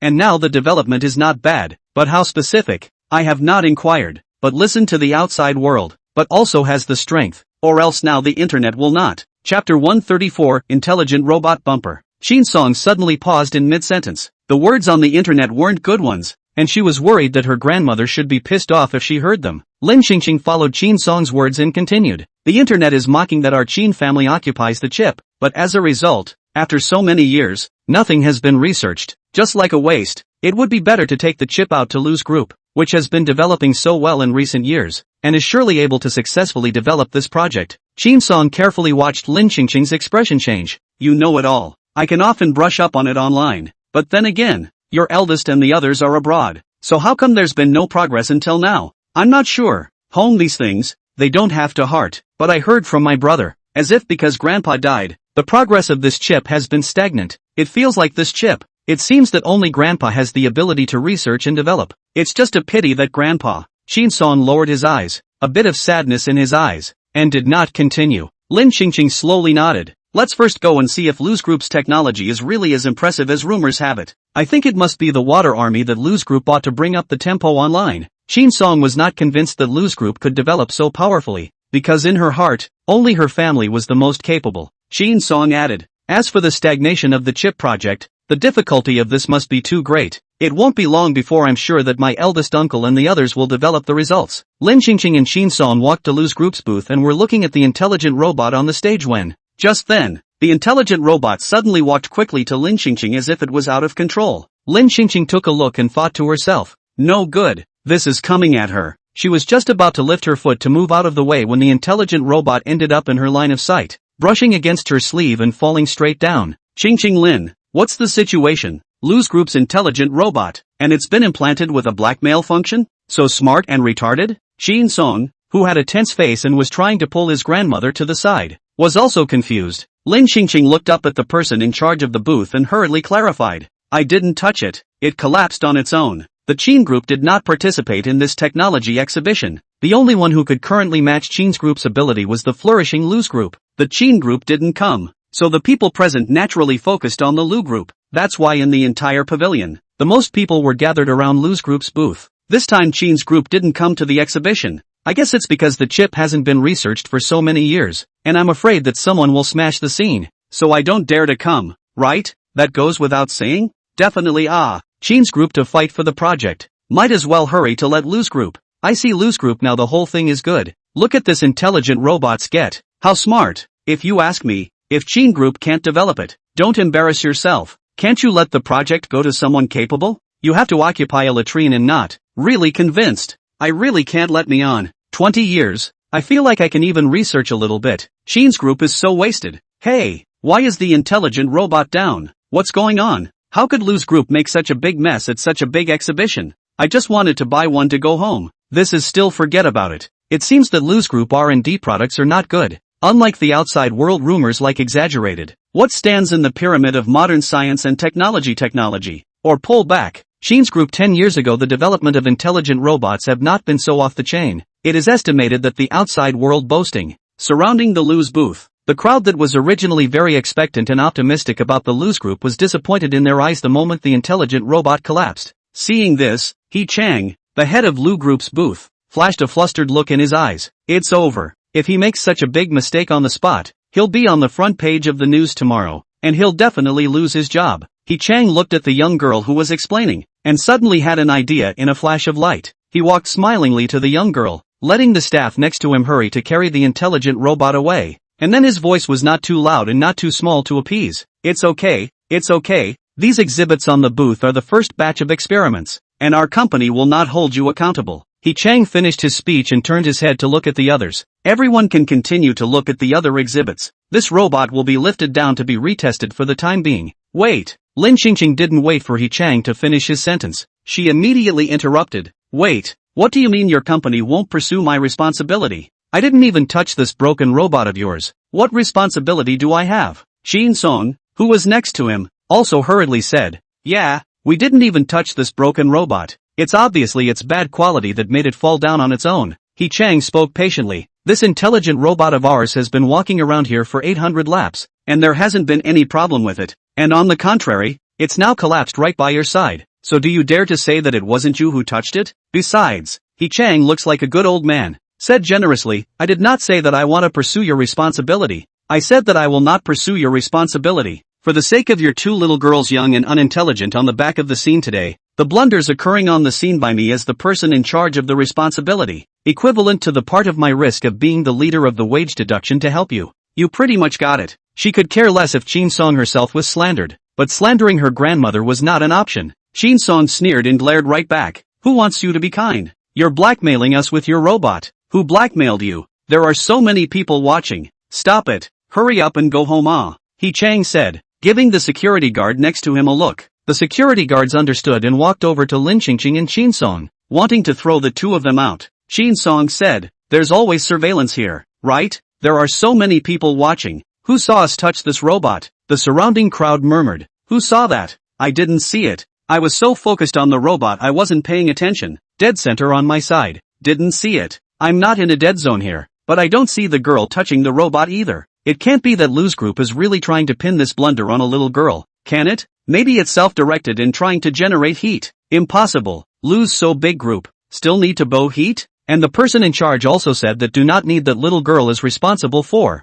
How generous. This is if the other company, sure to let that little girl to lose money. Chapter 135, Pincertude? You're outnumbered? We have people too. I don't feel like I've touched it. Didn't that little girl just say that there's a surveillance here? Wouldn't it be easier to look at the surveillance? How could Ho Kong show everyone the surveillance? Whether it was the little girl in front of him or not, he was going to plant it so he could keep his job. He Chang glanced at the security guard. Someone is disturbing order here. Why don't you hurry up and deal with it? Can you afford to affect today's exhibition? In the whole exhibition, Lu's group is the biggest. The security guards don't dare to offend. Not to mention that the head of Lu's group has spoken. How dare the security guards not listen? The security guard had just picked up the intercom and wanted to call a few people over to whisk Lin Qingqing and Chin Song out when a voice suddenly rang out. What's going on here? Chin Song listened to the familiar voice and suddenly looked up to see Jiang Che, as well as Mu Yi standing beside Jiang Che. She unconsciously pursed her lips. The Jiang family and Lu's group have cooperation, and He Chang knows Jiang Che, and even more so, Lu Xian's little girlfriend. He Chang smiled doggedly. Nothing much, just a little accident. It's been resolved. He Chang finished and gave the security guards a wink, telling them to hurry up and get rid of the people. Jiang Che frowned slightly when he saw Chin Song and just wanted to speak, but Mu Yi beside him opened her mouth first with a soft and weak look. Chin Song, if you don't like me, just come to me directly to settle the score. Why do you have to come here to make trouble and look for Xian's trouble? Chin Song crossed her arms and spoke in exasperation. I made a scene? Obviously. It was your Xian company's dog that bit people first. Jiang Che couldn't stand to hear it and chided. Chin Song, how can you talk like this when you're still the Qin family's eldest miss? Lin Qingqing looked at Jiang Che, her face full of speechlessness. How does our Chin Song want to talk? Do you need to care? What is your relationship with Chin Song? Jiang Che immediately choked. Yes, he was no longer Chin Song's fiancé now. How Chin Song spoke. What did it have to do with him? Lin Qingqing looked at Mu Yi beside Jiang Che again. These two people were actually shopping at the exhibition together? Or was it a chance encounter? She made a gossipy guess, then skimmed her mouth and continued to speak. Mu Yi, don't think of yourself as too important, okay? We just came out to watch an exhibition. Not like you think we have nothing to do all day long, surrounding you, and to run into you guys here, and to be blackmailed by Lu's group's broken robots. We feel especially bad luck. Mu Yi instantly blushed a bit, unable to get off the stage. However, in an instant, she looked at the righteous Qin Song and Lin Qingqing. Her face returned to normal. Qin Song has been targeting me for more than a day or two. Who would believe you guys if you say you didn't intentionally come here to find trouble today? I think you guys are just being sophomoric. The people around him instantly understood what was going on. So it's a personal vendetta to cause trouble. No wonder. Let's just say that this robot has been walking around here all morning without any problems. But as soon as these two girls came, this robot collapsed. It's really strange. But I really didn't see those two girls touch the robot. Besides, this robot it doesn't look like it will fall to the ground with a light touch, right? If a touch on the fall, that shows that Lu's group the quality of this robot is not good.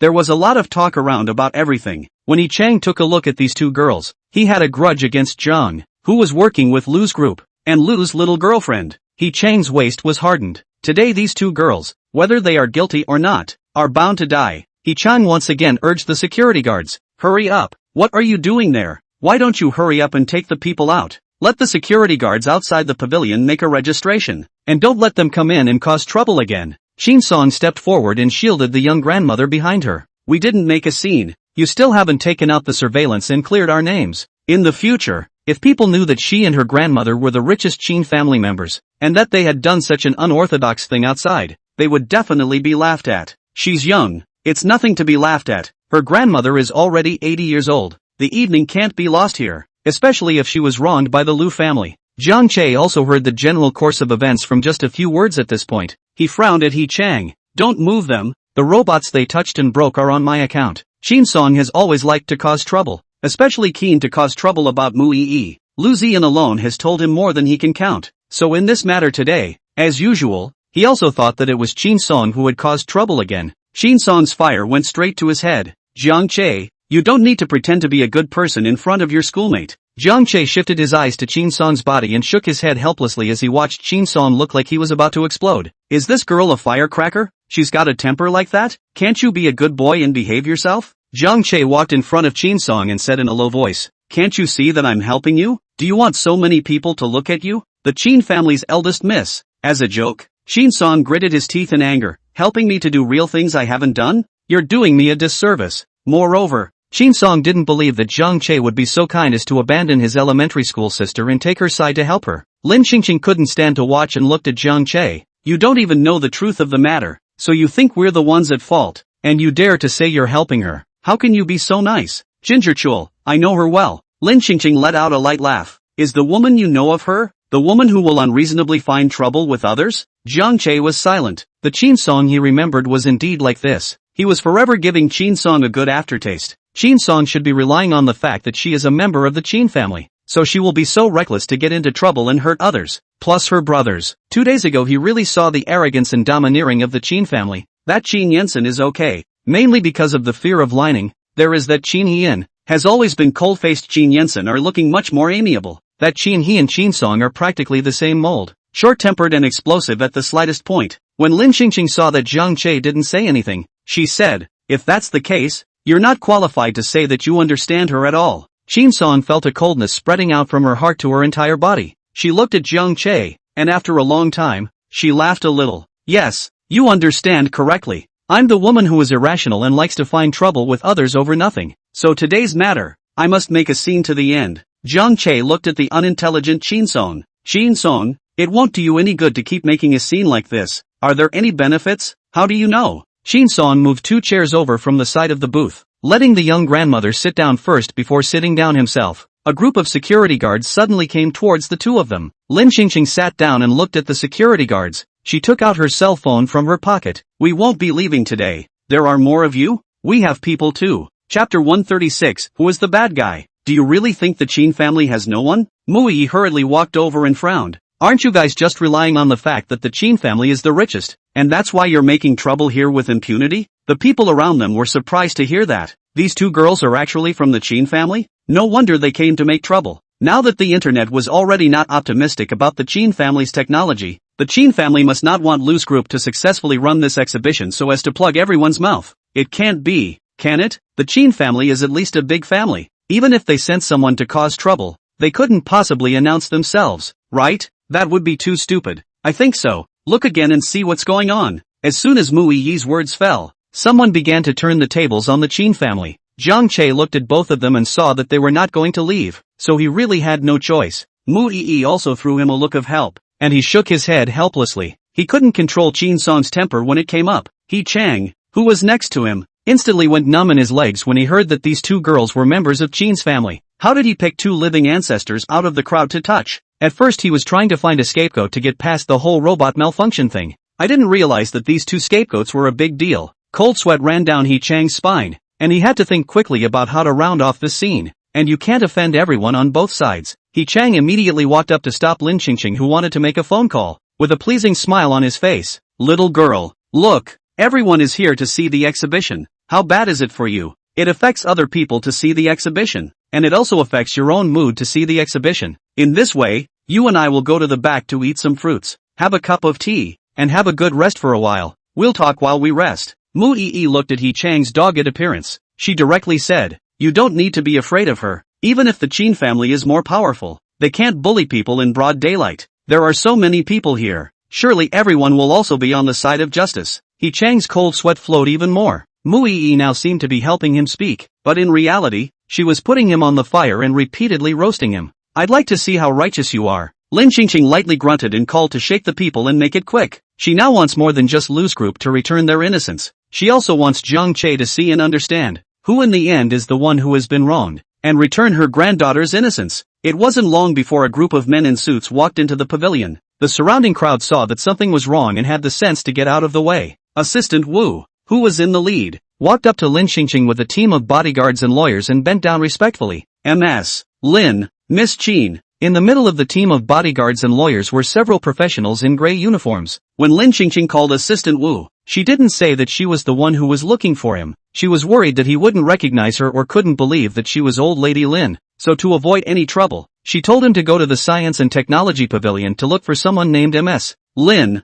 and Qin Song as well. Do this Ms. Lin and Qin Song a favor. Just wait until everything is at Miss Lin's disposal. But, when Assistant Wu saw the godlike elder lady Lin from her youth, he was still slightly stunned for a moment, but he quickly returned to normal. He thought that the young girl in front of him was most likely a relative of old lady Lin, which was why she looked so much alike. Lin Qingqing smiled and nodded, then looked at Mu Yi, and He Chang, who hadn't stopped sweating coldly, as well as Jiang Che, who was explicitly and implicitly advising Qin Song not to make a big deal out of it or else he would be laughed at by others. The corner of her lips lightly hooked. My people are here. Let's not waste time. Since you said that I touched and broke your robots, then lift out your fragile ones that fall down when I, a weak woman, touches them, and let the professional technicians check them out, to see whether it's because your Lux Group's technology is not working, or whether your robots fall down when you touch them. Oh yeah, and by the way, have the curator here pull up the surveillance as well, to show everyone in the room whether it's the robots that are touching, or us that are causing trouble. He Chang quickly said, forget it,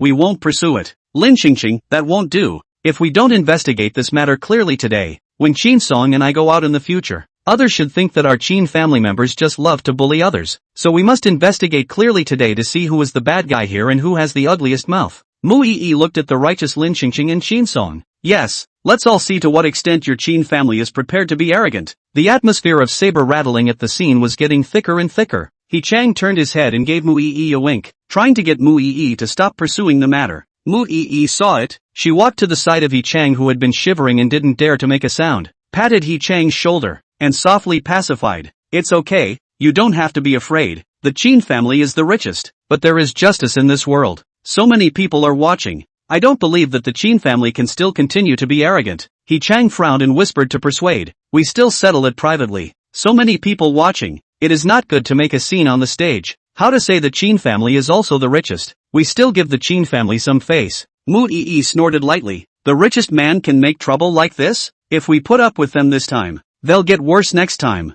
And I just want everyone to see the Qin family's disgusting face clearly. He Chang didn't expect Mu Yi to hate the Qin family so much. If he had known that he would stir up such a big basket, just now he wouldn't have touched the two Qin family's little girls. He Chang is now in a dilemma, clarifying the truth or not clarifying the truth. No matter which ending, he will have to die a death. The surrounding crowd saw this kind of battle for the first time. The two groups were openly battling each other, and everyone watched with enthusiasm. Others picked up their cell phones and began to take pictures and record videos, and some even opened the live broadcast room for real-time live broadcast. Netflix is boiling over from watching it. Holy, it's the first time I've seen two groups openly fighting. I'm so excited. It's not supposed to be scripted, is it? Trying to generate heat? That said, was the intelligent robot developed by Lu's group researched according to Lin Dayu's physique, and it collapsed at the slightest touch? This is too unrealistic. Hurry up and fight. It's best if both lose and then their products plummet so I can pick up the capitalist slack, haha. I support the Lu family.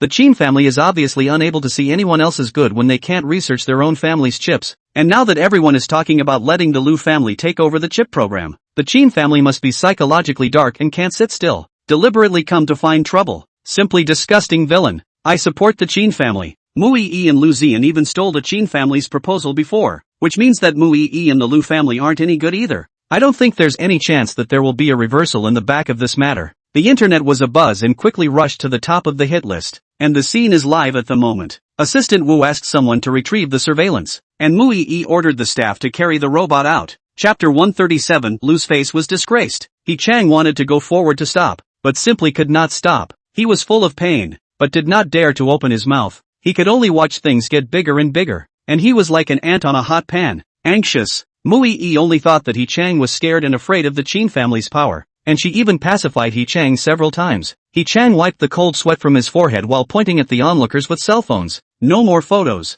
None of them. It was all he could do now to try to make his face look a little less disgraceful by doing this. Mu Yi, however, smiled and said, "It's fine, everyone shoot." She was worried that things weren't going to be a big deal. The bigger the fuss, the better, so that the Qin family can be sanctioned. He Chang, destroy it. He Chang watched the situation get worse and worse, and he couldn't stop it, so finally he thought of a next best thing. At the same time, Mu Yi carried the robot to the platform. The professional technicians brought by Assistant Wu just wanted to go forward with their toolboxes, but Mu Yi immediately stood in front of the robot as if she was prepared and stopped the technicians. She spoke, "These are the people brought by your Qin family. Who can guarantee that their test results are true? And what if they put their hands on the robot? Besides, this robot was developed by the Lu group. Who knows if your Qin group made this mess today in order to try to steal our Lu group's technology in the name of testing?" Lin Qingqing let out a light laugh. They are not the technicians of Qin's group, but the most authoritative Chunfan technology testing organization in China. I want to find someone to test. Of course I can't look for my own people. This point of reason I still understand. Mu Yi did not expect the girl in front of her to be so meticulous in her thinking, but she treated the Qin family with more than just a little bit of defensiveness. After all, the previous Qin family members to do those things. In her heart is the complete evil. Mu Yi blocked in front of the technician without moving a muscle. Questioning eyes looking at Lin Qingqing and Qin Song. Who knows if you guys have bought your way into this Chunfan technology? At this time, Jiang Che looked at Mu Yi and suddenly spoke out. The professionalism of Chunfan technology is still trustworthy and can be believed. Qin Song turned her head to look at Jiang Che, slightly stunned. She actually heard that Jiang Che was speaking for her? It was the first time she had ever seen such a scene, but I didn't realize it was after the dissolution of the engagement. If it had been before, perhaps she would have been heartened and happy. But now, Jiang Che was no longer completely related to her, so whatever Jiang Che did, it definitely wouldn't be because of her. Not to mention that Jiang Che hates her so much. Mu Yi shifted her eyes to Jiang Che and said with a straight face, "You were Qin Song's fiancé before." Jiang Che's gaze as he looked at Mu Yi gradually became complicated. From Mu Yi's words, it is not difficult to judge that Mu Yi has never treated him as a friend, but where Mu Yi's heart is really respecting him as a senior as she usually does, she would not be at this moment, not believing in him as a senior's character at all. Perhaps it was only when he needed his help that Mu Yi would call out in a soft senior manner. Jiang Che, at this moment, suddenly felt that the gentle look on Mu Yi's face had all changed, turning into a look he had never seen before. Jiang Che's face carried little emotion as he slowly spoke. "I'm just standing up for fairness, and I no longer have any relationship with Qin Song." In front of the Qin family, Mu Yi only believed in herself and Lu Zian, and she wouldn't easily believe anyone else's words. When Jiang Che saw that Mu Yi had not moved at all, he knew that Mu Yi had never trusted him from the bottom of her heart. Lin Qingqing was in a cool mood as she watched this scene. Doesn't Jiang Che think Mu Yi is better than Qin Song in every way? Now Jiang Che must be disappointed in Mu Yi's elementary school sister in his heart, right? Lin Qingqing stood up, her hands wrapped around her chest, looked at Mu Yi in a serious manner and opened her mouth.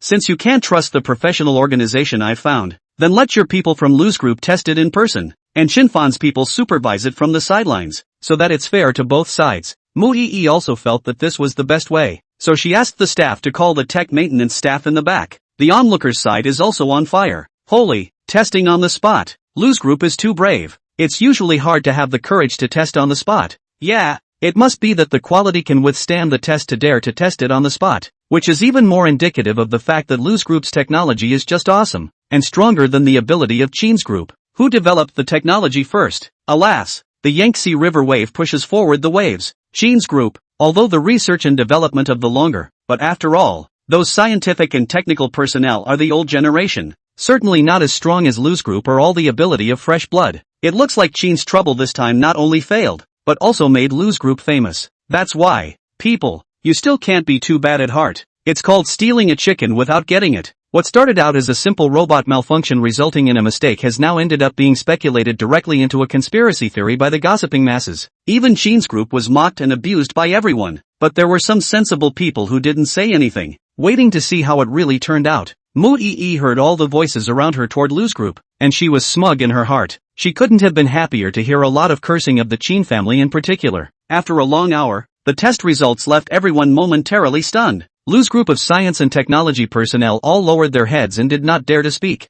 The side of the Chunfan testing organization then replaced the Lu's group of science and technology personnel, looked at the surrounding crowd and said, "Intelligent Robot T-2069 has a hardware problem. The sensor malfunction, resulting in the inability to accurately perceive the surrounding environment, the loss of normal mobility, before it lost control of the fall." The whole room was in an uproar. Those who stood Lu's group of eaters, and the netizens in the live broadcast room were shocked and talking. "I'll go. What happened to the promised field test that stood up to the test? I can't believe it's a hardware problem." And to touch people's two little girls. "I see that those two little girls are strangely good looking, and they don't look like troublemakers." Lu's group's technology isn't good either. Chin's group developed a robot 10 years ago that was on display in the booth for a whole day, and it didn't have this kind of problem. Lu's group is just a younger brother compared to Chin's. It's over. I'd been punched in the face. Chin's reputation instantly reversed. The people who originally stood Lu's group, their faces were hit and they completely dared not speak again. Mu Yi's face changed drastically.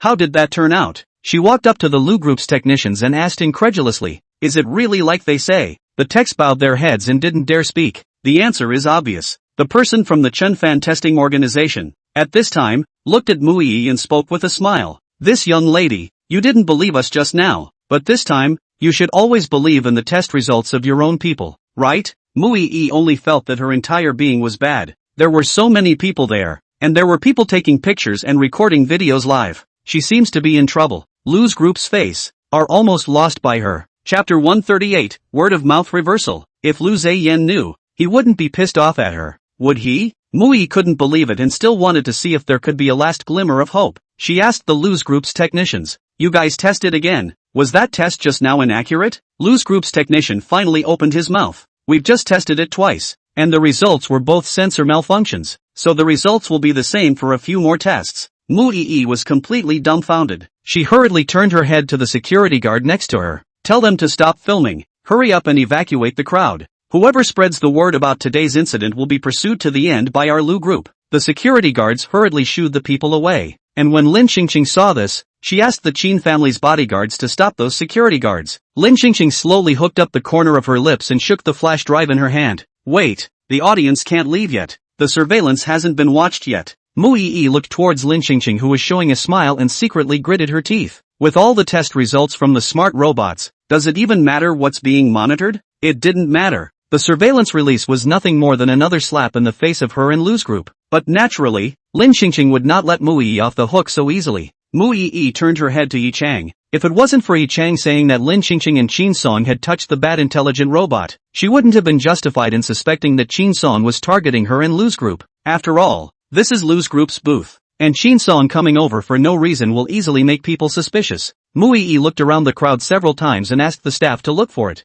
But in the end, how could she not find Yi Chang's figure? And the phone could not be reached. She suddenly reacted that Yi Chang had run away. She's been punked by Yi Chang. Mu Yi frowned at Lin Xingqing and Qin Song. "Is it possible that you guys bribed the people from the Lu group to deliberately trap me?" Lin Xingqing's eyes curved slightly, revealing a gentle smile. "You can't say this nonsense. Do you have evidence?" "No evidence is slander. My team of lawyers can all be present." "Do you still want to go to court with our Qin group's lawyers again?" Mu Yi hurriedly shut up. The scene of the last time she went to court with the Qin group's lawyer had become a nightmare that lingered in her mind. She is not afraid of going to court, but she is afraid of being really sent in by the Qin group's team of lawyers. She is still young. She still has a great future. She still has to live happily with Lu Ziyan. She can't go to jail. otherwise her life would be ruined. Mu Yi thought about it, and finally could only walk to Jiang Che's side, and took out her best soft appearance. Looking at Jiang Che, Sr., it must be that they deliberately set a trap to harm me and lose group. And you also know that Qin Song is targeting me not for a day or two. Can you take her away? Don't let her continue to mess around. Go down.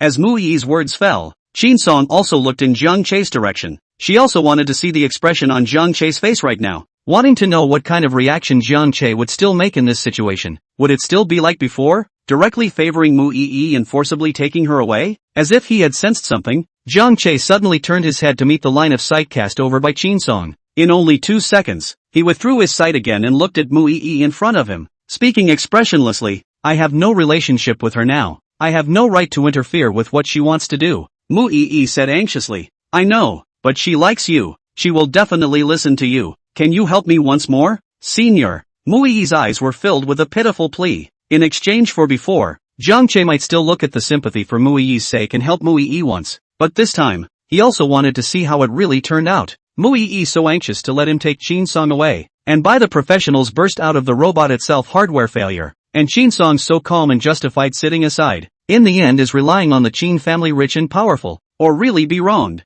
Bottom line? Looking at the scene where the truth was gradually becoming clear at this point, he even ventured the idea that he hadn't really misjudged Qin Song. Is the one who was really fooling around here really someone else? As the girl next to Qin Song said? After Jiang Che finished speaking, he turned his head and looked at Qin Song for a second time, and Qin Song instantly averted his gaze and stopped looking at him. Qin Song turned away with a slight frown on his face, his lips lightly bristling. What was the point of always looking at her? Not knowing thought he cared how much he cared about her. Jiang Che left his hands free and let Qin Song do whatever he wanted, and Mu Yi's teeth itched with hatred. Her senior had even jumped to the Qin family's side? Mu Yi was so disappointed in Jiang Che that she had to think of other ways on her own. Lin Qingqing also didn't let Mu Yi have any hope. She directly had someone play out the surveillance content through the screen in front of the booth. After the people present read the truth, they all instantly pointed their spearheads at Mu Yi and the Lu group. What the hell? To maliciously guide us here, making us think that the Qin family is really evil for doing all the bad things. But it turns out that the real evil people are the jumped-up clowns who are jealous of the Qin family. Last time she and the president of Lu's group teamed up to steal the Qin family's program, made a hot search, finally suppressed, and a whole lot of people came out to wash their hands of it.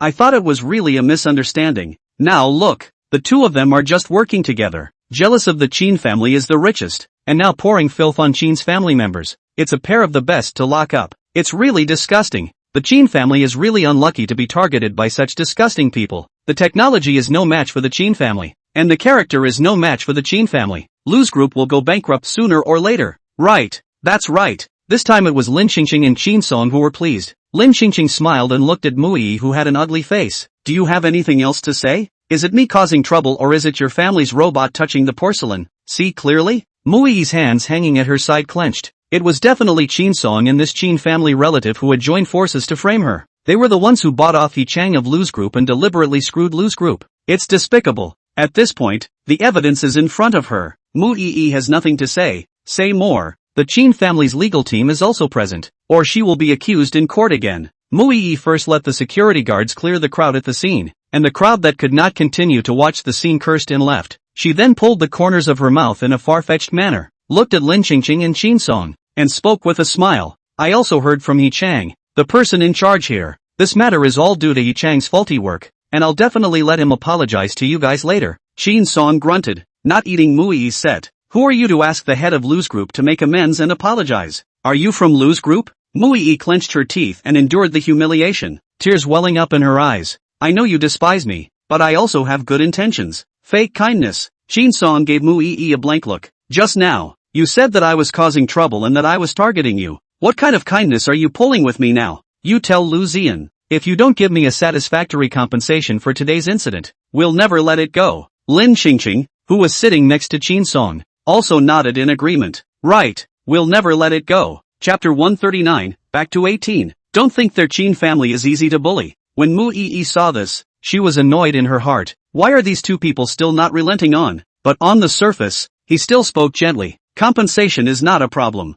Qin Song interrupted. What does it have to do with you? What is your status? Let Lu Zian talk to me personally. Qin Song had an air of superiority, degrading Mu Yi to the bottom of the valley, but Mu Yi did not dare to show her unwillingness. Her teeth were about to be clenched. and she still had to wear a smile on her face. She turned her head again to look at Jiang Che with help-like miserable eyes, but Jiang Che unexpectedly turned a blind eye. If it was in the past, Jiang Che would definitely not hesitate to stand on her side and scold Song. But now, Jiang Che acted as if he didn't see it. Mu Yi looked even more angry. It looks like Jiang Che can't be counted on. Mu Yi, okay, I'll send a message to Xian right now. Song still didn't even look at Mu Yi, turning to look at her young grandmother and asking with a smile, think about it. What kind of compensation do you want? We have to make a big one this time. The kind that will make Lu Xian and Mu Yi so angry that they won't be able to sleep at night. Lin Qingqing really didn't know what was in Lu's group that Lu Xian could give, but it was going to be very heavy. After all, she had no memories and didn't know much about Lu's group career-wise. She had just come to the present, and she had only focused on getting younger, saving her 3 grandchildren, and enjoying her life. She hadn't had the time to learn about anything else at the moment. At this moment, Song felt as if a figure was blocking her eyes. She slowly raised her head, and the smile on her face instantly retracted when she saw Jiang Che's face. Jiang Che raised an eyebrow. Changing your face so quickly? Song spoke without any good humor. Trying to speak for your junior sister again? Let me tell you, there's no way I'm going to let go. Jiang Che, the Lu group and our Jiang family are currently working together on a special medical project. They just had a huge drop in their stock price a while ago and want to recover their financial losses through this project. If you guys take away this particular medical project, Lu's group, coupled with this fiasco of the technology not working and planting your Qin family, I'm afraid we'll have to lose a lot of money again. Song was slightly stunned. When had Jiang Che been so kind as to take her side? Just now, Jiang Che thought that she was an unreasonable and disruptive woman and told her to hurry home and not to disgrace the Qin family. She grunted and looked at Jiang Che. You wouldn't be setting a trap waiting for me to jump so that you can help your elementary school sister, right? I'm not that stupid. Jiang Che stuck his hands in the pockets of his black suit pants and frowned slightly. When have I ever lied to you? Song sneered inwardly. Haven't fooled her yet. Men's mouths are really unreliable. He's been speaking up for his elementary school sister before. If there's no adultery, can he be so arm-twisting? So she wasn't going to believe a single word Jiang Che said. But Jiang Che, as if he knew what she was thinking inside, continued. If you don't believe me, you can ask Assistant Wu. This matter is not a secret in the industry. Assistant Wu should have more or less heard of it. If you feel that Assistant Wu's information isn't accurate enough, you can also call and ask your big brother. Your big brother definitely won't lie to you. When Jiang Che had said so, Song looked sideways at Assistant Wu for confirmation. Assistant Wu nodded and said seriously, there is indeed this matter. As Assistant Wu's words fell, Song raised her head and once again met Jiang Che's line of sight, and her expression was a bit complicated. Why did you turn around this time? Jiang Che, it's kind of like I just misunderstood you and made it up to you. Sorry. He appreciated Mu Yi. He appreciated Mu Yi's understanding and gentleness, not the way she was now, with a dirty and unpleasant heart wrapped under her pathetic appearance, using him to hold Song, and pouring dirty water on Song. The truth is in front of us, but also to even have no evidence to say that Qin's family members to buy Lu's group employees. Mu Yi, this is not because of being aggrieved and wanting a fair result, but pure hatred for the Qin family. Jiang Che seemed to finally see Mu Yi's true face at this moment. In contrast, a girl like Song, who explodes at the slightest hint and puts all her emotions on her face, is much more pleasant to look at than Mu Yi.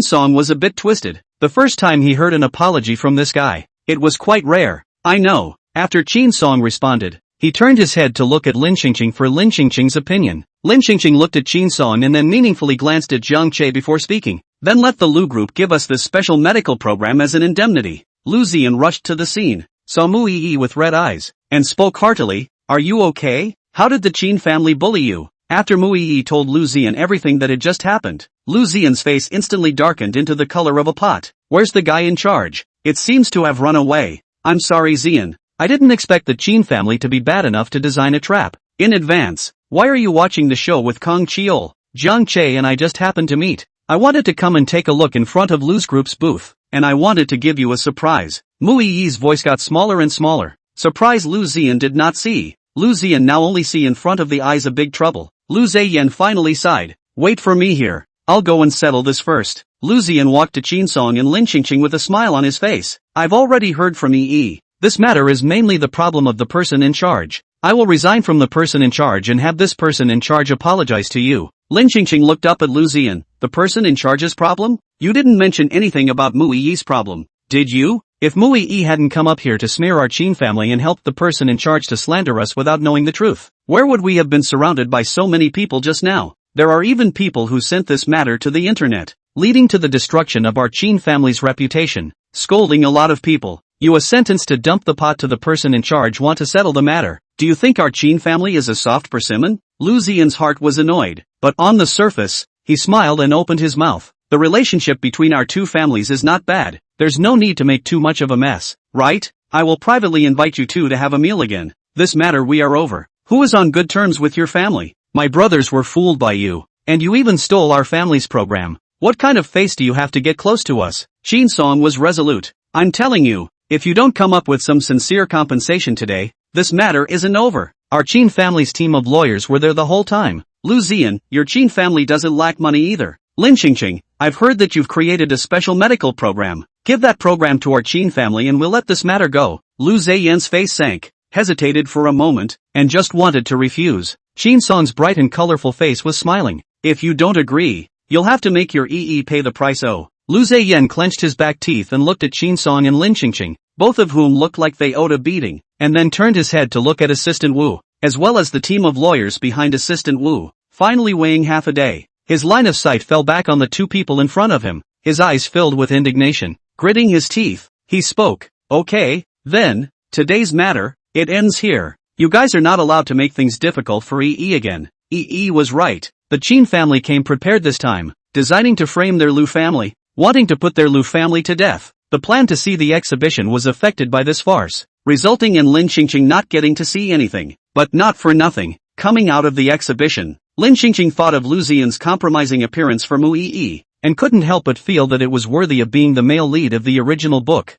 who was still unfailingly devoted to Mu Yi, who kept getting into trouble. Lin Qingqing sat down in the car and looked at Qin Song, who had already gradually lowered her defenses and multiplied her good feelings towards her, her eyes flowing. The last 30 amazement values depend on the shiver in the eye. After collecting the surprise value this time, not only could she become 18, she could also reap the benefits of the last bonus episode, which was a great deal. So, Lin Qingqing's little eyes peeked left and right and looked at the environment inside the Rolls-Royce car. Chapter 140, Grandma is injured. Where can you hit your head? That looks like it hurts. But doesn't hurt? She's going to have to look into it. Too bad the driver didn't give her that chance. It was a very smooth drive all the way. On the way, Qin Song also looked up on the internet the special medical program that he had just snatched from Lu Ziyan. Qin Song read it and instantly frowned as she hurriedly handed her phone to Lin Qingqing. Look, this special medical program is actually about chip transplantation. Lin Qingqing retracted her thoughts. Her line of sight was cast to the phone screen, and her brows were also slightly knitted. The Lu family doesn't have a chip either.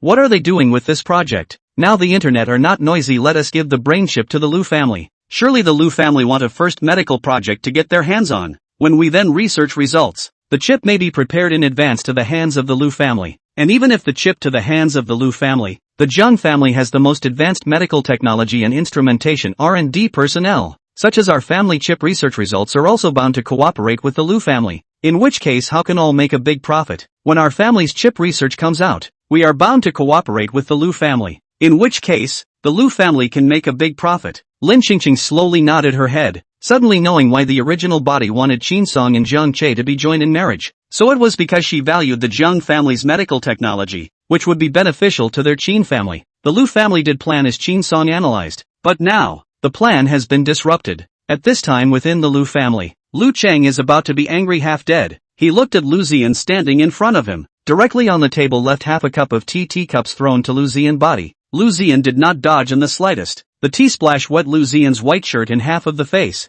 Looks a little bit of a mess. Lu Ziyan's face didn't show any resentment. He lowered his head. His eyes fell on the bamboo forest engraved on the shards of the alabaster cup. His pupils suddenly shrunk. A drop of tea slid down the bridge of his tall nose, and he whispered, "I'm sorry, uncle." Lu Cheng gritted his teeth in hatred, pointing at Lu Ziyan's nose and cursing. How hard it was for us to fight for this project at that time, and as a result, we let you give it away for nothing. Or to the Qin family. Have you forgotten what we fought for this project for? And how your parents died? How did I raise you? This white-eyed wolf. Can you afford me like this? Or can you afford your deceased parents? If I had known, I should have let you accompany your parents to their deaths. Lu Ziyan was silent and let Lu Cheng scold him. The matter was indeed his fault, and he had nothing to refute. Lu Ziyan, uncle, don't be angry. I believe that with my efforts, I can definitely find another opportunity to mess up the Qin family. Still looking for a chance. Do you know how many years I've been waiting? if you continue like this, I won't even be able to see this day even if I die. Lu Chang looked at the indisputable Lu Zheyan.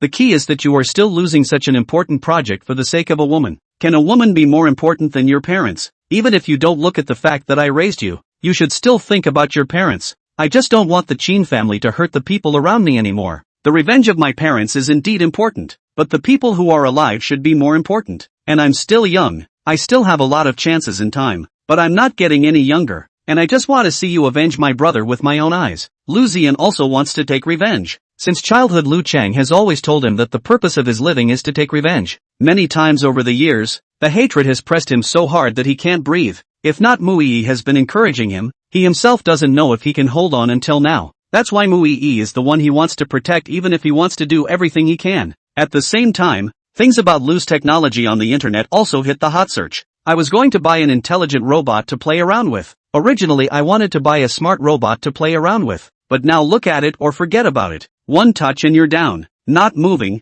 Who dares to buy it? Online is not always fried. Lu's group before the advanced technology well. The results to the time of handing in homework. On this, go home, hurry home, okay? Don't come out to disgrace your eyes. Learn from the Qin family. Not much achievement. First quietly in the home cat. Don't come out to have a good time. How is it not considered advanced when it comes with its own bumper sticker system? Ha ha ha ha. Before always in the internet to see Lu's group is not as good as the Qin family. Now look, rumors really cannot be trusted. The Qin family 10 years ago, the technology or dumped Lu family a few streets, is not a level of rivalry. Qin family, those two big miss, how can't see the face looking at the body temperament must be two beautiful women. With Lin Qingqing and Qin Song's identities, no one dared to expose their front faces at all. After all, there was still a team of Qin Group's lawyers at the scene to warn them about who dared to take the wind out of their sails. While Lu's reputation and stock were plummeting, Qin's reputation was soaring even though Qin's group wasn't at the tech show this time. How could Lu Chang not be angry? Every time the plan he thought would go smoothly, Lu Zheyan would always give him a big surprise, and every time it's because of that Mu Yi. Thinking of this, Lu Chang's eyes darkened. First hurry up to find a way to save the immediate loss back. Last time has been a serious loss, a sum of money. This time Lu can't go through any more negative news, or else Lu Group sooner or later will be destroyed in your hands. After Lu Chang was exasperated and left, Lu Ziyan picked up the fragment of the teacup engraved with the bamboo forest and looked at it for a moment, and then gripped this fragment tightly until blood flowed out from between the fingers of his hand, while he remained expressionless, as if he had lost the feeling of pain. He remembered that his grandfather had once said that this was his father's favorite tea set, and he had already put this tea set away before, so how could it be here now? After Lin Qingqing and Qin Song finished analyzing the situation, the two of them were instantly happy. They had sort of mistakenly sabotaged the Lu Group's plan, and by the way, they had also taken over the Zheng family's medical technology project cooperation, which happened to be very important to the Qin family's future development. Qin Song was happy for a while, and then couldn't help but sigh. It's just a pity that the progress of the chip is still zero, and I don't know when Big Uncle and the others will be able to study the results. Don't worry, it must be soon, but Grandpa is gone. If only Grandpa was still around. Lin Qingqing looked at the moody Qin Song gave and couldn't help but comfort. Grandpa's not here. There's still Grandma. Don't worry. Qin Song abruptly looked up at his young grandmother. It was also true that Grandma was living younger and younger now, and there was no chance that Grandma was the hope for the future of their Qin family. Let's just say that such a miracle as returning to old age can appear in Grandma. Maybe Grandma is some kind of Dala living Bodhisattva god reincarnation, specially born to save their whole family. The light in Qin Song's eyes gradually brightened as she smiled and looked at her young grandmother. Well, I believe in Grandma. Our Qin family will definitely get better and better. But as it turned out, not long after the two had returned home, Qin Song, who was in the kitchen making a fruit salad for his young grandmother, received a piece of bad news. Missy is not well. MS. Lin fell down in her room. It seems like she fell on her head. Chapter 141. Lin Qingqing saw a ghost. When Qin Song rushed to Lin Qingqing's room, Lin Qingqing was sitting on the bed rubbing her head. She hurriedly walked to the bedside, carefully checking the injuries on Lin Qingqing's body. Her tone anxious. How is it? Has the ambulance been called over yet? Let's hurry and go to the hospital for a full checkup. The housekeeper spoke. No, MS. Lin said no. It's no big deal. At this time, Lin Qingqing also looked up at Qin Song. I'm really fine. Just a little pain in my forehead. It's not a big problem. Where did you fall? Lin Qingqing rubbed her forehead while looking at Qin Song's anxious look. She softly soothed. I just felt that the weather was too hot. I wanted to take a shower, but I ended up accidentally falling in the bathroom and hitting my head. I'm much better now. It's no big deal. You don't need to be anxious. Lin Qingqing still felt a little guilty in her heart. She had no choice. It's not about getting to the bottom of it in a hurry. No, I'm calling an ambulance over now. We have to go to the hospital for a full checkup or I don't feel comfortable. Lin Qingqing couldn't argue with Qin Song, and was finally forced to go to the hospital for a round of checkups, until she confirmed that there was really nothing wrong. Qin Song was relieved, but not long after returning home, Lin Qingqing suddenly looked at Qin Song and asked, "How did your grandfather pass away? Can you tell me? I kind of can't remember." Qin Song's movement that was massaging Lin Qingqing's head slightly paused. Her heart suddenly had a bad premonition. She walked in front of Lin Qingqing and spoke with a few moments of surprise. "You're not joking with me, are you?" But as she looked at Lin Qingqing's serious look, no matter how she looked at it, Lin Qingqing did not look like she was pretending and joking with her. Qin Song gulped in panic. "Then do you know who I am?" "Of course I know. You're Qin Song, my little granddaughter. I also know that I have 3 sons and daughters-in-law, and 3 grandchildren. I remember them all. I just don't remember a lot about your grandfather. It feels like that fall just now, as if some of my memories have been a little confused by the fall." Lin Qingqing frowned with a fake headache. She remembered that this was how it was done in TV shows, and this path should be correct. Just now when I went to the hospital for a checkup obviously nothing happened. How come I suddenly can't remember some things? Lin Qingqing made up. It might have been an accidental head injury, so it's just a short loss of a bit of memory. Let's rush to the hospital and check again. The results of the hospital's tests are definitely not wrong. It's just that I'm getting older. That's why this is happening. You don't have to be anxious. You'll probably be fine in a few days. Qin Song looked at Lin Qingqing, still worried. Then she pulled up a small group and sent a message to her elder and second brothers. "Qin Song, Grandma just had a fall. Now she seems to have lost her memory. What should I do? Qin Yansen, where did you fall? Are you okay now?" "I'm going back now. Qin Song, I've already been to the hospital for a checkup. It's nothing serious." "Qin He, it's not Alzheimer's, is it? This is the right age for Alzheimer's." "Qin Yansen, wait until I get back." After sending the message, Qin Song turned his head to look at Lin Qingqing, who was still rubbing her head, and sat down beside Lin Qingqing and said, "Grandpa was in a car accident on his way to the airport." "It was an accident, but last time, the old lady of the Chen family said that your grandfather was killed by me. Is that really true?" Qin Song frowned tightly. "When did it happen? Chen family old lady, that is nonsense. Grandfather's matter has nothing to do with you at all. Back then the eldest uncle they all investigated very clearly. Grandfather's car accident is an accident." Lin Qingqing nodded slowly, finally clearing up one thing.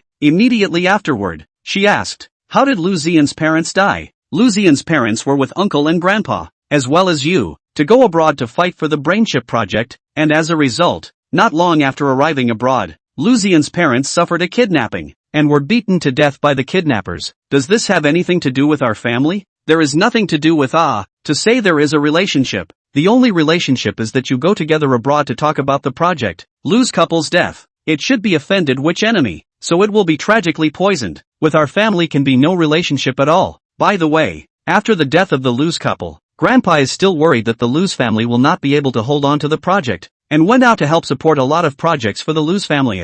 Otherwise, where would the Lu family be today?" Qin Song said, more and more angry. The result did not expect to help a white-eyed wolf, and now that Grandpa died, began to enmity. "I have never seen such a lack of morality. Grandpa should not have helped them in the first place." Lin Qingqing frowned slightly. When she heard it this way, it seemed like their Qin family wasn't purely bad guys.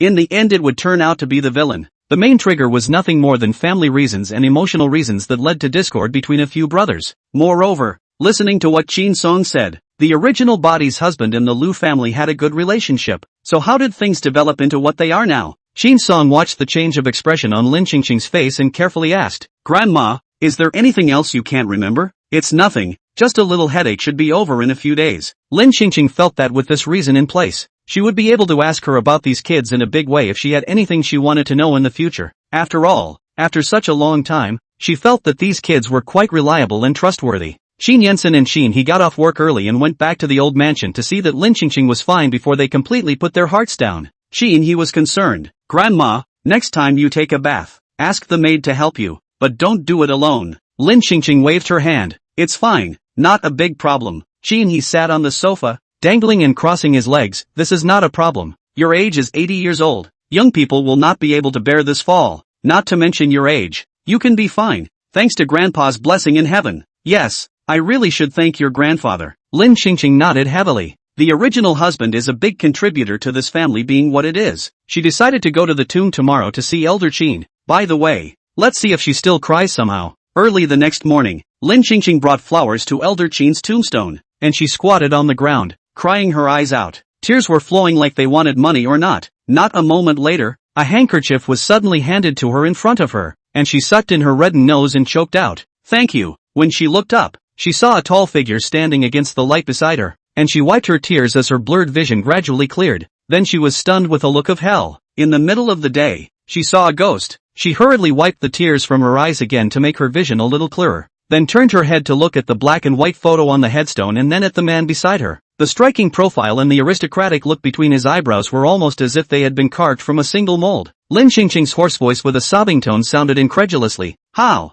do you look so much like him?" The man didn't answer. His face was emotionally scanty and dripping with innate nobility as he lowered his eyes and asked, Are you his granddaughter? Chapter 142 Grandpa becomes a bastard. Grandma becomes a granddaughter. Looks so much like her. The second half of the sentence, he didn't say. He looked at the girl's crying red eyes and couldn't help but open his mouth to comfort her. It's possible for a person to come back to life in another world even after death. Don't be too sad. Lin Qingqing excitedly stood up, but due to squatting for too long, her legs were a bit numb, and she was too excited to get up too fast, causing her to nearly fall without standing still. At that moment a hand quickly took hold of her arm and held her steady. The man's low voice sounded again. Be careful. Lin Qingqing finished thanking him and looked incredulously at the man in front of her. The more she looked at him, the more unbelievable she felt. How can there be people who look so much alike? She doesn't believe there are ghosts in the world, and she's more skeptical than. She couldn't help but call the system in her head. Old man Qin is so handsome and rich. Does he have any illegitimate children?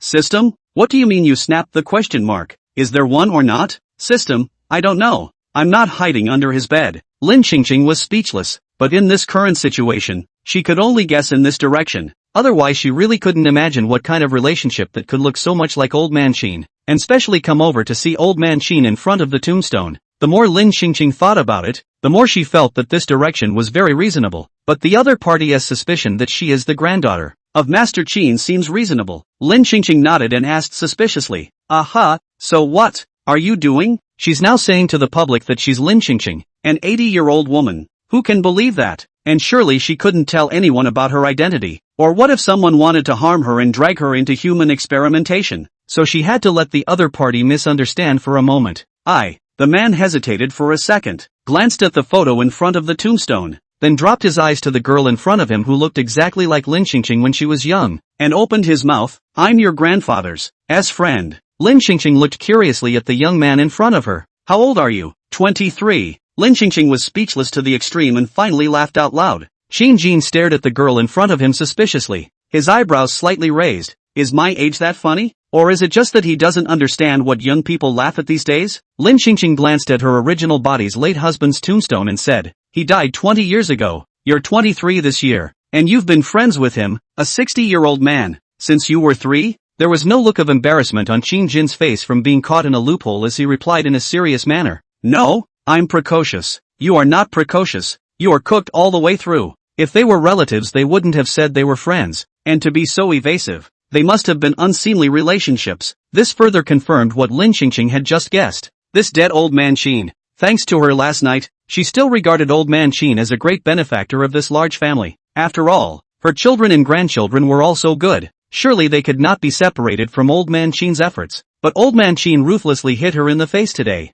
What a dishonest man. She's just redundant to see this stinky old man. She had heard her grandchildren and others say before how much old man Qin had loved the original during his lifetime. That's how you love? So much so that you have an illegitimate child with someone else? Lin Qingqing cursed old man Qin half-heartedly in her heart, and opposite Qin Jin couldn't help but sneeze several times in a row. After a few seconds, she put away her smile and skimmed her lips, thinking that she shouldn't be too nice to old man Qin's bastard son. After all, it was old man Qin who had wronged the original, and she hates scumbags. Only the knife in their own bodies to know how much pain she crossed over for so long, has long been integrated into this world, and the original body into one, inseparable. Although the fault is not in the child, but to forgive Junior and Junior's child, she admitted that she cannot do so open-minded. She had been kind enough to hold back from snapping at him. I hope he won't do anything excessive and presume to compete with her children and grandchildren for the Qin family fortune. As long as she lived, he shouldn't even think about it. Qin Jin saw her face grow cold, even with a hint of hostility and disgust in her eyes, and he frowned slightly. He didn't say anything wrong,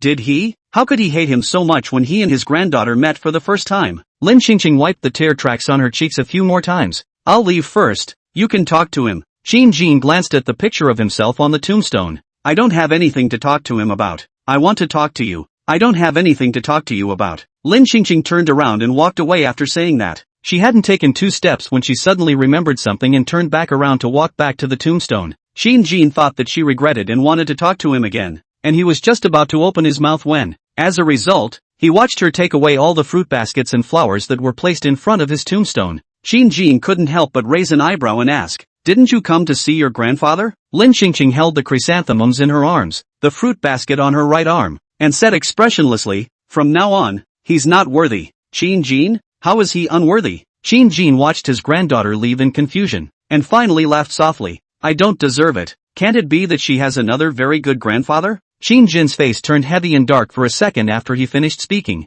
Other very good grandfathers. That's not good. Won't his wife, the kingdom he fought so hard for, his children and grandchildren, all become someone else's? Lin Qingqing returned to the car with her things in her arms, and the driver was confused. Didn't you come to see Master Qin? Stop watching and go home. After Lin Qingqing finished, she sat in the back seat and closed her eyes. Her eyes were dry from crying, but the more she thought about it, the more angry she became. None of their Qin family's children looked so much like Old Man Qin, and for an outsider to have inherited so much of Old Man Qin's handsomeness was simply excessive. It's too much. Crying over this stinking old man is so unprofitable. System, why is it that I can't stop crying when I see Old Man Qin's tombstone? Did you set up some kind of emotional system in my body? System, not really. Host, as to why you are crying, I am not sure. Lin Qingqing frowned. Why don't you know anything? Other travelers have memories. I don't even have any. Is your system engaging in double standards? System, it's strange to say that your memory is actually not that I don't want to give it to you.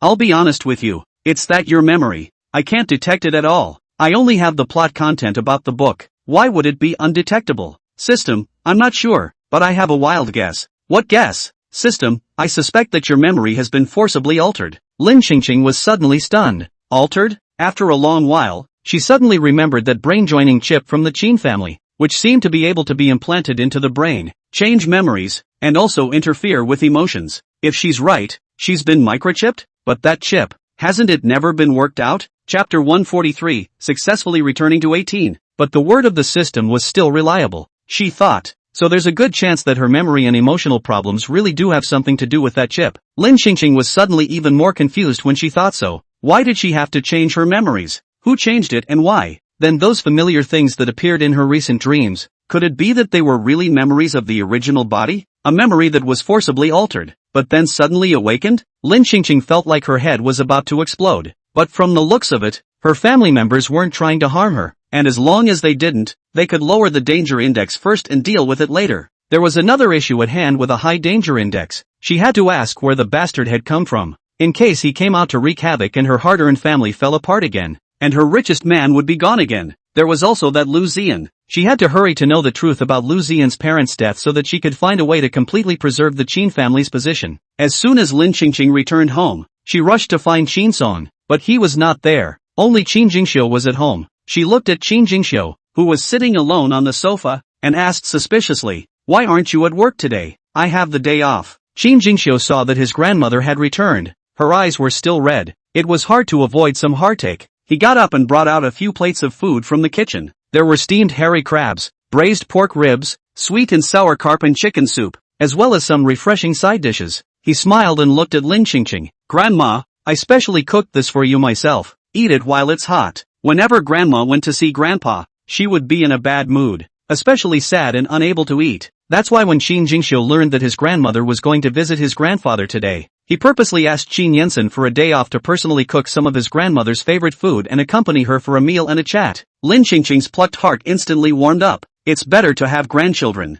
Husbands are nothing. Then again, the flavors of these dishes were exactly the same as the ones she loved before she came across. Qin Jingxiu's cooking skills were also very good, and Lin Qingqing turned her grief and anger into an appetite, eating very much at this meal. After Lin Qingqing complimented Qin Jingxiu's cooking, she asked, "Where did Qin Song go?" "I don't know," Qin Jing narrated. He had barely crossed paths with Qin Song, who naturally wouldn't tell him his whereabouts. Lin Qingqing finished her meal, picked up the soup bowl that Qin Jingxiu had just filled beside her hand and took a sip of chicken soup, then looked at Qin Jingxiu and asked extraordinarily seriously, "Then I'll ask you another question. And you must be truthful." Qin Jingxiu straightened his spine like a good student, his expression earnest and serious, a look of waiting for torture. "You said, I won't lie. Grandma believes in you. Of these children, if one were to say the most heartfelt, it would definitely be Qin Jingxiu." So Lin Qingqing thought about it, but it was more reliable to ask Qin Jingxiu. Lin Qingqing asked, "Did your grandfather ever do anything wrong to me when he was alive?"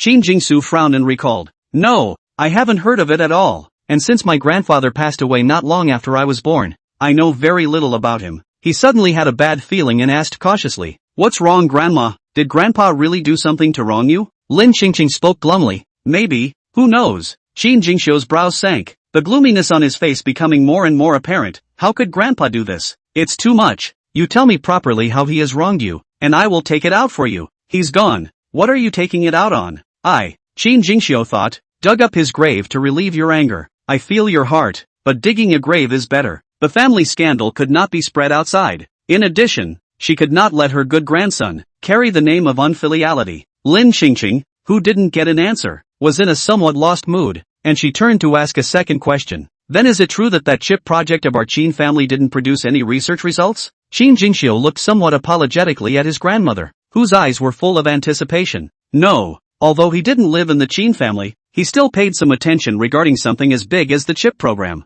"Okay." Lin Qingqing finished the last mouthful of chicken soup, went back upstairs to rest for a while, and started working on the surprise value again. After a moment, her eyes flashed and she sent a message to the group. "My husband seems to be cheating on me. What should I do?" Qin Yinsen was shocked. "Grandpa cheated?" "Qin he, Grandma, did you have a dream? Grandpa cheated on you in your dream?" "It's often the case within the women I've already talked to, although in reality I've had it too, but I didn't hide it from them." The next second, Qin he saw that he had been moved out of the group chat by Blossom Fortune. "Kin, Blossoming Fortune, no scum can enter the group from now on." Qin Yinsen, "Roger that." Qin Son, "Roger that." Oldest son, "Roger that." Then the row below is all received. At this time, Lin Qingqing's mind finally received a long-lost system message. "Congratulations to the host for successfully completing the mission. The physical state returns to the age of 18. "That's great. She can finally go back to being 18. Lin Qingqing had a lot of calculations in her mind about what she was going to do next. She thought that after she finished solving these things at home, she was going to start doing what she wanted to do. "Where's my extra plot reward? System, now reward you the last episode.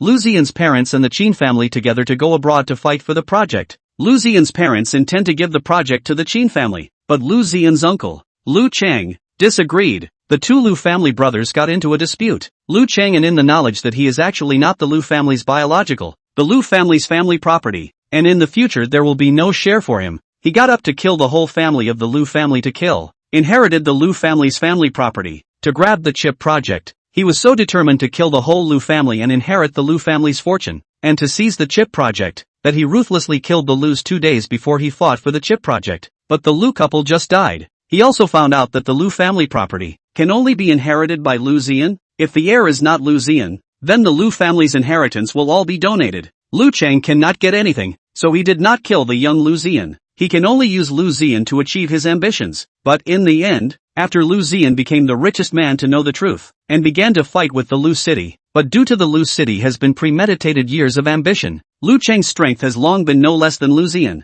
Well, Lu Ziyan replaced the Qin family to become the richest man, only to be better. Lu Chang was finally brought to justice. Where is our family, the big bad? Isn't this pure and simple cannon fodder? It's the stepping stone on the way to Lu Ziyan's successful revenge. System, words can't be said that way. Your family still has villain potential, such as Qin Yensen, who is competing with the male lead for the female lead, and Qin Song, a malevolent female match who constantly provokes the female lead for the sake of her man, as well as Qin Jingxiu, who is psychologically dark and ready to darken at any time. I have to hurry and tell Lu Ziyan the truth. I can't let him harm our family again. Chapter 144, A Handsome Man with Substance. Injustice has its head. She has to hurry to find Lu Ziyan to end this messy plot quickly. As long as they don't go against the original book's hero and heroine, their family's position as the richest can definitely be preserved. But Lin Qingqing had just stepped out of the front doorway, and she felt that she was a bit hasty. This kind of direct disclosure of the truth, even if she told her own family, without evidence, her own family may not be able to believe. Not to mention that has always regarded their family as a mortal enemy of Lu Ziyan. How can easily believe her? and Lu Ziyan would most likely still think that she was stirring up trouble and provoking their Lu family's feelings. She still had to get someone to find the evidence before she could do so. Lin Qingqing turned around and returned home, took out her cell phone and sent a message to Assistant Wu, asking him to first check on Lu Ziyan's uncle Lu Chang. Then she sat down on the couch to rest for a moment, patting her head gently. Did she have a chip implanted in her head or not? But at the moment, it seemed that the Qin family wouldn't harm her. So anyways, she now had to research about the chip first, so that she could know why she was implanted with the chip, and if she wasn't implanted, then it was just as well that she could see if she could help the Qin family and get the results of the chip research as soon as possible, lest the internet always question their Qin family's technology. Lin Qingqing had now considered herself as a member of the Qin family. Questioning the Qin family's technology was the same as questioning her ability, and she would never allow that to happen. After thinking about it, she picked up her phone again and searched for knowledge about the chip online, but unfortunately, she didn't find anything useful. She was just about to switch the interface, give up on the online search results, and go to her family group to find her family members to learn more about it, when the big data pushed a message to her. River City University to welcome youngest professor to lecture on the future brain-connected chip development.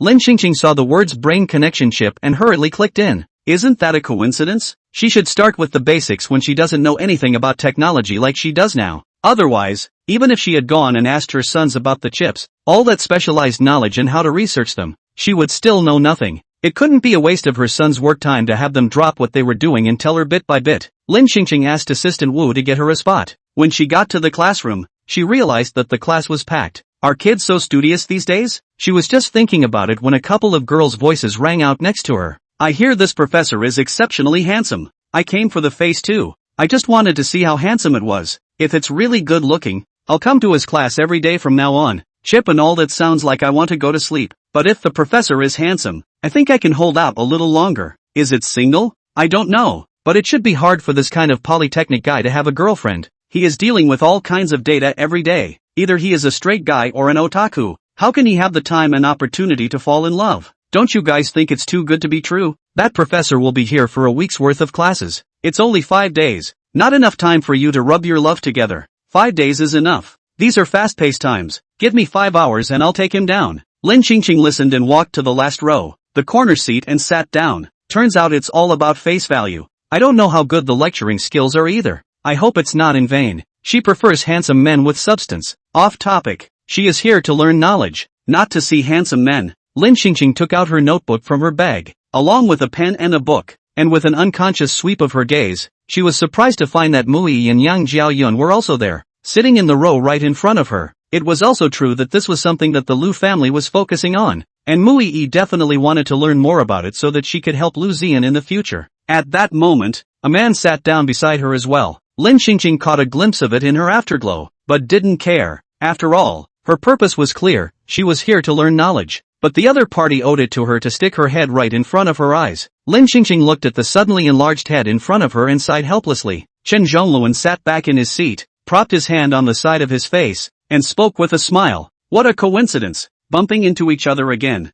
Lin Qingqing frowned slightly. You're a big star who doesn't go to perform in front of the camera. What are you doing here? Come to learn knowledge. Chen Zhongluan brought it up in a relaxed tone. In fact, it was Chen Zhongluan's father who arranged for him to come over. He originally wanted to refuse, but his father said that they had hope now that the Qin family's research was not yielding results, so Chen Zhongluan was sent over by his father to be forced to study. Lin Qingqing wasn't stupid. She knew the Chen family's small mind very well. She opened her laptop and ignored Chen Zhongluan. Chen Zhongluan unexpectedly saw Mu Yi and Yang Jiaoyun in the front row and greeted them, which led to Mu Yi and Yang Jiaoyun seeing Lin Qingqing as well. Mu Yi and Yang Jiaoyun were staring at Lin Qingqing with fire in their eyes. You! Yang Jiaoyun looked at Lin Qingqing savagely, and just as she opened her mouth with a single word, Mu Yi stopped Yang Jiaoyun. She spoke softly. Forget it, we're here for class. Let's leave her alone for now. Business is business. Mu Yi also said this with forced emotions, thinking about the last time Lu Ziyan lost an important project because of her. She hated Qin Song and Lin Qingqing in her heart. She must make the Qin family pay. Lu Ziyan said that when the old lady of the Qin family died, they would incite the Qin family and the company to make trouble, so that the Qin family would be in trouble both internally and externally. And then she would see what Qin Song and the girl in front of her would still take to pretend with her. She waited to see them crying and begging her to let it go.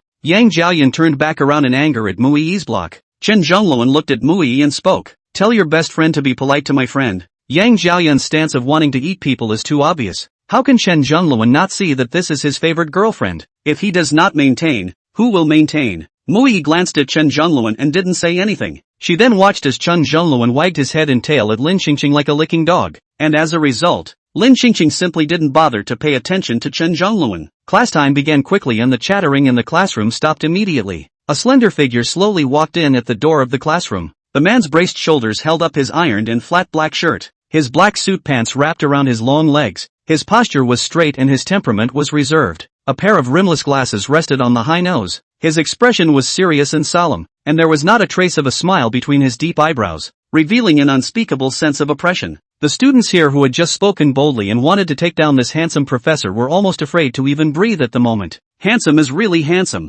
just as handsome as a modeled character coming out of the second dimension. But scary is also really scary, and it feels like it would stress people out so much. Who dares to take this? I feel like I can't sleep at home if I can't finish my studies. It's horrible. Chapter 145, Professor Handsome is actually a bastard. Qin Jin walked to the podium. His face did not bring any emotion to open his mouth. Good day, everyone. The next week will be brought by me to you about the brain connection chip basic theory analysis course and future development trend to explain. Everyone call me Mr. Qin can be. Lin Qingqing. Isn't this a bastardization? Lin Qingqing saw the professor's appearance and instantly the person froze. And, what did he just say? He's Professor Qin. His last name is Qin. He actually has the last name Qin. Sure enough, it's a bastard. Definitely not running. Lin Qingqing cursed the deceased old man Qin in her heart again. After scolding her, she turned her head to look at Chen Zhongluan, who had been showing kindness to her. When Chen Zhongluan saw Lin Qingqing finally turn her head to look at him, he couldn't be happier. The corners of his mouth were grinning up to his ears. What's wrong? Do you have a new mask? Lend me one and I'll return it to you next class. Chen Zhongluan was a big star and would definitely have these things on him. She was only here to learn and wanted nothing to do with this bastard. She's not interested in him at all. I just hope they can keep their hands off each other. Chen Zhongluan hurriedly took out an individually wrapped mask from his bag and handed it to Lin Qingqing. But just as Lin Qingqing was about to reach out and take it, Chen Zhongluan had a look on his face and ducked his hand back. Chen Zhongluan smiled and spoke. Yes, but you have to give me your cell phone number. Lin Qingqing thought about it. The cell phone number can also be blacked out. It's fine. So she exchanged masks with Chen Zhongluan. Finally waiting for the course to end, Lin Qingqing memorized a book full of basics. Yang Jiaoyun looked back and took advantage of Lin Qingqing's efforts to collect her notebook to directly unscrew the coke in her hand, pretending to accidentally spill it on Lin Qingqing's book filled with basic theoretical knowledge. Lin Qingqing wanted to kill someone so badly for the first time since she crossed over. She worked hard on her notes. I'm sorry, I didn't do it on purpose. Sorry. Yang Jiaoyun put on an innocent look and apologized one after another. In actuality, she was very pleased with herself. So what if she had memorized a whole lot, but it was still for nothing? Let this girl bully her and Mui. Lin Qingqing didn't believe that Yang Jiaoyun didn't do it on purpose. She sat in the back row of Yang Jiaoyun. How Yang Jiaoyun's coke spilled. It couldn't have spilled into the back row, and it also happened to spill all over her book. She sucked in a breath, then gritted her teeth and revealed a smile as she snatched half the bottle of coke from Yang Jiaoyun's hand and stood up, bared. The sound of the seat scratching across the floor cutting through the quiet classroom as she walked over to Yang Jiaoyun's table and poured all the rest of the coke onto Yang Jiaoyun's book and notebook. The laptop screen, which had just been lit up, instantly went black. Yang Jiaoyun's pupils instantly widened in anger as she shouted, "You're crazy. It's not like I did it on purpose. As far as you're concerned, you got my pen dirty. I'm just being polite." Yang Jiaoyun's voice immediately attracted everyone's eyes to look over. The crowd that originally wanted to go and ask for Professor Qin's WeChat suddenly changed to eating melon and watching the fun.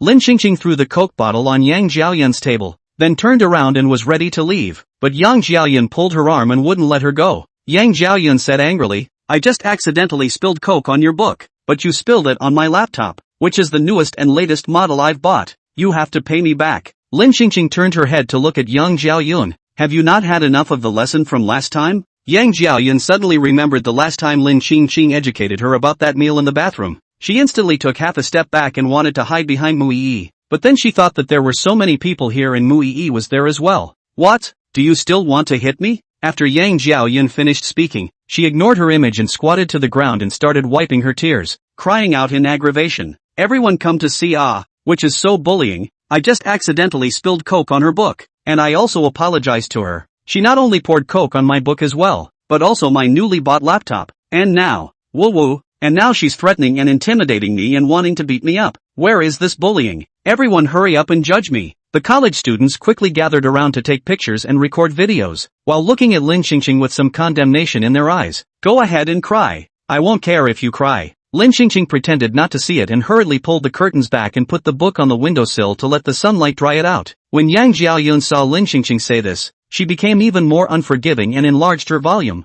Look at this. This student is so arrogant. Why did he break my laptop and not pay me for it? Chen Zhongluan was afraid of being recognized, so he hurriedly put his mask on, pressed down the brim of his hat, frowned at Yang Jiaoyun, and said, Yang Jiaoyun, you've almost got it. Yang Jiaoyun glanced up at Chen Zhongluan and reminded, whose friend are you anyway? Mr. Lu is your brother. Chen Zhongluan, you care about me. The surrounding students all pointed their fingers at Lin Qingqing and all felt that Yang Jiaoyun was indeed innocent. They didn't see how Yang Jiaoyun's coke spilled on Lin Qingqing's notebook. They only saw how Lin Qingqing poured the coke on Yang Jiaoyun's notebook. Because Lin Qingqing's movements were so big, it was hard not to notice them. Yang Jiaoyun was too lazy to care about this idiot. She stood up and picked up the notebook that Lin Qingqing had put on her desk. Since you won't promise to pay me back, I'll have to take yours and use it. Or, I'll break your notebook and count it as returning mine. You choose one. Yang Jiaoyun said as she raised Lin Qingqing's notebook high and made a gesture to smash it on the ground. Lin Qingqing frowned. The study materials she had recorded on her laptop hadn't had time to save them to the disk, and if it really smashed down, the computer would be broken as a matter of course. But the study materials would all be gone. This damn Yang Jiaoyun. It seems the last warning was still not in place. Yang Jiaoyun hated Lin Qingqing in her heart at the same time. If it wasn't for Lin Qingqing, she wouldn't have been locked up in the small darkroom by her parents for 3 whole days. After she came out of the small darkroom and learned that Mu Yi was also bullied, her hatred for Lin Qingqing had reached its peak, so she really couldn't control her temper. Lin Qingqing hurriedly walked over to try to snatch the notebook back, but Yang Jiaoyun dodged back. Just then, Yang Jiaoyun suddenly felt as if the notebook was held by a strong grip. She turned her head sideways, looked at the man in front of her, and weakly spoke, Professor Qin. Qin Jin frowned slightly. What's going on? Yang Jiaoyun told what had just happened in a soft voice. Qin Jin looked at the girl wearing the mask and was slightly stunned. Yang Jiaoyun continued, Professor Qin, such a student is simply unworthy of your class. I suggest that you don't let her come to class anymore. Otherwise, she might do something nasty again in the next class and disrupt your classroom discipline. Chapter 146, How can a grandfather pour tea for his granddaughter? Chen Zhongluan sat in his seat, his hands wrapped around his chest, calmly looking at Qin Jin as he spoke. What she said is not true. I saw it. It was her who first intentionally spilled coke on someone's book. Yang Jiaoyun did not expect Chen Zhongluan, this dog, to engage in backstabbing. Chen Zhongluan should not be on the same front with Lu Zheyan and Mu Yi. Yang Jiaoyun glared at Chen Zhongluan. You're talking nonsense. Zhongluan Chen, I saw it with my own eyes because I've been watching her. You've known each other for a long time. You're just helping her on purpose. Speaking of which, I've known Mu Yi much earlier. Yang Jiaoyun, I just reminded you that it's almost time. Mu Yi suddenly looked at Chen Zhongluan at this time and spoke. Are you sure? Okay. Mu Yi heard Chen Zhongluan's affirmative answer and almost didn't die of anger. This second little cutie's head was pinched by the door. What's so good about this girl? How did he start betraying his brother and talking to outsiders? When she went back, she must tell Lu Ziyan to guard against the Chen family in the future. As Chen Zhongluan's words fell, the sympathetic eyes of the students in the classroom towards Yang Jiaoyun immediately turned into disgust, while they were talking at the same time. I didn't think it would be evil. That girl did a great job. If it were me, I'd pour coke on her laptop too. Let her make the first mistake. The study material in the notebook is more important than my life. Serves you right. I really don't know where to find the face to still condescend there and let everyone do the talking. It really deserves it. Qin Jin's eyes that fell on Chen Zhongluan darkened. His hand slightly exerted force, snatched down the notebook in Yang Jiaoyun's hand. Very oppressive breath of vision through the thin lens fell on Yang Jiaoyun's face at this time, unreasonable, mercilessly opened. My class, you do not have to come in the future. Yang Jiaoyun still wanted to argue something, but when she met Qin Jin's eyes, her aura immediately weakened. Mu Yi saw that the surrounding students' comments were not too friendly to them either, so she hurriedly pulled Yang Jiaoyun to leave first. After leaving the classroom door, Mu Yi frowned and said, Jiao, you were too impulsive just now. Yang Jiaoyun coldly grunted unwillingly. Who would have thought that Chen Zhongluan, that dog thing, ate his heart out, even elbowed his way out and spoke for an outsider. Isn't he a good brother who grew up with Mr. Lu? And at this time, Chen Zhongluan, who was eating out of the palm of his hand, was helping Lin Qingqing dry her notes that were soaked in cola. Lin Qingqing saw Qin Jin put the notebook on her desk. She slightly wasted and politely thanked him. Thank you, Professor Qin. She hated bastards, but they had done her a favor, and she had to be polite when it was time to be polite. Xin Jin saw that she was wearing a mask, so he asked, "Not feeling well?" Lin Qingqing nodded. "Well, I have a little cold and I'm afraid of infecting everyone. Do you have classes this afternoon?" "Nope." "Then come with me for a moment." A million question marks flashed through Lin Qingqing's head. I don't think he recognized her. Did he? After all, they'd only met once. His illegitimacy aside, his lessons were really well delivered, well detailed, easy for a beginner to understand, and she found them useful. So if she wanted to take his class next time, then she couldn't act like she hated him too much. Otherwise she won't be able to listen to the class if she's kicked out like Yan Jiaoyun. Never mind. Seeing as he still had some strength, she'd just stop acting like she hated him so much for now. But it's too impressive for him to be a professor at that young age. He doesn't have some kind of system that's turned on too, does he? And again, it is about the specialized field of brain connection chips. Thinking of this, Lin Qingqing suddenly found a problem. What's a bastard like him doing studying this stuff? Do you really want to enter the Qin family and compete with her children and grandchildren for the family fortune? Lin Qingqing's defenses were instantly pulled full. She followed Qin Jin in the gaze of the surrounding students. Just walking to the door of the classroom, a female student suddenly caught up and opened her mouth with a red face. "Professor Qin." Qin Jin looked at the female student expressionlessly. "What is it? Can I add a WeChat? I want to ask you when I go back if there's anything I don't understand. Ask next class if you don't understand." The female student summoned up the courage to look at Qin Jin. "I'm afraid of delaying everyone's class time. It can be more convenient if you add a WeChat." "Qin Jin, it's inconvenient. My wife is very strict in checking. WeChat can't have friends of the opposite sex, or you and I will be beaten." It felt like a joke coming from the expressionless and powerful Qin Jin's mouth, but Qin Jin's serious appearance made everyone instantly dumbfounded. The other students whispered in disappointment. "A wife? A wife? It's hard not to be married already. An early marriage at such a young age. My goodness, what woman could possibly take such a wonderful man? I'm so curious. It's really hard to tell that Professor Qin is a wife-keeper. Which woman can train Professor Qin so obediently? What kind of wife? It sounds like he's also a domestic abuser. He should be a tigress." Lin Qingqing nodded in agreement that it should indeed be a tigress. She thought the tigress was doing a good job. Though, if it was her husband who was out soliciting butterflies and messing around with other little girls on WeChat, she would have violently beaten up her husband as well. In the office, Qin Jin opened the laptop and operated it a few times, then turned it around and showed Lin Qingqing the densely packed contents on the screen. Lin Qingqing couldn't quite read it at all, because she was halfway on the bus and had only just figured out her way in. So how could she digest so much? She asked suspiciously. "What does it mean?" Qin Jin got up and took a chair from the door and put it behind Lin Qingqing, and just said one word, "Copy." "Ha?" Qin Jin took a new book and pen from the drawer. "After you finish copying, go home and memorize it. Later I'll organize today's notes and you can continue copying them down." Lin Qingqing suspected that she was being targeted. How come she's the only one given increased homework? Know how to respect an 80-year-old man? But for the sake of the future of the Qin family, first copy it. As for memorizing it or not, we'll see what fate has in store for us then. And if she can't memorize it, he can't chop off her head, and he can't punish her 9 clans. So what is she afraid of? After Lin Qingqing sat down, she asked suspiciously, "Why did you reveal the course to me in advance?" "Qin Jin, I think you're studious, and I like studious students." The studious Lin Qingqing felt that it must have been her overflowing notes that touched Qin Jin, so she began to write and work hard. Halfway dry, she suddenly looked up at the man who was leisurely sipping his tea. "Why can't you upload it to my email? That way I don't have to copy it." Qin Jin's left hand fingertips lightly clasped the desktop. His right hand held the steaming cup of tea and passed it to his lips. Speaking nonchalantly, copying is also a way that can allow you to memorize it quickly. Warm sunlight sprinkled down from his window, falling on his shoulder, body and side face.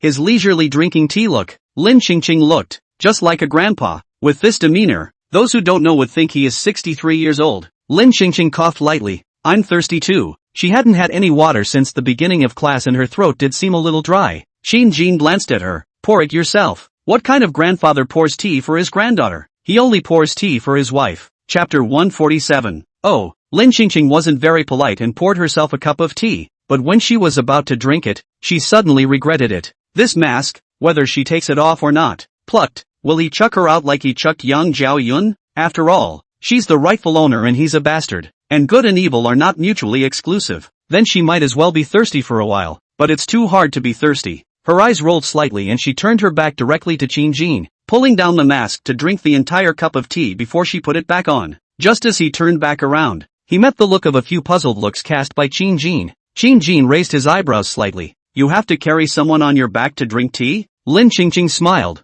"I'm afraid I'll catch you with a cold." Qin Jin looked at the girl with curved eyelashes, and the more he looked at her, the more he felt that the silhouette in front of him gradually drifted away, and a familiar feeling kept surfacing in his mind. Lin Qingqing saw that Qin Jin kept staring at her without moving. She couldn't help but ask, "What's wrong?" Qin Jin retrieved his thoughts and then shook his head before picking up his cell phone and looking at it. Lin Qingqing wondered and continued to lower her head to work. After a few moments, an errand boy at the door delivered a bag of things. Qin Jin retrieved it and placed it in front of Lin Qingqing. "This is..." Lin Qingqing opened the bag and looked at it. "Is it cold medicine?" Alarm bells instantly rang in Lin Qingqing's heart. Would any teacher really be this nice to a student on the first day? And buying cold medicine and spending personal time helping her study? She looked up at Qin Jin. "Don't you have a wife?" Qin Jin sat down and continued to drink his tea. "It's just a matter of caring about a student's condition. It doesn't matter." Lin Qingqing slowly nodded her head and let out an elongated "oh." She then heard Qin Jin ask her, "How is your grandmother now?" Lin Qingqing's heart thumped. "You saw me? Is it hard to recognize with a mask on?" Lin Qingqing felt as if she had just acted like a clown. She took off her mask, put down the pen in her hand, and said directly, "Since you can tell, I won't pretend that my grandmother is in very good health now." Lin Qingqing deliberately bit her words very heavily when she said the last sentence. She just wanted to tell Qin Jin not to try to hit their Qin family. On the day that there is a real wife, the concubine will not even have the door to enter the Qin family. Qin Jin lowered his eyes and sighed in relief. "That's good. Then I'm relieved." Lin Qingqing looked at Qin Jin's demeanor and couldn't figure out what exactly Qin Jin had in mind. Before she could continue to pursue something, Qin Jin suddenly changed the topic. "Did you understand all of today's lessons?" Here. Feel free to ask me if you don't understand," Qin Jin said, taking out a business card from his desk and handing it to her. Lin Qingqing looked at the business card and was a bit stunned. "You weren't like this when that female classmate just asked you for contact information. We're different. My wife will understand." Lin Qingqing thought about it. In Qin Jin's eyes, Qin Jin was the illegitimate son of her husband Qin Yu, and she was Qin Yu's little granddaughter. So there was a blood relationship between them, and there was no messy hookups. But, would Qin Jin be a little too good for her? He wouldn't be trying to buy her off and then break into the Qin family's inner circle to rob the Qin family's family fortune, would he? It seems that being rich is not easy, and having to go around preventing others from thinking about the money in their pockets. She has also experienced the troubles of a rich person. Lin Qingqing didn't like to beat around the bush. She met Qin Jin's line of sight and spoke directly. "Say it, what's your purpose? We might as well be direct." Qin Jin laughed lightly, but did not expect the little granddaughter guarded heart is quite strong. "Look, not so stupid. I have no purpose. If you say there must be a purpose, that is to want to take care of you for your grandfather a little." "Take care of me for my grandfather? Why? I told you, I'm a friend of your grandfather's." "Ghostly reasons. What's more, she didn't believe there was a free lunch in the world." Lin Qingqing was just about to open her mouth to dismantle Qin Jin when there was a knock on the office door, and it was the principal who came over to respectfully ask Qin Jin to want to talk about something. Qin Jin gently knocked on the desktop and said to Lin Qingqing, "You sit here and continue copying. You can go home when you're done." After Qin Jin left, Lin Qingqing looked at the business card in front of her and finally put it away and finished copying all the information. She wiggled her somewhat labored wrists, closed the book up, and got up to leave. Back in the classroom, she saw that half of the students still remained in the classroom, working together on what they had learned in the lesson. Chen Zhongluan didn't leave either. He was helping Lin Qingqing tan his book. When he saw Lin Qingqing coming back, he hurriedly smiled and went forward with concern. "You're back? How was it? Did Professor Qin give you a hard time?" Lin Qingqing subconsciously shook her somewhat labored wrist. "No," Chen Zhongluan focused on. "What happened to your arm? Just went out when it was still good. And what you carry is, what kind of medicine?"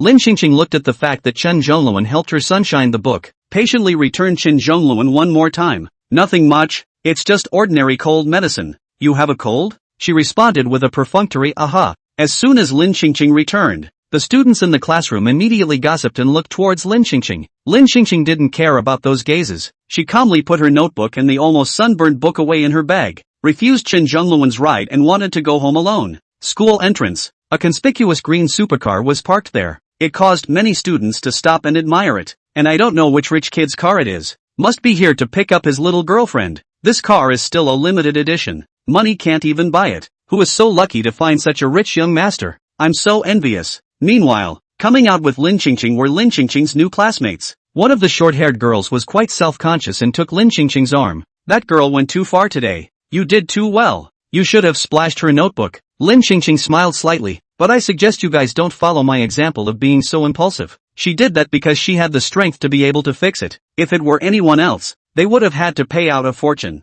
Yang Jiaoyun's laptop is not cheap. It costs $10,000, to say the least. The short-haired girl asked curiously again. Then what did Professor Qin say to you when you were called away by him? Lin Xingqing casually said. Didn't say anything, just a simple ideological education. Next to the short-haired girl, the girl wearing a strapless ruffled top and a short skirt, spoke in a conspiratorial manner. A simple ideological education will still give you wrist pain. And the professor even gives you medicine? You guys are really simple. She was in Professor Qin's office for an hour and a half. When the girl's words fell, everyone looked at me and I looked at you, and they all instantly stopped squeaking. The short-haired girl didn't quite understand and asked suspiciously, what does that mean? The girl glanced at Lin Xingqing and replied, what else can a lonely man and woman mean? You guys have never been in love? Are you stupid? Chapter 148, have you eaten too much platinum? I think you've overdone it. Although Lin Xingqing also didn't quite understand the connection between a sore wrist and delivering medicine, as well as spending an hour and a half in Qin Jin's office, it didn't stop her from hearing that the girl was definitely not saying anything nice.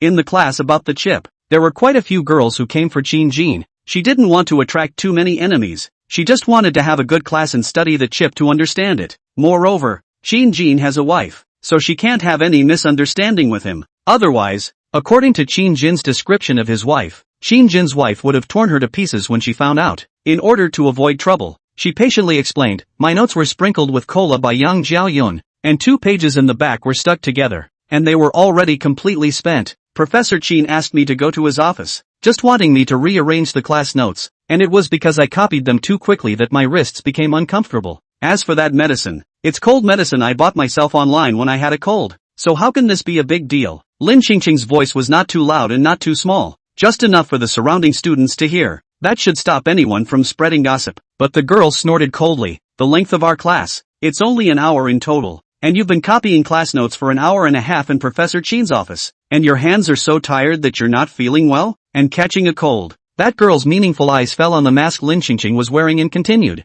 You were fine when you came here. Why did you suddenly put on a mask? And I don't hear you sounding like you have a cold. Lin Xingqing rarely choked. She definitely couldn't say that Qin Jin had added a lot of new knowledge content to her, causing her to copy for so long, or else the other students would surely have a problem with Qin Jin. She couldn't do something that was beneficent. She turned to the girl and said, do I need to prove that I have a cold? Isn't it okay that I'm not feeling well? You have a dirty mind yourself. Don't think others have a dirty mind like you. Zhao Siyu sneered. I have a dirty mind? Most of the girls in our class are here for Professor Jin. Do you think I don't know that? What's more, I don't think you're a student of this school, but you spent a lot of money to buy a spot from another student to replace that student, right? Seeing this, the short-haired girl looked at Zhao Siyu curiously. How do you know she's not a student of this school? Zhao Siyu looked at the short-haired girl with disgust. There's no student in this school who looks as small as her. She looks like a brat who's just reached adulthood. And there are a lot of people who spend a lot of money online to try to buy a spot in Professor Qin's class. Is it hard to guess? Do you guys usually go out with your brains? Zhao Siyu hated being friends with stupid people. They couldn't see anything and wanted her to analyze them one by one. They were really lazy. The short-haired girl instantly had some embarrassment on her face when Zhao Siyu said this. Lin Xingqing's quota did come that way, right? And she also admitted that this Zhao Siyu did have a bit of a head on her shoulders, and she also liked to hear Zhao Siyu compliment her on her youthful looks. The corner of her lips lightly hooked. Looking at Lin Siyu, I came here to teach a class. I have no other thoughts about Professor Qin, and Professor Qin also said that he has a wife, and he loves his wife. I hope that you don't guide everyone indiscriminately, and bring a bad influence to Professor Qin and me. In addition, I admit that you are very brainy, but sometimes too much brawn is counterproductive. Overly smart is just stupid. I hope you can understand this. Zhao Siyu hummed and laughed disinterestedly. You don't need to remind me. I have my own judgment. It's you. If you want people to not know unless you do it yourself. You're all women. Don't think that I don't know what kind of mind you're resting on. Zhao Siyu turned her head away after saying that and walked to the side of the roadside parked, next to the smoothly styled limited edition supercar. The short-haired girl looked excitedly in Zhao Siyu's direction. Holy, Zhao Siyu's family is so rich. That supercar looks expensive.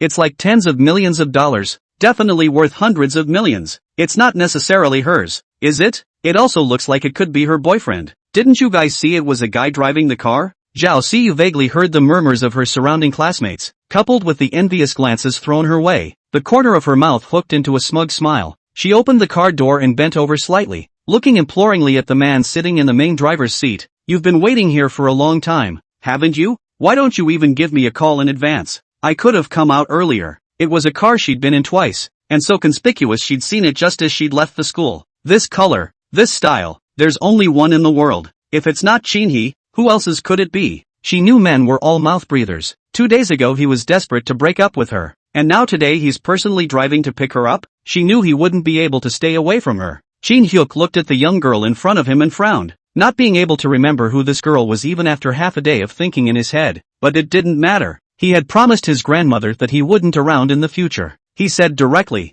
"I'm not here to pick you up." Zhao Siyu wasn't unhappy. Instead she got into the car and sat in the passenger seat, smiling as she fastened her seatbelt. "Okay, then I'll give you a chance to drop me off on the way." Men, all good face, like hard mouth normal. Zhao Siyu like Chin he has money in face. Then she took the initiative to give him a step down well. Chin he looked at Zhao Siyu, some impatience between his brows, and spoke nonchalantly, "Who's traveling with you? Why are you giving me a chance? Did you eat too much brain platinum? I think you're overly brain dead, right?" Zhao Siyu's face instantly became a bit ugly. Chin he did not have been with her for long before, and even the number of times they met was not much, but Chin he never had this kind of attitude towards her, and the most impatient time was when he shook his hand and walked away, and he never gave up to be mean to her like this. Shin Hyuk added at the end of his sentence, "Get off." Zhao Siyu had a hard time in her heart, but she forced herself to hold back her emotions and asked unwillingly, "If you didn't come here to pick me up, who else could you pick up?" Chin He was just about to open his mouth to speak when his cell phone rang. Zhao Siyu watched Chin He's impatient look 1 second, but his attitude changed 180 degrees the next, even with a doggy smile on his face. It was a look she had never seen before. Chin He, as the second youngest master of the Chin family, was rich and powerful, and simply wouldn't put on this attitude towards anyone. She couldn't help but be a little curious as to what kind of god the other party was that could make someone like Chin He curry favor with a smiling face. The telephone side did not know what to say, only to see Chin He said in a gentle tone, "I'm at the entrance of the school on the side of the road. A green sports car, license plate number Jiang A77777. I get off the car to pick up you." Well, Zhao Siyu was just about to open her mouth to ask Chin He who the other party was, but in the next second, she noticed an additional figure beside her. She turned her head and was surprised to see the girl who had just hooked up with Professor Chin. Chapter 149 Grandson picks up grandma from school, catches grandma in early sex. Lin Qingqing had talked to her family about coming to the University of Zhejiang for classes. The family didn't stop it. They just said they would take turns coming over to pick her up from class. She had thought it would be nice to have a driver, but the 3 grandsons of the Chin family were adamant about coming to pick her up in person. She didn't know why, couldn't stop it, had to listen to the arrangement, and it was all the same to her anyway, in whose car she was going home. It's just a matter of getting a different driver. She had just received a WeChat from Chin He saying that he would be the one to pick it up today, so she gave him a call to confirm which car was Chin He's car. And then there was this scene right now. The students following Lin Qingqing were also a bit confused when they saw this scene. The short-haired girl looked at Zhao Siyu who was sitting in the passenger seat, and hurriedly gently pulled Lin Qingqing's arm and whispered, "Let's go. You'd better not see eye to eye with her. She can say whatever she wants to say. Let's just ignore her." The short-haired girl and the other students thought that Lin Qingqing was upset because of Zhao Siyu's words just now, so she came straight over to Zhao Siyu's car to settle the score with Zhao Siyu. The short-haired girl also thought of what happened to the last young Zhao Yun who went against Lin Qingqing. It was a heavy loss. Lin Qingqing must be a vindictive person. She rushed forward half a step. In Lin Qingqing's ear whispered to remind, "This car is very expensive."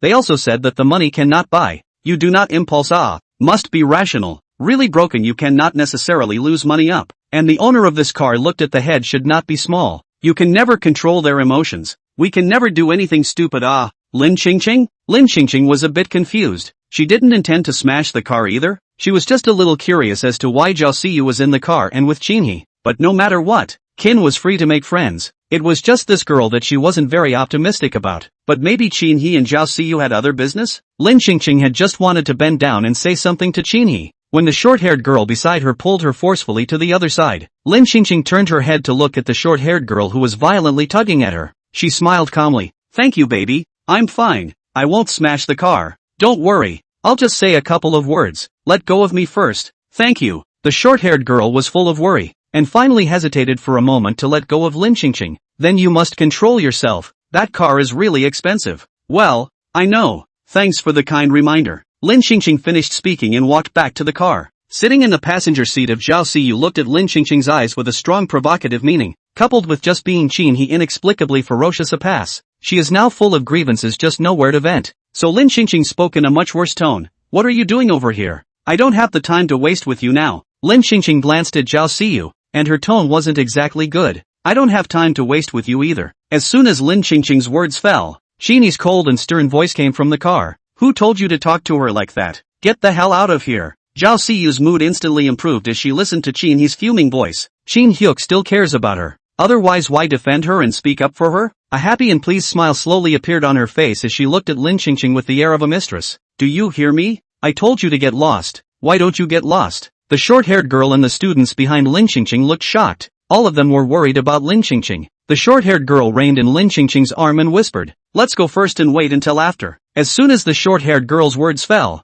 He, who was sitting in the main driver's seat, couldn't hold his breath. He gritted his teeth helplessly. What was going on? How could it be such a sizable cutie? He'd met it? He pushed the door directly out of the car, striding his long legs around the front of the car and walking towards the passenger side. The short-haired girl saw a man coming down from the car, and her face also looked like a ferocious man-eater. At first glance it was not to be messed with. She hurriedly pulled Lin Xingqing to run. He might want to hit you. This girl had been muttering something in Lin Xingqing's ear before. He didn't hear it, but this sentence, he heard, and listened really well. He's face changed slightly. How could he hit his grandmother? He wouldn't dare to lend him 100 guts. He couldn't even have the slightest thought of such a thing. Even if he hit someone, he hit the co-pilot, a brainiac monster who ate too much brain platinum. Lin Xingqing turned her head to calm the short-haired girl who had been worried about her. He won't hit me. How can it be? Look at him. The short-haired girl just wanted to prove that she was right, but immediately after, she saw the vicious He nonchalantly yanking out Zhao Siyu who was sitting in the passenger seat. And He said fiercely, "I'm talking about you and telling you to get lost. Who told you to talk to her like that? Do you know who she is? I don't even dare to talk to her like this. What qualifications do you have to talk to her with this attitude? Hurry up and apologize to her." The short-haired girl and the other students were all stunned after hearing He's words. Holy, I can't believe there's a reversal. Everyone was originally worried about Lin Xingqing's thoughts, but turned into embarrassment for Zhao Siyu. So shameless, relying on other people's cars and not getting off. Even if you like them again, you have to have a sense of propriety. I thought it was her family's car. I didn't realize it was relying on someone else's car and not leaving. Can't walk when you see a luxury car? You want to catch a rich male, but you don't inquire whether he has an owner. This is embarrassing. After everyone finished talking about Zhao Siyu, they began to envy Lin Xingqing again. It was so nice to have such a handsome and rich boyfriend. No wonder he dared to pour coke on Yang Jiaoyan's laptop just now. So someone was behind it. Zhao Siyu stood awkwardly in place, her face full of disbelief, and the mocking voices in her ears continued to reach her ears. She turned her head to look at Lin Xingqing, her eyes full of unwillingness. Why should she apologize? No wonder you suddenly wanted to break up with me. So you already had a new love. Right. Zhao Siyu was aggrieved, feeling humiliated and angry, then ran away crying. He didn't bother to pay attention to Zhao Siyu anymore. He turned his head to look at Lin Xingqing. His attitude was much gentler than just now. She's sick. Don't be angry. I don't even know how she got into my car. Lin Xingqing, I'm not angry, but she does look like she's not quite right in the head. It's not your peach blossom debt, is it? He casually said. Don't remember. Get in the car first. Let's go home. Lin Xingqing turned back to say goodbye to the short-haired girl, and the short-haired girl was a little surprised. I didn't think that this was the car that came to pick you up. We thought it was to pick up Zhao Siyu's. That Zhao Siyu is also too shameless. Are not picking up her car. She still want a hard to sit. It's really excessive. Lin Xingqing smiled. Well, I'm not even that angry. You should go home early too. We'll see you tomorrow. Okay, I'll see you tomorrow. Once in the car, he began to complain in a disgruntled whisper. I just painted the car today, specifically to pick you up. The first time he picks his grandmother up from class. He doesn't want to embarrass himself in front of his grandmother's classmates, only to have a psycho ruin it. To prevent another such oops, why don't I have my driver pick me up tomorrow? He flatly refused. No way. Okay. After a while, he suddenly asked, Grandma, did any yellow hairs or anything harass you at school today? Lin Xingqing? Why did she get the feeling that her grandson was catching her in early love? Chapter 150 The professor who was not seen by his grandchildren. No. She's 80 years old now, so she should be Twilight. Making Lin Xingqing strangely embarrassed, she lightly caressed the back of her neck. Where are all the yellow hairs? No one is harassing me either. It's all fine. You don't have to worry. He lowered his heart and continued to look earnestly at the road ahead. That's good. The reason why He and Qin Yensen, as well as Qin Jingxiu, had unanimously decided to personally transport Lin Xingqing was because Lin Xingqing had now become too young and too beautiful. With such a beautiful girl out on her own, They were always worried about some unsophisticated kid laying a hand on their grandmother. If it's true love, they can barely tolerate it, but if it's cheating, money and sex, then they definitely can't do it. Moreover, Shin He himself is a man. What kind of men outside? His heart is as clear as a mirror. Anyone who wants to hit on his grandmother will have to get past him. Just when Lin Xingqing thought that this topic was over, she heard Shin He say again worryingly, "University is the age of love. You are old, don't join in with their children. If you really feel bored, you can tell me. I'll find you a reliable and mature man. Those in school are kids, not suitable for you. They can't understand their own life." Shin He didn't want to be like this, reciting this point like an old man. But who let him have such a young and beautiful grandmother? And again, his grandmother has a history of midnight madness. Who would be comfortable with that? Lin Xingqing probably guessed why Shin He was so worried about her being in love, and she patiently explained in order to completely reassure her second grandson. "I'm just checking out how that professor's lectures are going. I'm not here to fall in love." And how did he speak? It's not bad. Lin gently wasn't a professional, but didn't comment too much, but it did sound okay to her. And after a while, she suddenly thought of something and turned her head to look at Shin He and asked, "Do you know this professor? Haven't heard much about it. I don't know where such a professor suddenly appeared from, but I heard Qin Yensen say that this person is most likely to spend money to buy seniority. Actually don't know anything about it at all, and go to the school to give lectures to fool the people. The purpose is for fame, and in the future to collect money to sell the lessons to fool those college students who don't have much experience in the society. Your big brother knows it well? You have to say last night to go to class." Qin Yensen simply investigated the other side. The original is a mediocre results of college students. The last 3 years to go abroad. It is not investigated. Come back suddenly became a professor. Where there is such a young professor. Simply unscientific. So I think that Qin Yensen analysis of the right. This professor is sure to have a catnip. 100% is to lure those who do not know anything about the little white in the future so as to cut leaks. Lin gently looked at Qin He from his expression to his words that he couldn't look at Qin Jin. She couldn't help but ask, "So do you see that he looks like a person?" The red light just ahead. Qin He stopped the car and turned his head to look at Lin Xingqing. "I didn't look. Who does he look like? You'd better drive your car. By the way, that Zhao see you just now. You really don't recognize her? Really don't know." Qin He also uneasily instructed. "You don't want to let that professor brainwashed, curious, casually listen to it. Don't really be fooled by him. The money are handed over to his pocket. What can such a young professor teach? I guess I can't learn it myself." Lin Xingqing felt that Qin He's analysis was not unreasonable, so she decided to give the notes she copied today to Qin Yensen and Qin Jingxiu when she went home to see if they were useful or not. The old Qin family mansion. When Lin Xingqing and Qin He arrived home, Qin Yensen and Qin Jingxiu were already off work. Qin Yensen and Qin Jingxiu have been commuting together every day lately, and their relationship has progressed a lot. Qin He looks at them and keeps skimming his lips. What's the big deal? He doesn't care about commuting with them. Qin Jingxiu came down from upstairs just in time to see Lin Xingqing carrying a bag of medicine in her hand. He hurriedly walked over to Lin Xingqing and asked with concern, "Grandma, what's wrong with you? Where are you uncomfortable? Why did you even buy medicine?" Lin Xingqing smiled and walked to the sofa and sat down. "It's fine. I just casually said that I was a bit uncomfortable, so the professor bought me medicine. It's actually nothing. It should be because I was too nervous last night and didn't sleep well. That's why I'm uncomfortable." Qin Jingxiu's head instantly sounded the alarm, after casually saying that you don't feel well. "The professor bought you medicine? This professor cares so much about his students?" Lin Xingqing, isn't it normal to care about students? Qin He, who had followed Lin Xingqing into the house, heard Qin Jingxiu's words as if he had reacted half a beat slower before he saw that his grandmother was still carrying a bag of medicine in her hand. He nervously took it over, opened and rummaged through it, and found that it was just some ordinary cold medicine that he hadn't eaten yet. So he was relieved and looked at the young grandmother,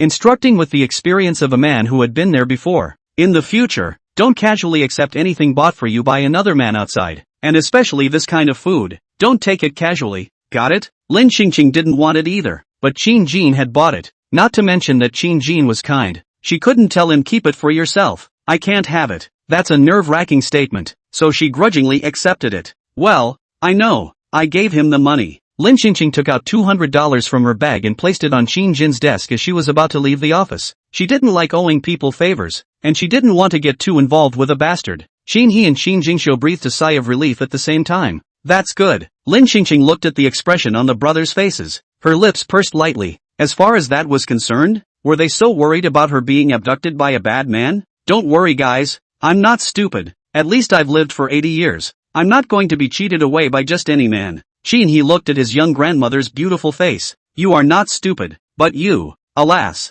grandfather is gone. We want to do more to fulfill our responsibilities, to take good care of you, until the day of the reunion with grandpa in heaven, so that we can also afford grandpa a heavenly reunion? Then their grandfather will have to wait. Lin Qingqing looked up just in time to see Qin Yansen also walking down from upstairs. She hurriedly raised her hand to greet Qin Yansen and Qin Jingxiu over. Then she took her notes out of her bag and showed them. Look, this is what I memorized for today's lesson. What do you think? Was it useful? Qin Yu watched Lin Qingqing call Qin Yansen and Qin Jingxiu away, but only did not call him, and he remembered that Qin Yansen paired him with Su, and he also thought that Qin Yansen and Qin Jingxiu had gotten very close recently, and they also both ignored him and did not call him to commute to and from work with them, and he instantly became a little upset in his heart. He's the only one in the family, isn't he? Qin Yansen and Qin Jingxiu looked at the densely packed contents of the notes, and they were stunned. Chapter 151, This Tiger's Den. Let her, an octogenarian grandmother, break into it. Isn't this what Grandpa wrote down in the notes he left behind earlier?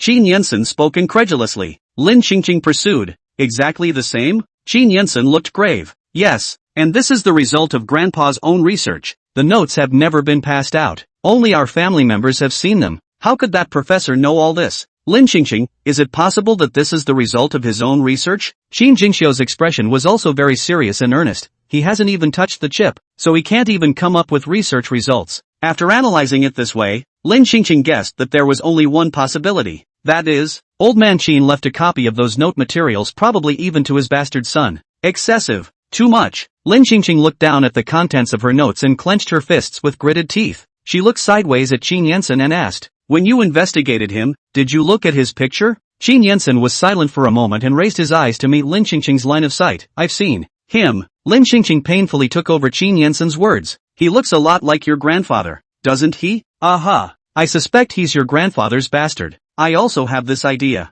Qin Yansen was originally worried about saying it for fear of stimulating his grandmother, but he didn't expect his grandmother's look to be quite open and accepting, so he had no qualms about saying his suspicions. After all, it's all too much of a coincidence. Qin Yansen closed his notes and said seriously, tomorrow I'll ask him to meet and talk. Lin Qingqing immediately said, let me do it. I'll come and see what his intentions are. If he is pure of heart it's best. If he has ill intentions towards our Qin family, then I will definitely not let him go. As long as I live, I will more than likely not let him set foot in the Qin family for half a step and part with a single bit of what belongs to you. Her own children are hers to protect personally. Can't always have her grandchildren shielding her from them. Let her, an octogenarian grandmother, break into this tiger's den. Qin Jingxiu, who hadn't said anything, suddenly spoke. Grandma, just leave this to us. Lin Qingqing patted Qin Jingxiu's arm. No need. Grandma will come personally. This week Grandma will definitely let him see what it means to be ruthless. Let him be deterred from the Qin family and completely die. Grandma's work, you can rest assured. Qin Yansen warned in a serious tone. You mustn't be fooled by him and give him all the money in your pocket to buy lessons.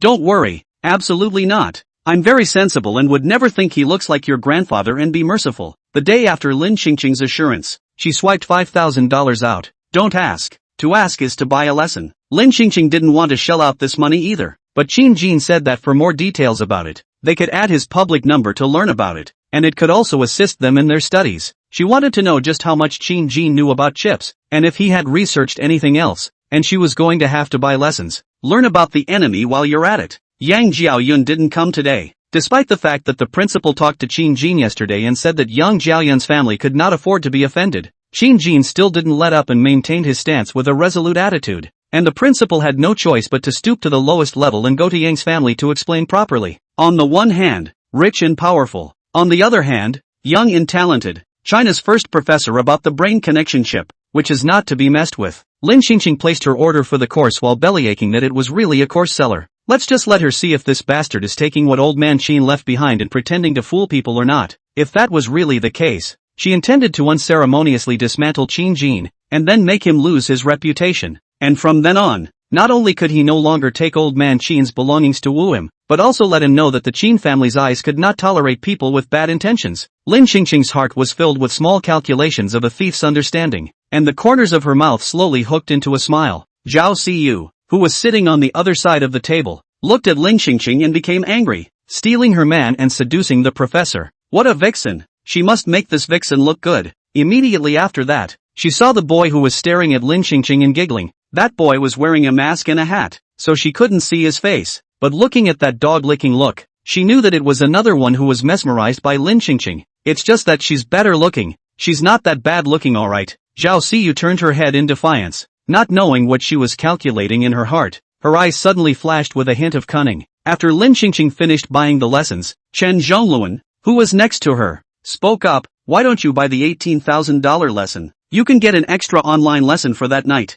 I'll just buy the cheapest one first and see how it goes. If the course content is practical, I'll buy the expensive one." Lin Qingqing had assured her grandchildren that she wouldn't spend money on lessons. She was already vain enough to spend $5,000 anymore, and it felt like she was going to be slapped in the face. But how do you get the tiger's son without entering the tiger's den? If she doesn't take the bait, how can she know whether Qin Jin has real skills or not? Right, this is what I brought for you. Chen Zhongluan took out 3 boxes of immunity-boosting nutrient solution from his bag and handed it to Lin Qingqing. This can boost your immunity, and it's better when taken together with cold medicine. My assistant bought it for me before, and it works well. No thanks, this should be fine to drink on a regular basis. Keep it for yourself. Take it if you're told to. What's the point of being polite to me? The two were in the process of pushing and pulling, when suddenly, Lin Qingqing felt a shadow fall on top of her head. She tilted her head up, just in time to meet Qin Jin's oppressive eyes through the thin lenses. Lin Qingqing raised the corner of her mouth and smiled. What's with the inexplicable weakness? It wasn't inexplicable. After all, it was a genuine failure to listen attentively that got caught. Qin Jin lowered his eyes and looked at the girl, who revealed a sweet smile, which seemed to overlap with that familiar face in his mind again, and he couldn't help but be stunned for 2 seconds. It's his granddaughter. What was he thinking? Qin Jin forced himself to retrieve his thoughts and slowly hooked up the corners of his lips. I see you two playing quite well. It's more interesting than me lecturing, so I'm here to take a look. Qin Jin's eyes narrowed slightly as he shifted his gaze to Chen Zhongluan's face and then to the nutrient solution he was holding in his hand. The emotion between his brows instantly sank. The glint in his eyes was much colder than when he had just looked at Lin Qingqing. Caring for your classmates is a good thing, but not during class time. Take it back. Chen Zhongluan originally wanted to take out his young master's temper and disliked the sentence. This young master's affairs are less of a concern, and all of your principals have to be courteous to this young master when they see him. But on second thought, he still had to learn from Qin Jin, so it was better not to offend anyone first. Chen Zhongluan reluctantly took back the nutrient solution, thinking that he would give it to Lin Qingqing after class. Qin Jin then looked at Lin Qingqing. You go sit in the first row. What kind of person wants to chase his granddaughter? Separated. Must be separated. One in the first row of the classroom, one in the last row.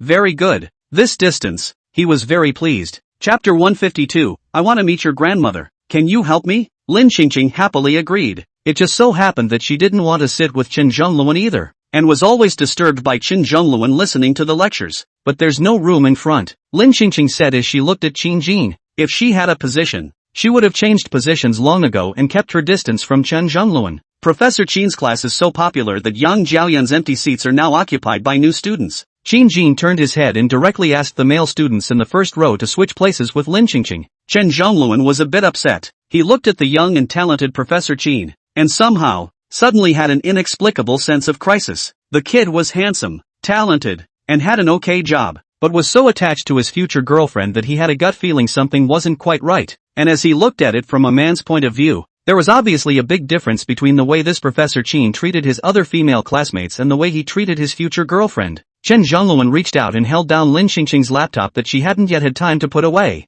Her young master's temper was a bit unstoppable, and she looked at Qin Jin with a few hostile and provocative eyes. No need to change it. Let's make sure that next time we don't bother you in class. Won't that do? Qin Jin frowned slightly as he looked at young Master Chen, who was somewhat ignorant of etiquette. It seems that what is rumored in the outside world should be true. This little grandson of the Chun family's black material on the internet, 80% of it is not an empty rumor. He certainly couldn't give his little granddaughter to a man like that. Qin Jin coldly refused. No, Qin Jin said, taking the notebook that Chen Zhongluan was holding down and turning his head to look at Lin Qingqing, signaling her to follow him. Chen Zhongluan looked at the back of the two left. He lightly tisked. Unhappy, you this person. Do not know good and bad. Just wait. Let's see what he can do to this damn professor when he learns all these misdemeanors. How dare you go against him? The young master? You're really living out of your mind. After Lin Qingqing sat in the first row, her ears were instantly much clearer. It was that she always felt as if there was a knife behind her. One of them was Zhao Siyu's,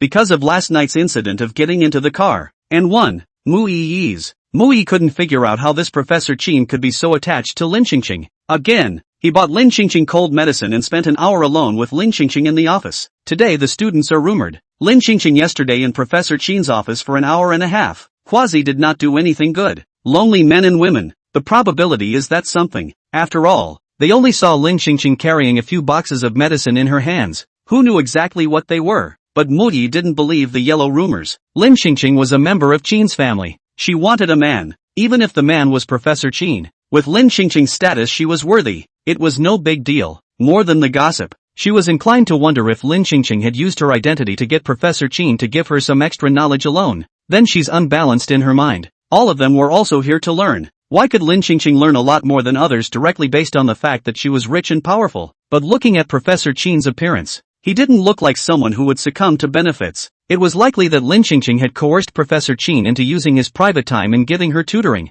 Qin's family is simply abominable. It's so bad. And Yang Zhaoyun's revenge. She must get it back together for Yang Zhaoyun. At this time, Lin Qingqing was listening carefully to the lesson, and had been mesmerized by the key points of knowledge that Qin Jin was speaking about. For a moment, though, she felt something familiar about the image of the moment again. Wait a minute, wasn't this the scene she'd been dreaming about the other day? No wonder she felt so familiar. Could it be that after crossing over, she had also awakened the special ability to foretell the future? Before the class ended, Qin Jin stood on the podium and suddenly opened his mouth to say a few words. Recently some people are spreading rumors about me and a certain female student. I'm here to clarify. We are innocent. I hope that you can respect this female student and not to make rumors randomly. If I catch you next time, then you don't have to come to my class. Even the basic do not understand. My class to you a lecture is also meaningless. Zhao Siyu was stunned and lowered her head with a little bit of weakness. After Qin Jin's explanation, sure enough, no one dared to start any more rumors. After all, Professor Qin's classes were rare, and no one wanted to be kicked out like Yang Zhaoyun.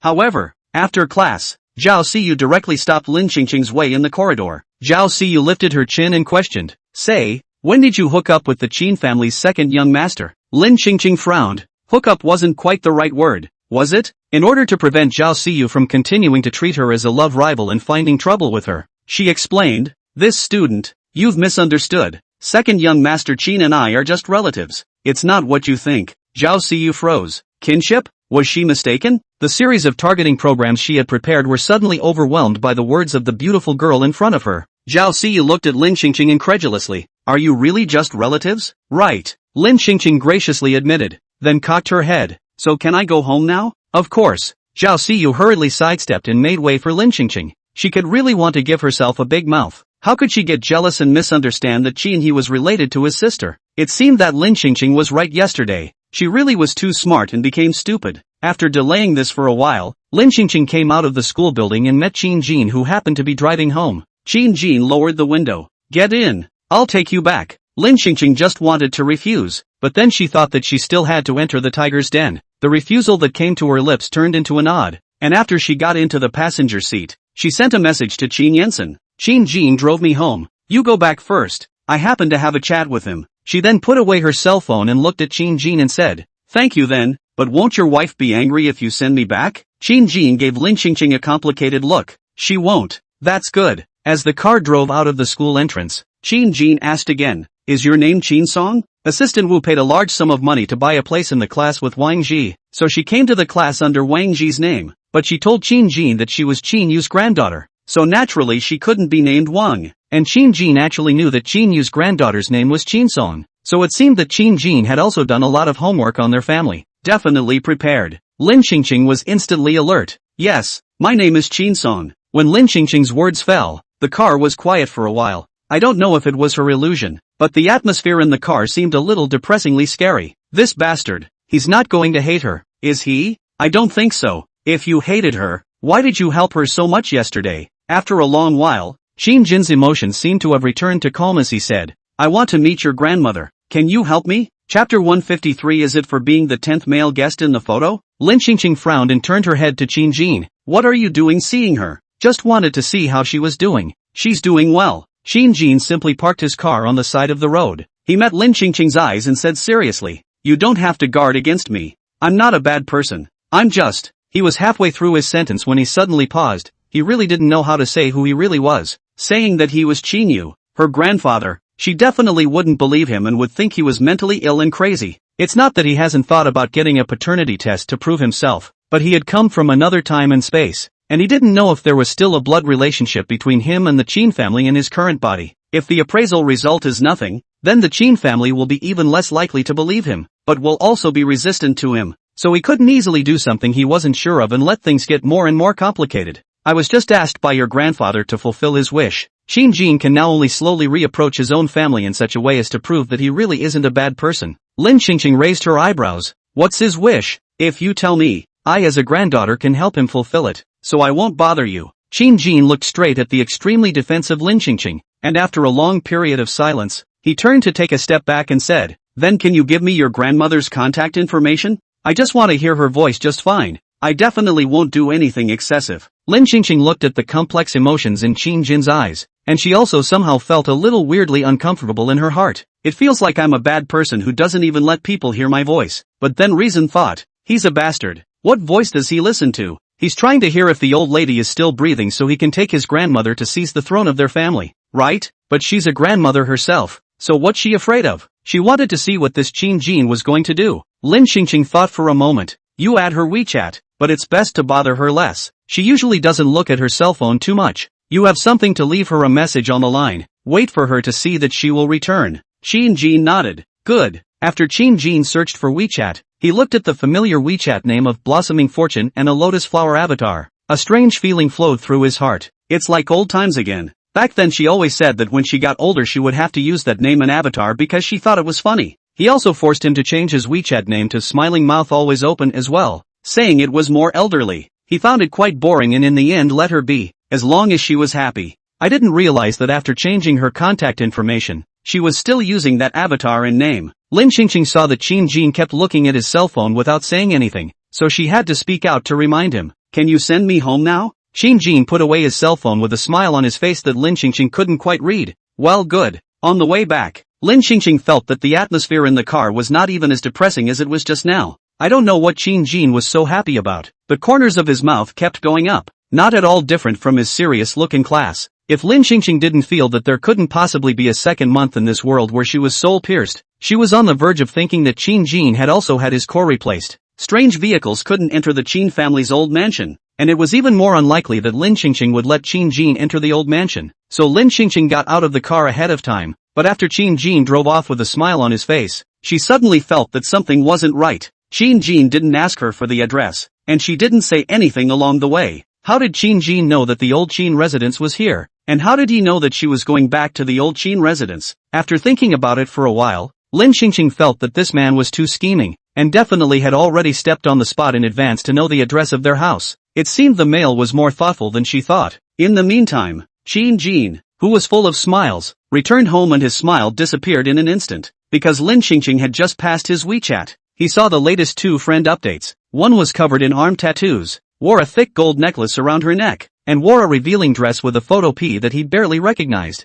It looks very social. His brow furrowed as he watched. What has she been through in the 20 years since he left? What happened to a nice old lady? They hadn't seen her this rebellious when they were young and new to each other. Did the grandchildren bring her down? Then look ahead to the next circle of friends. Qin Jin instantly felt like his heart was going bad. Rich Blossom, Midnight Madness. A picture accompanying the following was of Lin Qingqing sitting on crutches at a bar card table, with several young and handsome boys sitting around her. Not 1 or 2, but at least 7 or 8. He also made a point of counting 9. It's really good. This old lady is really good at playing. It seems that he's still alive to influence her to play. After he died, she could still find 9. And Midnight Madness. Qin Jin closed his eyes and took several deep breaths, thinking that it would be better to die. What made him awaken his memories of himself in this world and another world, and come from another world to this world to find his lover, and his family? Was it to be the 10th male guest in the photo? Then this night, Qin Jin lost sleep. He stared at that Midnight Madness friend circle, really crazy all night. Finally at 5:30 in the morning, he didn't really know what to say to this crazy old lady.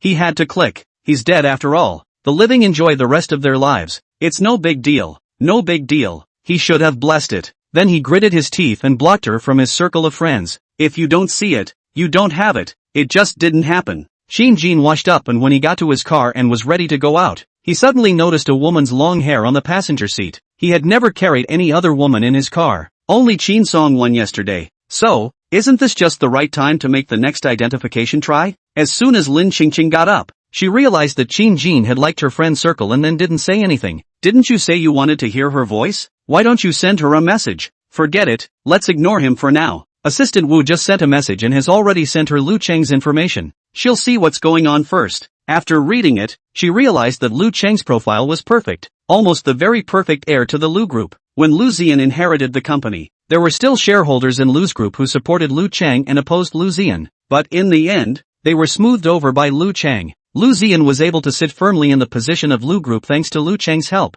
So in Lu Ziyan's mind, Lu Cheng should be an excellent uncle. The information didn't say anything about Lu Cheng not being a member of the Lu family, which meant that Lu Cheng was adopted and the outside world hardly knew about it. Lin Qingqing thought about it and she planned to take the initiative to ask Lu Cheng to meet her. Chapter 154 Lu Ziyan was beaten up. In the box of a tea house, Lin Qingqing met this adopted child of the Lu family for the first time. Although he was already close to 40 years old, his appearance looked similar to that of a young man, except that he carried some of the composure of an adult and a capitalist. Lu Cheng's first reaction when he saw Lin Qingqing, he first frowned, then sat down opposite her. Looking at the young and uninitiated little girl in front of him, his face had a few points of displeasure. Didn't you say that old Mrs. Lin asked me to meet with her? Who are you? If it was an ordinary person who asked Lu Cheng out, I thought that with Lu Cheng's current status and position, he would definitely not be able to invite him. Only then did Lin Qingqing say that it was old Mrs. Lin who had invited her. She smiled and poured herself a cup of tea. The old madam suddenly wasn't feeling too well and didn't want to stand you up, so she sent me to bring you some words. What's the word? She said that the things you did in private, she knows all about it. I hope you behave yourself. Don't make a cocoon. What you have now in the Lu family is already enough. People should be properly contented. Otherwise it's very likely that you won't be able to hold on to what you have now. Lu Cheng was first stunned for a moment. Then he hooked up the corner of his lips and smiled out. I don't quite understand what it means. Since the old lady didn't come, I'm not going to drink this tea. You, by the way, also help me to bring a message. The old lady is not well, so she should take more rests. Don't worry about something that is there, which can easily aggravate the condition. Lu Cheng turned around and left after saying that. Lin Qingqing bristled. He was quite wild. No wonder he dared to get Lu Ziyan's parents killed and hoodwinked Lu Ziyan into messing with their Qin family. She put down her teacup, picked up her cell phone and sent a message to Assistant Wu. Start sending people to follow Lu Cheng now. It's been too long to find evidence, so she'll just create new evidence herself. Very crazy Lu Cheng out of the box cannot be crazy. Dead old lady should die. How to start staring at him? But Lu Cheng walked not 2 steps, and then hurriedly turned back to the box. What is your relationship with Mrs. Lin? His gaze swept over Lin Qingqing's face several times. It was too similar, too much like the young Lin Qingqing he had seen as a child. As far as he knew, the Qin family didn't have such a person at all. Lin Qingqing let out a light laugh. She leaned on the back of the chair with a relaxed posture, and spoke nonchalantly. You reacted a bit slower than I thought you would. In fact, I am old Mrs. Lin. Haven't you always wanted the chip? It's in my body, and it can also rejuvenate the old. Do you think it's magical? I know you've always wanted to get this chip and realize your greater ambitions, but as long as you take me away now, you can get that chip in my head. Lu Cheng felt that this was nonsense, trying to provoke him to do something to mess up himself. He calmly looked at Lin Qingqing. Don't you lie to me. As far as I know, the Qin family's chip has not been researched up to now. Moreover, returning old age to children? Do you take me for a 3-year-old? Now this kind of clumsy lie, a 3-year-old wouldn't even believe it. If the chip could really reach this effect, then even if he put his life on the line and used all means, he would definitely snatch it. But he was now very sensible, and he was not going to believe the nonsense of the girl in front of him. After Lu Cheng finished speaking, he moved closer to Lin Qingqing, his eyes filled with a threatening meaning. But actually, even if you don't have a chip in your head, I can still take you away and bring you to a place where even the Qin family can't find you. Do you believe me? Lin Qingqing believed it, but she was even more confident that Lu Cheng would not do something to cause unnecessary trouble for himself when he was looking at the imminent success. Meanwhile, on the other side of the box, Lu Ziyan covered the purple corners of his mouth and looked at the furious Qin Jingshou, not returning the favor, nor did he have any temper. Are you done venting? Why in the world are you doing this? Why do you want to harm our Qin family? Didn't you claim to be my best friend? Qin Jingsu carried Lu Ziyan's collar. His face was full of anger that was hard to suppress. He couldn't accept being cheated for so long, especially by someone he treated with sincerity. He had asked Lu Ziyan out a few times before, wanting to ask for the reason, but Lu Ziyan had avoided seeing him. This time, Lu Ziyan finally agreed to meet. He must figure out why Lu Ziyan was doing this to him and hated the Qin family so much. Just as Qin Jingxiu was about to slam down his third punch, Lu Ziyan slowly spoke. No matter how many times you ask, my answer is that I didn't harm your Qin family. You're my good brother. How could I possibly harm you? It's your big brother who's stirring up our relationship. He wants to leave you completely without any way back. He just doesn't want me to help you. That's why he sets me up again and again. Last time, he even had someone snatch away our Lux Group's cooperation project with the Jiang family. The real victim is me. Why do you still believe your big brother? Can you wake up a bit? See who's really been good to you all these years? What has your big brother done for you for so many years? How many times have I helped you for so many years? Could it be that all I've done can't compare to a few words said by Qin Yansen, who has never treated you like a piece of trash waste? Lu Ziyan looked at Qin Jingxiu seriously disappointed. You in good conscience. 10 years, where I have a little sorry you? Qin Jingxiu's clenched fists hesitated after hearing this. Lu Ziyan did help him a lot, and is also the best friend to him in this world besides his grandmother. In the countless times he was bullied, it was Lu Ziyan who stood out and helped him.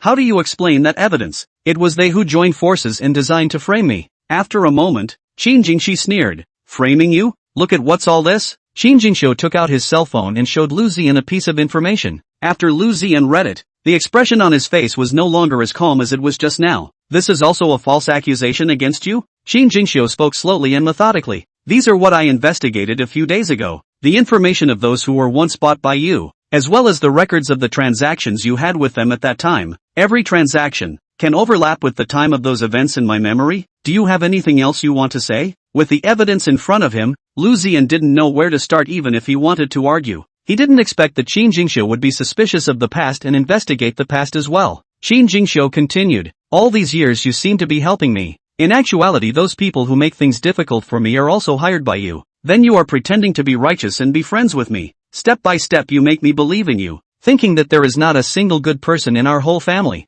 all of them wanting to harm me. Is that what you are saying to help me? To be good to me? You are just using shameless means to achieve your real purpose, and I am a tool in your hands. Qin Jingxiu snatched back the cell phone and smashed a few more punches at Lu Ziyan. The waiter outside heard that the situation was not right and rushed to send someone over to stop it, while Lin Qingqing, who came out of the box, just happened to see this scene. Chapter 155 is a very proper old lady. What's going on? Lin Qingqing hurriedly checked Qin Jingxiu's body for any injuries. Qin Jingxiu asked the waiter to release the arm that was pulling him. He straightened his clothes, from a fierce look just now to a docile one, and looked at Lin Qingqing in surprise. I'm fine. Why are you here? What's wrong with you guys? It's nothing. Qin Jingxiu saw a hint of anger in Lin Qingqing's glaring round eyes, and in the end he obediently lowered his head in the appearance of having made a mistake. I just can't swallow that breath, and I also want to know why he's targeting our family. I'll tell you about this when I get home. Lin Qingqing was angry at how he, a villain, dared to beat up the hero. Who knows if the male lead has some kind of bombastic protagonist aura, and then won't she lose her little grandson?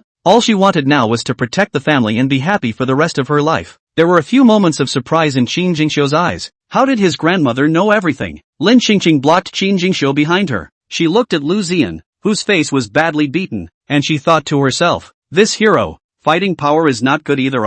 Not important though. She turned to ask, do you know that Lu Chang is not related to you by blood? Lu Ziyan's brows instantly tightened. What are you babbling about? He's my own uncle. He's my family. Don't you dare sow discord there. Lin Qingqing saw the situation. She immediately opened her mouth. I'm not going to argue with you. You go back to do a kinship appraisal and then say, let's take the evidence to speak. It's useless to waste words. If not, then you will come back to me to settle the score. This Lu Chang hides quite well. Surprisingly Lu Ziyan does not even know about this. It was also true that the family members of the Lu family who were close to Lu Ziyan and were still alive were now the only one left. Lu Chang. Lu Chang could make up whatever he wanted, and Lu Ziyan could only believe it. Poor Lu Ziyan, who lost his parents at a young age and was lied to until he grew up. Not bad for a fictional hero. This is a miserable life. Back in the car, Qin Jingxiu asked curiously, how do you know that Lu Ziyan and Lu Chang are not related by blood? Grandma knows a lot. Don't you still want to know why Lu Ziyan still wants to harm our family? Lin Qingqing told Qin Jingxiu what she knew. Qin Jingxiu listened and looked grave. Lu Chang, that guy is so bad that he is so bad. At least the Lu family has raised him for so many years, giving him a rich life that ordinary people don't have, and he doesn't know how to be satisfied. Lin Qingqing was silent for a moment. She turned her head to look out of the car window. Somehow, she suddenly felt as if she and Lu Chang were the same person. She laughed and said, most people's desires are not filled, especially after enjoying all these wonderful things and knowing that they could lose them at any time. They don't want to let go. As Lin Qingqing's words fell, Qin Jingxiu's eyes gradually became complicated as he looked at Lin Qingqing, and after a while, he reached out his hand to hold Lin Qingqing's hand tightly until he went home. He didn't have many other desires. He just wanted his grandmother to stay healthy and alive. Lin Qingqing, you're not allowed to impulsively look for Lu Ziyan to settle accounts in the future. Okay? Well, I'm sure it won't be next time. Lin Qingqing ate lunch at home and then went to school. But shortly after she sat down in her seat, Mu Yi walked up to her and spoke in a soft manner. I apologize to you on behalf of Yang Jiaoyun. Can you let her come back to class? Lin Qingqing looked at Mu Yi somewhat speechlessly. Ask Professor Qin. Don't ask me. I don't have that much power. I went to Professor Qin, but he didn't agree. I saw you and Professor Qin go home together yesterday. You must be very close, right? Can you not be a grown-up and let Yang Jiaoyun off the hook this time? As Mu Yi's words fell, all the students in the classroom instantly fell silent. Going home with Prof. Qin? That's innocent? It seems that Prof. Qin's clarification was just an attempt to cover their mouths. Once Lin Qingqing heard that this Mu Yi was trying to give her a hard time again, she laughed breathlessly. You hid in front of the neighborhood and saw us go home together with your own eyes? That didn't happen. I saw you leave in the same car. So leaving equals going home together? And what do you care about me during class time? Does it matter to you? Mu Yi lightly bit her lips and spoke in a low voice. I mean, you and Professor Qin look as if they are very familiar. Can you do me this favor? Can't. Lin Qingqing refused outright. Chen Zhongluan, who was sitting in the back row, watched Mu Yi return to her seat and sit down, and hurriedly asked, did you really see them leave together in the car? Didn't you hear that she didn't even deny it? Mu Yi looked at Chen Zhongluan with a bit of dislike in her eyes.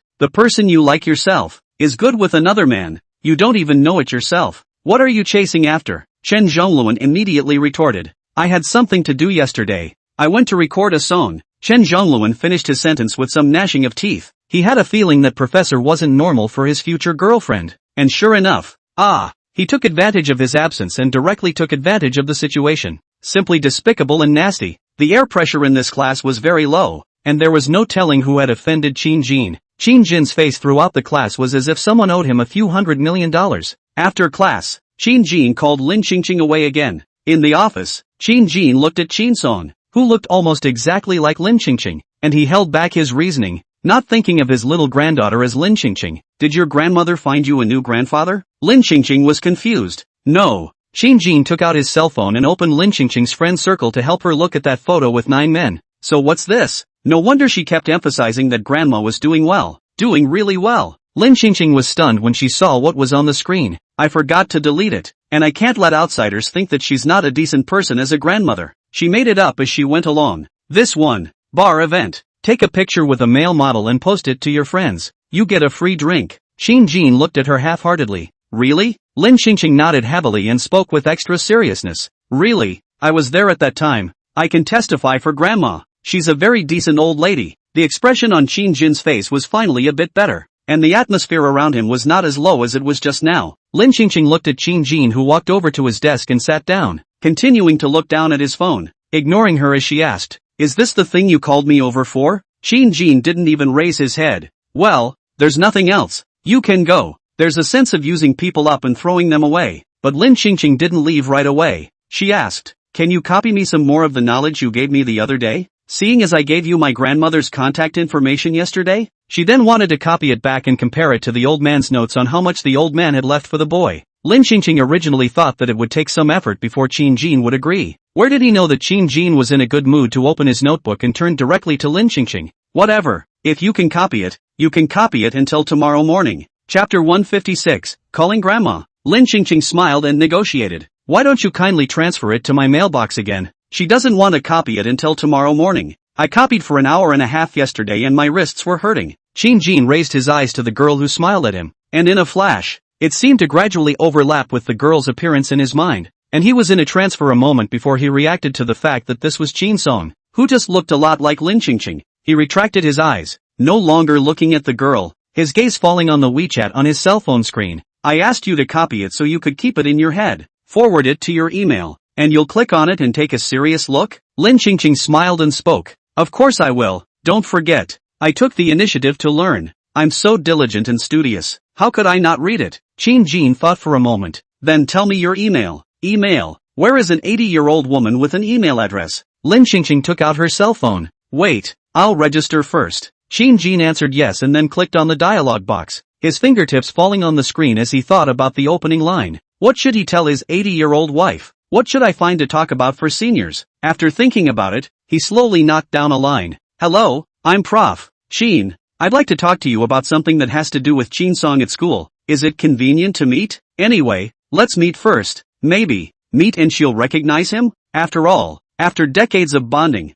someone who was once so familiar should recognize it, right? Thinking of familiar people, he turned his head again to look at Chinsong, who was seriously looking at his cell phone. If he hadn't known that Lin Qingqing was 80 years old, I'm afraid he would have thought that Chinsong was Lin Qingqing. Luckily he was sensible enough where he might have almost fallen in love with his little granddaughter. But then again, would a granddaughter look exactly like her grandmother when she was younger? The thing about genes is that it's pretty marvelous. At this very moment, Lin Qingqing was looking at the content on WeChat with a frown on her face. What's wrong with her? Qin Jin is going to find her parents? What do you mean? Lin Qingqing glanced at Qin Jin with her afterglow and realized that he seemed to be looking at her. She pursed her lips and typed on her cell phone. Hello, it's not very convenient. My body isn't fit to go out. Sorry, what's wrong with her? You can tell me on WeChat. Qin Jin, it's not a big deal. Since you're not physically able to do so, can I go to your house and talk to you? Lin Qingqing could see that Qin Jin had to meet with her. Where could she get him another 80-year-old Lin Qingqing? Lin Qingqing intends to find no more. She hastily registered her email. Let Qin Jin turn over all the information after he said, online courses you'd better buy 38,000. Otherwise you memorize these materials is also difficult to read. Good boy. He's really starting to sell lessons. $38,000? That's a little $50,000. Why doesn't he go rob it? Lin Qingqing, I'll just buy the $5,000 one and see what happens. Then I'll talk about it later. She has to see results before she buys again. Back at the old mansion, Lin Qingqing showed all the contents of the mailbox to Qin Yensen and Qin Jingxiu. Qin Yensen and Qin Jingxiu looked serious as they read it. Qin Yensen frowned and said, it's exactly the same. It's the same as the old master keeping 2 copies of the same notes. One in our house and one in that kid's hands. Qin Jingxiu continued, he should be the one who took these research materials of the old master to become a professor, and then took these materials to give lectures to his students and sell them to make money. Lin Qingqing clenched her fists. In other words, it's all thanks to old man Qin's blessing that he's where he is now. Good old Qin, he actually prepared for both. She was so angry now that she really wanted to dig up old man Qin's grave. Qin Jingxiu looked at Lin Qingqing's very agitated appearance. He softly soothed, Grandma, don't be agitated. It's also possible that the family stole it from Grandpa. I don't think Grandpa is like that. Lin Qingqing snorted lightly. He even dared to betray me. What can he not do? Qin Yensen and Qin Jingxiu shared a silence. They also couldn't believe that this was something their grandfather would do. After all, their grandmother used to always talk about how much he loved her. So that wasn't how they remembered him at all. Lin Qingqing took out her cell phone in a fit of anger. He said there are still 38,000 lessons for me to buy. I'll buy them now and see. If I buy a lesson that he can't talk about, I'll immediately let our family's team of lawyers send him in to give me back every cent of the money that he made me. Their family stuff was taken by outsiders, so she could just let the other person go so easily? The neighborhood next to River City University. Qin Jin's heart was half cold as he held the unrelated appraisal results. It seems to be that he came from another time and space, and the genes in his body were altered in such a way that it was impossible to identify the results with his children and grandchildren. Then I'm afraid that his return to the Qin family to recognize them would be impossible. Who would believe him without proof? And who would believe that he was someone who came from another world? Qin Jin put the appraisal results away and tapped WeChat again. Lin Qingqing didn't reply to his message. He looked at Lin Qingqing's friend circle again, and it turned out that there was only a horizontal line in the friend circle and nothing else. Could it be that he was deleted? He tentatively sent a smiling emoji. He sighed with relief as he watched the send succeed. Lin Qingqing on the other side got even more angry when she received this smiley face. You still want to enter their Qin family? Don't even think about it. Lin Qingqing, if there's anything, it's just as well to say it on WeChat. Lin Qingqing had just finished sending this message when Qin Jin's video came through, and she fumbled to tap hang up. Lin Qingqing, it's not convenient to video. Qincan, is voice handy? Lin Qingqing thought for a moment. Yes. Before the voice call was connected, Lin Qingqing coughed several times, intentionally strangling her voice to sound a little hoarse. Not too far from an elderly person. Hello Professor Qin, is my granddaughter in some kind of trouble at school? On the other end of the phone, Qin Jin was stunned for a long time as he listened to the familiar voice. This is the love of his life on the other side of the world, and together they form a happy and fulfilling family. The memories of those awakenings, the moments of happiness and joy, kept resurfacing in his mind, every second of which he had personally experienced in a way that was difficult to replicate. His heart rate increased as the memories came flooding back. He gripped his cell phone tightly, moved his lips, and finally, somehow, called out, Ching Chung. The low magnetic voice came into Lin Qingqing's ears through the cell phone receiver, and Lin Qingqing was almost seduced by such a nice voice. Why are you calling me that all of a sudden? But she was not a woman to be easily charmed by beauty and a nice voice. After all, she was the richest man in the world, and she had to be able to resist temptation. Lin Qingqing coughed and said with a straight face, I heard your voice. You should be a young man. It would be more appropriate for you to call me Grandma Lin. Chapter 157, Two Qin Sons appear. Calling her names in what capacity? Call her Grandma. Qin Jin. How could he call this? Qin Jin was silent for a long time and asked softly, have you been having a good time lately? It's fine. I thought you were going to say something about my granddaughter. What happened to her? Nothing. I just want to say that she has been doing well in school lately. It is that the young grandson of the Chen family, Chen Zhongluan, who wants to pursue her. You watch more? That kid is not a good person. I'm aware of this. Thanks for the heads up. Well, where are you physically? Uncomfortable? Lin Qingqing was a bit confused when she heard that Qin Jin didn't have any intention of provoking her as the main wife, and was still concerned about their family in every sentence. Could it be that it was sugar-coated? First gain her affection, then get her to accept him? Think of the beauty. Lin Qingqing calmly spoke. There's nothing physically uncomfortable. It's just that I'm getting older and I don't really like going out. That's good. I don't have anything else to do, so get an early night. After hanging up the call, Lin Qingqing looked at the cell phone screen with a frown on her face. That's it? She thought she'd have to fight 300 rounds. On the other hand, Lu Ziyan's appraisal results also came out. It was true that Lu Chang was not his real uncle. Lu Ziyan had mixed feelings. Why had Lu Chang never told him about this? Or does Lu Chang himself not know? And how did that Qin girl know? He had to be somewhat afraid of the Qin family's ability to obtain information. Lu Ziyan stared at the appraisal results for a long time, and finally he put the appraisal report into the drawer in his study and walked out. On the third floor, in the other bedroom, Lu Chang sipped his tea, his eyes falling on the computer screen. In the screen, it was the surveillance of Lu Ziyan's study. When Lu Ziyan left, he went into his study and took out from the drawer the thing that Lu Ziyan had been looking at for a long time. What exactly was the content that could make Lu Ziyan look at it for so long? When he read the contents clearly, he was instantly stunned. How could Lu Ziyan suddenly investigate their relationship? Who the hell let the cat out of the bag? Lu Chang put the appraisal results back in the drawer and suddenly thought of the young girl who claimed to be Mrs. Lin. She said Mrs. Lin had gotten hold of a lot of things about him. Maybe that includes this incident. And with everyone who knew the truth to his face dead and gone, it's unlikely that anyone would have given wind of it. So, only old Mrs. Lin did it. Lu Chang hurriedly called Butler Ding. Hey, what's the situation with old Mrs. Lin now? Butler Ding had long been replaced by Lin Qingqing after she found out something was wrong. But the greedy Butler Ding still wanted to make money from Lu Chang. As he packed his bags at home, he smiled and spoke. Now, I've got a bit of that on my hands lately. As Butler Ding's words were being spoken, $500,000 came into the account. He hemmed and hawed. For the sake of money, he made up something Lu Chang loved to hear. Old Mrs. Lin's health has not been very good lately. She is bedridden every day, unable to eat. She may not have a few days to live. Lu Chang heard. The corner of his mouth slowly rose. This is the real information. What return to old age? Simply bull asterisk.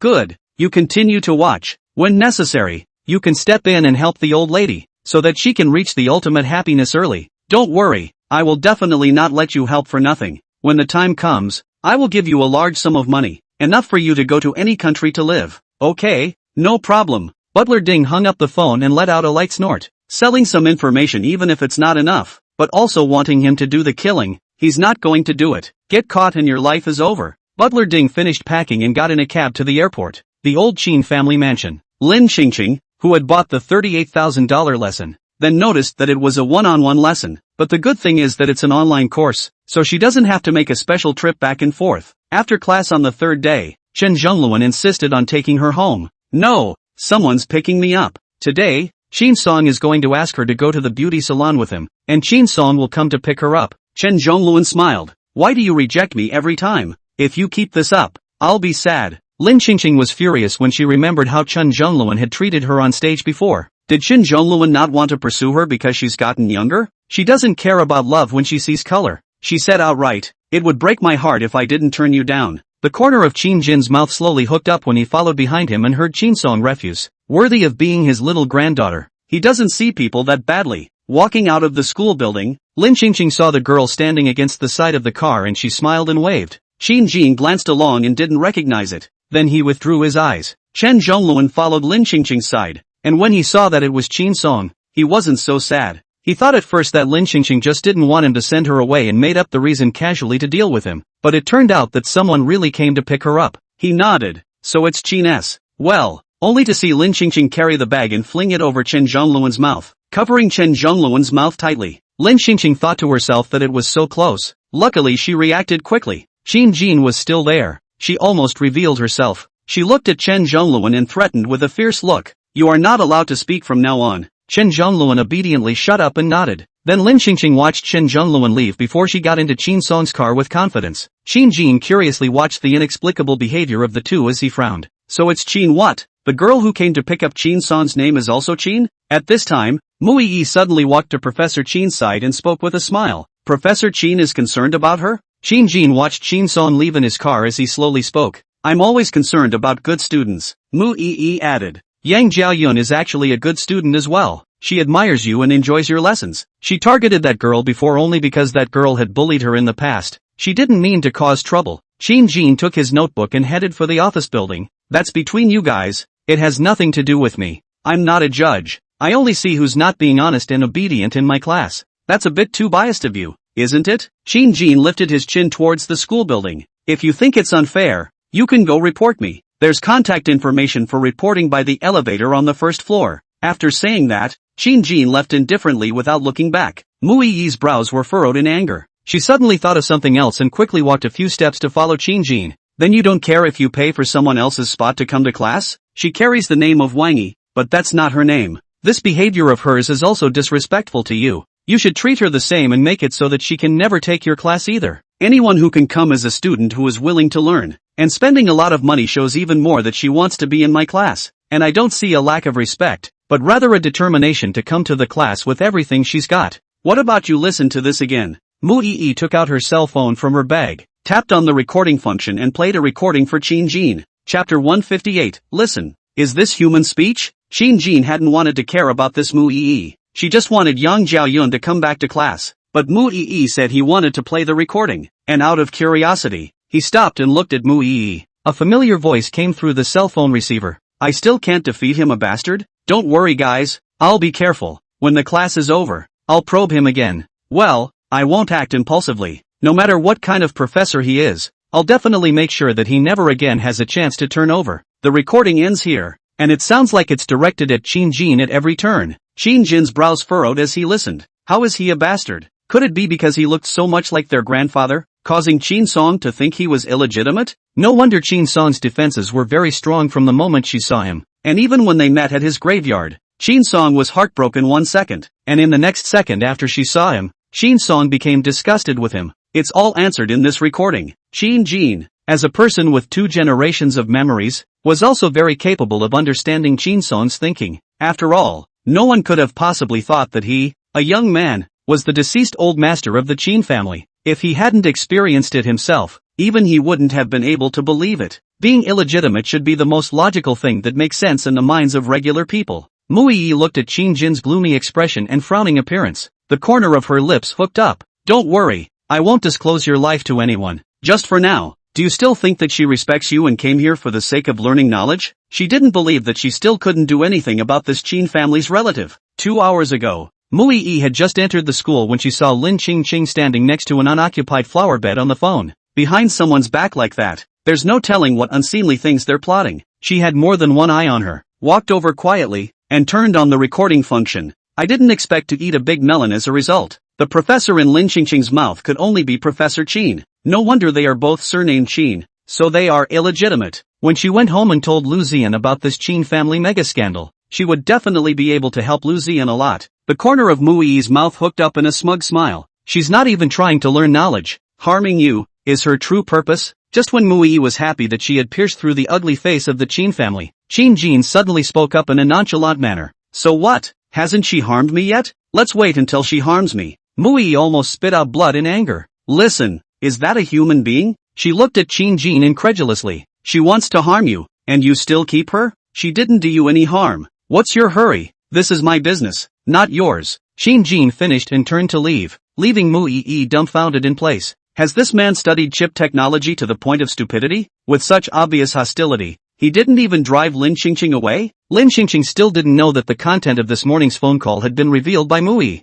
And at this moment, she was arriving at a high-end beauty club with Qin Song. Shortly after entering, I ran into some old ladies. The leader, Wang Guizhi, saw Qin Song and spoke smilingly. Qin Song, you are with. Wang Guizhi's expression was stunned when she saw the girl beside Qin Song, who looked very much like Lin Qingqing when she was young. Is this? Lin Qingqing smiled and took the initiative to speak. I'm her friend. Friend? Wang Guizhi shifted her gaze back to Qin Song and asked with concern. How is your grandmother's health these days? A while ago I heard old Mrs. Chen say that your grandmother was dying. Is that true? Chapter 159. A real son can't recognize his old mother. Lin Qingqing hasn't shown anything yet, but Qin Song got upset after hearing that. She immediately spoke up. Don't listen to that old lady. My grandmother is in good health. She will definitely outlive her. Wang Guizhi frowned slightly. So Chen Jingfen told them that Mrs. Lin wouldn't live long and had to buy clothes for the funeral? Said to give them sisters to pay the bill. The final checkout or with her borrowed money. So far have not returned.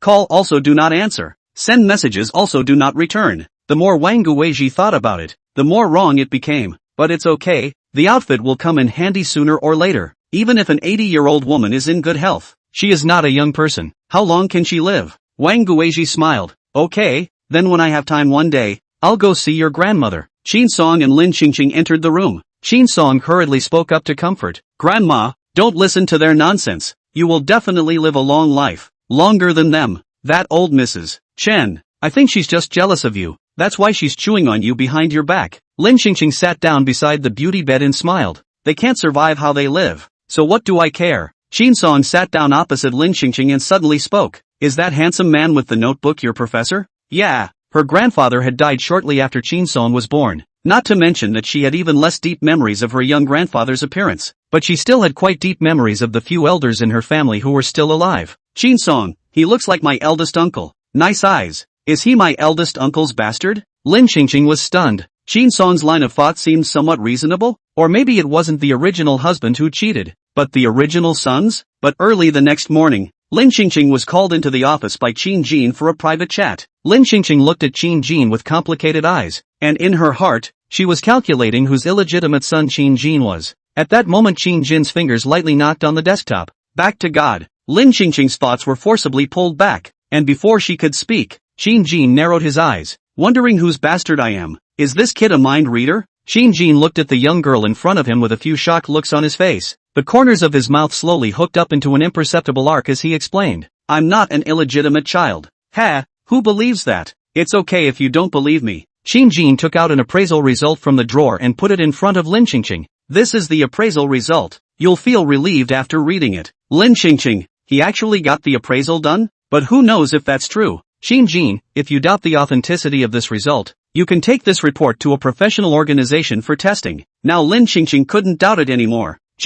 Lin Qingqing took the test report and looked up at Qin Jin, asking curiously, whose appraisal results are these from you? Qin Jin spoke calmly. Our appraisal results. Lin Qingqing was once again stunned and filled with disbelief. Who and whose? Ours. Lin Qingqing pointed at Qin Jin and then at herself. It's you and me? Qin Jin nodded. Right. Lin Qingqing man was confused. What kind of appraisal are they doing? What can happen to the two of them? How could it possibly come to fruition when this brow, this nose, this contour of the features didn't look a bit like her? Lin Qingqing was speechless and almost laughed out loud. However, Qin Jin can have this approach as normal. After all, she did Qin Song identity and Qin Jin get along. Qin Jin probably thought that he and her sister can have a blood relationship, only to do this appraisal. In the end, Qin Jin must have known that he had some relationship with the Qin family. Otherwise Qin Jin would not have done this appraisal. Lin Qingqing finished reading the appraisal results and looked up again to meet Qin Jin's line of sight. What did you take for the appraisal? Qin Jin said frankly, the last time you rode in my car.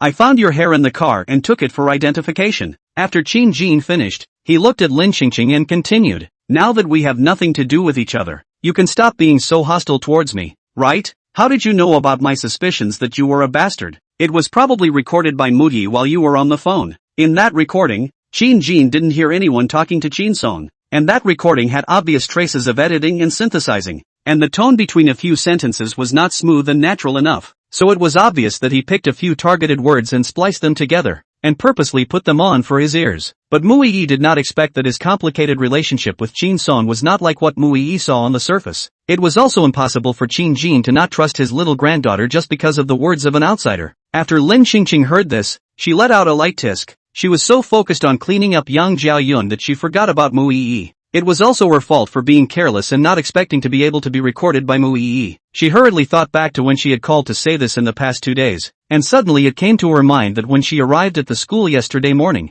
Qin Yensen had called her and instructed her to be careful, thanks to her not saying anything important. Note for next time. As Lin Qingqing was reviewing the situation, she heard Qin Jin follow her elders and ask, "What did you and Muyi clash over? It's my personal business. Can I keep it to myself?" "Sure." Lin Qingqing walked out of the office and hurriedly sent a message to Assistant Wu to ask about the progress. If Lu Zheyan's side didn't investigate the truth, Muyi probably wouldn't let her go for a while. If you want to solve the fundamental problem, you still have to start with Lu Chang. Soon, Wu assistant returned the message. Lu Zheyan took Lu Chang's hair to do the appraisal. The appraisal results have come out. To determine that the two have nothing to do with each other, Assistant Wu, Lu Chang's side is now transferring his assets. I'm concerned that most of his funds have been transferred to country M. Lin Qingqing, you send this information anonymously to Lu Zheyan. Lu Zheyan's brows furrowed when he received this anonymous message. All of Lu Chang's assets are owned by the Lu family, and since Lu Chang has been in the Lu family for so many years, it can be said that he controls the lifeblood of the Lu group.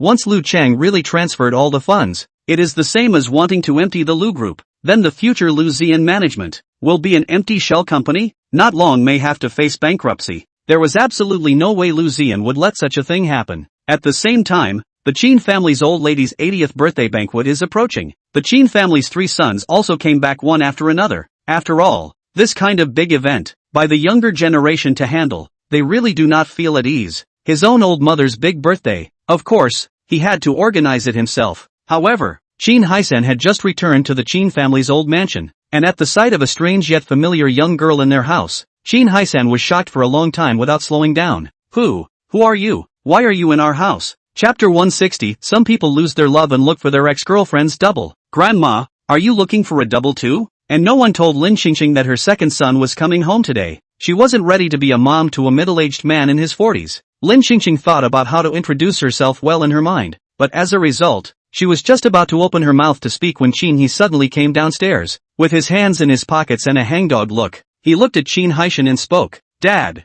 you have to call her mom. Qin Haisen glared at Qin He and scolded in a stern voice. Why do you kids dare to speak so rudely in front of me? What the ing? Has the skin gotten tight lately? Qin rolled his eyes and re-explained. I mean, you have to call her mom. Qin Haisen's eyes instantly widened. He just goes out for half a month or so and comes back and his son is crazy? You found a woman who looks like Mrs. Lin outside and called her grandma? Qin Haisen looked at the young girl and then at Qin He. Frowning, I've heard of people falling out of love and looking for a stand-in for their ex-girlfriends. Grandma, you're looking for a stand-in too? Stay away from those immodest people in the circle in the future. Qin Hyuk, how did it end up being his problem? He should never have gotten off this building. Grandma and Qin Yensen, Qin Jingxiu all have secrets. Qin Yensen and Qin Jingxiu all day also inseparable. Now well, his father also thought he was sick. Okay, you are all normal people in this family. I'm the only one who is not normal, okay? I'll go out still. Qin He finished speaking and left with the car keys.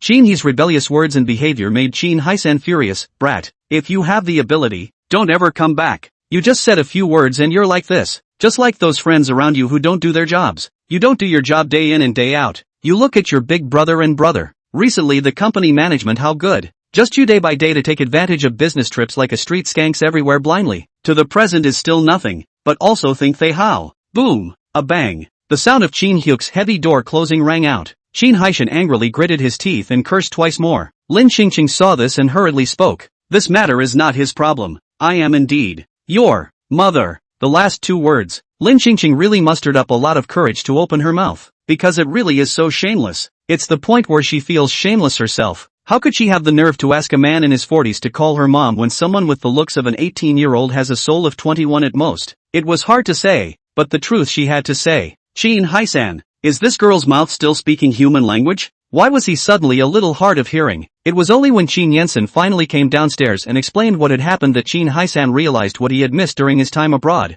So, you, Qin Haisen looked at the young Lin Qingqing excitedly and spoke in disbelief. You really are my mother? His mom has become younger than even he is. He wouldn't dream of doing that. That's right. Lin Qingqing looked at Qin Haisan in a complicated manner. Even though it wasn't the first time she was called mother by Qin Haisan, it was the first time she was called mother in such a youthful gesture, and it felt too unbelievable. Qin Haisan suddenly thought of something and opened his mouth to ask, "Then what you went to the group to post was not a picture of you when you were young, but you wanted to tell us that you have become younger? Right." Lin Qingqing finally understood at this point why she couldn't receive surprise value for the photos she sent out. It turns out that several of the Qin family's sons and daughters-in-law thought she was nostalgic for her former younger self, which is why she sent that photo to the group. Lin Qingqing held her forehead, blaming her for not making things clear. In the past, she had posted a photo to reap the surprise value, and she had thought it would be the same this time, but it turned out that she had been careless. After Qin Haisan calmed down, he thought about what to do on this 81st birthday. Should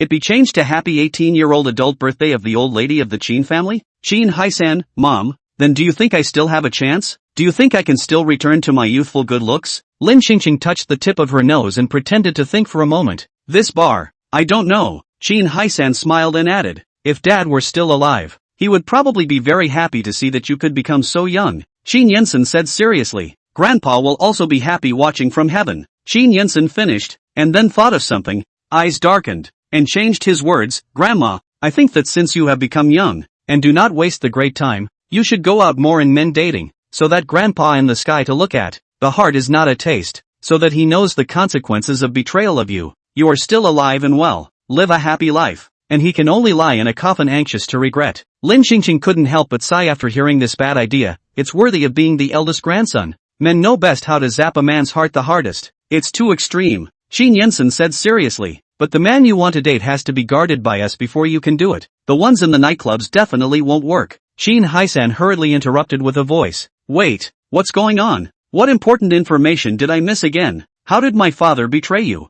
After Qin Yinsen once again told Qin Haisan about the illegitimate child incident, Qin Haisan felt that his sky had collapsed. Is this world still the world he used to live in? He was only away on business for half a month or so. How come he was like this as soon as he came back? Qin Haisan pondered for a moment and spoke seriously. I don't think Dad is that kind of person. Don't be impulsive for now. Wait for me to meet him first. Early the next morning, Qin Haisan came to see Lin Qingqing off to class. Li Jia, the short-haired girl who had gotten along well with Lin Qingqing before, smiled and greeted Lin Qingqing. You're also here early today. Your father sent you here? Uncle is so young. Li Jia finished with a smile and looked at the middle-aged man beside Lin Qingqing and politely spoke. Hello uncle, I'm your daughter's classmate. My name is Li Jia. Qin Haisan was about to choke. This feeling of sending his mom to school and ending up being treated like his mom's dad by his mom's classmates was weird to say the least. He had mixed feelings. However, thinking that Lin Qingqing had instructed last night that this matter should not be known to outsiders, he smiled and beat a dead horse. Hello. He won't come next time. If he does, he'll lose his life. Lin Qingqing could already feel Qin Haisan's nervousness as she patted his arm,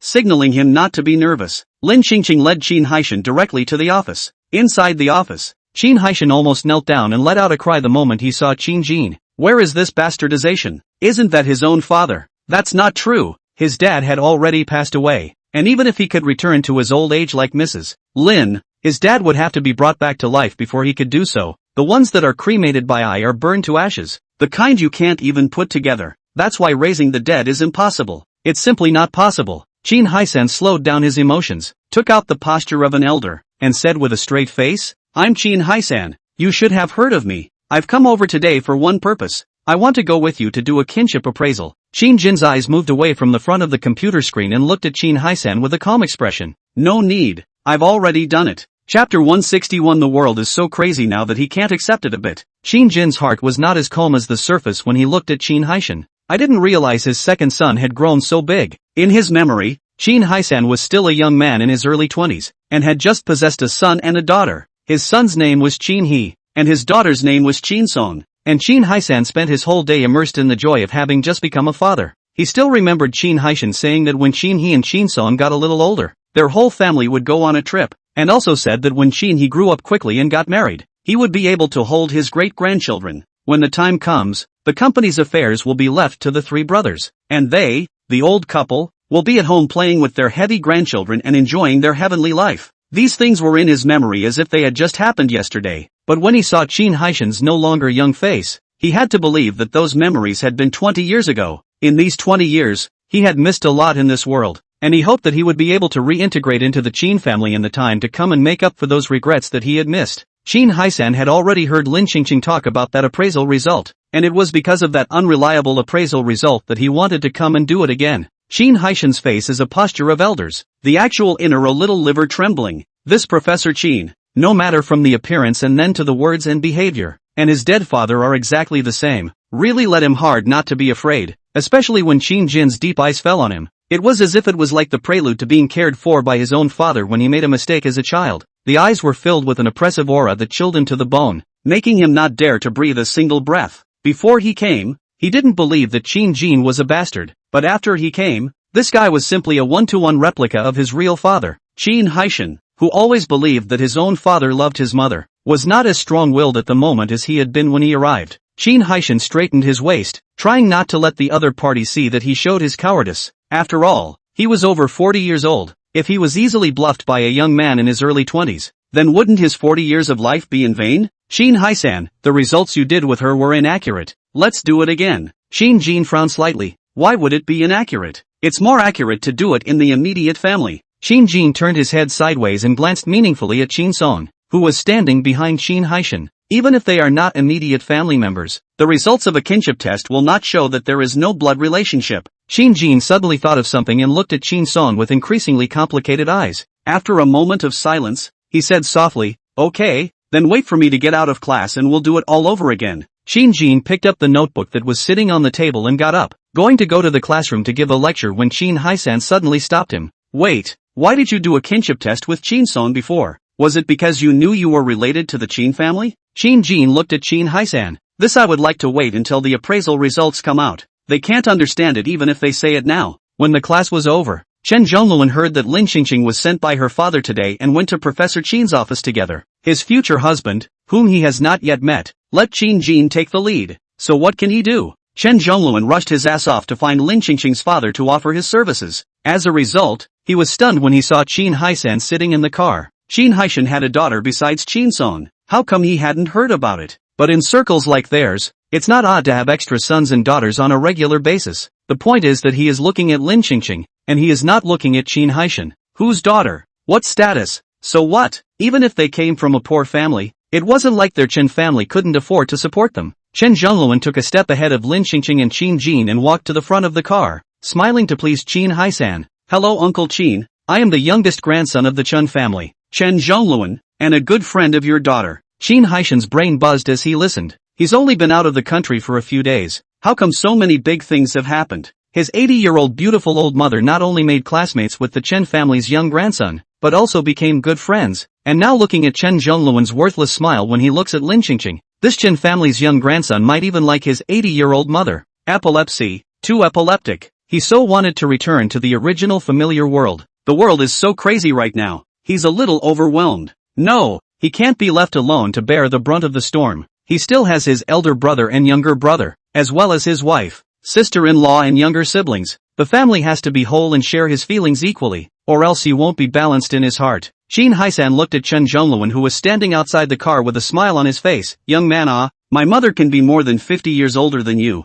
I don't know if you know the truth. You can still laugh like this. And you this little tender grass want to be my father. I still don't agree with it." Qin Haishan smiled faintly, officially polite. "I know. In the future there will be a chance to call up your father and we'll have dinner together." Chen Zhongluan was ecstatic inside. It seems Qin Haishan likes him a lot. Otherwise he could ask him to bring his dad along for dinner? Isn't this the rhythm of meeting the parents? He knew he was so good that Qin Haishan would love him, much more popular than the rigid-looking Professor Qin. The smile on Chen Zhongluan's face couldn't be suppressed with complacency. "Okay, Uncle Qin, then I'll have my dad contact you when there's time." Qin Haisan smiled politely, and when Chen Zhongluan left, Lin Qingqing stepped forward. "What did you guys just say?" "Nothing, just a casual courtesy." The three then went to a testing facility together for a paternity test. The identification results will take 2 or 3 days at the earliest. Qin Haishan subconsciously looked at Qin Jin with a smile, and then thinking that his own father had already passed away, he immediately put away his subconscious worthless smile, coughed lightly, and said with the seriousness of an elder, "I'll let you know when I get the results."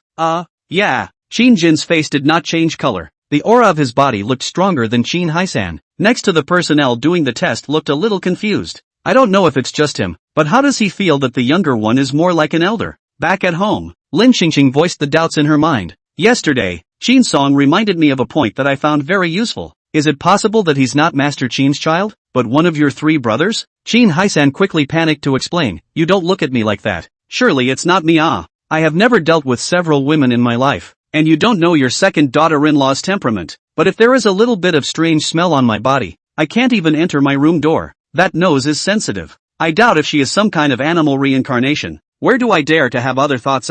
As for Big Brother and my brother, they're even more impossible. Big Brother stays in the research lab all year round. My brother can't even figure out that bit of business at his own home. How can he have time to look for another woman? One more woman. It would have to kill him. Chapter 162, the identification results turned out to be a father-son relationship. Lin Xingxing looked at Qin Haisan curiously. What's the situation with your brother's family right now? She had known for a long time that Qin Jingsu's emotional instability was influenced by his family, but what exactly the family's situation was, she wasn't sure. Qin Haisan sighed deeply. It's the same old story. His wife keeps wanting a divorce, but he doesn't agree. Lin Xingxing pretended that she couldn't remember and rubbed her head. Why did the divorce come? I accidentally touched my head before and my memory isn't as good as it used to be. You still have memory loss? Qin Haisan looked at Lin Xingxing incredulously. He really didn't expect so many things to happen in his family recently. He had to take a few days to slow down. His concerned eyes swept over Lin Xingxing several times. Any other questions? It seems like we'll have to keep an adult in the house from now on. None of these kids let me worry. There's nothing more to it, so tell me about my youngest son. Qin Haisan confirmed again that Lin Xingxing was fine before he spoke. It's because at that time when they got married, my brother didn't follow his wife's terms and conditions and injected capital into his wife's family. And not even 2 years after they got married, my brother bankrupted his wife's family's company, and his wife has always held a grudge against him because of this. Lin Xingxing felt a bit incredulous after hearing this. It shouldn't be. She remembered that in the original plot, when her 3 sons got married, they all liked each other and had no grudges. So how could her youngest son do something to drive his wife's maiden family to extinction? It's no wonder that the two would fight every day, wanting a divorce, and making Qin Jingxiu all out of sorts in his mind. But change, she is the wife of the youngest son, she also have to divorce, which there is such a thing, promised things and then backtracked, but also to the mother's family to drive to the end of the family, really is. Then why doesn't your brother get a divorce? Can't give it up. Lin Xingxing grabbed a handful of melon seeds from the table and asked with a frown. If you can't afford to give it up, why don't you give his wife's family a capital injection? It's not like the Qin family lacks that kind of money and ended up bankrupting them. It's weird if they don't follow him. If it was me, I would have died with him even if I couldn't get him killed. It's a family feud. Who can let it go? Who knows? Big Brother and I asked him that too, but he wouldn't say anything. Just like that nature of Qin Jingxiu, a long mouth won't work. Lin Xingxing instantly understood. The 2 masters, certainly personality more or less genetic point. Then the Qin family's oldest 2 families should have inherited her character. Not from her, but from the original body. Lin Xingxing thought for a moment. My youngest son, are they living abroad now? Yeah, staying there for the time being. Because of the chip problem, Big Brother is busy all by himself. He went over to help share the load. When are they coming back? You're about to turn 81 on your birthday. They'll be back for sure. Expect next weekend. Qin Haishan was not used to looking at octogenarians who looked like 18-year-olds. Qin Haisan asked again, do you still need me to take you to class tomorrow? Why don't you let Qin He give you a ride? I'll go on my own. I've been rumored with Qin He. None of you should pick me up in the future. I can do it on my own. Lin Xingxing finished speaking and took the melon seeds and got up to go back to her room to rest, leaving the dismayed Qin Haishan alone and dumbfounded in place. What did his mom just say? His mom and his son are rumored? It's so blown up. Qin Haishan, who couldn't withstand the storm, first pinched his arm fiercely, and then jerked in pain to make sure he wasn't dreaming. He hurriedly took out his cell phone. His elder brother and younger brother, as well as his wife, sister-in-law and younger siblings all pulled into the group. He went home on the past 2 days of strange things all told later. Everyone was silent. Then the boss took the lead and sent out a voice. It's not a matter of urgency if the chip research doesn't yield any results. Lao Air, you don't have to be so stressed out that you're forcing yourself to have problems. The oldest member of the Qin family followed suit with a message. Second brother, no, you can't rest for a while. Pure wife, honey, what's wrong with you? I'll book a flight back to China right away to take you to the hospital. Qin Haisan, oh, no one believes it at all. They would rather suspect him of being sick than believe that this is the truth. On Friday morning, Lin Xingxing woke up early and packed up and went to class by herself. Today is the last day of the course, and next, she will receive a week of online one-on-one lessons. This week down, Lin Xingxing felt that Qin Jin's course is still very good. There is a say 1. really have the strength. Just from her as a white person, she feels that a week's time, she can already master the basics. This money will not be spent in vain. After class, Chen Zhongluan ran to Lin Xingqing again to ask her out. Although the classes were separated, the next class was out of Prof. Qin's hands. Are you free tonight? I've booked a hotel. Their food is especially good. It will definitely be to your liking. If you're not hungry, we can go watch a movie first, and I've also chartered a shopping mall, so we can just stroll around and absolutely no one will bother us. Lin Xingqing was just about to open her mouth to refuse when Qin Jin walked over at some point, looked at Chen Zhongluan and spoke. I asked her out tonight. Chen Zhongluan was not happy. Don't you have a wife? If you don't ask your own wife out, why do you ask her out? Something's wrong. My wife doesn't care. What do you care? Qin Jin looked at this kid and was extraordinarily upset, and he didn't know why, especially when he saw this brat near Qin Song. He was extraordinarily upset and especially wanted to beat this brat violently. Chen Zhongluan was furious. I'll call your wife now. I'll see if she cares. If you don't ask your own wife out, ask his future wife out. There's something wrong with this guy, isn't there? Chen Zhongluan also looked at Qin Jin in a bad light. Qin Jin's eyes cooled down as he slowly spoke. Your next online course is not. Chen Zhongluan quickly changed his words. I suddenly feel that it's not that necessary. You guys have something to talk about first. I'll wait for you to finish. There is no fear of running out of firewood if you stay green. Dare to take the course to threaten him. Well, he admitted that it did threaten him. The brain connection chip course in addition to this Professor Qin. I'm afraid that there is no second person who has the ability to open such a professional course. Can't afford to be offended. So he'll put up with it for now. Qin Jin was just helping Lin Xingqing reject Chen Zhongluan, and wasn't really up to anything. So after Lin Xingqing and Qin Jin left the school, Lin Xingqing went home. The next afternoon, the appraisal results finally came in.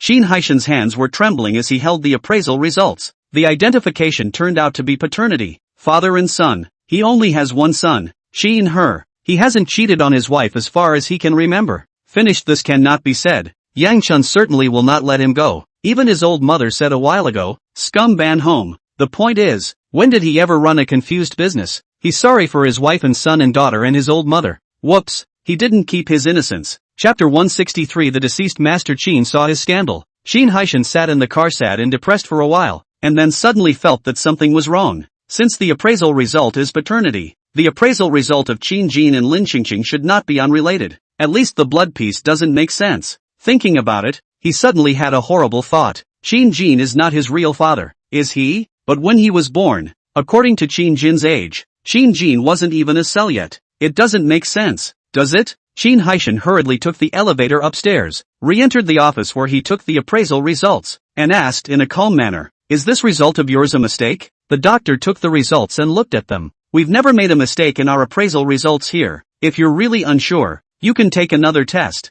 Qin Haishan did not hesitate to choose to do it again. He absolutely could not have a father in a haphazard manner, and a dad in his 20s, about the same age as his son. Qin Haishan returned to the car. Another guess hidden in his mind. If his mom's a child, it's not possible that his dad's a child, too, is it? But his father and his mother are different. His father's body was cremated, and to return to childhood, you need a body that can breathe, right? But now his family happened these metaphysical things, has made him lose the ability to think rationally. He now suspects that the old man Qin may not really rise from the dead, but also return to the old man. Either that or he's mentally ill. Lin Xingqing was waiting for the results at home, waiting anxiously. It was reasonable that she should be back in an hour, but as a result, this was half an hour overtime, and she hadn't seen the results yet. She hurriedly called Qin Haishan. Why aren't you back yet? Is something wrong? Qin Haishan spoke calmly. Nothing's wrong. It's just a mistake. Our results aren't out yet. We need to wait 2 more days. Lin Xingqing frowned slightly.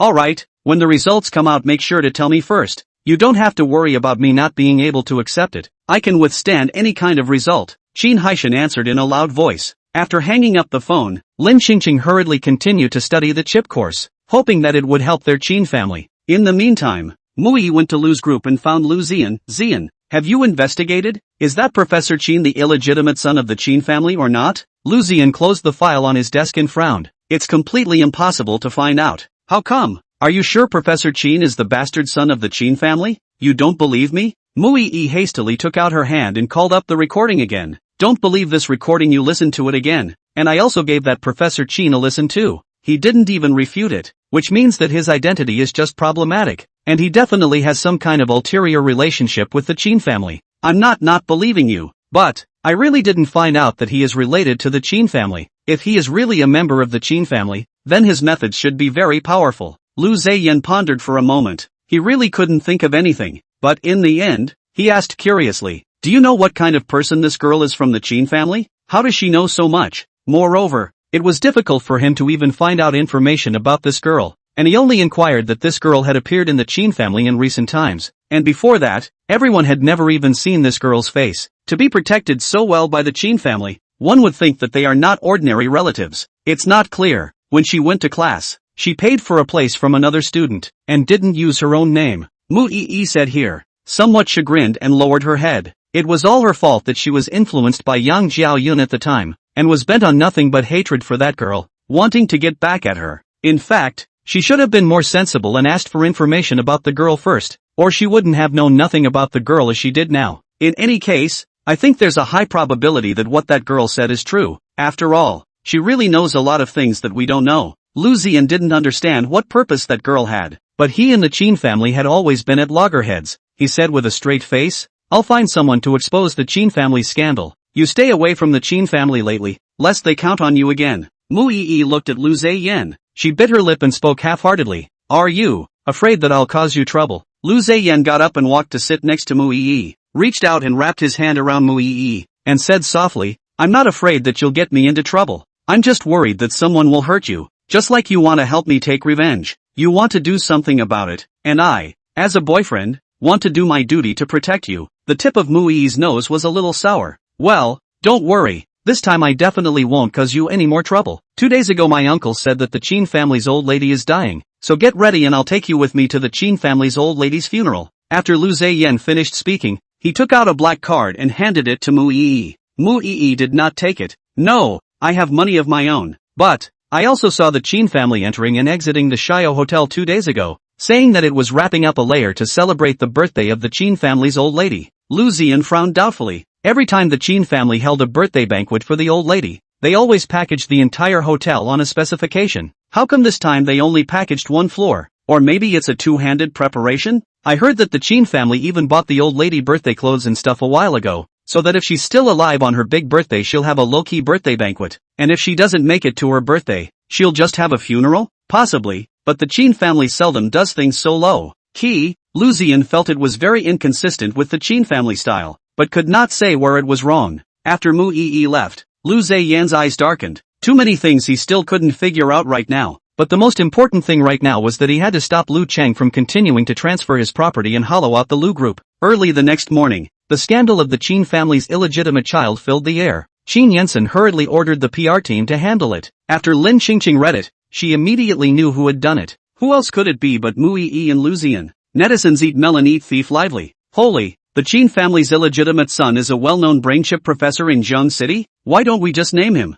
Who doesn't know that a while ago, a professor named Qin killed a madman in Zheng City with his handsome face? It's so blown up. Whose illegitimate son is that? Didn't Mrs. Qin have 3 sons? Maybe it's one of them. It could also be the deceased old man of the Qin family. Look at this handsome look. It's exactly the same as that old man Qin's side face that was out on the internet back then. Didn't you say that old man Qin loved old lady Qin? When they got married it was a national sensation. Old man Qin gave his entire fortune to old Mrs. Qin, and the older generation said that old man Qin was a top love brain, so how could he possibly cheat on his wife? Oops, money is good to manage, but the lower half of the body is not good to manage.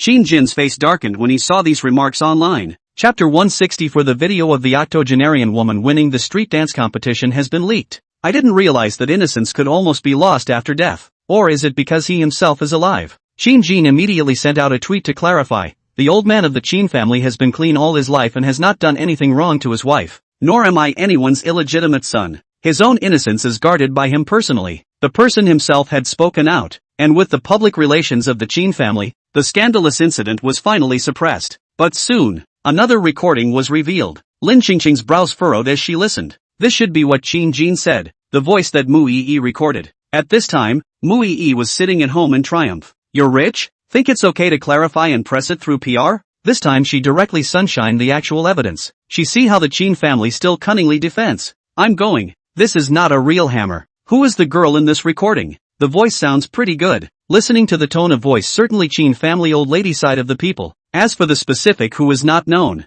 Holy, then just now, Prof. Chin himself clarified, isn't that a lie? He also said that he's not a bastard, and the evidence is all here. Seeing this, Lin Xingqing contacted the Qin family's legal team without saying a word. She saw that Mu Yi was trying to enter the palace for the second time, forgetting the lesson from last time. Without the permission of the client, private recording invasion of other people's privacy. Mu Yi again received a lawyer's letter from the Qin family. She instantly people stupid. Her current development is a public figure. If she goes to court every once in a while, it will have a big impact on her career. And it's a negative thing. How can she still be in the entertainment industry in the future? Mu Yi was so anxious at home that she finally had no choice but to call Lu Ziyan. Ziyan, After she told Lu Ziyan about the matter, Lu Ziyan helplessly rubbed his eyebrows. The patience in his tone had gradually run out. Didn't I say that I told you not to act rashly? Mu Yi chagrined carefully said, I am sorry, what should I do now? You can wait at home for news first. After Lu Ziyan finished speaking, he didn't care what Mu Yi said and directly hung up the phone.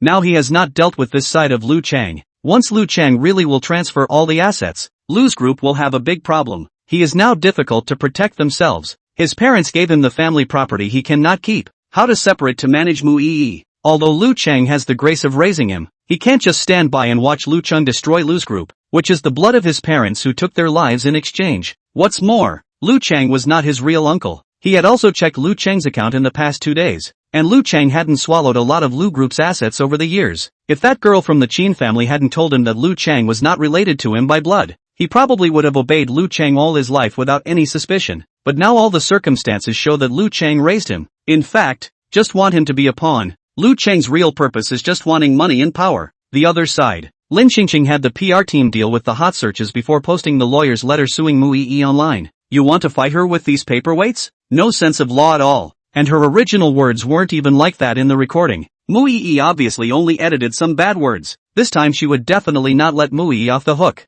Once again, Mu Yi was blacked out all over the internet. What's wrong with Yi Mu? Why is she always fighting with the Qin family? Now she's been sent in by the Qin family. She can't just be an honest artist. Why is this woman always acting up? Don't let it out this time. What kind of public figure is this? I suggest you be banned. It's also possible that Mu Yi exposed the truth and the Qin family quit, so they deliberately targeted Mu Yi.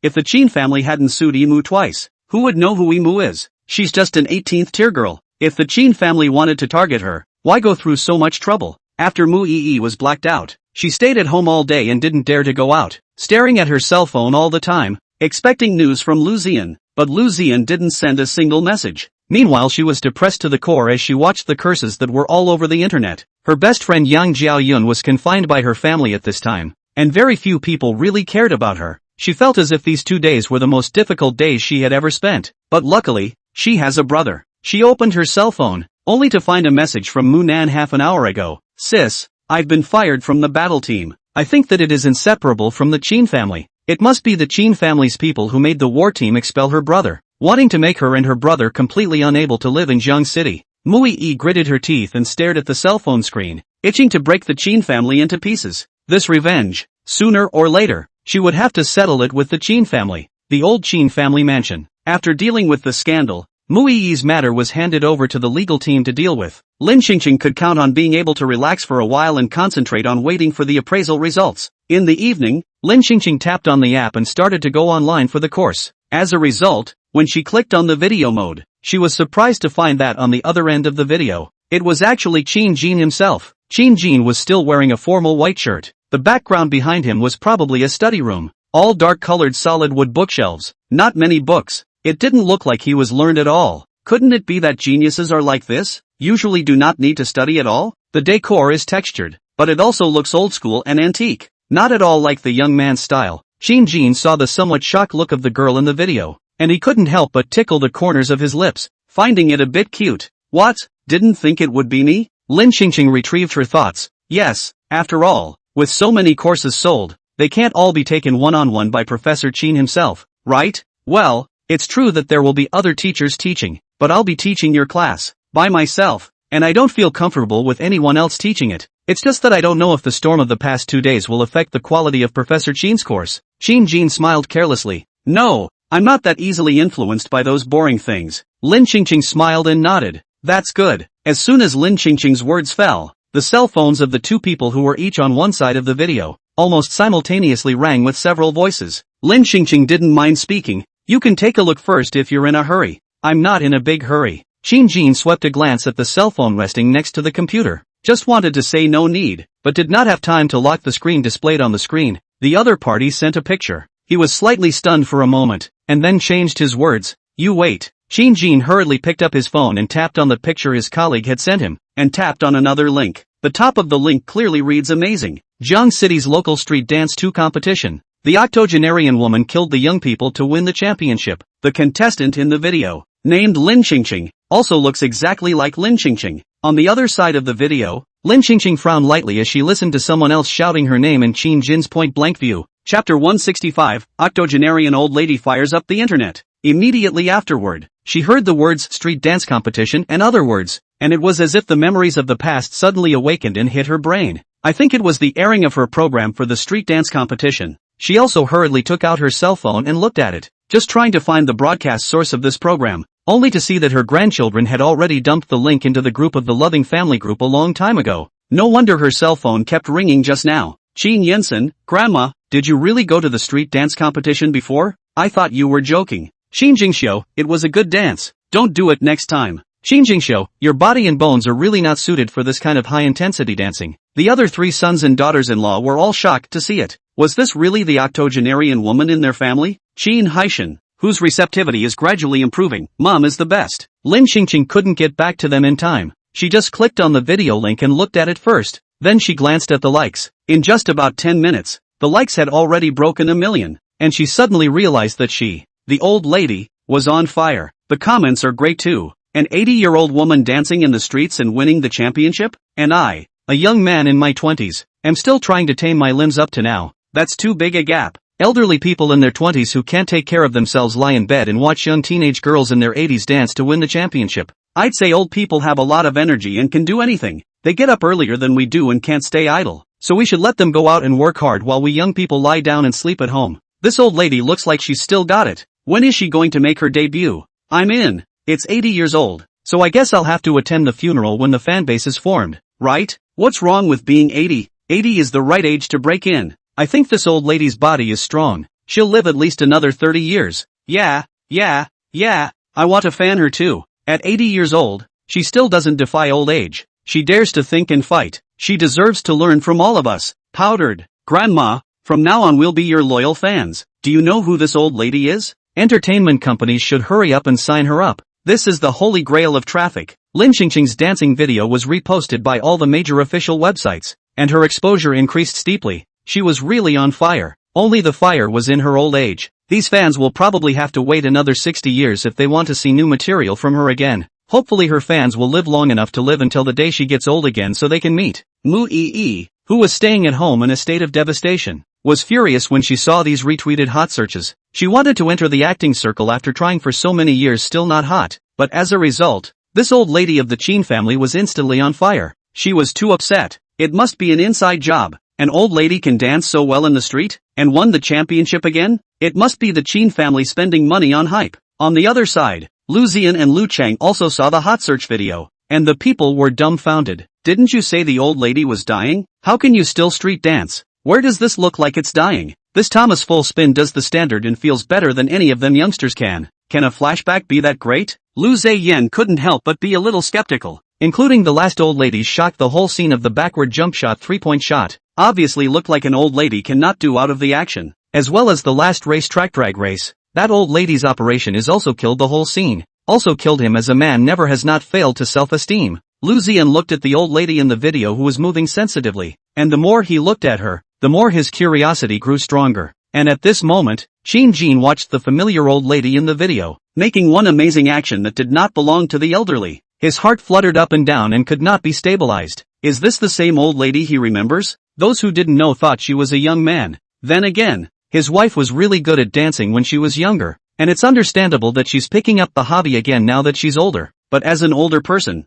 all of these actions are too deadly. It was hard to say whether it killed her or not anyway, and he felt like he was losing his life. His children and grandchildren are really bad. Why don't they stop the old lady? How can they let her do such a dangerous thing? After thinking about it, he sent a message to remind Lin Xingqing, but he really didn't know what to say. In the end, He found a link from the internet that said older people should be wary of these behaviors and sent it over. Lin Qingqing didn't need to click on it to know what Qin Jin meant. She put down her phone without looking at it and moved her eyes to the computer screen, reminding Professor Qin, "Can we start the class now?" Qin Jin also put down his cell phone. Yes. The 1.5-hour lesson ended. Qin Jin looked at the time. "I delayed you for a few minutes just now, so we'll talk a little longer today." As a result of this, he spoke for a while longer, and then he spoke for half an hour to start, until Lin Qingqing could hardly learn anymore. You can't learn that way from any head. Lin Qingqing was so sleepy that she could barely keep her eyes open. She yawned and spoke. "We're in time, right? How come Qin Jin is so dutiful?" It made Lin Qingqing almost forget about Qin Jin being a bastard,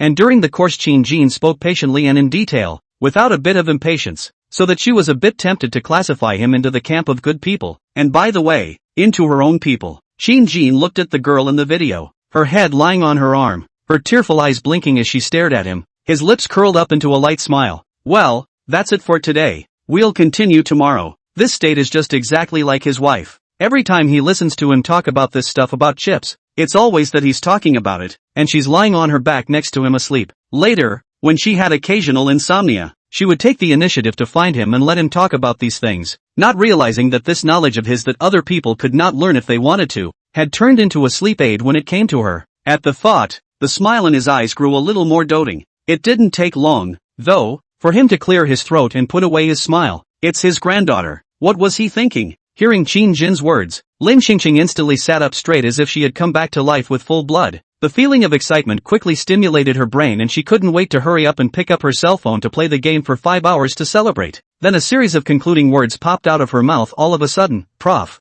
Qin worked hard. Prof. Qin goodbye. Prof. Qin good night." Qin Jin looked at the immediate transformation from the state of being about to wilt just now to being full of passion. He couldn't help but teasingly flirt. "I see that your mental state is still able to go to class for another 5 hours. Lin Qingqing hurriedly waved her hand. "I can't, then my life force will wither. Professor Qin doesn't want to see the flowers of our motherland die a horrible death at your hands before they can bloom, right?" Qin Jin laughed out. "Good, then I'll look forward to it and wait to see your flower bones in full bloom." Chapter 166. She always felt that Qin Jin was taking advantage of her. I don't know if Qin Jin said this from the bottom of his heart, but Lin Qingqing loves to hear it. She smiled moodily. Qin Jin looked at these days, finally a natural smile on her face, white and lovely face as if with infectious power. The corners of his mouth also could not help but raise, moody to speak. "If you do not have anything during the day, we can also transfer the time to the daytime, lest at night you are not in good condition." Lin Qingqing waved her hand. "No, it's not a matter of day and night." Qin Jin is not the first time to give lessons to others, especially study on sleepy students. He has around. He patiently spoke. "Or I can personally go to your home, give you one-on-one lessons can be, do not need to add money." That way he might still have a chance to meet the 80-year-old wife who is so full of life that she dances in the streets and looks for male models. No, that's fine." Lin Qingqing hastily refused. Why does Qin Jin love giving lectures so much? Although no need to add money she took advantage of, but always listen to this. Who can suffer? Good people have to be scrapped. Not to mention the fact that this kid might be sugarcoating it, trying to take advantage of the opportunity to get inside their house. She couldn't fall for that easily. Qin Jin saw that the girl in the video had another defensive look on her face, and he didn't say anything else. It's not like there's a rush to recognize a relative, so take your time. Hopefully, when more time passes, she will feel his good intentions as an elder. Qin Jin, okay, but tomorrow during the day I'm going to send you some study materials. See when it's convenient for you,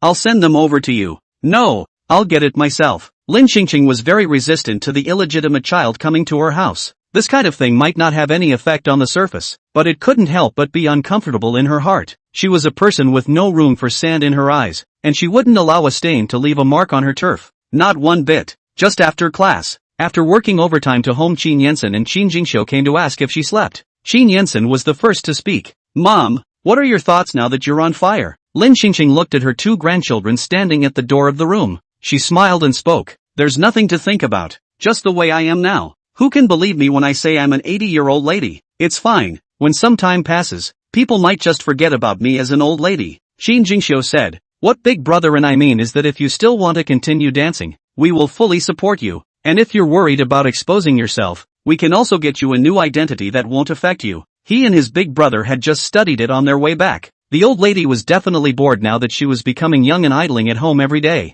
and although the high-intensity behavior of street dancing wasn't quite suitable for the old lady's age, it didn't seem to have too much of an effect on the old lady at the moment. And the old lady is so old. Having fun is most important. If the old lady still has such a dream in her heart and it is not easy to return to her youth for once, they should support and respect her wish. Lin Qingqing was very touched in her heart when she heard such warm words from her grandchildren. Let's talk about it later. I have more important things to do now. She was going to work out the results of the chip, and then make the Qin family even stronger, so that outsiders could no longer point their fingers at their family and guard the status of the strongest in their family. It's that the process can be so hard. She's going to have to get used to it a little bit. The next morning, Lin Qingqing followed the location sent by Qin Jin to the place where Qin Jin lived, and just in case, she left a group of bodyguards outside the neighborhood. Who knows if Qin Jin will suddenly turn against her? It's never wrong to be on guard. When she arrived at Qin Jin's home, she wanted to leave after picking up the study materials. Qin Jin suddenly called out to her, "I happen to be fine today, so I can give you a lecture on the materials in your hand now." Lin Qingqing turned sideways and asked with a raised eyebrow, "Do I need to add extra money?" No need. Lin Qingqing originally didn't really want to stay and learn, but for the sake of their Qin family to be able to get the results of the chip research out as soon as possible, so as not to let the outside world laugh at her, she gritted her teeth and ruthlessly forced herself to stay and learn. She sat down opposite Qin Jin and still couldn't help but ask again, "Why are you so nice to me? Don't tell me again that it's because I'm good at learning, because I am your grandfather." Qin Jin tone paused for a moment, slowly spoke, "Of friends, to help take care of you is not should? You don't have to be anxious, the appraisal results will soon come out, by then you want to know, I will definitely tell you all." I don't know if it was Lin Qingqing's illusion, but she always felt that Qin Jin had just taken advantage of her, or else he was scolding her. People have to bow their heads under the roof. It's better to let her see what else this Professor Qin is capable of first. It wasn't until 3 hours later that she looked at the notes she had already jotted down and frowned slightly. Qin Jin was concerned. "Do you want to rest for a while first?" Lin Qingqing did have a bit of trouble digesting it. She nodded. "Well, okay, you let me run through it myself first." Her mind was really spinning. After all, she was still a beginner, just getting started. She was writing and drawing in her book for half a day, and because she was so focused, she didn't even notice when. At some point, Qin Jin poured her a cup of warm water and placed it on her right-hand side. After a few more moments, she finally drew an understanding and moved her right hand away from her notes in excitement, but the arm movement was so great that the glass was swept right off the tabletop and onto the floor. Luckily there was a carpet under the table and the cup saved the day. But not so much Qin Jin. The cup full of water spilled onto Qin Jin's black shirt and pants, and the lenses suffered miserably as well. A few drops of water sliding off the thin lenses. The world in front of Qin Jin's eyes turned a little blurry. He took off his glasses and nonchalantly pulled out 2 tissues from the tissue box on the table and wiped the lenses. "It's a good thing what I just prepared wasn't boiling water." Lin Qingqing was especially sorry and hurriedly took a paper towel to wipe down Qin Jin's clothes and pants. "I'm sorry, didn't you just sit across from me? When did you run and sit beside me? Wanted to see if you were doing it right." The girl's soft hand took a tissue and carefully wiped the man's shirt, then continued down the dampness. Qin Jin's face suddenly changed slightly and immediately grabbed the girl's hand. "No need to rub it, I'll go change my clothes." Lin Qingqing bared her teeth and smiled, her face full of apologies. "I'm really sorry, why don't you take off these clothes and give them to me? I'll wash them for you." "No need." After Qin Jin got up, Lin Qingqing bent down to pick up the water cup. The next second, her cell phone rang, and it was Qin Jingxiu calling. Qin Jingxiu didn't feel comfortable with his grandmother going to Qin Jin's house alone, so he made this call. "Grandma, are you home yet?" "Not yet. Still at Qin Jin's house?" "Aha. What is he doing and why aren't you home yet?" "He's changing." Qin Jingxiu asked worriedly. "Isn't he picking up information? What's he changing his clothes for?" Chapter 167. Why are you father and son to me? I accidentally soiled his dress pants. Not a big problem. Lin Qingqing turned her head to look in the direction of the bedroom. The bedroom door was just casually brought up, not closed tightly, and through the doorway, she just happened to see Qin Jin unbuttoning his shirt one by one, vaguely revealing his tight abs. The bastard is in pretty good shape. Lin Qingqing narrowed her eyes and inwardly let out a light tisk. Qin Jin inside the bedroom was keenly aware of a flash of purposeful sight, and he abruptly raised his eyes to meet Lin Qingqing's line of sight. He then took a long stride and closed the bedroom door behind him. Lin Qingqing seemed to hear the sound of a lock clicking. Is this kid guarding her? She's not worried about being unsafe as a girl, and he is? And does she look that dangerous? How sweet and kind and pure she is. Not to mention she wouldn't look at a bastard. She admitted that he was a bit of a looker and had a nice body, but she was now the richest woman in the world. So what kind of man could she not have if she wanted one? When the evening was over she went out and found a few to let casually watch. Inside the bedroom, Qin Jin locked the door behind him before he felt free to take off his clothes. He was used to living by himself. That's why he didn't close the door tightly just now. But it was his little granddaughter's direct gaze that made him uncomfortable for no reason. It always feels like you're looking at the lamb that's been brought to your lips. He was all too familiar with that look, as his wife had the same demeanor.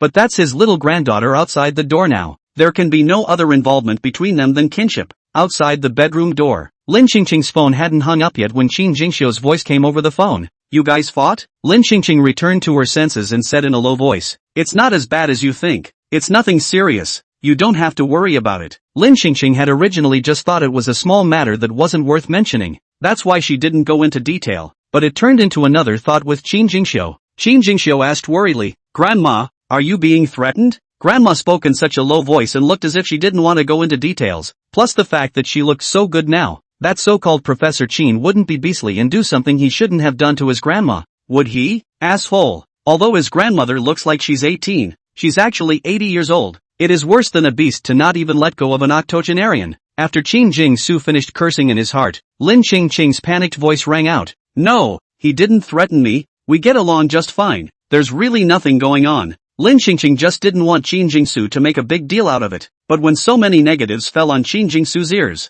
it was as if he was deliberately emphasizing something. The sensitive Qin Jingxiu hung up the phone and called a few people to head to Qin Jin's residence. When Qin Jingxiu saw his grandmother, who was unharmed, and Qin Jin, who had a few bewildered looks in his eyes, he realized that he had been too sensitive. However, Qin Jingxiu did not show any embarrassment. This bastard son already had bad intentions. It was only wrong if he did not guard against Qin Jin. Lin Qingqing looked at Qin Jingxiu, who had naturally walked into the house, and asked suspiciously, Why are you here? Qin Jingxiu glanced at the neatly dressed Qin Jin. His eyes, which in the last second had been permeated with cold warnings, raised a gentle and docile smile the moment he turned his head to Lin Qingqing. I've come to pick you up and take you home. It's getting dark soon and it's not safe for you to be a girl outside. When Qin Jingxiu said the last sentence, he also glanced at Qin Jin in a different way. Qin Jin seemed to see himself as if he was some kind of unforgivable villain in Qin Jingxiu's eyes as he explained for himself. I'm a professor, not an animal. You don't have to be so defensive.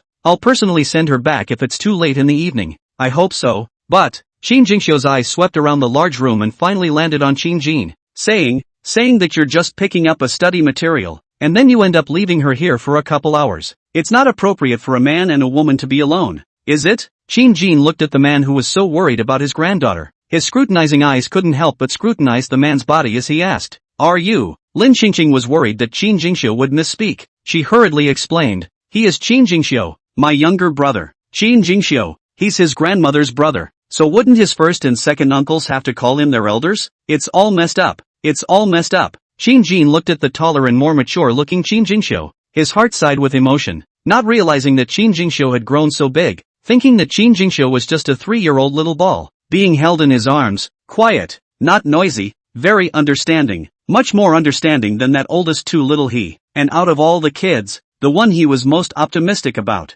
Now I can't believe I'm a cis controller. It's right to be interested in protecting your sister, but there's no need to be so defensive about him. He smiled a little in relief. Good. If you're not sure, you can come with her tomorrow and I'll teach you both at the same time. Qin Jingxiu? After coming out of the place where Qin Jin lived and getting into the car, Lin Qingqing turned her head to look at Qin Jingxiu in the main driver's seat. You believe it this time, don't you? It's really okay. People can pretend, especially men. And the preliminaries are definitely to trick you first. Grandma, you are no longer in the mold of an 80-year-old man. You have to be a little bit defensive about men, especially now that you don't know how good-looking you are now? Lin Qingqing smiled and said soothingly, Do you think I look like I'm that easy to fool? I've long since arranged bodyguards at the entrance of the neighborhood. It won't be dangerous. Qin Jingxiu didn't say anything else until just before getting off the bus. Qin Jingxiu spoke, but I always feel that he doesn't have any good intentions. Grandma, you must keep your distance from him. Okay, I'll try not to see him from now on. And that Chen Zhongluan.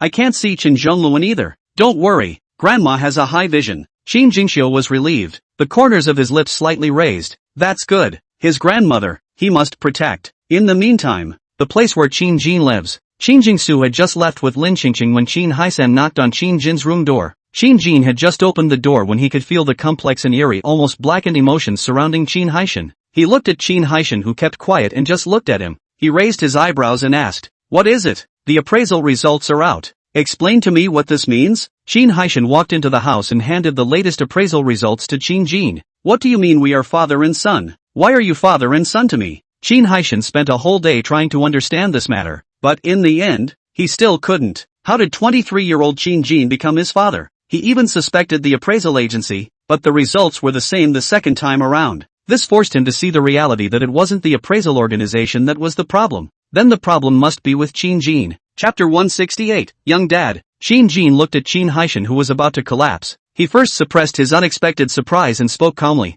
Sit down first, don't get excited. Qin Haishan sat on the sofa, looking at Qin Jin's face that resembled his father's, with mixed feelings, especially after getting the identification results. He really felt that the more he looked at Qin Jin's face, the more he felt that this was his real father. But his father is clearly dead. Qin Haishan wanted to kneel down for Qin Jin. He was going crazy. He was really going crazy. Mom returned to life. Dad came back from the dead and returned to life. What kind of family was he living in? Is the family even human? Qin Haishan, who had been in a daze for a day, finally couldn't help but release his emotions as he frowned tightly and looked at Qin Jin incredulously. How do you expect me not to be excited? You can't really be my father, can you? Qin Jin nodded calmly. Right. Huh? Yeah, I'm your dad. Qin Haishan's shoulders instantly collapsed and he was too irritated to speak. An eerie silence filled the air. After a moment, Qin Haishan spoke with difficulty. I'll ask you one last time. Are you playing me? No. Qin Haishan's world completely collapsed. He looked at Qin Jin in a complicated way. Tears swished down his face and his lips moved halfway.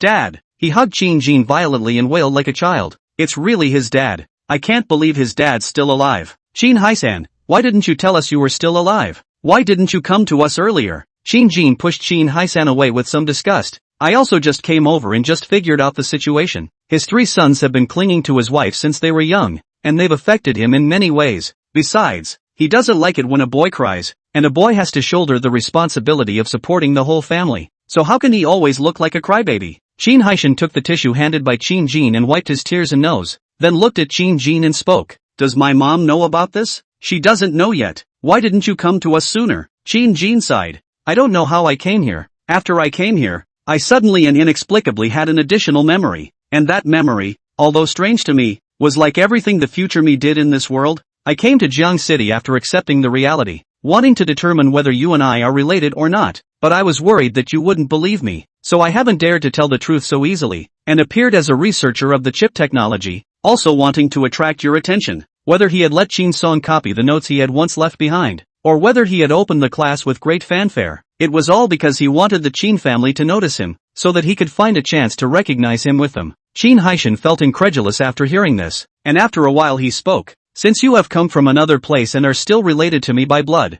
does it mean that you have come to the future world from another place in the past? It seems like it should be now. Otherwise, it was impossible for him and Qin Haishan to be related by blood, which could only mean that he and the old master of the Qin family, Qin Yu, were in fact the same person, just living in a different time and space. Qin Haishan was half digesting this matter in his mind. His dad died, but a young dad in another time came over and renewed. Now he has a 23-year-old dad. Oh no! His real dad is 23, his real mom looks like 18, and he is nearly 50, and has managed to become the second oldest middle-aged man in this family. He didn't even have the slightest doubt that in a few decades, his parents would live to see him through his old age. It's simply outrageous, but that's the reality. After Qin Haishan digested this information for a while, besides being incredulous, there was more excitement. I never thought that at his age, he would still be able to see his departed father and that his father would still look as young as he did. It was the wish of many people that was realized in his life. He was so lucky. Qin Haishan lamented in his heart and suddenly thought of his mother who was as young as 18. He scratched his head and looked at Qin Jin. So do you know who my mother is now? I don't know if Lin Qingqing has confessed her identity to Qin Jin in the past 2 days. Qin Jin nodded. Of course I know. Lin Qingqing, who is 80 years old this year, has just won the Jiang City street dance competition by defeating a group of young people in the street dance competition, and has set the whole internet on fire, becoming the only senior idol on the whole internet. A team of fans quickly formed online, with the group name Milk Powder. Now the whole internet is looking for where the idol has gone, concerned about when the old lady will debut, which company she signed, and whether she will do a drama in the future, such as The Domineering President is Better Than on the Menopausal Me, or something like that. Once Qin Haishan heard that Lin Qingqing was showing her cards to Qin Jin, he didn't say anything else. Qin Jin waited for Qin Haishan's emotions to ease a bit before he suddenly asked, why do I have nothing to do with Qin Song's appraisal results? Qin Haishan, Didn't his father just know who his mother was? Turns out it still doesn't know anything. I will talk to you. I will wait for me to talk tomorrow. Shin Hye-san stammered for half a day and finally said nothing.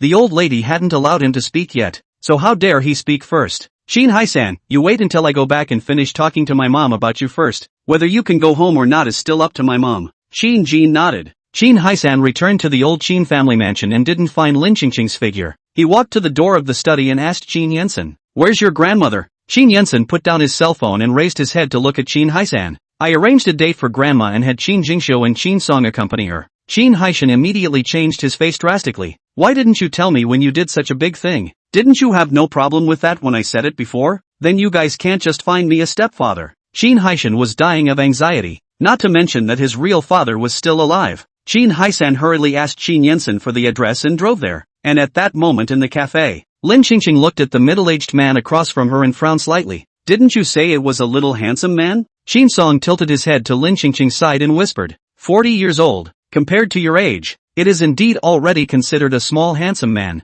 This is the cheating, revenge object that Big Brother has hand-picked for you. Qingqing Lin would really appreciate it. Opposite is the eldest son of the Gu family, so far unmarried. The family does real estate. Rich, people look okay, is a little dense. Gu Changwon's eyes are almost long. Lin Qingqing. He smiled and said, "I have no requirements. You like this is quite in line with my standards. If you think it is okay, we go to get a license now is also okay." Just as Gu Changwon's words fell, a low magnetic male voice suddenly sounded. "I don't think so." Chapter 169, Beware of Hitting Your Face. Qin Jin had just untied himself from the Qin family and was in a good mood to come out for a cup of coffee when he came across his granddaughter on a blind date with an older man. His youngest granddaughter was only 21. How could she be matched with a 40-year-old man? And with their family's condition, his granddaughter wouldn't have to settle for so much. There are plenty of good men in the world. What kind of man can't his granddaughter just pick? That's why he strongly disagreed with his granddaughter finding such an old man. As Qin Jin's words fell, Lin Qingqing and Qin Song, as well as Qin Jingxiu Gu Changwon looked up together at Qin Jin, who was standing next to him. Gu Changwon snorted coldly. His eyes glanced around Qin Jin. This man was good-looking and young. By the looks of it, he should be the suitor of the girl across the street. The girl across the street was so pretty and pleasing to look at. It was normal to have a suitor, which also showed that he had a good eye and was looking at a very good girl. It's just that being the same competitor and being good-looking and young doesn't mean anything. Gu Changwon looked at Qin Jin with cold eyes and spoke disdainfully. "What does it have to do with you if I'm dating this young lady?" Lin Qingqing and Qin Song and Qin Jingxiu also wanted to know. What has it got to do with Qin Jin? Why does Qin Jin think it won't work? Qin Jin swept his eyes at Lin Qingqing, and his eyes fell on Gu Changwon. Then he patted Qin Jingxiu's shoulder, and Qin Jingxiu, somehow, ghostly stood up and gave up his seat for Qin Jin to sit. When Qin Jingxiu stood beside Qin Jin and reacted, his face was full of incomprehension. What was wrong with him? Qin Jin just tapped him on the shoulder. Why did he feel so much pressure? As if he was destined to be suppressed and subconsciously obeyed? It's so abnormal. Qin Jin sat down, looked at Gu Changwon with disgust, and slowly spoke. "Let's not talk about whether it has anything to do with me or not. Your age is almost catching up with her father's age. So how can you have the nerve to fool her into hurrying up and getting a license with you?" Gu Changwon sneered. "What's wrong with me being older than her? I can take care of people. Character and temperament, income is stable. Always better than you such. Love, impulsive career, character are not stable young people." An instantaneous surge of saber rattling at the table where the atmosphere had been relaxed. Qin Jin grunted and laughed. His eyes permeated with an oppressive aura falling on Gu Changwon through the lenses. Young people have young people's love affairs. At your age you still want to marry a young lass. Isn't that a bit shameless? Gu Changwon was poked and prodded through the idea. Then his face was a little ugly. He just like the little girl in front of him is good looking, young, and the family conditions are good. Just said so many words, but also just want to pull a little girl, let the little girl with him to marry. There was certainly no way he could admit what was going on in his mind. Then, his words were filled with anger. How am I shameless? Why do you young people speak so rudely? Why can't I pursue love at my age? Lin Qingqing smiled slightly. Mr. Gu, I understand that you are pursuing love, but you asked me not to go out after marriage. I can only stay home to take care of you and your children, and I also have to listen to you after marriage, and you will be in charge of all the big and small things in the house, and I even have to talk to our family members to work together more in the future. I don't think you're pursuing love. It seems like you're pursuing a dream, and it's still the kind of thing that's more suitable for ideas that are realized in dreams. Lin Qingqing was close to explicitly saying, go dream. This is not trying to control the young her, serving him as an old man. Money and power are given to the old man. and even the Qin family will have to fall back on the old man. Is it because she's young that she's so easy to fool? She's not stupid. Gu Changwen instantly changed his face, hurriedly smiled and looked back to makeup. I do not mean that. You think too much. I mean there are many bad people outside. You are responsible for the daija at home is good. The family size of things are managed by me, so you can worry less. Life on the life of the easy. I'm outside the business. The money must be my management. Otherwise I have no money in hand. How to engage in investment and so on. As for letting you and your family to talk more about cooperation, it is not also for the sake of our future life. More cooperation, earn money, are not all spent on our family. Qin Song's nature is straight. She really can't listen to it anymore. She can't help but dislike it back. It's the first time I've seen such a refreshing way of talking about eating soft rice. You should just say that you don't want to make an effort anymore, and want to rely on our Qin family. Gu Changwen's face became more and more ugly. He just came to have a blind date. How come there were 3 troublemakers? He hurriedly explained. I don't mean that I don't want her to have a better life. Qin Song, if you do not mean that, you will not be in Qin family. Cooperation has been hanging in the mouth. Normal know the proportion of the people, will avoid suspicion. I see you so old is really living in vain. Not better than me. This young man to nowhere. She said that the young people were not good at this and that, but in her opinion, the old man had a lot of heart. Qin Song turned his head to Lin Qingqing and said,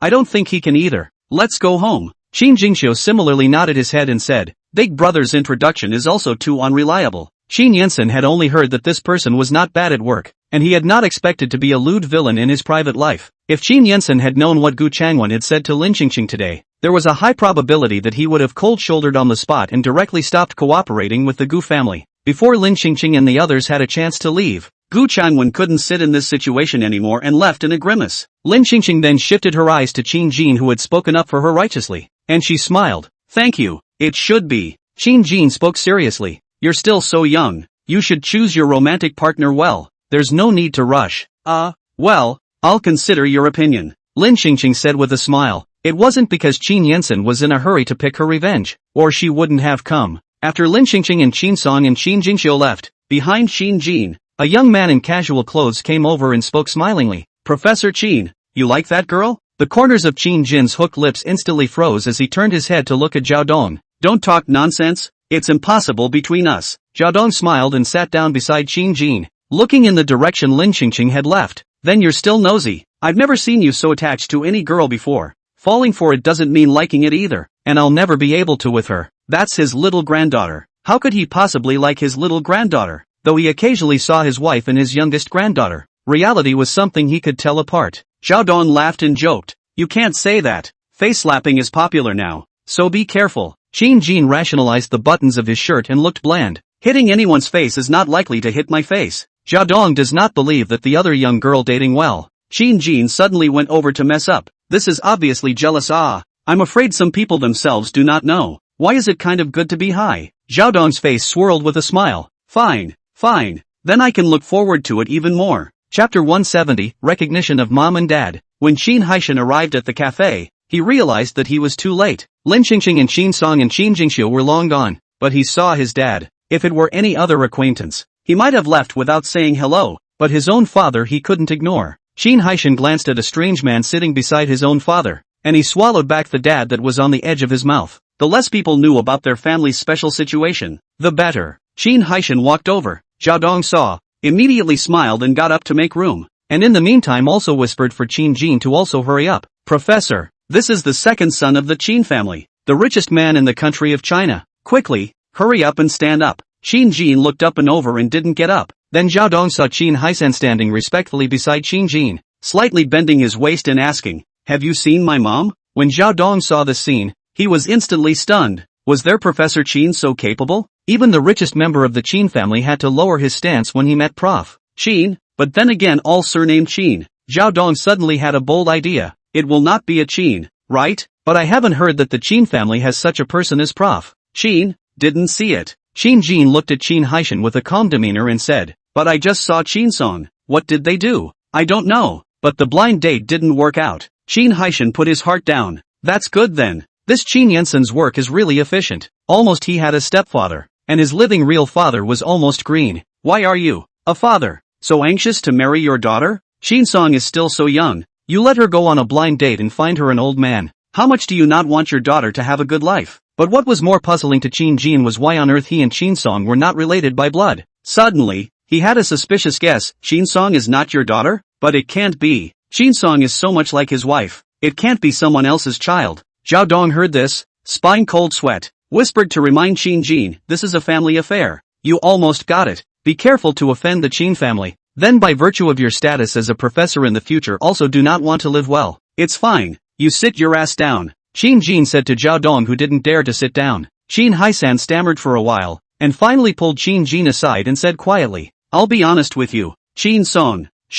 Alas, she is actually not Qin Song. Qin Jin frowned slightly. Not Qin Song? What do you mean? Qin Haisan finally couldn't bear the pressure from his own father and said truthfully, she is actually my mom. Your wife. Qin Jin almost didn't react, but after a moment, she thought that she had been able to come here from another world, so it didn't seem particularly hard to accept that his wife had taken on the appearance of a young girl. It was he who wondered, how did she regain her youth? My mom says she's rejuvenated, returning to old age. Qin Jin muttered these words, and after a few seconds, he finally realized why he always saw Lin Qingqing's shadow in Qin Song's body. So she was Lin Qingqing. Qin Haisan also informs Qin Jin of Lin Qingqing's reasons for doing so, and after Qin Jin understands, he is again especially glad that he just stopped that matchmaking game. Otherwise he'd be green in the head with an old man who didn't even know it. Qin Jin was upset when he thought of Lin Qingqing starting to find herself a new husband, mainly because he was still alive. Qin Jin's brows sank as he turned his head to look at Qin Haisan. I'm going back to the Qin family now. When Lin Qingqing and the others returned to the old mansion,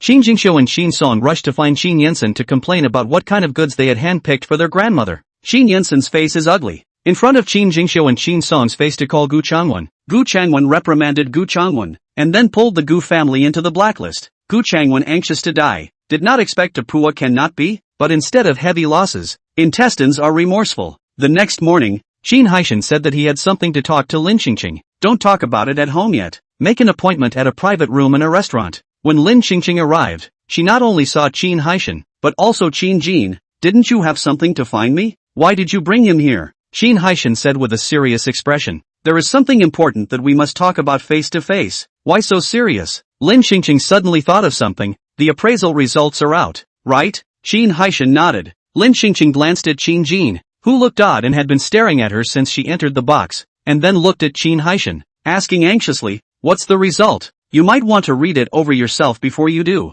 Qin Haisan took out the appraisal results and handed them to Lin Qingqing. Lin Qingqing was completely confused after reading it. What does father and son relationship mean? Lin Qingqing just wanted to say Qin Jin is difficult to be Qin Haisan's illegitimate son. The result is to see Qin Haisan turned his head to look at Qin Jin, and then she thought, if Qin Haisan is the father, then Qin Jin and her appraisal results will not have nothing to do with. Then, she sat bolt upright, nearly bouncing out of her chair. Lin Qingqing raised her hand to point at Qin Jin and spoke incredulously. You're the father. He's the son. Qin Jin smiled slightly. So you're not my granddaughter either, but my wife Lin Qingqing, right? Lin Qingqing looked at the young elder Qin and didn't answer the question, asking instead, are you a traveler? Do you have a system quest that allows you to return to your old age? Qin Jin looked at Lin Qingqing returning to her youthful appearance again. He had mixed feelings, feeling happy and lucky that they could be young again, find each other again, and continue their original happy life. How lucky it was, but Lin Qingqing didn't think so. She wasn't exactly overjoyed that old man Qin had returned. A good thing to celebrate for the children and grandchildren of the original, as their family looks complete. But for her, she was sober enough to know that this was the husband of the original body, and as she sat here now, she always felt as if she were a third party witnessing someone else's happiness. Thinking of this, Lin Qingqing lowered her eyelashes to cover up her inexplicably low mood.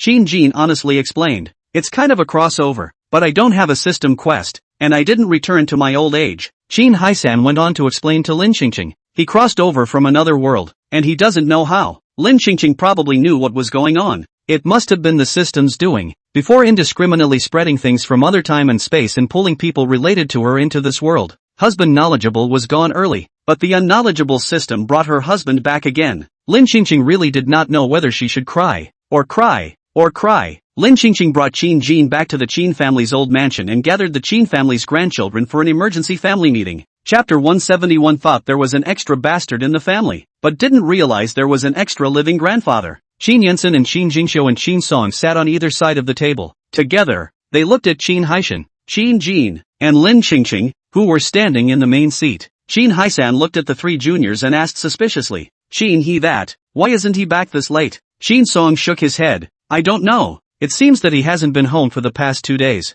I don't know what he's doing. Maybe he's gone out to make waves again in the name of a business trip? Shin he what nature Shin family members are clear. Every time is the opportunity to take the opportunity to travel outside the womanizer. Shin family members have been accustomed to. Shin Haishan hated the iron and gnashed his teeth. Really, a dog can't change his ways. A while ago all obediently went home on time. I thought he finally went on the right path. Shin Yensen spoke at this time. I didn't arrange for him to travel. Shin Yensen did not arrange. We will be even more do not know this brat dead where to fool around. Shin Haisan was filled with anger as he pulled out his cell phone. I'm calling him now to tell him to get his ass back here. How could Shin Hyuk not be there to announce such a big event as the resurrection of his own father? Shin Yensen casually said, forget it, he can't help much at home. Let him do whatever he wants. What's more, it's not like it's announcing anything important. Shin he has always been careless and a hangdog. Even if he was present, he could only provide an indebted mouth, and basically couldn't help in other serious matters. It was better to let Kin play by himself. Shin Haisan said seriously, no, this is very important today. He must be present. After having Shin Yensen speak, Shin Jingxiu and Shin Song followed suit. The three siblings were incredibly united in this moment. Shin Jingxiu glanced at Shin Jin who was standing beside his grandmother, and then at his grandmother who was not in a very good mood that was visible to the naked eye. His eyes were filled with cold resistance, and he said coldly, isn't it announced that we have one more member of our family? One more brother for all of us. There is no need to be so grand, and he was not welcome in our family in the first place anyway. The fact that Shin Jin could come to this house and summon them in the middle of the night must mean that Shin Jin's identity has been confirmed, but also don't know why Grandma would agree to Shin Jin. This outsider into the Shin family. Really can't figure it out at all. If Grandma didn't want it, they could always stand by Grandma's side, and could even throw this outsider out regardless of what the outside world said. Shin Song's spine tilted back and his body leaned back in his chair. His eyes swept over Shin Jin and he sneered. If my brother was there, he probably would have just lifted the table and taken his fists and knocked the person out. So it's kind of like someone picking up a life if he wasn't there. Shin Yensen looked at the time on his cell phone. Is there anything else? If there's nothing, I'm going to bed first. I have a meeting in the morning. Shin Yensen was about to get up after saying that. With their rebellious older brother taking the lead,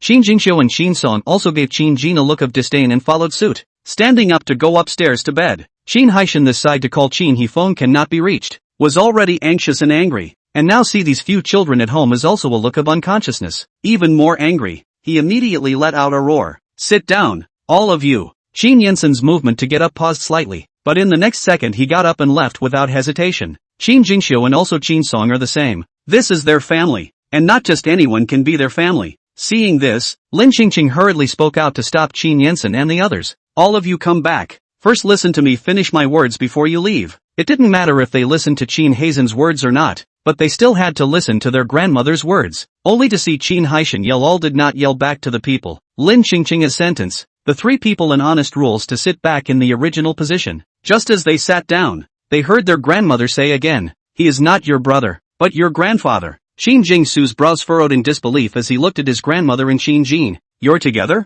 Shin Song stood up anxiously and looked at Lin Qingqing. Grandma, you can't be attracted to him just because he looks like grandpa. After all, he's not really grandpa. You have to be sensible. I thought I had a new bastard in the family, but I didn't realize it was a live grandfather. Shin Jingxiu also found it hard to accept. Grandma, second uncle, I think your decision like this is too irrational. And they all agreed that it must have been Shin Jin. This kid, who used some dirty tricks to seduce their grandma, simply despicable and nasty to the extreme. He didn't even let go of an 80-year-old woman. Shin Jin looked seriously at his two grandsons, and his real granddaughter Shin Song, and slowly spoke. I am your real grandfather. This is the paternity test. Shin Jin put the results of the paternity test with Shin Haisan on the desktop and showed it to a few of them. After Shin Yensen and the others read it, they instantly felt as unreal as if they were dreaming. Shin Song stared at Shin Jin in incomprehension, then at his young grandmother, trying to find the real answer in her. Hasn't Grandpa passed away? This situation is complicated. Lin Qingqing tried her best to make this matter clear in short words. After Shin Yensen and Shin Jingxiu and Shin Song heard this,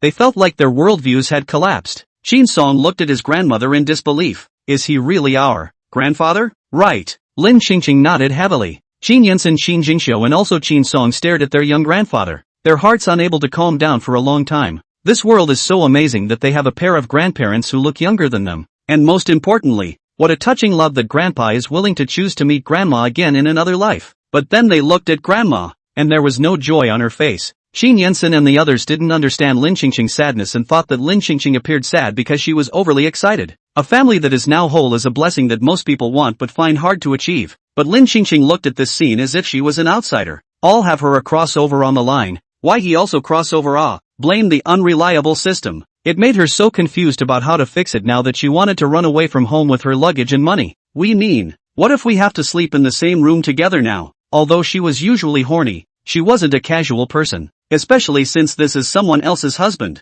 Sharing a bed with someone else's husband was something she just couldn't do. Hesitating for a moment, she looked at Qin Jin who was standing on the other side of the bed and said, "You sleep first." "I'm not sleepy, I'll go out for a stroll." Lin Qingqing was just about to walk out of the bedroom when her wrist was pulled. She turned back to meet Qin Jin's line of sight, and before she could open her mouth, Qin Jin laughed. "If you're not an illegitimate child, why are you still so defensive of me?" Lin Qingqing does not deny that Qin Jin looks very handsome. More than those male models in the nightclub are hundreds of times more handsome. Even not a level of temperament handsome, especially smile. The corners of the mouth with some careless look. Inexplicably seductive. Lin Qingqing said in her heart, "You might as well be a bastard. I want to be your grandmother more than a wife." Chapter 172 Still. You're lucky that your old partner left early. There's no defense against you. Lin Qingqing tried to look as calm as possible. Qin Jin let go of Lin Qingqing's hand and turned to speak. "I'm going to sleep in the guest room tonight, so you get some rest." Qin Jin knew that she might not be used to it. After all, they hadn't seen each other for 20 years, and any deeper feelings would have been polished away by the years.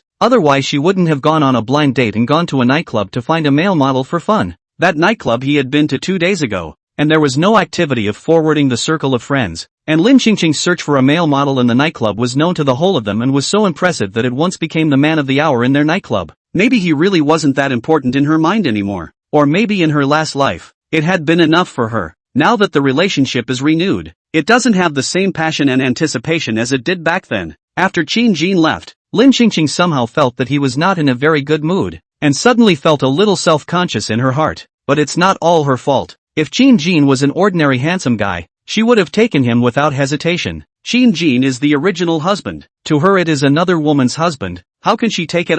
She would rather be his grandmother. It can still make her heart feel better. Lin Qingqing flopped down on the bed and couldn't help but growl. "Unreliable stinking system. Come out and die. What's the point of getting me someone else's husband?" System is afraid to speak. Completely afraid to speak. And as long as it doesn't speak, no one will know it's there. Before going to bed, Lin Qingqing thought about whether she should move out tomorrow and forget about it. But for the sake of her several cute grandchildren, either she should go out more and minimize her contact with Qin Jin. Otherwise, her grandchildren are not easy to live. Grandpa, ready to live a lively reunion day. She whole so a spoil sport, but also to let the grandchildren sad. Or she directly told Qin Jin that she is actually not the original body. She was changed the core. Then will Qin Jin divorce her and let her net? No, she was the head of the Qin family now. And the old man of the Qin family had died a long time ago, so there was no one in this family who could even net her. She didn't need to be afraid of anyone. Thinking so made her feel much more comfortable again. She's now happy with her crossing anywhere but that other guy's husband.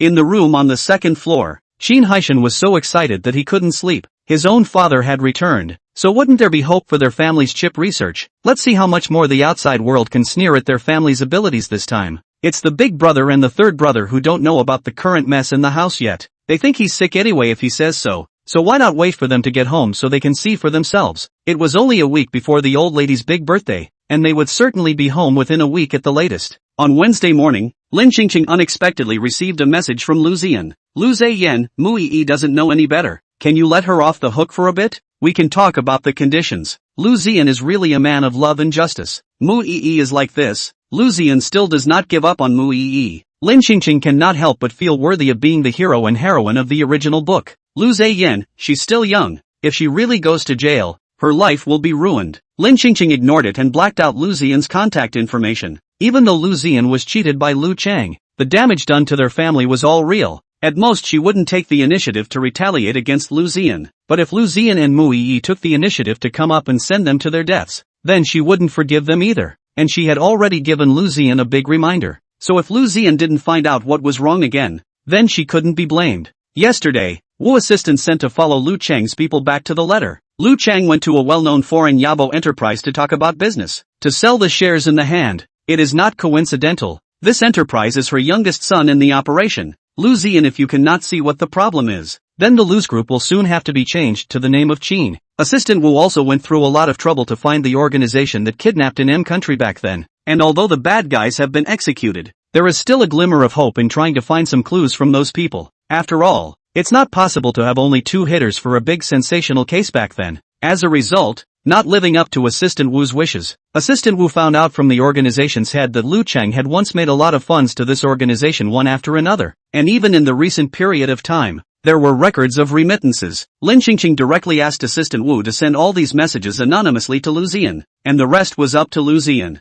I hope the original book's male lead fights for his life. As for Qin Song's side, the special medical cooperation that the Lu group had promised to compensate for the last time at the technology exhibition was about to be carried out. John's group came to say that they must send Qin Song over to study the project process together. Qin Song frowned. I'm an entertainer. How would I know about these things? Is Jiang Che deliberately making things difficult for me because I bullied his elementary school sister? Lin Qingqing propped up her chin and seriously analyzed. I think, if you want to completely give up on Jiang Che, then you don't go, and if you can't give up, then go and take a look. She felt that Jiang Che might not be as bad as she imagined, and that he was previously fooled by Mu Yi's hypocritical persona of being beautiful and kind-hearted, or he was influenced by the plot, and now that he saw Mu Yi's true colors, Jiang Che's thoughts should have changed, and with her years of reading experience, this kid Jiang Che must be regretting it. Lin Qingqing proposed, if you can't let go, I'll respect your feelings, but don't forgive him so easily. Fish for him for a while longer and see how his attitude is. If it's still the same as before, I wouldn't recommend that you guys have any more contact. She wouldn't interfere with her grandchildren's relationships, but she couldn't be blamed for being heartless if she had given them a chance and failed to hit the mark. The look on Qin Song's face had a few moments of movement. After thinking about it, she got up. I happen to have nothing to do. For the sake of our family's business, I'll sacrifice to go down and see what's going on. After all, this project is also a big project. Qin Yinsen looked at Qin Song's figure that immediately ran away and couldn't help but speak. Grandma, are you so relieved that she's going? Lin Qingqing glanced at the formally dressed Qin Yinsen, her tone dripping with faint dislike. She has her own ideas. If a relationship doesn't go on, she herself will stop it in time. Unlike you, who likes to hang herself from a tree. Qin Yinsen lightly coughed. Grandma, that's all in the past. So let's talk about now. When is the girlfriend going to bring it home so I can see it? Qin Yinsen tugged at the corner of his mouth, and with his long legs, his feet generated wind, slipping even faster than Qin Song. I'm going to work, Grandma. Lin Qingqing looked at Qin Yinsen's fleeing back in amusement. Run faster. This life of children and grandchildren is really happy. Suddenly, the cell phone on the table rang. Lin Qingqing picked it up and looked at it. It was from Wang Guizhi. Before she could reply to what happened to Wang Guizhi, an unhurried voice was in her ear, reading out the message. Still, you have a good life. Your old partner left early. Chapter 173, Pirating Old Mrs. Lin, now that life is not so good, the husband lives, and is now extraordinarily vital, extraordinarily viable. Qin Jin glanced at Lin Qingqing's somewhat stunned expression as he pulled out a chair, sat across from Lin Qingqing and smiled a little. Is this how you guys usually chat? Lin Qingqing looked at Qin Jin with a straight face. How do you peek into other people's privacy? Qin Jin apologized quickly. I'm sorry, I was a bit curious, so I didn't hold back a glance. In the past, he and Lin Qingqing had a close relationship, and things like this, which both he and Lin Qingqing often did, didn't really care. But now, Qin Jin looked at Lin Qingqing's somewhat defensive appearance. His heart gradually sank. 20 years had passed and Lin Qingqing seemed to have completely forgotten about him and was as wary as a stranger. It seemed like it would take some time for him to get back into Lin Qingqing's heart. Lin Qingqing looked at how Qin Jin's attitude was so good, how quickly he admitted his mistake, and how there was a bit of a hurt look in his eyes. She instantly thought that maybe it was elder woman Wang's words that made Qin Jin sad, thinking that she wasn't happy that he was still alive. While she really wasn't too happy about it, she didn't think she could top hurting her original husband. Lin Qingqing then said softly, I usually don't talk like this. This is what old Mrs. Wang said. Maybe that old man and her family made her angry again. I'll ask what's going on first. She sent a text message back to Wang Guizhi, whose super long 60-second voice came over 3 times. Lin Qingqing tapped on the voice and didn't avoid Qin Jin. It is not my dead old man today and a female star rumors. A big old also do not know to avoid suspicion. Walk the red carpet embracing the waist of that female star will not let go. Then I went home and said a few words to him. The result is that he got angry with me, said that the scene, I'm so old and still jealous, but also said that I so many years did not take good care of the family, said I have nothing to use, if this family does not have him, would have been finished,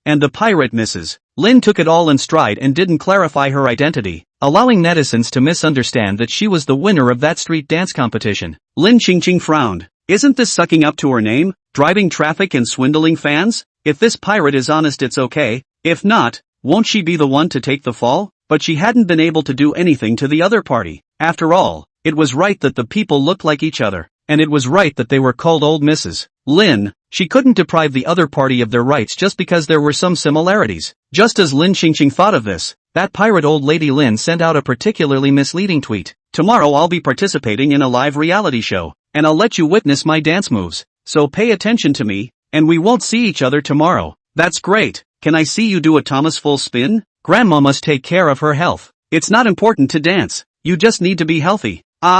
It's great to finally see Mrs. Hayashi's performance again. Lin Qingqing read it, lightly tisk. This is not trying to touch her porcelain? Then the next day, she stayed on the air waiting to see this pirate Mrs. Lin perform. It turned out that within 2 minutes of appearing on camera, this bootleg cancelled today's live show, citing sudden ill health. I don't know if it's really not feeling well or if it's just a reason to give up because she can't replicate her geriatric version of the Thomas full spin. However, netizens did not blame Mrs. Lin for breaking her word, but have comforted the old lady to take good care of her body. After all, it's hard enough to do that kind of difficult action once when you're so old. To do it again would be an understatement to say that it would kill the old lady on the spot. Mrs. Lin in the live room was grateful for everyone's tolerance. There was a question and answer session immediately afterward, and the host asked with a smile, Grandma Lin, a netizen said that you and the richest Qin family's Mrs. Lin are very similar, and he wanted to ask if you are the richest Qin family head himself? The moderator's topic had just dropped and everyone waited with bated breath for the old lady's answer. Old Mrs. Lin's eyes flowed, smiled, and spoke calmly, sorry, this question is not convenient to answer. A time that caused netizens to speculate. Isn't this a tacit admission? Asterisk.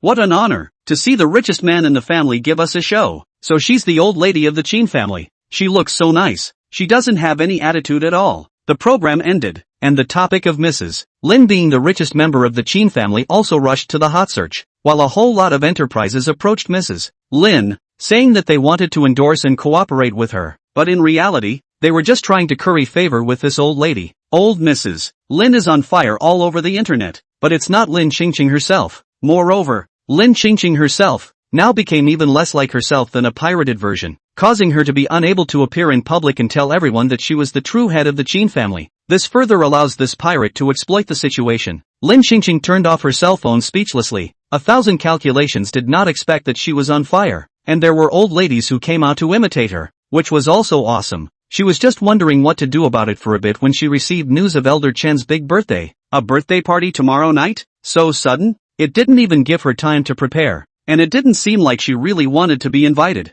I guess it's just to see how long she has left to live? Lin Qingqing had little interest and wasn't going to go, and just then, she saw that old Mrs. Lin had updated her Weibo again, saying that she was going to go to her best friend Chen's house to celebrate the old man's birthday. Chen family, that is also a dignified figure, can participate in the Chen family's birthday banquet. In the hearts of the outside world, more solidify the fact that this old lady Lin is the head of the Qin family. Lin Qingqing looked at this counterfeit merchandise that had been misleading the outside world, and she couldn't help but feel a little angry. Tomorrow night at the party, let's show her what this counterfeit product is up to. Qin Jin walked downstairs and saw Lin Qingqing sitting on the living room sofa, her whole face almost wrinkled into a ball, with a look of a very serious situation. What's wrong? Who made you unhappy? Qin Jin subconsciously walked to Lin Qingqing's side, but suddenly his feet stopped again, and in the next second, he stepped away from his long legs and walked towards the other side of the single sofa to sit down. Lin Qingqing looked up at Qin Jin. Did you see the hot search? It's that old lady Lin. I feel like she's impersonating me, but I have no proof. See, I heard she's going to the Chen family's birthday banquet tonight, so the Chen family should be inviting you as well, right? Invited. So I'm going to go see what she's up to. I'll accompany you. Is it convenient for you, a deceased person? Qin Jin said nonchalantly. It's not much more convenient for you, a rejuvenated man, is it? What's more, that Chen Zhongluan of the Chen family was surely there. If he didn't go, would he let that rude brat Chen Zhongluan surround his wife? As long as he lived, he would not allow that to happen. The next night, in front of the hotel, Lin Qingqing in a small black dress appeared at the entrance of the birthday banquet hall on the arm of Qin Jin, who was dressed in a high-fashion black suit. The assistant at the door had read the invitation and smiled at the extraordinary temperament and outstanding appearance of the duo. You are. On the invitation was Lin Qingqing, old Mrs. Lin, but the two people in front of them had nothing to do with old Mrs. Lin. Lin Qingqing smiled and spoke. We are relatives of the Qin family. The old lady's body is not too convenient, so she let us attend on her behalf and talk to your head of the family. You can go ahead and ask if the situation is true.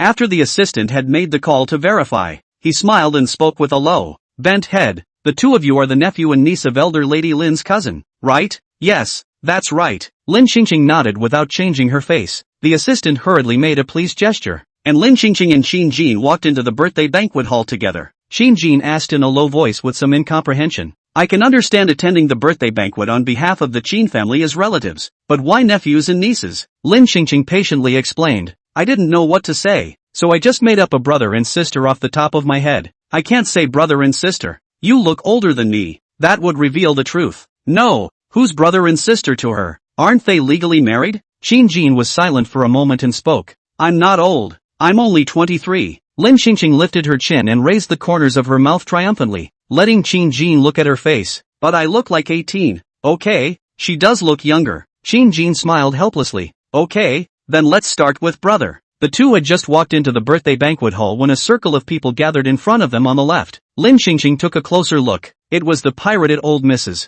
Lin being surrounded by the crowd and bragging about her. The Chen family invited her to come, and then they invited the pirate version to come. What exactly did they mean? Chapter 175, Past Deceased Master Qin Replica, pirated version of the old Mrs. Lin at this moment was surrounded by the crowd could not get out of the way, and a large number of people took turns to go forward to please. Everyone in the circle knew that old Mrs. Chen and old Mrs. Lin were very close, so as long as there were no surprises today, old Mrs. Lin would definitely attend. And this old lady in front of her looked very similar to old Mrs. Lin. People who wanted to take the opportunity to get acquainted and curry favor with the Qin family, but hadn't seen Lin Qingqing herself much, naturally took this pirated old lady Lin in front of them as Lin Qingqing herself. The other side. Second floor of the birthday hall. Chen Zhongluan leaned on the edge of the railing, looking at old lady Lin who was being held up by the crowd in the center, then turned his head to look at his father, Chen Jiujie, and spoke with some dissatisfaction. Dad, what are you doing bringing this pirated old lady Lin here? Still signing her up, holding her up,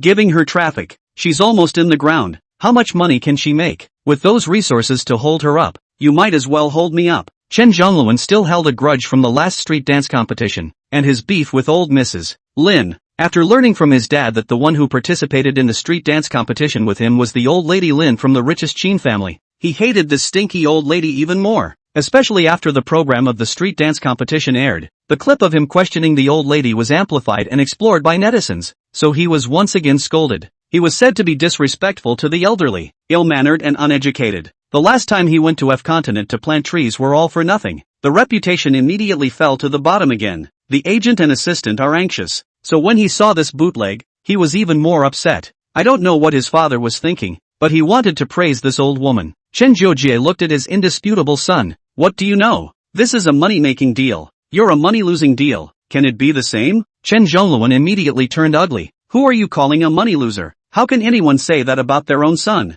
You don't even make enough for public relations every year. So what's the point of losing money? Can't you put away your young master's temper? Look at the Qin family's boys. Why can't you be as carefree as they are? Save your heart? Chen Zhongluan snorted. That's all appearances. Lu Ziyan said a while ago. A few brothers of their Qin family have long been at odds for years, and when the old lady is gone, then these brothers of the Qin family will show their true colors. Chen Jiujie frowned in wonder. I saw Qin Yensen and Xin Jingxiu leaving work together 2 days ago, and the two of them were still talking and laughing. How could they not get along? It's all pretense for us outsiders to see. For so many years, who doesn't know that the Qin family doesn't treat Xin Jingxiu well? And to suddenly make such a mess, isn't it just a deliberate attempt to break the rumors from the outside world? After Chen Zhongluan finished speaking, his eyes fell back to the pirate old lady. Today's a happy day. What did you fix her up for? It's really bad luck. After so many years in the entertainment industry, it's a waste of time if you can't see this point. Chen Zhongluan saw that the number of people surrounding the pirated old lady was increasing, while the online heat was also high, and he suddenly understood what his father meant. It's a capital campaign to blog traffic to the old lady. Aren't you afraid that the real old Madame Lin will see this pirated version and blacken her face on the spot? Chen Zhongluan felt his head buzzing at the thought that he was about to see two old Madame Lins in this birthday banquet hall. That stinky old lady had pissed him off enough at the last street dance competition. She won't come. If she comes, if she dares to make things difficult for this old lady with her status, then we can just make an article out of this matter. Think about the real old lady Lin, at a very old age, seeing the netizens scolding her on the hot searches. Will she be so angry that she will just gulp her breath? Chen Jia's face was permeated with an impish smile. Not coming. That would be fulfilling this old lady to make money for us. No matter what, it was in favor of their Chen family. Chen Zhongluan hooked his lips, and his sight suddenly glimpsed a familiar figure. Not far from the pirated old lady Lin, a girl in a black dress stood there, her outstanding appearance and white skin attracting extra attention. I don't know if it was Chen Zhongluan's illusion. He felt that this girl was getting prettier and prettier, and her eyes and body were filled with spirituality. And say you're not interested in him. What was she doing here at his grandfather's birthday party? And she wasn't just trying to get a meeting with him. Chen Zhongluan decided that he must take her tonight, or else he would get tired of playing this kind of trick too much, and then when his interest was gone, there would be her regret. But immediately after, he noticed the man in Lin Qingqing's body. Isn't that Prof. Qin? How did the two of them get together? Chen Jiajia was beside him and instructed a whole lot, saying that today, the old master's birthday banquet, must pay attention to the proportion, never disgrace their Chen family, and collect the young master's temper. But Chen Zhongluan acted as if he didn't hear it. Seeing this, Chen Jiajia followed Chen Zhongluan's line of sight and then took a second look. How that girl looks so much like old Mrs. Lin when she was young. Downstairs, Qin Jin sensed the line of sight thrown from upstairs, and he abruptly raised his head to meet the gazes of the Chen family's father and son. Chen Jiajia took a look even more so. Isn't this a replica of the deceased Master Qin? Good lord, the pirated version of old Mrs. Lin had it, and now the young version of Lin Qingqing and the young version of Master Qin also had it. At this moment, Lin Qingqing hadn't paid attention to the fact that she was being watched by the Chen family's father and son, and she was perking up her ears to listen to what was said on the side of the pirate old Mrs. Lin, whether or not she had ruined her reputation or anything like that. After a while, she vaguely heard that pirate old Mrs. Lin laugh and say, "You are all busy with your own business. You don't need to surround me. I'm an old woman who is too old to be useful. There are some things that aren't for me to decide." A middle-aged man next to him smiled and patted his ass. "Just the few strokes you made in the program can kill the young people nowadays. Don't be modest. I think you, can live for at least another 50 years. Another man also cupped his hands and said, "The Qin family is truly blessed to have you." The old lady smiled. "You guys just know how to make me happy. If my grandchildren were half as obedient as you guys, I'd wake up laughing in my dreams. If you don't listen, you can just serve the family law. This young people need to be educated, especially your family. 3 grandchildren, certainly not easy to teach. Faison looks like he knows what he's doing. Is he that disobedient in private?" The old lady was slightly stunned, then beat a dead horse. Don't mention those unhappy things." When Lin Qingqing heard this, she instantly quit. Isn't this impersonating her? And it was also a rumor that her grandchildren didn't know any better. She might put up with the old lady if it was bad-mouthing her, but not a word about her grandchildren. Lin Qingqing took a step and squeezed into the crowd. Qin Jin immediately followed when he saw this. She looked at the old white-haired woman who looked so much like her and asked calmly, "Are you Fei Yensen's grandmother, the head of the richest Qin family?" The white-haired old lady looked at Lin Qingqing with a badass look and she instantly panicked for a moment. From the time she entered the birthday banquet hall until now, no one has come to ask her about her identity. Boss Chen said that she only had to be responsible for misleading people and did not have to explain her identity. She then smiled and spoke. "Which one are you?" Chapter 176, My Husband Will Avenge You. Lin Qingqing smiled a bit. "I am a relative of the Qin family. I came to attend the birthday banquet on behalf of Grandma Lin. May I ask who you are? Why did I just hear someone mention that my big brother doesn't listen to you? Why don't you take advantage of the fact that it's crowded now and tell us properly? What exactly is your relationship with our Qin family?" As soon as the old lady heard that Lin Qingqing was a relative of the Qin family, she panicked even more. If she kept up the pretense, wouldn't she just have to wait to be dismantled by this little girl? At this point the people around them listened and sensed that something was wrong. Doesn't this little girl mean that this old woman is an imposter? So old, really shameless. How dare you pretend to be the head of the richest Qin family to blend in? Hurry up and have someone come to throw this old lady out. This little girl is here on behalf of old Mrs. Lin. Then the real old Mrs. Lin must not have come. Where is this imposter from? Wasting our time. Really convinced? When we are all cuties. Very idle. Around the sound of discussion intermittently came out. The old lady to see the situation is not good. Make the Chen boss taught her killer. See the situation is not good to pretend to be sick and fall down. Agu my heart. I can't get my breath. The old woman covered her chest and fell to the ground. The old lady was probably afraid of pain. and fell to the ground very slowly, for fear of breaking her old bones. This poor acting. Lin Xingqing wanted to spit when she took a look at it. Your tactic may work well with your children and grandchildren, but it won't work with me, and I don't have any other request right now. It's just for you to hurry up and clarify your own identity in front of everyone, and don't mislead everyone into thinking that you're the head of the Qin family, and create rumors about the Qin family. As long as the old lady clarified, she wasn't going to pursue the matter. After all, the old lady was that old. But the old lady acted as if she didn't hear, frowning and yelling, "Quickly help me to my room to rest. I have to hurry to take medicine. Chen boss can give her a lot of money. How can she easily clarify?" Chen boss said. Once she clarified, her money is gone. A few million it. She has long given her eldest son to buy a house to spend. If Chen boss back to ask, she cannot get out. The surrounding people are afraid of being blackmailed by the old lady. Just hop close to the old lady. Now back away from the distance as far as possible. Meanwhile, Chen Jiujie took out his cell phone and took a few pictures upstairs,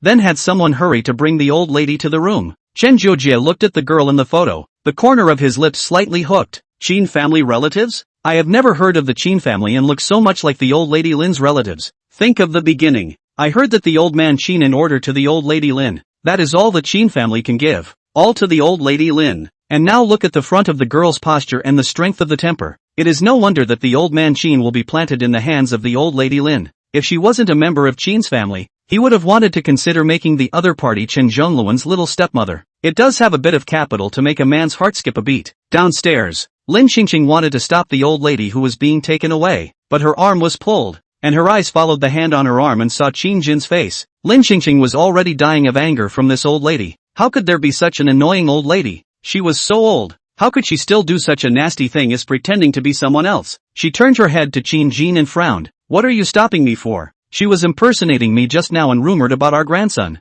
Aren't you angry? I don't know which word made Qin Jin's ears very smooth. Qin Jin's lips slightly raised, patiently whispered, although we are in the right, but she is not a young man, and then push her so much, in case she really commits an illness, and has an accident here, we will also follow the bad luck. After Lin Xingqing heard this, suddenly her sanity returned. If it was a young man, this matter was very easy to deal with, as long as she forced the other party to clarify in front of the public. But the other party is an old lady. This trick will not work. Only let the old lady pretend to be sick to muddle through. Qin Jin saw Lin Xingqing gradually calming down. He took a step forward, holding Lin Xingqing's hand, slightly bending down his waist, maintaining a position at eye level with Lin Xingqing, and coaxing in a gentle tone. Of course I'm angry. My wife and child are being bullied. How can I not be angry? Hubby will definitely take revenge for you. The man's crisp and good-smelling scent lingered in Lin Xingqing's nose. Her cheeks inexplicably felt a little hot as she looked at the face close at hand. I don't know if it was because she was too close, or if it was the words his wife and husband that Qin Jin said that made her feel a little embarrassed.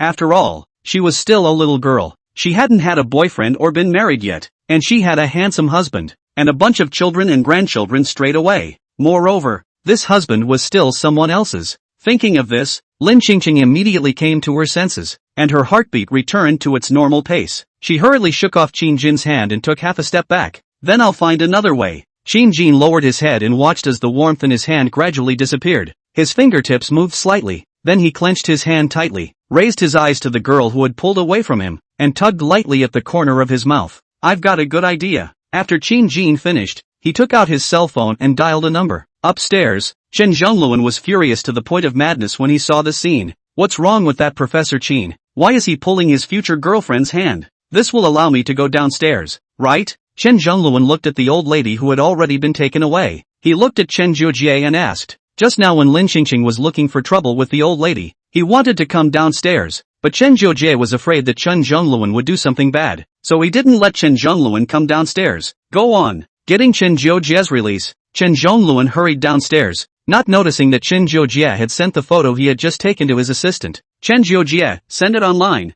Make a big deal out of it. Say that the Qin family juniors made Mrs. Lin sick with anger on the spot, and that the old lady is in critical condition. And remember to mosaic the faces of those two young men. The internet was all of a sudden abuzz with rage against these two unfilial children and grandchildren of the Qin family. But immediately afterward, a user named Qingqing111111 opened a live stream. The live broadcast content is exactly the birthday banquet hall scene. The netizens see that they can eat melon live, and then all flocked to this live broadcast room. The fans of the Qingqing111111 account skyrocketed, And the number of people online in the live broadcast room reached 100,000 in a matter of moments. But mostly they are fans of Mrs. Lin. Whose account is this? No matter whose account it is, please ask this friend who was there to help me teach those two unfilial children and grandchildren of the Chin family a lesson. It's so hard for me to fan an idol. What if I let them piss me off? Yes. If you can't be a grandchild, make room for me. I've always dreamed of having a rich grandma. The marketing organization has even mosaicked the faces of those two ungrateful children and grandchildren. Please expose the faces of these two ungrateful sons and daughters. I've got my keyboard ready. I'm going to cyberstorm them. Don't think the old lady is old and has no one behind her. We are her backers. Elderly abusers deserve to die. Ungrateful children don't deserve to live in this world. Lin Xingqing looked at the live broadcasting room full of scolding her in Qinjin. She lightly spoke. I am one of the parties you are talking about. Chapter 177, the old lady pretending to be sick was broken up. When netizens heard that this was one of the people involved, or a young voice, they immediately thought that this must be one of the young girls who abused the elderly. You still have the face to broadcast live. I think you're just trying to rub it in, right? Shame on you. Still dare to broadcast live. I think you're here to get scolded. Hurry up and apologize to the old lady. Otherwise we hardcore fans won't forgive you. I don't care if you're from the Chin family. You can't do anything to me on the internet anyway. If you dare to be unfilial to the old lady, we won't let you go. If anything happens to the old lady, we'll boycott all Chin family products from now on. Right. If something happens to the old lady, we'll never buy anything from the Chin family again. The live feed was full of hardcore fans who sided with the old lady. The point was that these iron fans still foolishly thought that the old lady was the winner of that street dance competition and the head of the Chin family. As Lin Xingqing, who was originally supposed to be the real idol, looked at the pop-ups in the live broadcast room and spoke nonchalantly, I'd like to tell you guys a little bit about it. Your idol grandma isn't the real Mrs. Lin. What?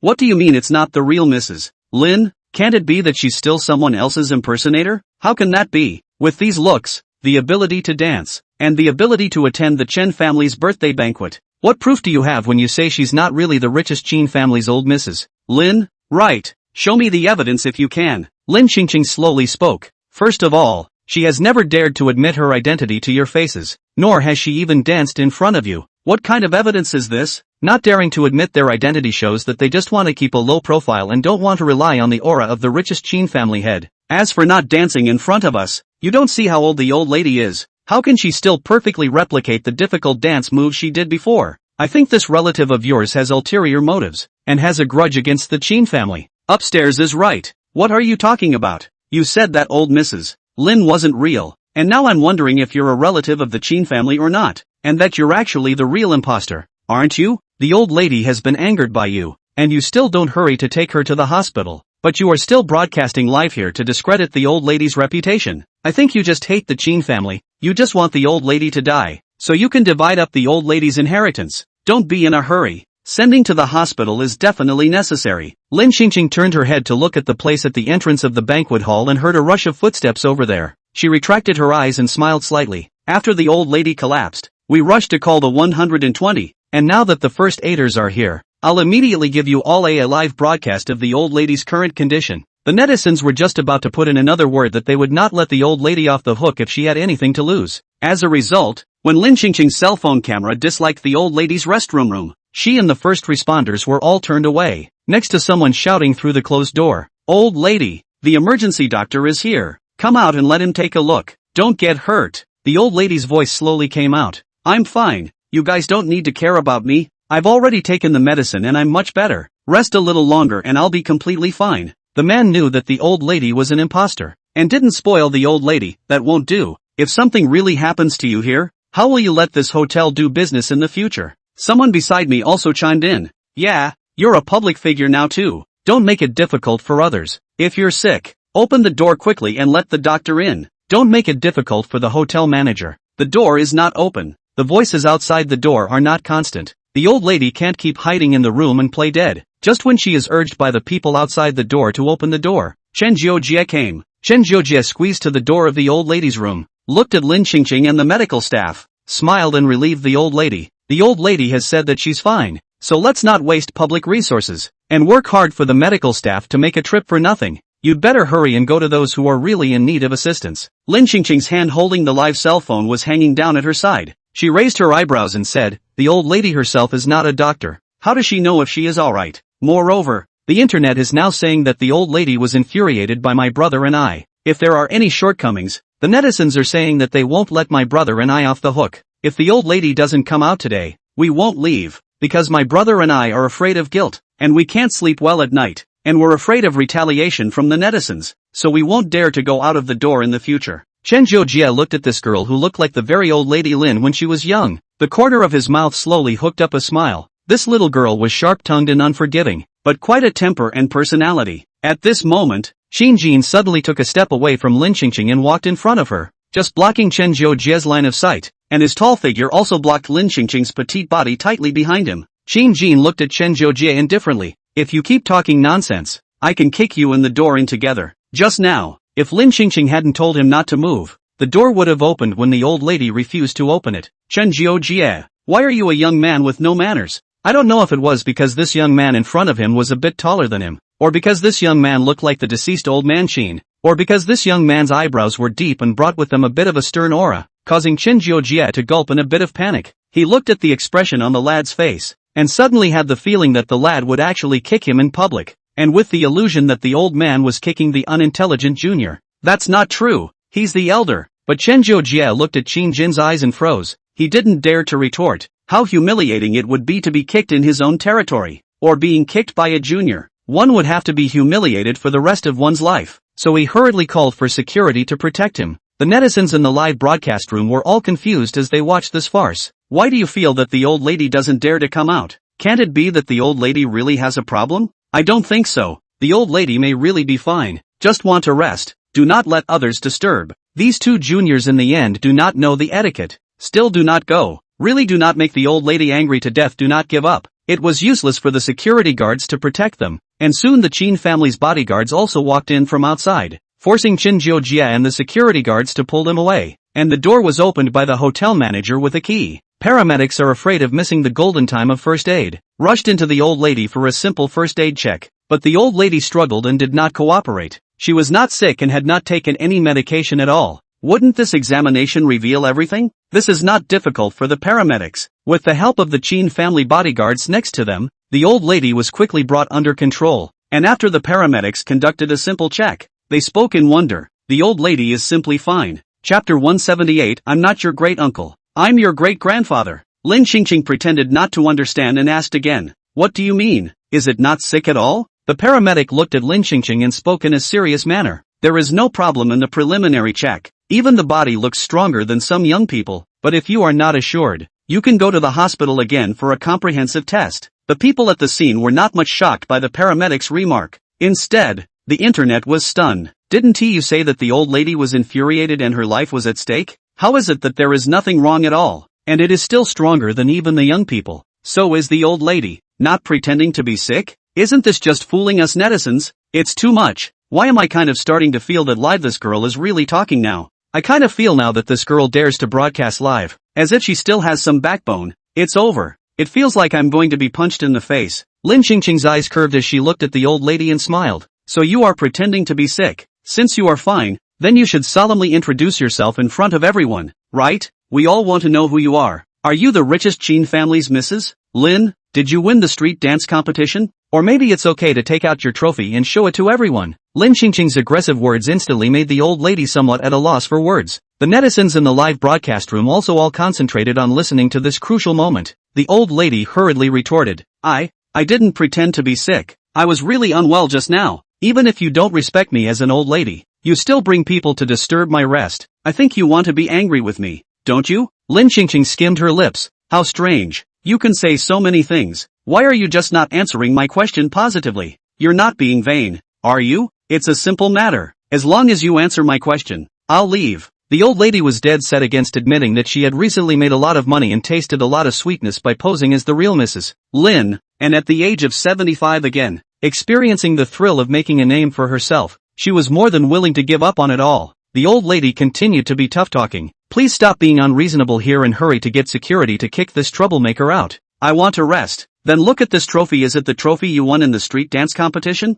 Lin Qingqing took the trophy that had just been delivered by the bodyguard from Qin Jin's hand and displayed it for everyone to see. You posed as the richest Qin family's old lady Lin to rake in money and rubbed in the heat. And now you're making everyone think that the Qin family's grandchildren are disobedient at the birthday banquet, discrediting the Qin family's grandchildren's reputations. And you're also accepting favors from major corporations privately in the name of the Qin family's head of the family. And you have already broken the bottom line of the law by doing so. As soon as the old lady heard that she had violated the bottom line of the law, she instantly changed her face and fearfully defended herself. I didn't impersonate the head of the Qin family. It was their own misunderstanding. I didn't say anything. I never said that I myself was the Qin family head. If you don't believe me, you can investigate. You can't frame people like this. Lin Qingqing heard the old lady finish and the corner of her lips hooked up. That means you admit that you're not old lady Lin? The old lady retorted excitedly. I never said that, so you can't go and arrest me and put me in jail. I didn't break the law. Asterisk asterisk asterisk asterisk. So the old lady really is an imposter. This old woman is too vicious. How dare she trick us? She's been misleading us into thinking she's the real Mrs. Lin,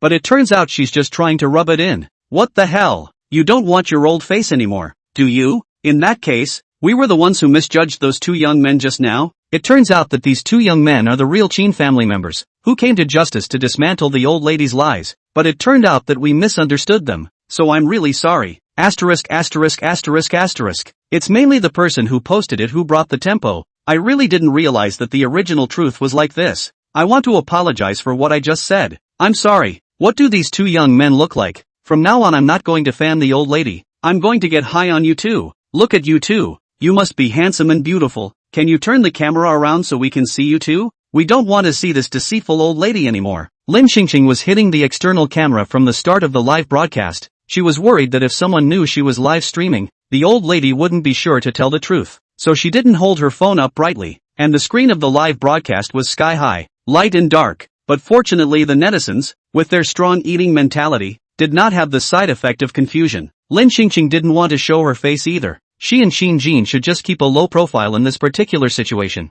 Netizens learned the truth. The old lady's account. In addition to the beginning of the company to buy 2 million robot fans, the rest of the live powder all fall out. The pirate old lady no longer had the means to impersonate Lin Qingqing to rub off on her and gain traffic. Chen Jiao was furious as he looked at these two guys who were in the way. He could only drive the old lady out of the birthday banquet hall first, and end this farce quickly so as not to affect the old man's birthday banquet. After the old lady was driven away, Lin Qingqing directly exited the live broadcast, too lazy to explain to the netizens who were blowing in the wind. Chen Zhongluan walked over to Lin Qingqing and spoke with a smile. That old lady is really ungrateful. I've already had her blocked. She definitely won't appear again in the future. She's the one signed in your family's company. Don't think I don't know what's in your mind. Chen Zhongluan smiled and spread his hands to clarify. That was my father's doing. It has nothing to do with me. I'm innocent. I'm on your side. Lin Qingqing turned her head to look at Chen Zhongluan. Then you should also know that your father has a complicated relationship with our family. So what? As long as we're together, then the two families are family. So what's not to like? Xin Jin, who was beside him, listened, and suddenly his face sank. He turned his head to look at Chen Zhongluan, who was smiling. Ode, why are you more owed a kick than your father? Who is your family? Chen Zhongluan hemmed and hawed. Brother-in-law. We are all family. How strange to talk like this. He had just gone to his assistant and asked. Xin Jin was her brother. Xin Jin's brow furrowed. Who's your great uncle? My old. Xin Jin was just halfway through his sentence when Lin Qingqing's hand tugged gently on his arm, reminding him to remember his identity. Finally Xin Jin took a deep breath and looked at Lin Qingqing, who kept winking at him. He calmed down a bit, then he hooked his lips and looked at Chen Zhongluan through clenched teeth and said, I'm not your great uncle. I'm your great grandfather. Xin Jin finished speaking and pulled Lin Qingqing away from this mental illness. Chen Zhongluan? Brother-in-law, why are you scolding me? Lin Qingqing followed behind Xin Jin and stifled her laughter, whispering, you're not exactly scolding him. After all, according to seniority, he does have to be called a grandpa.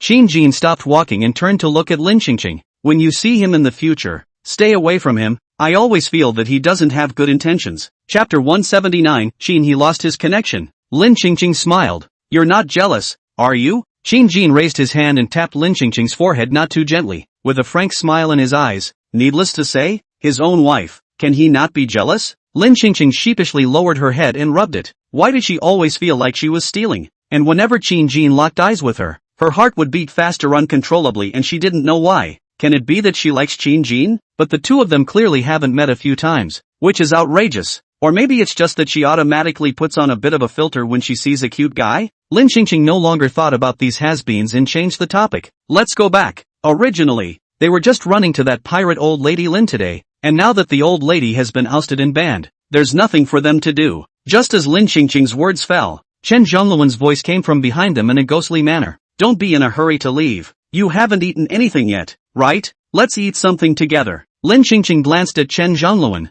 No, Chen Zhongluan still wants to take down Lin Qingqing tonight. It is not good for this great uncle to follow Lin Qingqing throughout. It is too delayed. He looked at Qin Jin with a smile. Brother-in-law, your sister is an adult. You see, it's not good to be so strict. She has her own life. She also needs to fall in love and get married. You can't look at her for the rest of her life. Don't you think so? Why can't I? Qin Jin turned his head to look at Chen Zhongluan. Whether she talks about her feelings in the future or not, it's not your turn, so just die. Qin Jin finished pulling Lin Qingqing away, not giving Chen Zhongluan the slightest chance to pester him again. At this time, the Chen family's old man's birthday banquet has just begun. As a representative of the Qin family has left, obviously did not give the face of the Chen family at all. Chen Jiojie angry. The next day early in the morning, originally decided to cooperate with the Chen family's business, have begun to delay the cooperation time. The Qin family's old lady didn't come, and the Qin family's representative came to the birthday banquet and made a mess, and left early at the old man's birthday banquet, indicating that the relationship between the Qin family and the Chen family was not as good as it used to be, and some sensible companies began to take sides. The Chen family business lost a lot of money in one day. Chen Jiojie could only go to Lu Zheyan for help.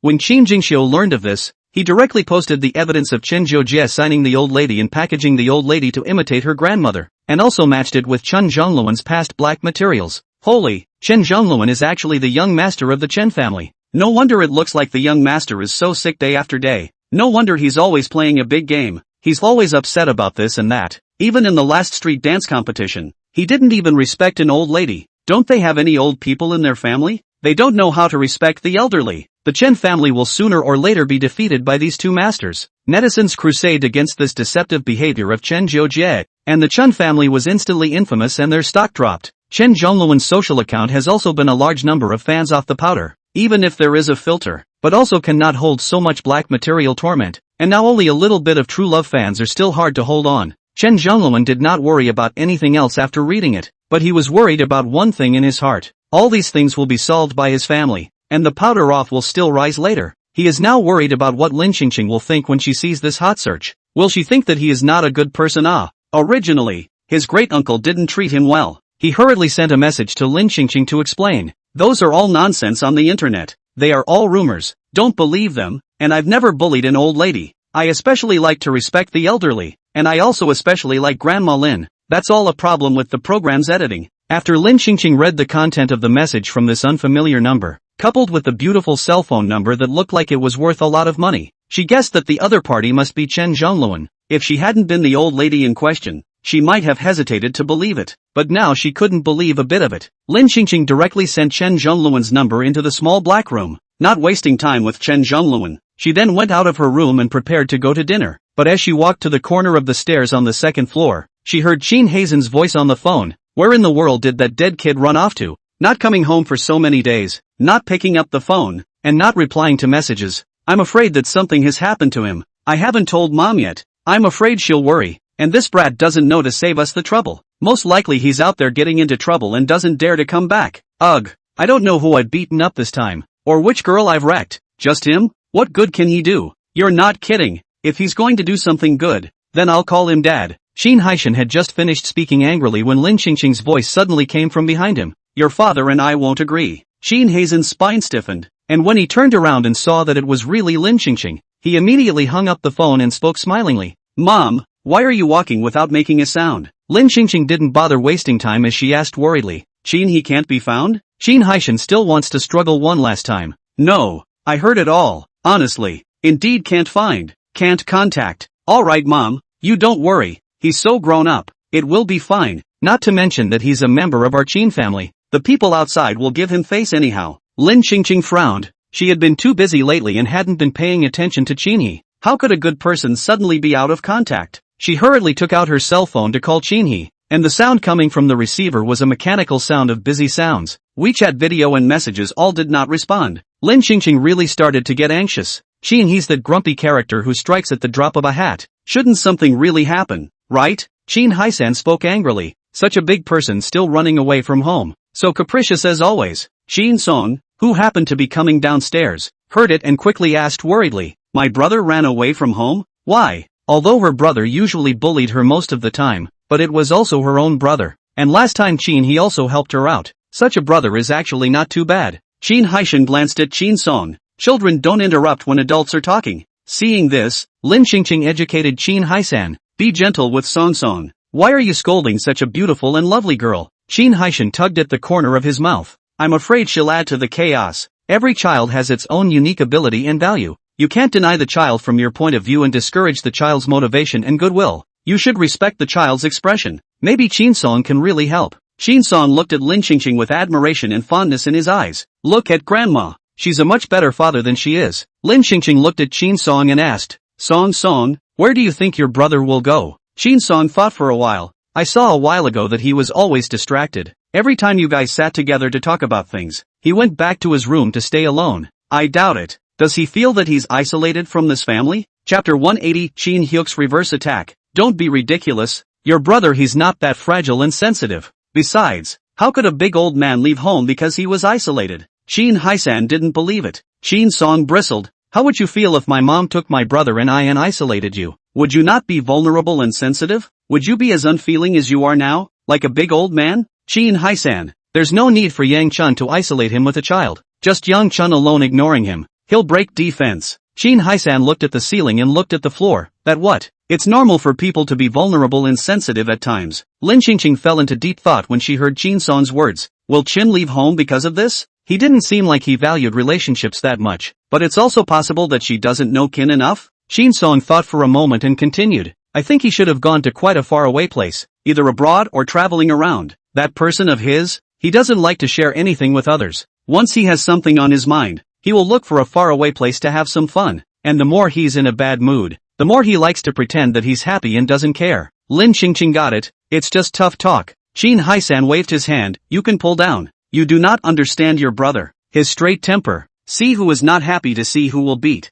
Never leave overnight revenge. Can still have heart? How can he be in a bad mood? I think the one who is in a bad mood should be the one who is being punched. Song, he beat people that are surface venting. Does not mean that the heart will not be sad. You do not look at him usually big-headed. In fact, his heart is still very much focused on feelings. Just 3 years ago, there is a girl always behind him died of illness. He flew to foreign countries and stayed alone for a few months to return to normal. Last time, he also helped her to beat up Zhang Che. Last time, she remembers hearing people say that Qin Jingsu's new company opened. Some people smashed the scene, and he also beat up those people. Qin Jingxiu was in their family. That was how much he was disliked. He would also step in to help. And last time, she heard her grandmother say, he did not recognize the grandmother in the case.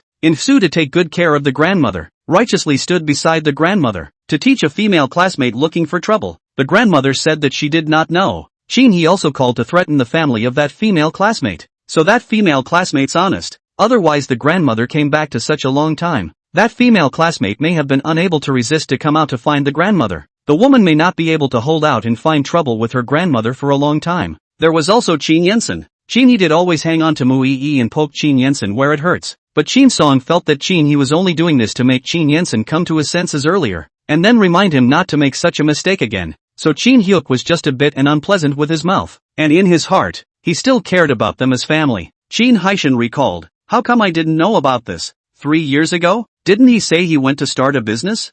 Song, starting a business what? That's all because he lied to you. Only a careless father like you would believe that. When I went there, he was at home, drunk and in a sorry state. Hae-shan couldn't help but frown after hearing this. He is really such a child? Is he careless and unaware? But I don't think Qin Hyuk is that kind of kid. Lin Qingqing also felt that Song's mouth he seems to be different from what she knows. No matter what, first look for people. Yahweh, they are not still abroad. Let them hurry to find people to inquire about. Other not afraid. Worry about it. She was just worried that there were too many people who were jealous of their family's position as the richest, and there were quite a few enemies for their Qin family to have gotten to this position. Plus there was also the example of Lu Xian's parents. So if anything really happened to Qin He, she would definitely have a hard time for the rest of her life. Lin Qingqing was silent for a moment and turned towards the third-floor guest room to find Qin He's grandfather to discuss what to do. The news that the Qin family had mobilized everyone to look for Qin He had also leaked out somewhere. Lu Ziyan and Chen Zhongluan were overjoyed when they heard the news. Chen Zhongluan leaned on the sofa and crossed his legs.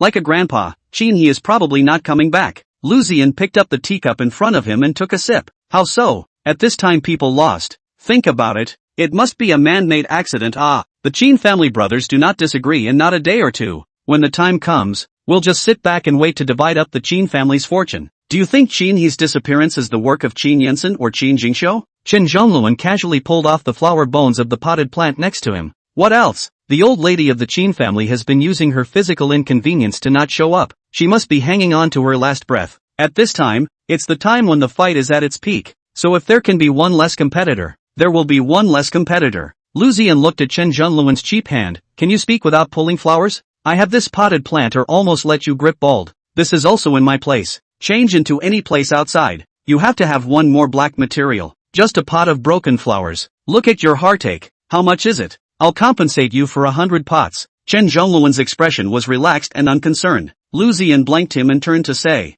I hope that's the case. Lu Ziyan and the Chen family were waiting for Qin He to truly disappear and then cause a commotion. And they would then push the envelope so that everyone could see through what kind of faces the Qin family had, and how they could even victimize their own family's own brothers. At the same time, Lin Xingqing and Qin family members were worrying if Qin He had gotten into some trouble and suffered an untimely death. But the third day, a few stories hit the hot seat. F-Continent Construction Project, Environmental Improvements, Construction of, Xin Development F. Lin Xingqing and the Qin family were all shocked. Is this the same Qin who was a loafer and took advantage of business trips to go out and have fun? I thought he was in trouble. How come he's gone and gotten a career? And such a big one at that? No wonder I can't get in touch. It's in F-Continent, that's right. That place had a bad signal. As Lin Xingqing knew all too well, Lu Ziyan and Chen Zhongluan, who were waiting to make a big splash and take the opportunity to add fire to the Qin family, were also dumbfounded. Lu Ziyan gritted his teeth in anger. Didn't you say that there's a high probability that he won't come back? Chen Zhongluan was also very puzzled. The Qin brothers didn't harm him? Why did he even start developing F-Continent? Didn't he used to not care about these things at all? After Chen Zhongluan finished speaking, he took his cell phone and tapped it to take a look,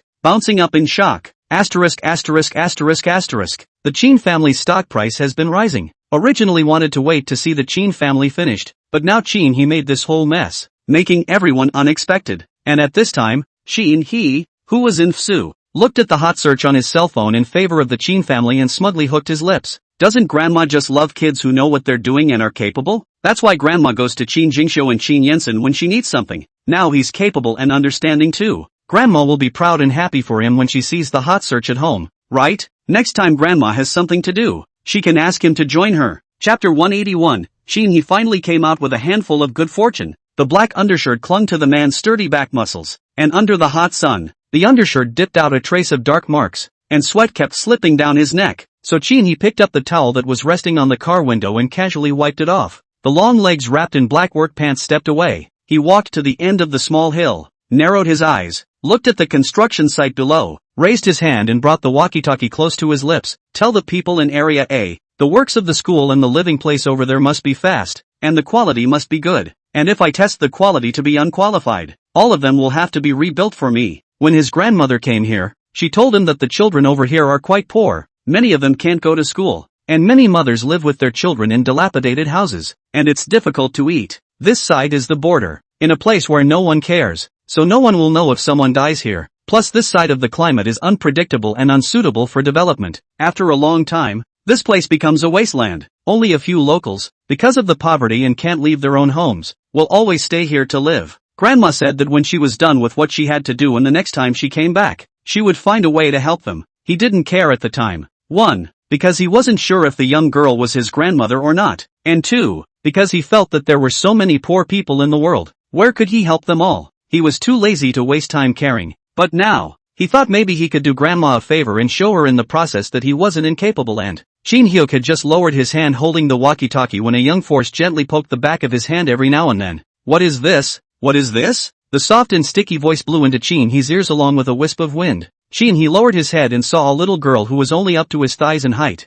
dark and thin, and looked especially like she was malnourished. The little girl was dressed in raggedy clothes, and the shoes under her feet were obviously several sizes too big. The wide shoes appeared to make the girl's ankles even thinner, as if they were so fragile that she would not be able to get up if she fell. Shinhee bent down and shook the walkie-talkie in his hand in front of the girl's clueless and curious eyes, the corners of his lips slightly raised. "This is a walkie-talkie. Do you want to play with it? Talk into it and a voice will come from inside." The little girl's eyes widened instantly. Something so amazing. Not far behind, a woman's voice with a local accent came. Ing, don't cause trouble for uncle. Put the stuff down and hurry back. I don't want it." Ing looked at Shinhee and shook her head knowingly, then lifted the bamboo basket in her hand. "This is our family's apple. Mom asked me to give it to you." The little girl's face was dirty, but her two skinny hands were clean. Shinhee took the basket of apples and waited. It wasn't too light for this skinny little girl, but the little girl's expression didn't feel tired at all. He stared at the little girl's dirty face and asked, "Why do you wash your hands and not your face?" "No, Mommy said that when you give apples to Uncle Handsome, you have to wash your hands so that Uncle Handsome doesn't think that the apples in our house are dirty, and that you didn't wash your face because the water might go out at our house at night and there won't be enough water to wash your face," the little girl said honestly, and then her face lifted up a smile of innocence and cuteness. "The apples in our house are sweet, so hurry up and try them. Mom also said that Uncle Handsome had built them a lot of houses so that they could live in big, clean, beautiful houses. They can also go to school and learn, and when she grows up, she will be able to go to the outside world and see more beautiful and interesting things. Uncle Handsome also gave them a lot of food, many of which she had never seen before, and it was delicious." Shinhee looked down at the apples in the basket that were not very big and not very good looking, and was just about to speak, when the little girl, as if she was worried that Shinhee would dislike them, blinked her bright eyes and said in a hurry, "Here are all the best apples that my mom picked out. It's just that the climate has been bad lately so they don't grow very well, but each one of them is the best and the sweetest." Shinhee smiled. "Oh, what else did your mom say?" "My mom also said that Uncle Handsome is a great man, the god of our place, an angel sent from heaven to save us, and told me to remember Uncle Handsome, and when I grow up and have a good life, I should repay Uncle Handsome well." The corners of Shinhee's mouth smiled even more. "Then your standards for defining a god are too low." The little girl didn't understand much of this statement, and she blinked in confusion. Shinhee said, "Angels help others for free, but I'm a businessman. I'm here to do business. I need to be paid, so I'm not a philanthropist, I'm not a god, and I'm not an angel, and you're the first deal I'm investing in, so study hard in the future, and don't let my business lose money, remember?" The little girl nodded her head as if she understood. "Well, I remember." Shinhee smiled and raised his hand, reaching for the little girl's wind-blown messy hair, which the little girl subconsciously dodged. Shinhee's falling hand stopped in midair, his eyebrows slightly raised. The little girl hung her head and spoke in a somewhat embarrassed whisper. "It's so dirty. I haven't washed my hair in days." "What are you afraid of? Uncle's hands are not clean." Shinhee carelessly rubbed a handful of the little girl's head. His eyes penetrated with a gentleness that he himself could not easily notice. "Go back." Shin-hyuk looked at the little girl's figure running towards her mother and he smiled a little. "This place seems to be more interesting than the big, paper-drenched city. People are simple too." Shin-hyuk took out an apple from the basket and didn't rub it. He directly ate it. The texture was not better than the one in the city and the flavor was average, but in this kind of place, it was already considered good. But he was confident that he could breed a better breed here and make a normal life for all the people living here. Lin Xingxing and Shin's family couldn't believe it for a whole after reading the hot search. Even Shin Song, who thinks he understands Chin He, feels somewhat subverted cognition. "My brother he, 1T have his soul swapped, right? He can even do such a good thing?" Although Chin Haishan was incredulous, he was more proud of his father. Chin is finally out of his element a handful of times. Who understands? He thought he'd never wait for this day in his life. He had always felt before that Chin he could manage the company well. Unlike Chin Yensen who was in love with his brain. And just don't mix it up like Chin Jingxiu who was nothing. As a result, Chin he actually made such a big move that it simply shook his old father's heart. He watched as the Chin family's stock market rose wildly like never before. And even many companies had to contact Chin he, wanting to invest and follow the soup. He lifted his chin, a smug smile lifting at his mouth. Those enterprises do not lack of money, but the development of F continent, not want to develop can be developed, because the continent is at the border. Just the formalities will be troublesome, out of the way. It is not good to engage in, but now there is the richest Chin family to play the lead. Can be for their own enterprises to establish a positive image of a good opportunity, who also do not want to miss. It's not as if no one has ever done charity, but big projects like this one, which develops an F continent close to the wasteland, unprecedented and different, attracts the most attention. Otherwise, the Chin family's stock price wouldn't have risen wildly like this. Shin Haisan nodded with a continuous smile, worthy of being my son, well done. When the brat came back, he would have to praise the praise. Chapter 182. If this were in the immortal world, it could feed at least 10 evil sword immortals. Lin Qingqing also felt very relieved. She turned her head to meet Qin Jin's line of sight, lifting her chin slightly, with "Look how excellent our grandson is" written all over her face. Qin Jin picked up the corner of his lips and nodded with a smile. Qin Song spoke incredulously, "My brother is really too much. He didn't even get into trouble, and he even fought for the honor of our Qin family. It's really too much of a disgrace to our Qin family." This time, those who are waiting to see the joke of our Qin family outside, I guess their wishes will be disappointed again. Qin he has been missing for so long. Some people in the circle have long speculated whether it is the Qin brothers who have turned against each other. Coupled with the high status of the Qin family, many people who are jealous of the Qin family are waiting to see the Qin family make a crisis. Qin Haishan hemmed and hawed and laughed, definitely disturbed to the point of not being able to sleep at night, acting worthy of his baby boy. At this time, Lu Ziyan and Lu Chang, who were so disturbed that they couldn't sleep at night, as well as the Chen family, as well as Mu Yi and Yang Jiaoyun, hated and gnashed their teeth. Why did the story go in a completely different direction than they expected it to go? The Qin family has won a lot of fans this time, and at this rate, it's simply going to be much harder to overthrow the Qin family. Lin Qingqing still didn't feel relieved after learning of Qin He's whereabouts. She looked at Qin Haisan and said, "The environment over there is quite chaotic. It's better to arrange more people to help him out a bit. I'm worried that some dishonest people will go over and cause trouble for Qin He." Qin Haisan nodded. "Good, it's still you who thought it through." Lin Qingqing added, "And then for food, arrange more for him." "Yeah, no problem." Qin He received supplies and food from his grandmother, and looked at the manpower and various supplies arranged by his grandmother. "See, he told me it worked." Grandma finally noticed him. Qin Hyuk picked some fresh fruits and biscuit-type food from it, as well as some fresh meat into the bag. Then he casually took a floral shirt jacket and put it on, carrying a large bag of things to Ying's house, and when he arrived at the place, he threw the things in front of Ying's house and left. Ying came back from outside with a pile of vegetable leaves in her arms, and when she saw a bag full of food at the door, her big eyes glowed. She ran happily into the yard. Mommy, we have delicious food. It must be from Uncle Handsome again. Come and see." Qin Hyuk left Ying's house and went to the construction site. It was his first time to do such a serious event, and he had to do it right,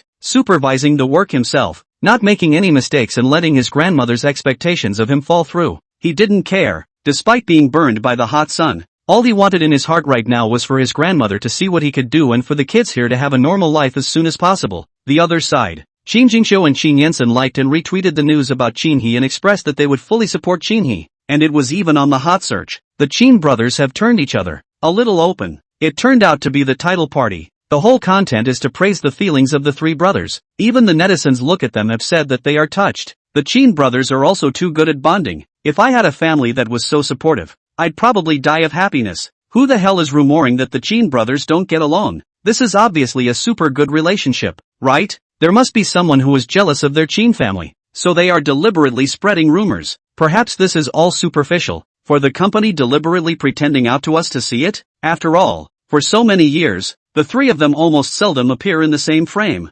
Usually there is not much intersection. If the relationship is good, how could it be so many years have not intersected? Lu Ziyan sat in the office, looked at this hot search, angry, threw the phone out. Brand new phone bang sound, broken miserable. Lu Chung transfer of property he has not yet dealt with. Mu Yi he cannot save, and now his only expectation of the Qin brothers to turn against each other. The wish has also fallen through. He has never felt that his life is so unsuccessful. It seems that since he encountered that old lady from the Qin family, his smooth life was like a sudden emergency brake, and he began to go against the grain all the way on the road of life. With all sorts of unpleasantness, a feeling of powerlessness instantly invaded Lu Ziyan's entire body. He clenched his hand into a fist and pounded it on his desk. When the hell is the damn old lady going to die? Inside the mall, Lin Qingqing sneezed 3 times in a row. Who the hell is scolding me? It was so strange for her to share a place with Qin Jin when he had been home lately that she chose to come out and hang out and relax at her own pace. As a result, she had just reached the front of a store when she heard 2 voices arguing inside.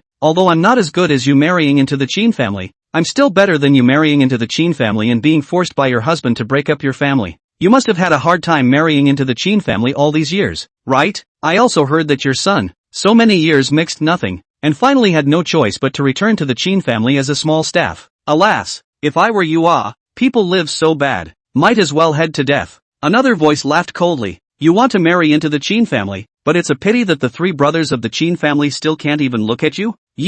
I can't marry in. but at least my current husband treats my family well and my in-laws aren't broke. And look at you. You've been forced into this. You can't get divorced. You sleep in the same bed all day with an enemy who hurt your parents. And you have a son. You must be feeling pretty bad, right? Once Lin Xingqing heard this conversation, she analyzed that one of the other parties must be her youngest son Qin Baichuan's wife, Shen Xiuyue, and the identity of the other one is not known. Anyway, it's a woman who wanted to marry into the Qin family, didn't get her way in the end, and is jealous of Shen Xiuyu. As the head of the Qin family, how could Lin Xingqing stand by and watch their family being bullied by outsiders? She turned into that store and looked at the two beautiful young women. Which one of these is her little daughter-in-law? Just when Lin Xingqing didn't know which side to stand on, the cool-looking woman in front of her right slowly opened her mouth. I can make it hard for you right now as well. As soon as the words left her mouth, she raised her hand and slapped the woman across the room. Splat fell. Lin Xingqing shuddered. Her daughter-in-law is too much of a fighter. If she said that she was Qin Baichuan's mother,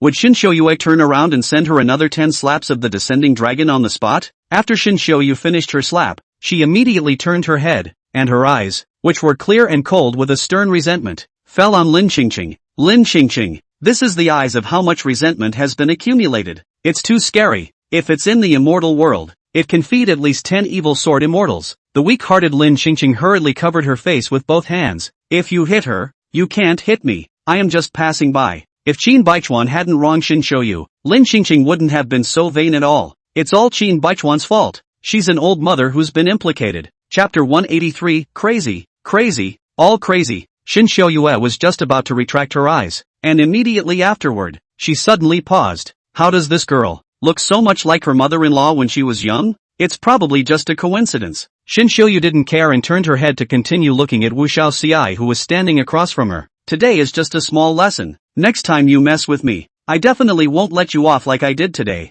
Wu Xiaoxiai, who had been hit on the side of her head, covered her fiery face, her brow furrowed as she squeaked and grunted in pain. And then hearing Shen Xiuyu's arrogant to the extreme words, her heart's fury rushed out. You shrew, no wonder Qin Baichuan can't see you. And to harm your in-laws, you simply deserve it. If it were me, I would definitely not be able to look at a shrew like you either. What do you say to teach me a lesson? I'm just telling the truth. How to poke you in the sore spot. So you're annoyed? What are you so arrogant about? You've been wronged in the Qin family and you're taking it out on me. That's all you've got. If you have the ability, try slapping this on the Qin family. How dare you? Lin Xingqing who was covering her face. This woman really owed too much of a beating. How could she still stimulate Shen Xiuyu to beat up their Qin family members? Lin Xingqing just couldn't watch. No matter what kind of conflicts there were in the family. But in front of outsiders, Shen Xiuyu is also a member of the Qin family. And she wouldn't allow anyone to bully the Qin family, nor would she ever allow her own children to bully others. Shen Xiuyu's affairs, no matter outside or at home, she must make decisions for Shen Xiuyu. Wu Xiaozi sneered, glaring at Shen Xiuyu, continuing to stimulate Shen Xiuyu with fierce words so as to achieve the pleasure of revenge.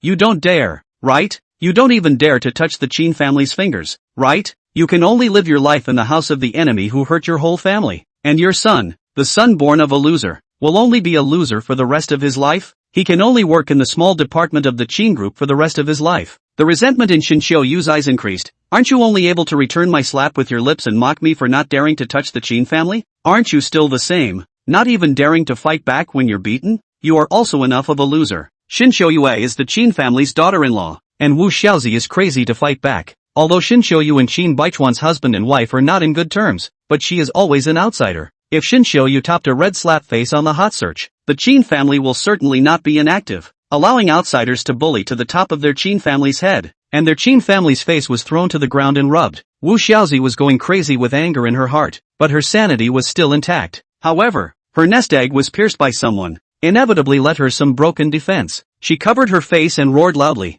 I am not the same as you. I married a good husband. Support my family's business is doing better and better. The child also know how to do things, and now graduated from a famous brand university. Will soon inherit the company, become the youngest CEO of China. Where is the same as you? Each of Wu Xiaozi's words precisely pierced Shen Xiuyu's sore spot. Shen Xiuyu clenched her hands. Her heart's resentment towards the Qin family deepened, and a coldness spread out from her entire body. Seeing this, Lin Xingqing walked over to Shen Xiuyu and looked at Wu Xiaoqi. You've lived such a good life, and you still have to endure being slapped? It means your husband is no good either. So what if your son is the youngest CEO? In the business world, Life and death is only a matter of a split second. Maybe one day your son will give you a big gift and let your whole family start all over again. After Lin Qingqing finished speaking, she pulled Shin Shoyue away. Let's go. Let's not talk to a crazy woman like her. Wu Xiaozi pointed at Lin Qingqing's back, her fingers shaking with anger. You dead girl. Who are you? Mind your own business. Such a poisonous mouth at such a young age. Be careful, you won't be able to get married. Lin Qingqing rolled her eyes. She already had a husband,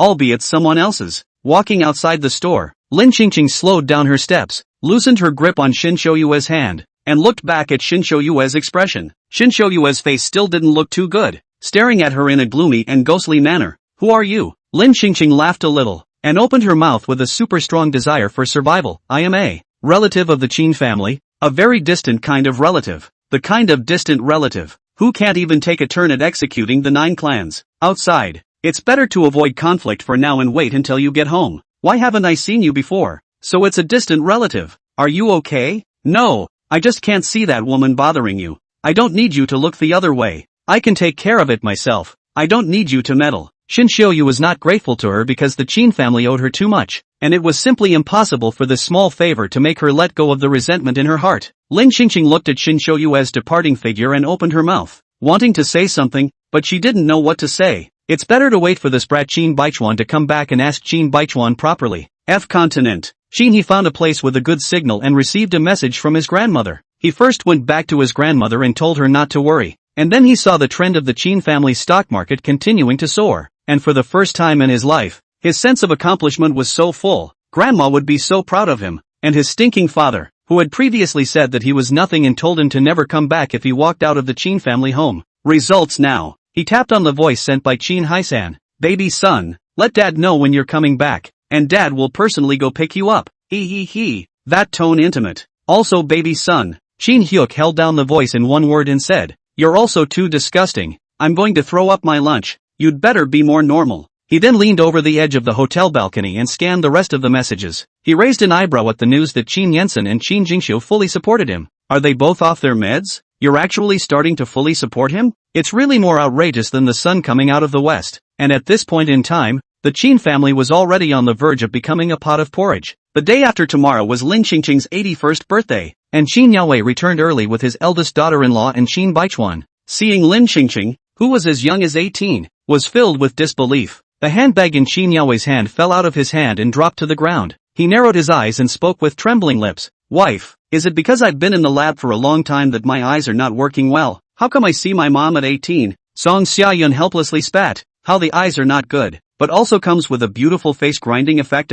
Why not? Don't you forget I'm nearsighted plus astigmatic. Qin Baichuan on the side was stunned for a long time before he spoke. I'm not nearsighted and I don't have astigmatism, but I also saw my mom at 18. At that moment Qin Haishan came down from upstairs and spoke with a hefty smile. Welcome home everyone, put away your surprised jaws and come meet our young mother. Qin Yaowei rubbed his eyes, then looked at their young mother, shook his head, and muttered to himself, crazy, all crazy. Chapter 184, dang it, welcome your daddy shines. Qin Yaowei would rather believe that they were crazy than that this person was really their mother. Qin Yaowei was silent for a moment and continued, it must be that after experiencing the old lady's great illness before, we were too eager for mom to live a long and healthy life, so we hallucinated. Qin Baichuan said self-consciously, I'll go to the hospital first. Song Xiaoyun, we'll go too, and bring Qin Haishan with us. Qin Haisan, it does seem a bit outrageous, and it's no wonder his brothers don't believe it. Qin Haisan hurriedly took a step to stop the 3 people who were collectively going to the mental hospital for examination. You don't need to waste time going to the hospital. This is all true. After Qin Haisan gave the 3 of them a brief explanation of the situation, the 3 of them felt very magical. Qin Baichuan's brows were tightly furrowed together from the moment he entered the door. Why didn't you tell us earlier about such a big matter? Qin Haisan spoke breathlessly. I told you. You all said I'm sick, and now you suspect you're sick yourselves. The living room. Lin Qingqing sat on the C-seat of the sofa and introduced herself with a smile. Hello everyone, I'm your mother, and I know it's hard for you to believe, but I'm going to tell you something else that's going to make you fall out of your seats, and that is, Qin Yaowei, Song Xiaoyun and Qin Baichuan thought to themselves, what else could be more mind-blowing than an 80-year-old woman returning to her old age and becoming 80 years old? Now even if Lin Qingqing said that the sun came out of the west, their expressions wouldn't be too shocked, unless their father can rise from the dead. But that's impossible, absolutely impossible. Lin Qingqing glanced at the time, then raised her hand and extended it in the direction of the doorway. Dang dang dang, welcome to your father's shining presence. As soon as her words fell, the hearts of the three Qin family members other than Qin Haishan shook. Is it really true that their father has risen from the dead? The three of them simultaneously shifted their gazes to the doorway, only to hear a click as the door was opened from outside, and Qin Jin, who was carrying a fishing box in his hand, walked in from the direction of the doorway. This familiar look and temperament. Who else could it be if not their father? Qin Jin had gone fishing every morning for the past 2 days and came back around this time. Lin Xingqing felt it very clearly. Qin Yaowei and Qin Baichuan immediately got up with hot tears in their eyes and hurriedly walked to Qin Jin and hugged him tightly. Qin Jin was breathless from the hug, but he still put down the fishing box and raised his hand to pat his two oldest sons on the back to calm them down. Qin Yaowei never dreamed that he would ever have the chance to meet his living father, and one who was still younger and more handsome than all of them. He was so excited that he couldn't speak for half a day. He could only hug Qin Jin tightly. After a while, he let go of Qin Jin and asked incredulously, "Dad, weren't you burnt to ashes? How can you still come back to life? And you can still become as young as my mom?" After Qin Haishan finished explaining to Qin Yaowei and the others, Qin Yaowei and the others were greatly shocked. After Qin Yaowei returned to his senses, he spoke in a serious manner. "It's amazing that such a miracle can happen in this world. It must be the blessing of our Qin family's ancestors. I'm going to hurry back to Kowtow and offer incense, and bring Qin Yensen and the others with me. Our whole family is going." Qin Haishan nodded in agreement. Big brother is right. It must go. Lin Xingqing watched the family talk and laugh, but she didn't know what she should say. In addition to the dream appeared a little familiar memories. Other memories she basically did not. She is not really the Qin family. Sitting here, always feel unable to catch up. Qin Yaowei smiled and looked at his young mother. "Mom, you're going to be 81 years old the day after tomorrow. We'll make sure to give you a good time this time." Lin Xingqing hurriedly waved her hand. "No, just keep a low profile. The less people know about this situation with your father and I, the better." Qin Yaowei nodded. Also, Qin Yaowei's words just fell, and then thought of something, shamefully lowered his head. "Dad, the chip thing. You heard, right? The progress of the Qin family's research on chips has stagnated since the death of old man Qin, without any progress, and has been scolded by the netizens, and they didn't dare to participate in this year's science and technology exhibition for fear of being slammed by the netizens, and for fear of losing the face of their departed father. The project that their father had fought so hard for was just folded in the hands of their juniors, and it was hardest on their hearts." Qin Jin sat down in the seat beside Lin Xingqing and spoke flatly. "Well, I already know. After your mother's birthday, I'll go abroad with you to research chips." Qin Yaowei and Qin Baichuan's eyes suddenly lit up as if they had seen hope. Qin Yaowei asked, "You don't blame us?" "Qin Jin, what is there to blame? This kind of breakthrough high-tech products, the research process is supposed to be very difficult, and I can't have full certainty that the research will be successful. I can only say that I will try my best. They're all ordinary people, not gods with a plug-in." The guilt and anxiety in the hearts of the three sons of the Qin family was suddenly much reduced, and they also felt more grounded than ever before. It seems that all difficulties can be solved as long as their father is there, and their father is their solid dependence and support. After studying the topic of chips, Qin Yaowei and Qin Baichuan looked at Lin Xingqing and Qin Jin and started crying again. Lin Xingqing frowned slightly. It was still her grandson who was receptive, unlike these middle-aged men who were fragile and sensitive. When Qin Yaowei saw Xia Yun and Qin Baichuan's mood improved a bit, Lin Xingqing called Qin Baichuan into the room to question him alone. Lin Xingqing didn't talk nonsense and got straight to the point. "You promised to invest in the Shin family before marriage. Why did you later back out and cause Shin Shouyu's maiden family to go bankrupt?" Facing Lin Xingqing's questioning, Qin Baichuan answered truthfully, "It's not my problem. It's their Shin family that has a problem. Mom, don't worry about this matter. I can handle it myself." Lin Xingqing glared at Qin Baichuan, taking out the majesty of the head of the family. "It can be handled, and it has been handled for more than 20 years without being finished?" Qin Baichuan let out a deep sigh. "I'm afraid she'll be sad when she learns the truth." Lin Xingqing heard that there was something else going on in the middle, so she's not upset now? If there was a misunderstanding in the middle, you should have told her earlier. If it drags on like this, do you think it's fair to her? "Do you know that I ran into Shin Shoyu at the mall today? And she was being mocked by another woman, but she was unable to refute it. Do you know what a mess that was? You can't even appreciate how sad Autumn Moon feels." Qin Baichuan's brows were tightly locked, and after a long period of silence, he spoke quietly. "I know. I will talk to her as soon as possible. Tell me first, what are you going to say? I'm afraid you'll say the wrong thing and it will backfire then." Lin Xingqing could be too uneasy with Qin Baichuan's mouth. If it was really save, Shin Shouyu's resentment wouldn't be so heavy. "Before the marriage of Autumn Moon's parents asked me to invest in the Shin family. I did agree, but at that time I thought that Autumn Moon's parents are for the sake of Autumn Moon. The result is that the Shin family kept taking Autumn Moon to threaten me, and ask me for money. Autumn Moon stupidly blindfolded, but also thought that her parents want to invest the money are for their family company. In fact, her parents took the money to fill her brother's gambling debts. Her parents' patriarchy has been PUA her, let her take money to the family, is not really good for her at all, but in the use of her to her brother to fill the debt. I really cannot bear to Autumn Moon by her parents continue to deceive. On the cancellation of the investment, Shin's family's financial chain broke, and finally can only face bankruptcy. And then Shin Shoyue came over and begged you, and you didn't say yes? Well, I was afraid that if I told Akazuki about the true nature of her parents, she would be upset, so I haven't been able to resist saying it. She always thought that her parents loved her the most. Behind the door, Shin Shoyu's hand that knocked on the door stopped in midair. Chapter 185, A son doesn't teach his father. You can beat them father and son, but you can't beat me. Shin Baichuan sighed deeply and continued. Shoyu has always felt happy to be able to live in a family where both her parents love her.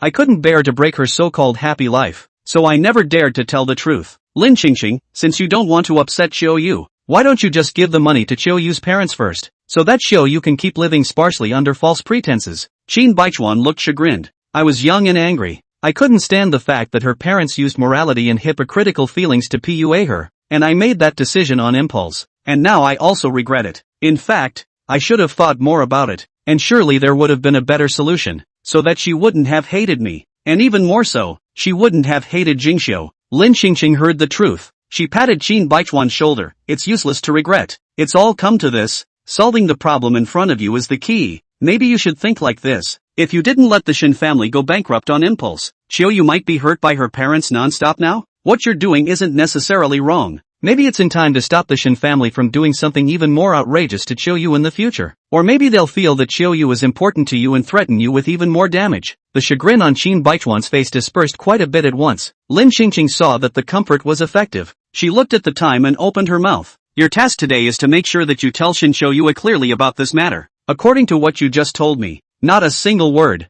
All of it. Don't hide it. Do you hear me? Shin Baichuan nodded obediently.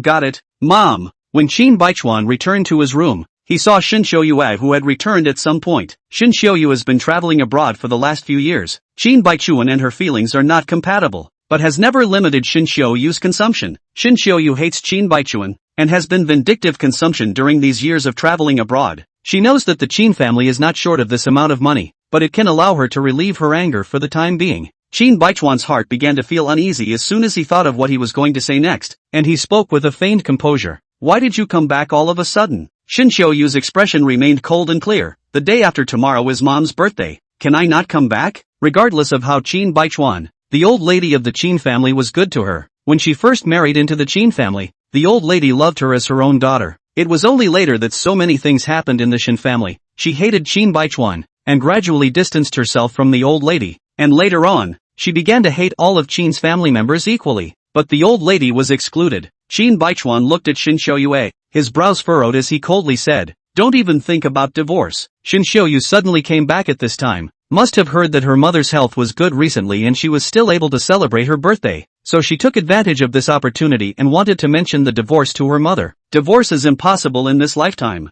Unless he dies. Shin Baichuan was annoyed when he thought that Shin Shoyu was full of desire to divorce him, and in a fit of anger, he suddenly forgot about the task that Lin Qingqing had sent him and turned around to walk out of the room. As long as he walked out of here, he wouldn't hear Shin Shoyu mention the word divorce. But just as he turned around, Shin Shoyu's voice suddenly rang out from behind him. I heard all the conversation between you and Mom just now. Shin Baichuan's figure was stunned, and after a few seconds, he turned back to meet Shin Shoyu's line of sight. Hear it all? Aha! Shin Shoyu nodded her head and looked at Shin Baichuan with a complicated mood. After a while, sourness flared up between her nostrils. But you said that my parents don't really love me. Do you have proof? Shin Shoyu just went to Lin Qingqing's room because she wanted to take advantage of the old lady's recent good health to mention the divorce. But she didn't expect to hear the old lady and Shin Baichuan's conversation at the door of the old lady's room. She still has trouble believing that her parents, who have always raised her, would go behind her back and use her to threaten Shin Baichuan for money, as well as her brother. How did she not know that her brother owed a gambling debt? Her parents did not tell her that her brother is doing business abroad, and also talked about a girlfriend.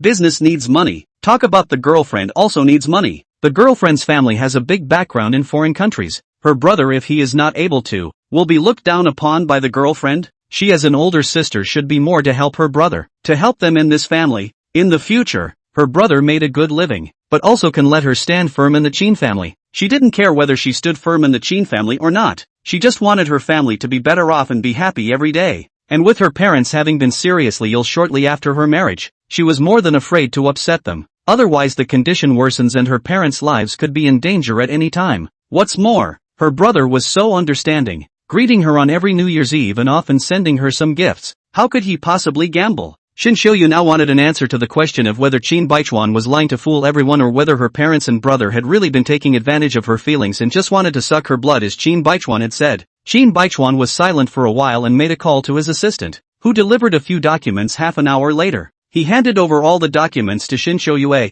Since you've heard it all, there's nothing I can hide from you. Shin Shou-yu hurriedly opened the document, and after reading the contents on the document, her hands could not stop trembling. The documents clearly mark every gambling debt her brother had incurred abroad, including what her parents had told her about her brother's girlfriend, who was in fact no such person at all. No wonder when she told her brother to bring her siblings back for her to see, he always made excuses to shrug it off. And her parents' serious illness, her parents' latest medical report, everything is normal, nothing is sick. The so-called serious illness was just a way to take better advantage of her feelings. Shin Shou-yu put away the documents and was about to head for the door without saying a word. Seeing this, Chin Baichuan hurriedly pulled Shin Shou-yu. What are you doing? Let go of me. I'm going to ask if all this is true or not. Shin Shou-yu's emotions were almost on the verge of breaking down. It turns out that everyone has been lying to her for so many years. Is there anyone else in this world that she can trust worth a damn? Chin Baichuan knows Shin Shou-yu's character. If he doesn't let Shin Shou-yu go and ask for clarification today, Shin Shou-yu will definitely not give up. He didn't let go of his hand. Instead he held Shin Shou-yu's hand tightly. I'll accompany you. Shin Shou-yu had just opened the door when she saw the young girl standing outside. Lin Xingqing had just heard the housekeeper say that Shin Shou-yu had returned, and she was uneasy, so she thought to come over to hear the situation. If Chin Baichuan couldn't make sense of it, she would go in and help. As a result, the door was open just as he arrived at the door, and then he looked at Shin Shou-yu's resentful appearance. She could remember her second daughter-in-law's fighting prowess, which was a slap in the face that came and went without any forewarning. Lin Xingqing, who also didn't know what Chin Baichuan's explanation became, hurriedly covered her face with both hands. The son doesn't teach the father. You can hit their father and son, but you can't hit me. Chapter 186, Hit on your body. Pain. In my heart, in my mind. What misunderstanding. Save your life first. Qin Jin, who just came out from the opposite guest room, and Chin Baichuan, who was behind Shin Shou-yu. Seldom father and son sell them so fast and skillfully. Shin Shou-yu was surprised to see Lin Xingqing for a moment. Then without thinking much, she hurriedly went to the Shin family with Chin Baichuan. After Shin Shou-yu and Chin Baichuan left, Lin Xingqing then felt an icy sight behind her poking the back of her head. She immediately turned around and was met with Qin Jin's grim smile. Qin Jin wrapped his hands around his chest, his dark eyes staring straight at Lin Xingqing. You sold me pretty fast. Lin Xingqing smiled. We are all family, not divided into you and me. If she really hit you, it would be hitting you, hurting, in my heart. When she said the last four words, she made a point of putting her hand on her chest, pretending to be heartbroken and full of pain. Qin Jin couldn't help but laugh out in a low voice. I just caught a big one in the fish pond. We'll eat it in the evening. I'll make it for you with my own hands. Lin Xingqing was still not used to this other person's husband, and a few days ago she was treating him as a nasty bastard to come, and now she was turning into a family that loved each other now. She was too uncomfortable. That's not too good. It's too much of a trouble for you. When Qin Jin heard this, the glint in his eyes darkened and the smile at the corner of his mouth faded. When did we need to be so polite to each other? Lin Xingqing was slightly stunned, then touched the tip of her nose with a bit of weakness. She couldn't do nonchalant either. After all, it's not like she's the original. Qin Jin looked at Lin Xingqing's appearance. In the end he didn't say anything and stepped away. Lin Xingqing looked at Qin Jin's departing figure with mixed emotions. What are we going to do? How about a showdown? Otherwise it would be too weird to go on like this. But if the Qin family knew her true identity, would they not treat her as family in the future? She stayed in this family, has been accustomed to, has taken all the people in this family as their real relatives. Put aside the richest identity, she still cannot give up this big family. On the other hand, Qin Baichuan and Shin Shou-yu had already arrived at the Shin family. Although the Shin family was bankrupt back then, it was good that there was a sucker from Shin Shou-yu, and the days were not too miserable. It's just that Shin Shou-yu receives money from the Shin family and uses her own money. Although Qin Baichuan didn't control her spending usage, but since Qin Baichuan didn't want to help their family, she was also a person who wanted to use her own money to bring their family back to the way it was through her own ability. As for Qin Baichuan's money, she used it for her own living expenses. Qin Baichuan does not divorce. Then she has the right to squander Qin Baichuan's money to buy things for herself. By the way, to give herself out of anger. As soon as they entered the door, when Shin's parents saw Shin Xiuyu, their eyes were unhappy, and Shin's mother angrily pointed at Shin Xiuyu's nose and snapped, "What are you doing back here? On the little money you give us now, a few $100,000 a month, are not enough for me and your father to go to the doctor. Your husband is so rich, what's wrong with transferring a few $100 million to us? That's not even money in his eyes. What can you give up? And remember, your name is Shin. You're from our Shin family. You're not Qin. You should take all the money to our family. Do you know that?" Shin's father then said, "I think you're just trying to be happy when you're living a good life, not caring about our old couple and your brother's death or life." Previously, Shin's parents had been patiently coaxing Shin Xiuyue in the hope of getting money from Shin Xiuyue, but after more than 20 years had passed and they hadn't seen any results, Shin's parents were lazy to pretend. Shin Xiuyu froze as she looked at her parents whose mouths had changed. Are these the same parents she had before who cared for her tenderly? After Shin family parents vented their emotions, when they suddenly saw Qin Baichuan behind Shin Xiuyu again, their angry faces instantly turned into doggy smiles again. Shin mother took a step forward, smiled at the dark-faced Qin Baichuan. "Ego's son-in-law is here. Quickly into the house to sit. We just joked with you. Yu is always taking money to the home. We feel sorry for her, so we deliberately said that. Just do not want to drag her back." Shin father also smiled and spoke. Right. Come in and sit down." Shin mother just wanted to pretend that she and Shin Xiuyue were mother and daughter in front of Qin Baichuan and pull Shin Xiuyue's hand to enter the house. But as a result, Shin Xiuyue's hand moved back a little to avoid Shin mother's action. Shin mother looked at the hand that fell empty. Her heart suddenly felt a little uncomfortable. Her daughter was not like this before. Shin Xiuyue then handed those documents to Mother Shin. "Are these all true?" Shin's mother took it, and after reading it with Shin's father, she was alarmed. Shin mother looked up at Shin Xiuyu's clear and cold eyes with some lack of breath. You investigated us. You even investigated your real parents. Shin Xiuyue looked at Shin's father and mother fixedly, her voice dripping with coldness. "I'll ask you if these are true or not." Shin mother didn't dare to speak. Even if she didn't admit it, Shin Xiuyue went to investigate again. The result would still be the same. It couldn't be explained. Shin Xiuyu took a deep breath and looked at her parents with disappointment. "You guys are really something. In order to pay off your brother's gambling debts, in order for me to keep filling in the holes in our family, you even managed to make up a reason such as your own serious illness. Don't you guys think it's ridiculous?" Shin mother frowned, without a trace of guilt on her face. "Isn't it also out of the question for me? We can't just stand by and watch your brother have his arms and legs broken by someone else. That's your brother too. Can you bear it? That's what he deserves. Break it once and he'll learn his lesson. And why don't you guys stop him if you can't stand it and indulge him?" Shin Xiuyu took the document from Shin mother's hand, turned a page and then stopped to show Shin father and mother. It was full of debt and debt repayment entries, and even her brother had been gambling for the last month. Shin's mother said, "It's not like he can just quit. He's already promised us that this is the last time and he won't go back. How old are you? How dare you believe a gambler who says he will quit gambling? The key is that you are still hiding from me to ask for money from Qin Baichuan. Are you marrying your daughters or selling them?" Shin mother did not do. "What sell daughters say so ugly? You are our daughter. We raised you so big. You do something for our family. How? Is it possible that I raised you for nothing? And our family also rely on your brother to continue the flame. You should help your brother. What's wrong with this? Do you want me to lose money to support you? Losing money to support me?" Shin Xiuyu felt especially incredulous as she listened to this. This is coming from a parent? Shin Xiuyu threw away the document and said in a cold voice, "From today onwards, I have no relationship with your Shin family." Shin mother pinched her waist with both hands, her tone brutal. "You don't have a mother's family. You'll be bullied to death. When the time comes, I'll see the Qin family bully you. Where will you run?" Qin Baichuan held Shin Xiuyu's wrist and suddenly spoke out. "Having a mother's family is still not being bullied by you guys? And our Qin family won't bully her." Chapter 187. We'll die for them. We have a rotten life anyway. The old Qin family mansion. Lin Xingqing paced back and forth in the living room, unable to sit down. Just now Qin Baichuan and Shin Xiuyu left. In the end, what did they do? Look at Shin Xiuyu's resentful appearance. In the end, Qin Baichuan did not explain well when explaining, or explained well. Shin Xiuyu and the resentment of the Shin family parents? She's got a nice big family, and she can't afford to break it up. The more Lin Xingqing thought about it, the more she felt that she could really be a qualified Qin family head. Too responsible. She couldn't help but ask the system, "Does your traveling system give out any awards? Shouldn't my kind have to give me an award for best responsibility?" The system weakly voices out, "Host, rewards you do not think. First think about what to do if we are punished." Lin Xingqing was stunned for a moment. "What do you mean? Why are you punishing us?"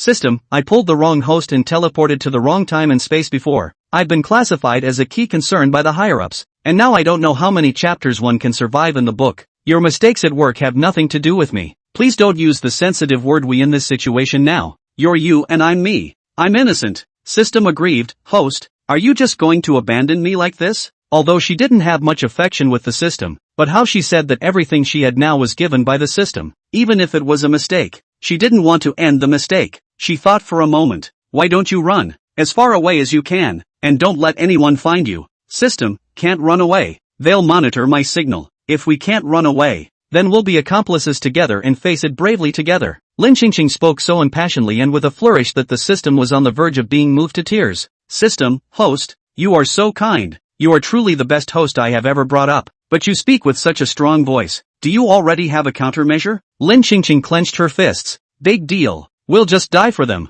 We suck at life anyway. System, you really didn't plan on being alive from the day you crossed over. Lin Qingqing looked at it very openly. Then what to do? How can an ordinary person like me beat you high-tech? The big deal is to die. The next life is a good man again. It is worthy of being its host. It is so powerful, and it will die for you at the drop of a hat. Qin Jin, who came out from the kitchen, saw Lin Qingqing standing alone in the living room. One moment with her brows furrowed in a major frown. A moment later, she showed an incredulous expression. One moment, her hands were clenched as if she was going to die. At one moment, her brows were relaxed, as if she was indifferent to life and death. I don't know what she was thinking, with such a complicated expression. Qin Jin couldn't help but laugh lightly. Being able to truly see Lin Qingqing's lovely appearance when she was young again was something he had never thought of in his life, and now that he had such an opportunity, he had to cherish it even more. Wash your hands and get ready to eat. Lin Qingqing was in her head and the system to show off her life and death are indifferent to money and life is something outside the body of the philosophy of life. Heard this sentence, her eyes lit up. Okay, just as well she's hungry. The system can't help but spit out in a small voice, money is something outside the body? You weren't like this on the first day you crossed over. That's all I'm pretending. Pretending? What is money? Money is a string of numbers. What is life? It's an experience card. It's all passing stuff. System, then if the top takes back your status as the richest man. Lin Qingqing choked. Then they were too bad. She hurriedly changed her face and snapped. No way. They can take anything, but just not my money. System, you change your face fast enough. Lin Qing finished cleaning her hands and sat down at the dining table. Qin Jin was still busy in the kitchen. She stretched her neck in the direction of the kitchen. Do you need my help? No need. Oh. Lin Qingqing withdrew her eyes and took out her cell phone to send a message to Qin Baichuan. How is the situation? What did Qiu take you for? Qin Baichuan has explained clearly. Don't worry mom, we just went to the Shin family. Qiu Yue has already severed relations with the Shin family, that old couple. It is Qiu Yue is not in a good mood right now. I have to appease her more. Tonight we will not go back to eat. Lin Qingqing, good.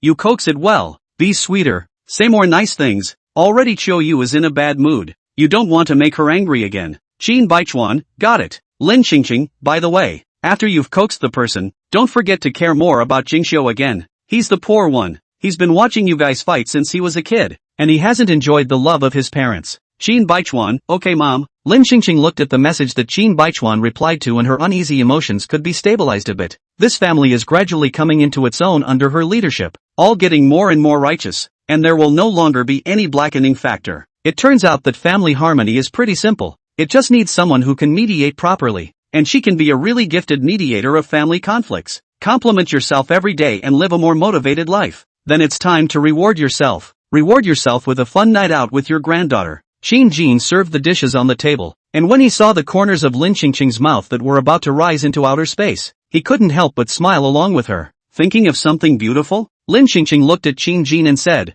Qin Baichuan and Xiu you aren't coming back to eat at night. Okay, I'm going out for the evening with Ode. Qin Jin looked at Lin Qingqing. I'll come with you. Otherwise I don't feel comfortable with you two girls. No need. Qin Song still has to bring her classmates. There are a lot of us and we're all girls. It's not convenient for a big man like you to follow. Lin Qingqing quickly refused, mainly because it was just too weird for her to hang out with someone else's husband. Qin Jin was silent for 2 seconds and looked straight at Lin Qingqing. Then will you come back at night? He still remembered Lin Qingqing's friend circle from earlier, the one surrounded by young and handsome male models. Lin Qingqing, for some reason, always felt that Qin Jin was somewhat condescending when he said this. Getting a little overwhelmed, she said, I should go back. Qin Jin pursed his lips and lowered his eyelashes to block the emotions under his eyes. Eat first, eat before going out to play. Lin Qingqing nodded, looking at Qin Jin, who had a gray apron tied around his body and was cooking a table of food. Suddenly there was a trace of inexplicable melancholy in her heart. How about taking him out with us? In the end, Lin Qingqing went out on her own because Qin Jin's cooking was so good,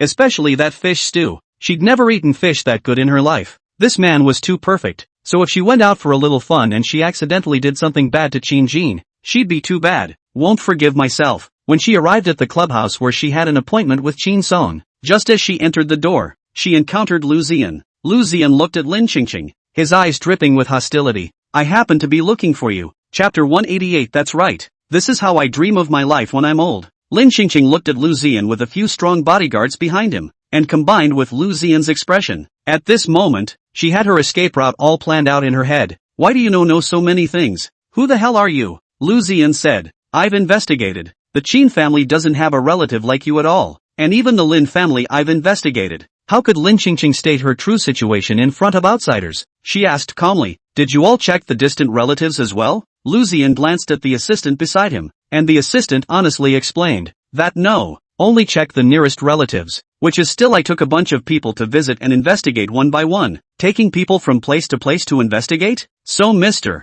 Bully's way of investigating other people's background is so plain and simple? She thought it was all computer hackers clicking around on the internet to gather information. Well, that's not the point. Lin Qingqing smiled. My identity doesn't really matter. What's important is that what I say is useful to you, and that's enough. Lu Ziyan asked. The information about Lu Cheng's property transfer was also sent to me by someone you found, right? Lin Qingqing graciously admitted. That's right. Why are you helping me? You should know that I'm not on good terms with the Qin family right now. I know, and I also know why you're targeting the Qin family. Isn't it because the Qin family killed your parents? Mentioning Lu Ziyan's parents, Lu Ziyan clenched his hands into fists and asked through clenched teeth. You hate the Qin family too? Lin Qingqing directly showed her cards. I don't hate the Qin family. I just want to tell you that your revenge is aimed at the wrong person. The person who really killed your parents is actually Lu Chang. He is the one who has been lying to you. Lu Ziyan was suddenly stunned. He just wanted to say it was impossible, but then he thought of Lu Chang's recent bizarre behavior and the results of that kinship appraisal.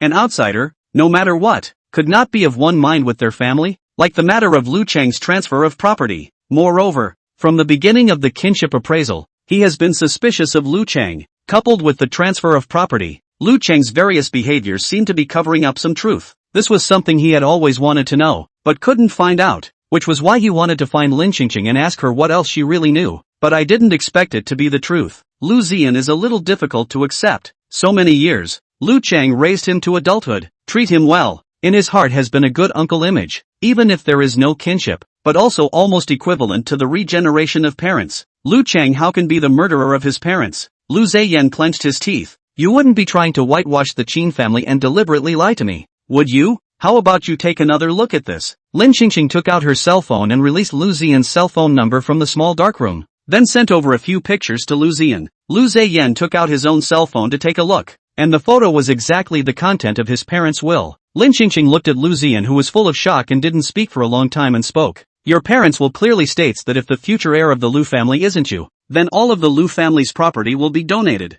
Would Lu Cheng dare to treat you badly? He just had to treat you well in order to have the opportunity to stay in the Lu family and empty out the Lu family's property. Is this will real? Why is it different from what I saw? You saw it differently? It was Lu Cheng who showed it to you many years ago, wasn't it? Of course he showed it to you. He wanted you to see it. And how did you get your hands on this real will? I asked him to meet me a while ago. I pretended to have a fake seizure and said some half-truths. He was so weak that he went to his residence abroad to check if any of his evidence had been exposed. And I sent someone to follow him and found this. Lu Ziyan looked at the photos in his cell phone. Still very hard to believe. Why didn't he destroy something so important? Qingqing Lin. Great question. She was also very puzzled. But that was a question to be asked of the original author, who must have had her reasons for designing it that way. But then again, Lu Ziyan ended up knowing the truth and sent Lu Cheng in, and also found some crucial evidence. Lin Qingqing guessed that it should be this will that should have been destroyed, plus the fact that Lu Cheng gradually revealed his footsteps during the time they spent together, making Lu Ziyan suspicious. Only that she found it before Lu Ziyan did and brought the plot forward. Lin Qingqing put away her phone and said with a straight face,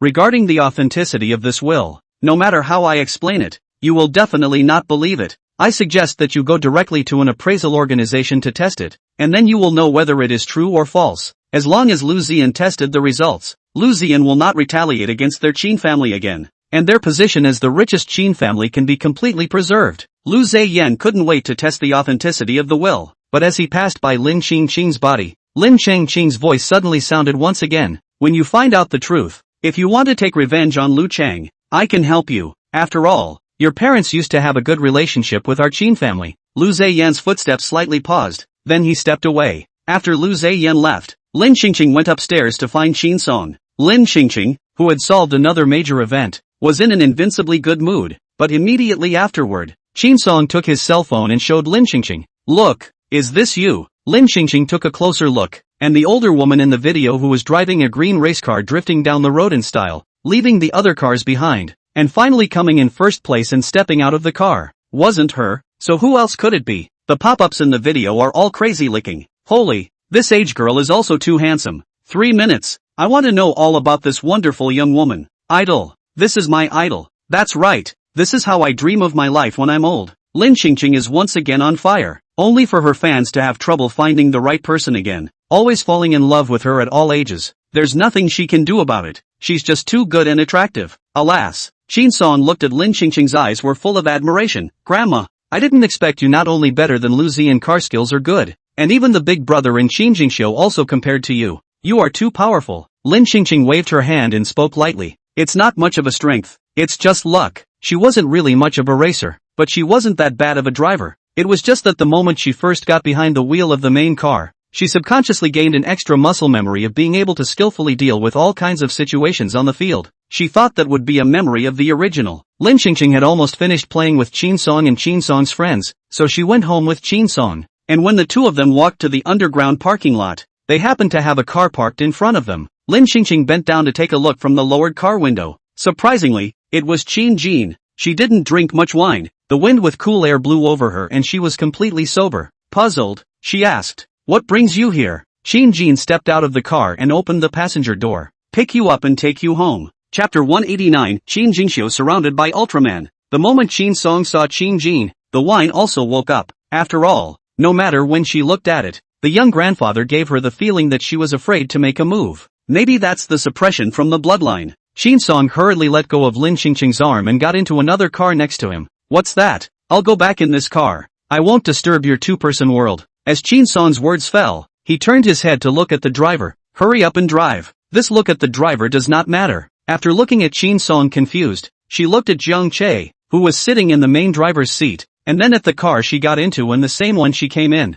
Qin Song shook his head, which was already sobered up by Qin Jin's fright, and looked at the familiar interior of the car. "I didn't get into the wrong car, did I?" "You drove the wrong car, didn't you? Where is my driver? Where did you get my driver?" Jiang Che turned his head to meet Qin Song's line of sight and spoke seriously. "I've given him a vacation and I'm looking for you to talk about something." Qin Song inclined his face and looked out the car window. "What can't we talk about during the day? I don't want to talk to you right now. And at night, who knows if you have any good intentions and will do something beastly to me. I know you still hate me because of what happened before, and that's what I should do. I don't ask you to be like you were before, but at the very least don't treat me like this, okay? Let's just start as friends first is fine, or you treat me as a partner is fine. In short, don't treat me like an enemy like you do now. I think we can definitely have a better way to get along with each other." Qin Song still didn't turn around. His tone was cold. "I don't care. You'd better come to me less. Once I see you, I'll think of Mu Yi and all the grievances I suffered before." Qin Song had thought that she could still like Jiang Che as before,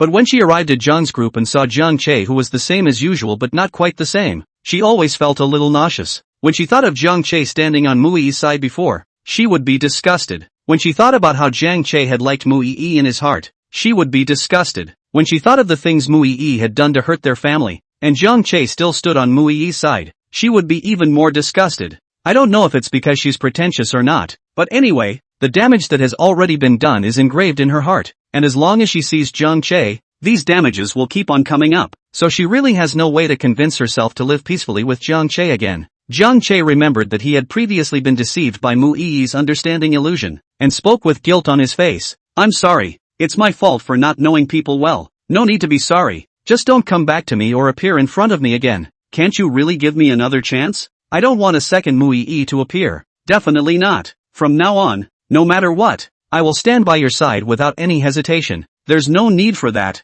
I have 2 good brothers, and they'll both help me out in the future if there's anything that comes up, so I don't need you. After Chin Song finished speaking, she didn't want to pull with Jung Chae anymore and wanted to push the door to get out of the car and leave, but immediately afterward, she suddenly thought of something. Her movement of pushing the door stopped, and she turned her head to look at Jung Chae. This is my car. You should get out. She was already in the role of loser in this relationship, and you want her to get another ride? Don't even think about it. Chin Song didn't wait for Jung Chae to open his mouth. She picked up her cell phone to call the driver again. Her tone indifferent. You're fired. Salary? You want a salary for incompetent work? I already showed you mercy by not suing you. Chin Song hung up the phone angrily. Jung Chae's voice came slowly. You've been drinking and you don't have a driver, so I'll take you back first. Chin Song, I can get a chauffeur. Jung Chae looked at the oil and salt. Chin Song sighed. Chin Song's character has always been like this, stubborn as hell. Before decided to hate Muii will always hate Muii. Before decided to like him,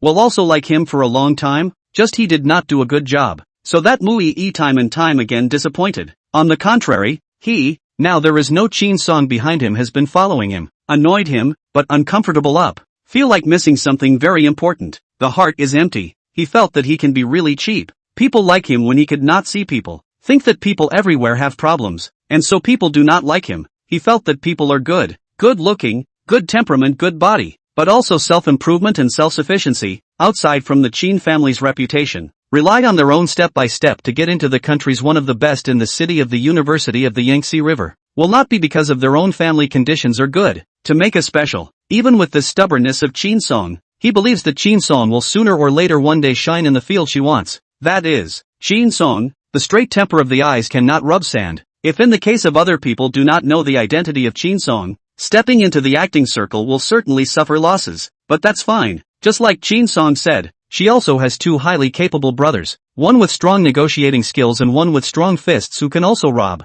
Chin Song will not be bullied wherever she goes. Even if her 2 brothers don't know, there is still him. He will help Chin Song more. Just as, making up for Chin Song, Jung Chae is silent for a moment and looks at the car in front of him. If you don't want me to give you a ride, then you can go back with the car in front of you. That car in front of you is your sister, right? I can feel more at ease if you guys go together. Otherwise, if you have an accident tonight because of me, I won't forgive myself for the rest of my life. Just get out of the car without me. That's not her sister. That's her grandparents. Her grandparents hadn't seen each other in 20 years, so they might as well have been dry humping while they were drunk. As for the room sharing the other day, it was just an illusion of elderly parents getting younger and embarrassed in front of their children and grandchildren. As soon as Chin Song's words fell, he took out his cell phone to look for a chauffeur. Jung Chae knew how stubborn Chin Song's temper was, and he didn't say anything else, just sat in the car and silently waited for the chauffeur to come before he left. The other side, Lin Qingqing sat in the passenger seat, all a little uncomfortable. Chin Song ran so fast for what still is not a good sister. The car was too quiet and the atmosphere seemed even more awkward, so Lin Qingqing simply closed her eyes and pretended to sleep. This sleep was really sleeping, only to realize that when she woke up the next day, she was in her room. She rushed to check that there was nothing wrong with her clothes before she was relieved that her husband hadn't taken advantage of the situation and done something rude to her while she was asleep. In the meantime, Qin Jingxiu's room. Qin Jingxiu sat on the edge of his bed all night without figuring it out who in the world had placed a row of various Ultraman hand puppets in his room. That's even if there's an Ultraman that's the biggest, close to 2 meters, standing over his bed. He was damn near feeling like these were being used to suppress the monster that he was. He came back late from working overtime last night, close to midnight, and when he turned on the light and saw the scene, he was close to suspecting that he was in the wrong room, back in the wrong house. Chapter 190, I thought you guys got divorced and I was sentenced to that room full of ultras. After confirming that he hadn't gone to the wrong house or the wrong room, he was left with nothing but blackness. When the day finally dawned, Qin Jingxiu, with dark circles under his eyes, walked to the door of the only person he could think of who might have done such a thing and knocked on the door of the room. Lin Qingqing yawned and stretched, then went to open the door. What's the matter with coming over so early? In the next second, she could see the ebony underneath Qin Jingxiu's eyes again. You didn't sleep well last night, did you have a nightmare? No, Grandma, I was up all night. Qin Jingxiu smiled immediately afterward and said, Grandma, I'm already an adult, not a child. Why are you still buying me toys? Toys? Lin Qingqing frowned. I didn't buy you any toys? When Lin Qingqing asked Qin Jingxiu to take her to her room, she did a double take when she saw Qin Jingxiu's room full of various Ultraman. No, your room was invaded by Ultraman? Qin Jingxiu was also curious to know who was pulling the prank if it wasn't grandma doing it. Lin Qingqing thought about it and finally went to call Qin Baichuan over, who looked at the Ultraman in Qin Jingsu's room and honestly said, "Show you bought it," saying that it was to make up for Jingsu's childhood. "Is this sure it's not adding shadows?" Qin Jingxiu's eyes flashed with a hint of surprise, then he spoke in a cold tone. "I thought you guys got divorced and I was sentenced to that house of Ultraman." How could Lin Qingqing not hear that Qin Jingsu still hated his parents in his heart who had ignored him since he was a child? Qin Baichuan immediately educated in a deep voice. "How do you talk like this, child? It's impossible for your mom and I to get divorced." Lin Qingqing hurriedly pulled Qin Baichuan over and spoke with a frown. "What are you blaming the child for? It was originally you and Xiaoyu's problem, not doing what good parents should do. What are you blaming him for?" Ever since she crossed over, she had always felt that Qin Jingxiu was a very understanding child, and if Qin Jingxiu could have a happy family, then it was absolutely impossible for Qin Jingxiu to end up on the villain's path of no return. So Qin Jingxiu's problems were mainly with his parents. Qin Baichuan, which child talks like him? Lin Qingqing also did not spoil Qin Baichuan. She hated some parents always think they have done the elders, then the child is higher than the first class. Do what is right. What problem emotions are vented on the child? Cannot see their own a little problem? Think they are parents, have the right to casually reprimand the child. Aren't children human beings? Don't children have any feelings? Don't they get upset? Are children to be lectured by their elders? Lin Qingqing said directly. What kind of parents are like you? Even if you gave birth to a child and didn't educate him properly, you didn't give him a good growing environment, and now he's like this. Who do you think should be blamed? Qin Baichuan choked and was unable to speak. Lin Qingqing turned her head to look at Qin Jingsu again and finally pulled Qin Jingsu into the room, shutting Qin Baichuan out. In the room, Lin Qingqing told Qin Jingxiu clearly about the matter of the reason why Qin Baichuan and Shin Shouyue had a messy divorce. This matter has been resolved. They won't fight or get divorced again in the future, and you should also give them a chance to be parents again. The look on Qin Jingxiu's face didn't change much. He was silent for a while and spoke. They fight because they truly love each other, but they shouldn't shift all the conflicts on me and ignore me. It shows that they just don't love me. Qin Jingxiu's words instantly rendered Lin Qingqing, the self-appointed gold medal family mediation expert, speechless. This logic is so unproblematic. Qin Jingxiu's eyes were filled with disappointment. They only consider themselves.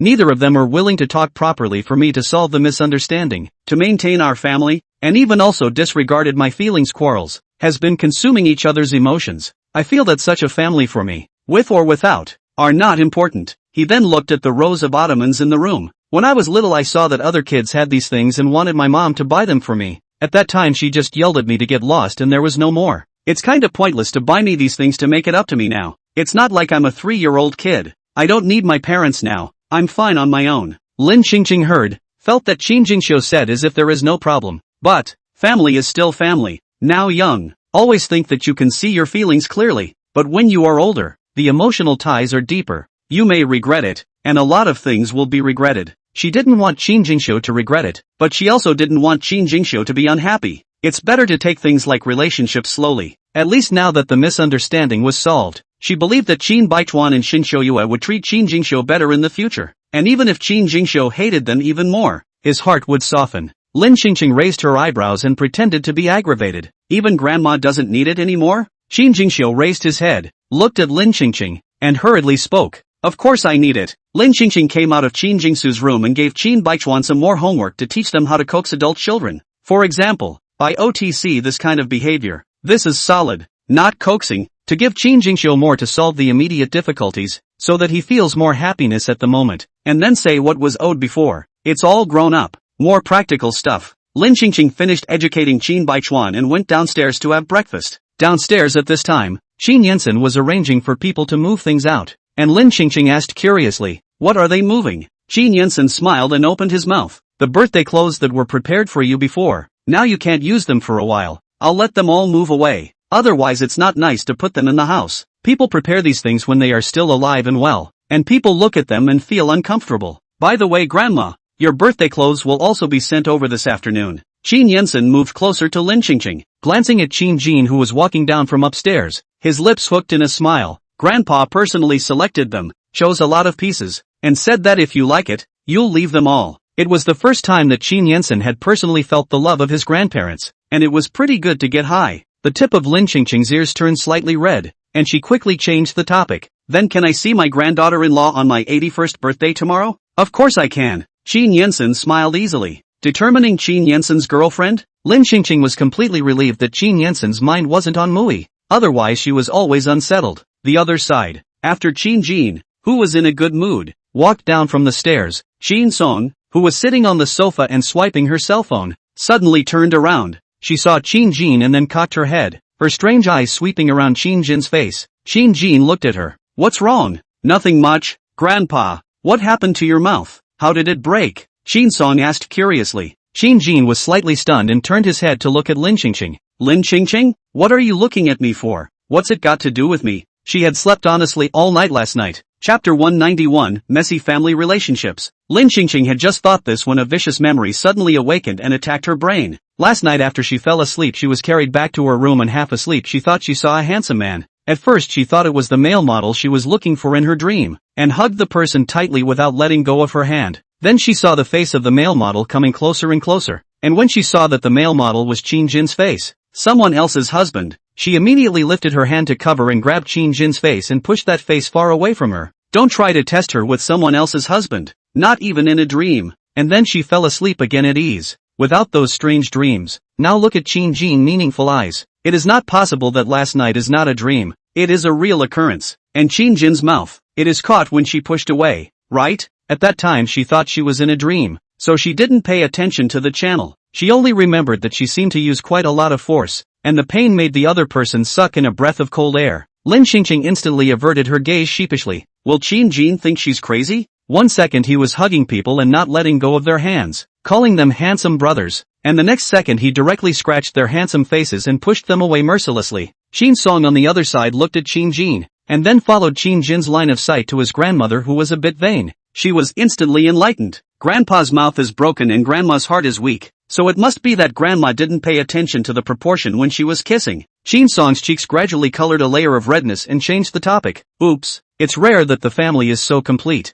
I'll make an appointment for a photographer to come over, so when Grandma's birthday banquet is over tomorrow, why don't we take a family photo? Qin Song's idea is good. Okay, I'll leave this task to you. Qin Yaowei, who was sitting on the other side of the table watching the financial reports, smiled and spoke. Make sure to find a photographer with good skills to come over and take pictures of Uncle to make him look younger and more handsome, and preferably he can also do pictures, so that Uncle will look younger than your grandparents. Qin Haisan, who was sitting opposite Qin Yaowei and holding a tablet to brush the video, suddenly paused the video and looked up to Qin Yaowei. Big brother, you don't say. I feel that when this family photo was taken, it was the three of us who were the oldest, and Mom and Dad were like our juniors. Qin Yaowei glared at Qin Haisan. Don't talk nonsense. Mom and Dad are elders. How can you talk like that? Qin Haisan, it's not that I'm making things up. Last time I sent Mom to a class at Jiangshi University, Mom's classmates thought I was Mom's father and called me uncle. This is a topic that Qin Song also has a say in. There are still people who think Grandma is my sister. What does your that count? Qin Yensen wanted to say. In the end also did not have the good sense to say. The whole company is still rumored that the grandmother is his woman. And then he and Qin Jingxiu once also in order to fight for this woman. Almost broke. There's a picture of it, and if he wasn't a party to it, he'd be on the verge of believing it. Luckily for him, though, he had reacted quickly, and he had a plan to deal with it. He pays for a girlfriend so that he can deal with his grandmother and put her mind at ease. 2. It's a way to break the company gossip and have the best of both worlds. Qin Jin shifted his eyes to Qin Yensen. What's wrong with you? Qin Yensen shivered in fear. If this let Grandpa know that the whole company is rumored that Grandma is his girlfriend, Grandpa's vinegar tank shall not explode? It would have been bad enough to have to sleep in the guest room now. A flash of sympathy flashed in Qin Yensen's eyes, followed by an awkward smile. Not much. I'm going to see how much more they've finished moving. Qin Song immediately opened her cell phone and shook the person. She usually took some work when she knew many photographers. One of them she had a good impression. He's done some great work at a young age and I've heard he's won awards. And he's got a great personality and is very patient. At that time, when she was a newcomer, she was nervous about shooting magazines, or he brought her into the mood a little bit. Qin Yaowei put down his cell phone and suddenly looked at Qin Haisan and spoke.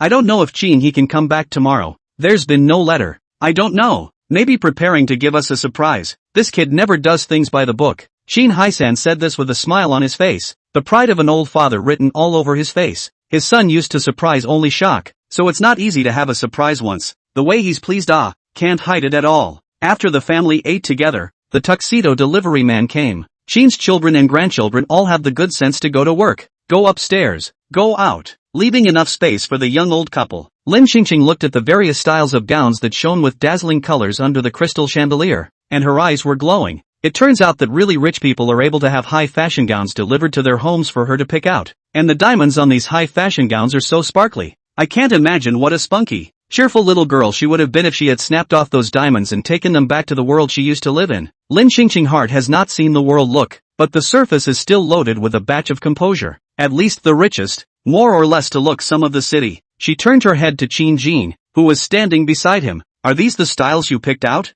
Well, all of them are picked according to your previous favorite style. Qin Jin said this, suddenly paused for a moment. I don't know if you still like this style now. After all, we haven't got along for a long time. If you don't like the style, you can let them change another batch over. Lin Xingqing's eyes curved up. A sincere smile rippled in her eyes. There's no need to change. This is the style I like. I like it very much. Thank you. But Qin Jin did not show a very happy look at Lin Xingqing's words, because this sentence meant that Lin Xingqing's style and style of her favorite clothes hadn't changed, but it was the person she liked that had changed. He might as well be a shirt, and still be liked by Lin Xingqing all the time. Lin Xingqing picked her gowns and picked her eyes out. Each gown seemed to be unique and uniquely designed, so she couldn't take her eyes off them. She's the richest woman in the world. It's not too much to ask for all these dresses, is it? But before she could say anything, Qin Jin, who had been patiently accompanying her beside her to pick out her dresses, understood her appearance well and spoke first. Leave all these. Lin Xingqing turned her head and gave Qin Jin an appreciative look. Ah,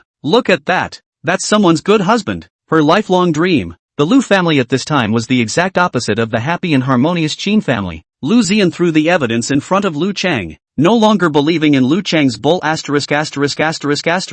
Lu Chang didn't bother to explain. He straightened his suit jacket and said directly, you'd rather believe in the Qin family than me. You're only family member. Then I can't do anything about it. Just announce to the outside world what I've done and let the Qin family have their way. Lu Ziyan grabbed Lu Chang's freshly straightened collar and spoke angrily. The evidence is all here, and you still want to argue, and you still dare to say that you are my only relative, and that there is no blood relationship between us at all. Chapter 192. The Chen family's father and son were thrown out. Lu Chang explained twice, but in the end, he didn't bother to pretend. He peeled away Lu Ziyan's hand and directly smashed his fist on Lu Ziyan's face. Lu Ziyan staggered back 2 steps, a trace of blood slowly flowing from the corner of his mouth. He raised his hand to wipe it off and told the bodyguards in the room to control Lu Chang and not to let him run away. As a result, none of the bodyguards in the room moved. The corner of Lu Chang's mouth hooked up into an imperative smile. Do you think I have been in the Lu family for nothing for so many years? Without me, who in the entire Lu family would listen to a little brat like you? As soon as Lu Chang's words fell, he raised his hand and moved it, and the surrounding bodyguards stepped forward to beat Lu Ziyan half to death. Lu Chang looked at Lu Ziyan, who was lying on the floor, not even having the strength to get up. An evil smile appeared on his face. Don't let him die. Leave him a breath of air and announce to the public that the president of Lu Group is seriously ill. The half-dead Lu Ziyan was forcibly locked up. Lu Chang let someone call the doctor and gave Lu Ziyan a brief look. He still had important documents from the company that needed to be signed by Lu Ziyan, so Lu Ziyan couldn't die now, and even if he did, he couldn't die in the country. Lin Xingqing watched as the maids carefully carried the gowns into the checkroom piece by piece. Then she turned her head to look at Qin Jin, who was standing behind her, and spoke somewhat apologetically. Does it hurt? Qin Jin, who was immersed in the sadness that he was not as good as his clothes, didn't react to what Lin Xingqing was asking for a moment, and he raised an eyebrow. What? Lin Xingqing's gaze moved to Qin Jin's mouth. Your mouth is embarrassed. Qin Jin raised his hand and lightly touched the lips that had been accidentally scratched. It's fine. It doesn't hurt. Lin Xingqing was afraid that he would think she was a psychopath. She purposely explained, I was dreaming, and I saw that the handsome man had suddenly turned into a beast, so that's why I suddenly got defensive. The corners of Qin Jin's lips slowly hooked up. His mood obviously improved. Well, I know. Then I'm going to take a bath so I'll be in better shape for tomorrow. Okay, go ahead and call me if you need anything. On the day of Lin Xingqing's 81st birthday banquet, Qin Yensen arranged for a stylist to come to his home to do Lin Xingqing's styling. Qin Jin stood and waited for 4 hours, sitting still in the living room without much leisure for a moment. Qin Yensen, Grandpa, are you in a hurry? Do you want me to rush Grandma? No, I'm not in a hurry. He was nervous. The scene where he was wearing a formal suit and waiting for Lin Xingqing to freshen up was the one he remembered most clearly, or the time they got married. I don't know if it's been too long since he's experienced something like this, but he always has the illusion that it's as if he's organizing a wedding again after a few decades, so he was a little nervous. When the elevator doors opened, He looked at Lin Qingqing, who was wearing a pure white dress, and suddenly felt like he was dreaming. He then drifted back to that day at the cemetery when he wanted to visit his grave and see if he could chance running into his family, only to see a girl's silhouette that was almost identical to that of his beloved. He approached and saw the girl's features, which were surprisingly very similar to his lover's as well, and she was crying so hard that he didn't know how to open his mouth to comfort her. Maybe that's how his loved one spent every day of the 20 years since he died. Qin Jin held Lin Qingqing's hand and the two of them rode together in the car arranged by Qin Yinsen. Qin Yinsen took another car and went to pick up his girlfriend. Arriving at the birthday banquet site, Lin Qingqing was momentarily stunned when she looked at the opulent hall where a dozen tables of people were seated. Lin Qingqing found Qin Haisan and anxiously asked, "Didn't I tell you not to spread the word about me getting younger? Why did you invite so many people?" Qin Haisan wiped the cold sweat on his forehead. "At that time, I gave it to Qin He, that kid, to do. I told him to keep a low profile, just invite his own family, but I didn't expect to invite so many people." Lin Qingqing looked at the scene in front of her eyes and blacked out. Qin He was also too unreliable. And at that moment, the people who saw Lin Qingqing were also stunned. Who is this little girl who looks especially like Mrs. Lin when she was young? And who is that young man who looks especially like Master Qin when he was young? As for the Chen family who had been invited early, Chen Zhongluan and Chen Jiujie, father and son, looked at Lin Qingqing, who was dressed formally, a kind of birthday banquet hostess look, and instantly froze. Chen Zhongluan held his wine glass in his hand and spoke incredulously. "Isn't this a relative of the Qin family? How did she walk over to where the birthday girl herself is sitting?" When Chen Zhongluan finished speaking, he suddenly had a bold thought. She wouldn't be the old lady of the Qin family, would she? Otherwise, it would be too unbelievable for the Qin family to suddenly have a distant relative they had never even heard of and a girl who looked like old Mrs. Lin. Chen Jiujie kept his sanity. How can that be? Why not? Maybe it's plastic surgery. When Chen Zhongluan said here, he suddenly thought of how he treated the old lady Lin before, and as a result, he had to chase people behind him. It's too embarrassing. It's really too embarrassing. He is a young lad, but he has been chasing an 80-year-old woman with a dead face. But the old lady is too beautiful.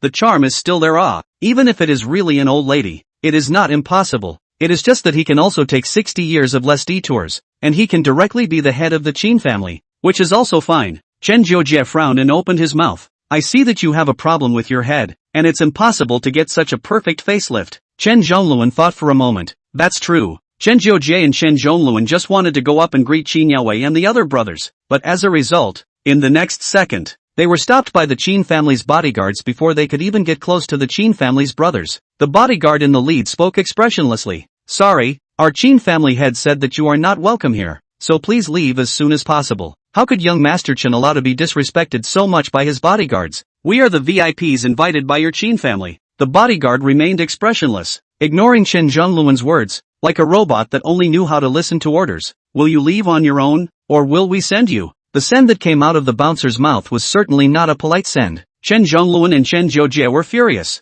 What kind of person invites them over just to throw them out and rub their faces in the dirt? Deceitful, Chen Jiujie said angrily. Chen Zhongluan still wanted to make a scene and show everyone the face of Qin's family, but he was stopped by Chen Jiujie and led away. Outside the hotel door, Chen Zhongluan shook off Chen Jiujie's hand and asked with a puzzled frown, "Dad, why are you pulling me? It was their Qin family that was unkind first. The arm can't be twisted, not to mention it's someone else's turf. So in the end, we'll only lose our own face." Moreover, Chen Jiujie also saw the kid who tried to kick him earlier at his father's birthday banquet. The kid's eyes that just looked at him clearly carried a dangerous meaning. If he didn't take Chen Zhongluan away, was he waiting to be kicked? Chen Jiujie pondered for a moment. It should be that the last time I found someone to imitate old lady Lin and rubbed off on her traffic, it made the Qin family unhappy. So are we just going to let them bully us? It's alright, don't be in a hurry. Let's wait a little longer. When the Lu family makes a move on the Qin family first, we'll follow and get today's grudge back. Chapter 193, You're not from this world either, right?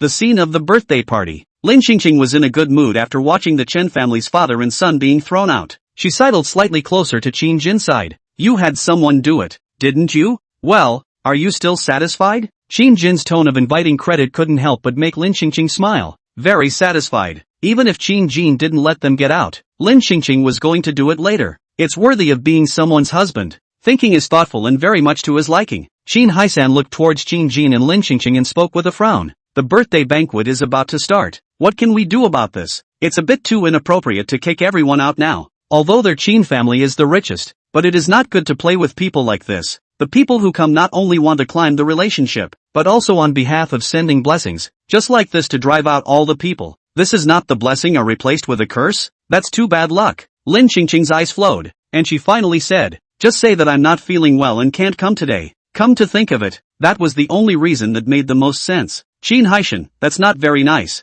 is it? That's all we can say in this situation now. Or else I can't make a personal appearance and let everyone know that your father and I have gotten younger, can I? By then your dad and I would be taken away for research. After a while, a picture of the birthday girl herself appeared on the big screen at the birthday party. The photo shows Lin Qingqing at the age of 80. Qin Haishan took the mic and went up to the stage to speak. First of all, welcome to all of you. My family and I are especially grateful for all of your blessings, but due to the fact that my old lady is not feeling well, she is not able to attend today's birthday banquet, so you all may not be able to see our old lady, but it's okay, I will convey all of your blessings one by one to my old lady, and I hope that you all have a good time drinking tonight. As soon as Qin Haishan's words fell, a sigh of relief sounded from underneath. Alas, the old lady is so old, she must be dying. The old lady seems to have not shown up for a long time. I heard that not long ago also into the resuscitation room. R80, the resuscitation room to go in a trip. It is estimated that there is only one breath left to hang. I don't think so. I remember after the old lady was discharged from the hospital, she also went to the bar to find a male model, and also sent a friend's circle of midnight madness. I also heard that the old lady also went out to play basketball, and won the kid Lu Zian of the Lu family. How can it be? How can an 80-year-old woman beat a young man? It must be that Lu Zian purposely gave way to Mrs. Lin. After all, she's a junior. Then did you guys watch the video of the race car 2 days ago? And the video of the street dance competition held in Zhang City? That can't also be the young people deliberately giving way to the old ladies, right? I've seen it. Recently, Mrs. Lin has become so popular on the internet that she has mesmerized my granddaughter to death. My granddaughter has replaced all the posters of Chen Zhongluan and other boy bands, as well as the humanoid signboards in her room with Mrs. Lin. My granddaughter even gave me an assignment to get an autograph from Mrs. Lin. If the old lady doesn't show up, how can I explain to my granddaughter? Me too. My granddaughter asked me to ask the old lady for a Watto sign, and asked me to take more live material, so she can show off to her classmates when she goes to school. Now where can I give her the whole thing? Wang Guizhi on the side proposed. One day we'll go to the Qin family to see the old lady together. The old ladies nodded. Yes, you're right. But who is that young girl who looks especially like Mrs. Lin? Wang Guizhi shook her head. I don't know. Maybe it's some relative of the Lin family. After Wang Guizhi finished speaking, her eyes shifted to Qin Jin, and she opened her mouth with a flirtatious look on her face. But that young man next to her is really handsome. He is as handsome as the old master of the Qin family back then. I don't know if he has a girlfriend, but if he doesn't, I'd like to introduce my granddaughter to him. Yes, Master Qin was handsome back then, but he charmed all of us women. It's just a pity that he ended up cheapening Lin Qingqing. The old ladies looked at Qin Jin and suddenly remembered their own ignorant love when they were young, while on the other side of the room, the old men saw Lin Qingqing and also suddenly remembered their own youthful infatuation with Lin Qingqing. Soon after the birthday banquet began, Lin Qingqing and Qin Jin became the center of attention throughout the banquet, being repeatedly observed and tested by everyone. Luckily, Lin Qingqing and Qin Jin reacted quickly and didn't reveal themselves. It's more of an introduction to the subject than an observation and a tryst. Wang Guizhi looked at Qin Jin and opened her mouth with a smile. Do you have a girlfriend?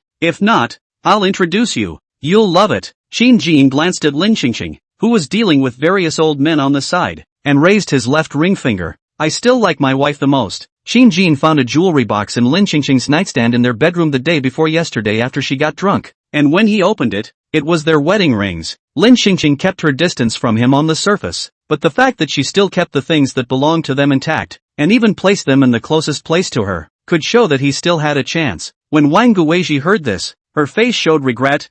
Married?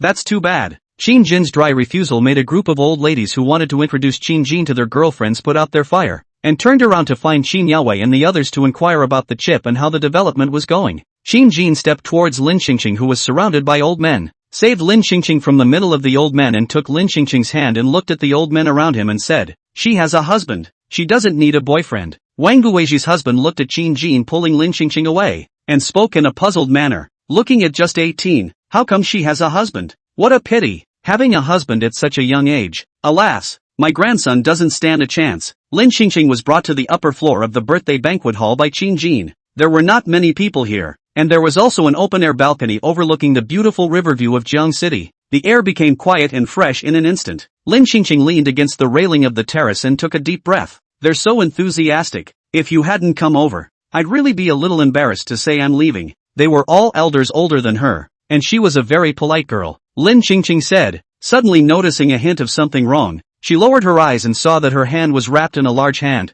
the burning temperature that belonged solely to a man slowly transferring to her skin. Her earlobes burned slightly. Qin Jin noticed her gaze and he let go of his hand, resting his hands casually on the railing. Are you done with your mission? Lin Xingqing was stunned. What did you say? Didn't you ask me before if I had a system where you could do quests to return to your old age? You do, right? Qin Jin turned his head to stare straight at Lin Xingqing and asked. You're not from this world either. That's why you're resisting getting along with me, right? Chapter 194, you have to be a subordinate at work and a family member after work. Lin Xingqing's breath hitched. She thought Qin Jin was the same person as her before she asked that unguardedly. Qin Jin must have sensed something was wrong now. Lin Xingqing couldn't admit that she wasn't the original body even if she died. Otherwise not only would she not have everything in front of her now, she might even be treated as a scheming villain by Qin's family. She smiled in a fake natural way. What makes you think that? Qin Jin spoke calmly. Before attending the birthday banquet, Qin Yansen told me that you would still bring up bits and pieces of our past with them from time to time a month ago, until you went through a serious illness. Then you became not quite the same, and began to engage in some abnormal behavior. And even since then, you've never brought up our past in front of anyone again, and you're still avoiding me to this day. If Qin Yansen hadn't lied, how could someone who hung on to him from time to time avoid him when he saw him? Isn't that weird? That's... Lin Xingqing was just about to open her mouth to sophistry when a sudden voice managed to rescue her. Mom and Dad, I was looking for you guys everywhere. Are you going to give your speech on stage in a while? Qin Haisan and Shin Shoyue walked over from the corner and asked with a smile. Lin Xingqing rationally refused. No, I'm afraid if we say too much, it'll be easier to arouse everyone's suspicion. Lin Xingqing noticed a strange line of sight when she finished speaking. She turned her head sideways and met Shin Shoyue's gaze. She then smiled gently at Shin Shoyu. Shin Shoyu's heart was in shock for a long time. Just yesterday she realized that the girl who helped her out at the mall that day was actually her mother-in-law. And it's amazing how her mother-in-law looks younger than even her son. Okay, then we'll leave first, so we won't disturb your two-person world. With a smile in his eyes, Qin Haisan pulled Shin Shoyue, who hadn't returned to her senses, and hurriedly left. But Qin Haisan just walked out of not many steps. He suddenly thought of something, turned back and said, Qin, that kid can't be contacted again. I think he may not be able to make it back today. Mom, don't be sad. That brat is just like that. Careless. Lin Xingqing smiled and spoke. It's fine. As long as the person is safe, nothing else matters. When he's done with his work, we'll have plenty of time to meet. When Qin Haisan left, Lin Xingqing followed suit and said, I heard that Qin Yansen talked about his girlfriend. Let's go and take a look together. Let's go. Lin Xingqing hadn't figured out how to muddle through perfectly, so she had to change the subject first. She didn't want to discuss things that weren't happy, at least not in such a happy and blissful atmosphere at the moment. Let her see her grandson's girlfriend first. Qin Jin was silent for a long time as he watched Lin Xingqing's eagerness to leave, and finally smiled and shook his head as he followed Lin Xingqing's footsteps. Downstairs, Lin Xingqing saw the girl holding Qin Yansen's arm.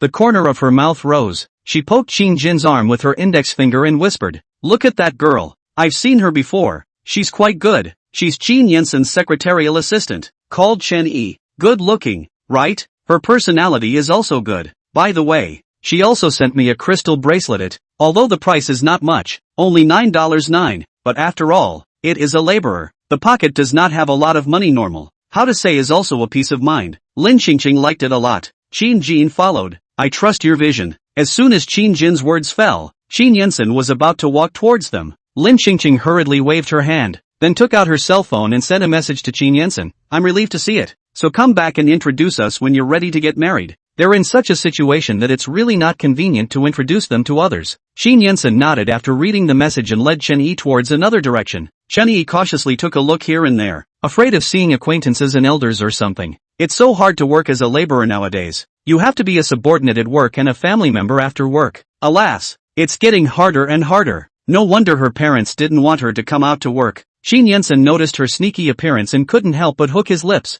This is my family's banquet. You can be a little bolder. No one will say anything about you. Don't worry. Chen Yi, does she look like she hasn't seen the world now? Chen Yi's eyes were filled with a fake smile. Okay boss, told you not to call me boss around here. Okay, boyfriend. The last three words were almost hard squeezed out of Chen Yi's teeth, because it's just too hard to talk about. Qin Yansen frowned slightly. Okay, so be it. After all, spend $3,000 to hire the recently graduated college student pretending to be a girlfriend. Just this quality to deal with it. At present cannot find more suitable. From his grandmother's expression when she looked at Chen Yi before, he felt out that his grandmother should like Chen Yi. Plus Chen Yi knows how to do things. Within 2 days, she gave the old lady a crystal bracelet. Only $9.9. Let the old lady praise her little girl. So this fake friend, Chen Yi, is the best candidate. Lin Xingqing was completely relieved to see that Qin Yensen had really talked about his girlfriend. In the evening, she received a video call from Qin He. Zhu, recently bad weather. Successive rains delayed the project, not to mention the transportation is not convenient. In the video, Qin He was sitting on the bed with a smile on his face. You and Grandpa won't be angry that I didn't go back, right? Lin Xingqing revealed a gentle smile. Of course not. Your grandfather and I aren't that petty. As long as you are safe and sound, make sure to stay safe. The two of them chatted for a few moments before Qin He hung up the video. At this time an unfamiliar number called, and Lin Xingqing answered it suspiciously. The opposite side was actually the voice of Mu Yi, who hadn't seen her for a long time. Grandma Lin, I beg you, please help Zian. I haven't been able to contact him for several days now. I saw on the internet that Lu's group sent out an announcement saying that he was seriously ill, but he's always been in good health. So how could he be seriously ill all of a sudden? It must have been Lu Cheng who did it. Mu Yi's voice with a sobbing tone pleaded. As long as you can help me this time, you can make me do whatever you want in the future. I can go to jail by myself. I don't need you to sue me. I'll admit to everything. I did it all by myself. Mu Yi had heard Lu Zian vaguely say a few days ago that his uncle Lu Cheng had been restless lately, and that there might be a lot of trouble within the company. So now that Lu Zian had suddenly had an accident, he definitely couldn't get out of it with Lu Cheng. Lin Xingqing thought about it and agreed. Lu Cheng, as one of the big villains, was a big scourge to keep and had to be dealt with. Early the next morning, Lin Xingqing directly led people to kill the door, and happened to catch several cars parked in front of Lu's house, which seemed to be transporting something. Lu Cheng looked at the little girl in front of him without changing his face. I have business today. Don't delay me or don't blame me for being rude to you. Don't worry, I didn't come over to look for you. Lin Xingqing tilted her head a bit and looked towards the entrance of Lu's house. I want to see Lu Zian. Where is he? Chapter 195, Lu Cheng arrested. The corner of Lu Cheng's lips slightly hooked. He is bedridden and inconvenient, so it's just as well to talk to me about anything. Tell you the same thing? Who are you? Are you from the Lu family? Do you have Lu family blood in your body? Who are you in the Lu family? Are you the one in charge of the Lu family? Do you have any say? Lin Xingqing looked docile and calm, but her mouth was aggressive, poking Lu Cheng's heart with every word. Lu Cheng sneered. Not the slightest bit of panic was visible on his face. He was just about to open his mouth to speak, when he didn't know where a whole bunch of reporters suddenly appeared from, taking pictures of him all the time. A bunch of questions were then thrown from the press pile. Mr. Lu, is what this young lady said true? Are you really not from the Lu family? And what exactly is your status in the Lu family? How sick is Mr. Lu now? Mr. Lu doesn't have any children yet. Who will manage the Lu group next? Mr. Lu, you got so many cars today. What's the big deal? Lu Cheng immediately frowned. And the Lu family's right to speak has always been in my hands. That had just reached his mouth was directly swallowed back. If it was Lin Xingqing alone, he could be rampant and arrogant for a bit, but with so many media reporters around, he naturally didn't dare to say anything that would allow people to hold on to his handles. Lu Chang gritted his teeth and cursed in his heart as he looked at the calm Lin Xingqing. I didn't expect to underestimate this dead girl, but even dared to find the media to expose his life. When he dealt with Lu Zian, the next step would be to make this dead girl never open her mouth again. Lu Cheng's eyes swept over the reporters in front of him. His face was dark and ugly. This is my personal matter. I don't want to say more. If all of you don't want to eat a lawsuit, now please put down the cameras in your hands and hurry to do what you should do. In the face of Lu Cheng's threat, the media reporters did not have the slightest fear or retreat. They were all hired by the Qin family, who not only gave them huge payouts, but also promised to cover for them if something went wrong. And the Qin family has the top team of lawyers. So what are they afraid of? Lu Cheng saw that the soft could not work, then it could only come to the hard way. Directly let the Lu family's bodyguards to control the reporters. But Lin Xingqing wasn't a vegetarian. She came to deal with the big villain. Naturally she couldn't come alone. Otherwise what if the inhuman big villain wanted her life? Lin Xingqing let her people take control of Lu Cheng's people first. She then spoke. I didn't ask for anything else today. I just wanted to see Lu Zian, and I won't leave until I see Lu Zian today. Lu Cheng saw Lin Xingqing so difficult to deal with. With the Qin family hard to fight is not cost effective. Not to mention that he is trying to bring Lu Zian to foreign countries today. It is not appropriate to waste time with the Qin family to pull down delayed the main event. At the same time, The media reporters hired by Lin Qingqing hurriedly followed Lin Qingqing's instructions when they arrived and followed Lin Qingqing's words to put pressure on Lu Chang. You won't let you see Mr. Lu, are you keeping Mr. Lu under control? Is Mr. Lu no longer alive now? Did you arrange for Mr. Lu's serious illness? Lu Chang's eyes flickered slightly, and the expression on his face became more and more ugly. What the do these dogs think they can do whatever they want just because they're backed by the Qin family? When he shipped Lu Ziyan overseas, he wouldn't spare any of these people. After a few seconds, Lu Chang was so angry that his gums were about to gnaw. For the sake of business considerations, he had to look at Lin Qingqing and loosen up. It's okay to see Lu Ziyan, but you can only be the one to see him, because he's not very well right now, and going in with too many people will easily affect his rest. Okay, Lin Qingqing agreed painfully. There are so many reporters outside and people from the Qin family, not to mention that this is China. As long as she doesn't act rashly, Lu Chang shouldn't be able to fish with the Qin family right now. Lin Qingqing followed Lu Chang to the bedroom on the first floor, and when she saw Lu Ziyan, who was lying on the bed as if he did not have any reaction, she hurried to the bedside. The person who was obviously fine 2 days ago was now pale and lying on the bed with a moribund and thin look. Lin Qingqing moved her lips incredulously. This is the hero of the original book, and he's just been kaput by Lu Chang? He can't be that fragile, can he? Although Lu Ziyan hadn't made things difficult for their Qin family before, but how to say it was also because of the plot control, being deceived by Lu Chang, and it was also a human life. Lin Qingqing really couldn't see a living person turned into this appearance now. She had told Lu Ziyan before that he couldn't fight but ask her for help. Why didn't this brat listen? The plot of the original book, Lu Ziyan is sitting on the position of the richest man. Have a real belong to their own power before Lu Chang successfully sent in. Now Lu Ziyan is still nothing powerful. How he dared to directly with Lu Chang confrontation. This stupid kid must have broken the big defense after knowing the truth about his parents' deaths and knowing that he had been lied to by Lu Chang for more than 20 years, and finally failed to control his temper. Lu Chang of course couldn't say that it was the effect of the drugs. Passed out. The doctor said that he can wake up tomorrow. If you want to see him and talk to him, you can come back tomorrow. Tomorrow? The way things are going, it's not even known if Lu Ziyan will be able to be here tomorrow.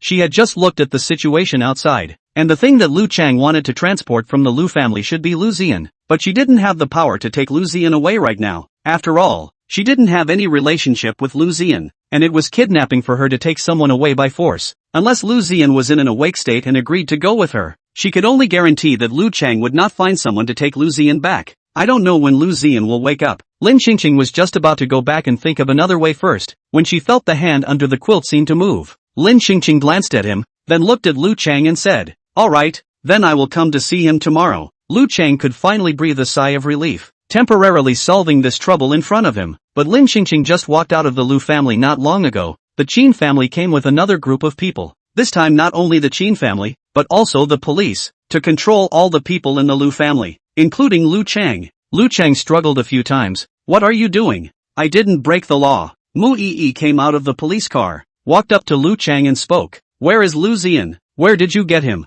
Early this morning, Mu Yi followed Lin Qingqing's arrangement to see if she could find the evidence that Lu Ziyan had collected. Mu Yi knew that there was an old villa under Lu Ziyan's name, which Lu Ziyan had taken her to before, and it was the place where Lu Ziyan's parents had lived before they were born, including the password of the safe inside. That's where she got the incriminating evidence of Lu Chang, reported it to the police, and came over immediately. Seeing that Lu Chang ignored her, Mu Yi rushed into Lu's house by herself to look for Lu Ziyan. Lin Qingqing hurriedly sent someone to follow Mu Yi, and then together they took Lu Ziyan away and sent the temporarily conscious Lu Ziyan to the hospital for treatment. Lu Ziyan's face looks nothing wrong. The actual body is seriously injured. Lin Qingqing and Mu Yi come a little later. Do not know Lu Ziyan body injuries can still be cured. Mu Yi sat on the edge of the bed with tears brushing her eyes, and the first thing Lu Ziyan did when he woke up was to pacify Mu Yi, and then looked at Lin Qingqing, who had walked in from the doorway of the hospital room. Chapter 196, so good looking and so good at playing games? Lu Ziyan's tone was sincere, "Thank you."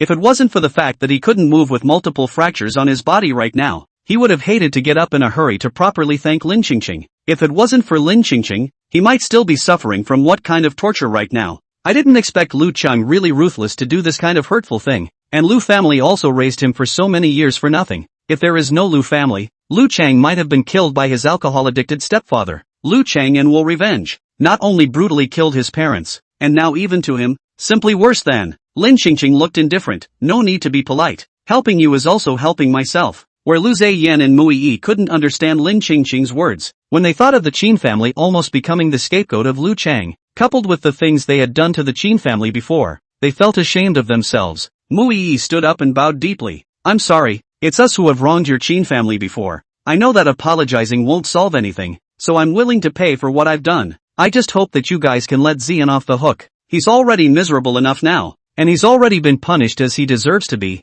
so I hope that you guys can be merciful, or I can accept all of Xian's retribution for him. Lu Xian is now in this situation. After treatment, the body is also not as good as before. Well nourished at best and normal people live. Just from now on goodbye to strenuous exercise. Not well nourished. It is almost the same with the invalid. A part of the sequelae will be enough for him to suffer for the rest of his life. Mui Yi's eyes moistened at the thought and tears fell again. Lu Xian wanted to help Mui Yi wipe away her tears, but he couldn't lift his arm due to the fracture. He hated his incompetence, and he hated his own stupidity. For more than 20 years, he was tricked by Lu Chang. He looked at Lin Qingqing and spoke weakly. Don't listen to her. When the matter of Lu Chang is resolved and all of the Lu family's shares are recovered, I will personally come to the door to apologize, and I will have no problem with whatever compensation you want at that time. Let's wait until you're better first. Lin Qingqing was just about to turn around and leave when Mui Yi's voice came from behind her. Wait, can I trouble you to say sorry to Qin Yansen for me? I owe him an apology, but he's not willing to see me. Lin Qingqing was silent for a moment. It's fine just the way it is now. You stay away from Qin Yansen in the future.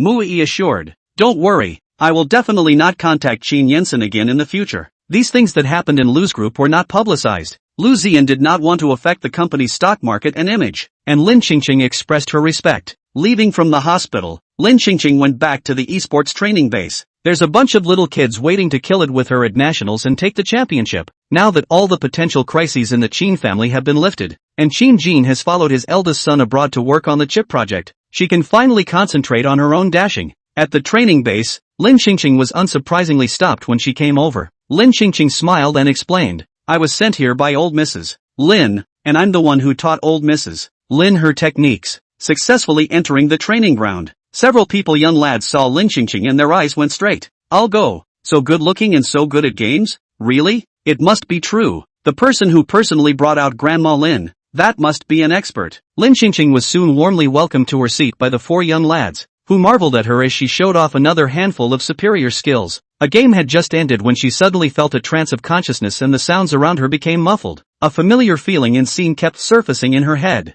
For some reason, she felt as if she had actually experienced the scene at this moment. But again, she knew full well it wasn't her memory. At this rate, she felt like she was going to go schizophrenic. She shook her head, got up and spoke. Let's simply work together today. Tomorrow and the day after tomorrow we'll have 2 more days of closed training. And then next week we'll go to the capital city to participate in the competition. One of the inch-haired lads frowned and asked, so Grandma Lin isn't coming? She's not well, she's old. The inch-haired lad gave a regretful oh. Lin Qingqing clicked on another game and turned her head to ask the inch-haired lad, is the capital city the last game? The inch-haired guy nodded. Yes, the finals, and the foreign players. You can invite your family over then too. That match will be very exciting. Family forget it. Her family should not be interested in this kind of gaming competition. Hurry up and finish the competition. She's going to travel the country on vacation. After training, Lin Qingqing returned to the old mansion. And while eating dinner, Lin Qingqing looked at Qin Yansen, Qin Jingxiu, and Qin Song. Qin Haisan Yang Chun cleared her throat and opened her mouth. I'm going to the competition next week. Qin Jingxiu paused in his food-pinching motion. Next week? Where? Lin Qingqing, in the capital city. If you guys are free, you can go see it. If you don't have time to go, it's okay. I don't care. Lin Qingqing pretended to be indifferent, but in reality, the anticipation in her small eyes was almost overflowing. Where to know? Qin Yansen suddenly opened his mouth. Lu's group came today, saying that there are important projects to talk to me next week, and there is also a foreign meeting. In the afternoon my father and I'm afraid that I can't go. Yang Chun hurriedly raised her hand. We can go. Qin Song and I can go. Qin Song smiled apologetically. I have an exam next week. Then I can go myself. Yang Chun smiled and spoke. Mom, I can even be your assistant then. Although Lin Qingqing was a little lost in her heart, she still smiled and spoke. Okay, then we'll leave together next week. The next morning Lin Qingqing went to the training ground as normal, and Qin Yansen and Qin Jingxiu went to the company together. Not long after arriving at the company, Qin Yansen heard gossip coming out of the company. That Chenny is really capable. In the end he hooked up with little Qin. Seriously? Of course it's true. I personally saw Chen Yi take Mr. Chen's car to leave that night. Little Mr. Chen looks indifferent on the surface, but in reality, he's quite a womanizer. The first one is Mu Yi, then another little beauty, and then Chen Yi, TSK. I had thought that little Mr. Chen would be as devoted as the old man of the Chen family. Chen Yi's done it now. The bumpkin has flown up to become a phoenix. I'm so envious. In the bathroom, as soon as a few people's words fell, Chen Yi came out from the innermost bathroom, tilted his chin and said, "Who is a bumpkin? Little Chen can always look at me. Naturally, because I'm better than you guys. If I'm a bumpkin, then you guys are garbage that's not even as good as a hair on my head." Chen Yi raised her hand and shook her hair, confidently walking out of the bathroom until the moment she bumped into Chen Yensen. Her confidence suddenly unloaded and she smiled as she opened her mouth. "Little General Manager Chen, why are you here?" Chen Yensen's tone was light. "Take a break." Chapter 197. The other party is a little prince. She is still the richest little princess in China. Chen Yi asked after feeling that his head is really broken. Chen Yensen come to the bathroom can do what? Nothing more than the same as her to solve the common sense of people. At this time just crickets. Chen Yi's several female colleagues also came out. See Chen Yensen's moment. Several people threw the stupid freeze. Chen Yensen didn't even give a single glance to those female co-workers, but only said to Chen Yi, "Tell Secretary Li to deduct the bonuses of those employees who smeared the boss." The female co-workers' hearts were like knives, and their intestines were green with remorse. Their bonuses were gone just like that. Chen Yi looked back at the agonized expressions of those female colleagues, and her heart exploded with pleasure. Moving her eyes back to Chen Yensen, a big smile instantly lifted up on her face. Roger that, boss. Chen Yi followed Chen Yensen after he left. Several female co-workers were furious. Usually there are many people who talk about Mr. Chen. How come we are the only ones who were caught deducting bonuses? I think it's clear that the Chen Yi little vixen intentionally make bad. Yeah, and why would Mr. Little Chen come to the downstairs bathroom? Isn't there a bathroom in his office? How come it's such a coincidence? It must be to have a rendezvous with Chen Yi. Doesn't the company have a rule against office romance? Only the state officials are allowed to set fire, not the people. A typical dim ruler. Our great Chen is going to be finished. Chen Yensen was just about to enter the office when Chen Yi opened his mouth and called out to Chen Yensen, "Boss, the crystal bracelet I bought has arrived. This is for you." Chen Yi held a jewelry box in both hands like a tribute and handed it to Chen Yensen. Her best friend heard that she was going to give a gift to her boss, but she had picked the best material abroad, and it was said that it was almost to 7 figures, but this was all small money to her. But if she wanted to earn this money back from under Chen Yensen's hand, she might have to be a cow or a horse for several lifetimes to be able to do so, although it is not cost-effective. But she did not come to make money. She just wanted to come out to experience the work, not to be targeted by the leadership. A good working environment on the line, hundreds of thousands of anything, but the price of a small bag. Chen Yensen took it and didn't open it to look at it. "Thank you, go back to work." Okay. After Chen Yi left, she sent down the crystal bracelets she had wholesaled online to her other co-workers. When the co-workers received the bracelet, they couldn't help but discuss. Chen Yi is getting rich? Surprisingly, he's giving out crystals to all of us? You don't know about that, do you? She's climbed up to little Mr. Chen and will soon be the boss's wife. This amount of money is nothing. Chen Yi, this girl has a good life. People originally came here for the boss. You guys forget that when she came here she said that the boss was her idol and that she knew his personal information backwards and forwards. Quickly stop talking about it. A few co-workers just got their bonuses docked by the boss this morning for talking about it. Everyone shut up immediately. On Chen Yi's side, he received several bags from high luxury brands in the afternoon. Secretary Li looked at Chen Yi's eyes full of gossip. "You, the secretary assistant even mixed better than me. The secretary treatment, I am a little jealous. Xiao Qin always let me give you." Chen Yi could see the value of these things at a glance, and she spoke in a puzzled manner. "What is he giving me these things for? I don't know. Maybe I think you're dressed too rustic?" Chen Yi looked down at her own small black high heels and black tight pants, ordinary white shirt, and the canvas bag that she spent $19 to spell out online. She thought it was okay. Her best friend had said that she should not be too high profile now that she was starting out, especially since her position was too sensitive and prone to rumors, and it would be best to keep a low profile so as to cut out a lot of trouble. That's why her outfit, which was so ordinary that it couldn't be any more ordinary, had been carefully chosen by her. Secretary Li put the things on Chen Yi's desk and spoke with a smile. "If you really become the boss's wife in the future, don't forget to mention me." Chen Yi raised his eyebrows. "We are not that kind of relationship. Don't make any blind guesses. General Manager Xiao Qin and I are just an ordinary superior and subordinate relationship." Secretary Li smiled meaningfully. Fine. Ordinary relationship. I get it." Chen Yi felt that he didn't understand anything at all.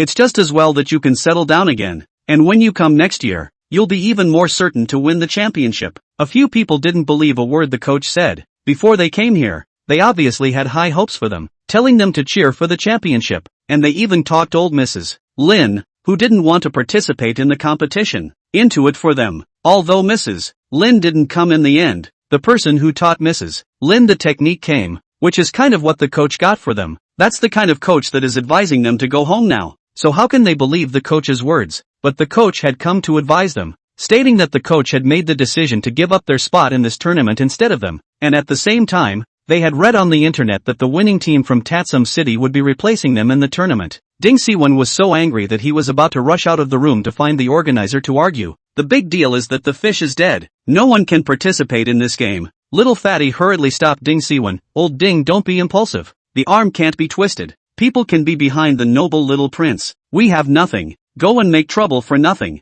It will only make them look at our jokes. Ding Siwon roared. So what if it's the little prince? This is China, not a foreign country. I'll see what he can do to me. Little Fatty freed a hand and wiped the saliva that was sprayed by Ding Siwon. Don't be in a hurry. I think we'd better go home first and then think of other ways. At this time, Lin Qingqing, who had finished her phone call, came back and spoke with a smile. Going back to what home? We must participate in this match. Not only do we have to participate, we have to win. We're going to beat the crap out of that little prince and send him back to his own home. Tinselman agreed. Right. Tell that little prince to go back to his Thai continent and stay there. Little Fatty looked at Lin Qingqing, but were no longer qualified to compete. Lin Qingqing glanced at the time and calmly arranged. There are still 3 hours until it's time to go on stage. The most important thing for you guys right now is to properly adjust your state. Later on, meet at the door of my room. We'll just go directly to the stage. Don't worry about anything else. No one cared about them now, and there was nothing else they could do if they didn't listen to Lin Qingqing.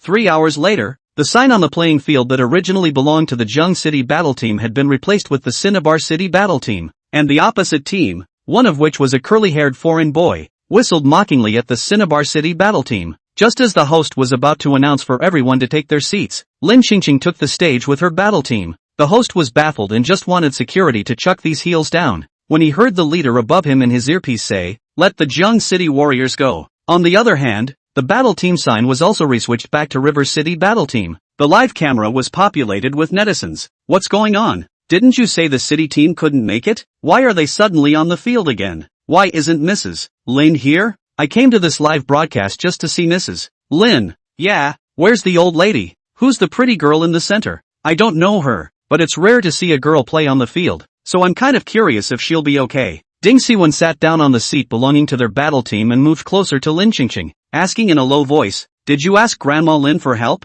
Lin Qingqing smiled and praised. "You're too smart. It's a phone call away for her." On the stage where the relatives were seated, Lin Qingqing looked towards Yang Chun's especially cuddly and encouraging smile and eyes. She was very happy in her heart and raised her hand towards Yang Chun to compare a love heart. The live camera purposely gave her a big close-up, and the netizens watching the game live were instantly charmed by a large number of them. Who can carry this? 3 minutes. I want to know everything about this girl. Wife. This is the wife I've been looking for all these years. What's the use of looking good? I still don't know what the skills are like and if they have any strength. Yang Chun is also all about to be mesmerized. What's going on? Why does she kind of want to give birth to her mother-in-law? She's really cute and charming. It was simply cuter than when Chin Song was small. Lin Qingqing clicked on the game interface and waited for the host to announce the start of the game. The little prince of the opposite team looked at Lin Qingqing with straight eyes. Would losing on purpose lose face and winning bully this pretty girl too much? At this time, the live broadcast camera turned, and on the large screen that had not yet entered the game interface, a screen suddenly flashed, and Lin Qingqing was stunned after glancing at it. Her husband, her 3 sons and daughters-in-law, and her 2 grandsons and granddaughters were all seated in the family seats. Lin Qingqing thought her eyes were blurred. She rubbed her eyes, then turned her head to look at the stage. Except for Qin He, all her family members were really sitting there. She suddenly thought of what Qin Jingxiu had said to her 2 days ago. Your business is the most important thing in our family, and no business is as important as you. She was only slightly touched when she heard it, but she was really moved to tears when people actually pushed aside all the business at hand to arrive at the scene and cheer her on for this little competition of hers. Chapter 199. Don't think you can survive 3 minutes under the cold-blooded killer? Qing survived for more than 3 minutes. Lin Qingqing wasn't nervous originally, but now she was a bit excited. How could they come over and not even inform her? Oh, my God, who was in that row just now? They're so beautiful. You guys don't even know about this? The fifth from the left is the Chin family's second son, Chin Haisan. The Chin group's important meetings are usually attended by him. The one sitting next to him is Chin Yensen, the acting president of the Chin family, who was rumored to be with Mu Yi a while ago. Who's that guy in the middle? He's so handsome. I don't know the one in the middle, but I know the one on the far side. That boy is Chin Jingxiu, the youngest grandson of the Chin family, now working in the same department as me. He's even more handsome than in the camera. He's just a bit cold and doesn't like to talk. Are these all Chin's family members? They all look so good. I know the girl sitting on the far right. That one is Chin Song, a student of the acting department of Jiang City, also surnamed Chin. Wouldn't she also be Chin of the Chin group, right? If they're all Chin's family, then the family's face value is too high, isn't it? How could this kind of tournament attract the entire Chin family? The richest family in the world? Is it possible that the Chin family are all gaming enthusiasts? I don't know if it's a hobby or not, but why do I feel like they're all looking in the same direction? Especially that handsome guy in the center. His eyes are always on the Jiang City team's side. Who are they looking at? A group of netizens also found this problem, and they began to look over at the Jiang City Warriors to see who the entire family of the richest Chin family was really here for when they put on such a big show. The fans of the various teams on the stage cheered enthusiastically. Lin Qingqing's eyes met the cheers and landed on her backup group, smiling extraordinarily. It didn't take long for the host's voice to come through the stereo. The match is on the countdown. Please prepare both sides. The match officially started, and after about 10 minutes, the first set was won with Lin Qingqing taking the head of the little prince. Qingqing Lin has a very clear purpose for this tournament. It doesn't matter if you win or not, but the little prince must die. It wasn't a matter of winning or losing in their territory and trying to make them lose to him in front of the camera. It was humiliating their dignity in their territory. Lin Qingqing couldn't stand this kind of person who liked to find death and had to fulfill him. The little prince was on the verge of being abused and cried. He didn't realize that the girl who looked so gentle and cute was so violent, and the most important thing was that her skills were really great. The entire internet was also shocked by Lin Qingqing's skills. Holy, this young lady is awesome. Idol. She'll be my idol from now on. How come her technique is a bit like Mrs. Lin's? I look a bit like her too. She's not Mrs. Lin's disciple, is she? The little prince's side is already starting to sweat even though he's only lost the first round. And didn't the organizer's side already promise him that they'd let him win a whole match, beat the crap out of his opponent, be the prettiest cub in the house, and move smoothly towards the title? How did it turn out that he started abusing him in the first inning? The second set soon began again, with Lin Qingqing killing the little prince into doubt. Oh, don't think you can survive a cold-blooded killer? Kiyoshi's men survived for 3 minutes. The whole network shocked Lin Qingqing killed crazy, and only to the little prince a person crazy kill, dedicated terrible. Scared, the little prince saw Lin Qingqing's game character figure and hurried to run the hell out of the way. Until the last round, the little prince never won. Good kill. Let that little prince have his way. Just now I saw him tweeting that he must win the championship, mocking us for our inability to play the game. So we should teach him to be a man and show him that he knows what we're capable of. How dare you fool around in our territory? Do you really think there's no one in our territory? Nice kill. I'm going to love this young lady. Not only did I win the game, but I also slapped this little prince in the face. Lin Qingqing instantly caught fire all over the internet. The Chin family members in the family seats under the stage all got up and cheered for Lin Qingqing's victory. And the other spectators also stood up. And a large wave of cheers rose and fell, and colorful ribbons descended from the sky, wrapping the laughter of Lin Qingqing and her teammates in them. In the final awarding session, it was also the Chin family who came over to personally award the prize. And in the limelight, Chin Jin handed a bouquet of flowers to Lin Qingqing, and then embraced Lin Qingqing into his arms, his pleasant voice ringing in her ears. Congratulations, our champion. Lin Qingqing subconsciously hugged Chin Jin, her eyes full of joy. Tongxi, this is a common honor for our family. Although this small competition might not be anything in the eyes of Chin's family, the current Lin Qingqing was very happy, probably because Chin's family was able to come and support her. Even if she didn't win, she would feel very happy, and this should be the feeling of being surrounded by happiness. Immediately after she was surrounded by the enthusiasm of Chin's family, netizens were dumbfounded, seeing that Chin Haishan and Chin Yensen, who were usually unsmiling at work, as well as Chin Jingxiu and the others, the smiles on their faces were as worthless as if they were worthless when facing Lin Qingqing at this moment. Oh, my god, what the hell is this girl? I don't know. According to the grapevine, it's a distant relative of the Chin family. The little prince on the opposite side was not happy to see this. The higher the cheers of the Jiang City team's fans, the more it meant how badly he had lost. The young prince immediately threw up his face and walked away, questioning why the organizers didn't follow the appointment. 2 hours ago, after Lin Qingqing called Assistant Wu to solve the entry problem, Assistant Wu immediately called Chin Yensen as soon as he heard that their Chin family head was being bullied outside, and just landed in the capital city of Qin. Yensen and Qin Jin and others, to understand the situation, went directly to the organizer's office. Yuan Kai's legs were numb at that time. He had never seen when the Qin family had such a big battle in his life. Usually want to see one of the Qin family members. It is to take a lot of effort, and do not know if you can successfully see. This is good. He saw all at once. It is this one of the oppression is too strong. He almost suffocated when he stood in the office. Then Qin Jin just mentioned that they were going to invest in the Zheng City battle team, and Yuan Kai instantly cried and knelt down to confess everything.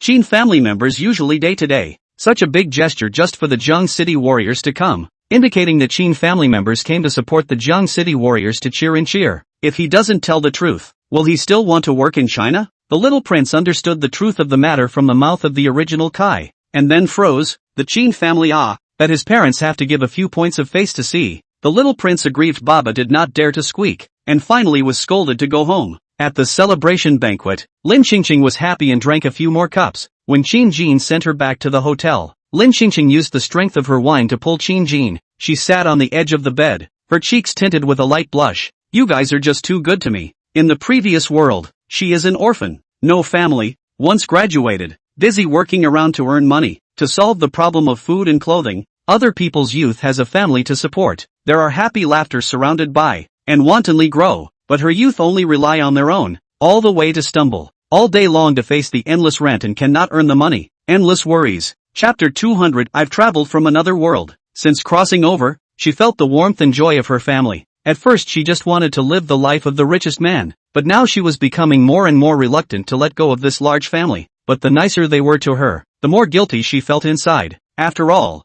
they were only being nice to the original, not her, the one whose soul had passed through. Was she going to keep sneaking around like this? She didn't want this. Her husband and her children and grandchildren were so sincere with her, and she felt shameless to the core when she thought of the fact that she had been hiding in her original body and cheating on their feelings. So she's trying to use the booze to get the courage to confess today. No matter what the outcome, she was willing to accept it. She just didn't want to lie to these sincere family members anymore to ease her conscience. Qin Jin felt a faint force tugging at the corner of his suit, and he looked down to follow the slender finger to Lin Qingqing's blush-stained cheeks, asking softly, "What's wrong?" Lin Qingqing tilted her head to meet Qin Jin's line of sight and pulled his suit down. "Sit down. You're too tall. Talking with my head tilted like this makes my neck tired." Qin Jin laughed lightly and sat down beside her, but not too close to her, instead keeping a little distance from her. Lin Qingqing didn't care about these details as she exhaled a breath and asked as if she had gathered enough courage, "Didn't you ask me before if I was from this world?" The smile in Qin Jin's eyes disappeared a little bit and he became very serious and concentrated on listening to what she was going to say.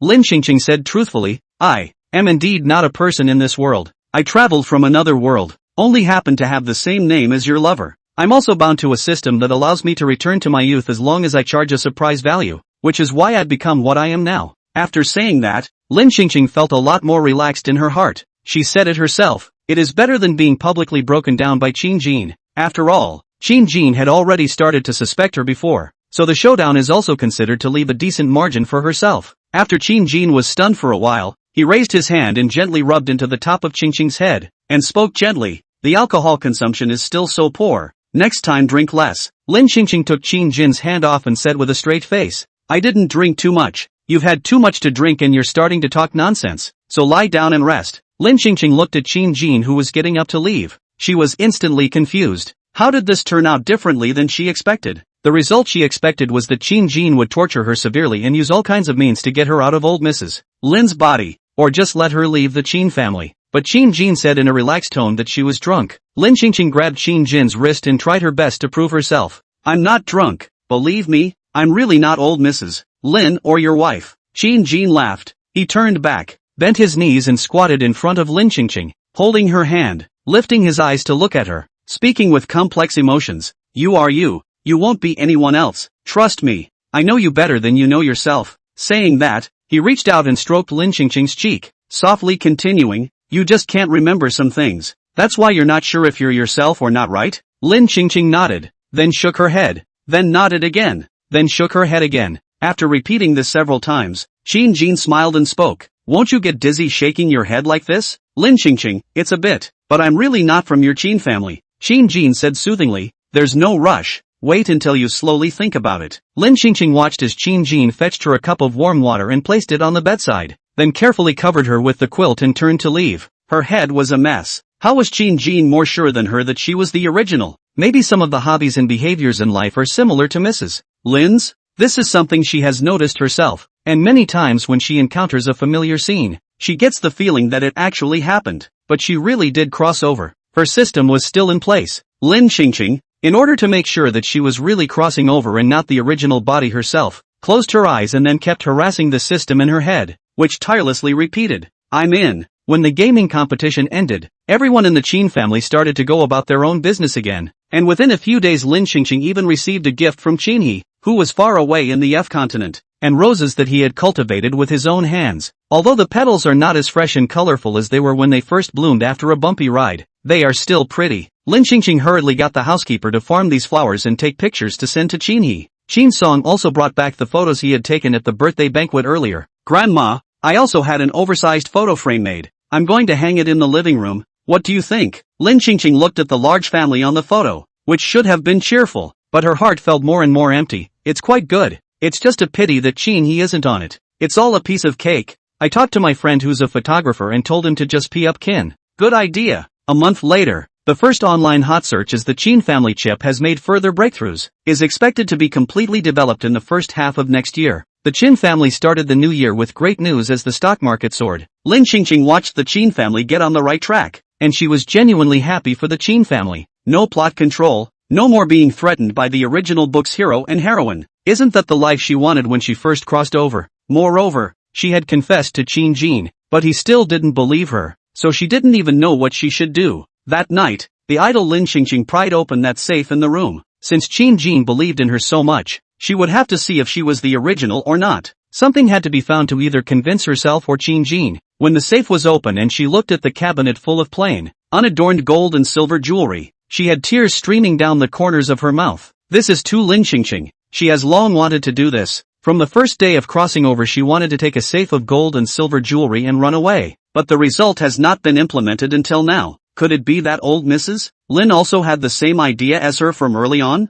She pulled out all the gold and silver jewelry, and underneath the jewelry she saw many more certificates, while in another layer there were several trophies, about racing, dancing, and the esports competition championship trophy that she had won a long time ago. This was not the first time that she had won these awards, so no wonder she felt especially confident and skillful in her movements. And the reason why Qin Jean thought that she must be the original body must be because he had witnessed every one of her competitions, and he knew her operation very well. He knew her like the back of his hand. But maybe these are just muscle memories of the original? Lin Xingqing thought about it and suddenly had an unbearable headache. Unable to carry the intense headache, Lin Xingqing fell to the ground and slowly collapsed. Chapter 201, She Can't Arrange This Small Matter for the Honorable Richest Man? When she woke up, a whole bunch of familiar memories suddenly popped into her head. All the memories flashed before her eyes, each frame a scene she had experienced herself, and it gradually formed a closed loop with those memories before she came across. Lin Xingqing stared incredulously at her hand for half a day, quickly digesting the information. Could it be that I really am old Mrs. Lin herself? At this time,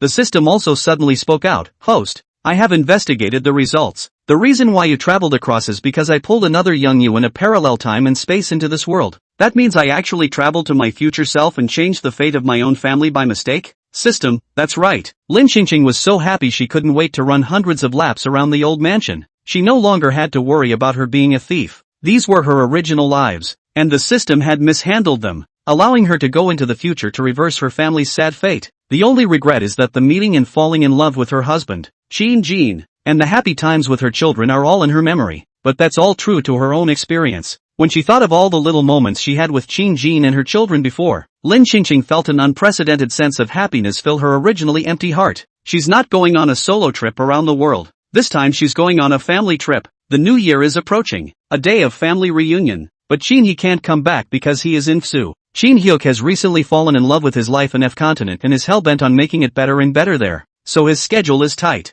However, he did make a video call to Lin Xingqing, telling her not to worry, that he was planning not to come back for a while and was going to be there for the long haul. Although Lin Xingqing was a bit reluctant to give up, it was good for her own child to have a goal, and she should fully support it. Lu Ziyan and Mu Yi came to the door the day before the new year to apologize. Lu Ziyan was very sincere to take out 5% of the shares of the Lu family as compensation for the previous. Lin Xingqing looked at Lu Ziyan, was deceived on the sake, did not bother with them again, received compensation before the misunderstanding is written off. Lu Ziyan sat in the living room, looked around and asked, "Where is your old lady? I even played soccer and racing with her before. Isn't her health quite good? Why hasn't she shown up recently?" Before Lu Ziyan was trying to hope for the death of the old lady Lin. That's why he has been trying to inquire about the old lady Lin's situation. But now the misunderstanding is solved. He just wants to express the concern of the juniors at this moment. And by the way, give the old lady a sincere apology. Previously, he had not been deliberately angry with the old lady, and even cursed her to death. He had a guilty conscience, and he decided to worship Buddha more often in the future to pray for a long life for the old lady as a token of gratitude and peace of mind for himself. Qin Yensen, who was next to Lin Qingqing, said in a deep voice, "It's inconvenient for her at her age, so you don't have to toss her around. If there's nothing else, you guys can leave. Grandma can be ignored, but Qin Yensen cannot do."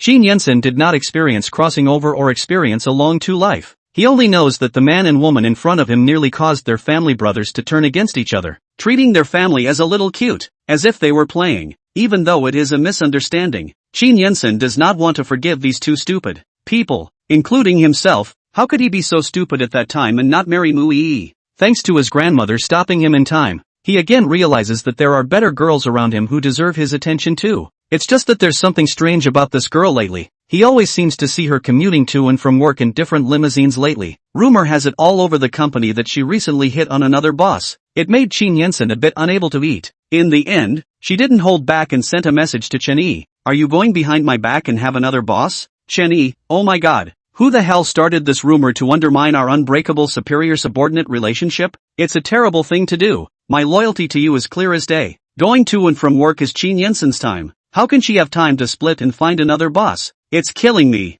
Qin Yensen was satisfied with Chen Yi's dogged expression of loyalty, and the corner of his mouth slowly hooked up a shallow smile. "Well, this year's year-end bonus will be doubled for you." Mu Yi saw the way Qin Yensen's cold face was suddenly wearing a smile, and she couldn't help but ask, "Girlfriend?" Qin Yensen's face cooled down. "It has nothing to do with you. I'm sorry about before." "No need." Qin Yensen coldly dropped 3 words and told the butler to send the guests away. Lu Ziyan and Mu Yi, to put it bluntly, were similar to being thrown out. But this is as good as it gets right now. There is no need for some things to end happily for all. It is good to tolerate each other and go our own way. Qin Yensen took out his cell phone again, and 3 cute emoticons of Chen Yi were sent over. One of a kitten rolling around, one kneeling down to thank the boss, and the last one was "You are truly my god of fortune." Every time something comes up, she sends a bunch of cute emoticons. Are all the emoticons on a girl's phone this rich? Qin Yensen was wondering if he should return a cuter emoticon as well. After all, it was New Year's Eve, and Grandma had said that she wanted him to be a bit more approachable to the staff in general.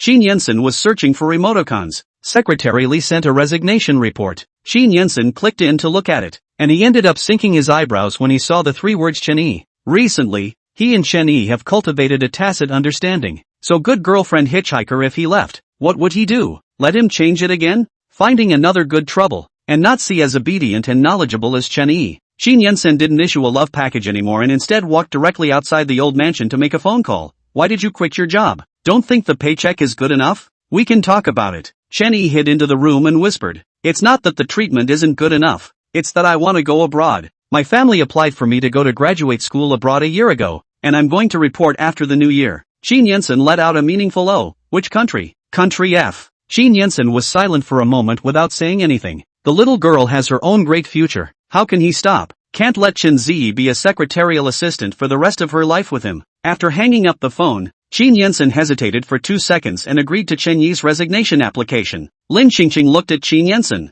who was standing alone in the doorway smoking, and asked with a frown, "Still can't let go of Mu Yi?" Qin Yensen threw the cigarette he hadn't taken 2 puffs of into the trash can and hurriedly spoke. "No, Grandma, why did you come out? It's cold outside. I wasn't afraid that you'd be in a bad mood after seeing Mu Yi, so I came out to see how things were going." "I'm not in a bad mood." Lin Qingqing skimmed her mouth. "You just had both of your eyebrows knitted together. What on earth is it because of? My girlfriend is leaving the country. Going abroad isn't a family trip or a funeral. What's there to worry about? If you can't let go, then go alone. I'll arrange for you to go to the branch office of whichever country she's going to. The richest man in the world. Can't she arrange this?" Chapter 202, Clowns Looking for Existence. Lin Qingqing waved her hand and gave Qin Yensen a clear arrangement. Qin Yensen laughed out. It's fine to be off-site. There's no need for such an arrangement. He's not a real couple with Chen Yi. What's he doing there? It just feels like it might be a little difficult to find another little girl like Chen Yi who is to grandma's liking again and pretend to be her girlfriend. Lin Qingqing slowly nodded. Your own love. You have your own heart on the line, but you must treat people well. You can't take advantage of their absence. You can't control yourself to mess around. If you dare to do something like that, I'll let your grandpa directly break your legs. Understand? Qin Yensen listened to his grandmother's viciously threatening words. A smile appeared on his face and he nodded his head obediently. Okay, I know grandma. Don't worry, if I'm sorry to her, then you and grandpa will beat me together, okay? Lin Qingqing was coaxed into the house by her eldest grandson, and laughter continued to come from inside the house. The Chen family at this moment was a different story. Chen Jingfen whole day was shut in the house, cannot get out. The living room, Chen Jiujie is still wondering how the old lady Lin is still not dead. This is more than a month has passed. No news, not to mention that the Lu family side is also quiet. What action is not? Chen Jiujie always had a bad feeling. Chen Zhongluan is also very sad that his intended has blackmailed him and he can't even send out a New Year's red envelope. Chen Zhongluan suddenly sat up from the sofa and proposed. Why don't we go to the Qin family to see the old lady? Maybe he'd even run into that little girl he'd been thinking about so much. Chen Jiujie glared at Chen Zhongluan. What's the point of going? Being thrown out in public at the last birthday banquet wasn't enough to lose face. So what do you say? Why don't you call and ask Lu Ziyan what's going on? Wasn't he rumored to be sick earlier? You go poke around and find out when he's going to make a move against the Qin family. Shin Jiujie couldn't wait to get a piece of the pie, especially after being kicked out of the birthday banquet by the Qin family. He really couldn't see the Qin family having a good day. Chen Zhongluan hurriedly called Lu Ziyan, but the result was that Lu Ziyan said, the matter between me and the Qin family is a misunderstanding. In the future, I won't touch the Qin family's people and things, and you don't mess with the Qin family. Messing with it is against me. Chen Zhongluan people are confused. No, this is still his good brother who was bent on the Qin family through and through to death. Why do you look like a different person when you haven't seen her for a few days? And he's even wearing the same pants as the Qin family. Chen Zhongluan asked incredulously. Are you being threatened? If you're threatened, you tell me and I'll immediately send someone to help you. No. Anyway, just remember what I said. Lu Ziyan finished and hung up without much explanation, leaving Chen Zhongluan alone with his cell phone dumbfounded. What's going on here? Chen Jiujie looked at Chen Zhongluan curiously. How was it? Chen Zhongluan opened his mouth in wonder. Ziyan said that he won't retaliate against the Qin family anymore, and that if anyone goes against the Qin family, he'll be the first to stand up and disagree. Young people just can't be trusted to do things. I'd better contact Lu Chang and take a look. Chen Jiujie was just about to call Lu Chang when his assistant sent a message saying that Lu Chang had been imprisoned. Chen Jiujie completely panicked. No wonder Lu Chang has been so quiet recently. So it is in. Then there was no telling if those deals between him and Lu Chang would be pulled out. Chen Jiujie hurriedly got up. Hurry up and pack up your things. Go abroad first. The old Qin family mansion. After dinner, the family watched the fireworks display. Lin Qingqing does not like to go outside to see. Too cold. She sat on the third floor balcony in front of the large floor-to-ceiling windows to see, and from time to time to open the window and stand outside. The Qin Song cheered twice. Qin Jin took a blanket and put it on her shoulders. Lin Qingqing felt it and looked back at Qin Jin, her eyes full of laughter. Since her memories had returned, she no longer needed to hide when she saw Qin Jin, and even found a sense of familiarity with him, like a couple who had been together for a long time. Lin Qingqing felt that her life was now very complete. Qin Jin sat down next to her. She tilted her head, naturally leaning on Qin Jin's shoulder, and suddenly asked, if you were to do it all over again, would you still choose to return to the Qin family, even if it's the bankrupt Qin family? Of course I will. What about you? I won't tell you. Lin Qingqing wouldn't tell Qin Jin that she had chosen to join the Qin family in the first place because she had a fancy for the family's richest life, but she also gave a lot of credit to the Qin family, and it was hard work to turn around the miserable end. Without her, the family wouldn't necessarily have been able to hold on. Qin Jin reached out and wrapped his hand around Lin Qingqing's shoulders and smiled. I'm not afraid of bankruptcy. Don't I still have you? Without you, where would we have the life we have now? After Lin Qingqing recovered her memory, she explained everything to Qin Jin, who felt very unbelievable after hearing it. But for him, who had traveled through the world, there didn't seem to be anything he couldn't accept. Qin Jin tenderly stroked Lin Qingqing's hair. Our family's big contributor to saving the day. None of their Qin family had turned into a big villain, nor had they gone bankrupt in a month, as the system had said, and her family was getting more and more amicable, and her position as the richest man was still solid. The end of their large family was literally rewritten through Lin Qingqing's efforts. After the new year, Xin Shouyue asked Lin Qingqing to go shopping and drink coffee together. Coincidentally, she bumped into Wu Xiaoqi, who was jealous of Xin Shouyue before, at the cafe again. Wu Xiaozi raised her left hand. deliberately revealing the large diamond ring on her index finger, smilingly opened her mouth. My husband bought me a large pink diamond from abroad in the new year. Look, it's worth a lot of money. I heard that there's only one in the world, and let my husband take a picture of it. It really touched me to death. My son is now in the company. Immediately adapted to the company. Can completely take over the company? Then my husband and I will enjoy a happy retirement life together. The country travel to take a break. Life really happy. Shin Xiaoyu sneered indifferently. Does anyone here care about your life? Clowns looking for existence. You're just jealous that you don't have it. As soon as Wu Xiaozi's words fell, Qin Baichuan, who was dressed in a suit, walked in from the entrance of the cafe. Wu Xiaozi stared at Qin Baichuan, with some excitement and nervousness hidden in her eyes. Although Qin Baichuan was in his 40s, he still maintained a very good figure, straight and shapely, tall and long-legged, and there was not a single bit of the greasy flavor of an old man in his body. No matter how many times I see it, Wu Xiaozi is the one who will feel her heart flutter. It's so much better than their old man who's lost his bloomers. Only to see Qin Baichuan bending down low to pick up the bag that Shin Xiaoyue had put aside. He smiled and opened his mouth. I just had a meeting. You guys didn't wait in a hurry, did you? He's here specifically to carry things and pick people up. When Wu Xiaozi saw this scene, the jealousy in her heart bristled. It must be all pretense, pretending in front of outsiders. How many years have the two of them been at odds? Who in the circle doesn't know? Qin Baichuan straightened up, turned his head to look at Wu Xiaozi. His line of sight fell back on the pink diamond on Wu Xiaozi's finger, and slowly said, this pink diamond is a relic of a noblewoman from the country of M. The noblewoman committed suicide due to depression because of her heart being broken by the man who cheated on her, and everyone thought it was unlucky so they didn't shoot it, and your husband shot it at a fairly inexpensive price, which is very cost-effective, and very much a good match for you. Wu Xiaoqi, Chapter 203, then you have to ask Qin Yensen gender cannot be stuck so dead. Lin Qingqing and Shin Xiaoyue covered their mouths and snickered at the same time. Wu Xiaozi instantly choked. Is that where this pink diamond ring even came from? Good. Damn old Zhao too. Let's see how she'll clean him up when she gets home. But Wu Xiaozi didn't want to leave so embarrassed, and she tried desperately to save face for herself. My husband must have been unaware of it. That's why he filmed it, and it's better to have it than to have nothing at all. Wu Xiaozi's eyes intentionally landed on Shin Xiaoyue's bare fingers and grunted. Qin Baichuan, your husband hasn't taken you to an auction, right? The sources of the lots in the auction are explained in detail. And, Qin Baichuan smiled slightly and continued. I saw that day when your husband attended the auction there was another woman beside him. That woman was prettier than you were, younger than you were. And he also gave that woman a shot at a red diamond that was more expensive than the one on your hand. Wu Xiaoqi's face turned green, instantly throwing face and all that behind her. She roared. Who is that woman? I heard it's a little starlet. I think her name is Zhou Yisan? Wu Xiaoxi hurriedly took out her cell phone and searched the internet for that little starlet called Zhou Yisan. And she did wear a necklace studded with red diamonds on a recent photo of her walking the red carpet. And the origin of the gemstone is being pointed out by a netizen that co-appeared in that auction her husband attended. So combined, Wu Xiaoxi's hands were trembling with panic. She hurriedly put away her cell phone and went out to take a car to the company to settle the score with old Zhao. Inside the cafe, Shin Xiaoyu looked at Qin Baichuan who was carrying things at will. Her tone was a bit off, prettier than Wu Xiaoxi, younger than Wu Xiaoxi, and named Zhao Yisan. How do you remember so well? Lin Qingqing inwardly let out a woohoo sound, and her small eyes turned on melon eating mode. She would like to see how this second son of hers explains himself. If the explanation is not on point, then she will mercilessly stand on Shin Xiaoyu's side and violently beat her second son. Qin Baichuan against two eyes with knives, hastily explained with a smile. She wanted to hook up with me before, but I'm a person with a high vision,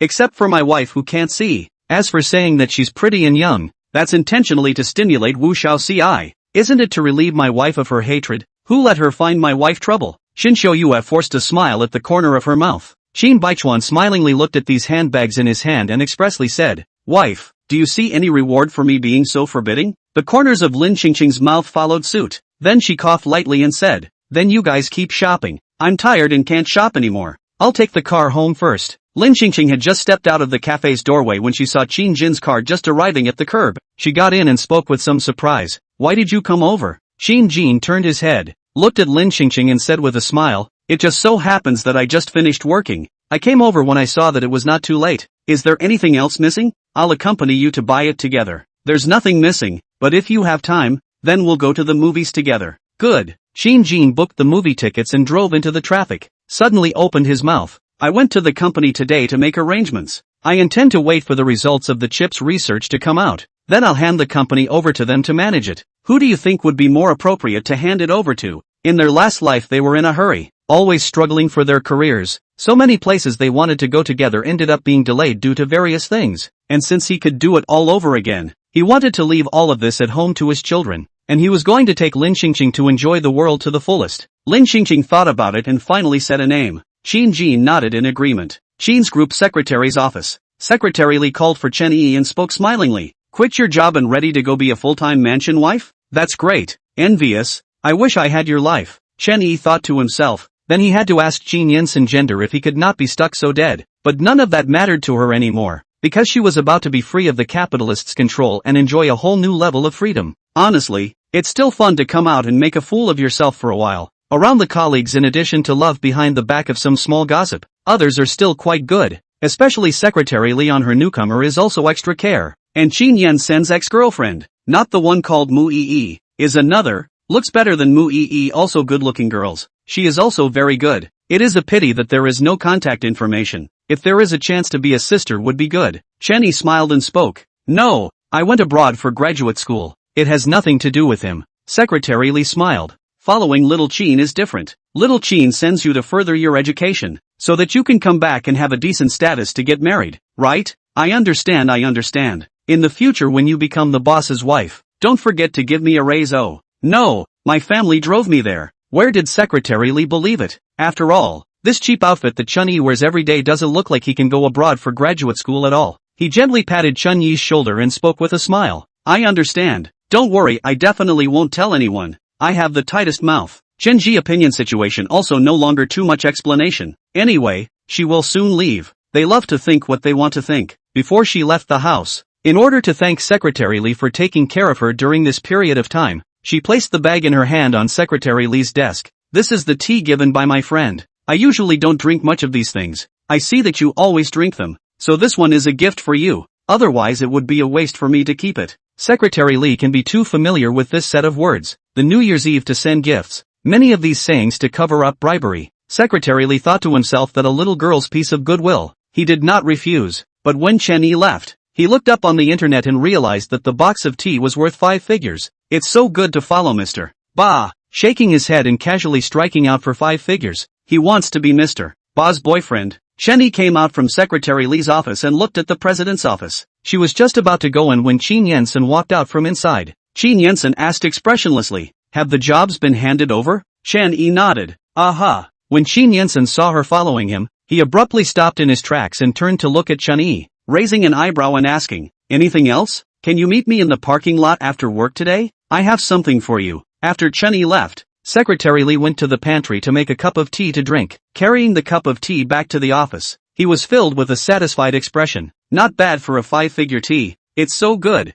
Qin Yansen, who had just returned from outside, saw the expression on Secretary Li's face and couldn't help but ask, is it that good? Well, Xiao Chen. Secretary Li felt that this word can be too disrespectful to the boss's wife. He quickly smiled and changed his words. Miss Chen sent me before she left. The old good drink. Chen Yi? Yeah, go make me one too. I'll taste if it's that good. After Qin Yansen walked into the office, it suddenly occurred to him that Chen Yi had just said he had something for him. Did he have a gift too? He smiled moodily at the thought. Somehow, there were still a few hidden expectations in his heart that Chen Ji would send him something. Chapter 204, Qin Yansen's first kiss is gone. Underground parking lot. After Qin Yansen finished his work and told Qin Jingsu that he was going to leave work first today, he went downstairs early and walked to his car. The driver respectfully opened the rear door, and Qin Yansen said before getting into the car, wait, I'm waiting for someone. Qin Yansen took out his cell phone and was just about to send a message to Chen Ziyi, asking where Chen Ziyi was, when the car window was suddenly knocked on. He turned his head and saw Chen Yi bending over through the car window, revealing a smiling face to him,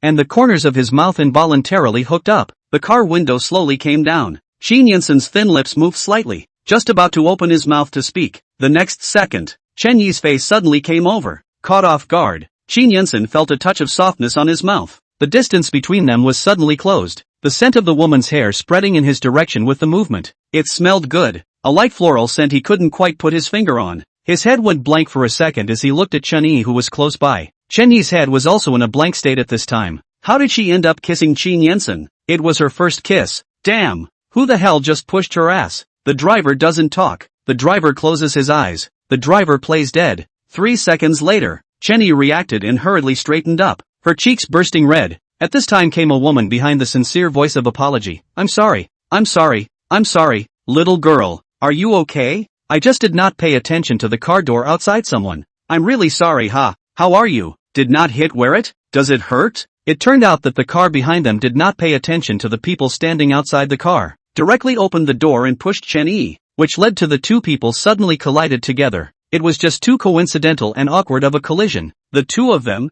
Qin Yensen and Chen Yi, both fell into silence. What do you say when you hit your boss in the mouth? This is what social death awkward scene. Who is a good employee resignation also kissed the boss goodbye. Chen Yi turned her head and saw that the woman was still holding a small doll. She stiffly pulled out a smile. It's fine.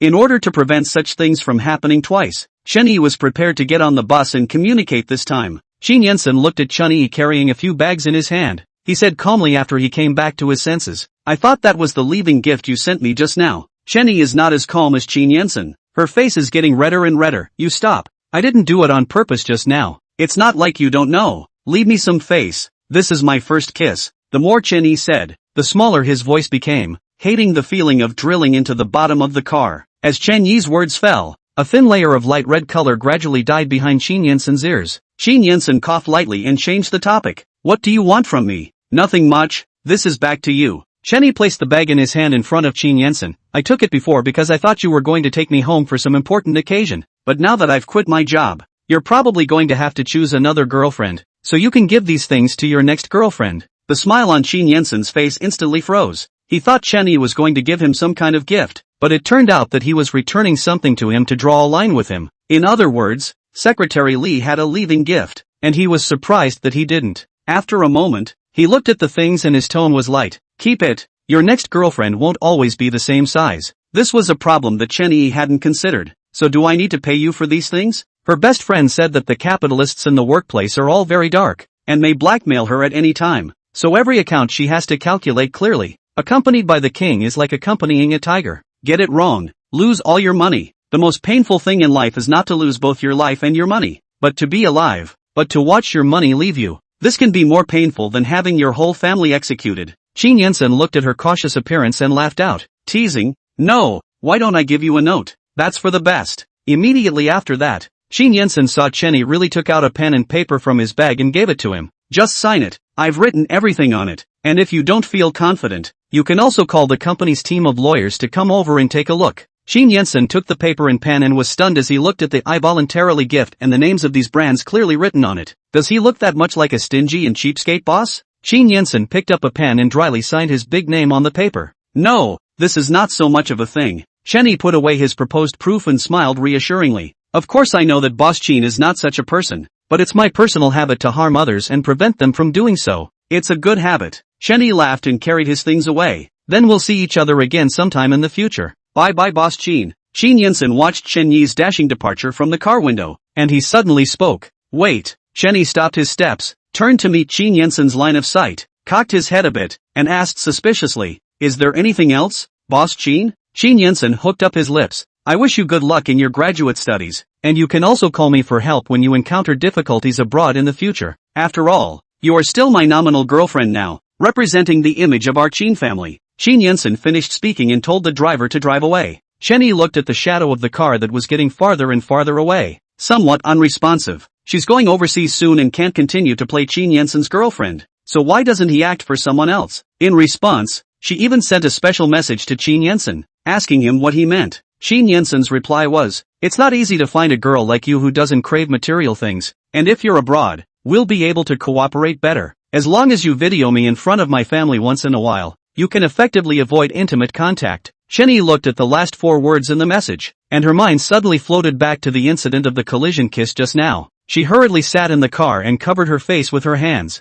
The touch of the two just now when they collided, and the light cold scent of the man's body seemed to resurface in front of her eyes again. It was a long time before he looked up, his cheeks and neck reddening, suddenly feeling a little hot. She turned the car's air conditioning on to cool it down and felt much better. On the other hand, Qin Song treats Lin Jianan, a photographer, to a meal in order to thank him for taking their family photos for free last time. Lin Jianan is a gentlemanly and handsome-looking man, 28 years old this year, 7 years older than Qin Song, with a relatively stable character, soft-spoken, looking very reliable, is basically a girl will not hate the type of rejection. The two of them talked and laughed and chatted for a few moments. Lin Jianan suddenly spoke. Do you have time in a while? Do you want to come to my studio? I'll take some personal portraits for you. No charge. It's your perfect image that inspired me. Shin Song looked at the time. It was already past 6 in the afternoon. She just wanted to say that it was too late next time. As a result, Jiang Che suddenly appeared out of nowhere. It's too late. I have to send her home. Shin Song is now hating Jiang Che in her heart, and she is a stubborn person. The more Jiang Che doesn't want her to get close to other men, the more she wants to go against Jiang Che, and she is intentionally trying to anger Jiang Che to death. Shin Song put down the knife and fork in his hand and looked at Jiang Che. His smile carried a few coldness. It's not too late. We're going now. Don't follow us or don't blame me for calling the police to say you're tailing and harassing me. Chapter 205, Shin Song in danger. Jiang Che tried to stop Shin Song, but he simply couldn't, and he really didn't have much of a position to stop it. He could only watch Shin Song being taken away by Lin Jianan, the old Qin family mansion. Shin Song said she won't be back for dinner tonight. Let's eat first. The housekeeper stood aside and said. Lin Qingqing nodded and sat down at the table. Good. Hard work. She glanced at the time. It was only a little after 6 o'clock. If she waited too late, she would give Shin Song another call to see if he wasn't back yet. Just then, a message popped up at the top of her phone screen, and she hurriedly tapped it to read it. Wu Xiaoxi Zhao Lishong is in a messy divorce. The two are fighting in the company, and Wu Xiaoxi may not have an advantage in property division. The corner of Lin Qingqing's mouth revealed a smile as she hurriedly brought her phone to Shinshou Yue. Look at it. Shinshou Yue finished reading it and the corner of her mouth hooked up. She deserved it. Lin Qingqing's eyes flowed and she glanced at Qin Baichuan with a smile. Someone finally protected his wife in time for once. Qin Baichuan smiled, picked up the bowl in front of Shinshou Yue, and gave Shinshou Yue the soup. Isn't it thanks to the wife giving the opportunity? The Qin family at the dinner table laughed at Qin Baichuan's words. Meanwhile, in a studio on the outskirts of Jiang City, Shin Song took a sip of the mineral water Lin Jianan brought her, then looked at the photos hanging on the wall and marveled. Are these all your works? So beautiful. What places are these landscapes from? Lin Jianan fiddled with the camera in his hand and smiled gently. Well, they're all taken by me. If you like it, I can take you along next time. Lin Jianan looked up at Shin Song's superior figure as he added. Although these landscapes are beautiful, they're still missing some soul, and if you could be in these landscapes, I think these photos would be even more perfect. Anyone who was praised so much by such an outstanding man would be embarrassed, and Shin Song was no exception. The sides of her cheeks flushed slightly, and the smile at the corners of her mouth increased. Shin Song suddenly turned his head to look at Lin Jianan and joked. You're so good at talking. There must be quite a few girls chasing after you in normal times, right? Lin Jianan met Shin Song's line of sight and laughed out softly. You've wronged me. I'm usually too busy working to talk about girlfriends, and I usually don't talk much to girls. It's only with you that I talk so much. Shin Song was a bit unconvinced that a man who could talk so well could have never had a girlfriend. At this time, Lin Jianan's cell phone suddenly rang. He took it out and looked at it, frowning slightly before saying to Shin Song, Excuse me, wait for me for a moment. I'm going to go outside to take a work call. Lin Jianan went out to answer the phone. Shin Song looked at the camera that was placed on the table by Lin Jianan. She couldn't help but walk over to pick it up and look at it. The style of this camera she had seen abroad. The price was not expensive, but she was not interested in taking pictures, so she did not buy it. But now she was a little interested in Lin Jianan. Naturally she wanted to know about the things Lin Jianan used to see, so that if she chatted in a while, she would not let Lin Jianan feel that she was a woman with an empty appearance. She looked back and forth for a moment, only to accidentally press some button, and the image in the camera suddenly flashed, and she tried to see what she had accidentally pressed, only to see pictures in the camera that shocked her. Immediately afterward, her fingers trembled as she found the button to flip through to the next photo, several in a row, all private photos of different girls. As the same girl, Shin Song's stomach churned after reading it and almost threw up. Shin Song suddenly realized that this Lin Jianan was most likely a pervert with a unique fetish. What he just said about not having been in love and not having talked to many girls was all a lie. Thinking of this, Shin Song immediately threw the camera onto the table as if she was throwing something dirty, instantly feeling that every inch of the studio made her sick to her stomach, including those paintings on the wall that she had just found beautiful, all of which became disgusting. I don't know if it was just her, but she suddenly felt as if her vision in front of her eyes was also a little blurry and her head was spinning. She shook her head to try and keep herself awake. Just then, Lin Jianan's voice sounded behind him. What's wrong with you? Shin Song's spine stiffened without turning back. His hand supported on the edge of the table clenched and he spoke in a fake calm manner. I'm fine, can you go get me another drink? Oh good. Shin Song took advantage of Lin Jianan's efforts to get water and turned around to run in the direction of the door, but her legs had no strength and she managed to run to the door but fell to the ground.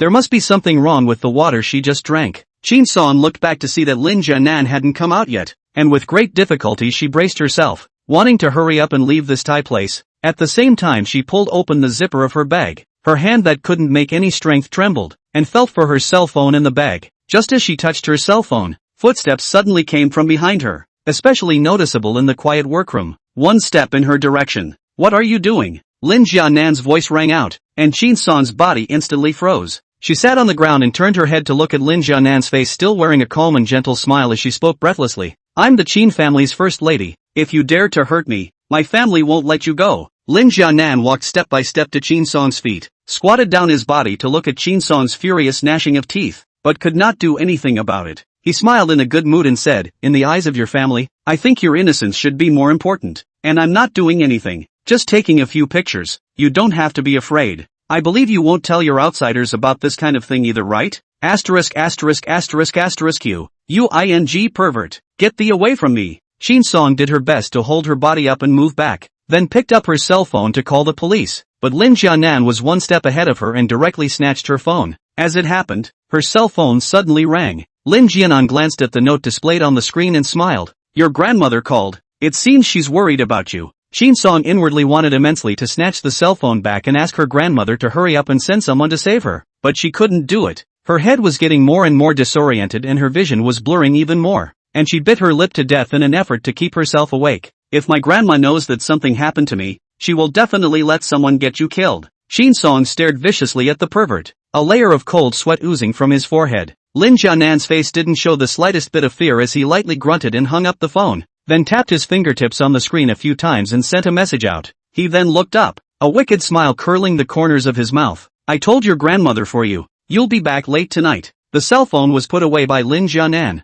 Chin Song's only hope was gone. Her heart instantly sank to the bottom, and her eyes were filled with fear. She did not expect such a gentle and gentleman in appearance, but actually is not as good as a pervert. She now regretted. Just now she should leave with Jiang Che. At least Jiang Che will certainly send her home safely. Without her permission, Jiang Che dared not do anything to her to hurt her. Chin Song watched as Lin Jianan stood up, then bent down, wanting to touch her, but she had no strength at all, unable to do even the most basic resistance, and she gradually fell into a deep fear. Just as Lin Jianan was about to touch her, a voice came from the doorway. Chapter 206, turning back into an old lady. A sound of a door being picked and a lock being broken. To be precise, Chin Song suddenly felt like he saw hope. Just as she wanted to open her mouth to call for help, her mouth was covered tightly by Lin Jianan. At the same time, her entire body was dragged in another direction by Lin Jianan. Chin Song struggled as hard as she could, but she couldn't get any strength out of her body, so she could only whimper in despair as she watched the doorway get further and further away from her. But she still didn't give up her chance. She directly opened her mouth and bit Lin Jianan's hand to death. Lin Jianan suffered pain and stifled a grunt. Then he slapped Chin Song's face. Chin Song planted himself on the ground. The gentle expression on Lin Jianan's face disappeared and was replaced by a dark and twisted visage as he snapped. I didn't want to be like this. I've always been patient with beautiful women, but if you don't listen like this, then don't blame me for not being polite. Lin Jianan had just raised his hand to make another move on Chin Song when suddenly, the door opened. Lin Jianan then saw a figure rushing towards him, and then he received a heavy punch on his face. Chin Song raised her head, her eyes narrowed slightly, wanting to see who the other party was, but she no longer had the strength. The next second, she directly fainted. Before she fainted, she vaguely heard someone calling her name, a very familiar voice. Chin Song woke up in the hospital. She opened her eyes in a daze, suddenly remembering the scene before she fainted, and as if she hadn't gotten over her fear, she shrunk into a ball of fear and started screaming. Just then someone hugged her and kept comforting her in her ear. It's okay, it's okay, it's okay already, that has been arrested. He won't hurt you anymore. But Chin Song still did not dare to raise her head. She buried her head in the quilt, with a choked voice muffled from the quilt. Really? Really? Will you come out? It's really all right already. Chin Song carefully poked her head out from under the covers, and the moment she saw Jiang Che, she didn't hold back her loud cry. She had never suffered such an indignity in her life. Even Jiang Che had never dared to insult her, the Qin family's eldest miss, in this way. So this time, it was really hard for her. She hugged Jiang Che and cried bitterly, wiping her tears and snot on Jiang Che. Jiang Che didn't care at all and just gently stroked her back to keep comforting her. Chin Song was already having a hard time, and with this consolation, she felt even more aggrieved, and the more she cried, the more ferocious she became, and she simply couldn't stop. After a long time, Chin Song was tired of crying. Her voice was mute. Her eyes were red. Her appearance looked pitiful. She took the tissue handed over by Jiang Che and asked, "Did my grandmother and the others come?" Jiang Che was concerned about Chin Song's mood, so he hadn't told anyone yet. "I haven't told them yet. I want to wait for you to wake up and ask if you want to inform them." "Don't inform them." It would have been difficult to talk about such things, and she didn't want her grandmother to worry about her. Jiang Che reached out to organize Chin Song's just rubbed messy hair for him and spoke softly. "Okay, then leave this matter to me. I will definitely help you deal with that properly." Mentioning that, Chin Song again felt particularly difficult in her heart. She deflated her mouth, aggrieved, and then began to sob in a small voice. Jiang Che hugged Chin Song again and comforted her. Miss Chin was really aggrieved this time, and I had never seen a young lady who cried like this before. Jiang Che was a little heartbroken, but he didn't know how to express it. After all, Chin Song also hates him now, and in Chin Song's heart, he should not be too different from that person. The old Chin family mansion. Lin Qingqing finally received Chin Song's phone call. She was relieved. Just now also do not know how. Her eyelids have been jumping. Until the middle of the night she could not sleep. This time she could sleep without worry. It was only a week later that Chin Song suddenly found her and told her that he wanted to try re-engaging with Jiang Che again. Lin Qingqing, the elder, didn't know what to say. As long as he doesn't cause you any more harm, I don't have a problem with it. After all, she had met Jiang Che's grandmother before. She was still a very nice person,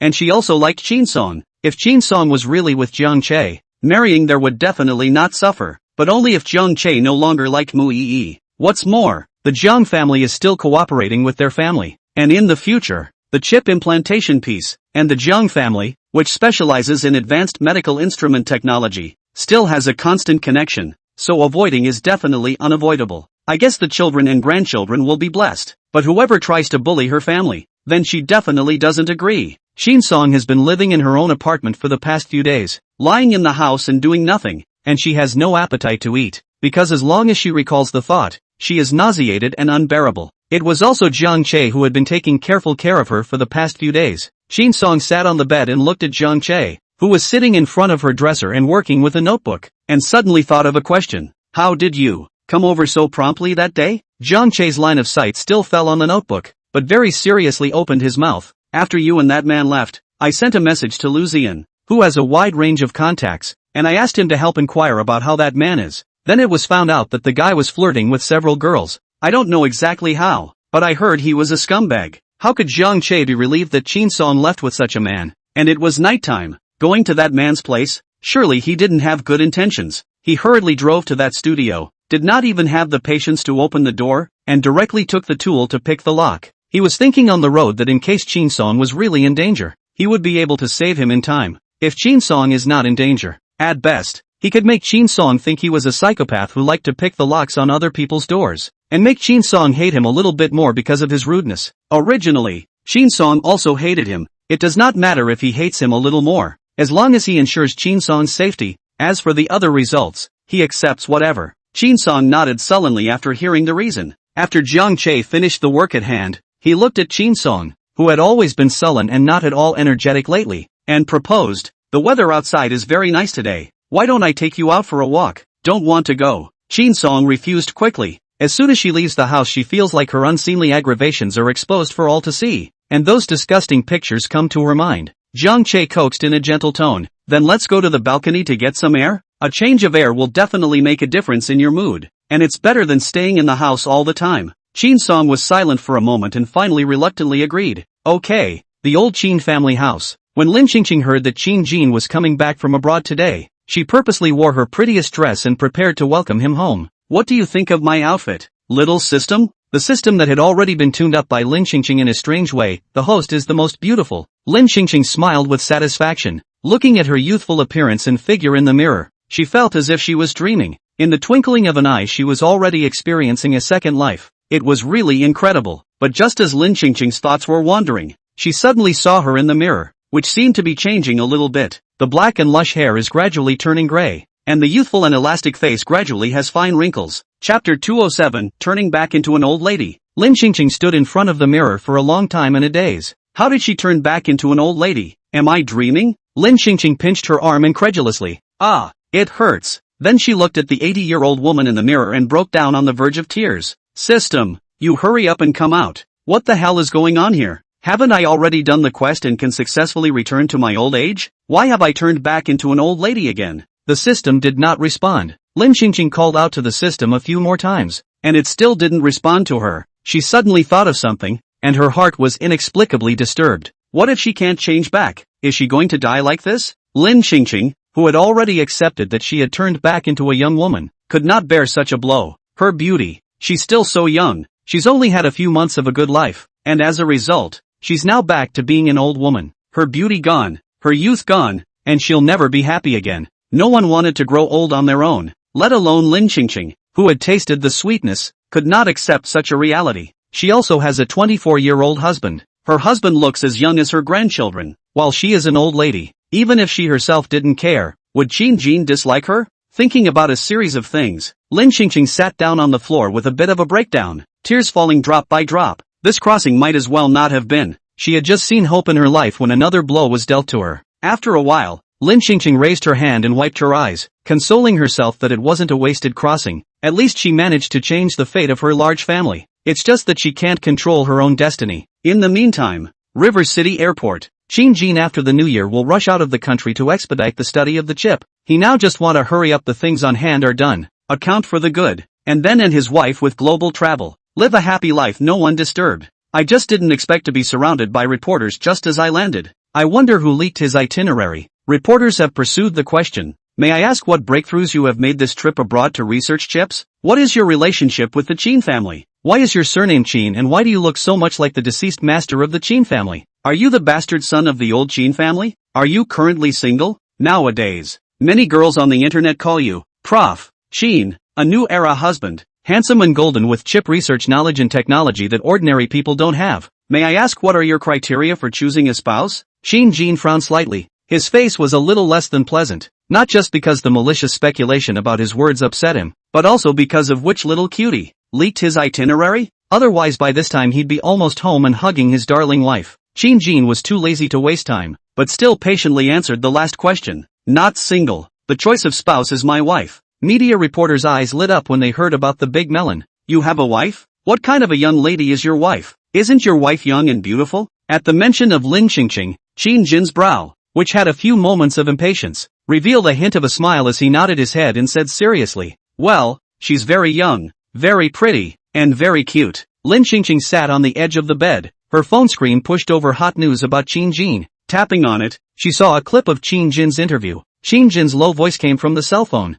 Well, she's young, pretty and cute. She looked at the video wearing a black shirt, looked still young and handsome Qin Jin, and then looked up at her own pale face in the small mirror. And then with Qin Jin's words, her heart suddenly especially difficult. How can she live together when she can be Qin Jin's grandmother like this now? After a moment of silence, Lin Xingqing put her cell phone away and got up to walk towards the check room. Qin Jin came back from the airport and walked straight up the stairs only to find that there was no Lin Xingqing in the room. He searched again in the kitchen, study garden and other places and still didn't see Lin Xingqing. Sent a message last night, said I'd meet him at home. Where is he now? He stopped the butler, who stammered half a dozen times and said, I didn't see it. Qin Jin looked at the housekeeper coldly. The housekeeper was so scared that she almost knelt down. Her face showed a difficult look. Just now, Miss Lin specifically said that she wouldn't let me tell anyone. If it was before, he might have thought Lin Xingqing was preparing some kind of surprise for him, but just now he couldn't get through to Lin Xingqing on the phone. The messages didn't come back, and he went upstairs to the bedroom and found that half of the small vault she had hidden in the safe was missing, and the rest of the half he guessed she couldn't reach it anymore, or else there must have been none of the pieces left.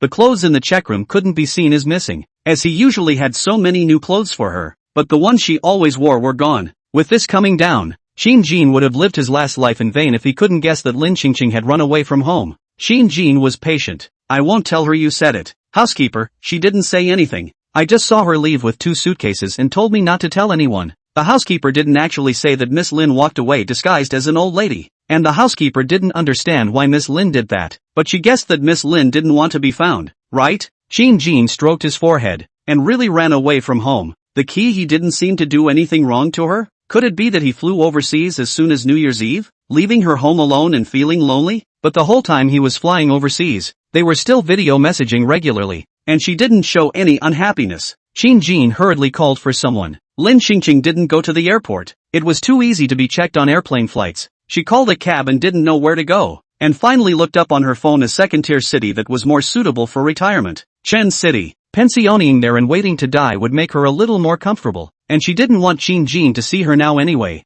That would make her feel bad. She wanted to be left alone right now, with no one bothering her, and maybe when she came to terms with her current state after a while, maybe she'd go back. When she arrived in Cinnabar City, Lin Qingqing didn't live in a hotel and rented a single apartment. Living alone, she still felt that a smaller house was more comfortable. Otherwise the house was too big and she would feel very lonely. Although she has only just left the Qin family now, and she already misses her children, but she looked at the old lady look in the mirror again. She really cannot accept the current situation, and everyone was going to have to deal with the fact that she was about to die again, and it wasn't going to be easy on anyone's heart. Before Lin Qingqing left the house, she sent a video to all her family members, which she had made using photos she had taken when she was younger and then utilized AI to create, telling them that she was out on a trip and that she would be home in a while, so that they could rest assured. Lin Qingqing sat in her strange little home, a wave of depression filling her entire insides. Chapter 208, turning back into an old lady. System, are you still there? System, do you think I can change back? System,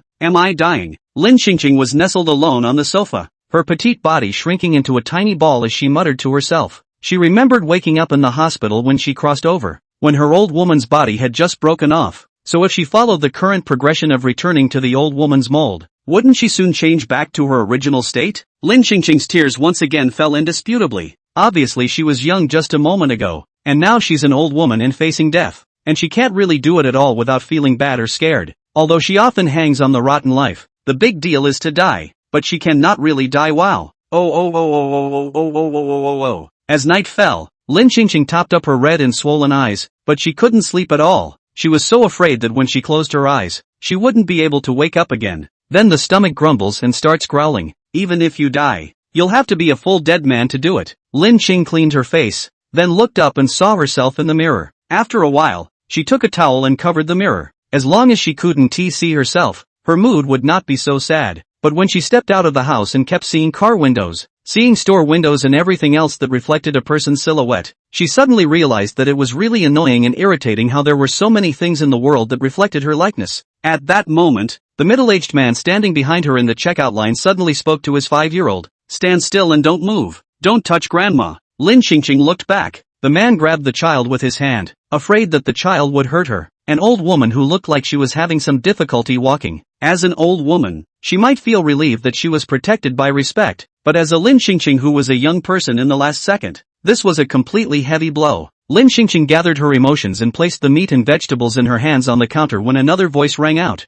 Wow, you're Grandma Lin, right? You're the super awesome grandma who was particularly hot on the internet before. Street dancing and driving a race car, right? After this voice fell, the gazes of everyone in the supermarket all threw themselves over, and Lin Qingqing was instantly somewhat alarmed. She was no longer the old woman who could turn back into a young woman, but a young man who had turned into an old woman all of a sudden. So too much attention at this point was an invisible strain on her. She hastily covered her face and rushed out without even the meat and vegetables, saying as she walked, "You've got the wrong person." Walking out of the supermarket, Lin Qingqing remembered that she was now hot on the internet. In her younger years she won an esports tournament held in Kyoto across the internet. In her older years she street danced and raced cars, and now the internet is all about her. Just not her as a person. It was unknown who also took the pictures, and the news of Lin Qingqing's appearance in Cinnabar City had spread out from the internet, causing her to be afraid to even leave the door now. Because if you go out and run into someone who isn't one of her fans, there's a good chance it's a paparazzo, and maybe even her husband. But would Qin Jin still come to her if he saw her now on the internet? Will he just ignore it? It's just an old lady. It's just as well to leave. He'll find a younger, prettier woman, or with Qin Jin's capital, he could indeed deserve a better woman than her old lady who might die at some point. Lin Qingqing fantasized countless possibilities in her head, and her mood was getting lower and lower. She touched her pale and sagging skin, sighed continuously, and her eyes gradually reddened again. After a while, she gathered herself and put on her mask and hat and went out to go clothes shopping. She thought she was young before she came out of the Qin family, and the clothes she brought out of the Qin family were not something she could wear in her now somewhat hunched body. Lin Qingqing scrambled inside the mall, looking left and right every few steps for fear that someone would notice her. But just then, she accidentally bumped into someone. The other party, also wearing a mask and hat, said coldly and unhappily, "Walking without eyes, aren't you?" Lin Qingqing hurriedly lowered her head and apologized. "I'm sorry, you're so old. You should go home if you have bad eyesight. Why are you affecting other people's moods?" It's really annoying. I bought these shoes brand new. Lin Qingqing didn't want to draw attention to herself. She hurriedly spoke. How much is it? I'll pay you back. Easy to say. These shoes are a worldwide limited edition. You stinky old lady can't afford to pay for it. Even if you can afford to pay for it, it's not something you can buy with money. Lin Qingqing frowned slightly. She did not step on the shoes. She just accidentally touched it, apologized, and admitted that she would pay for it. So why is the other party still being so unreasonable and unforgiving? So what do you want to do? Lin Qingqing raised her head and looked at the other party, and suddenly felt that the other party was somewhat familiar. And she thought, about it isn't this Chen Zhongluan. Sure enough, as soon as she turned into an old lady, Chen Zhongluan's mouth changed. Thanks to the fact that she was sober enough not to be heartened by what Chen Zhongluan had done before, Chen Zhongluan snorted coldly. Pay up. At least $1 million. Lin Qingqing was exasperated. You have gold trim on these shoes? Chen Zhongluan didn't lack money, but he was in a bad mood right now, and it just so happened that this stinky old lady had touched him again. Recently, the Chen family's business is not good, and his dad is in a hurry to take him abroad again for some reason, but he doesn't want to go, mainly because the person he's chasing hasn't arrived yet. But just as his dad was about to take him away, their travel was suddenly restricted and they couldn't go abroad, so his dad took him and drove him all the way to Cinnabar City, saying that he'd let him live here for a while, and once the wind died down after a while, he'd let someone pick him up and take him to live abroad. Chen Zhongluan is not stupid, naturally guessed that it was his family that had offended someone, and thinking about it, it was only by offending the Qin family that his dad would be so scared. So Chen Zhongluan was in an extremely bad mood now. Chen Zhongluan, there is a market without a price. You old lady understand. $1 million I want less. Lin Qingqing sneered. I just accidentally touched it. I didn't step on it. I didn't even step on it. And you're asking me for $1 million? Why don't you go robbing money on the main road? She had just said that she would lose the money, just wanting to settle and leave in a hurry. But now that Chen Zhongluan had this look, it made her feel like she was sick in the head if she really lost this money. Chen Zhongluan looked at the smelly old lady in front of him with disgust, and spoke in a bad tone. Who let you bump into me? It's good that I didn't ask you to take me to the hospital for a checkup. During Lin Qingqing and Chen Zhongluan's argument, a few people soon walked up around to see what was going on. Lin Qingqing's words had just fallen. Suddenly, a low, magnetic male voice came from behind him. $1 million is it? I'll pay. Lin Qingqing was instantly stunned. Why is this voice somewhat familiar? Chapter 209, turning back into an old lady. Wasn't that her young husband's voice? Lin Qingqing reacted and ran without saying a word. The 80-year-old woman didn't know where she got the bullishness from, and she froze and threw off several bodyguards for 8 blocks. I think she was athletic in school back in the day. When she got to work in society, she often had to race with the bus. Ha! This amount of exercise counts. Count what?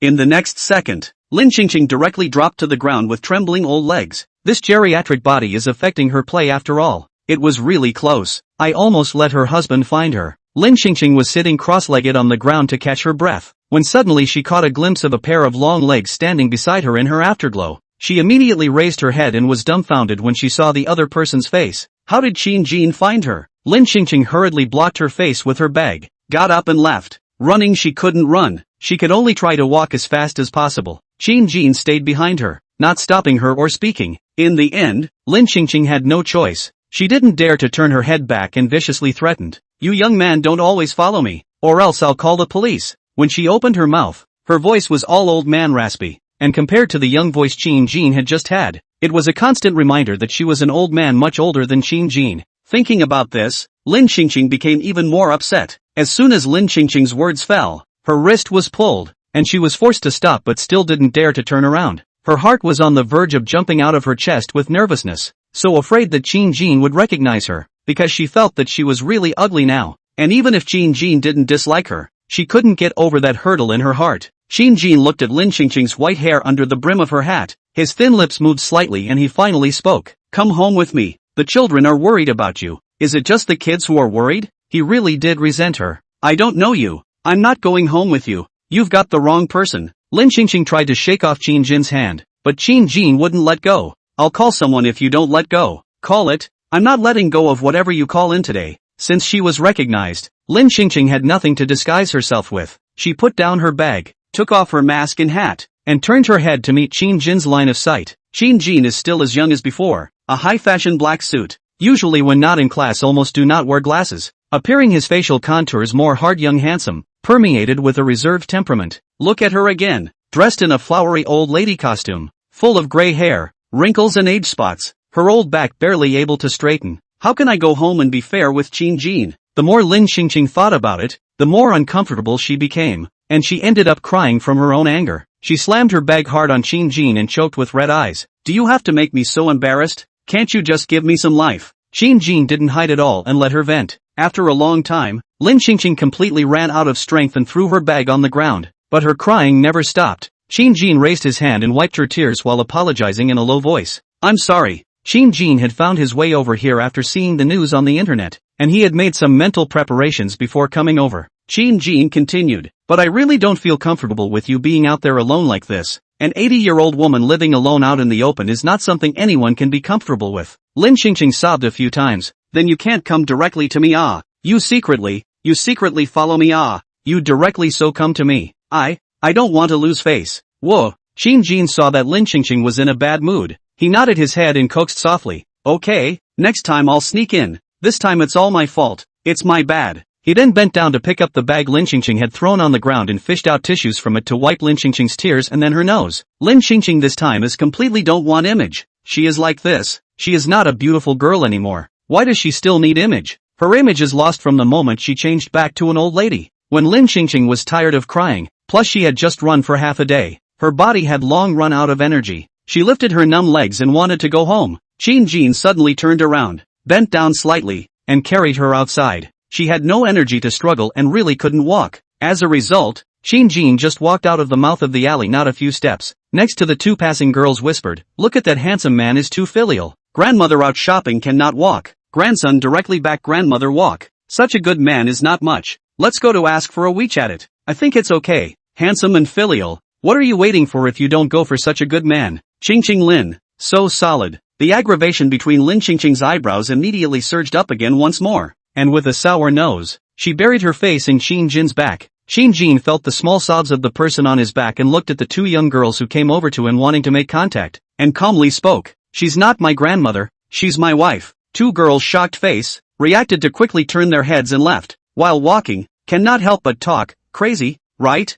That grandmother is his wife? That grandmother's hair is white. How to say it must be 70 or 80 years old, right? Forget about love. I didn't expect that handsome guy to have such a strong taste. Even an 80-year-old woman can do it. Maybe a rich woman? Handsome guy doesn't want to make an effort? Qingqing Lin is even more solid. Lin Xingqing instantly cried even harder. Look at me, I was fine. And when you came, they stabbed me in the heart. Qin Jin sucked in a breath of cool air. As if he had said the wrong thing, he hurriedly said, if you think so, shouldn't you be happy to have a young and rich husband? No, I can't take it when I think of me. A young, beautiful young girl, turning into an 80-year-old woman. Lin Xingqing wouldn't let Qin Jin take her back to the Qin family. She hadn't figured out how to face her children yet. Then she asked Qin Jin to take her back to the rented apartment. Lin Xingqing sat on the sofa, looked at Qin Jin who was sitting beside her, and asked in a muffled voice, am I old and ugly now? Not ugly. Lin Xingqing's eyes misted up again and the tip of her nose turned red. That's old.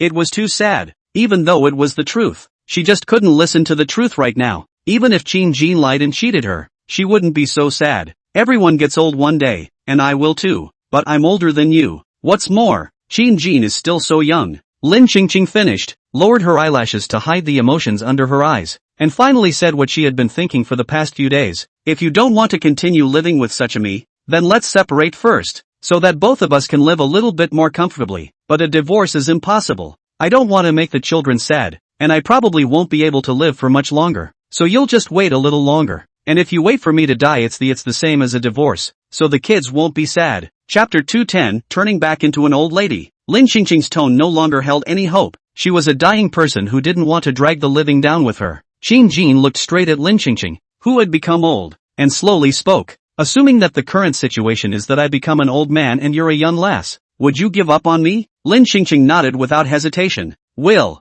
Qin Jin. Qin Jin picked up a tissue and wiped the tears off her face. But I won't give up on you, no matter what you become. Lin Xingqing was stunned. She had deliberately said that just now to try to persuade Qin Jin to give up on her. After all, they really couldn't live a normal life in their current situation. But, you take a good look at me now. I can't look at myself. She disliked herself, not to mention Qin Jin, and she still understood the reasoning of not doing to others what you don't want them to do to you. But I've never loved more than your looks, not counting now. We've been together for over 30 years before. What looks haven't I seen from you? If I really didn't want to be with you, I wouldn't have been thinking about contacting you when I crossed over before, Qin Jin said softly. Lin Qingqing was a bit moved. You really won't mind me? No, not no matter what you become, because you are my love, and the closest person I have in this world, the one who knows me best. It's rare to have such a person in life. I can't even cherish it enough. How could I dislike you? But Lin Qingqing still resented herself. She couldn't get past that point in her heart. Dinner was cooked for her by Qin Jin, all her favorites. When she sleeps at night, she sleeps in the bedroom and Qin Jin sleeps on the sofa. When Lin Qingqing got up in the middle of the night, she frowned slightly when she saw Qin Jin lying on the sofa. The single apartment is small. The sofa is also small. It is estimated that it is only 1 meter in 5. Qin Jin lying on the sofa, can be aggrieved by his pair of long legs? Qin Jin sat up when he heard the subtle footsteps. His voice had a hint of huskiness. What's wrong? I'm going to the bathroom. Lin Qingqing thought about it and added, why don't you go stay in a hotel? It will be uncomfortable to live here. No, it's not like I've never lived in a place like this before. Suddenly remembered. Qin Jin just chased her for a while. She lived in the rented single apartment. Happened to catch a thunderstorm. Someone cheeky not to go. Had to be in her home will be one night. Also similar to the small sofa. Qin Jin that more than 1 meter 8 big man had to nest in there to sleep. Early the next morning, Lin Qingqing had just woken up to see Qin Jin in the kitchen cooking breakfast. It is exactly the same as the scene of the previous Qin Jin chasing her and relying on her home that morning. No, it is not the same. She is no longer the original young look. Lin Qingqing washed up and sat at the table with Qin Jin. She took a sip of kanji, lowered her head and said, why don't you just go? I don't want to go back with you just yet. Qin Jin looked at Lin Qingqing and spoke patiently. It's okay, I'll accompany you wherever you want to go. If you don't want to go back, we'll live outside together. Or if you don't like people seeing us together, I can build a house in a deserted place and we'll live there from now on. Anyway, I've pretty much finished accounting for the company's affairs. It's not a matter of where to live. I'm dying. I don't have long to live. Maybe I'll die before your house is built. Do you understand? Lin Qingqing put down the bowl in her hands and opened her mouth somewhat brokenly. Qin Jin hugged her, his eyes reddening as well, and he whispered soothingly, it won't be. I'll take good care of you. But Lin Qingqing still couldn't accept it and refused to go back to the Qin family, until her grandson sent a message. Qin Jingxiu, Grandma, when are you coming back? Big brother and I miss you. Qin Yensen, photographs. Qin Yensen, my girlfriend took this abroad. I think it's quite nice. I want to send it to you to take a look. Qin, photos. Qinhe, the school you've been longing for is almost finished. The child in the photo is Ying. I told her that you asked for the school to be built, and she wants to see you very much. When it's finished in the next few days, you should come to inspect the results in person, and feel the warmth of the children here. Qin, I'm almost a child king. Lin Qingqing couldn't help but laugh after reading the last message. She also misses her grandchildren. Lin Qingqing didn't hold back her tears. They fell down again without a fight. In the past few days, she had almost cried all the tears in her life. She sat on the bed and thought about Qin Jin's words again. If you really don't have long to live, then why don't you happily go through the rest of your life? Go back if you can't let go of your kids. And no matter what, at least don't leave yourself with any regrets. It was already a week after returning to the Qin family. Before Lin Qingqing could see the children she had been thinking about day and night, she welcomed Wang Guizhi and the other old ladies. These people came to see her in groups. Wang Guizhi and the others saw Lin Qingqing's hardened body and thought to themselves that old Mrs. Chen can really talk nonsense. What is dying? Obviously the body is still very hard. When they were about to leave, they suddenly saw Qin Jin coming down from upstairs, and they were all dumbfounded. Wang Guizhi spoke incredulously. He? Who is he? How does he look so much like the old Master Qin back then? He's a relative of our family. Wang Guizhi and the other old ladies wondered, and hadn't heard that the Qin family had such a relative. Then turning around, Mrs. Lin desperately missed the deceased Master Qin, and the gossip that she had found a young guy as a stand-in spread. Lin Qingqing and Qin Jin himself were both very speechless to the point of hearing this. Back in her room, Lin Qingqing watched the time pass little by little, and her heartbeat had never been steady. Lin Qingqing turned her head to look at Qin Jin. Do you think they'll dislike me if I'm like this now? Qin Jin reached out his hand and lifted the white hair hanging down behind her ear. No, because they love you so much that they won't dislike you. Tomorrow I want to dye my hair black. Okay, I'll dye it for you. Lin Qingqing looked at Qin Jin with some skepticism. Would you? Qin Jin looked at her seriously and said word for word. No, but I want to be involved in every single thing about you from now on, no matter how small it is. I want to be there with you. Lin Qingqing pursed her lips, the tip of her nose flaring up with acidity. Then she nodded with a smile. Good, then you can't dislike me. Qin Jin smiled back, but she could tell that his eyes were also a little red. He smiled and said, as long as you don't mind me being annoying. In the evening, the children of the Qin family came home from work one after another. Lin Xingqing, with Qin Jin's encouragement and a good deal of thought work on her own, finally mustered up the courage to go downstairs. In the living room, Qin Yansen, Qin Jingxiu, and Qin Haishan and Xin Xiuyue sat there, waiting for Lin Xingqing and Qin Jin to come downstairs to start dinner. Qin Jingxiu was the first to raise his head in the direction of the stairway when he heard the footsteps. He hooked his lips. "Grandma, you're finally back. We all missed you. I thought you didn't want us as a family anymore." As Qin Jingxiu's words fell, several members of the Qin family turned their heads to look at Lin Xingqing. Meanwhile, Lin Xingqing observed their expressions. But, unexpectedly, she didn't seem to see shocked disbelief and disbelief on their faces. Why aren't they surprised that she's turned back into an old lady? Chapter 211, Rejuvenation. As Qin Jingxiu's words fell, Qin Yansen spoke up. "How can that be? Even if Grandma were to give up you and Qin He, and my father and second and third uncles, she wouldn't give up me and Qin Song, and Grandpa." Qin Jingxiu turned his head to look at his elder brother whose cheeks had risen a few layers at some point and skimmed his lips. "How do you have the nerve to say this? Usually less angry at Grandma, right?" In Qin Jingxiu's eyes, the entire Qin family was only Qin Yansen and Qin He who were the most careless. Qin Yansen quickly retorted, "I've never been angry with Grandma. I listened to Grandma the most." Who would have thought that the cold-faced, serious and calm big brother on the outside would start fighting with his younger brother like a schoolboy at home in order to compete for favor? Qin Jingxiu was almost laughing with anger. "Really want to record a video for Qin Yansen and hang it on the big screen of the company building tomorrow, so that everyone can see the childish face of this good big brother." Lin Xingqing watched her two good grandchildren fight as if nothing had happened, and she frowned slightly. That's not how they're supposed to react. Qin Yansen smiled and looked at Lin Xingqing. "Grandma, come over for dinner. We're all waiting for you.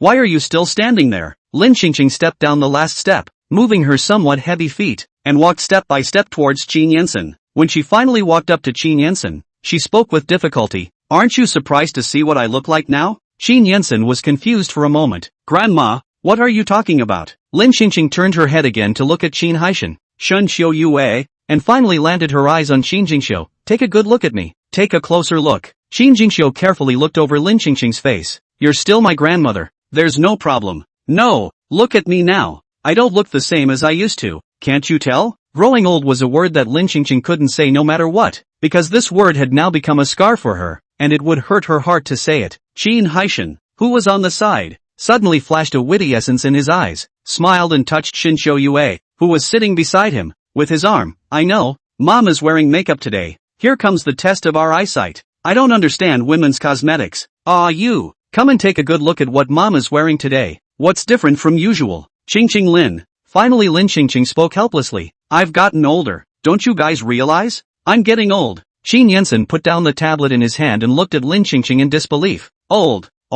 Grandma, what are you talking about? You are younger than me now. How are you old? If you say that, then wouldn't second uncle and second aunt be even older? Xin Xiuyu then said. "Right, Mom, you're not old at all. How can you feel old? You're just like an 18-year-old girl now. How can you be old?" Lin Xingqing felt that it must be Qin Jin secretly joining forces with them to deliberately cheer her up. But she didn't need this false happiness. She was prepared enough since she came back. And while she still couldn't accept that she was getting older, she didn't want her family to lie to her by telling her things that were against her will. Her nose flared with acidity and she turned to leave, but stopped abruptly as she reached the door. Wait, why does she feel like she's not walking on her legs like she was before? And his body was full of strength, as if he could burst and beat hundreds of Chen Zhongluan. Lin Xingqing hurriedly lowered her head and looked at her own hands. The skin was tender and smooth, without a single line, completely different from the hands that were just full of wrinkles. She took out her cell phone again and turned on the camera selfie mode. Looking at her rejuvenated self in the camera, she was shocked and speechless for half a day. She hadn't had a chance to come to terms with the fact that she was getting older. And then she ended up getting it back again. How did she change back? In the next second, a weak voice suddenly came out of her head. Host, I'm back. Lin Xingqing closed her eyes and vaguely saw in her mind's eye a small tattered iron cube with even the wires exposed. You're the system? She rushed forward and fumbled to shove the wires inside the metal box. How did you become like this? Who did this to you? I'll go and settle the score with him. She had spent a few months with the system, and in her mind, it was no different than her best friend, especially when she didn't even know she was the original. She all but treated the system as the only person she could trust in this world. Later, the system brought her husband over, gave her the chance to save her whole family by mistake, and restored her to youth. And now in her heart, the system was even more of a good friend that she should be most grateful for. She had gotten used to the system's presence, and it was even nice to talk to it when she was fine. But today they met for the first time, and the system turned out to be like this. She just couldn't accept it. The system weakly opened its mouth. I made a mistake. The heavenly punishment to withdraw your rewards, so that the world to restore normal order, originally pulled you to this world, is my own mistake. I do not want to drag you down, so I went back to accept the punishment myself. I came back this time to see you for the last time, to say goodbye to you. I'm dying. It's just a set of data, and its host is just an ordinary person innocently implicated in it. It's gone. It's gone. And the host will die if she gets her reward withdrawn. Its host loves her family so much, she must be sad to part with them. Lin Qingqing had long guessed that growing old would be the system's punishment for making a mistake, but she hadn't expected the system to sacrifice itself for her life. It wasn't like the system hadn't disappeared before, and she assumed that it was still the same as before, that the system would just go back and report to fix the problem, and then come back safe and sound as if nothing had happened. The tears in Lin Qingqing's eyes slid down silently. The vision in front of her eyes became blurry. She raised her hand and casually wiped her eyes, her voice clearly with a crying tone, but she spoke in a pretense of calmness. How the hell are these wires supposed to be connected back? I should have known, I should have learned these things. She looked at the various colored threads and had no idea what to do with them, and every time she shoved them inside the system's body, the thread would come back out through another broken hole. Lin Qingqing gradually lost her patience as she sucked in her reddened nose and bristled. Why are these threads so disobedient? Host, you do not waste your efforts. It is useless. I was just a set of data composed of. No need to grieve for me. The system laughed hard and comforted Lin Qingqing with the words she used to hang on to. It's okay. It's a rotten life anyway. Wait for the next life to be a good man again. Lin Qingqing's eyes grew red as she retorted. You're just data, not a human, so you definitely won't die. You quickly tell me what I should do to help you. It's useless. My data has been completely destroyed, and it's taken all my strength to hold on to see you. Chapter 212, Rejuvenation. I don't believe it. There must be a way. Lin Qingqing wiped away her tears and carefully studied the threads, and finally she ripped the flower dress from the hem. It just so happened that she was wearing one of those floral half-length dresses for older people today, and she wouldn't be naked after tearing off a section of fabric. If you really disappear, what if the heavenly Tao comes back to trouble me in the future and wants to punish me? Who will protect me if you're not there? So you must hold on. Lin Qingqing wrapped the flower fabric around the shell of the system body, wrapping all those leaking out threads tightly inside so that every single thread did not leak out. These threads she couldn't tuck back in and had to save it this way. Lin Qingqing looked at the system that seemed to have failed to detect the feeling of still being alive as she wrapped her arms around it, and said anxiously, quickly tell me what else I can do to save you. Do you want to make data? Xin Jin can do it. He's very good at making data. He's very good. He can even research and understand something as complicated as a chip. Right. Chip. Brain joining chip. We have a brain chip at home. If I go and implant the chip now, can I save you? The system smiled gratefully. Can't be saved. Very grateful to meet the host. Lin Qingqing's hand movements lurched and tears slid down her face, followed by her continuing to move on her own, wrapping the system's main body in a tight knot. No matter what the system said, she acted as if she hadn't heard it, and after obsessively wrapping the system proper to make sure not a single thread would leak out, she choked back a sob and said, work harder in your next life. Next time for sure. The system's voice was getting weaker and weaker. Lin Qingqing could barely hear it. She didn't dare to cry out for fear that she wouldn't be able to hear the system speak. After a moment of silence, just when she thought that the system had completely disappeared, the system's weak voice came into her brain for the last time. Frowny face host will always be the most beautiful. Then she never heard the system again. No matter how much she called the system, it didn't respond. Lin Qingqing very gently tied a bow above the system's body, but it wasn't long before the system's body little by little transformed into a wisp of golden particles that floated away in front of her eyes. She reached out in a huff, but her grip was empty. The hem of the skirt she had just torn off was piled up on the ground, and the bow was lying quietly on the ground. And in the next second, the hem of the skirt on the ground disappeared into thin air, and her gown was restored to its original state. She was left alone in the space, as if what had just happened was just a dream and nothing had happened. Lin Qingqing froze stupidly in place for a long time. Her best friend is missing. Has anyone seen her best friend? Lin Qingqing finally woke up in the hospital. Xin Jin watched Lin Qing come to her senses as he anxiously asked, how are you? Is there anywhere else that's uncomfortable? Lin Qingqing looked at her surroundings and frowned slightly. What's wrong with me? With me? You just suddenly fainted.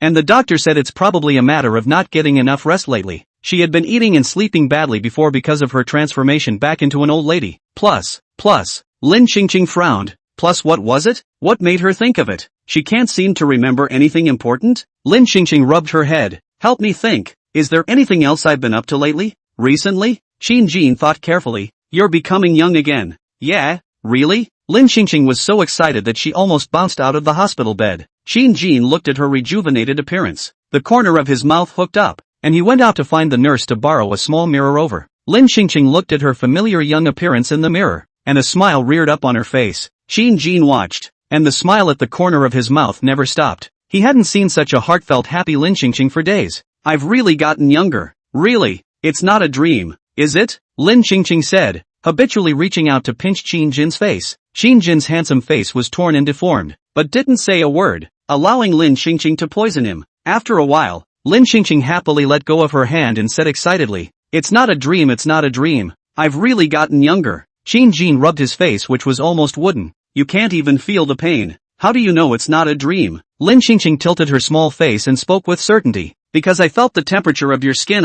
It's very real. Qin Jin looked at her as she returned to her usual vibrant appearance. He laughed softly and then reached out to hold Lin Xingqing tightly in his arms. He buried his face in the nape of her neck, a hint of resignation hidden in his lowered voice. No matter what happens in the future, you can't leave me alone again. Let me spend time with you, no matter what you become. You are my favorite lover. Lin Xingqing reached out and patted Qin Jin's back and said with a smile, it won't happen. I promise you that no matter what kind of difficulties we encounter in the future, we will face them together. She was back to looking young again, but how she'd gotten back to looking young was a bit beyond her. But she felt very strongly inside that she wasn't going to get any older, and she didn't know where the confidence came from, but she just knew it anyway. The old Qin family mansion. Qin family members were all sitting on the sofa, not daring to sleep. Qin Jin brought Lin Xingqing home safely and confirmed that there was nothing serious before everyone went upstairs to sleep with peace of mind. Day 2. Lin Xingqing woke up early from Qin Jin's arms and walked to the mirror to see how she looked. It's nice to still look young and beautiful. Qin Jin woke up the first time Lin Xing came to her senses. Lin Xingqing had previously rejected him and avoided him because she had become old, causing him to have a strong sense of insecurity now. That's why he had been holding Lin Xingqing tightly last night without letting go. Qin Jin sat up and saw her rush into the bathroom without even putting on her shoes. He smiled and shook his head before following suit, bending down and picking up her pink slippers and walking into the bathroom. He stood behind Lin Xingqing, who was looking in the mirror, and placed his slippers on the floor,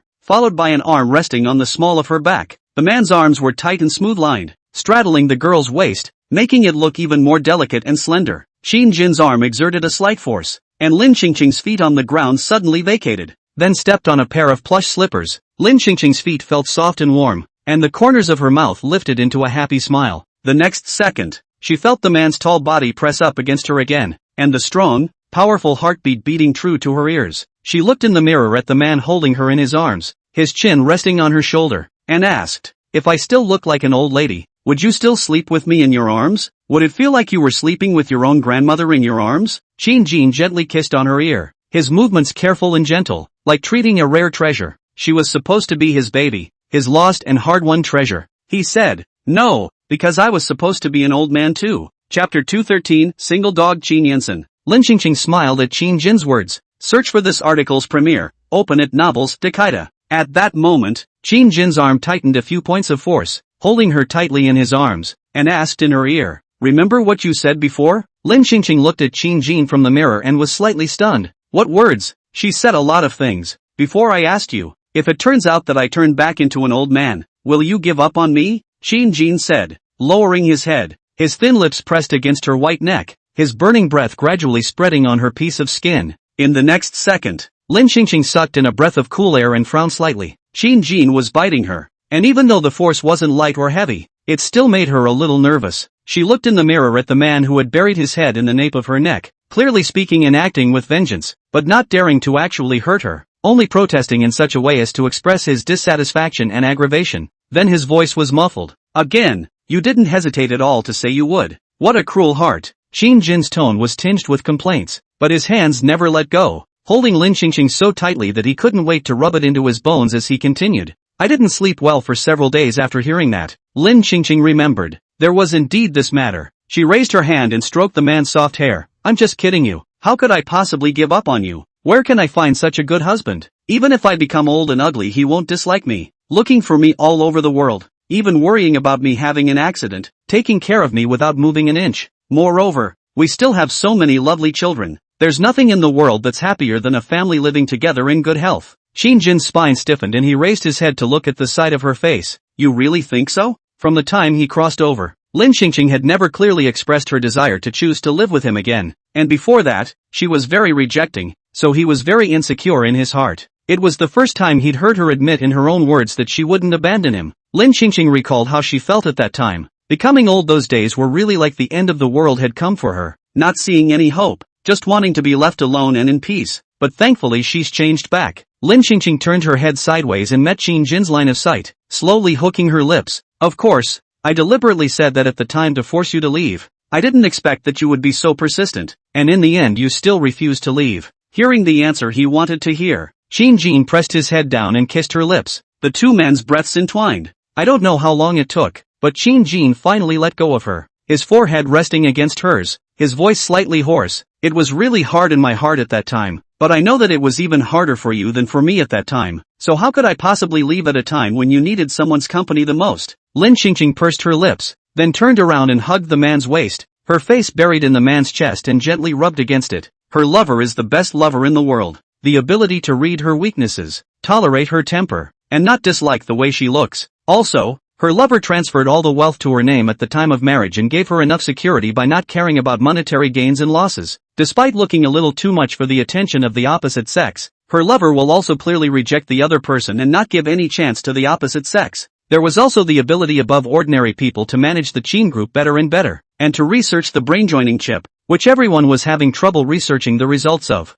She was so lucky to have such a perfect lover, but she's also good at what she does, learning everything super fast, winning racing championships, dancing championships, esports competitions, and most importantly, saving her whole family from themselves. That's why she and Qin Jin are the most compatible in the world. Qin Jin felt Lin Xingqing's response. The corner of his mouth slowly hooked up. You can't say that in the future. You have to trust me. No matter what you become, I won't give up on you. Lin Xingqing nodded. Aha. Then the two somehow managed to kiss again, the air heating up. The man clasped the back of her head with one hand, his other large hand resting on her leg as he picked her up. Lin Xingqing's feet suddenly became airborne. Worrying about falling, she panicked and hugged Qin Jin's neck, her legs hooked around the man's strong and lean waist. The man's big hands slowly moved up to hold her hips. After kissing for a while, Lin Xingqing suddenly thought of something, pushed Qin Jin away and whispered, "It's almost time for breakfast." Qin Jin rekissed Lin Xingqing's lips and said vaguely, "I'll start later today." Lin Xingqing once again pushed Qin Jin away. Her fair cheeks were almost red, but she still said in a serious manner, "No, we are elders. How can any elder get up late? It's fine. We're young now. They can all understand." Qin Jin finished his speech and once again pressed on Lin Xingqing's lips, but within 2 seconds, it was pushed away by Lin Xingqing again and again. "That won't do. I'm the head of the family. I have to have the appearance of the head of the family. Or else what if the children follow me and learn bad things in the future? I have to set an example." After Lin Xingqing recovered her memory, she had the self-consciousness and responsibility of being an elder. Qin Jin gave a careless light laugh, staring straight at the extraordinarily proper girl in front of him, his dark, deep eyes dripping with obvious lust. "So the head of the family, what are you worrying about? What you do, what's right, but if they dare to follow you around and learn from you, I'll break their legs." Lin Xingqing couldn't hide the smugness on her face. Coming from the head of the family certified by her pro-husband himself, it was inevitable that she would be a little haughty and happy. That's not good, is it? It's a little bit like only the officials are allowed to set fires and not the people are allowed to light lamps. And you're very much like the bad guy who is aiding and abetting the bad guy. It's so unfair, isn't it? Fair enough, that's the rule in our Qin family. You're the only one who can start a fire. And it's not the first time I've done something that aided and abetted. Qin Jin's words suddenly reminded her. Previously, Qin Jin really didn't spare her in front of the child, pampering her more than spoiling the child. As soon as Qin Jin's words left his mouth, he kissed Lin Xingqing's mouth again. The two of them were in the middle of their love affair when a knock on the door suddenly sounded. It was followed by Qin Yensen's voice coming through the door panel. "Grandparents, I've come to call you for dinner." Lin Xingqing heard her grandson's voice and her confused eyes instantly cleared. She hurriedly got off Qin Jin's body, then wiped her mouth and hurriedly pushed Qin Jin away to open the door. Being a grandmother too, she would be embarrassed if her oldest grandson knew what she and her husband were doing in their room. Qin Jin, who was caught off guard and pushed away. They're legally married. They're not cheating. What's the point? And his oldest grandson, who is really too idle, doesn't he have anything of his own to do? Seems like the workload is still too low. Lin Xingqing smiled and went downstairs to eat. Qin Yensen didn't see his grandfather, so he waited at the door for a while.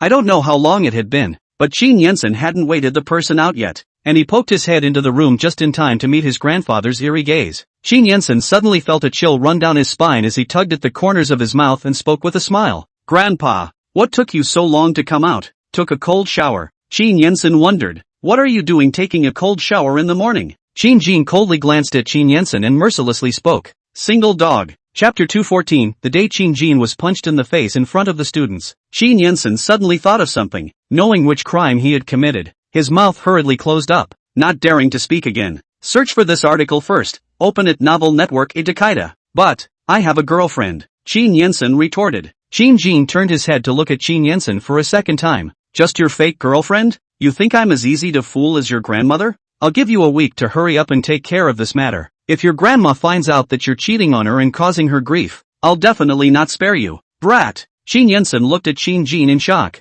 "Grandpa, how did you know?" Qin Jin didn't bother to explain. "You don't need to know. Hurry up and go deal with me to understand." Can he not be familiar with the routine he used himself? If he said that to Qin Yensen, where would he put his old face as a grandfather? And looking at that Chen Yi's reaction, there was no extra emotion at all towards Qin Yensen other than an expression like he was looking at his boss. The unaware Qin Yensen looked at the figure of his grandfather leaving. His heart was in awe of his grandfather. Worthy of being his grandfather, Ginger is still old and spicy. Nothing can be hidden from the shrewd eyes of his grandfather. After breakfast, Qin Jin accompanied Lin Qingqing for a walk in the garden. "I have to go to class at Jiang City University tomorrow. Do you want to go with me?" Lin Qingqing thought for a moment. "It's not good for me to go, right? Will it affect your classes?" "No, I'm just worried that you're bored at home alone, and it just so happens that you were in a bad mood the other day, so when I get out of class, I'll take you out with me for a stroll and a break." In fact, taking a break was one aspect. On the other hand, Qin Jin was also worried that if he didn't see her at a glance, she would run away somewhere again. He wanted to have her with him at all times now. That way if anything special happened to her in the first place again, he would be able to calm her down and not leave her alone in her rented apartment to break down like she had before. Lin Qingqing coughed lightly, her chin lifted slightly, deliberately pretending to be somewhat pretentious as she opened her mouth. "Well then, since you're so sincere in inviting me to go, then I'll give you a chance." Qin Jin laughed out. "Then I'd like to thank Ms. Lin for being willing to show her face."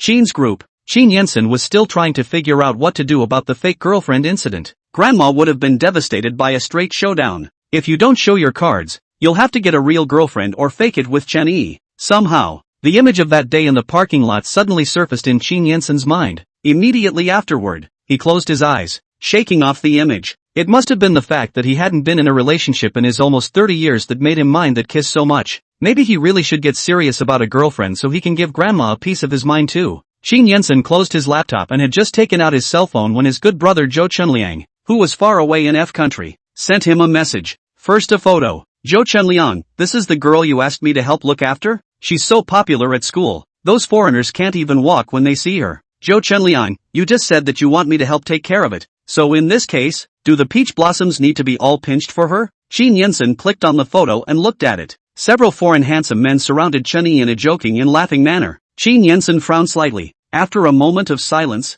he replied, "No, this is her freedom. Just help take care of her. Just don't let her be bullied. And you don't need to pay special attention to her." He put his phone down after replying to the message and reopened his laptop, wanting to get back to work, but not for a few seconds. He felt depressed in his chest, and after letting out a long breath of depressed air, he once again picked up his cell phone and tapped on the picture that Zhou Chunliang had sent to him to look at it. The girl in the picture has a bright smile, and the warm sunlight just sprinkles on her body, like adding a soft filter to her whole person, making her more sunny and lovely, pretty and charming. Was it because of that kiss? Or was it because he'd been pretending to be a couple with her lately, which had given him a vaguely strange feeling, and it just felt as if she was kinda cute. The foreign guy in the picture looks like an eyesore though. The mood between Qin Yensen's brows clouded over. Just then, Secretary Li walked in to report on the day after tomorrow's itinerary. "Mr. Qin, the day after tomorrow's flight ticket to country F has been booked, and the branch office side has made all the arrangements, and they said that with you personally on board for this cooperation, it will definitely go very smoothly."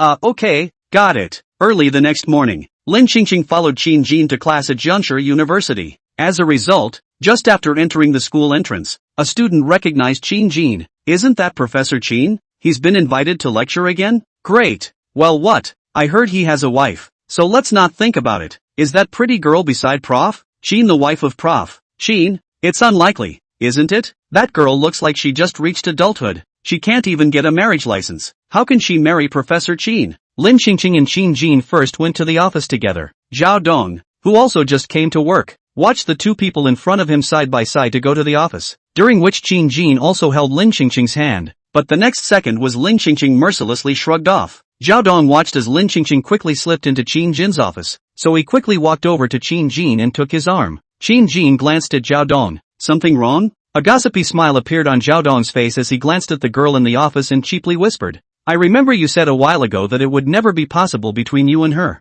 Qin Jin raised his eyebrows slightly and spoke calmly. You're misremembering. I didn't say anything like that. Zhao Dong confidently waved his hand. No way. I even told you at the time to be careful about hitting your face. Zhao Dong had been looking forward to this day for quite some time, so there was absolutely no way he could misremember it. Qin Jin smiled faintly, and there was a dangerous implication hidden in that smile. When I say you remembered it wrong, you remembered it wrong. Zhao Dong frowned. Is that so? Is it really because I remembered it wrong? Zhao Dong wanted to continue eating melon, but Qin Jin did not give Zhao Dong a chance at all and walked straight into the office, shutting Zhao Dong out. Lin Qingqing didn't want to be talked about by other students at school. After all, she was still Qin Jin's student before and he had publicly clarified in front of his students that there was no sordid relationship between them. It hadn't been long before it was Qin Jin's day to be punched in the face, in front of the students. Qin Jin was a teacher anyways, and Lin Qingqing didn't want people to think that her husband was a teacher who spoke without any credibility. That's why she hurriedly shrugged off Qin Jin when he tried to hold her hand just now. Qin Jin looked at Lin Qingqing,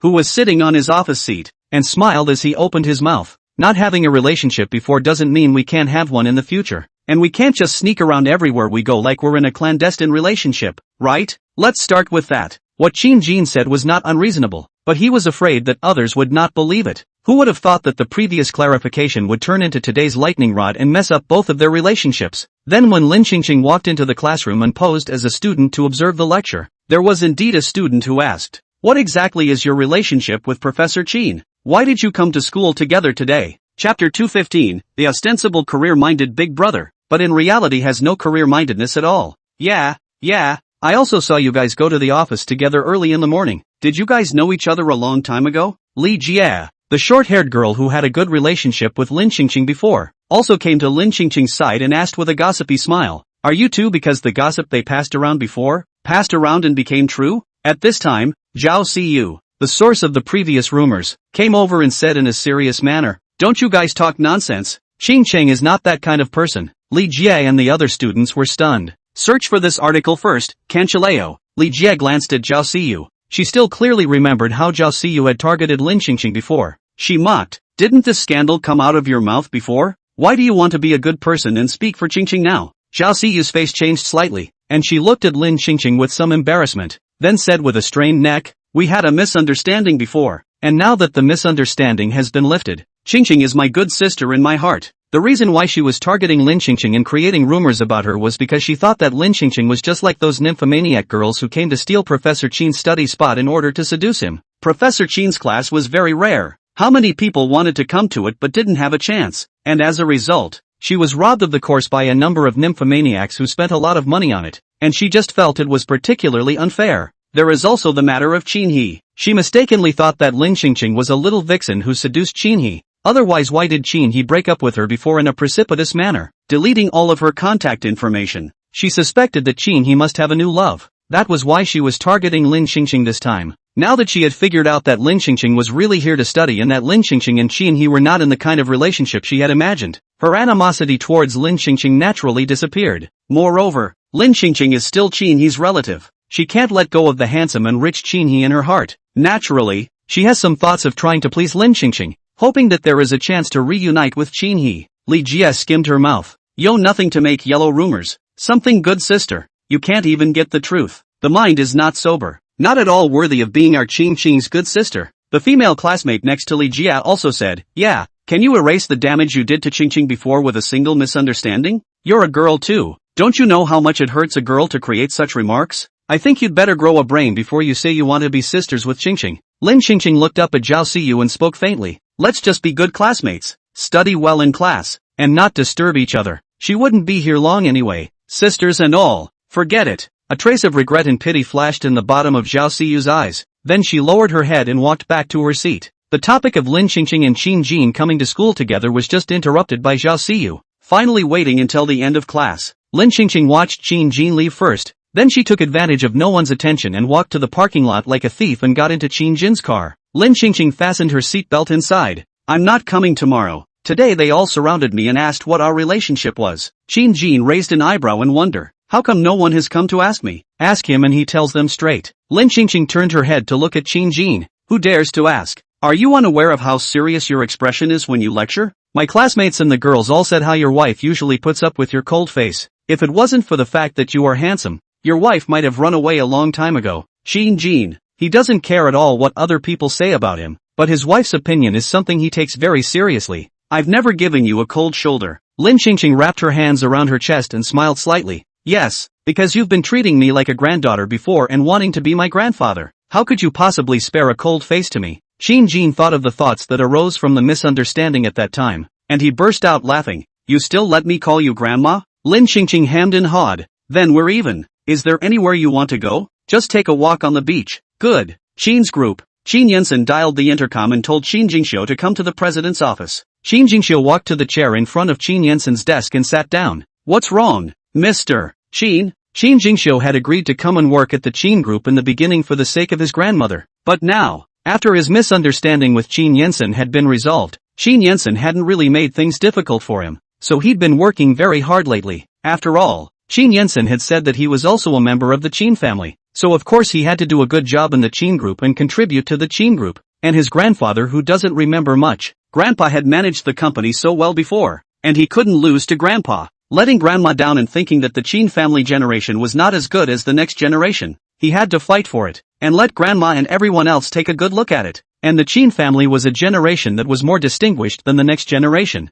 Qin Yensen finished signing the contract in his hand and looked up at Qin Jingxiu, speaking without much emotion. I'm going on a business trip abroad tomorrow, and I'd like you to temporarily take my place in managing the company. Qin Jingxiu thought that he had heard wrongly. Obviously outsiders said that Qin Yensen wanted to get the inheritance of Qin Group the most, but at this moment, Qin Yensen even asked him to sit in this position. Although it is only temporary, once a precedent is set for this kind of thing, then the company's shareholders, there is a high probability that it will produce a reversal of fortune at the next shareholders meeting. Qin Jingxi laughed a bit and asked with a different meaning, aren't you afraid that when you come back, the company's shareholders will all be on my side? That means you have the ability. Big brother is happy for you. Qin Yensen's lips lightly hooked, looked calm, and then sighed. I've been sitting here for 7 years. I've long since lost interest. In the past, when I watched Qin Hyuk play around every day by taking advantage of his business trips, do you know how I felt? 8 meetings a day I was envious of my teeth. Who understands him every day on his lips that Qin he is not doing his job? Useless. Only no idol. In fact, his heart envy and jealousy hate why he had to go to a broken class. Open this broken meeting, he just wanted to quietly fall in love. His previous desire to inherit the Qin group was completely forced by Mu Yi. Plus there were too many love rivals, so if he wanted to give Mu Yi a good life, he had to keep fighting for opportunities. After the Mu Yi incident, he felt that the ones he unilaterally did before were really ridiculous. Mu Yi was just using him to take revenge on the Qin family, and he was still stupid enough to go up to Mu Yi to spend money and help Mu Yi's favor. Now I just want to live the life I want to live, and I don't want to be like I was before. Fortunately, Qin Jingxiu's diligence and dedication has given him a ray of hope that someone will finally come to work for him, and he can lie flat and free up more time to do what he wants to do. Qin Jingxiu pursed his lips. It's not visible at all. Didn't realize that he was ostensibly a career-minded big brother, but actually had no career at all. Chapter 216, What I, Qin Song, Want, I have always grabbed with my own strength. Qin Yensen continued, Qin's group to the unprofessional Qin he is not counted on, but the good thing is, he has now also finally found what he wants to do. Do not have to be like before, everywhere womanizing. Search for this article's premiere, enter her Jinruta. Qin he, who was far away in F state, suddenly sneezed several times. Who was preaching behind his back? It must be Qin Yensen. Qin Yensen was jealous of him, jealous of his ability and talent, and the fact that he had inherited the finest beauty in the Qin family, ability and talent, naturally, to develop F-continent events. As for beauty, he had countless girlfriends, and Qin Yensen, who had spent 5 years not even catching up with a woman, could see that Qin Yensen's face value was simply a disgrace to the Qin family. He is the only one who is the face of the Qin family, grandma's big baby in her heart, the good grandson. Qin's group president's office. Qin Yensen, anyway, Tomorrow you'll start getting used to your new position a bit, and if you can, help me share some of the work as early as possible. This would give him time to touch the fish later on as well. Shin Jingxiu body leaned back, leaning on the back of the chair, slow and reluctant to agree. Okay, raise wages? I won't do it if I don't get a raise. Don't want me to take a base salary of a few $1,000s and do a job that earns hundreds of millions of dollars a year. You're not at a disadvantage. Shin Yensen smiled. I'll share half of my salary with you. Okay? Salary is not much money. Mainly at the end of the year dividends in the hands of the stock is worth money. Shin Yensen is not considered generous, but none of them are bad enough to joke about it amongst their brothers. In the meantime, Shin Song's house. Shin Song stayed at home for several days. Her mood has eased a lot lately, mainly because she had Jiang Che with her all the time. Otherwise she really didn't know how to spend these days. It's really going to make me sick to my stomach with that dead pervert. The point where even eating and sleeping and dreaming would make you feel sick. At the same time, Shin Song also gradually developed both psychological and physical rejection and resistance to men. After a superficial reprieve from her mood, she began to become a bit of a misogynist. But only Jiang Che can barely get close to her. But when she's in a bad mood and remembers all the crap that Jiang Che did to her before, she'll hate even Jiang Che. Shin Song finally realized the seriousness of her problem when she didn't know how many times she drove Jiang Che away and even became psychologically and physically uncomfortable with all males. And Jiang Che took her to see a doctor and take some psychotropic medication. Although Shin Song was usually straight-tempered and stubborn, in the end, she was a pampered young lady, and the matter of that dead pervert could easily cause a great shadow to her body and mind. Jiang Che took the time to look at Shin Song, who was sitting in the passenger seat, still in a good mood, and who was answering the phone and discussing something at work. Shin Song hung up the phone and spoke with a smile. A female number 2. Go to the audition the day after tomorrow. Are you okay in your current state? The doctor said that her condition is not really very serious, and that she can still get well soon as long as her mind is well adjusted and she adapts more to being in contact with the outside world. Shin Song encouraged herself inwardly to look away for the sake of her career, and raised a smile on her face. I can't stay at home for the rest of my life and not have any contact with any males. I have to take this step. Then I'll accompany you. Not in a consultative tone. But Shin Song didn't want to trouble Jiang Che. She politely refused. It's fine. I can do it myself. Jiang Che's tone was firm. Right now, I'm the only one who knows your situation the best. If there's anything that happens to you on the set, I'll be able to deal with it the first time. No one is better suited to take care of you than me. Then Jiang Che, the heir to the top medical treatment in China, becomes a small assistant to Shin Song in his life and work. When the audition was held the next day, Shin Song had just arrived at the scene when a staff member said to her, I'm sorry, today's audition is already over. I forgot to notify you. Behind Shin Song there were several other girls waiting for the audition. Seeing this, they muttered in disgruntled whispers. Didn't we say it would be 9 in the morning? It's only 8:40 now. We all came over early. How could it end? Yeah, what's going on? Shin Song looked at the staff's somewhat embarrassed expression as she spoke patiently. Has the director's side already settled on someone? The staff said truthfully. Yes, just now, after a young girl went in to audition. The chief director chose her at a glance and then said to cancel today's audition. The girl behind Shin Song frowned. Doesn't it start at 9? Why did that girl get to go in first and the chief director chose her right away? Why can't you give us a chance? We're not so bad, right? As soon as that girl's words fell, the door to the room where the audition was taking place suddenly opened, and Shin Song saw a familiar figure walk out of the room. Surprisingly, it was Mu Yi. It's no wonder then that the general director would just cancel the audition and not give anyone else a chance. Mu Yi has always had that magic. Wherever she goes, there are boys who fall for her, adore her, protect her, and apart from her miserable birth, the rest of the people she encounters are noble people with very good and powerful families who help her, just like a heavenly chosen heroine. In the beginning, Shin Song also had a little bit of jealousy, until later, Mu Yi seduced her big brother's soul, and seduced her fiancé's ghost. How could she not hate Mu Yi? During the New Year's Eve, Mu Yi and Lu Zian even apologized to their family, thanks to grandma's wisdom in not forgiving them outright. How could someone who had bullied their Qin family try to turn a war of words into peace with a single apology? Mu Yi was a bit surprised to see Shin Song. You came to audition too? Shin Song wrapped his hands around his chest and spoke with a leathery smile. Yes, but there's no need to try out now. I heard that the general director has already chosen you. Mu Yi had originally felt a bit guilty about the Qin family. She quickly spoke. If you want this second female role, I can let you have it. Shin Song sneered. Let? I don't need to. What Shin Song, want, I have always grabbed with my own strength. I don't need anyone to let me. And by what right? What qualifies Mu Yi to make her? Shin Song finished and looked at the staff. Since we were notified to come, we must be given the opportunity to audition today. We all came here with dreams from all over the world, and even before this, we've all carefully prepared for this audition for a long time. If it's a lack of strength, then we'll admit it, but if it's not, I hope that the chief director can treat each and every one of us fairly. A girl behind Shin Song followed. Right, she's right. If you guys just cancel it, then didn't we prepare for nothing? And why do you let me go back without even giving us a chance? It's not fooling us. The other girls agreed in their hearts, but on the surface they didn't dare to squeak, because they know the rules of the workplace. They come from an ordinary background. No one to back them up. Do not dare to offend people at will. Even if they are really treated unfairly, they can only hold their tongue and make way for the chosen heroine. Shin Song didn't expect them to be able to share the same hatred with her. After all, not everyone is the same as the same, with the Chin family behind them.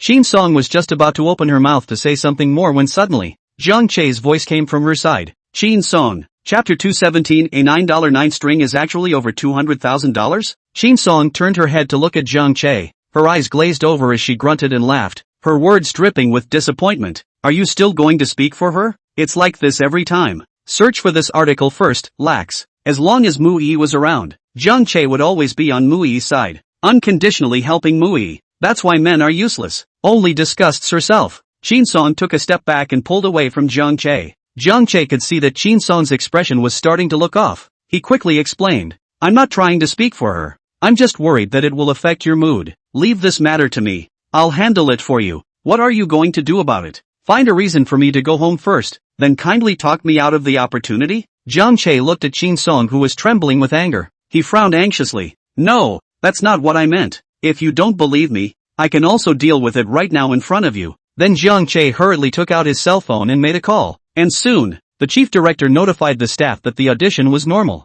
and let the rest of those who didn't audition go into the house to audition in order. Jiang Che carefully stepped towards Shin Song and coaxed softly. Look, I've taken care of it. I'm on your side. Jiang Che used to hate Shin Song because he was deceived by Mu Yi's hypocritical appearance. Plus Shin Song did have hostility towards Mu Yi because of him. That's why he would always think that it was Shin Song who maliciously stirred up trouble. But now that he sees the truth, and with that inexplicable filter on Mu Yi gone, his thoughts are no longer swayed by Mu Yi. Shin Song looked at Jiang Che incredulously. Really? Really? Ginger Che nodded carefully. Yes, I'm always on your side now. Shin Song was still a bit in disbelief, until Mu Yi left and everyone went in to audition. Then when the staff notified everyone to go back and wait for the audition results, Shin Song finally changed his opinion of Jiang Che a bit. In the car, Shin Song looked at Jiang Che, who was driving. Aren't you afraid that Mu Yi will be sad? Jiang Che turned his head to look at Shin Song. Her matter has nothing to do with me. I'm only concerned about your emotions right now. Shin Song felt like she was dreaming. These were the words she wanted to hear in Jiang Che's mouth a long time ago. Although she heard it now, she was surprisingly very calm inside. It might be because now that she has experienced too much, she doesn't like Jiang Che as much as she used to. Jiang Che noticed her calm and indifferent emotions, and was well aware that it was difficult for him to casually tug at Shin Song's emotions like before, because Shin Song no longer liked him and even hated him. But it doesn't matter. There's still time, and Shin Song needs to be taken care of in his current condition, so he has plenty of time. The old Qin family mansion. Lin Xingqing didn't go to school with Qin Jin today. She asked her friend Zhang Baozhu out for dinner. This friend still knows her from her company. Before she acquired the company she worked for, go out to talk about cooperation. She talked with the head of the partner very well, and then the person in charge invited her to dinner. She met the person in charge of the daughter. The two people feel very chatty as soon as they met. Add each other's contact information. The two people often share some of the things they like, and soon became close friends. Just after arriving at the restaurant where they were eating, Lin Xingqing and Zhang Baozhu finished ordering, when suddenly the waiter came over and added another dessert to their meal. Zhang Baozhu spoke in a puzzled manner. We didn't order this. Did you serve it wrong? The waitress smiled politely and said, No, it was the man at that table over there who ordered for the two ladies. Lin Xingqing and Zhang Baozhu turned their heads together to look in the direction indicated by the waiter, and both of them frowned at the same time. Zhang Baozhu asked, You recognize it? Lin Xingqing thought back carefully and shook her head. No impression, but he seemed to be looking at you, supposedly your suitor. Lin Xingqing retracted her gaze, then looked at the waiter. Please return this dish to him. We don't need it, thank you, she finished, reaching for the knife and fork next to her. At that moment, Zhang Baozhu suddenly noticed the white crystal string on Lin Xingqing's left wrist. Why does this string look so familiar? Why does it look so much like the one she bought from abroad and gave to her best friend Chen Yi? But there are so many styles of crystals like this that it's not impossible to have clashing similar models. Zhang Baozhu smiled and asked, You like crystals too? Lin Qingqing looked down at the string on her left wrist and replied, "This one was given to me by a little sister. I looked quite pretty, so I took it. It must be a very good sister. The material and crystal clarity of this crystal is not cheap at first sight." "No," she said, she bought it online and it was only $9.09. Zhang Baozhu, who has been in the crystal business for 3 years, was a bit stunned. $9.09? Impossible. Take it off and let me see. It's really $9.09. Lin Qingqing took it off and handed it to Zhang Baozhu. Her oldest grandson told her so himself, and she believed that her oldest grandson could not have lied to her. Zhang Baozhu took the string and looked at it carefully. "This is definitely more than $9.09. That little sister of yours must have intentionally lied to you so that you would accept it. This crystal I bought a string of almost the same style abroad before, and it cost me more than $200,000. And this one of yours, TSK. The more Zhang Baozhu looked at it, the more it looked like the one she had given to her dead best friend Chenyi. But Chenyi said that she gave that string of strings on loan to their big boss's girlfriend, who should now be an ex-girlfriend. This Lin Qingqing. It couldn't be such a coincidence that she was Qin Yinsen's ex-girlfriend, could it? It can't be that coincidental, can it? Zhang Baozhu's eyes gradually looked at Lin Qingqing a little oddly. Lin Qingqing asked incredulously, "Is this really worth over $200,000? She hadn't done much research on these things either, and didn't know they could be so expensive. So it's true that they're a long way apart." Zhang Baozhu looked at Lin Qingqing meaningfully and nodded. "Really?" Lin Qingqing was inwardly surprised for a moment. That is, both she and Qin Yinsen had been tricked by Chenyi. It seemed that Chenyi's identity was not simple. Zhang Baozhu returned the crystal to Lin Qingqing and was just about to open her mouth to speak when the man who had delivered the dessert after the meal came over. Zhao Juinjia stood beside Lin Qingqing and spoke with a hefty smile. "I'm Qin, his classmate. We've met before. Have you forgotten? At the KTV." After being reminded, Lin Qingqing suddenly remembered that that was when she ran into Zhang Yuna. She also used a small number and Zhao Juinjia added contact information, and then Zhao Juinjia also found her to chat a few times. She looked at the Qin, her classmates. She did not pull the other party black, but she did not return, as if she did not see.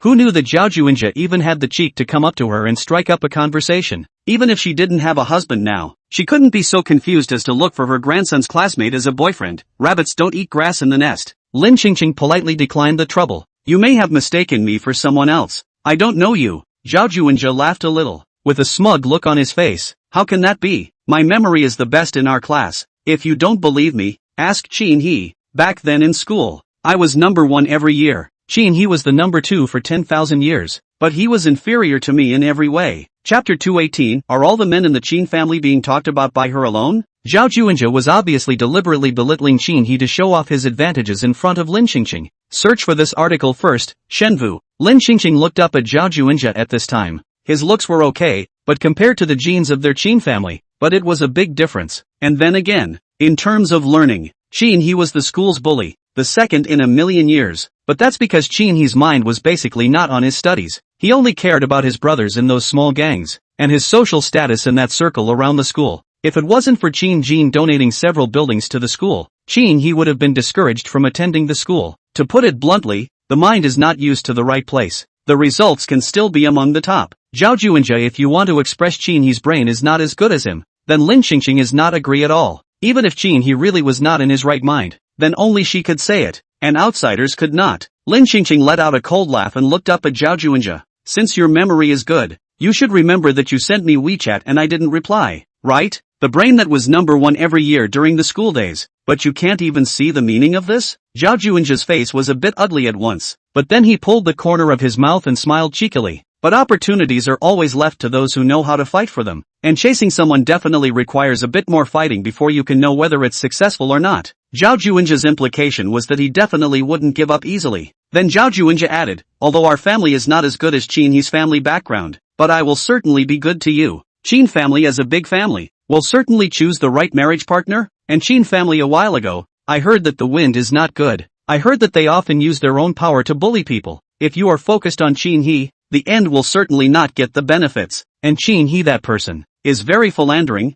There is no one in the circle who does not know. He seems to have recently gone to the F continent to engage in what development? That place is not even a place for people to stay. It is really rich and blind." Zhang Yuna told him some time ago that Qin He and Lin Qingcheng went to Fzhou together, and that Qin He was still very unusual to Lin Qingcheng, and even bullied Zhang Yuna back for Lin Qingcheng. It meant that there must have been other developments between Qin He and Lin Qingcheng, but Zhao Juinjia still wants to try to fight for it. After all, Who doesn't love a beautiful woman? That's why Zhao Juinja made such an effort to belittle Qin He. However, what he said is also the truth. Qin He, that thing was not as good as him, but it is just a good life. Have a good birth. Otherwise on Qin He like this, there is no way to attract the attention of so many girls. Lin Qingqing's face was also ugly. There wasn't a single word of these words that she loved to hear. Zhang Baozhu sitting on the opposite side of the table are confused. Eat melon a little bit to understand. Lin Qingqing of Qin Yensen's ex-girlfriend. How to get involved with Qin He again. Lin Qingqing spoke seriously. You want to deliberately discredit Qin He in front of me?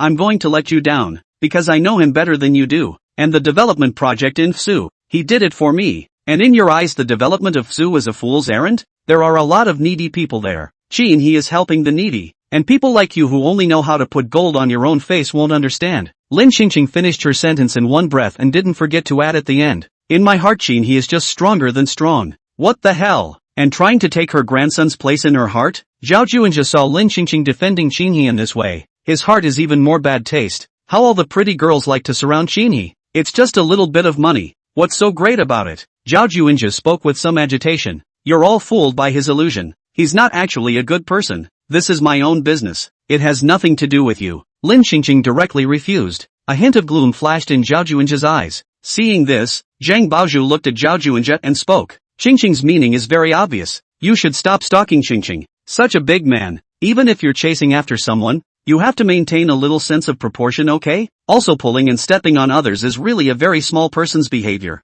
As Zhang Baozhu spoke, her eyes gradually became disgusted when she looked at Zhao Juinja. Zhao Juinja let out a cold snort. I'm waiting for you to regret it and come crying to me at that time. Lin Qingqing picked up the juice next to her and took a sip, saying calmly, don't worry, you wouldn't dream of such a thing. Zhao Juinja left angry and feeling particularly disgraced. Zhang Baozhu looked at Lin Qingqing curiously. Your boyfriend is that second young master of the Qin family. Qin He? Lin Qingqing almost spat out a mouthful of juice. That's her second grandson. How can he be her boyfriend? Lin Qingqing hurriedly explained. No, he's not my boyfriend. We're proper relatives. I have a husband. Kinship? You have a husband? Lin Qingqing's words made Zhang Baozhu even more confused. Lin Qingqing is related to Qin He. So how did she become Qin Yensen's ex-girlfriend? Also, Lin Qingqing looked like she had just reached adulthood. How did she have a husband? The point is, she's not of legal age to get married yet. The thoughts in Zhang Baozhu's head were now more chaotic than the plate of spaghetti in front of her. It was so messy, so chaotic she didn't know where to start asking. After finishing her meal, Lin Qingqing looked at the time. My husband is coming to pick me up in a while, so I'll leave first. We'll make an appointment another day. Good. Zhang Baozhu was now extra curious about Lin Qingqing's identity. When Lin Qingqing left, she quietly followed behind her. She then watched as a man in a white shirt and black suit pants, with superb looks, body and temperament, got out of the car and opened the passenger door for Lin Qingqing. Zhang Baozhu watched the car leave, then sent a message to Chen Yi, the ex-girlfriend of Qin Yensen you mentioned. Do you think it's her? Just now Zhang Baozhu used the excuse of the dinner party to take a picture of her and Lin Qingqing together. She sent that photo to Chen Yi, but Chen Yi did not return. F country at this time is the night. This time of the Chen Yi should still be sleeping. Lin Qingqing shared the absurdity of what had just happened with Qin Jin. They actually all thought I was my grandson's girlfriend. It can't be helped. Who made her so young and beautiful now? And I don't blame them for thinking about it too much. Qin Jin's eyelids jumped for a moment. Then he spoke with some helplessness and aggravation. So you have to reflect on why I, the real husband, am thought to be your brother by the people around me. But instead, my grandchildren are more like husbands than I am a husband. It wasn't because the last time she attended the Chen family's birthday banquet, she and Qin Jin attended as brother and sister.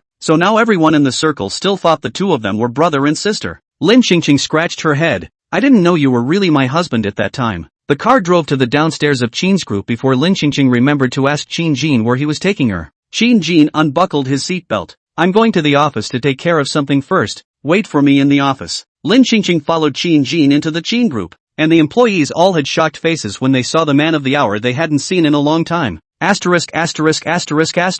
Isn't this the girl that Qin Yensen and Qin Jingsu fought over in the parking lot? How come she's walking with Professor Qin again? Are all the men in the Qin family being talked to by her alone?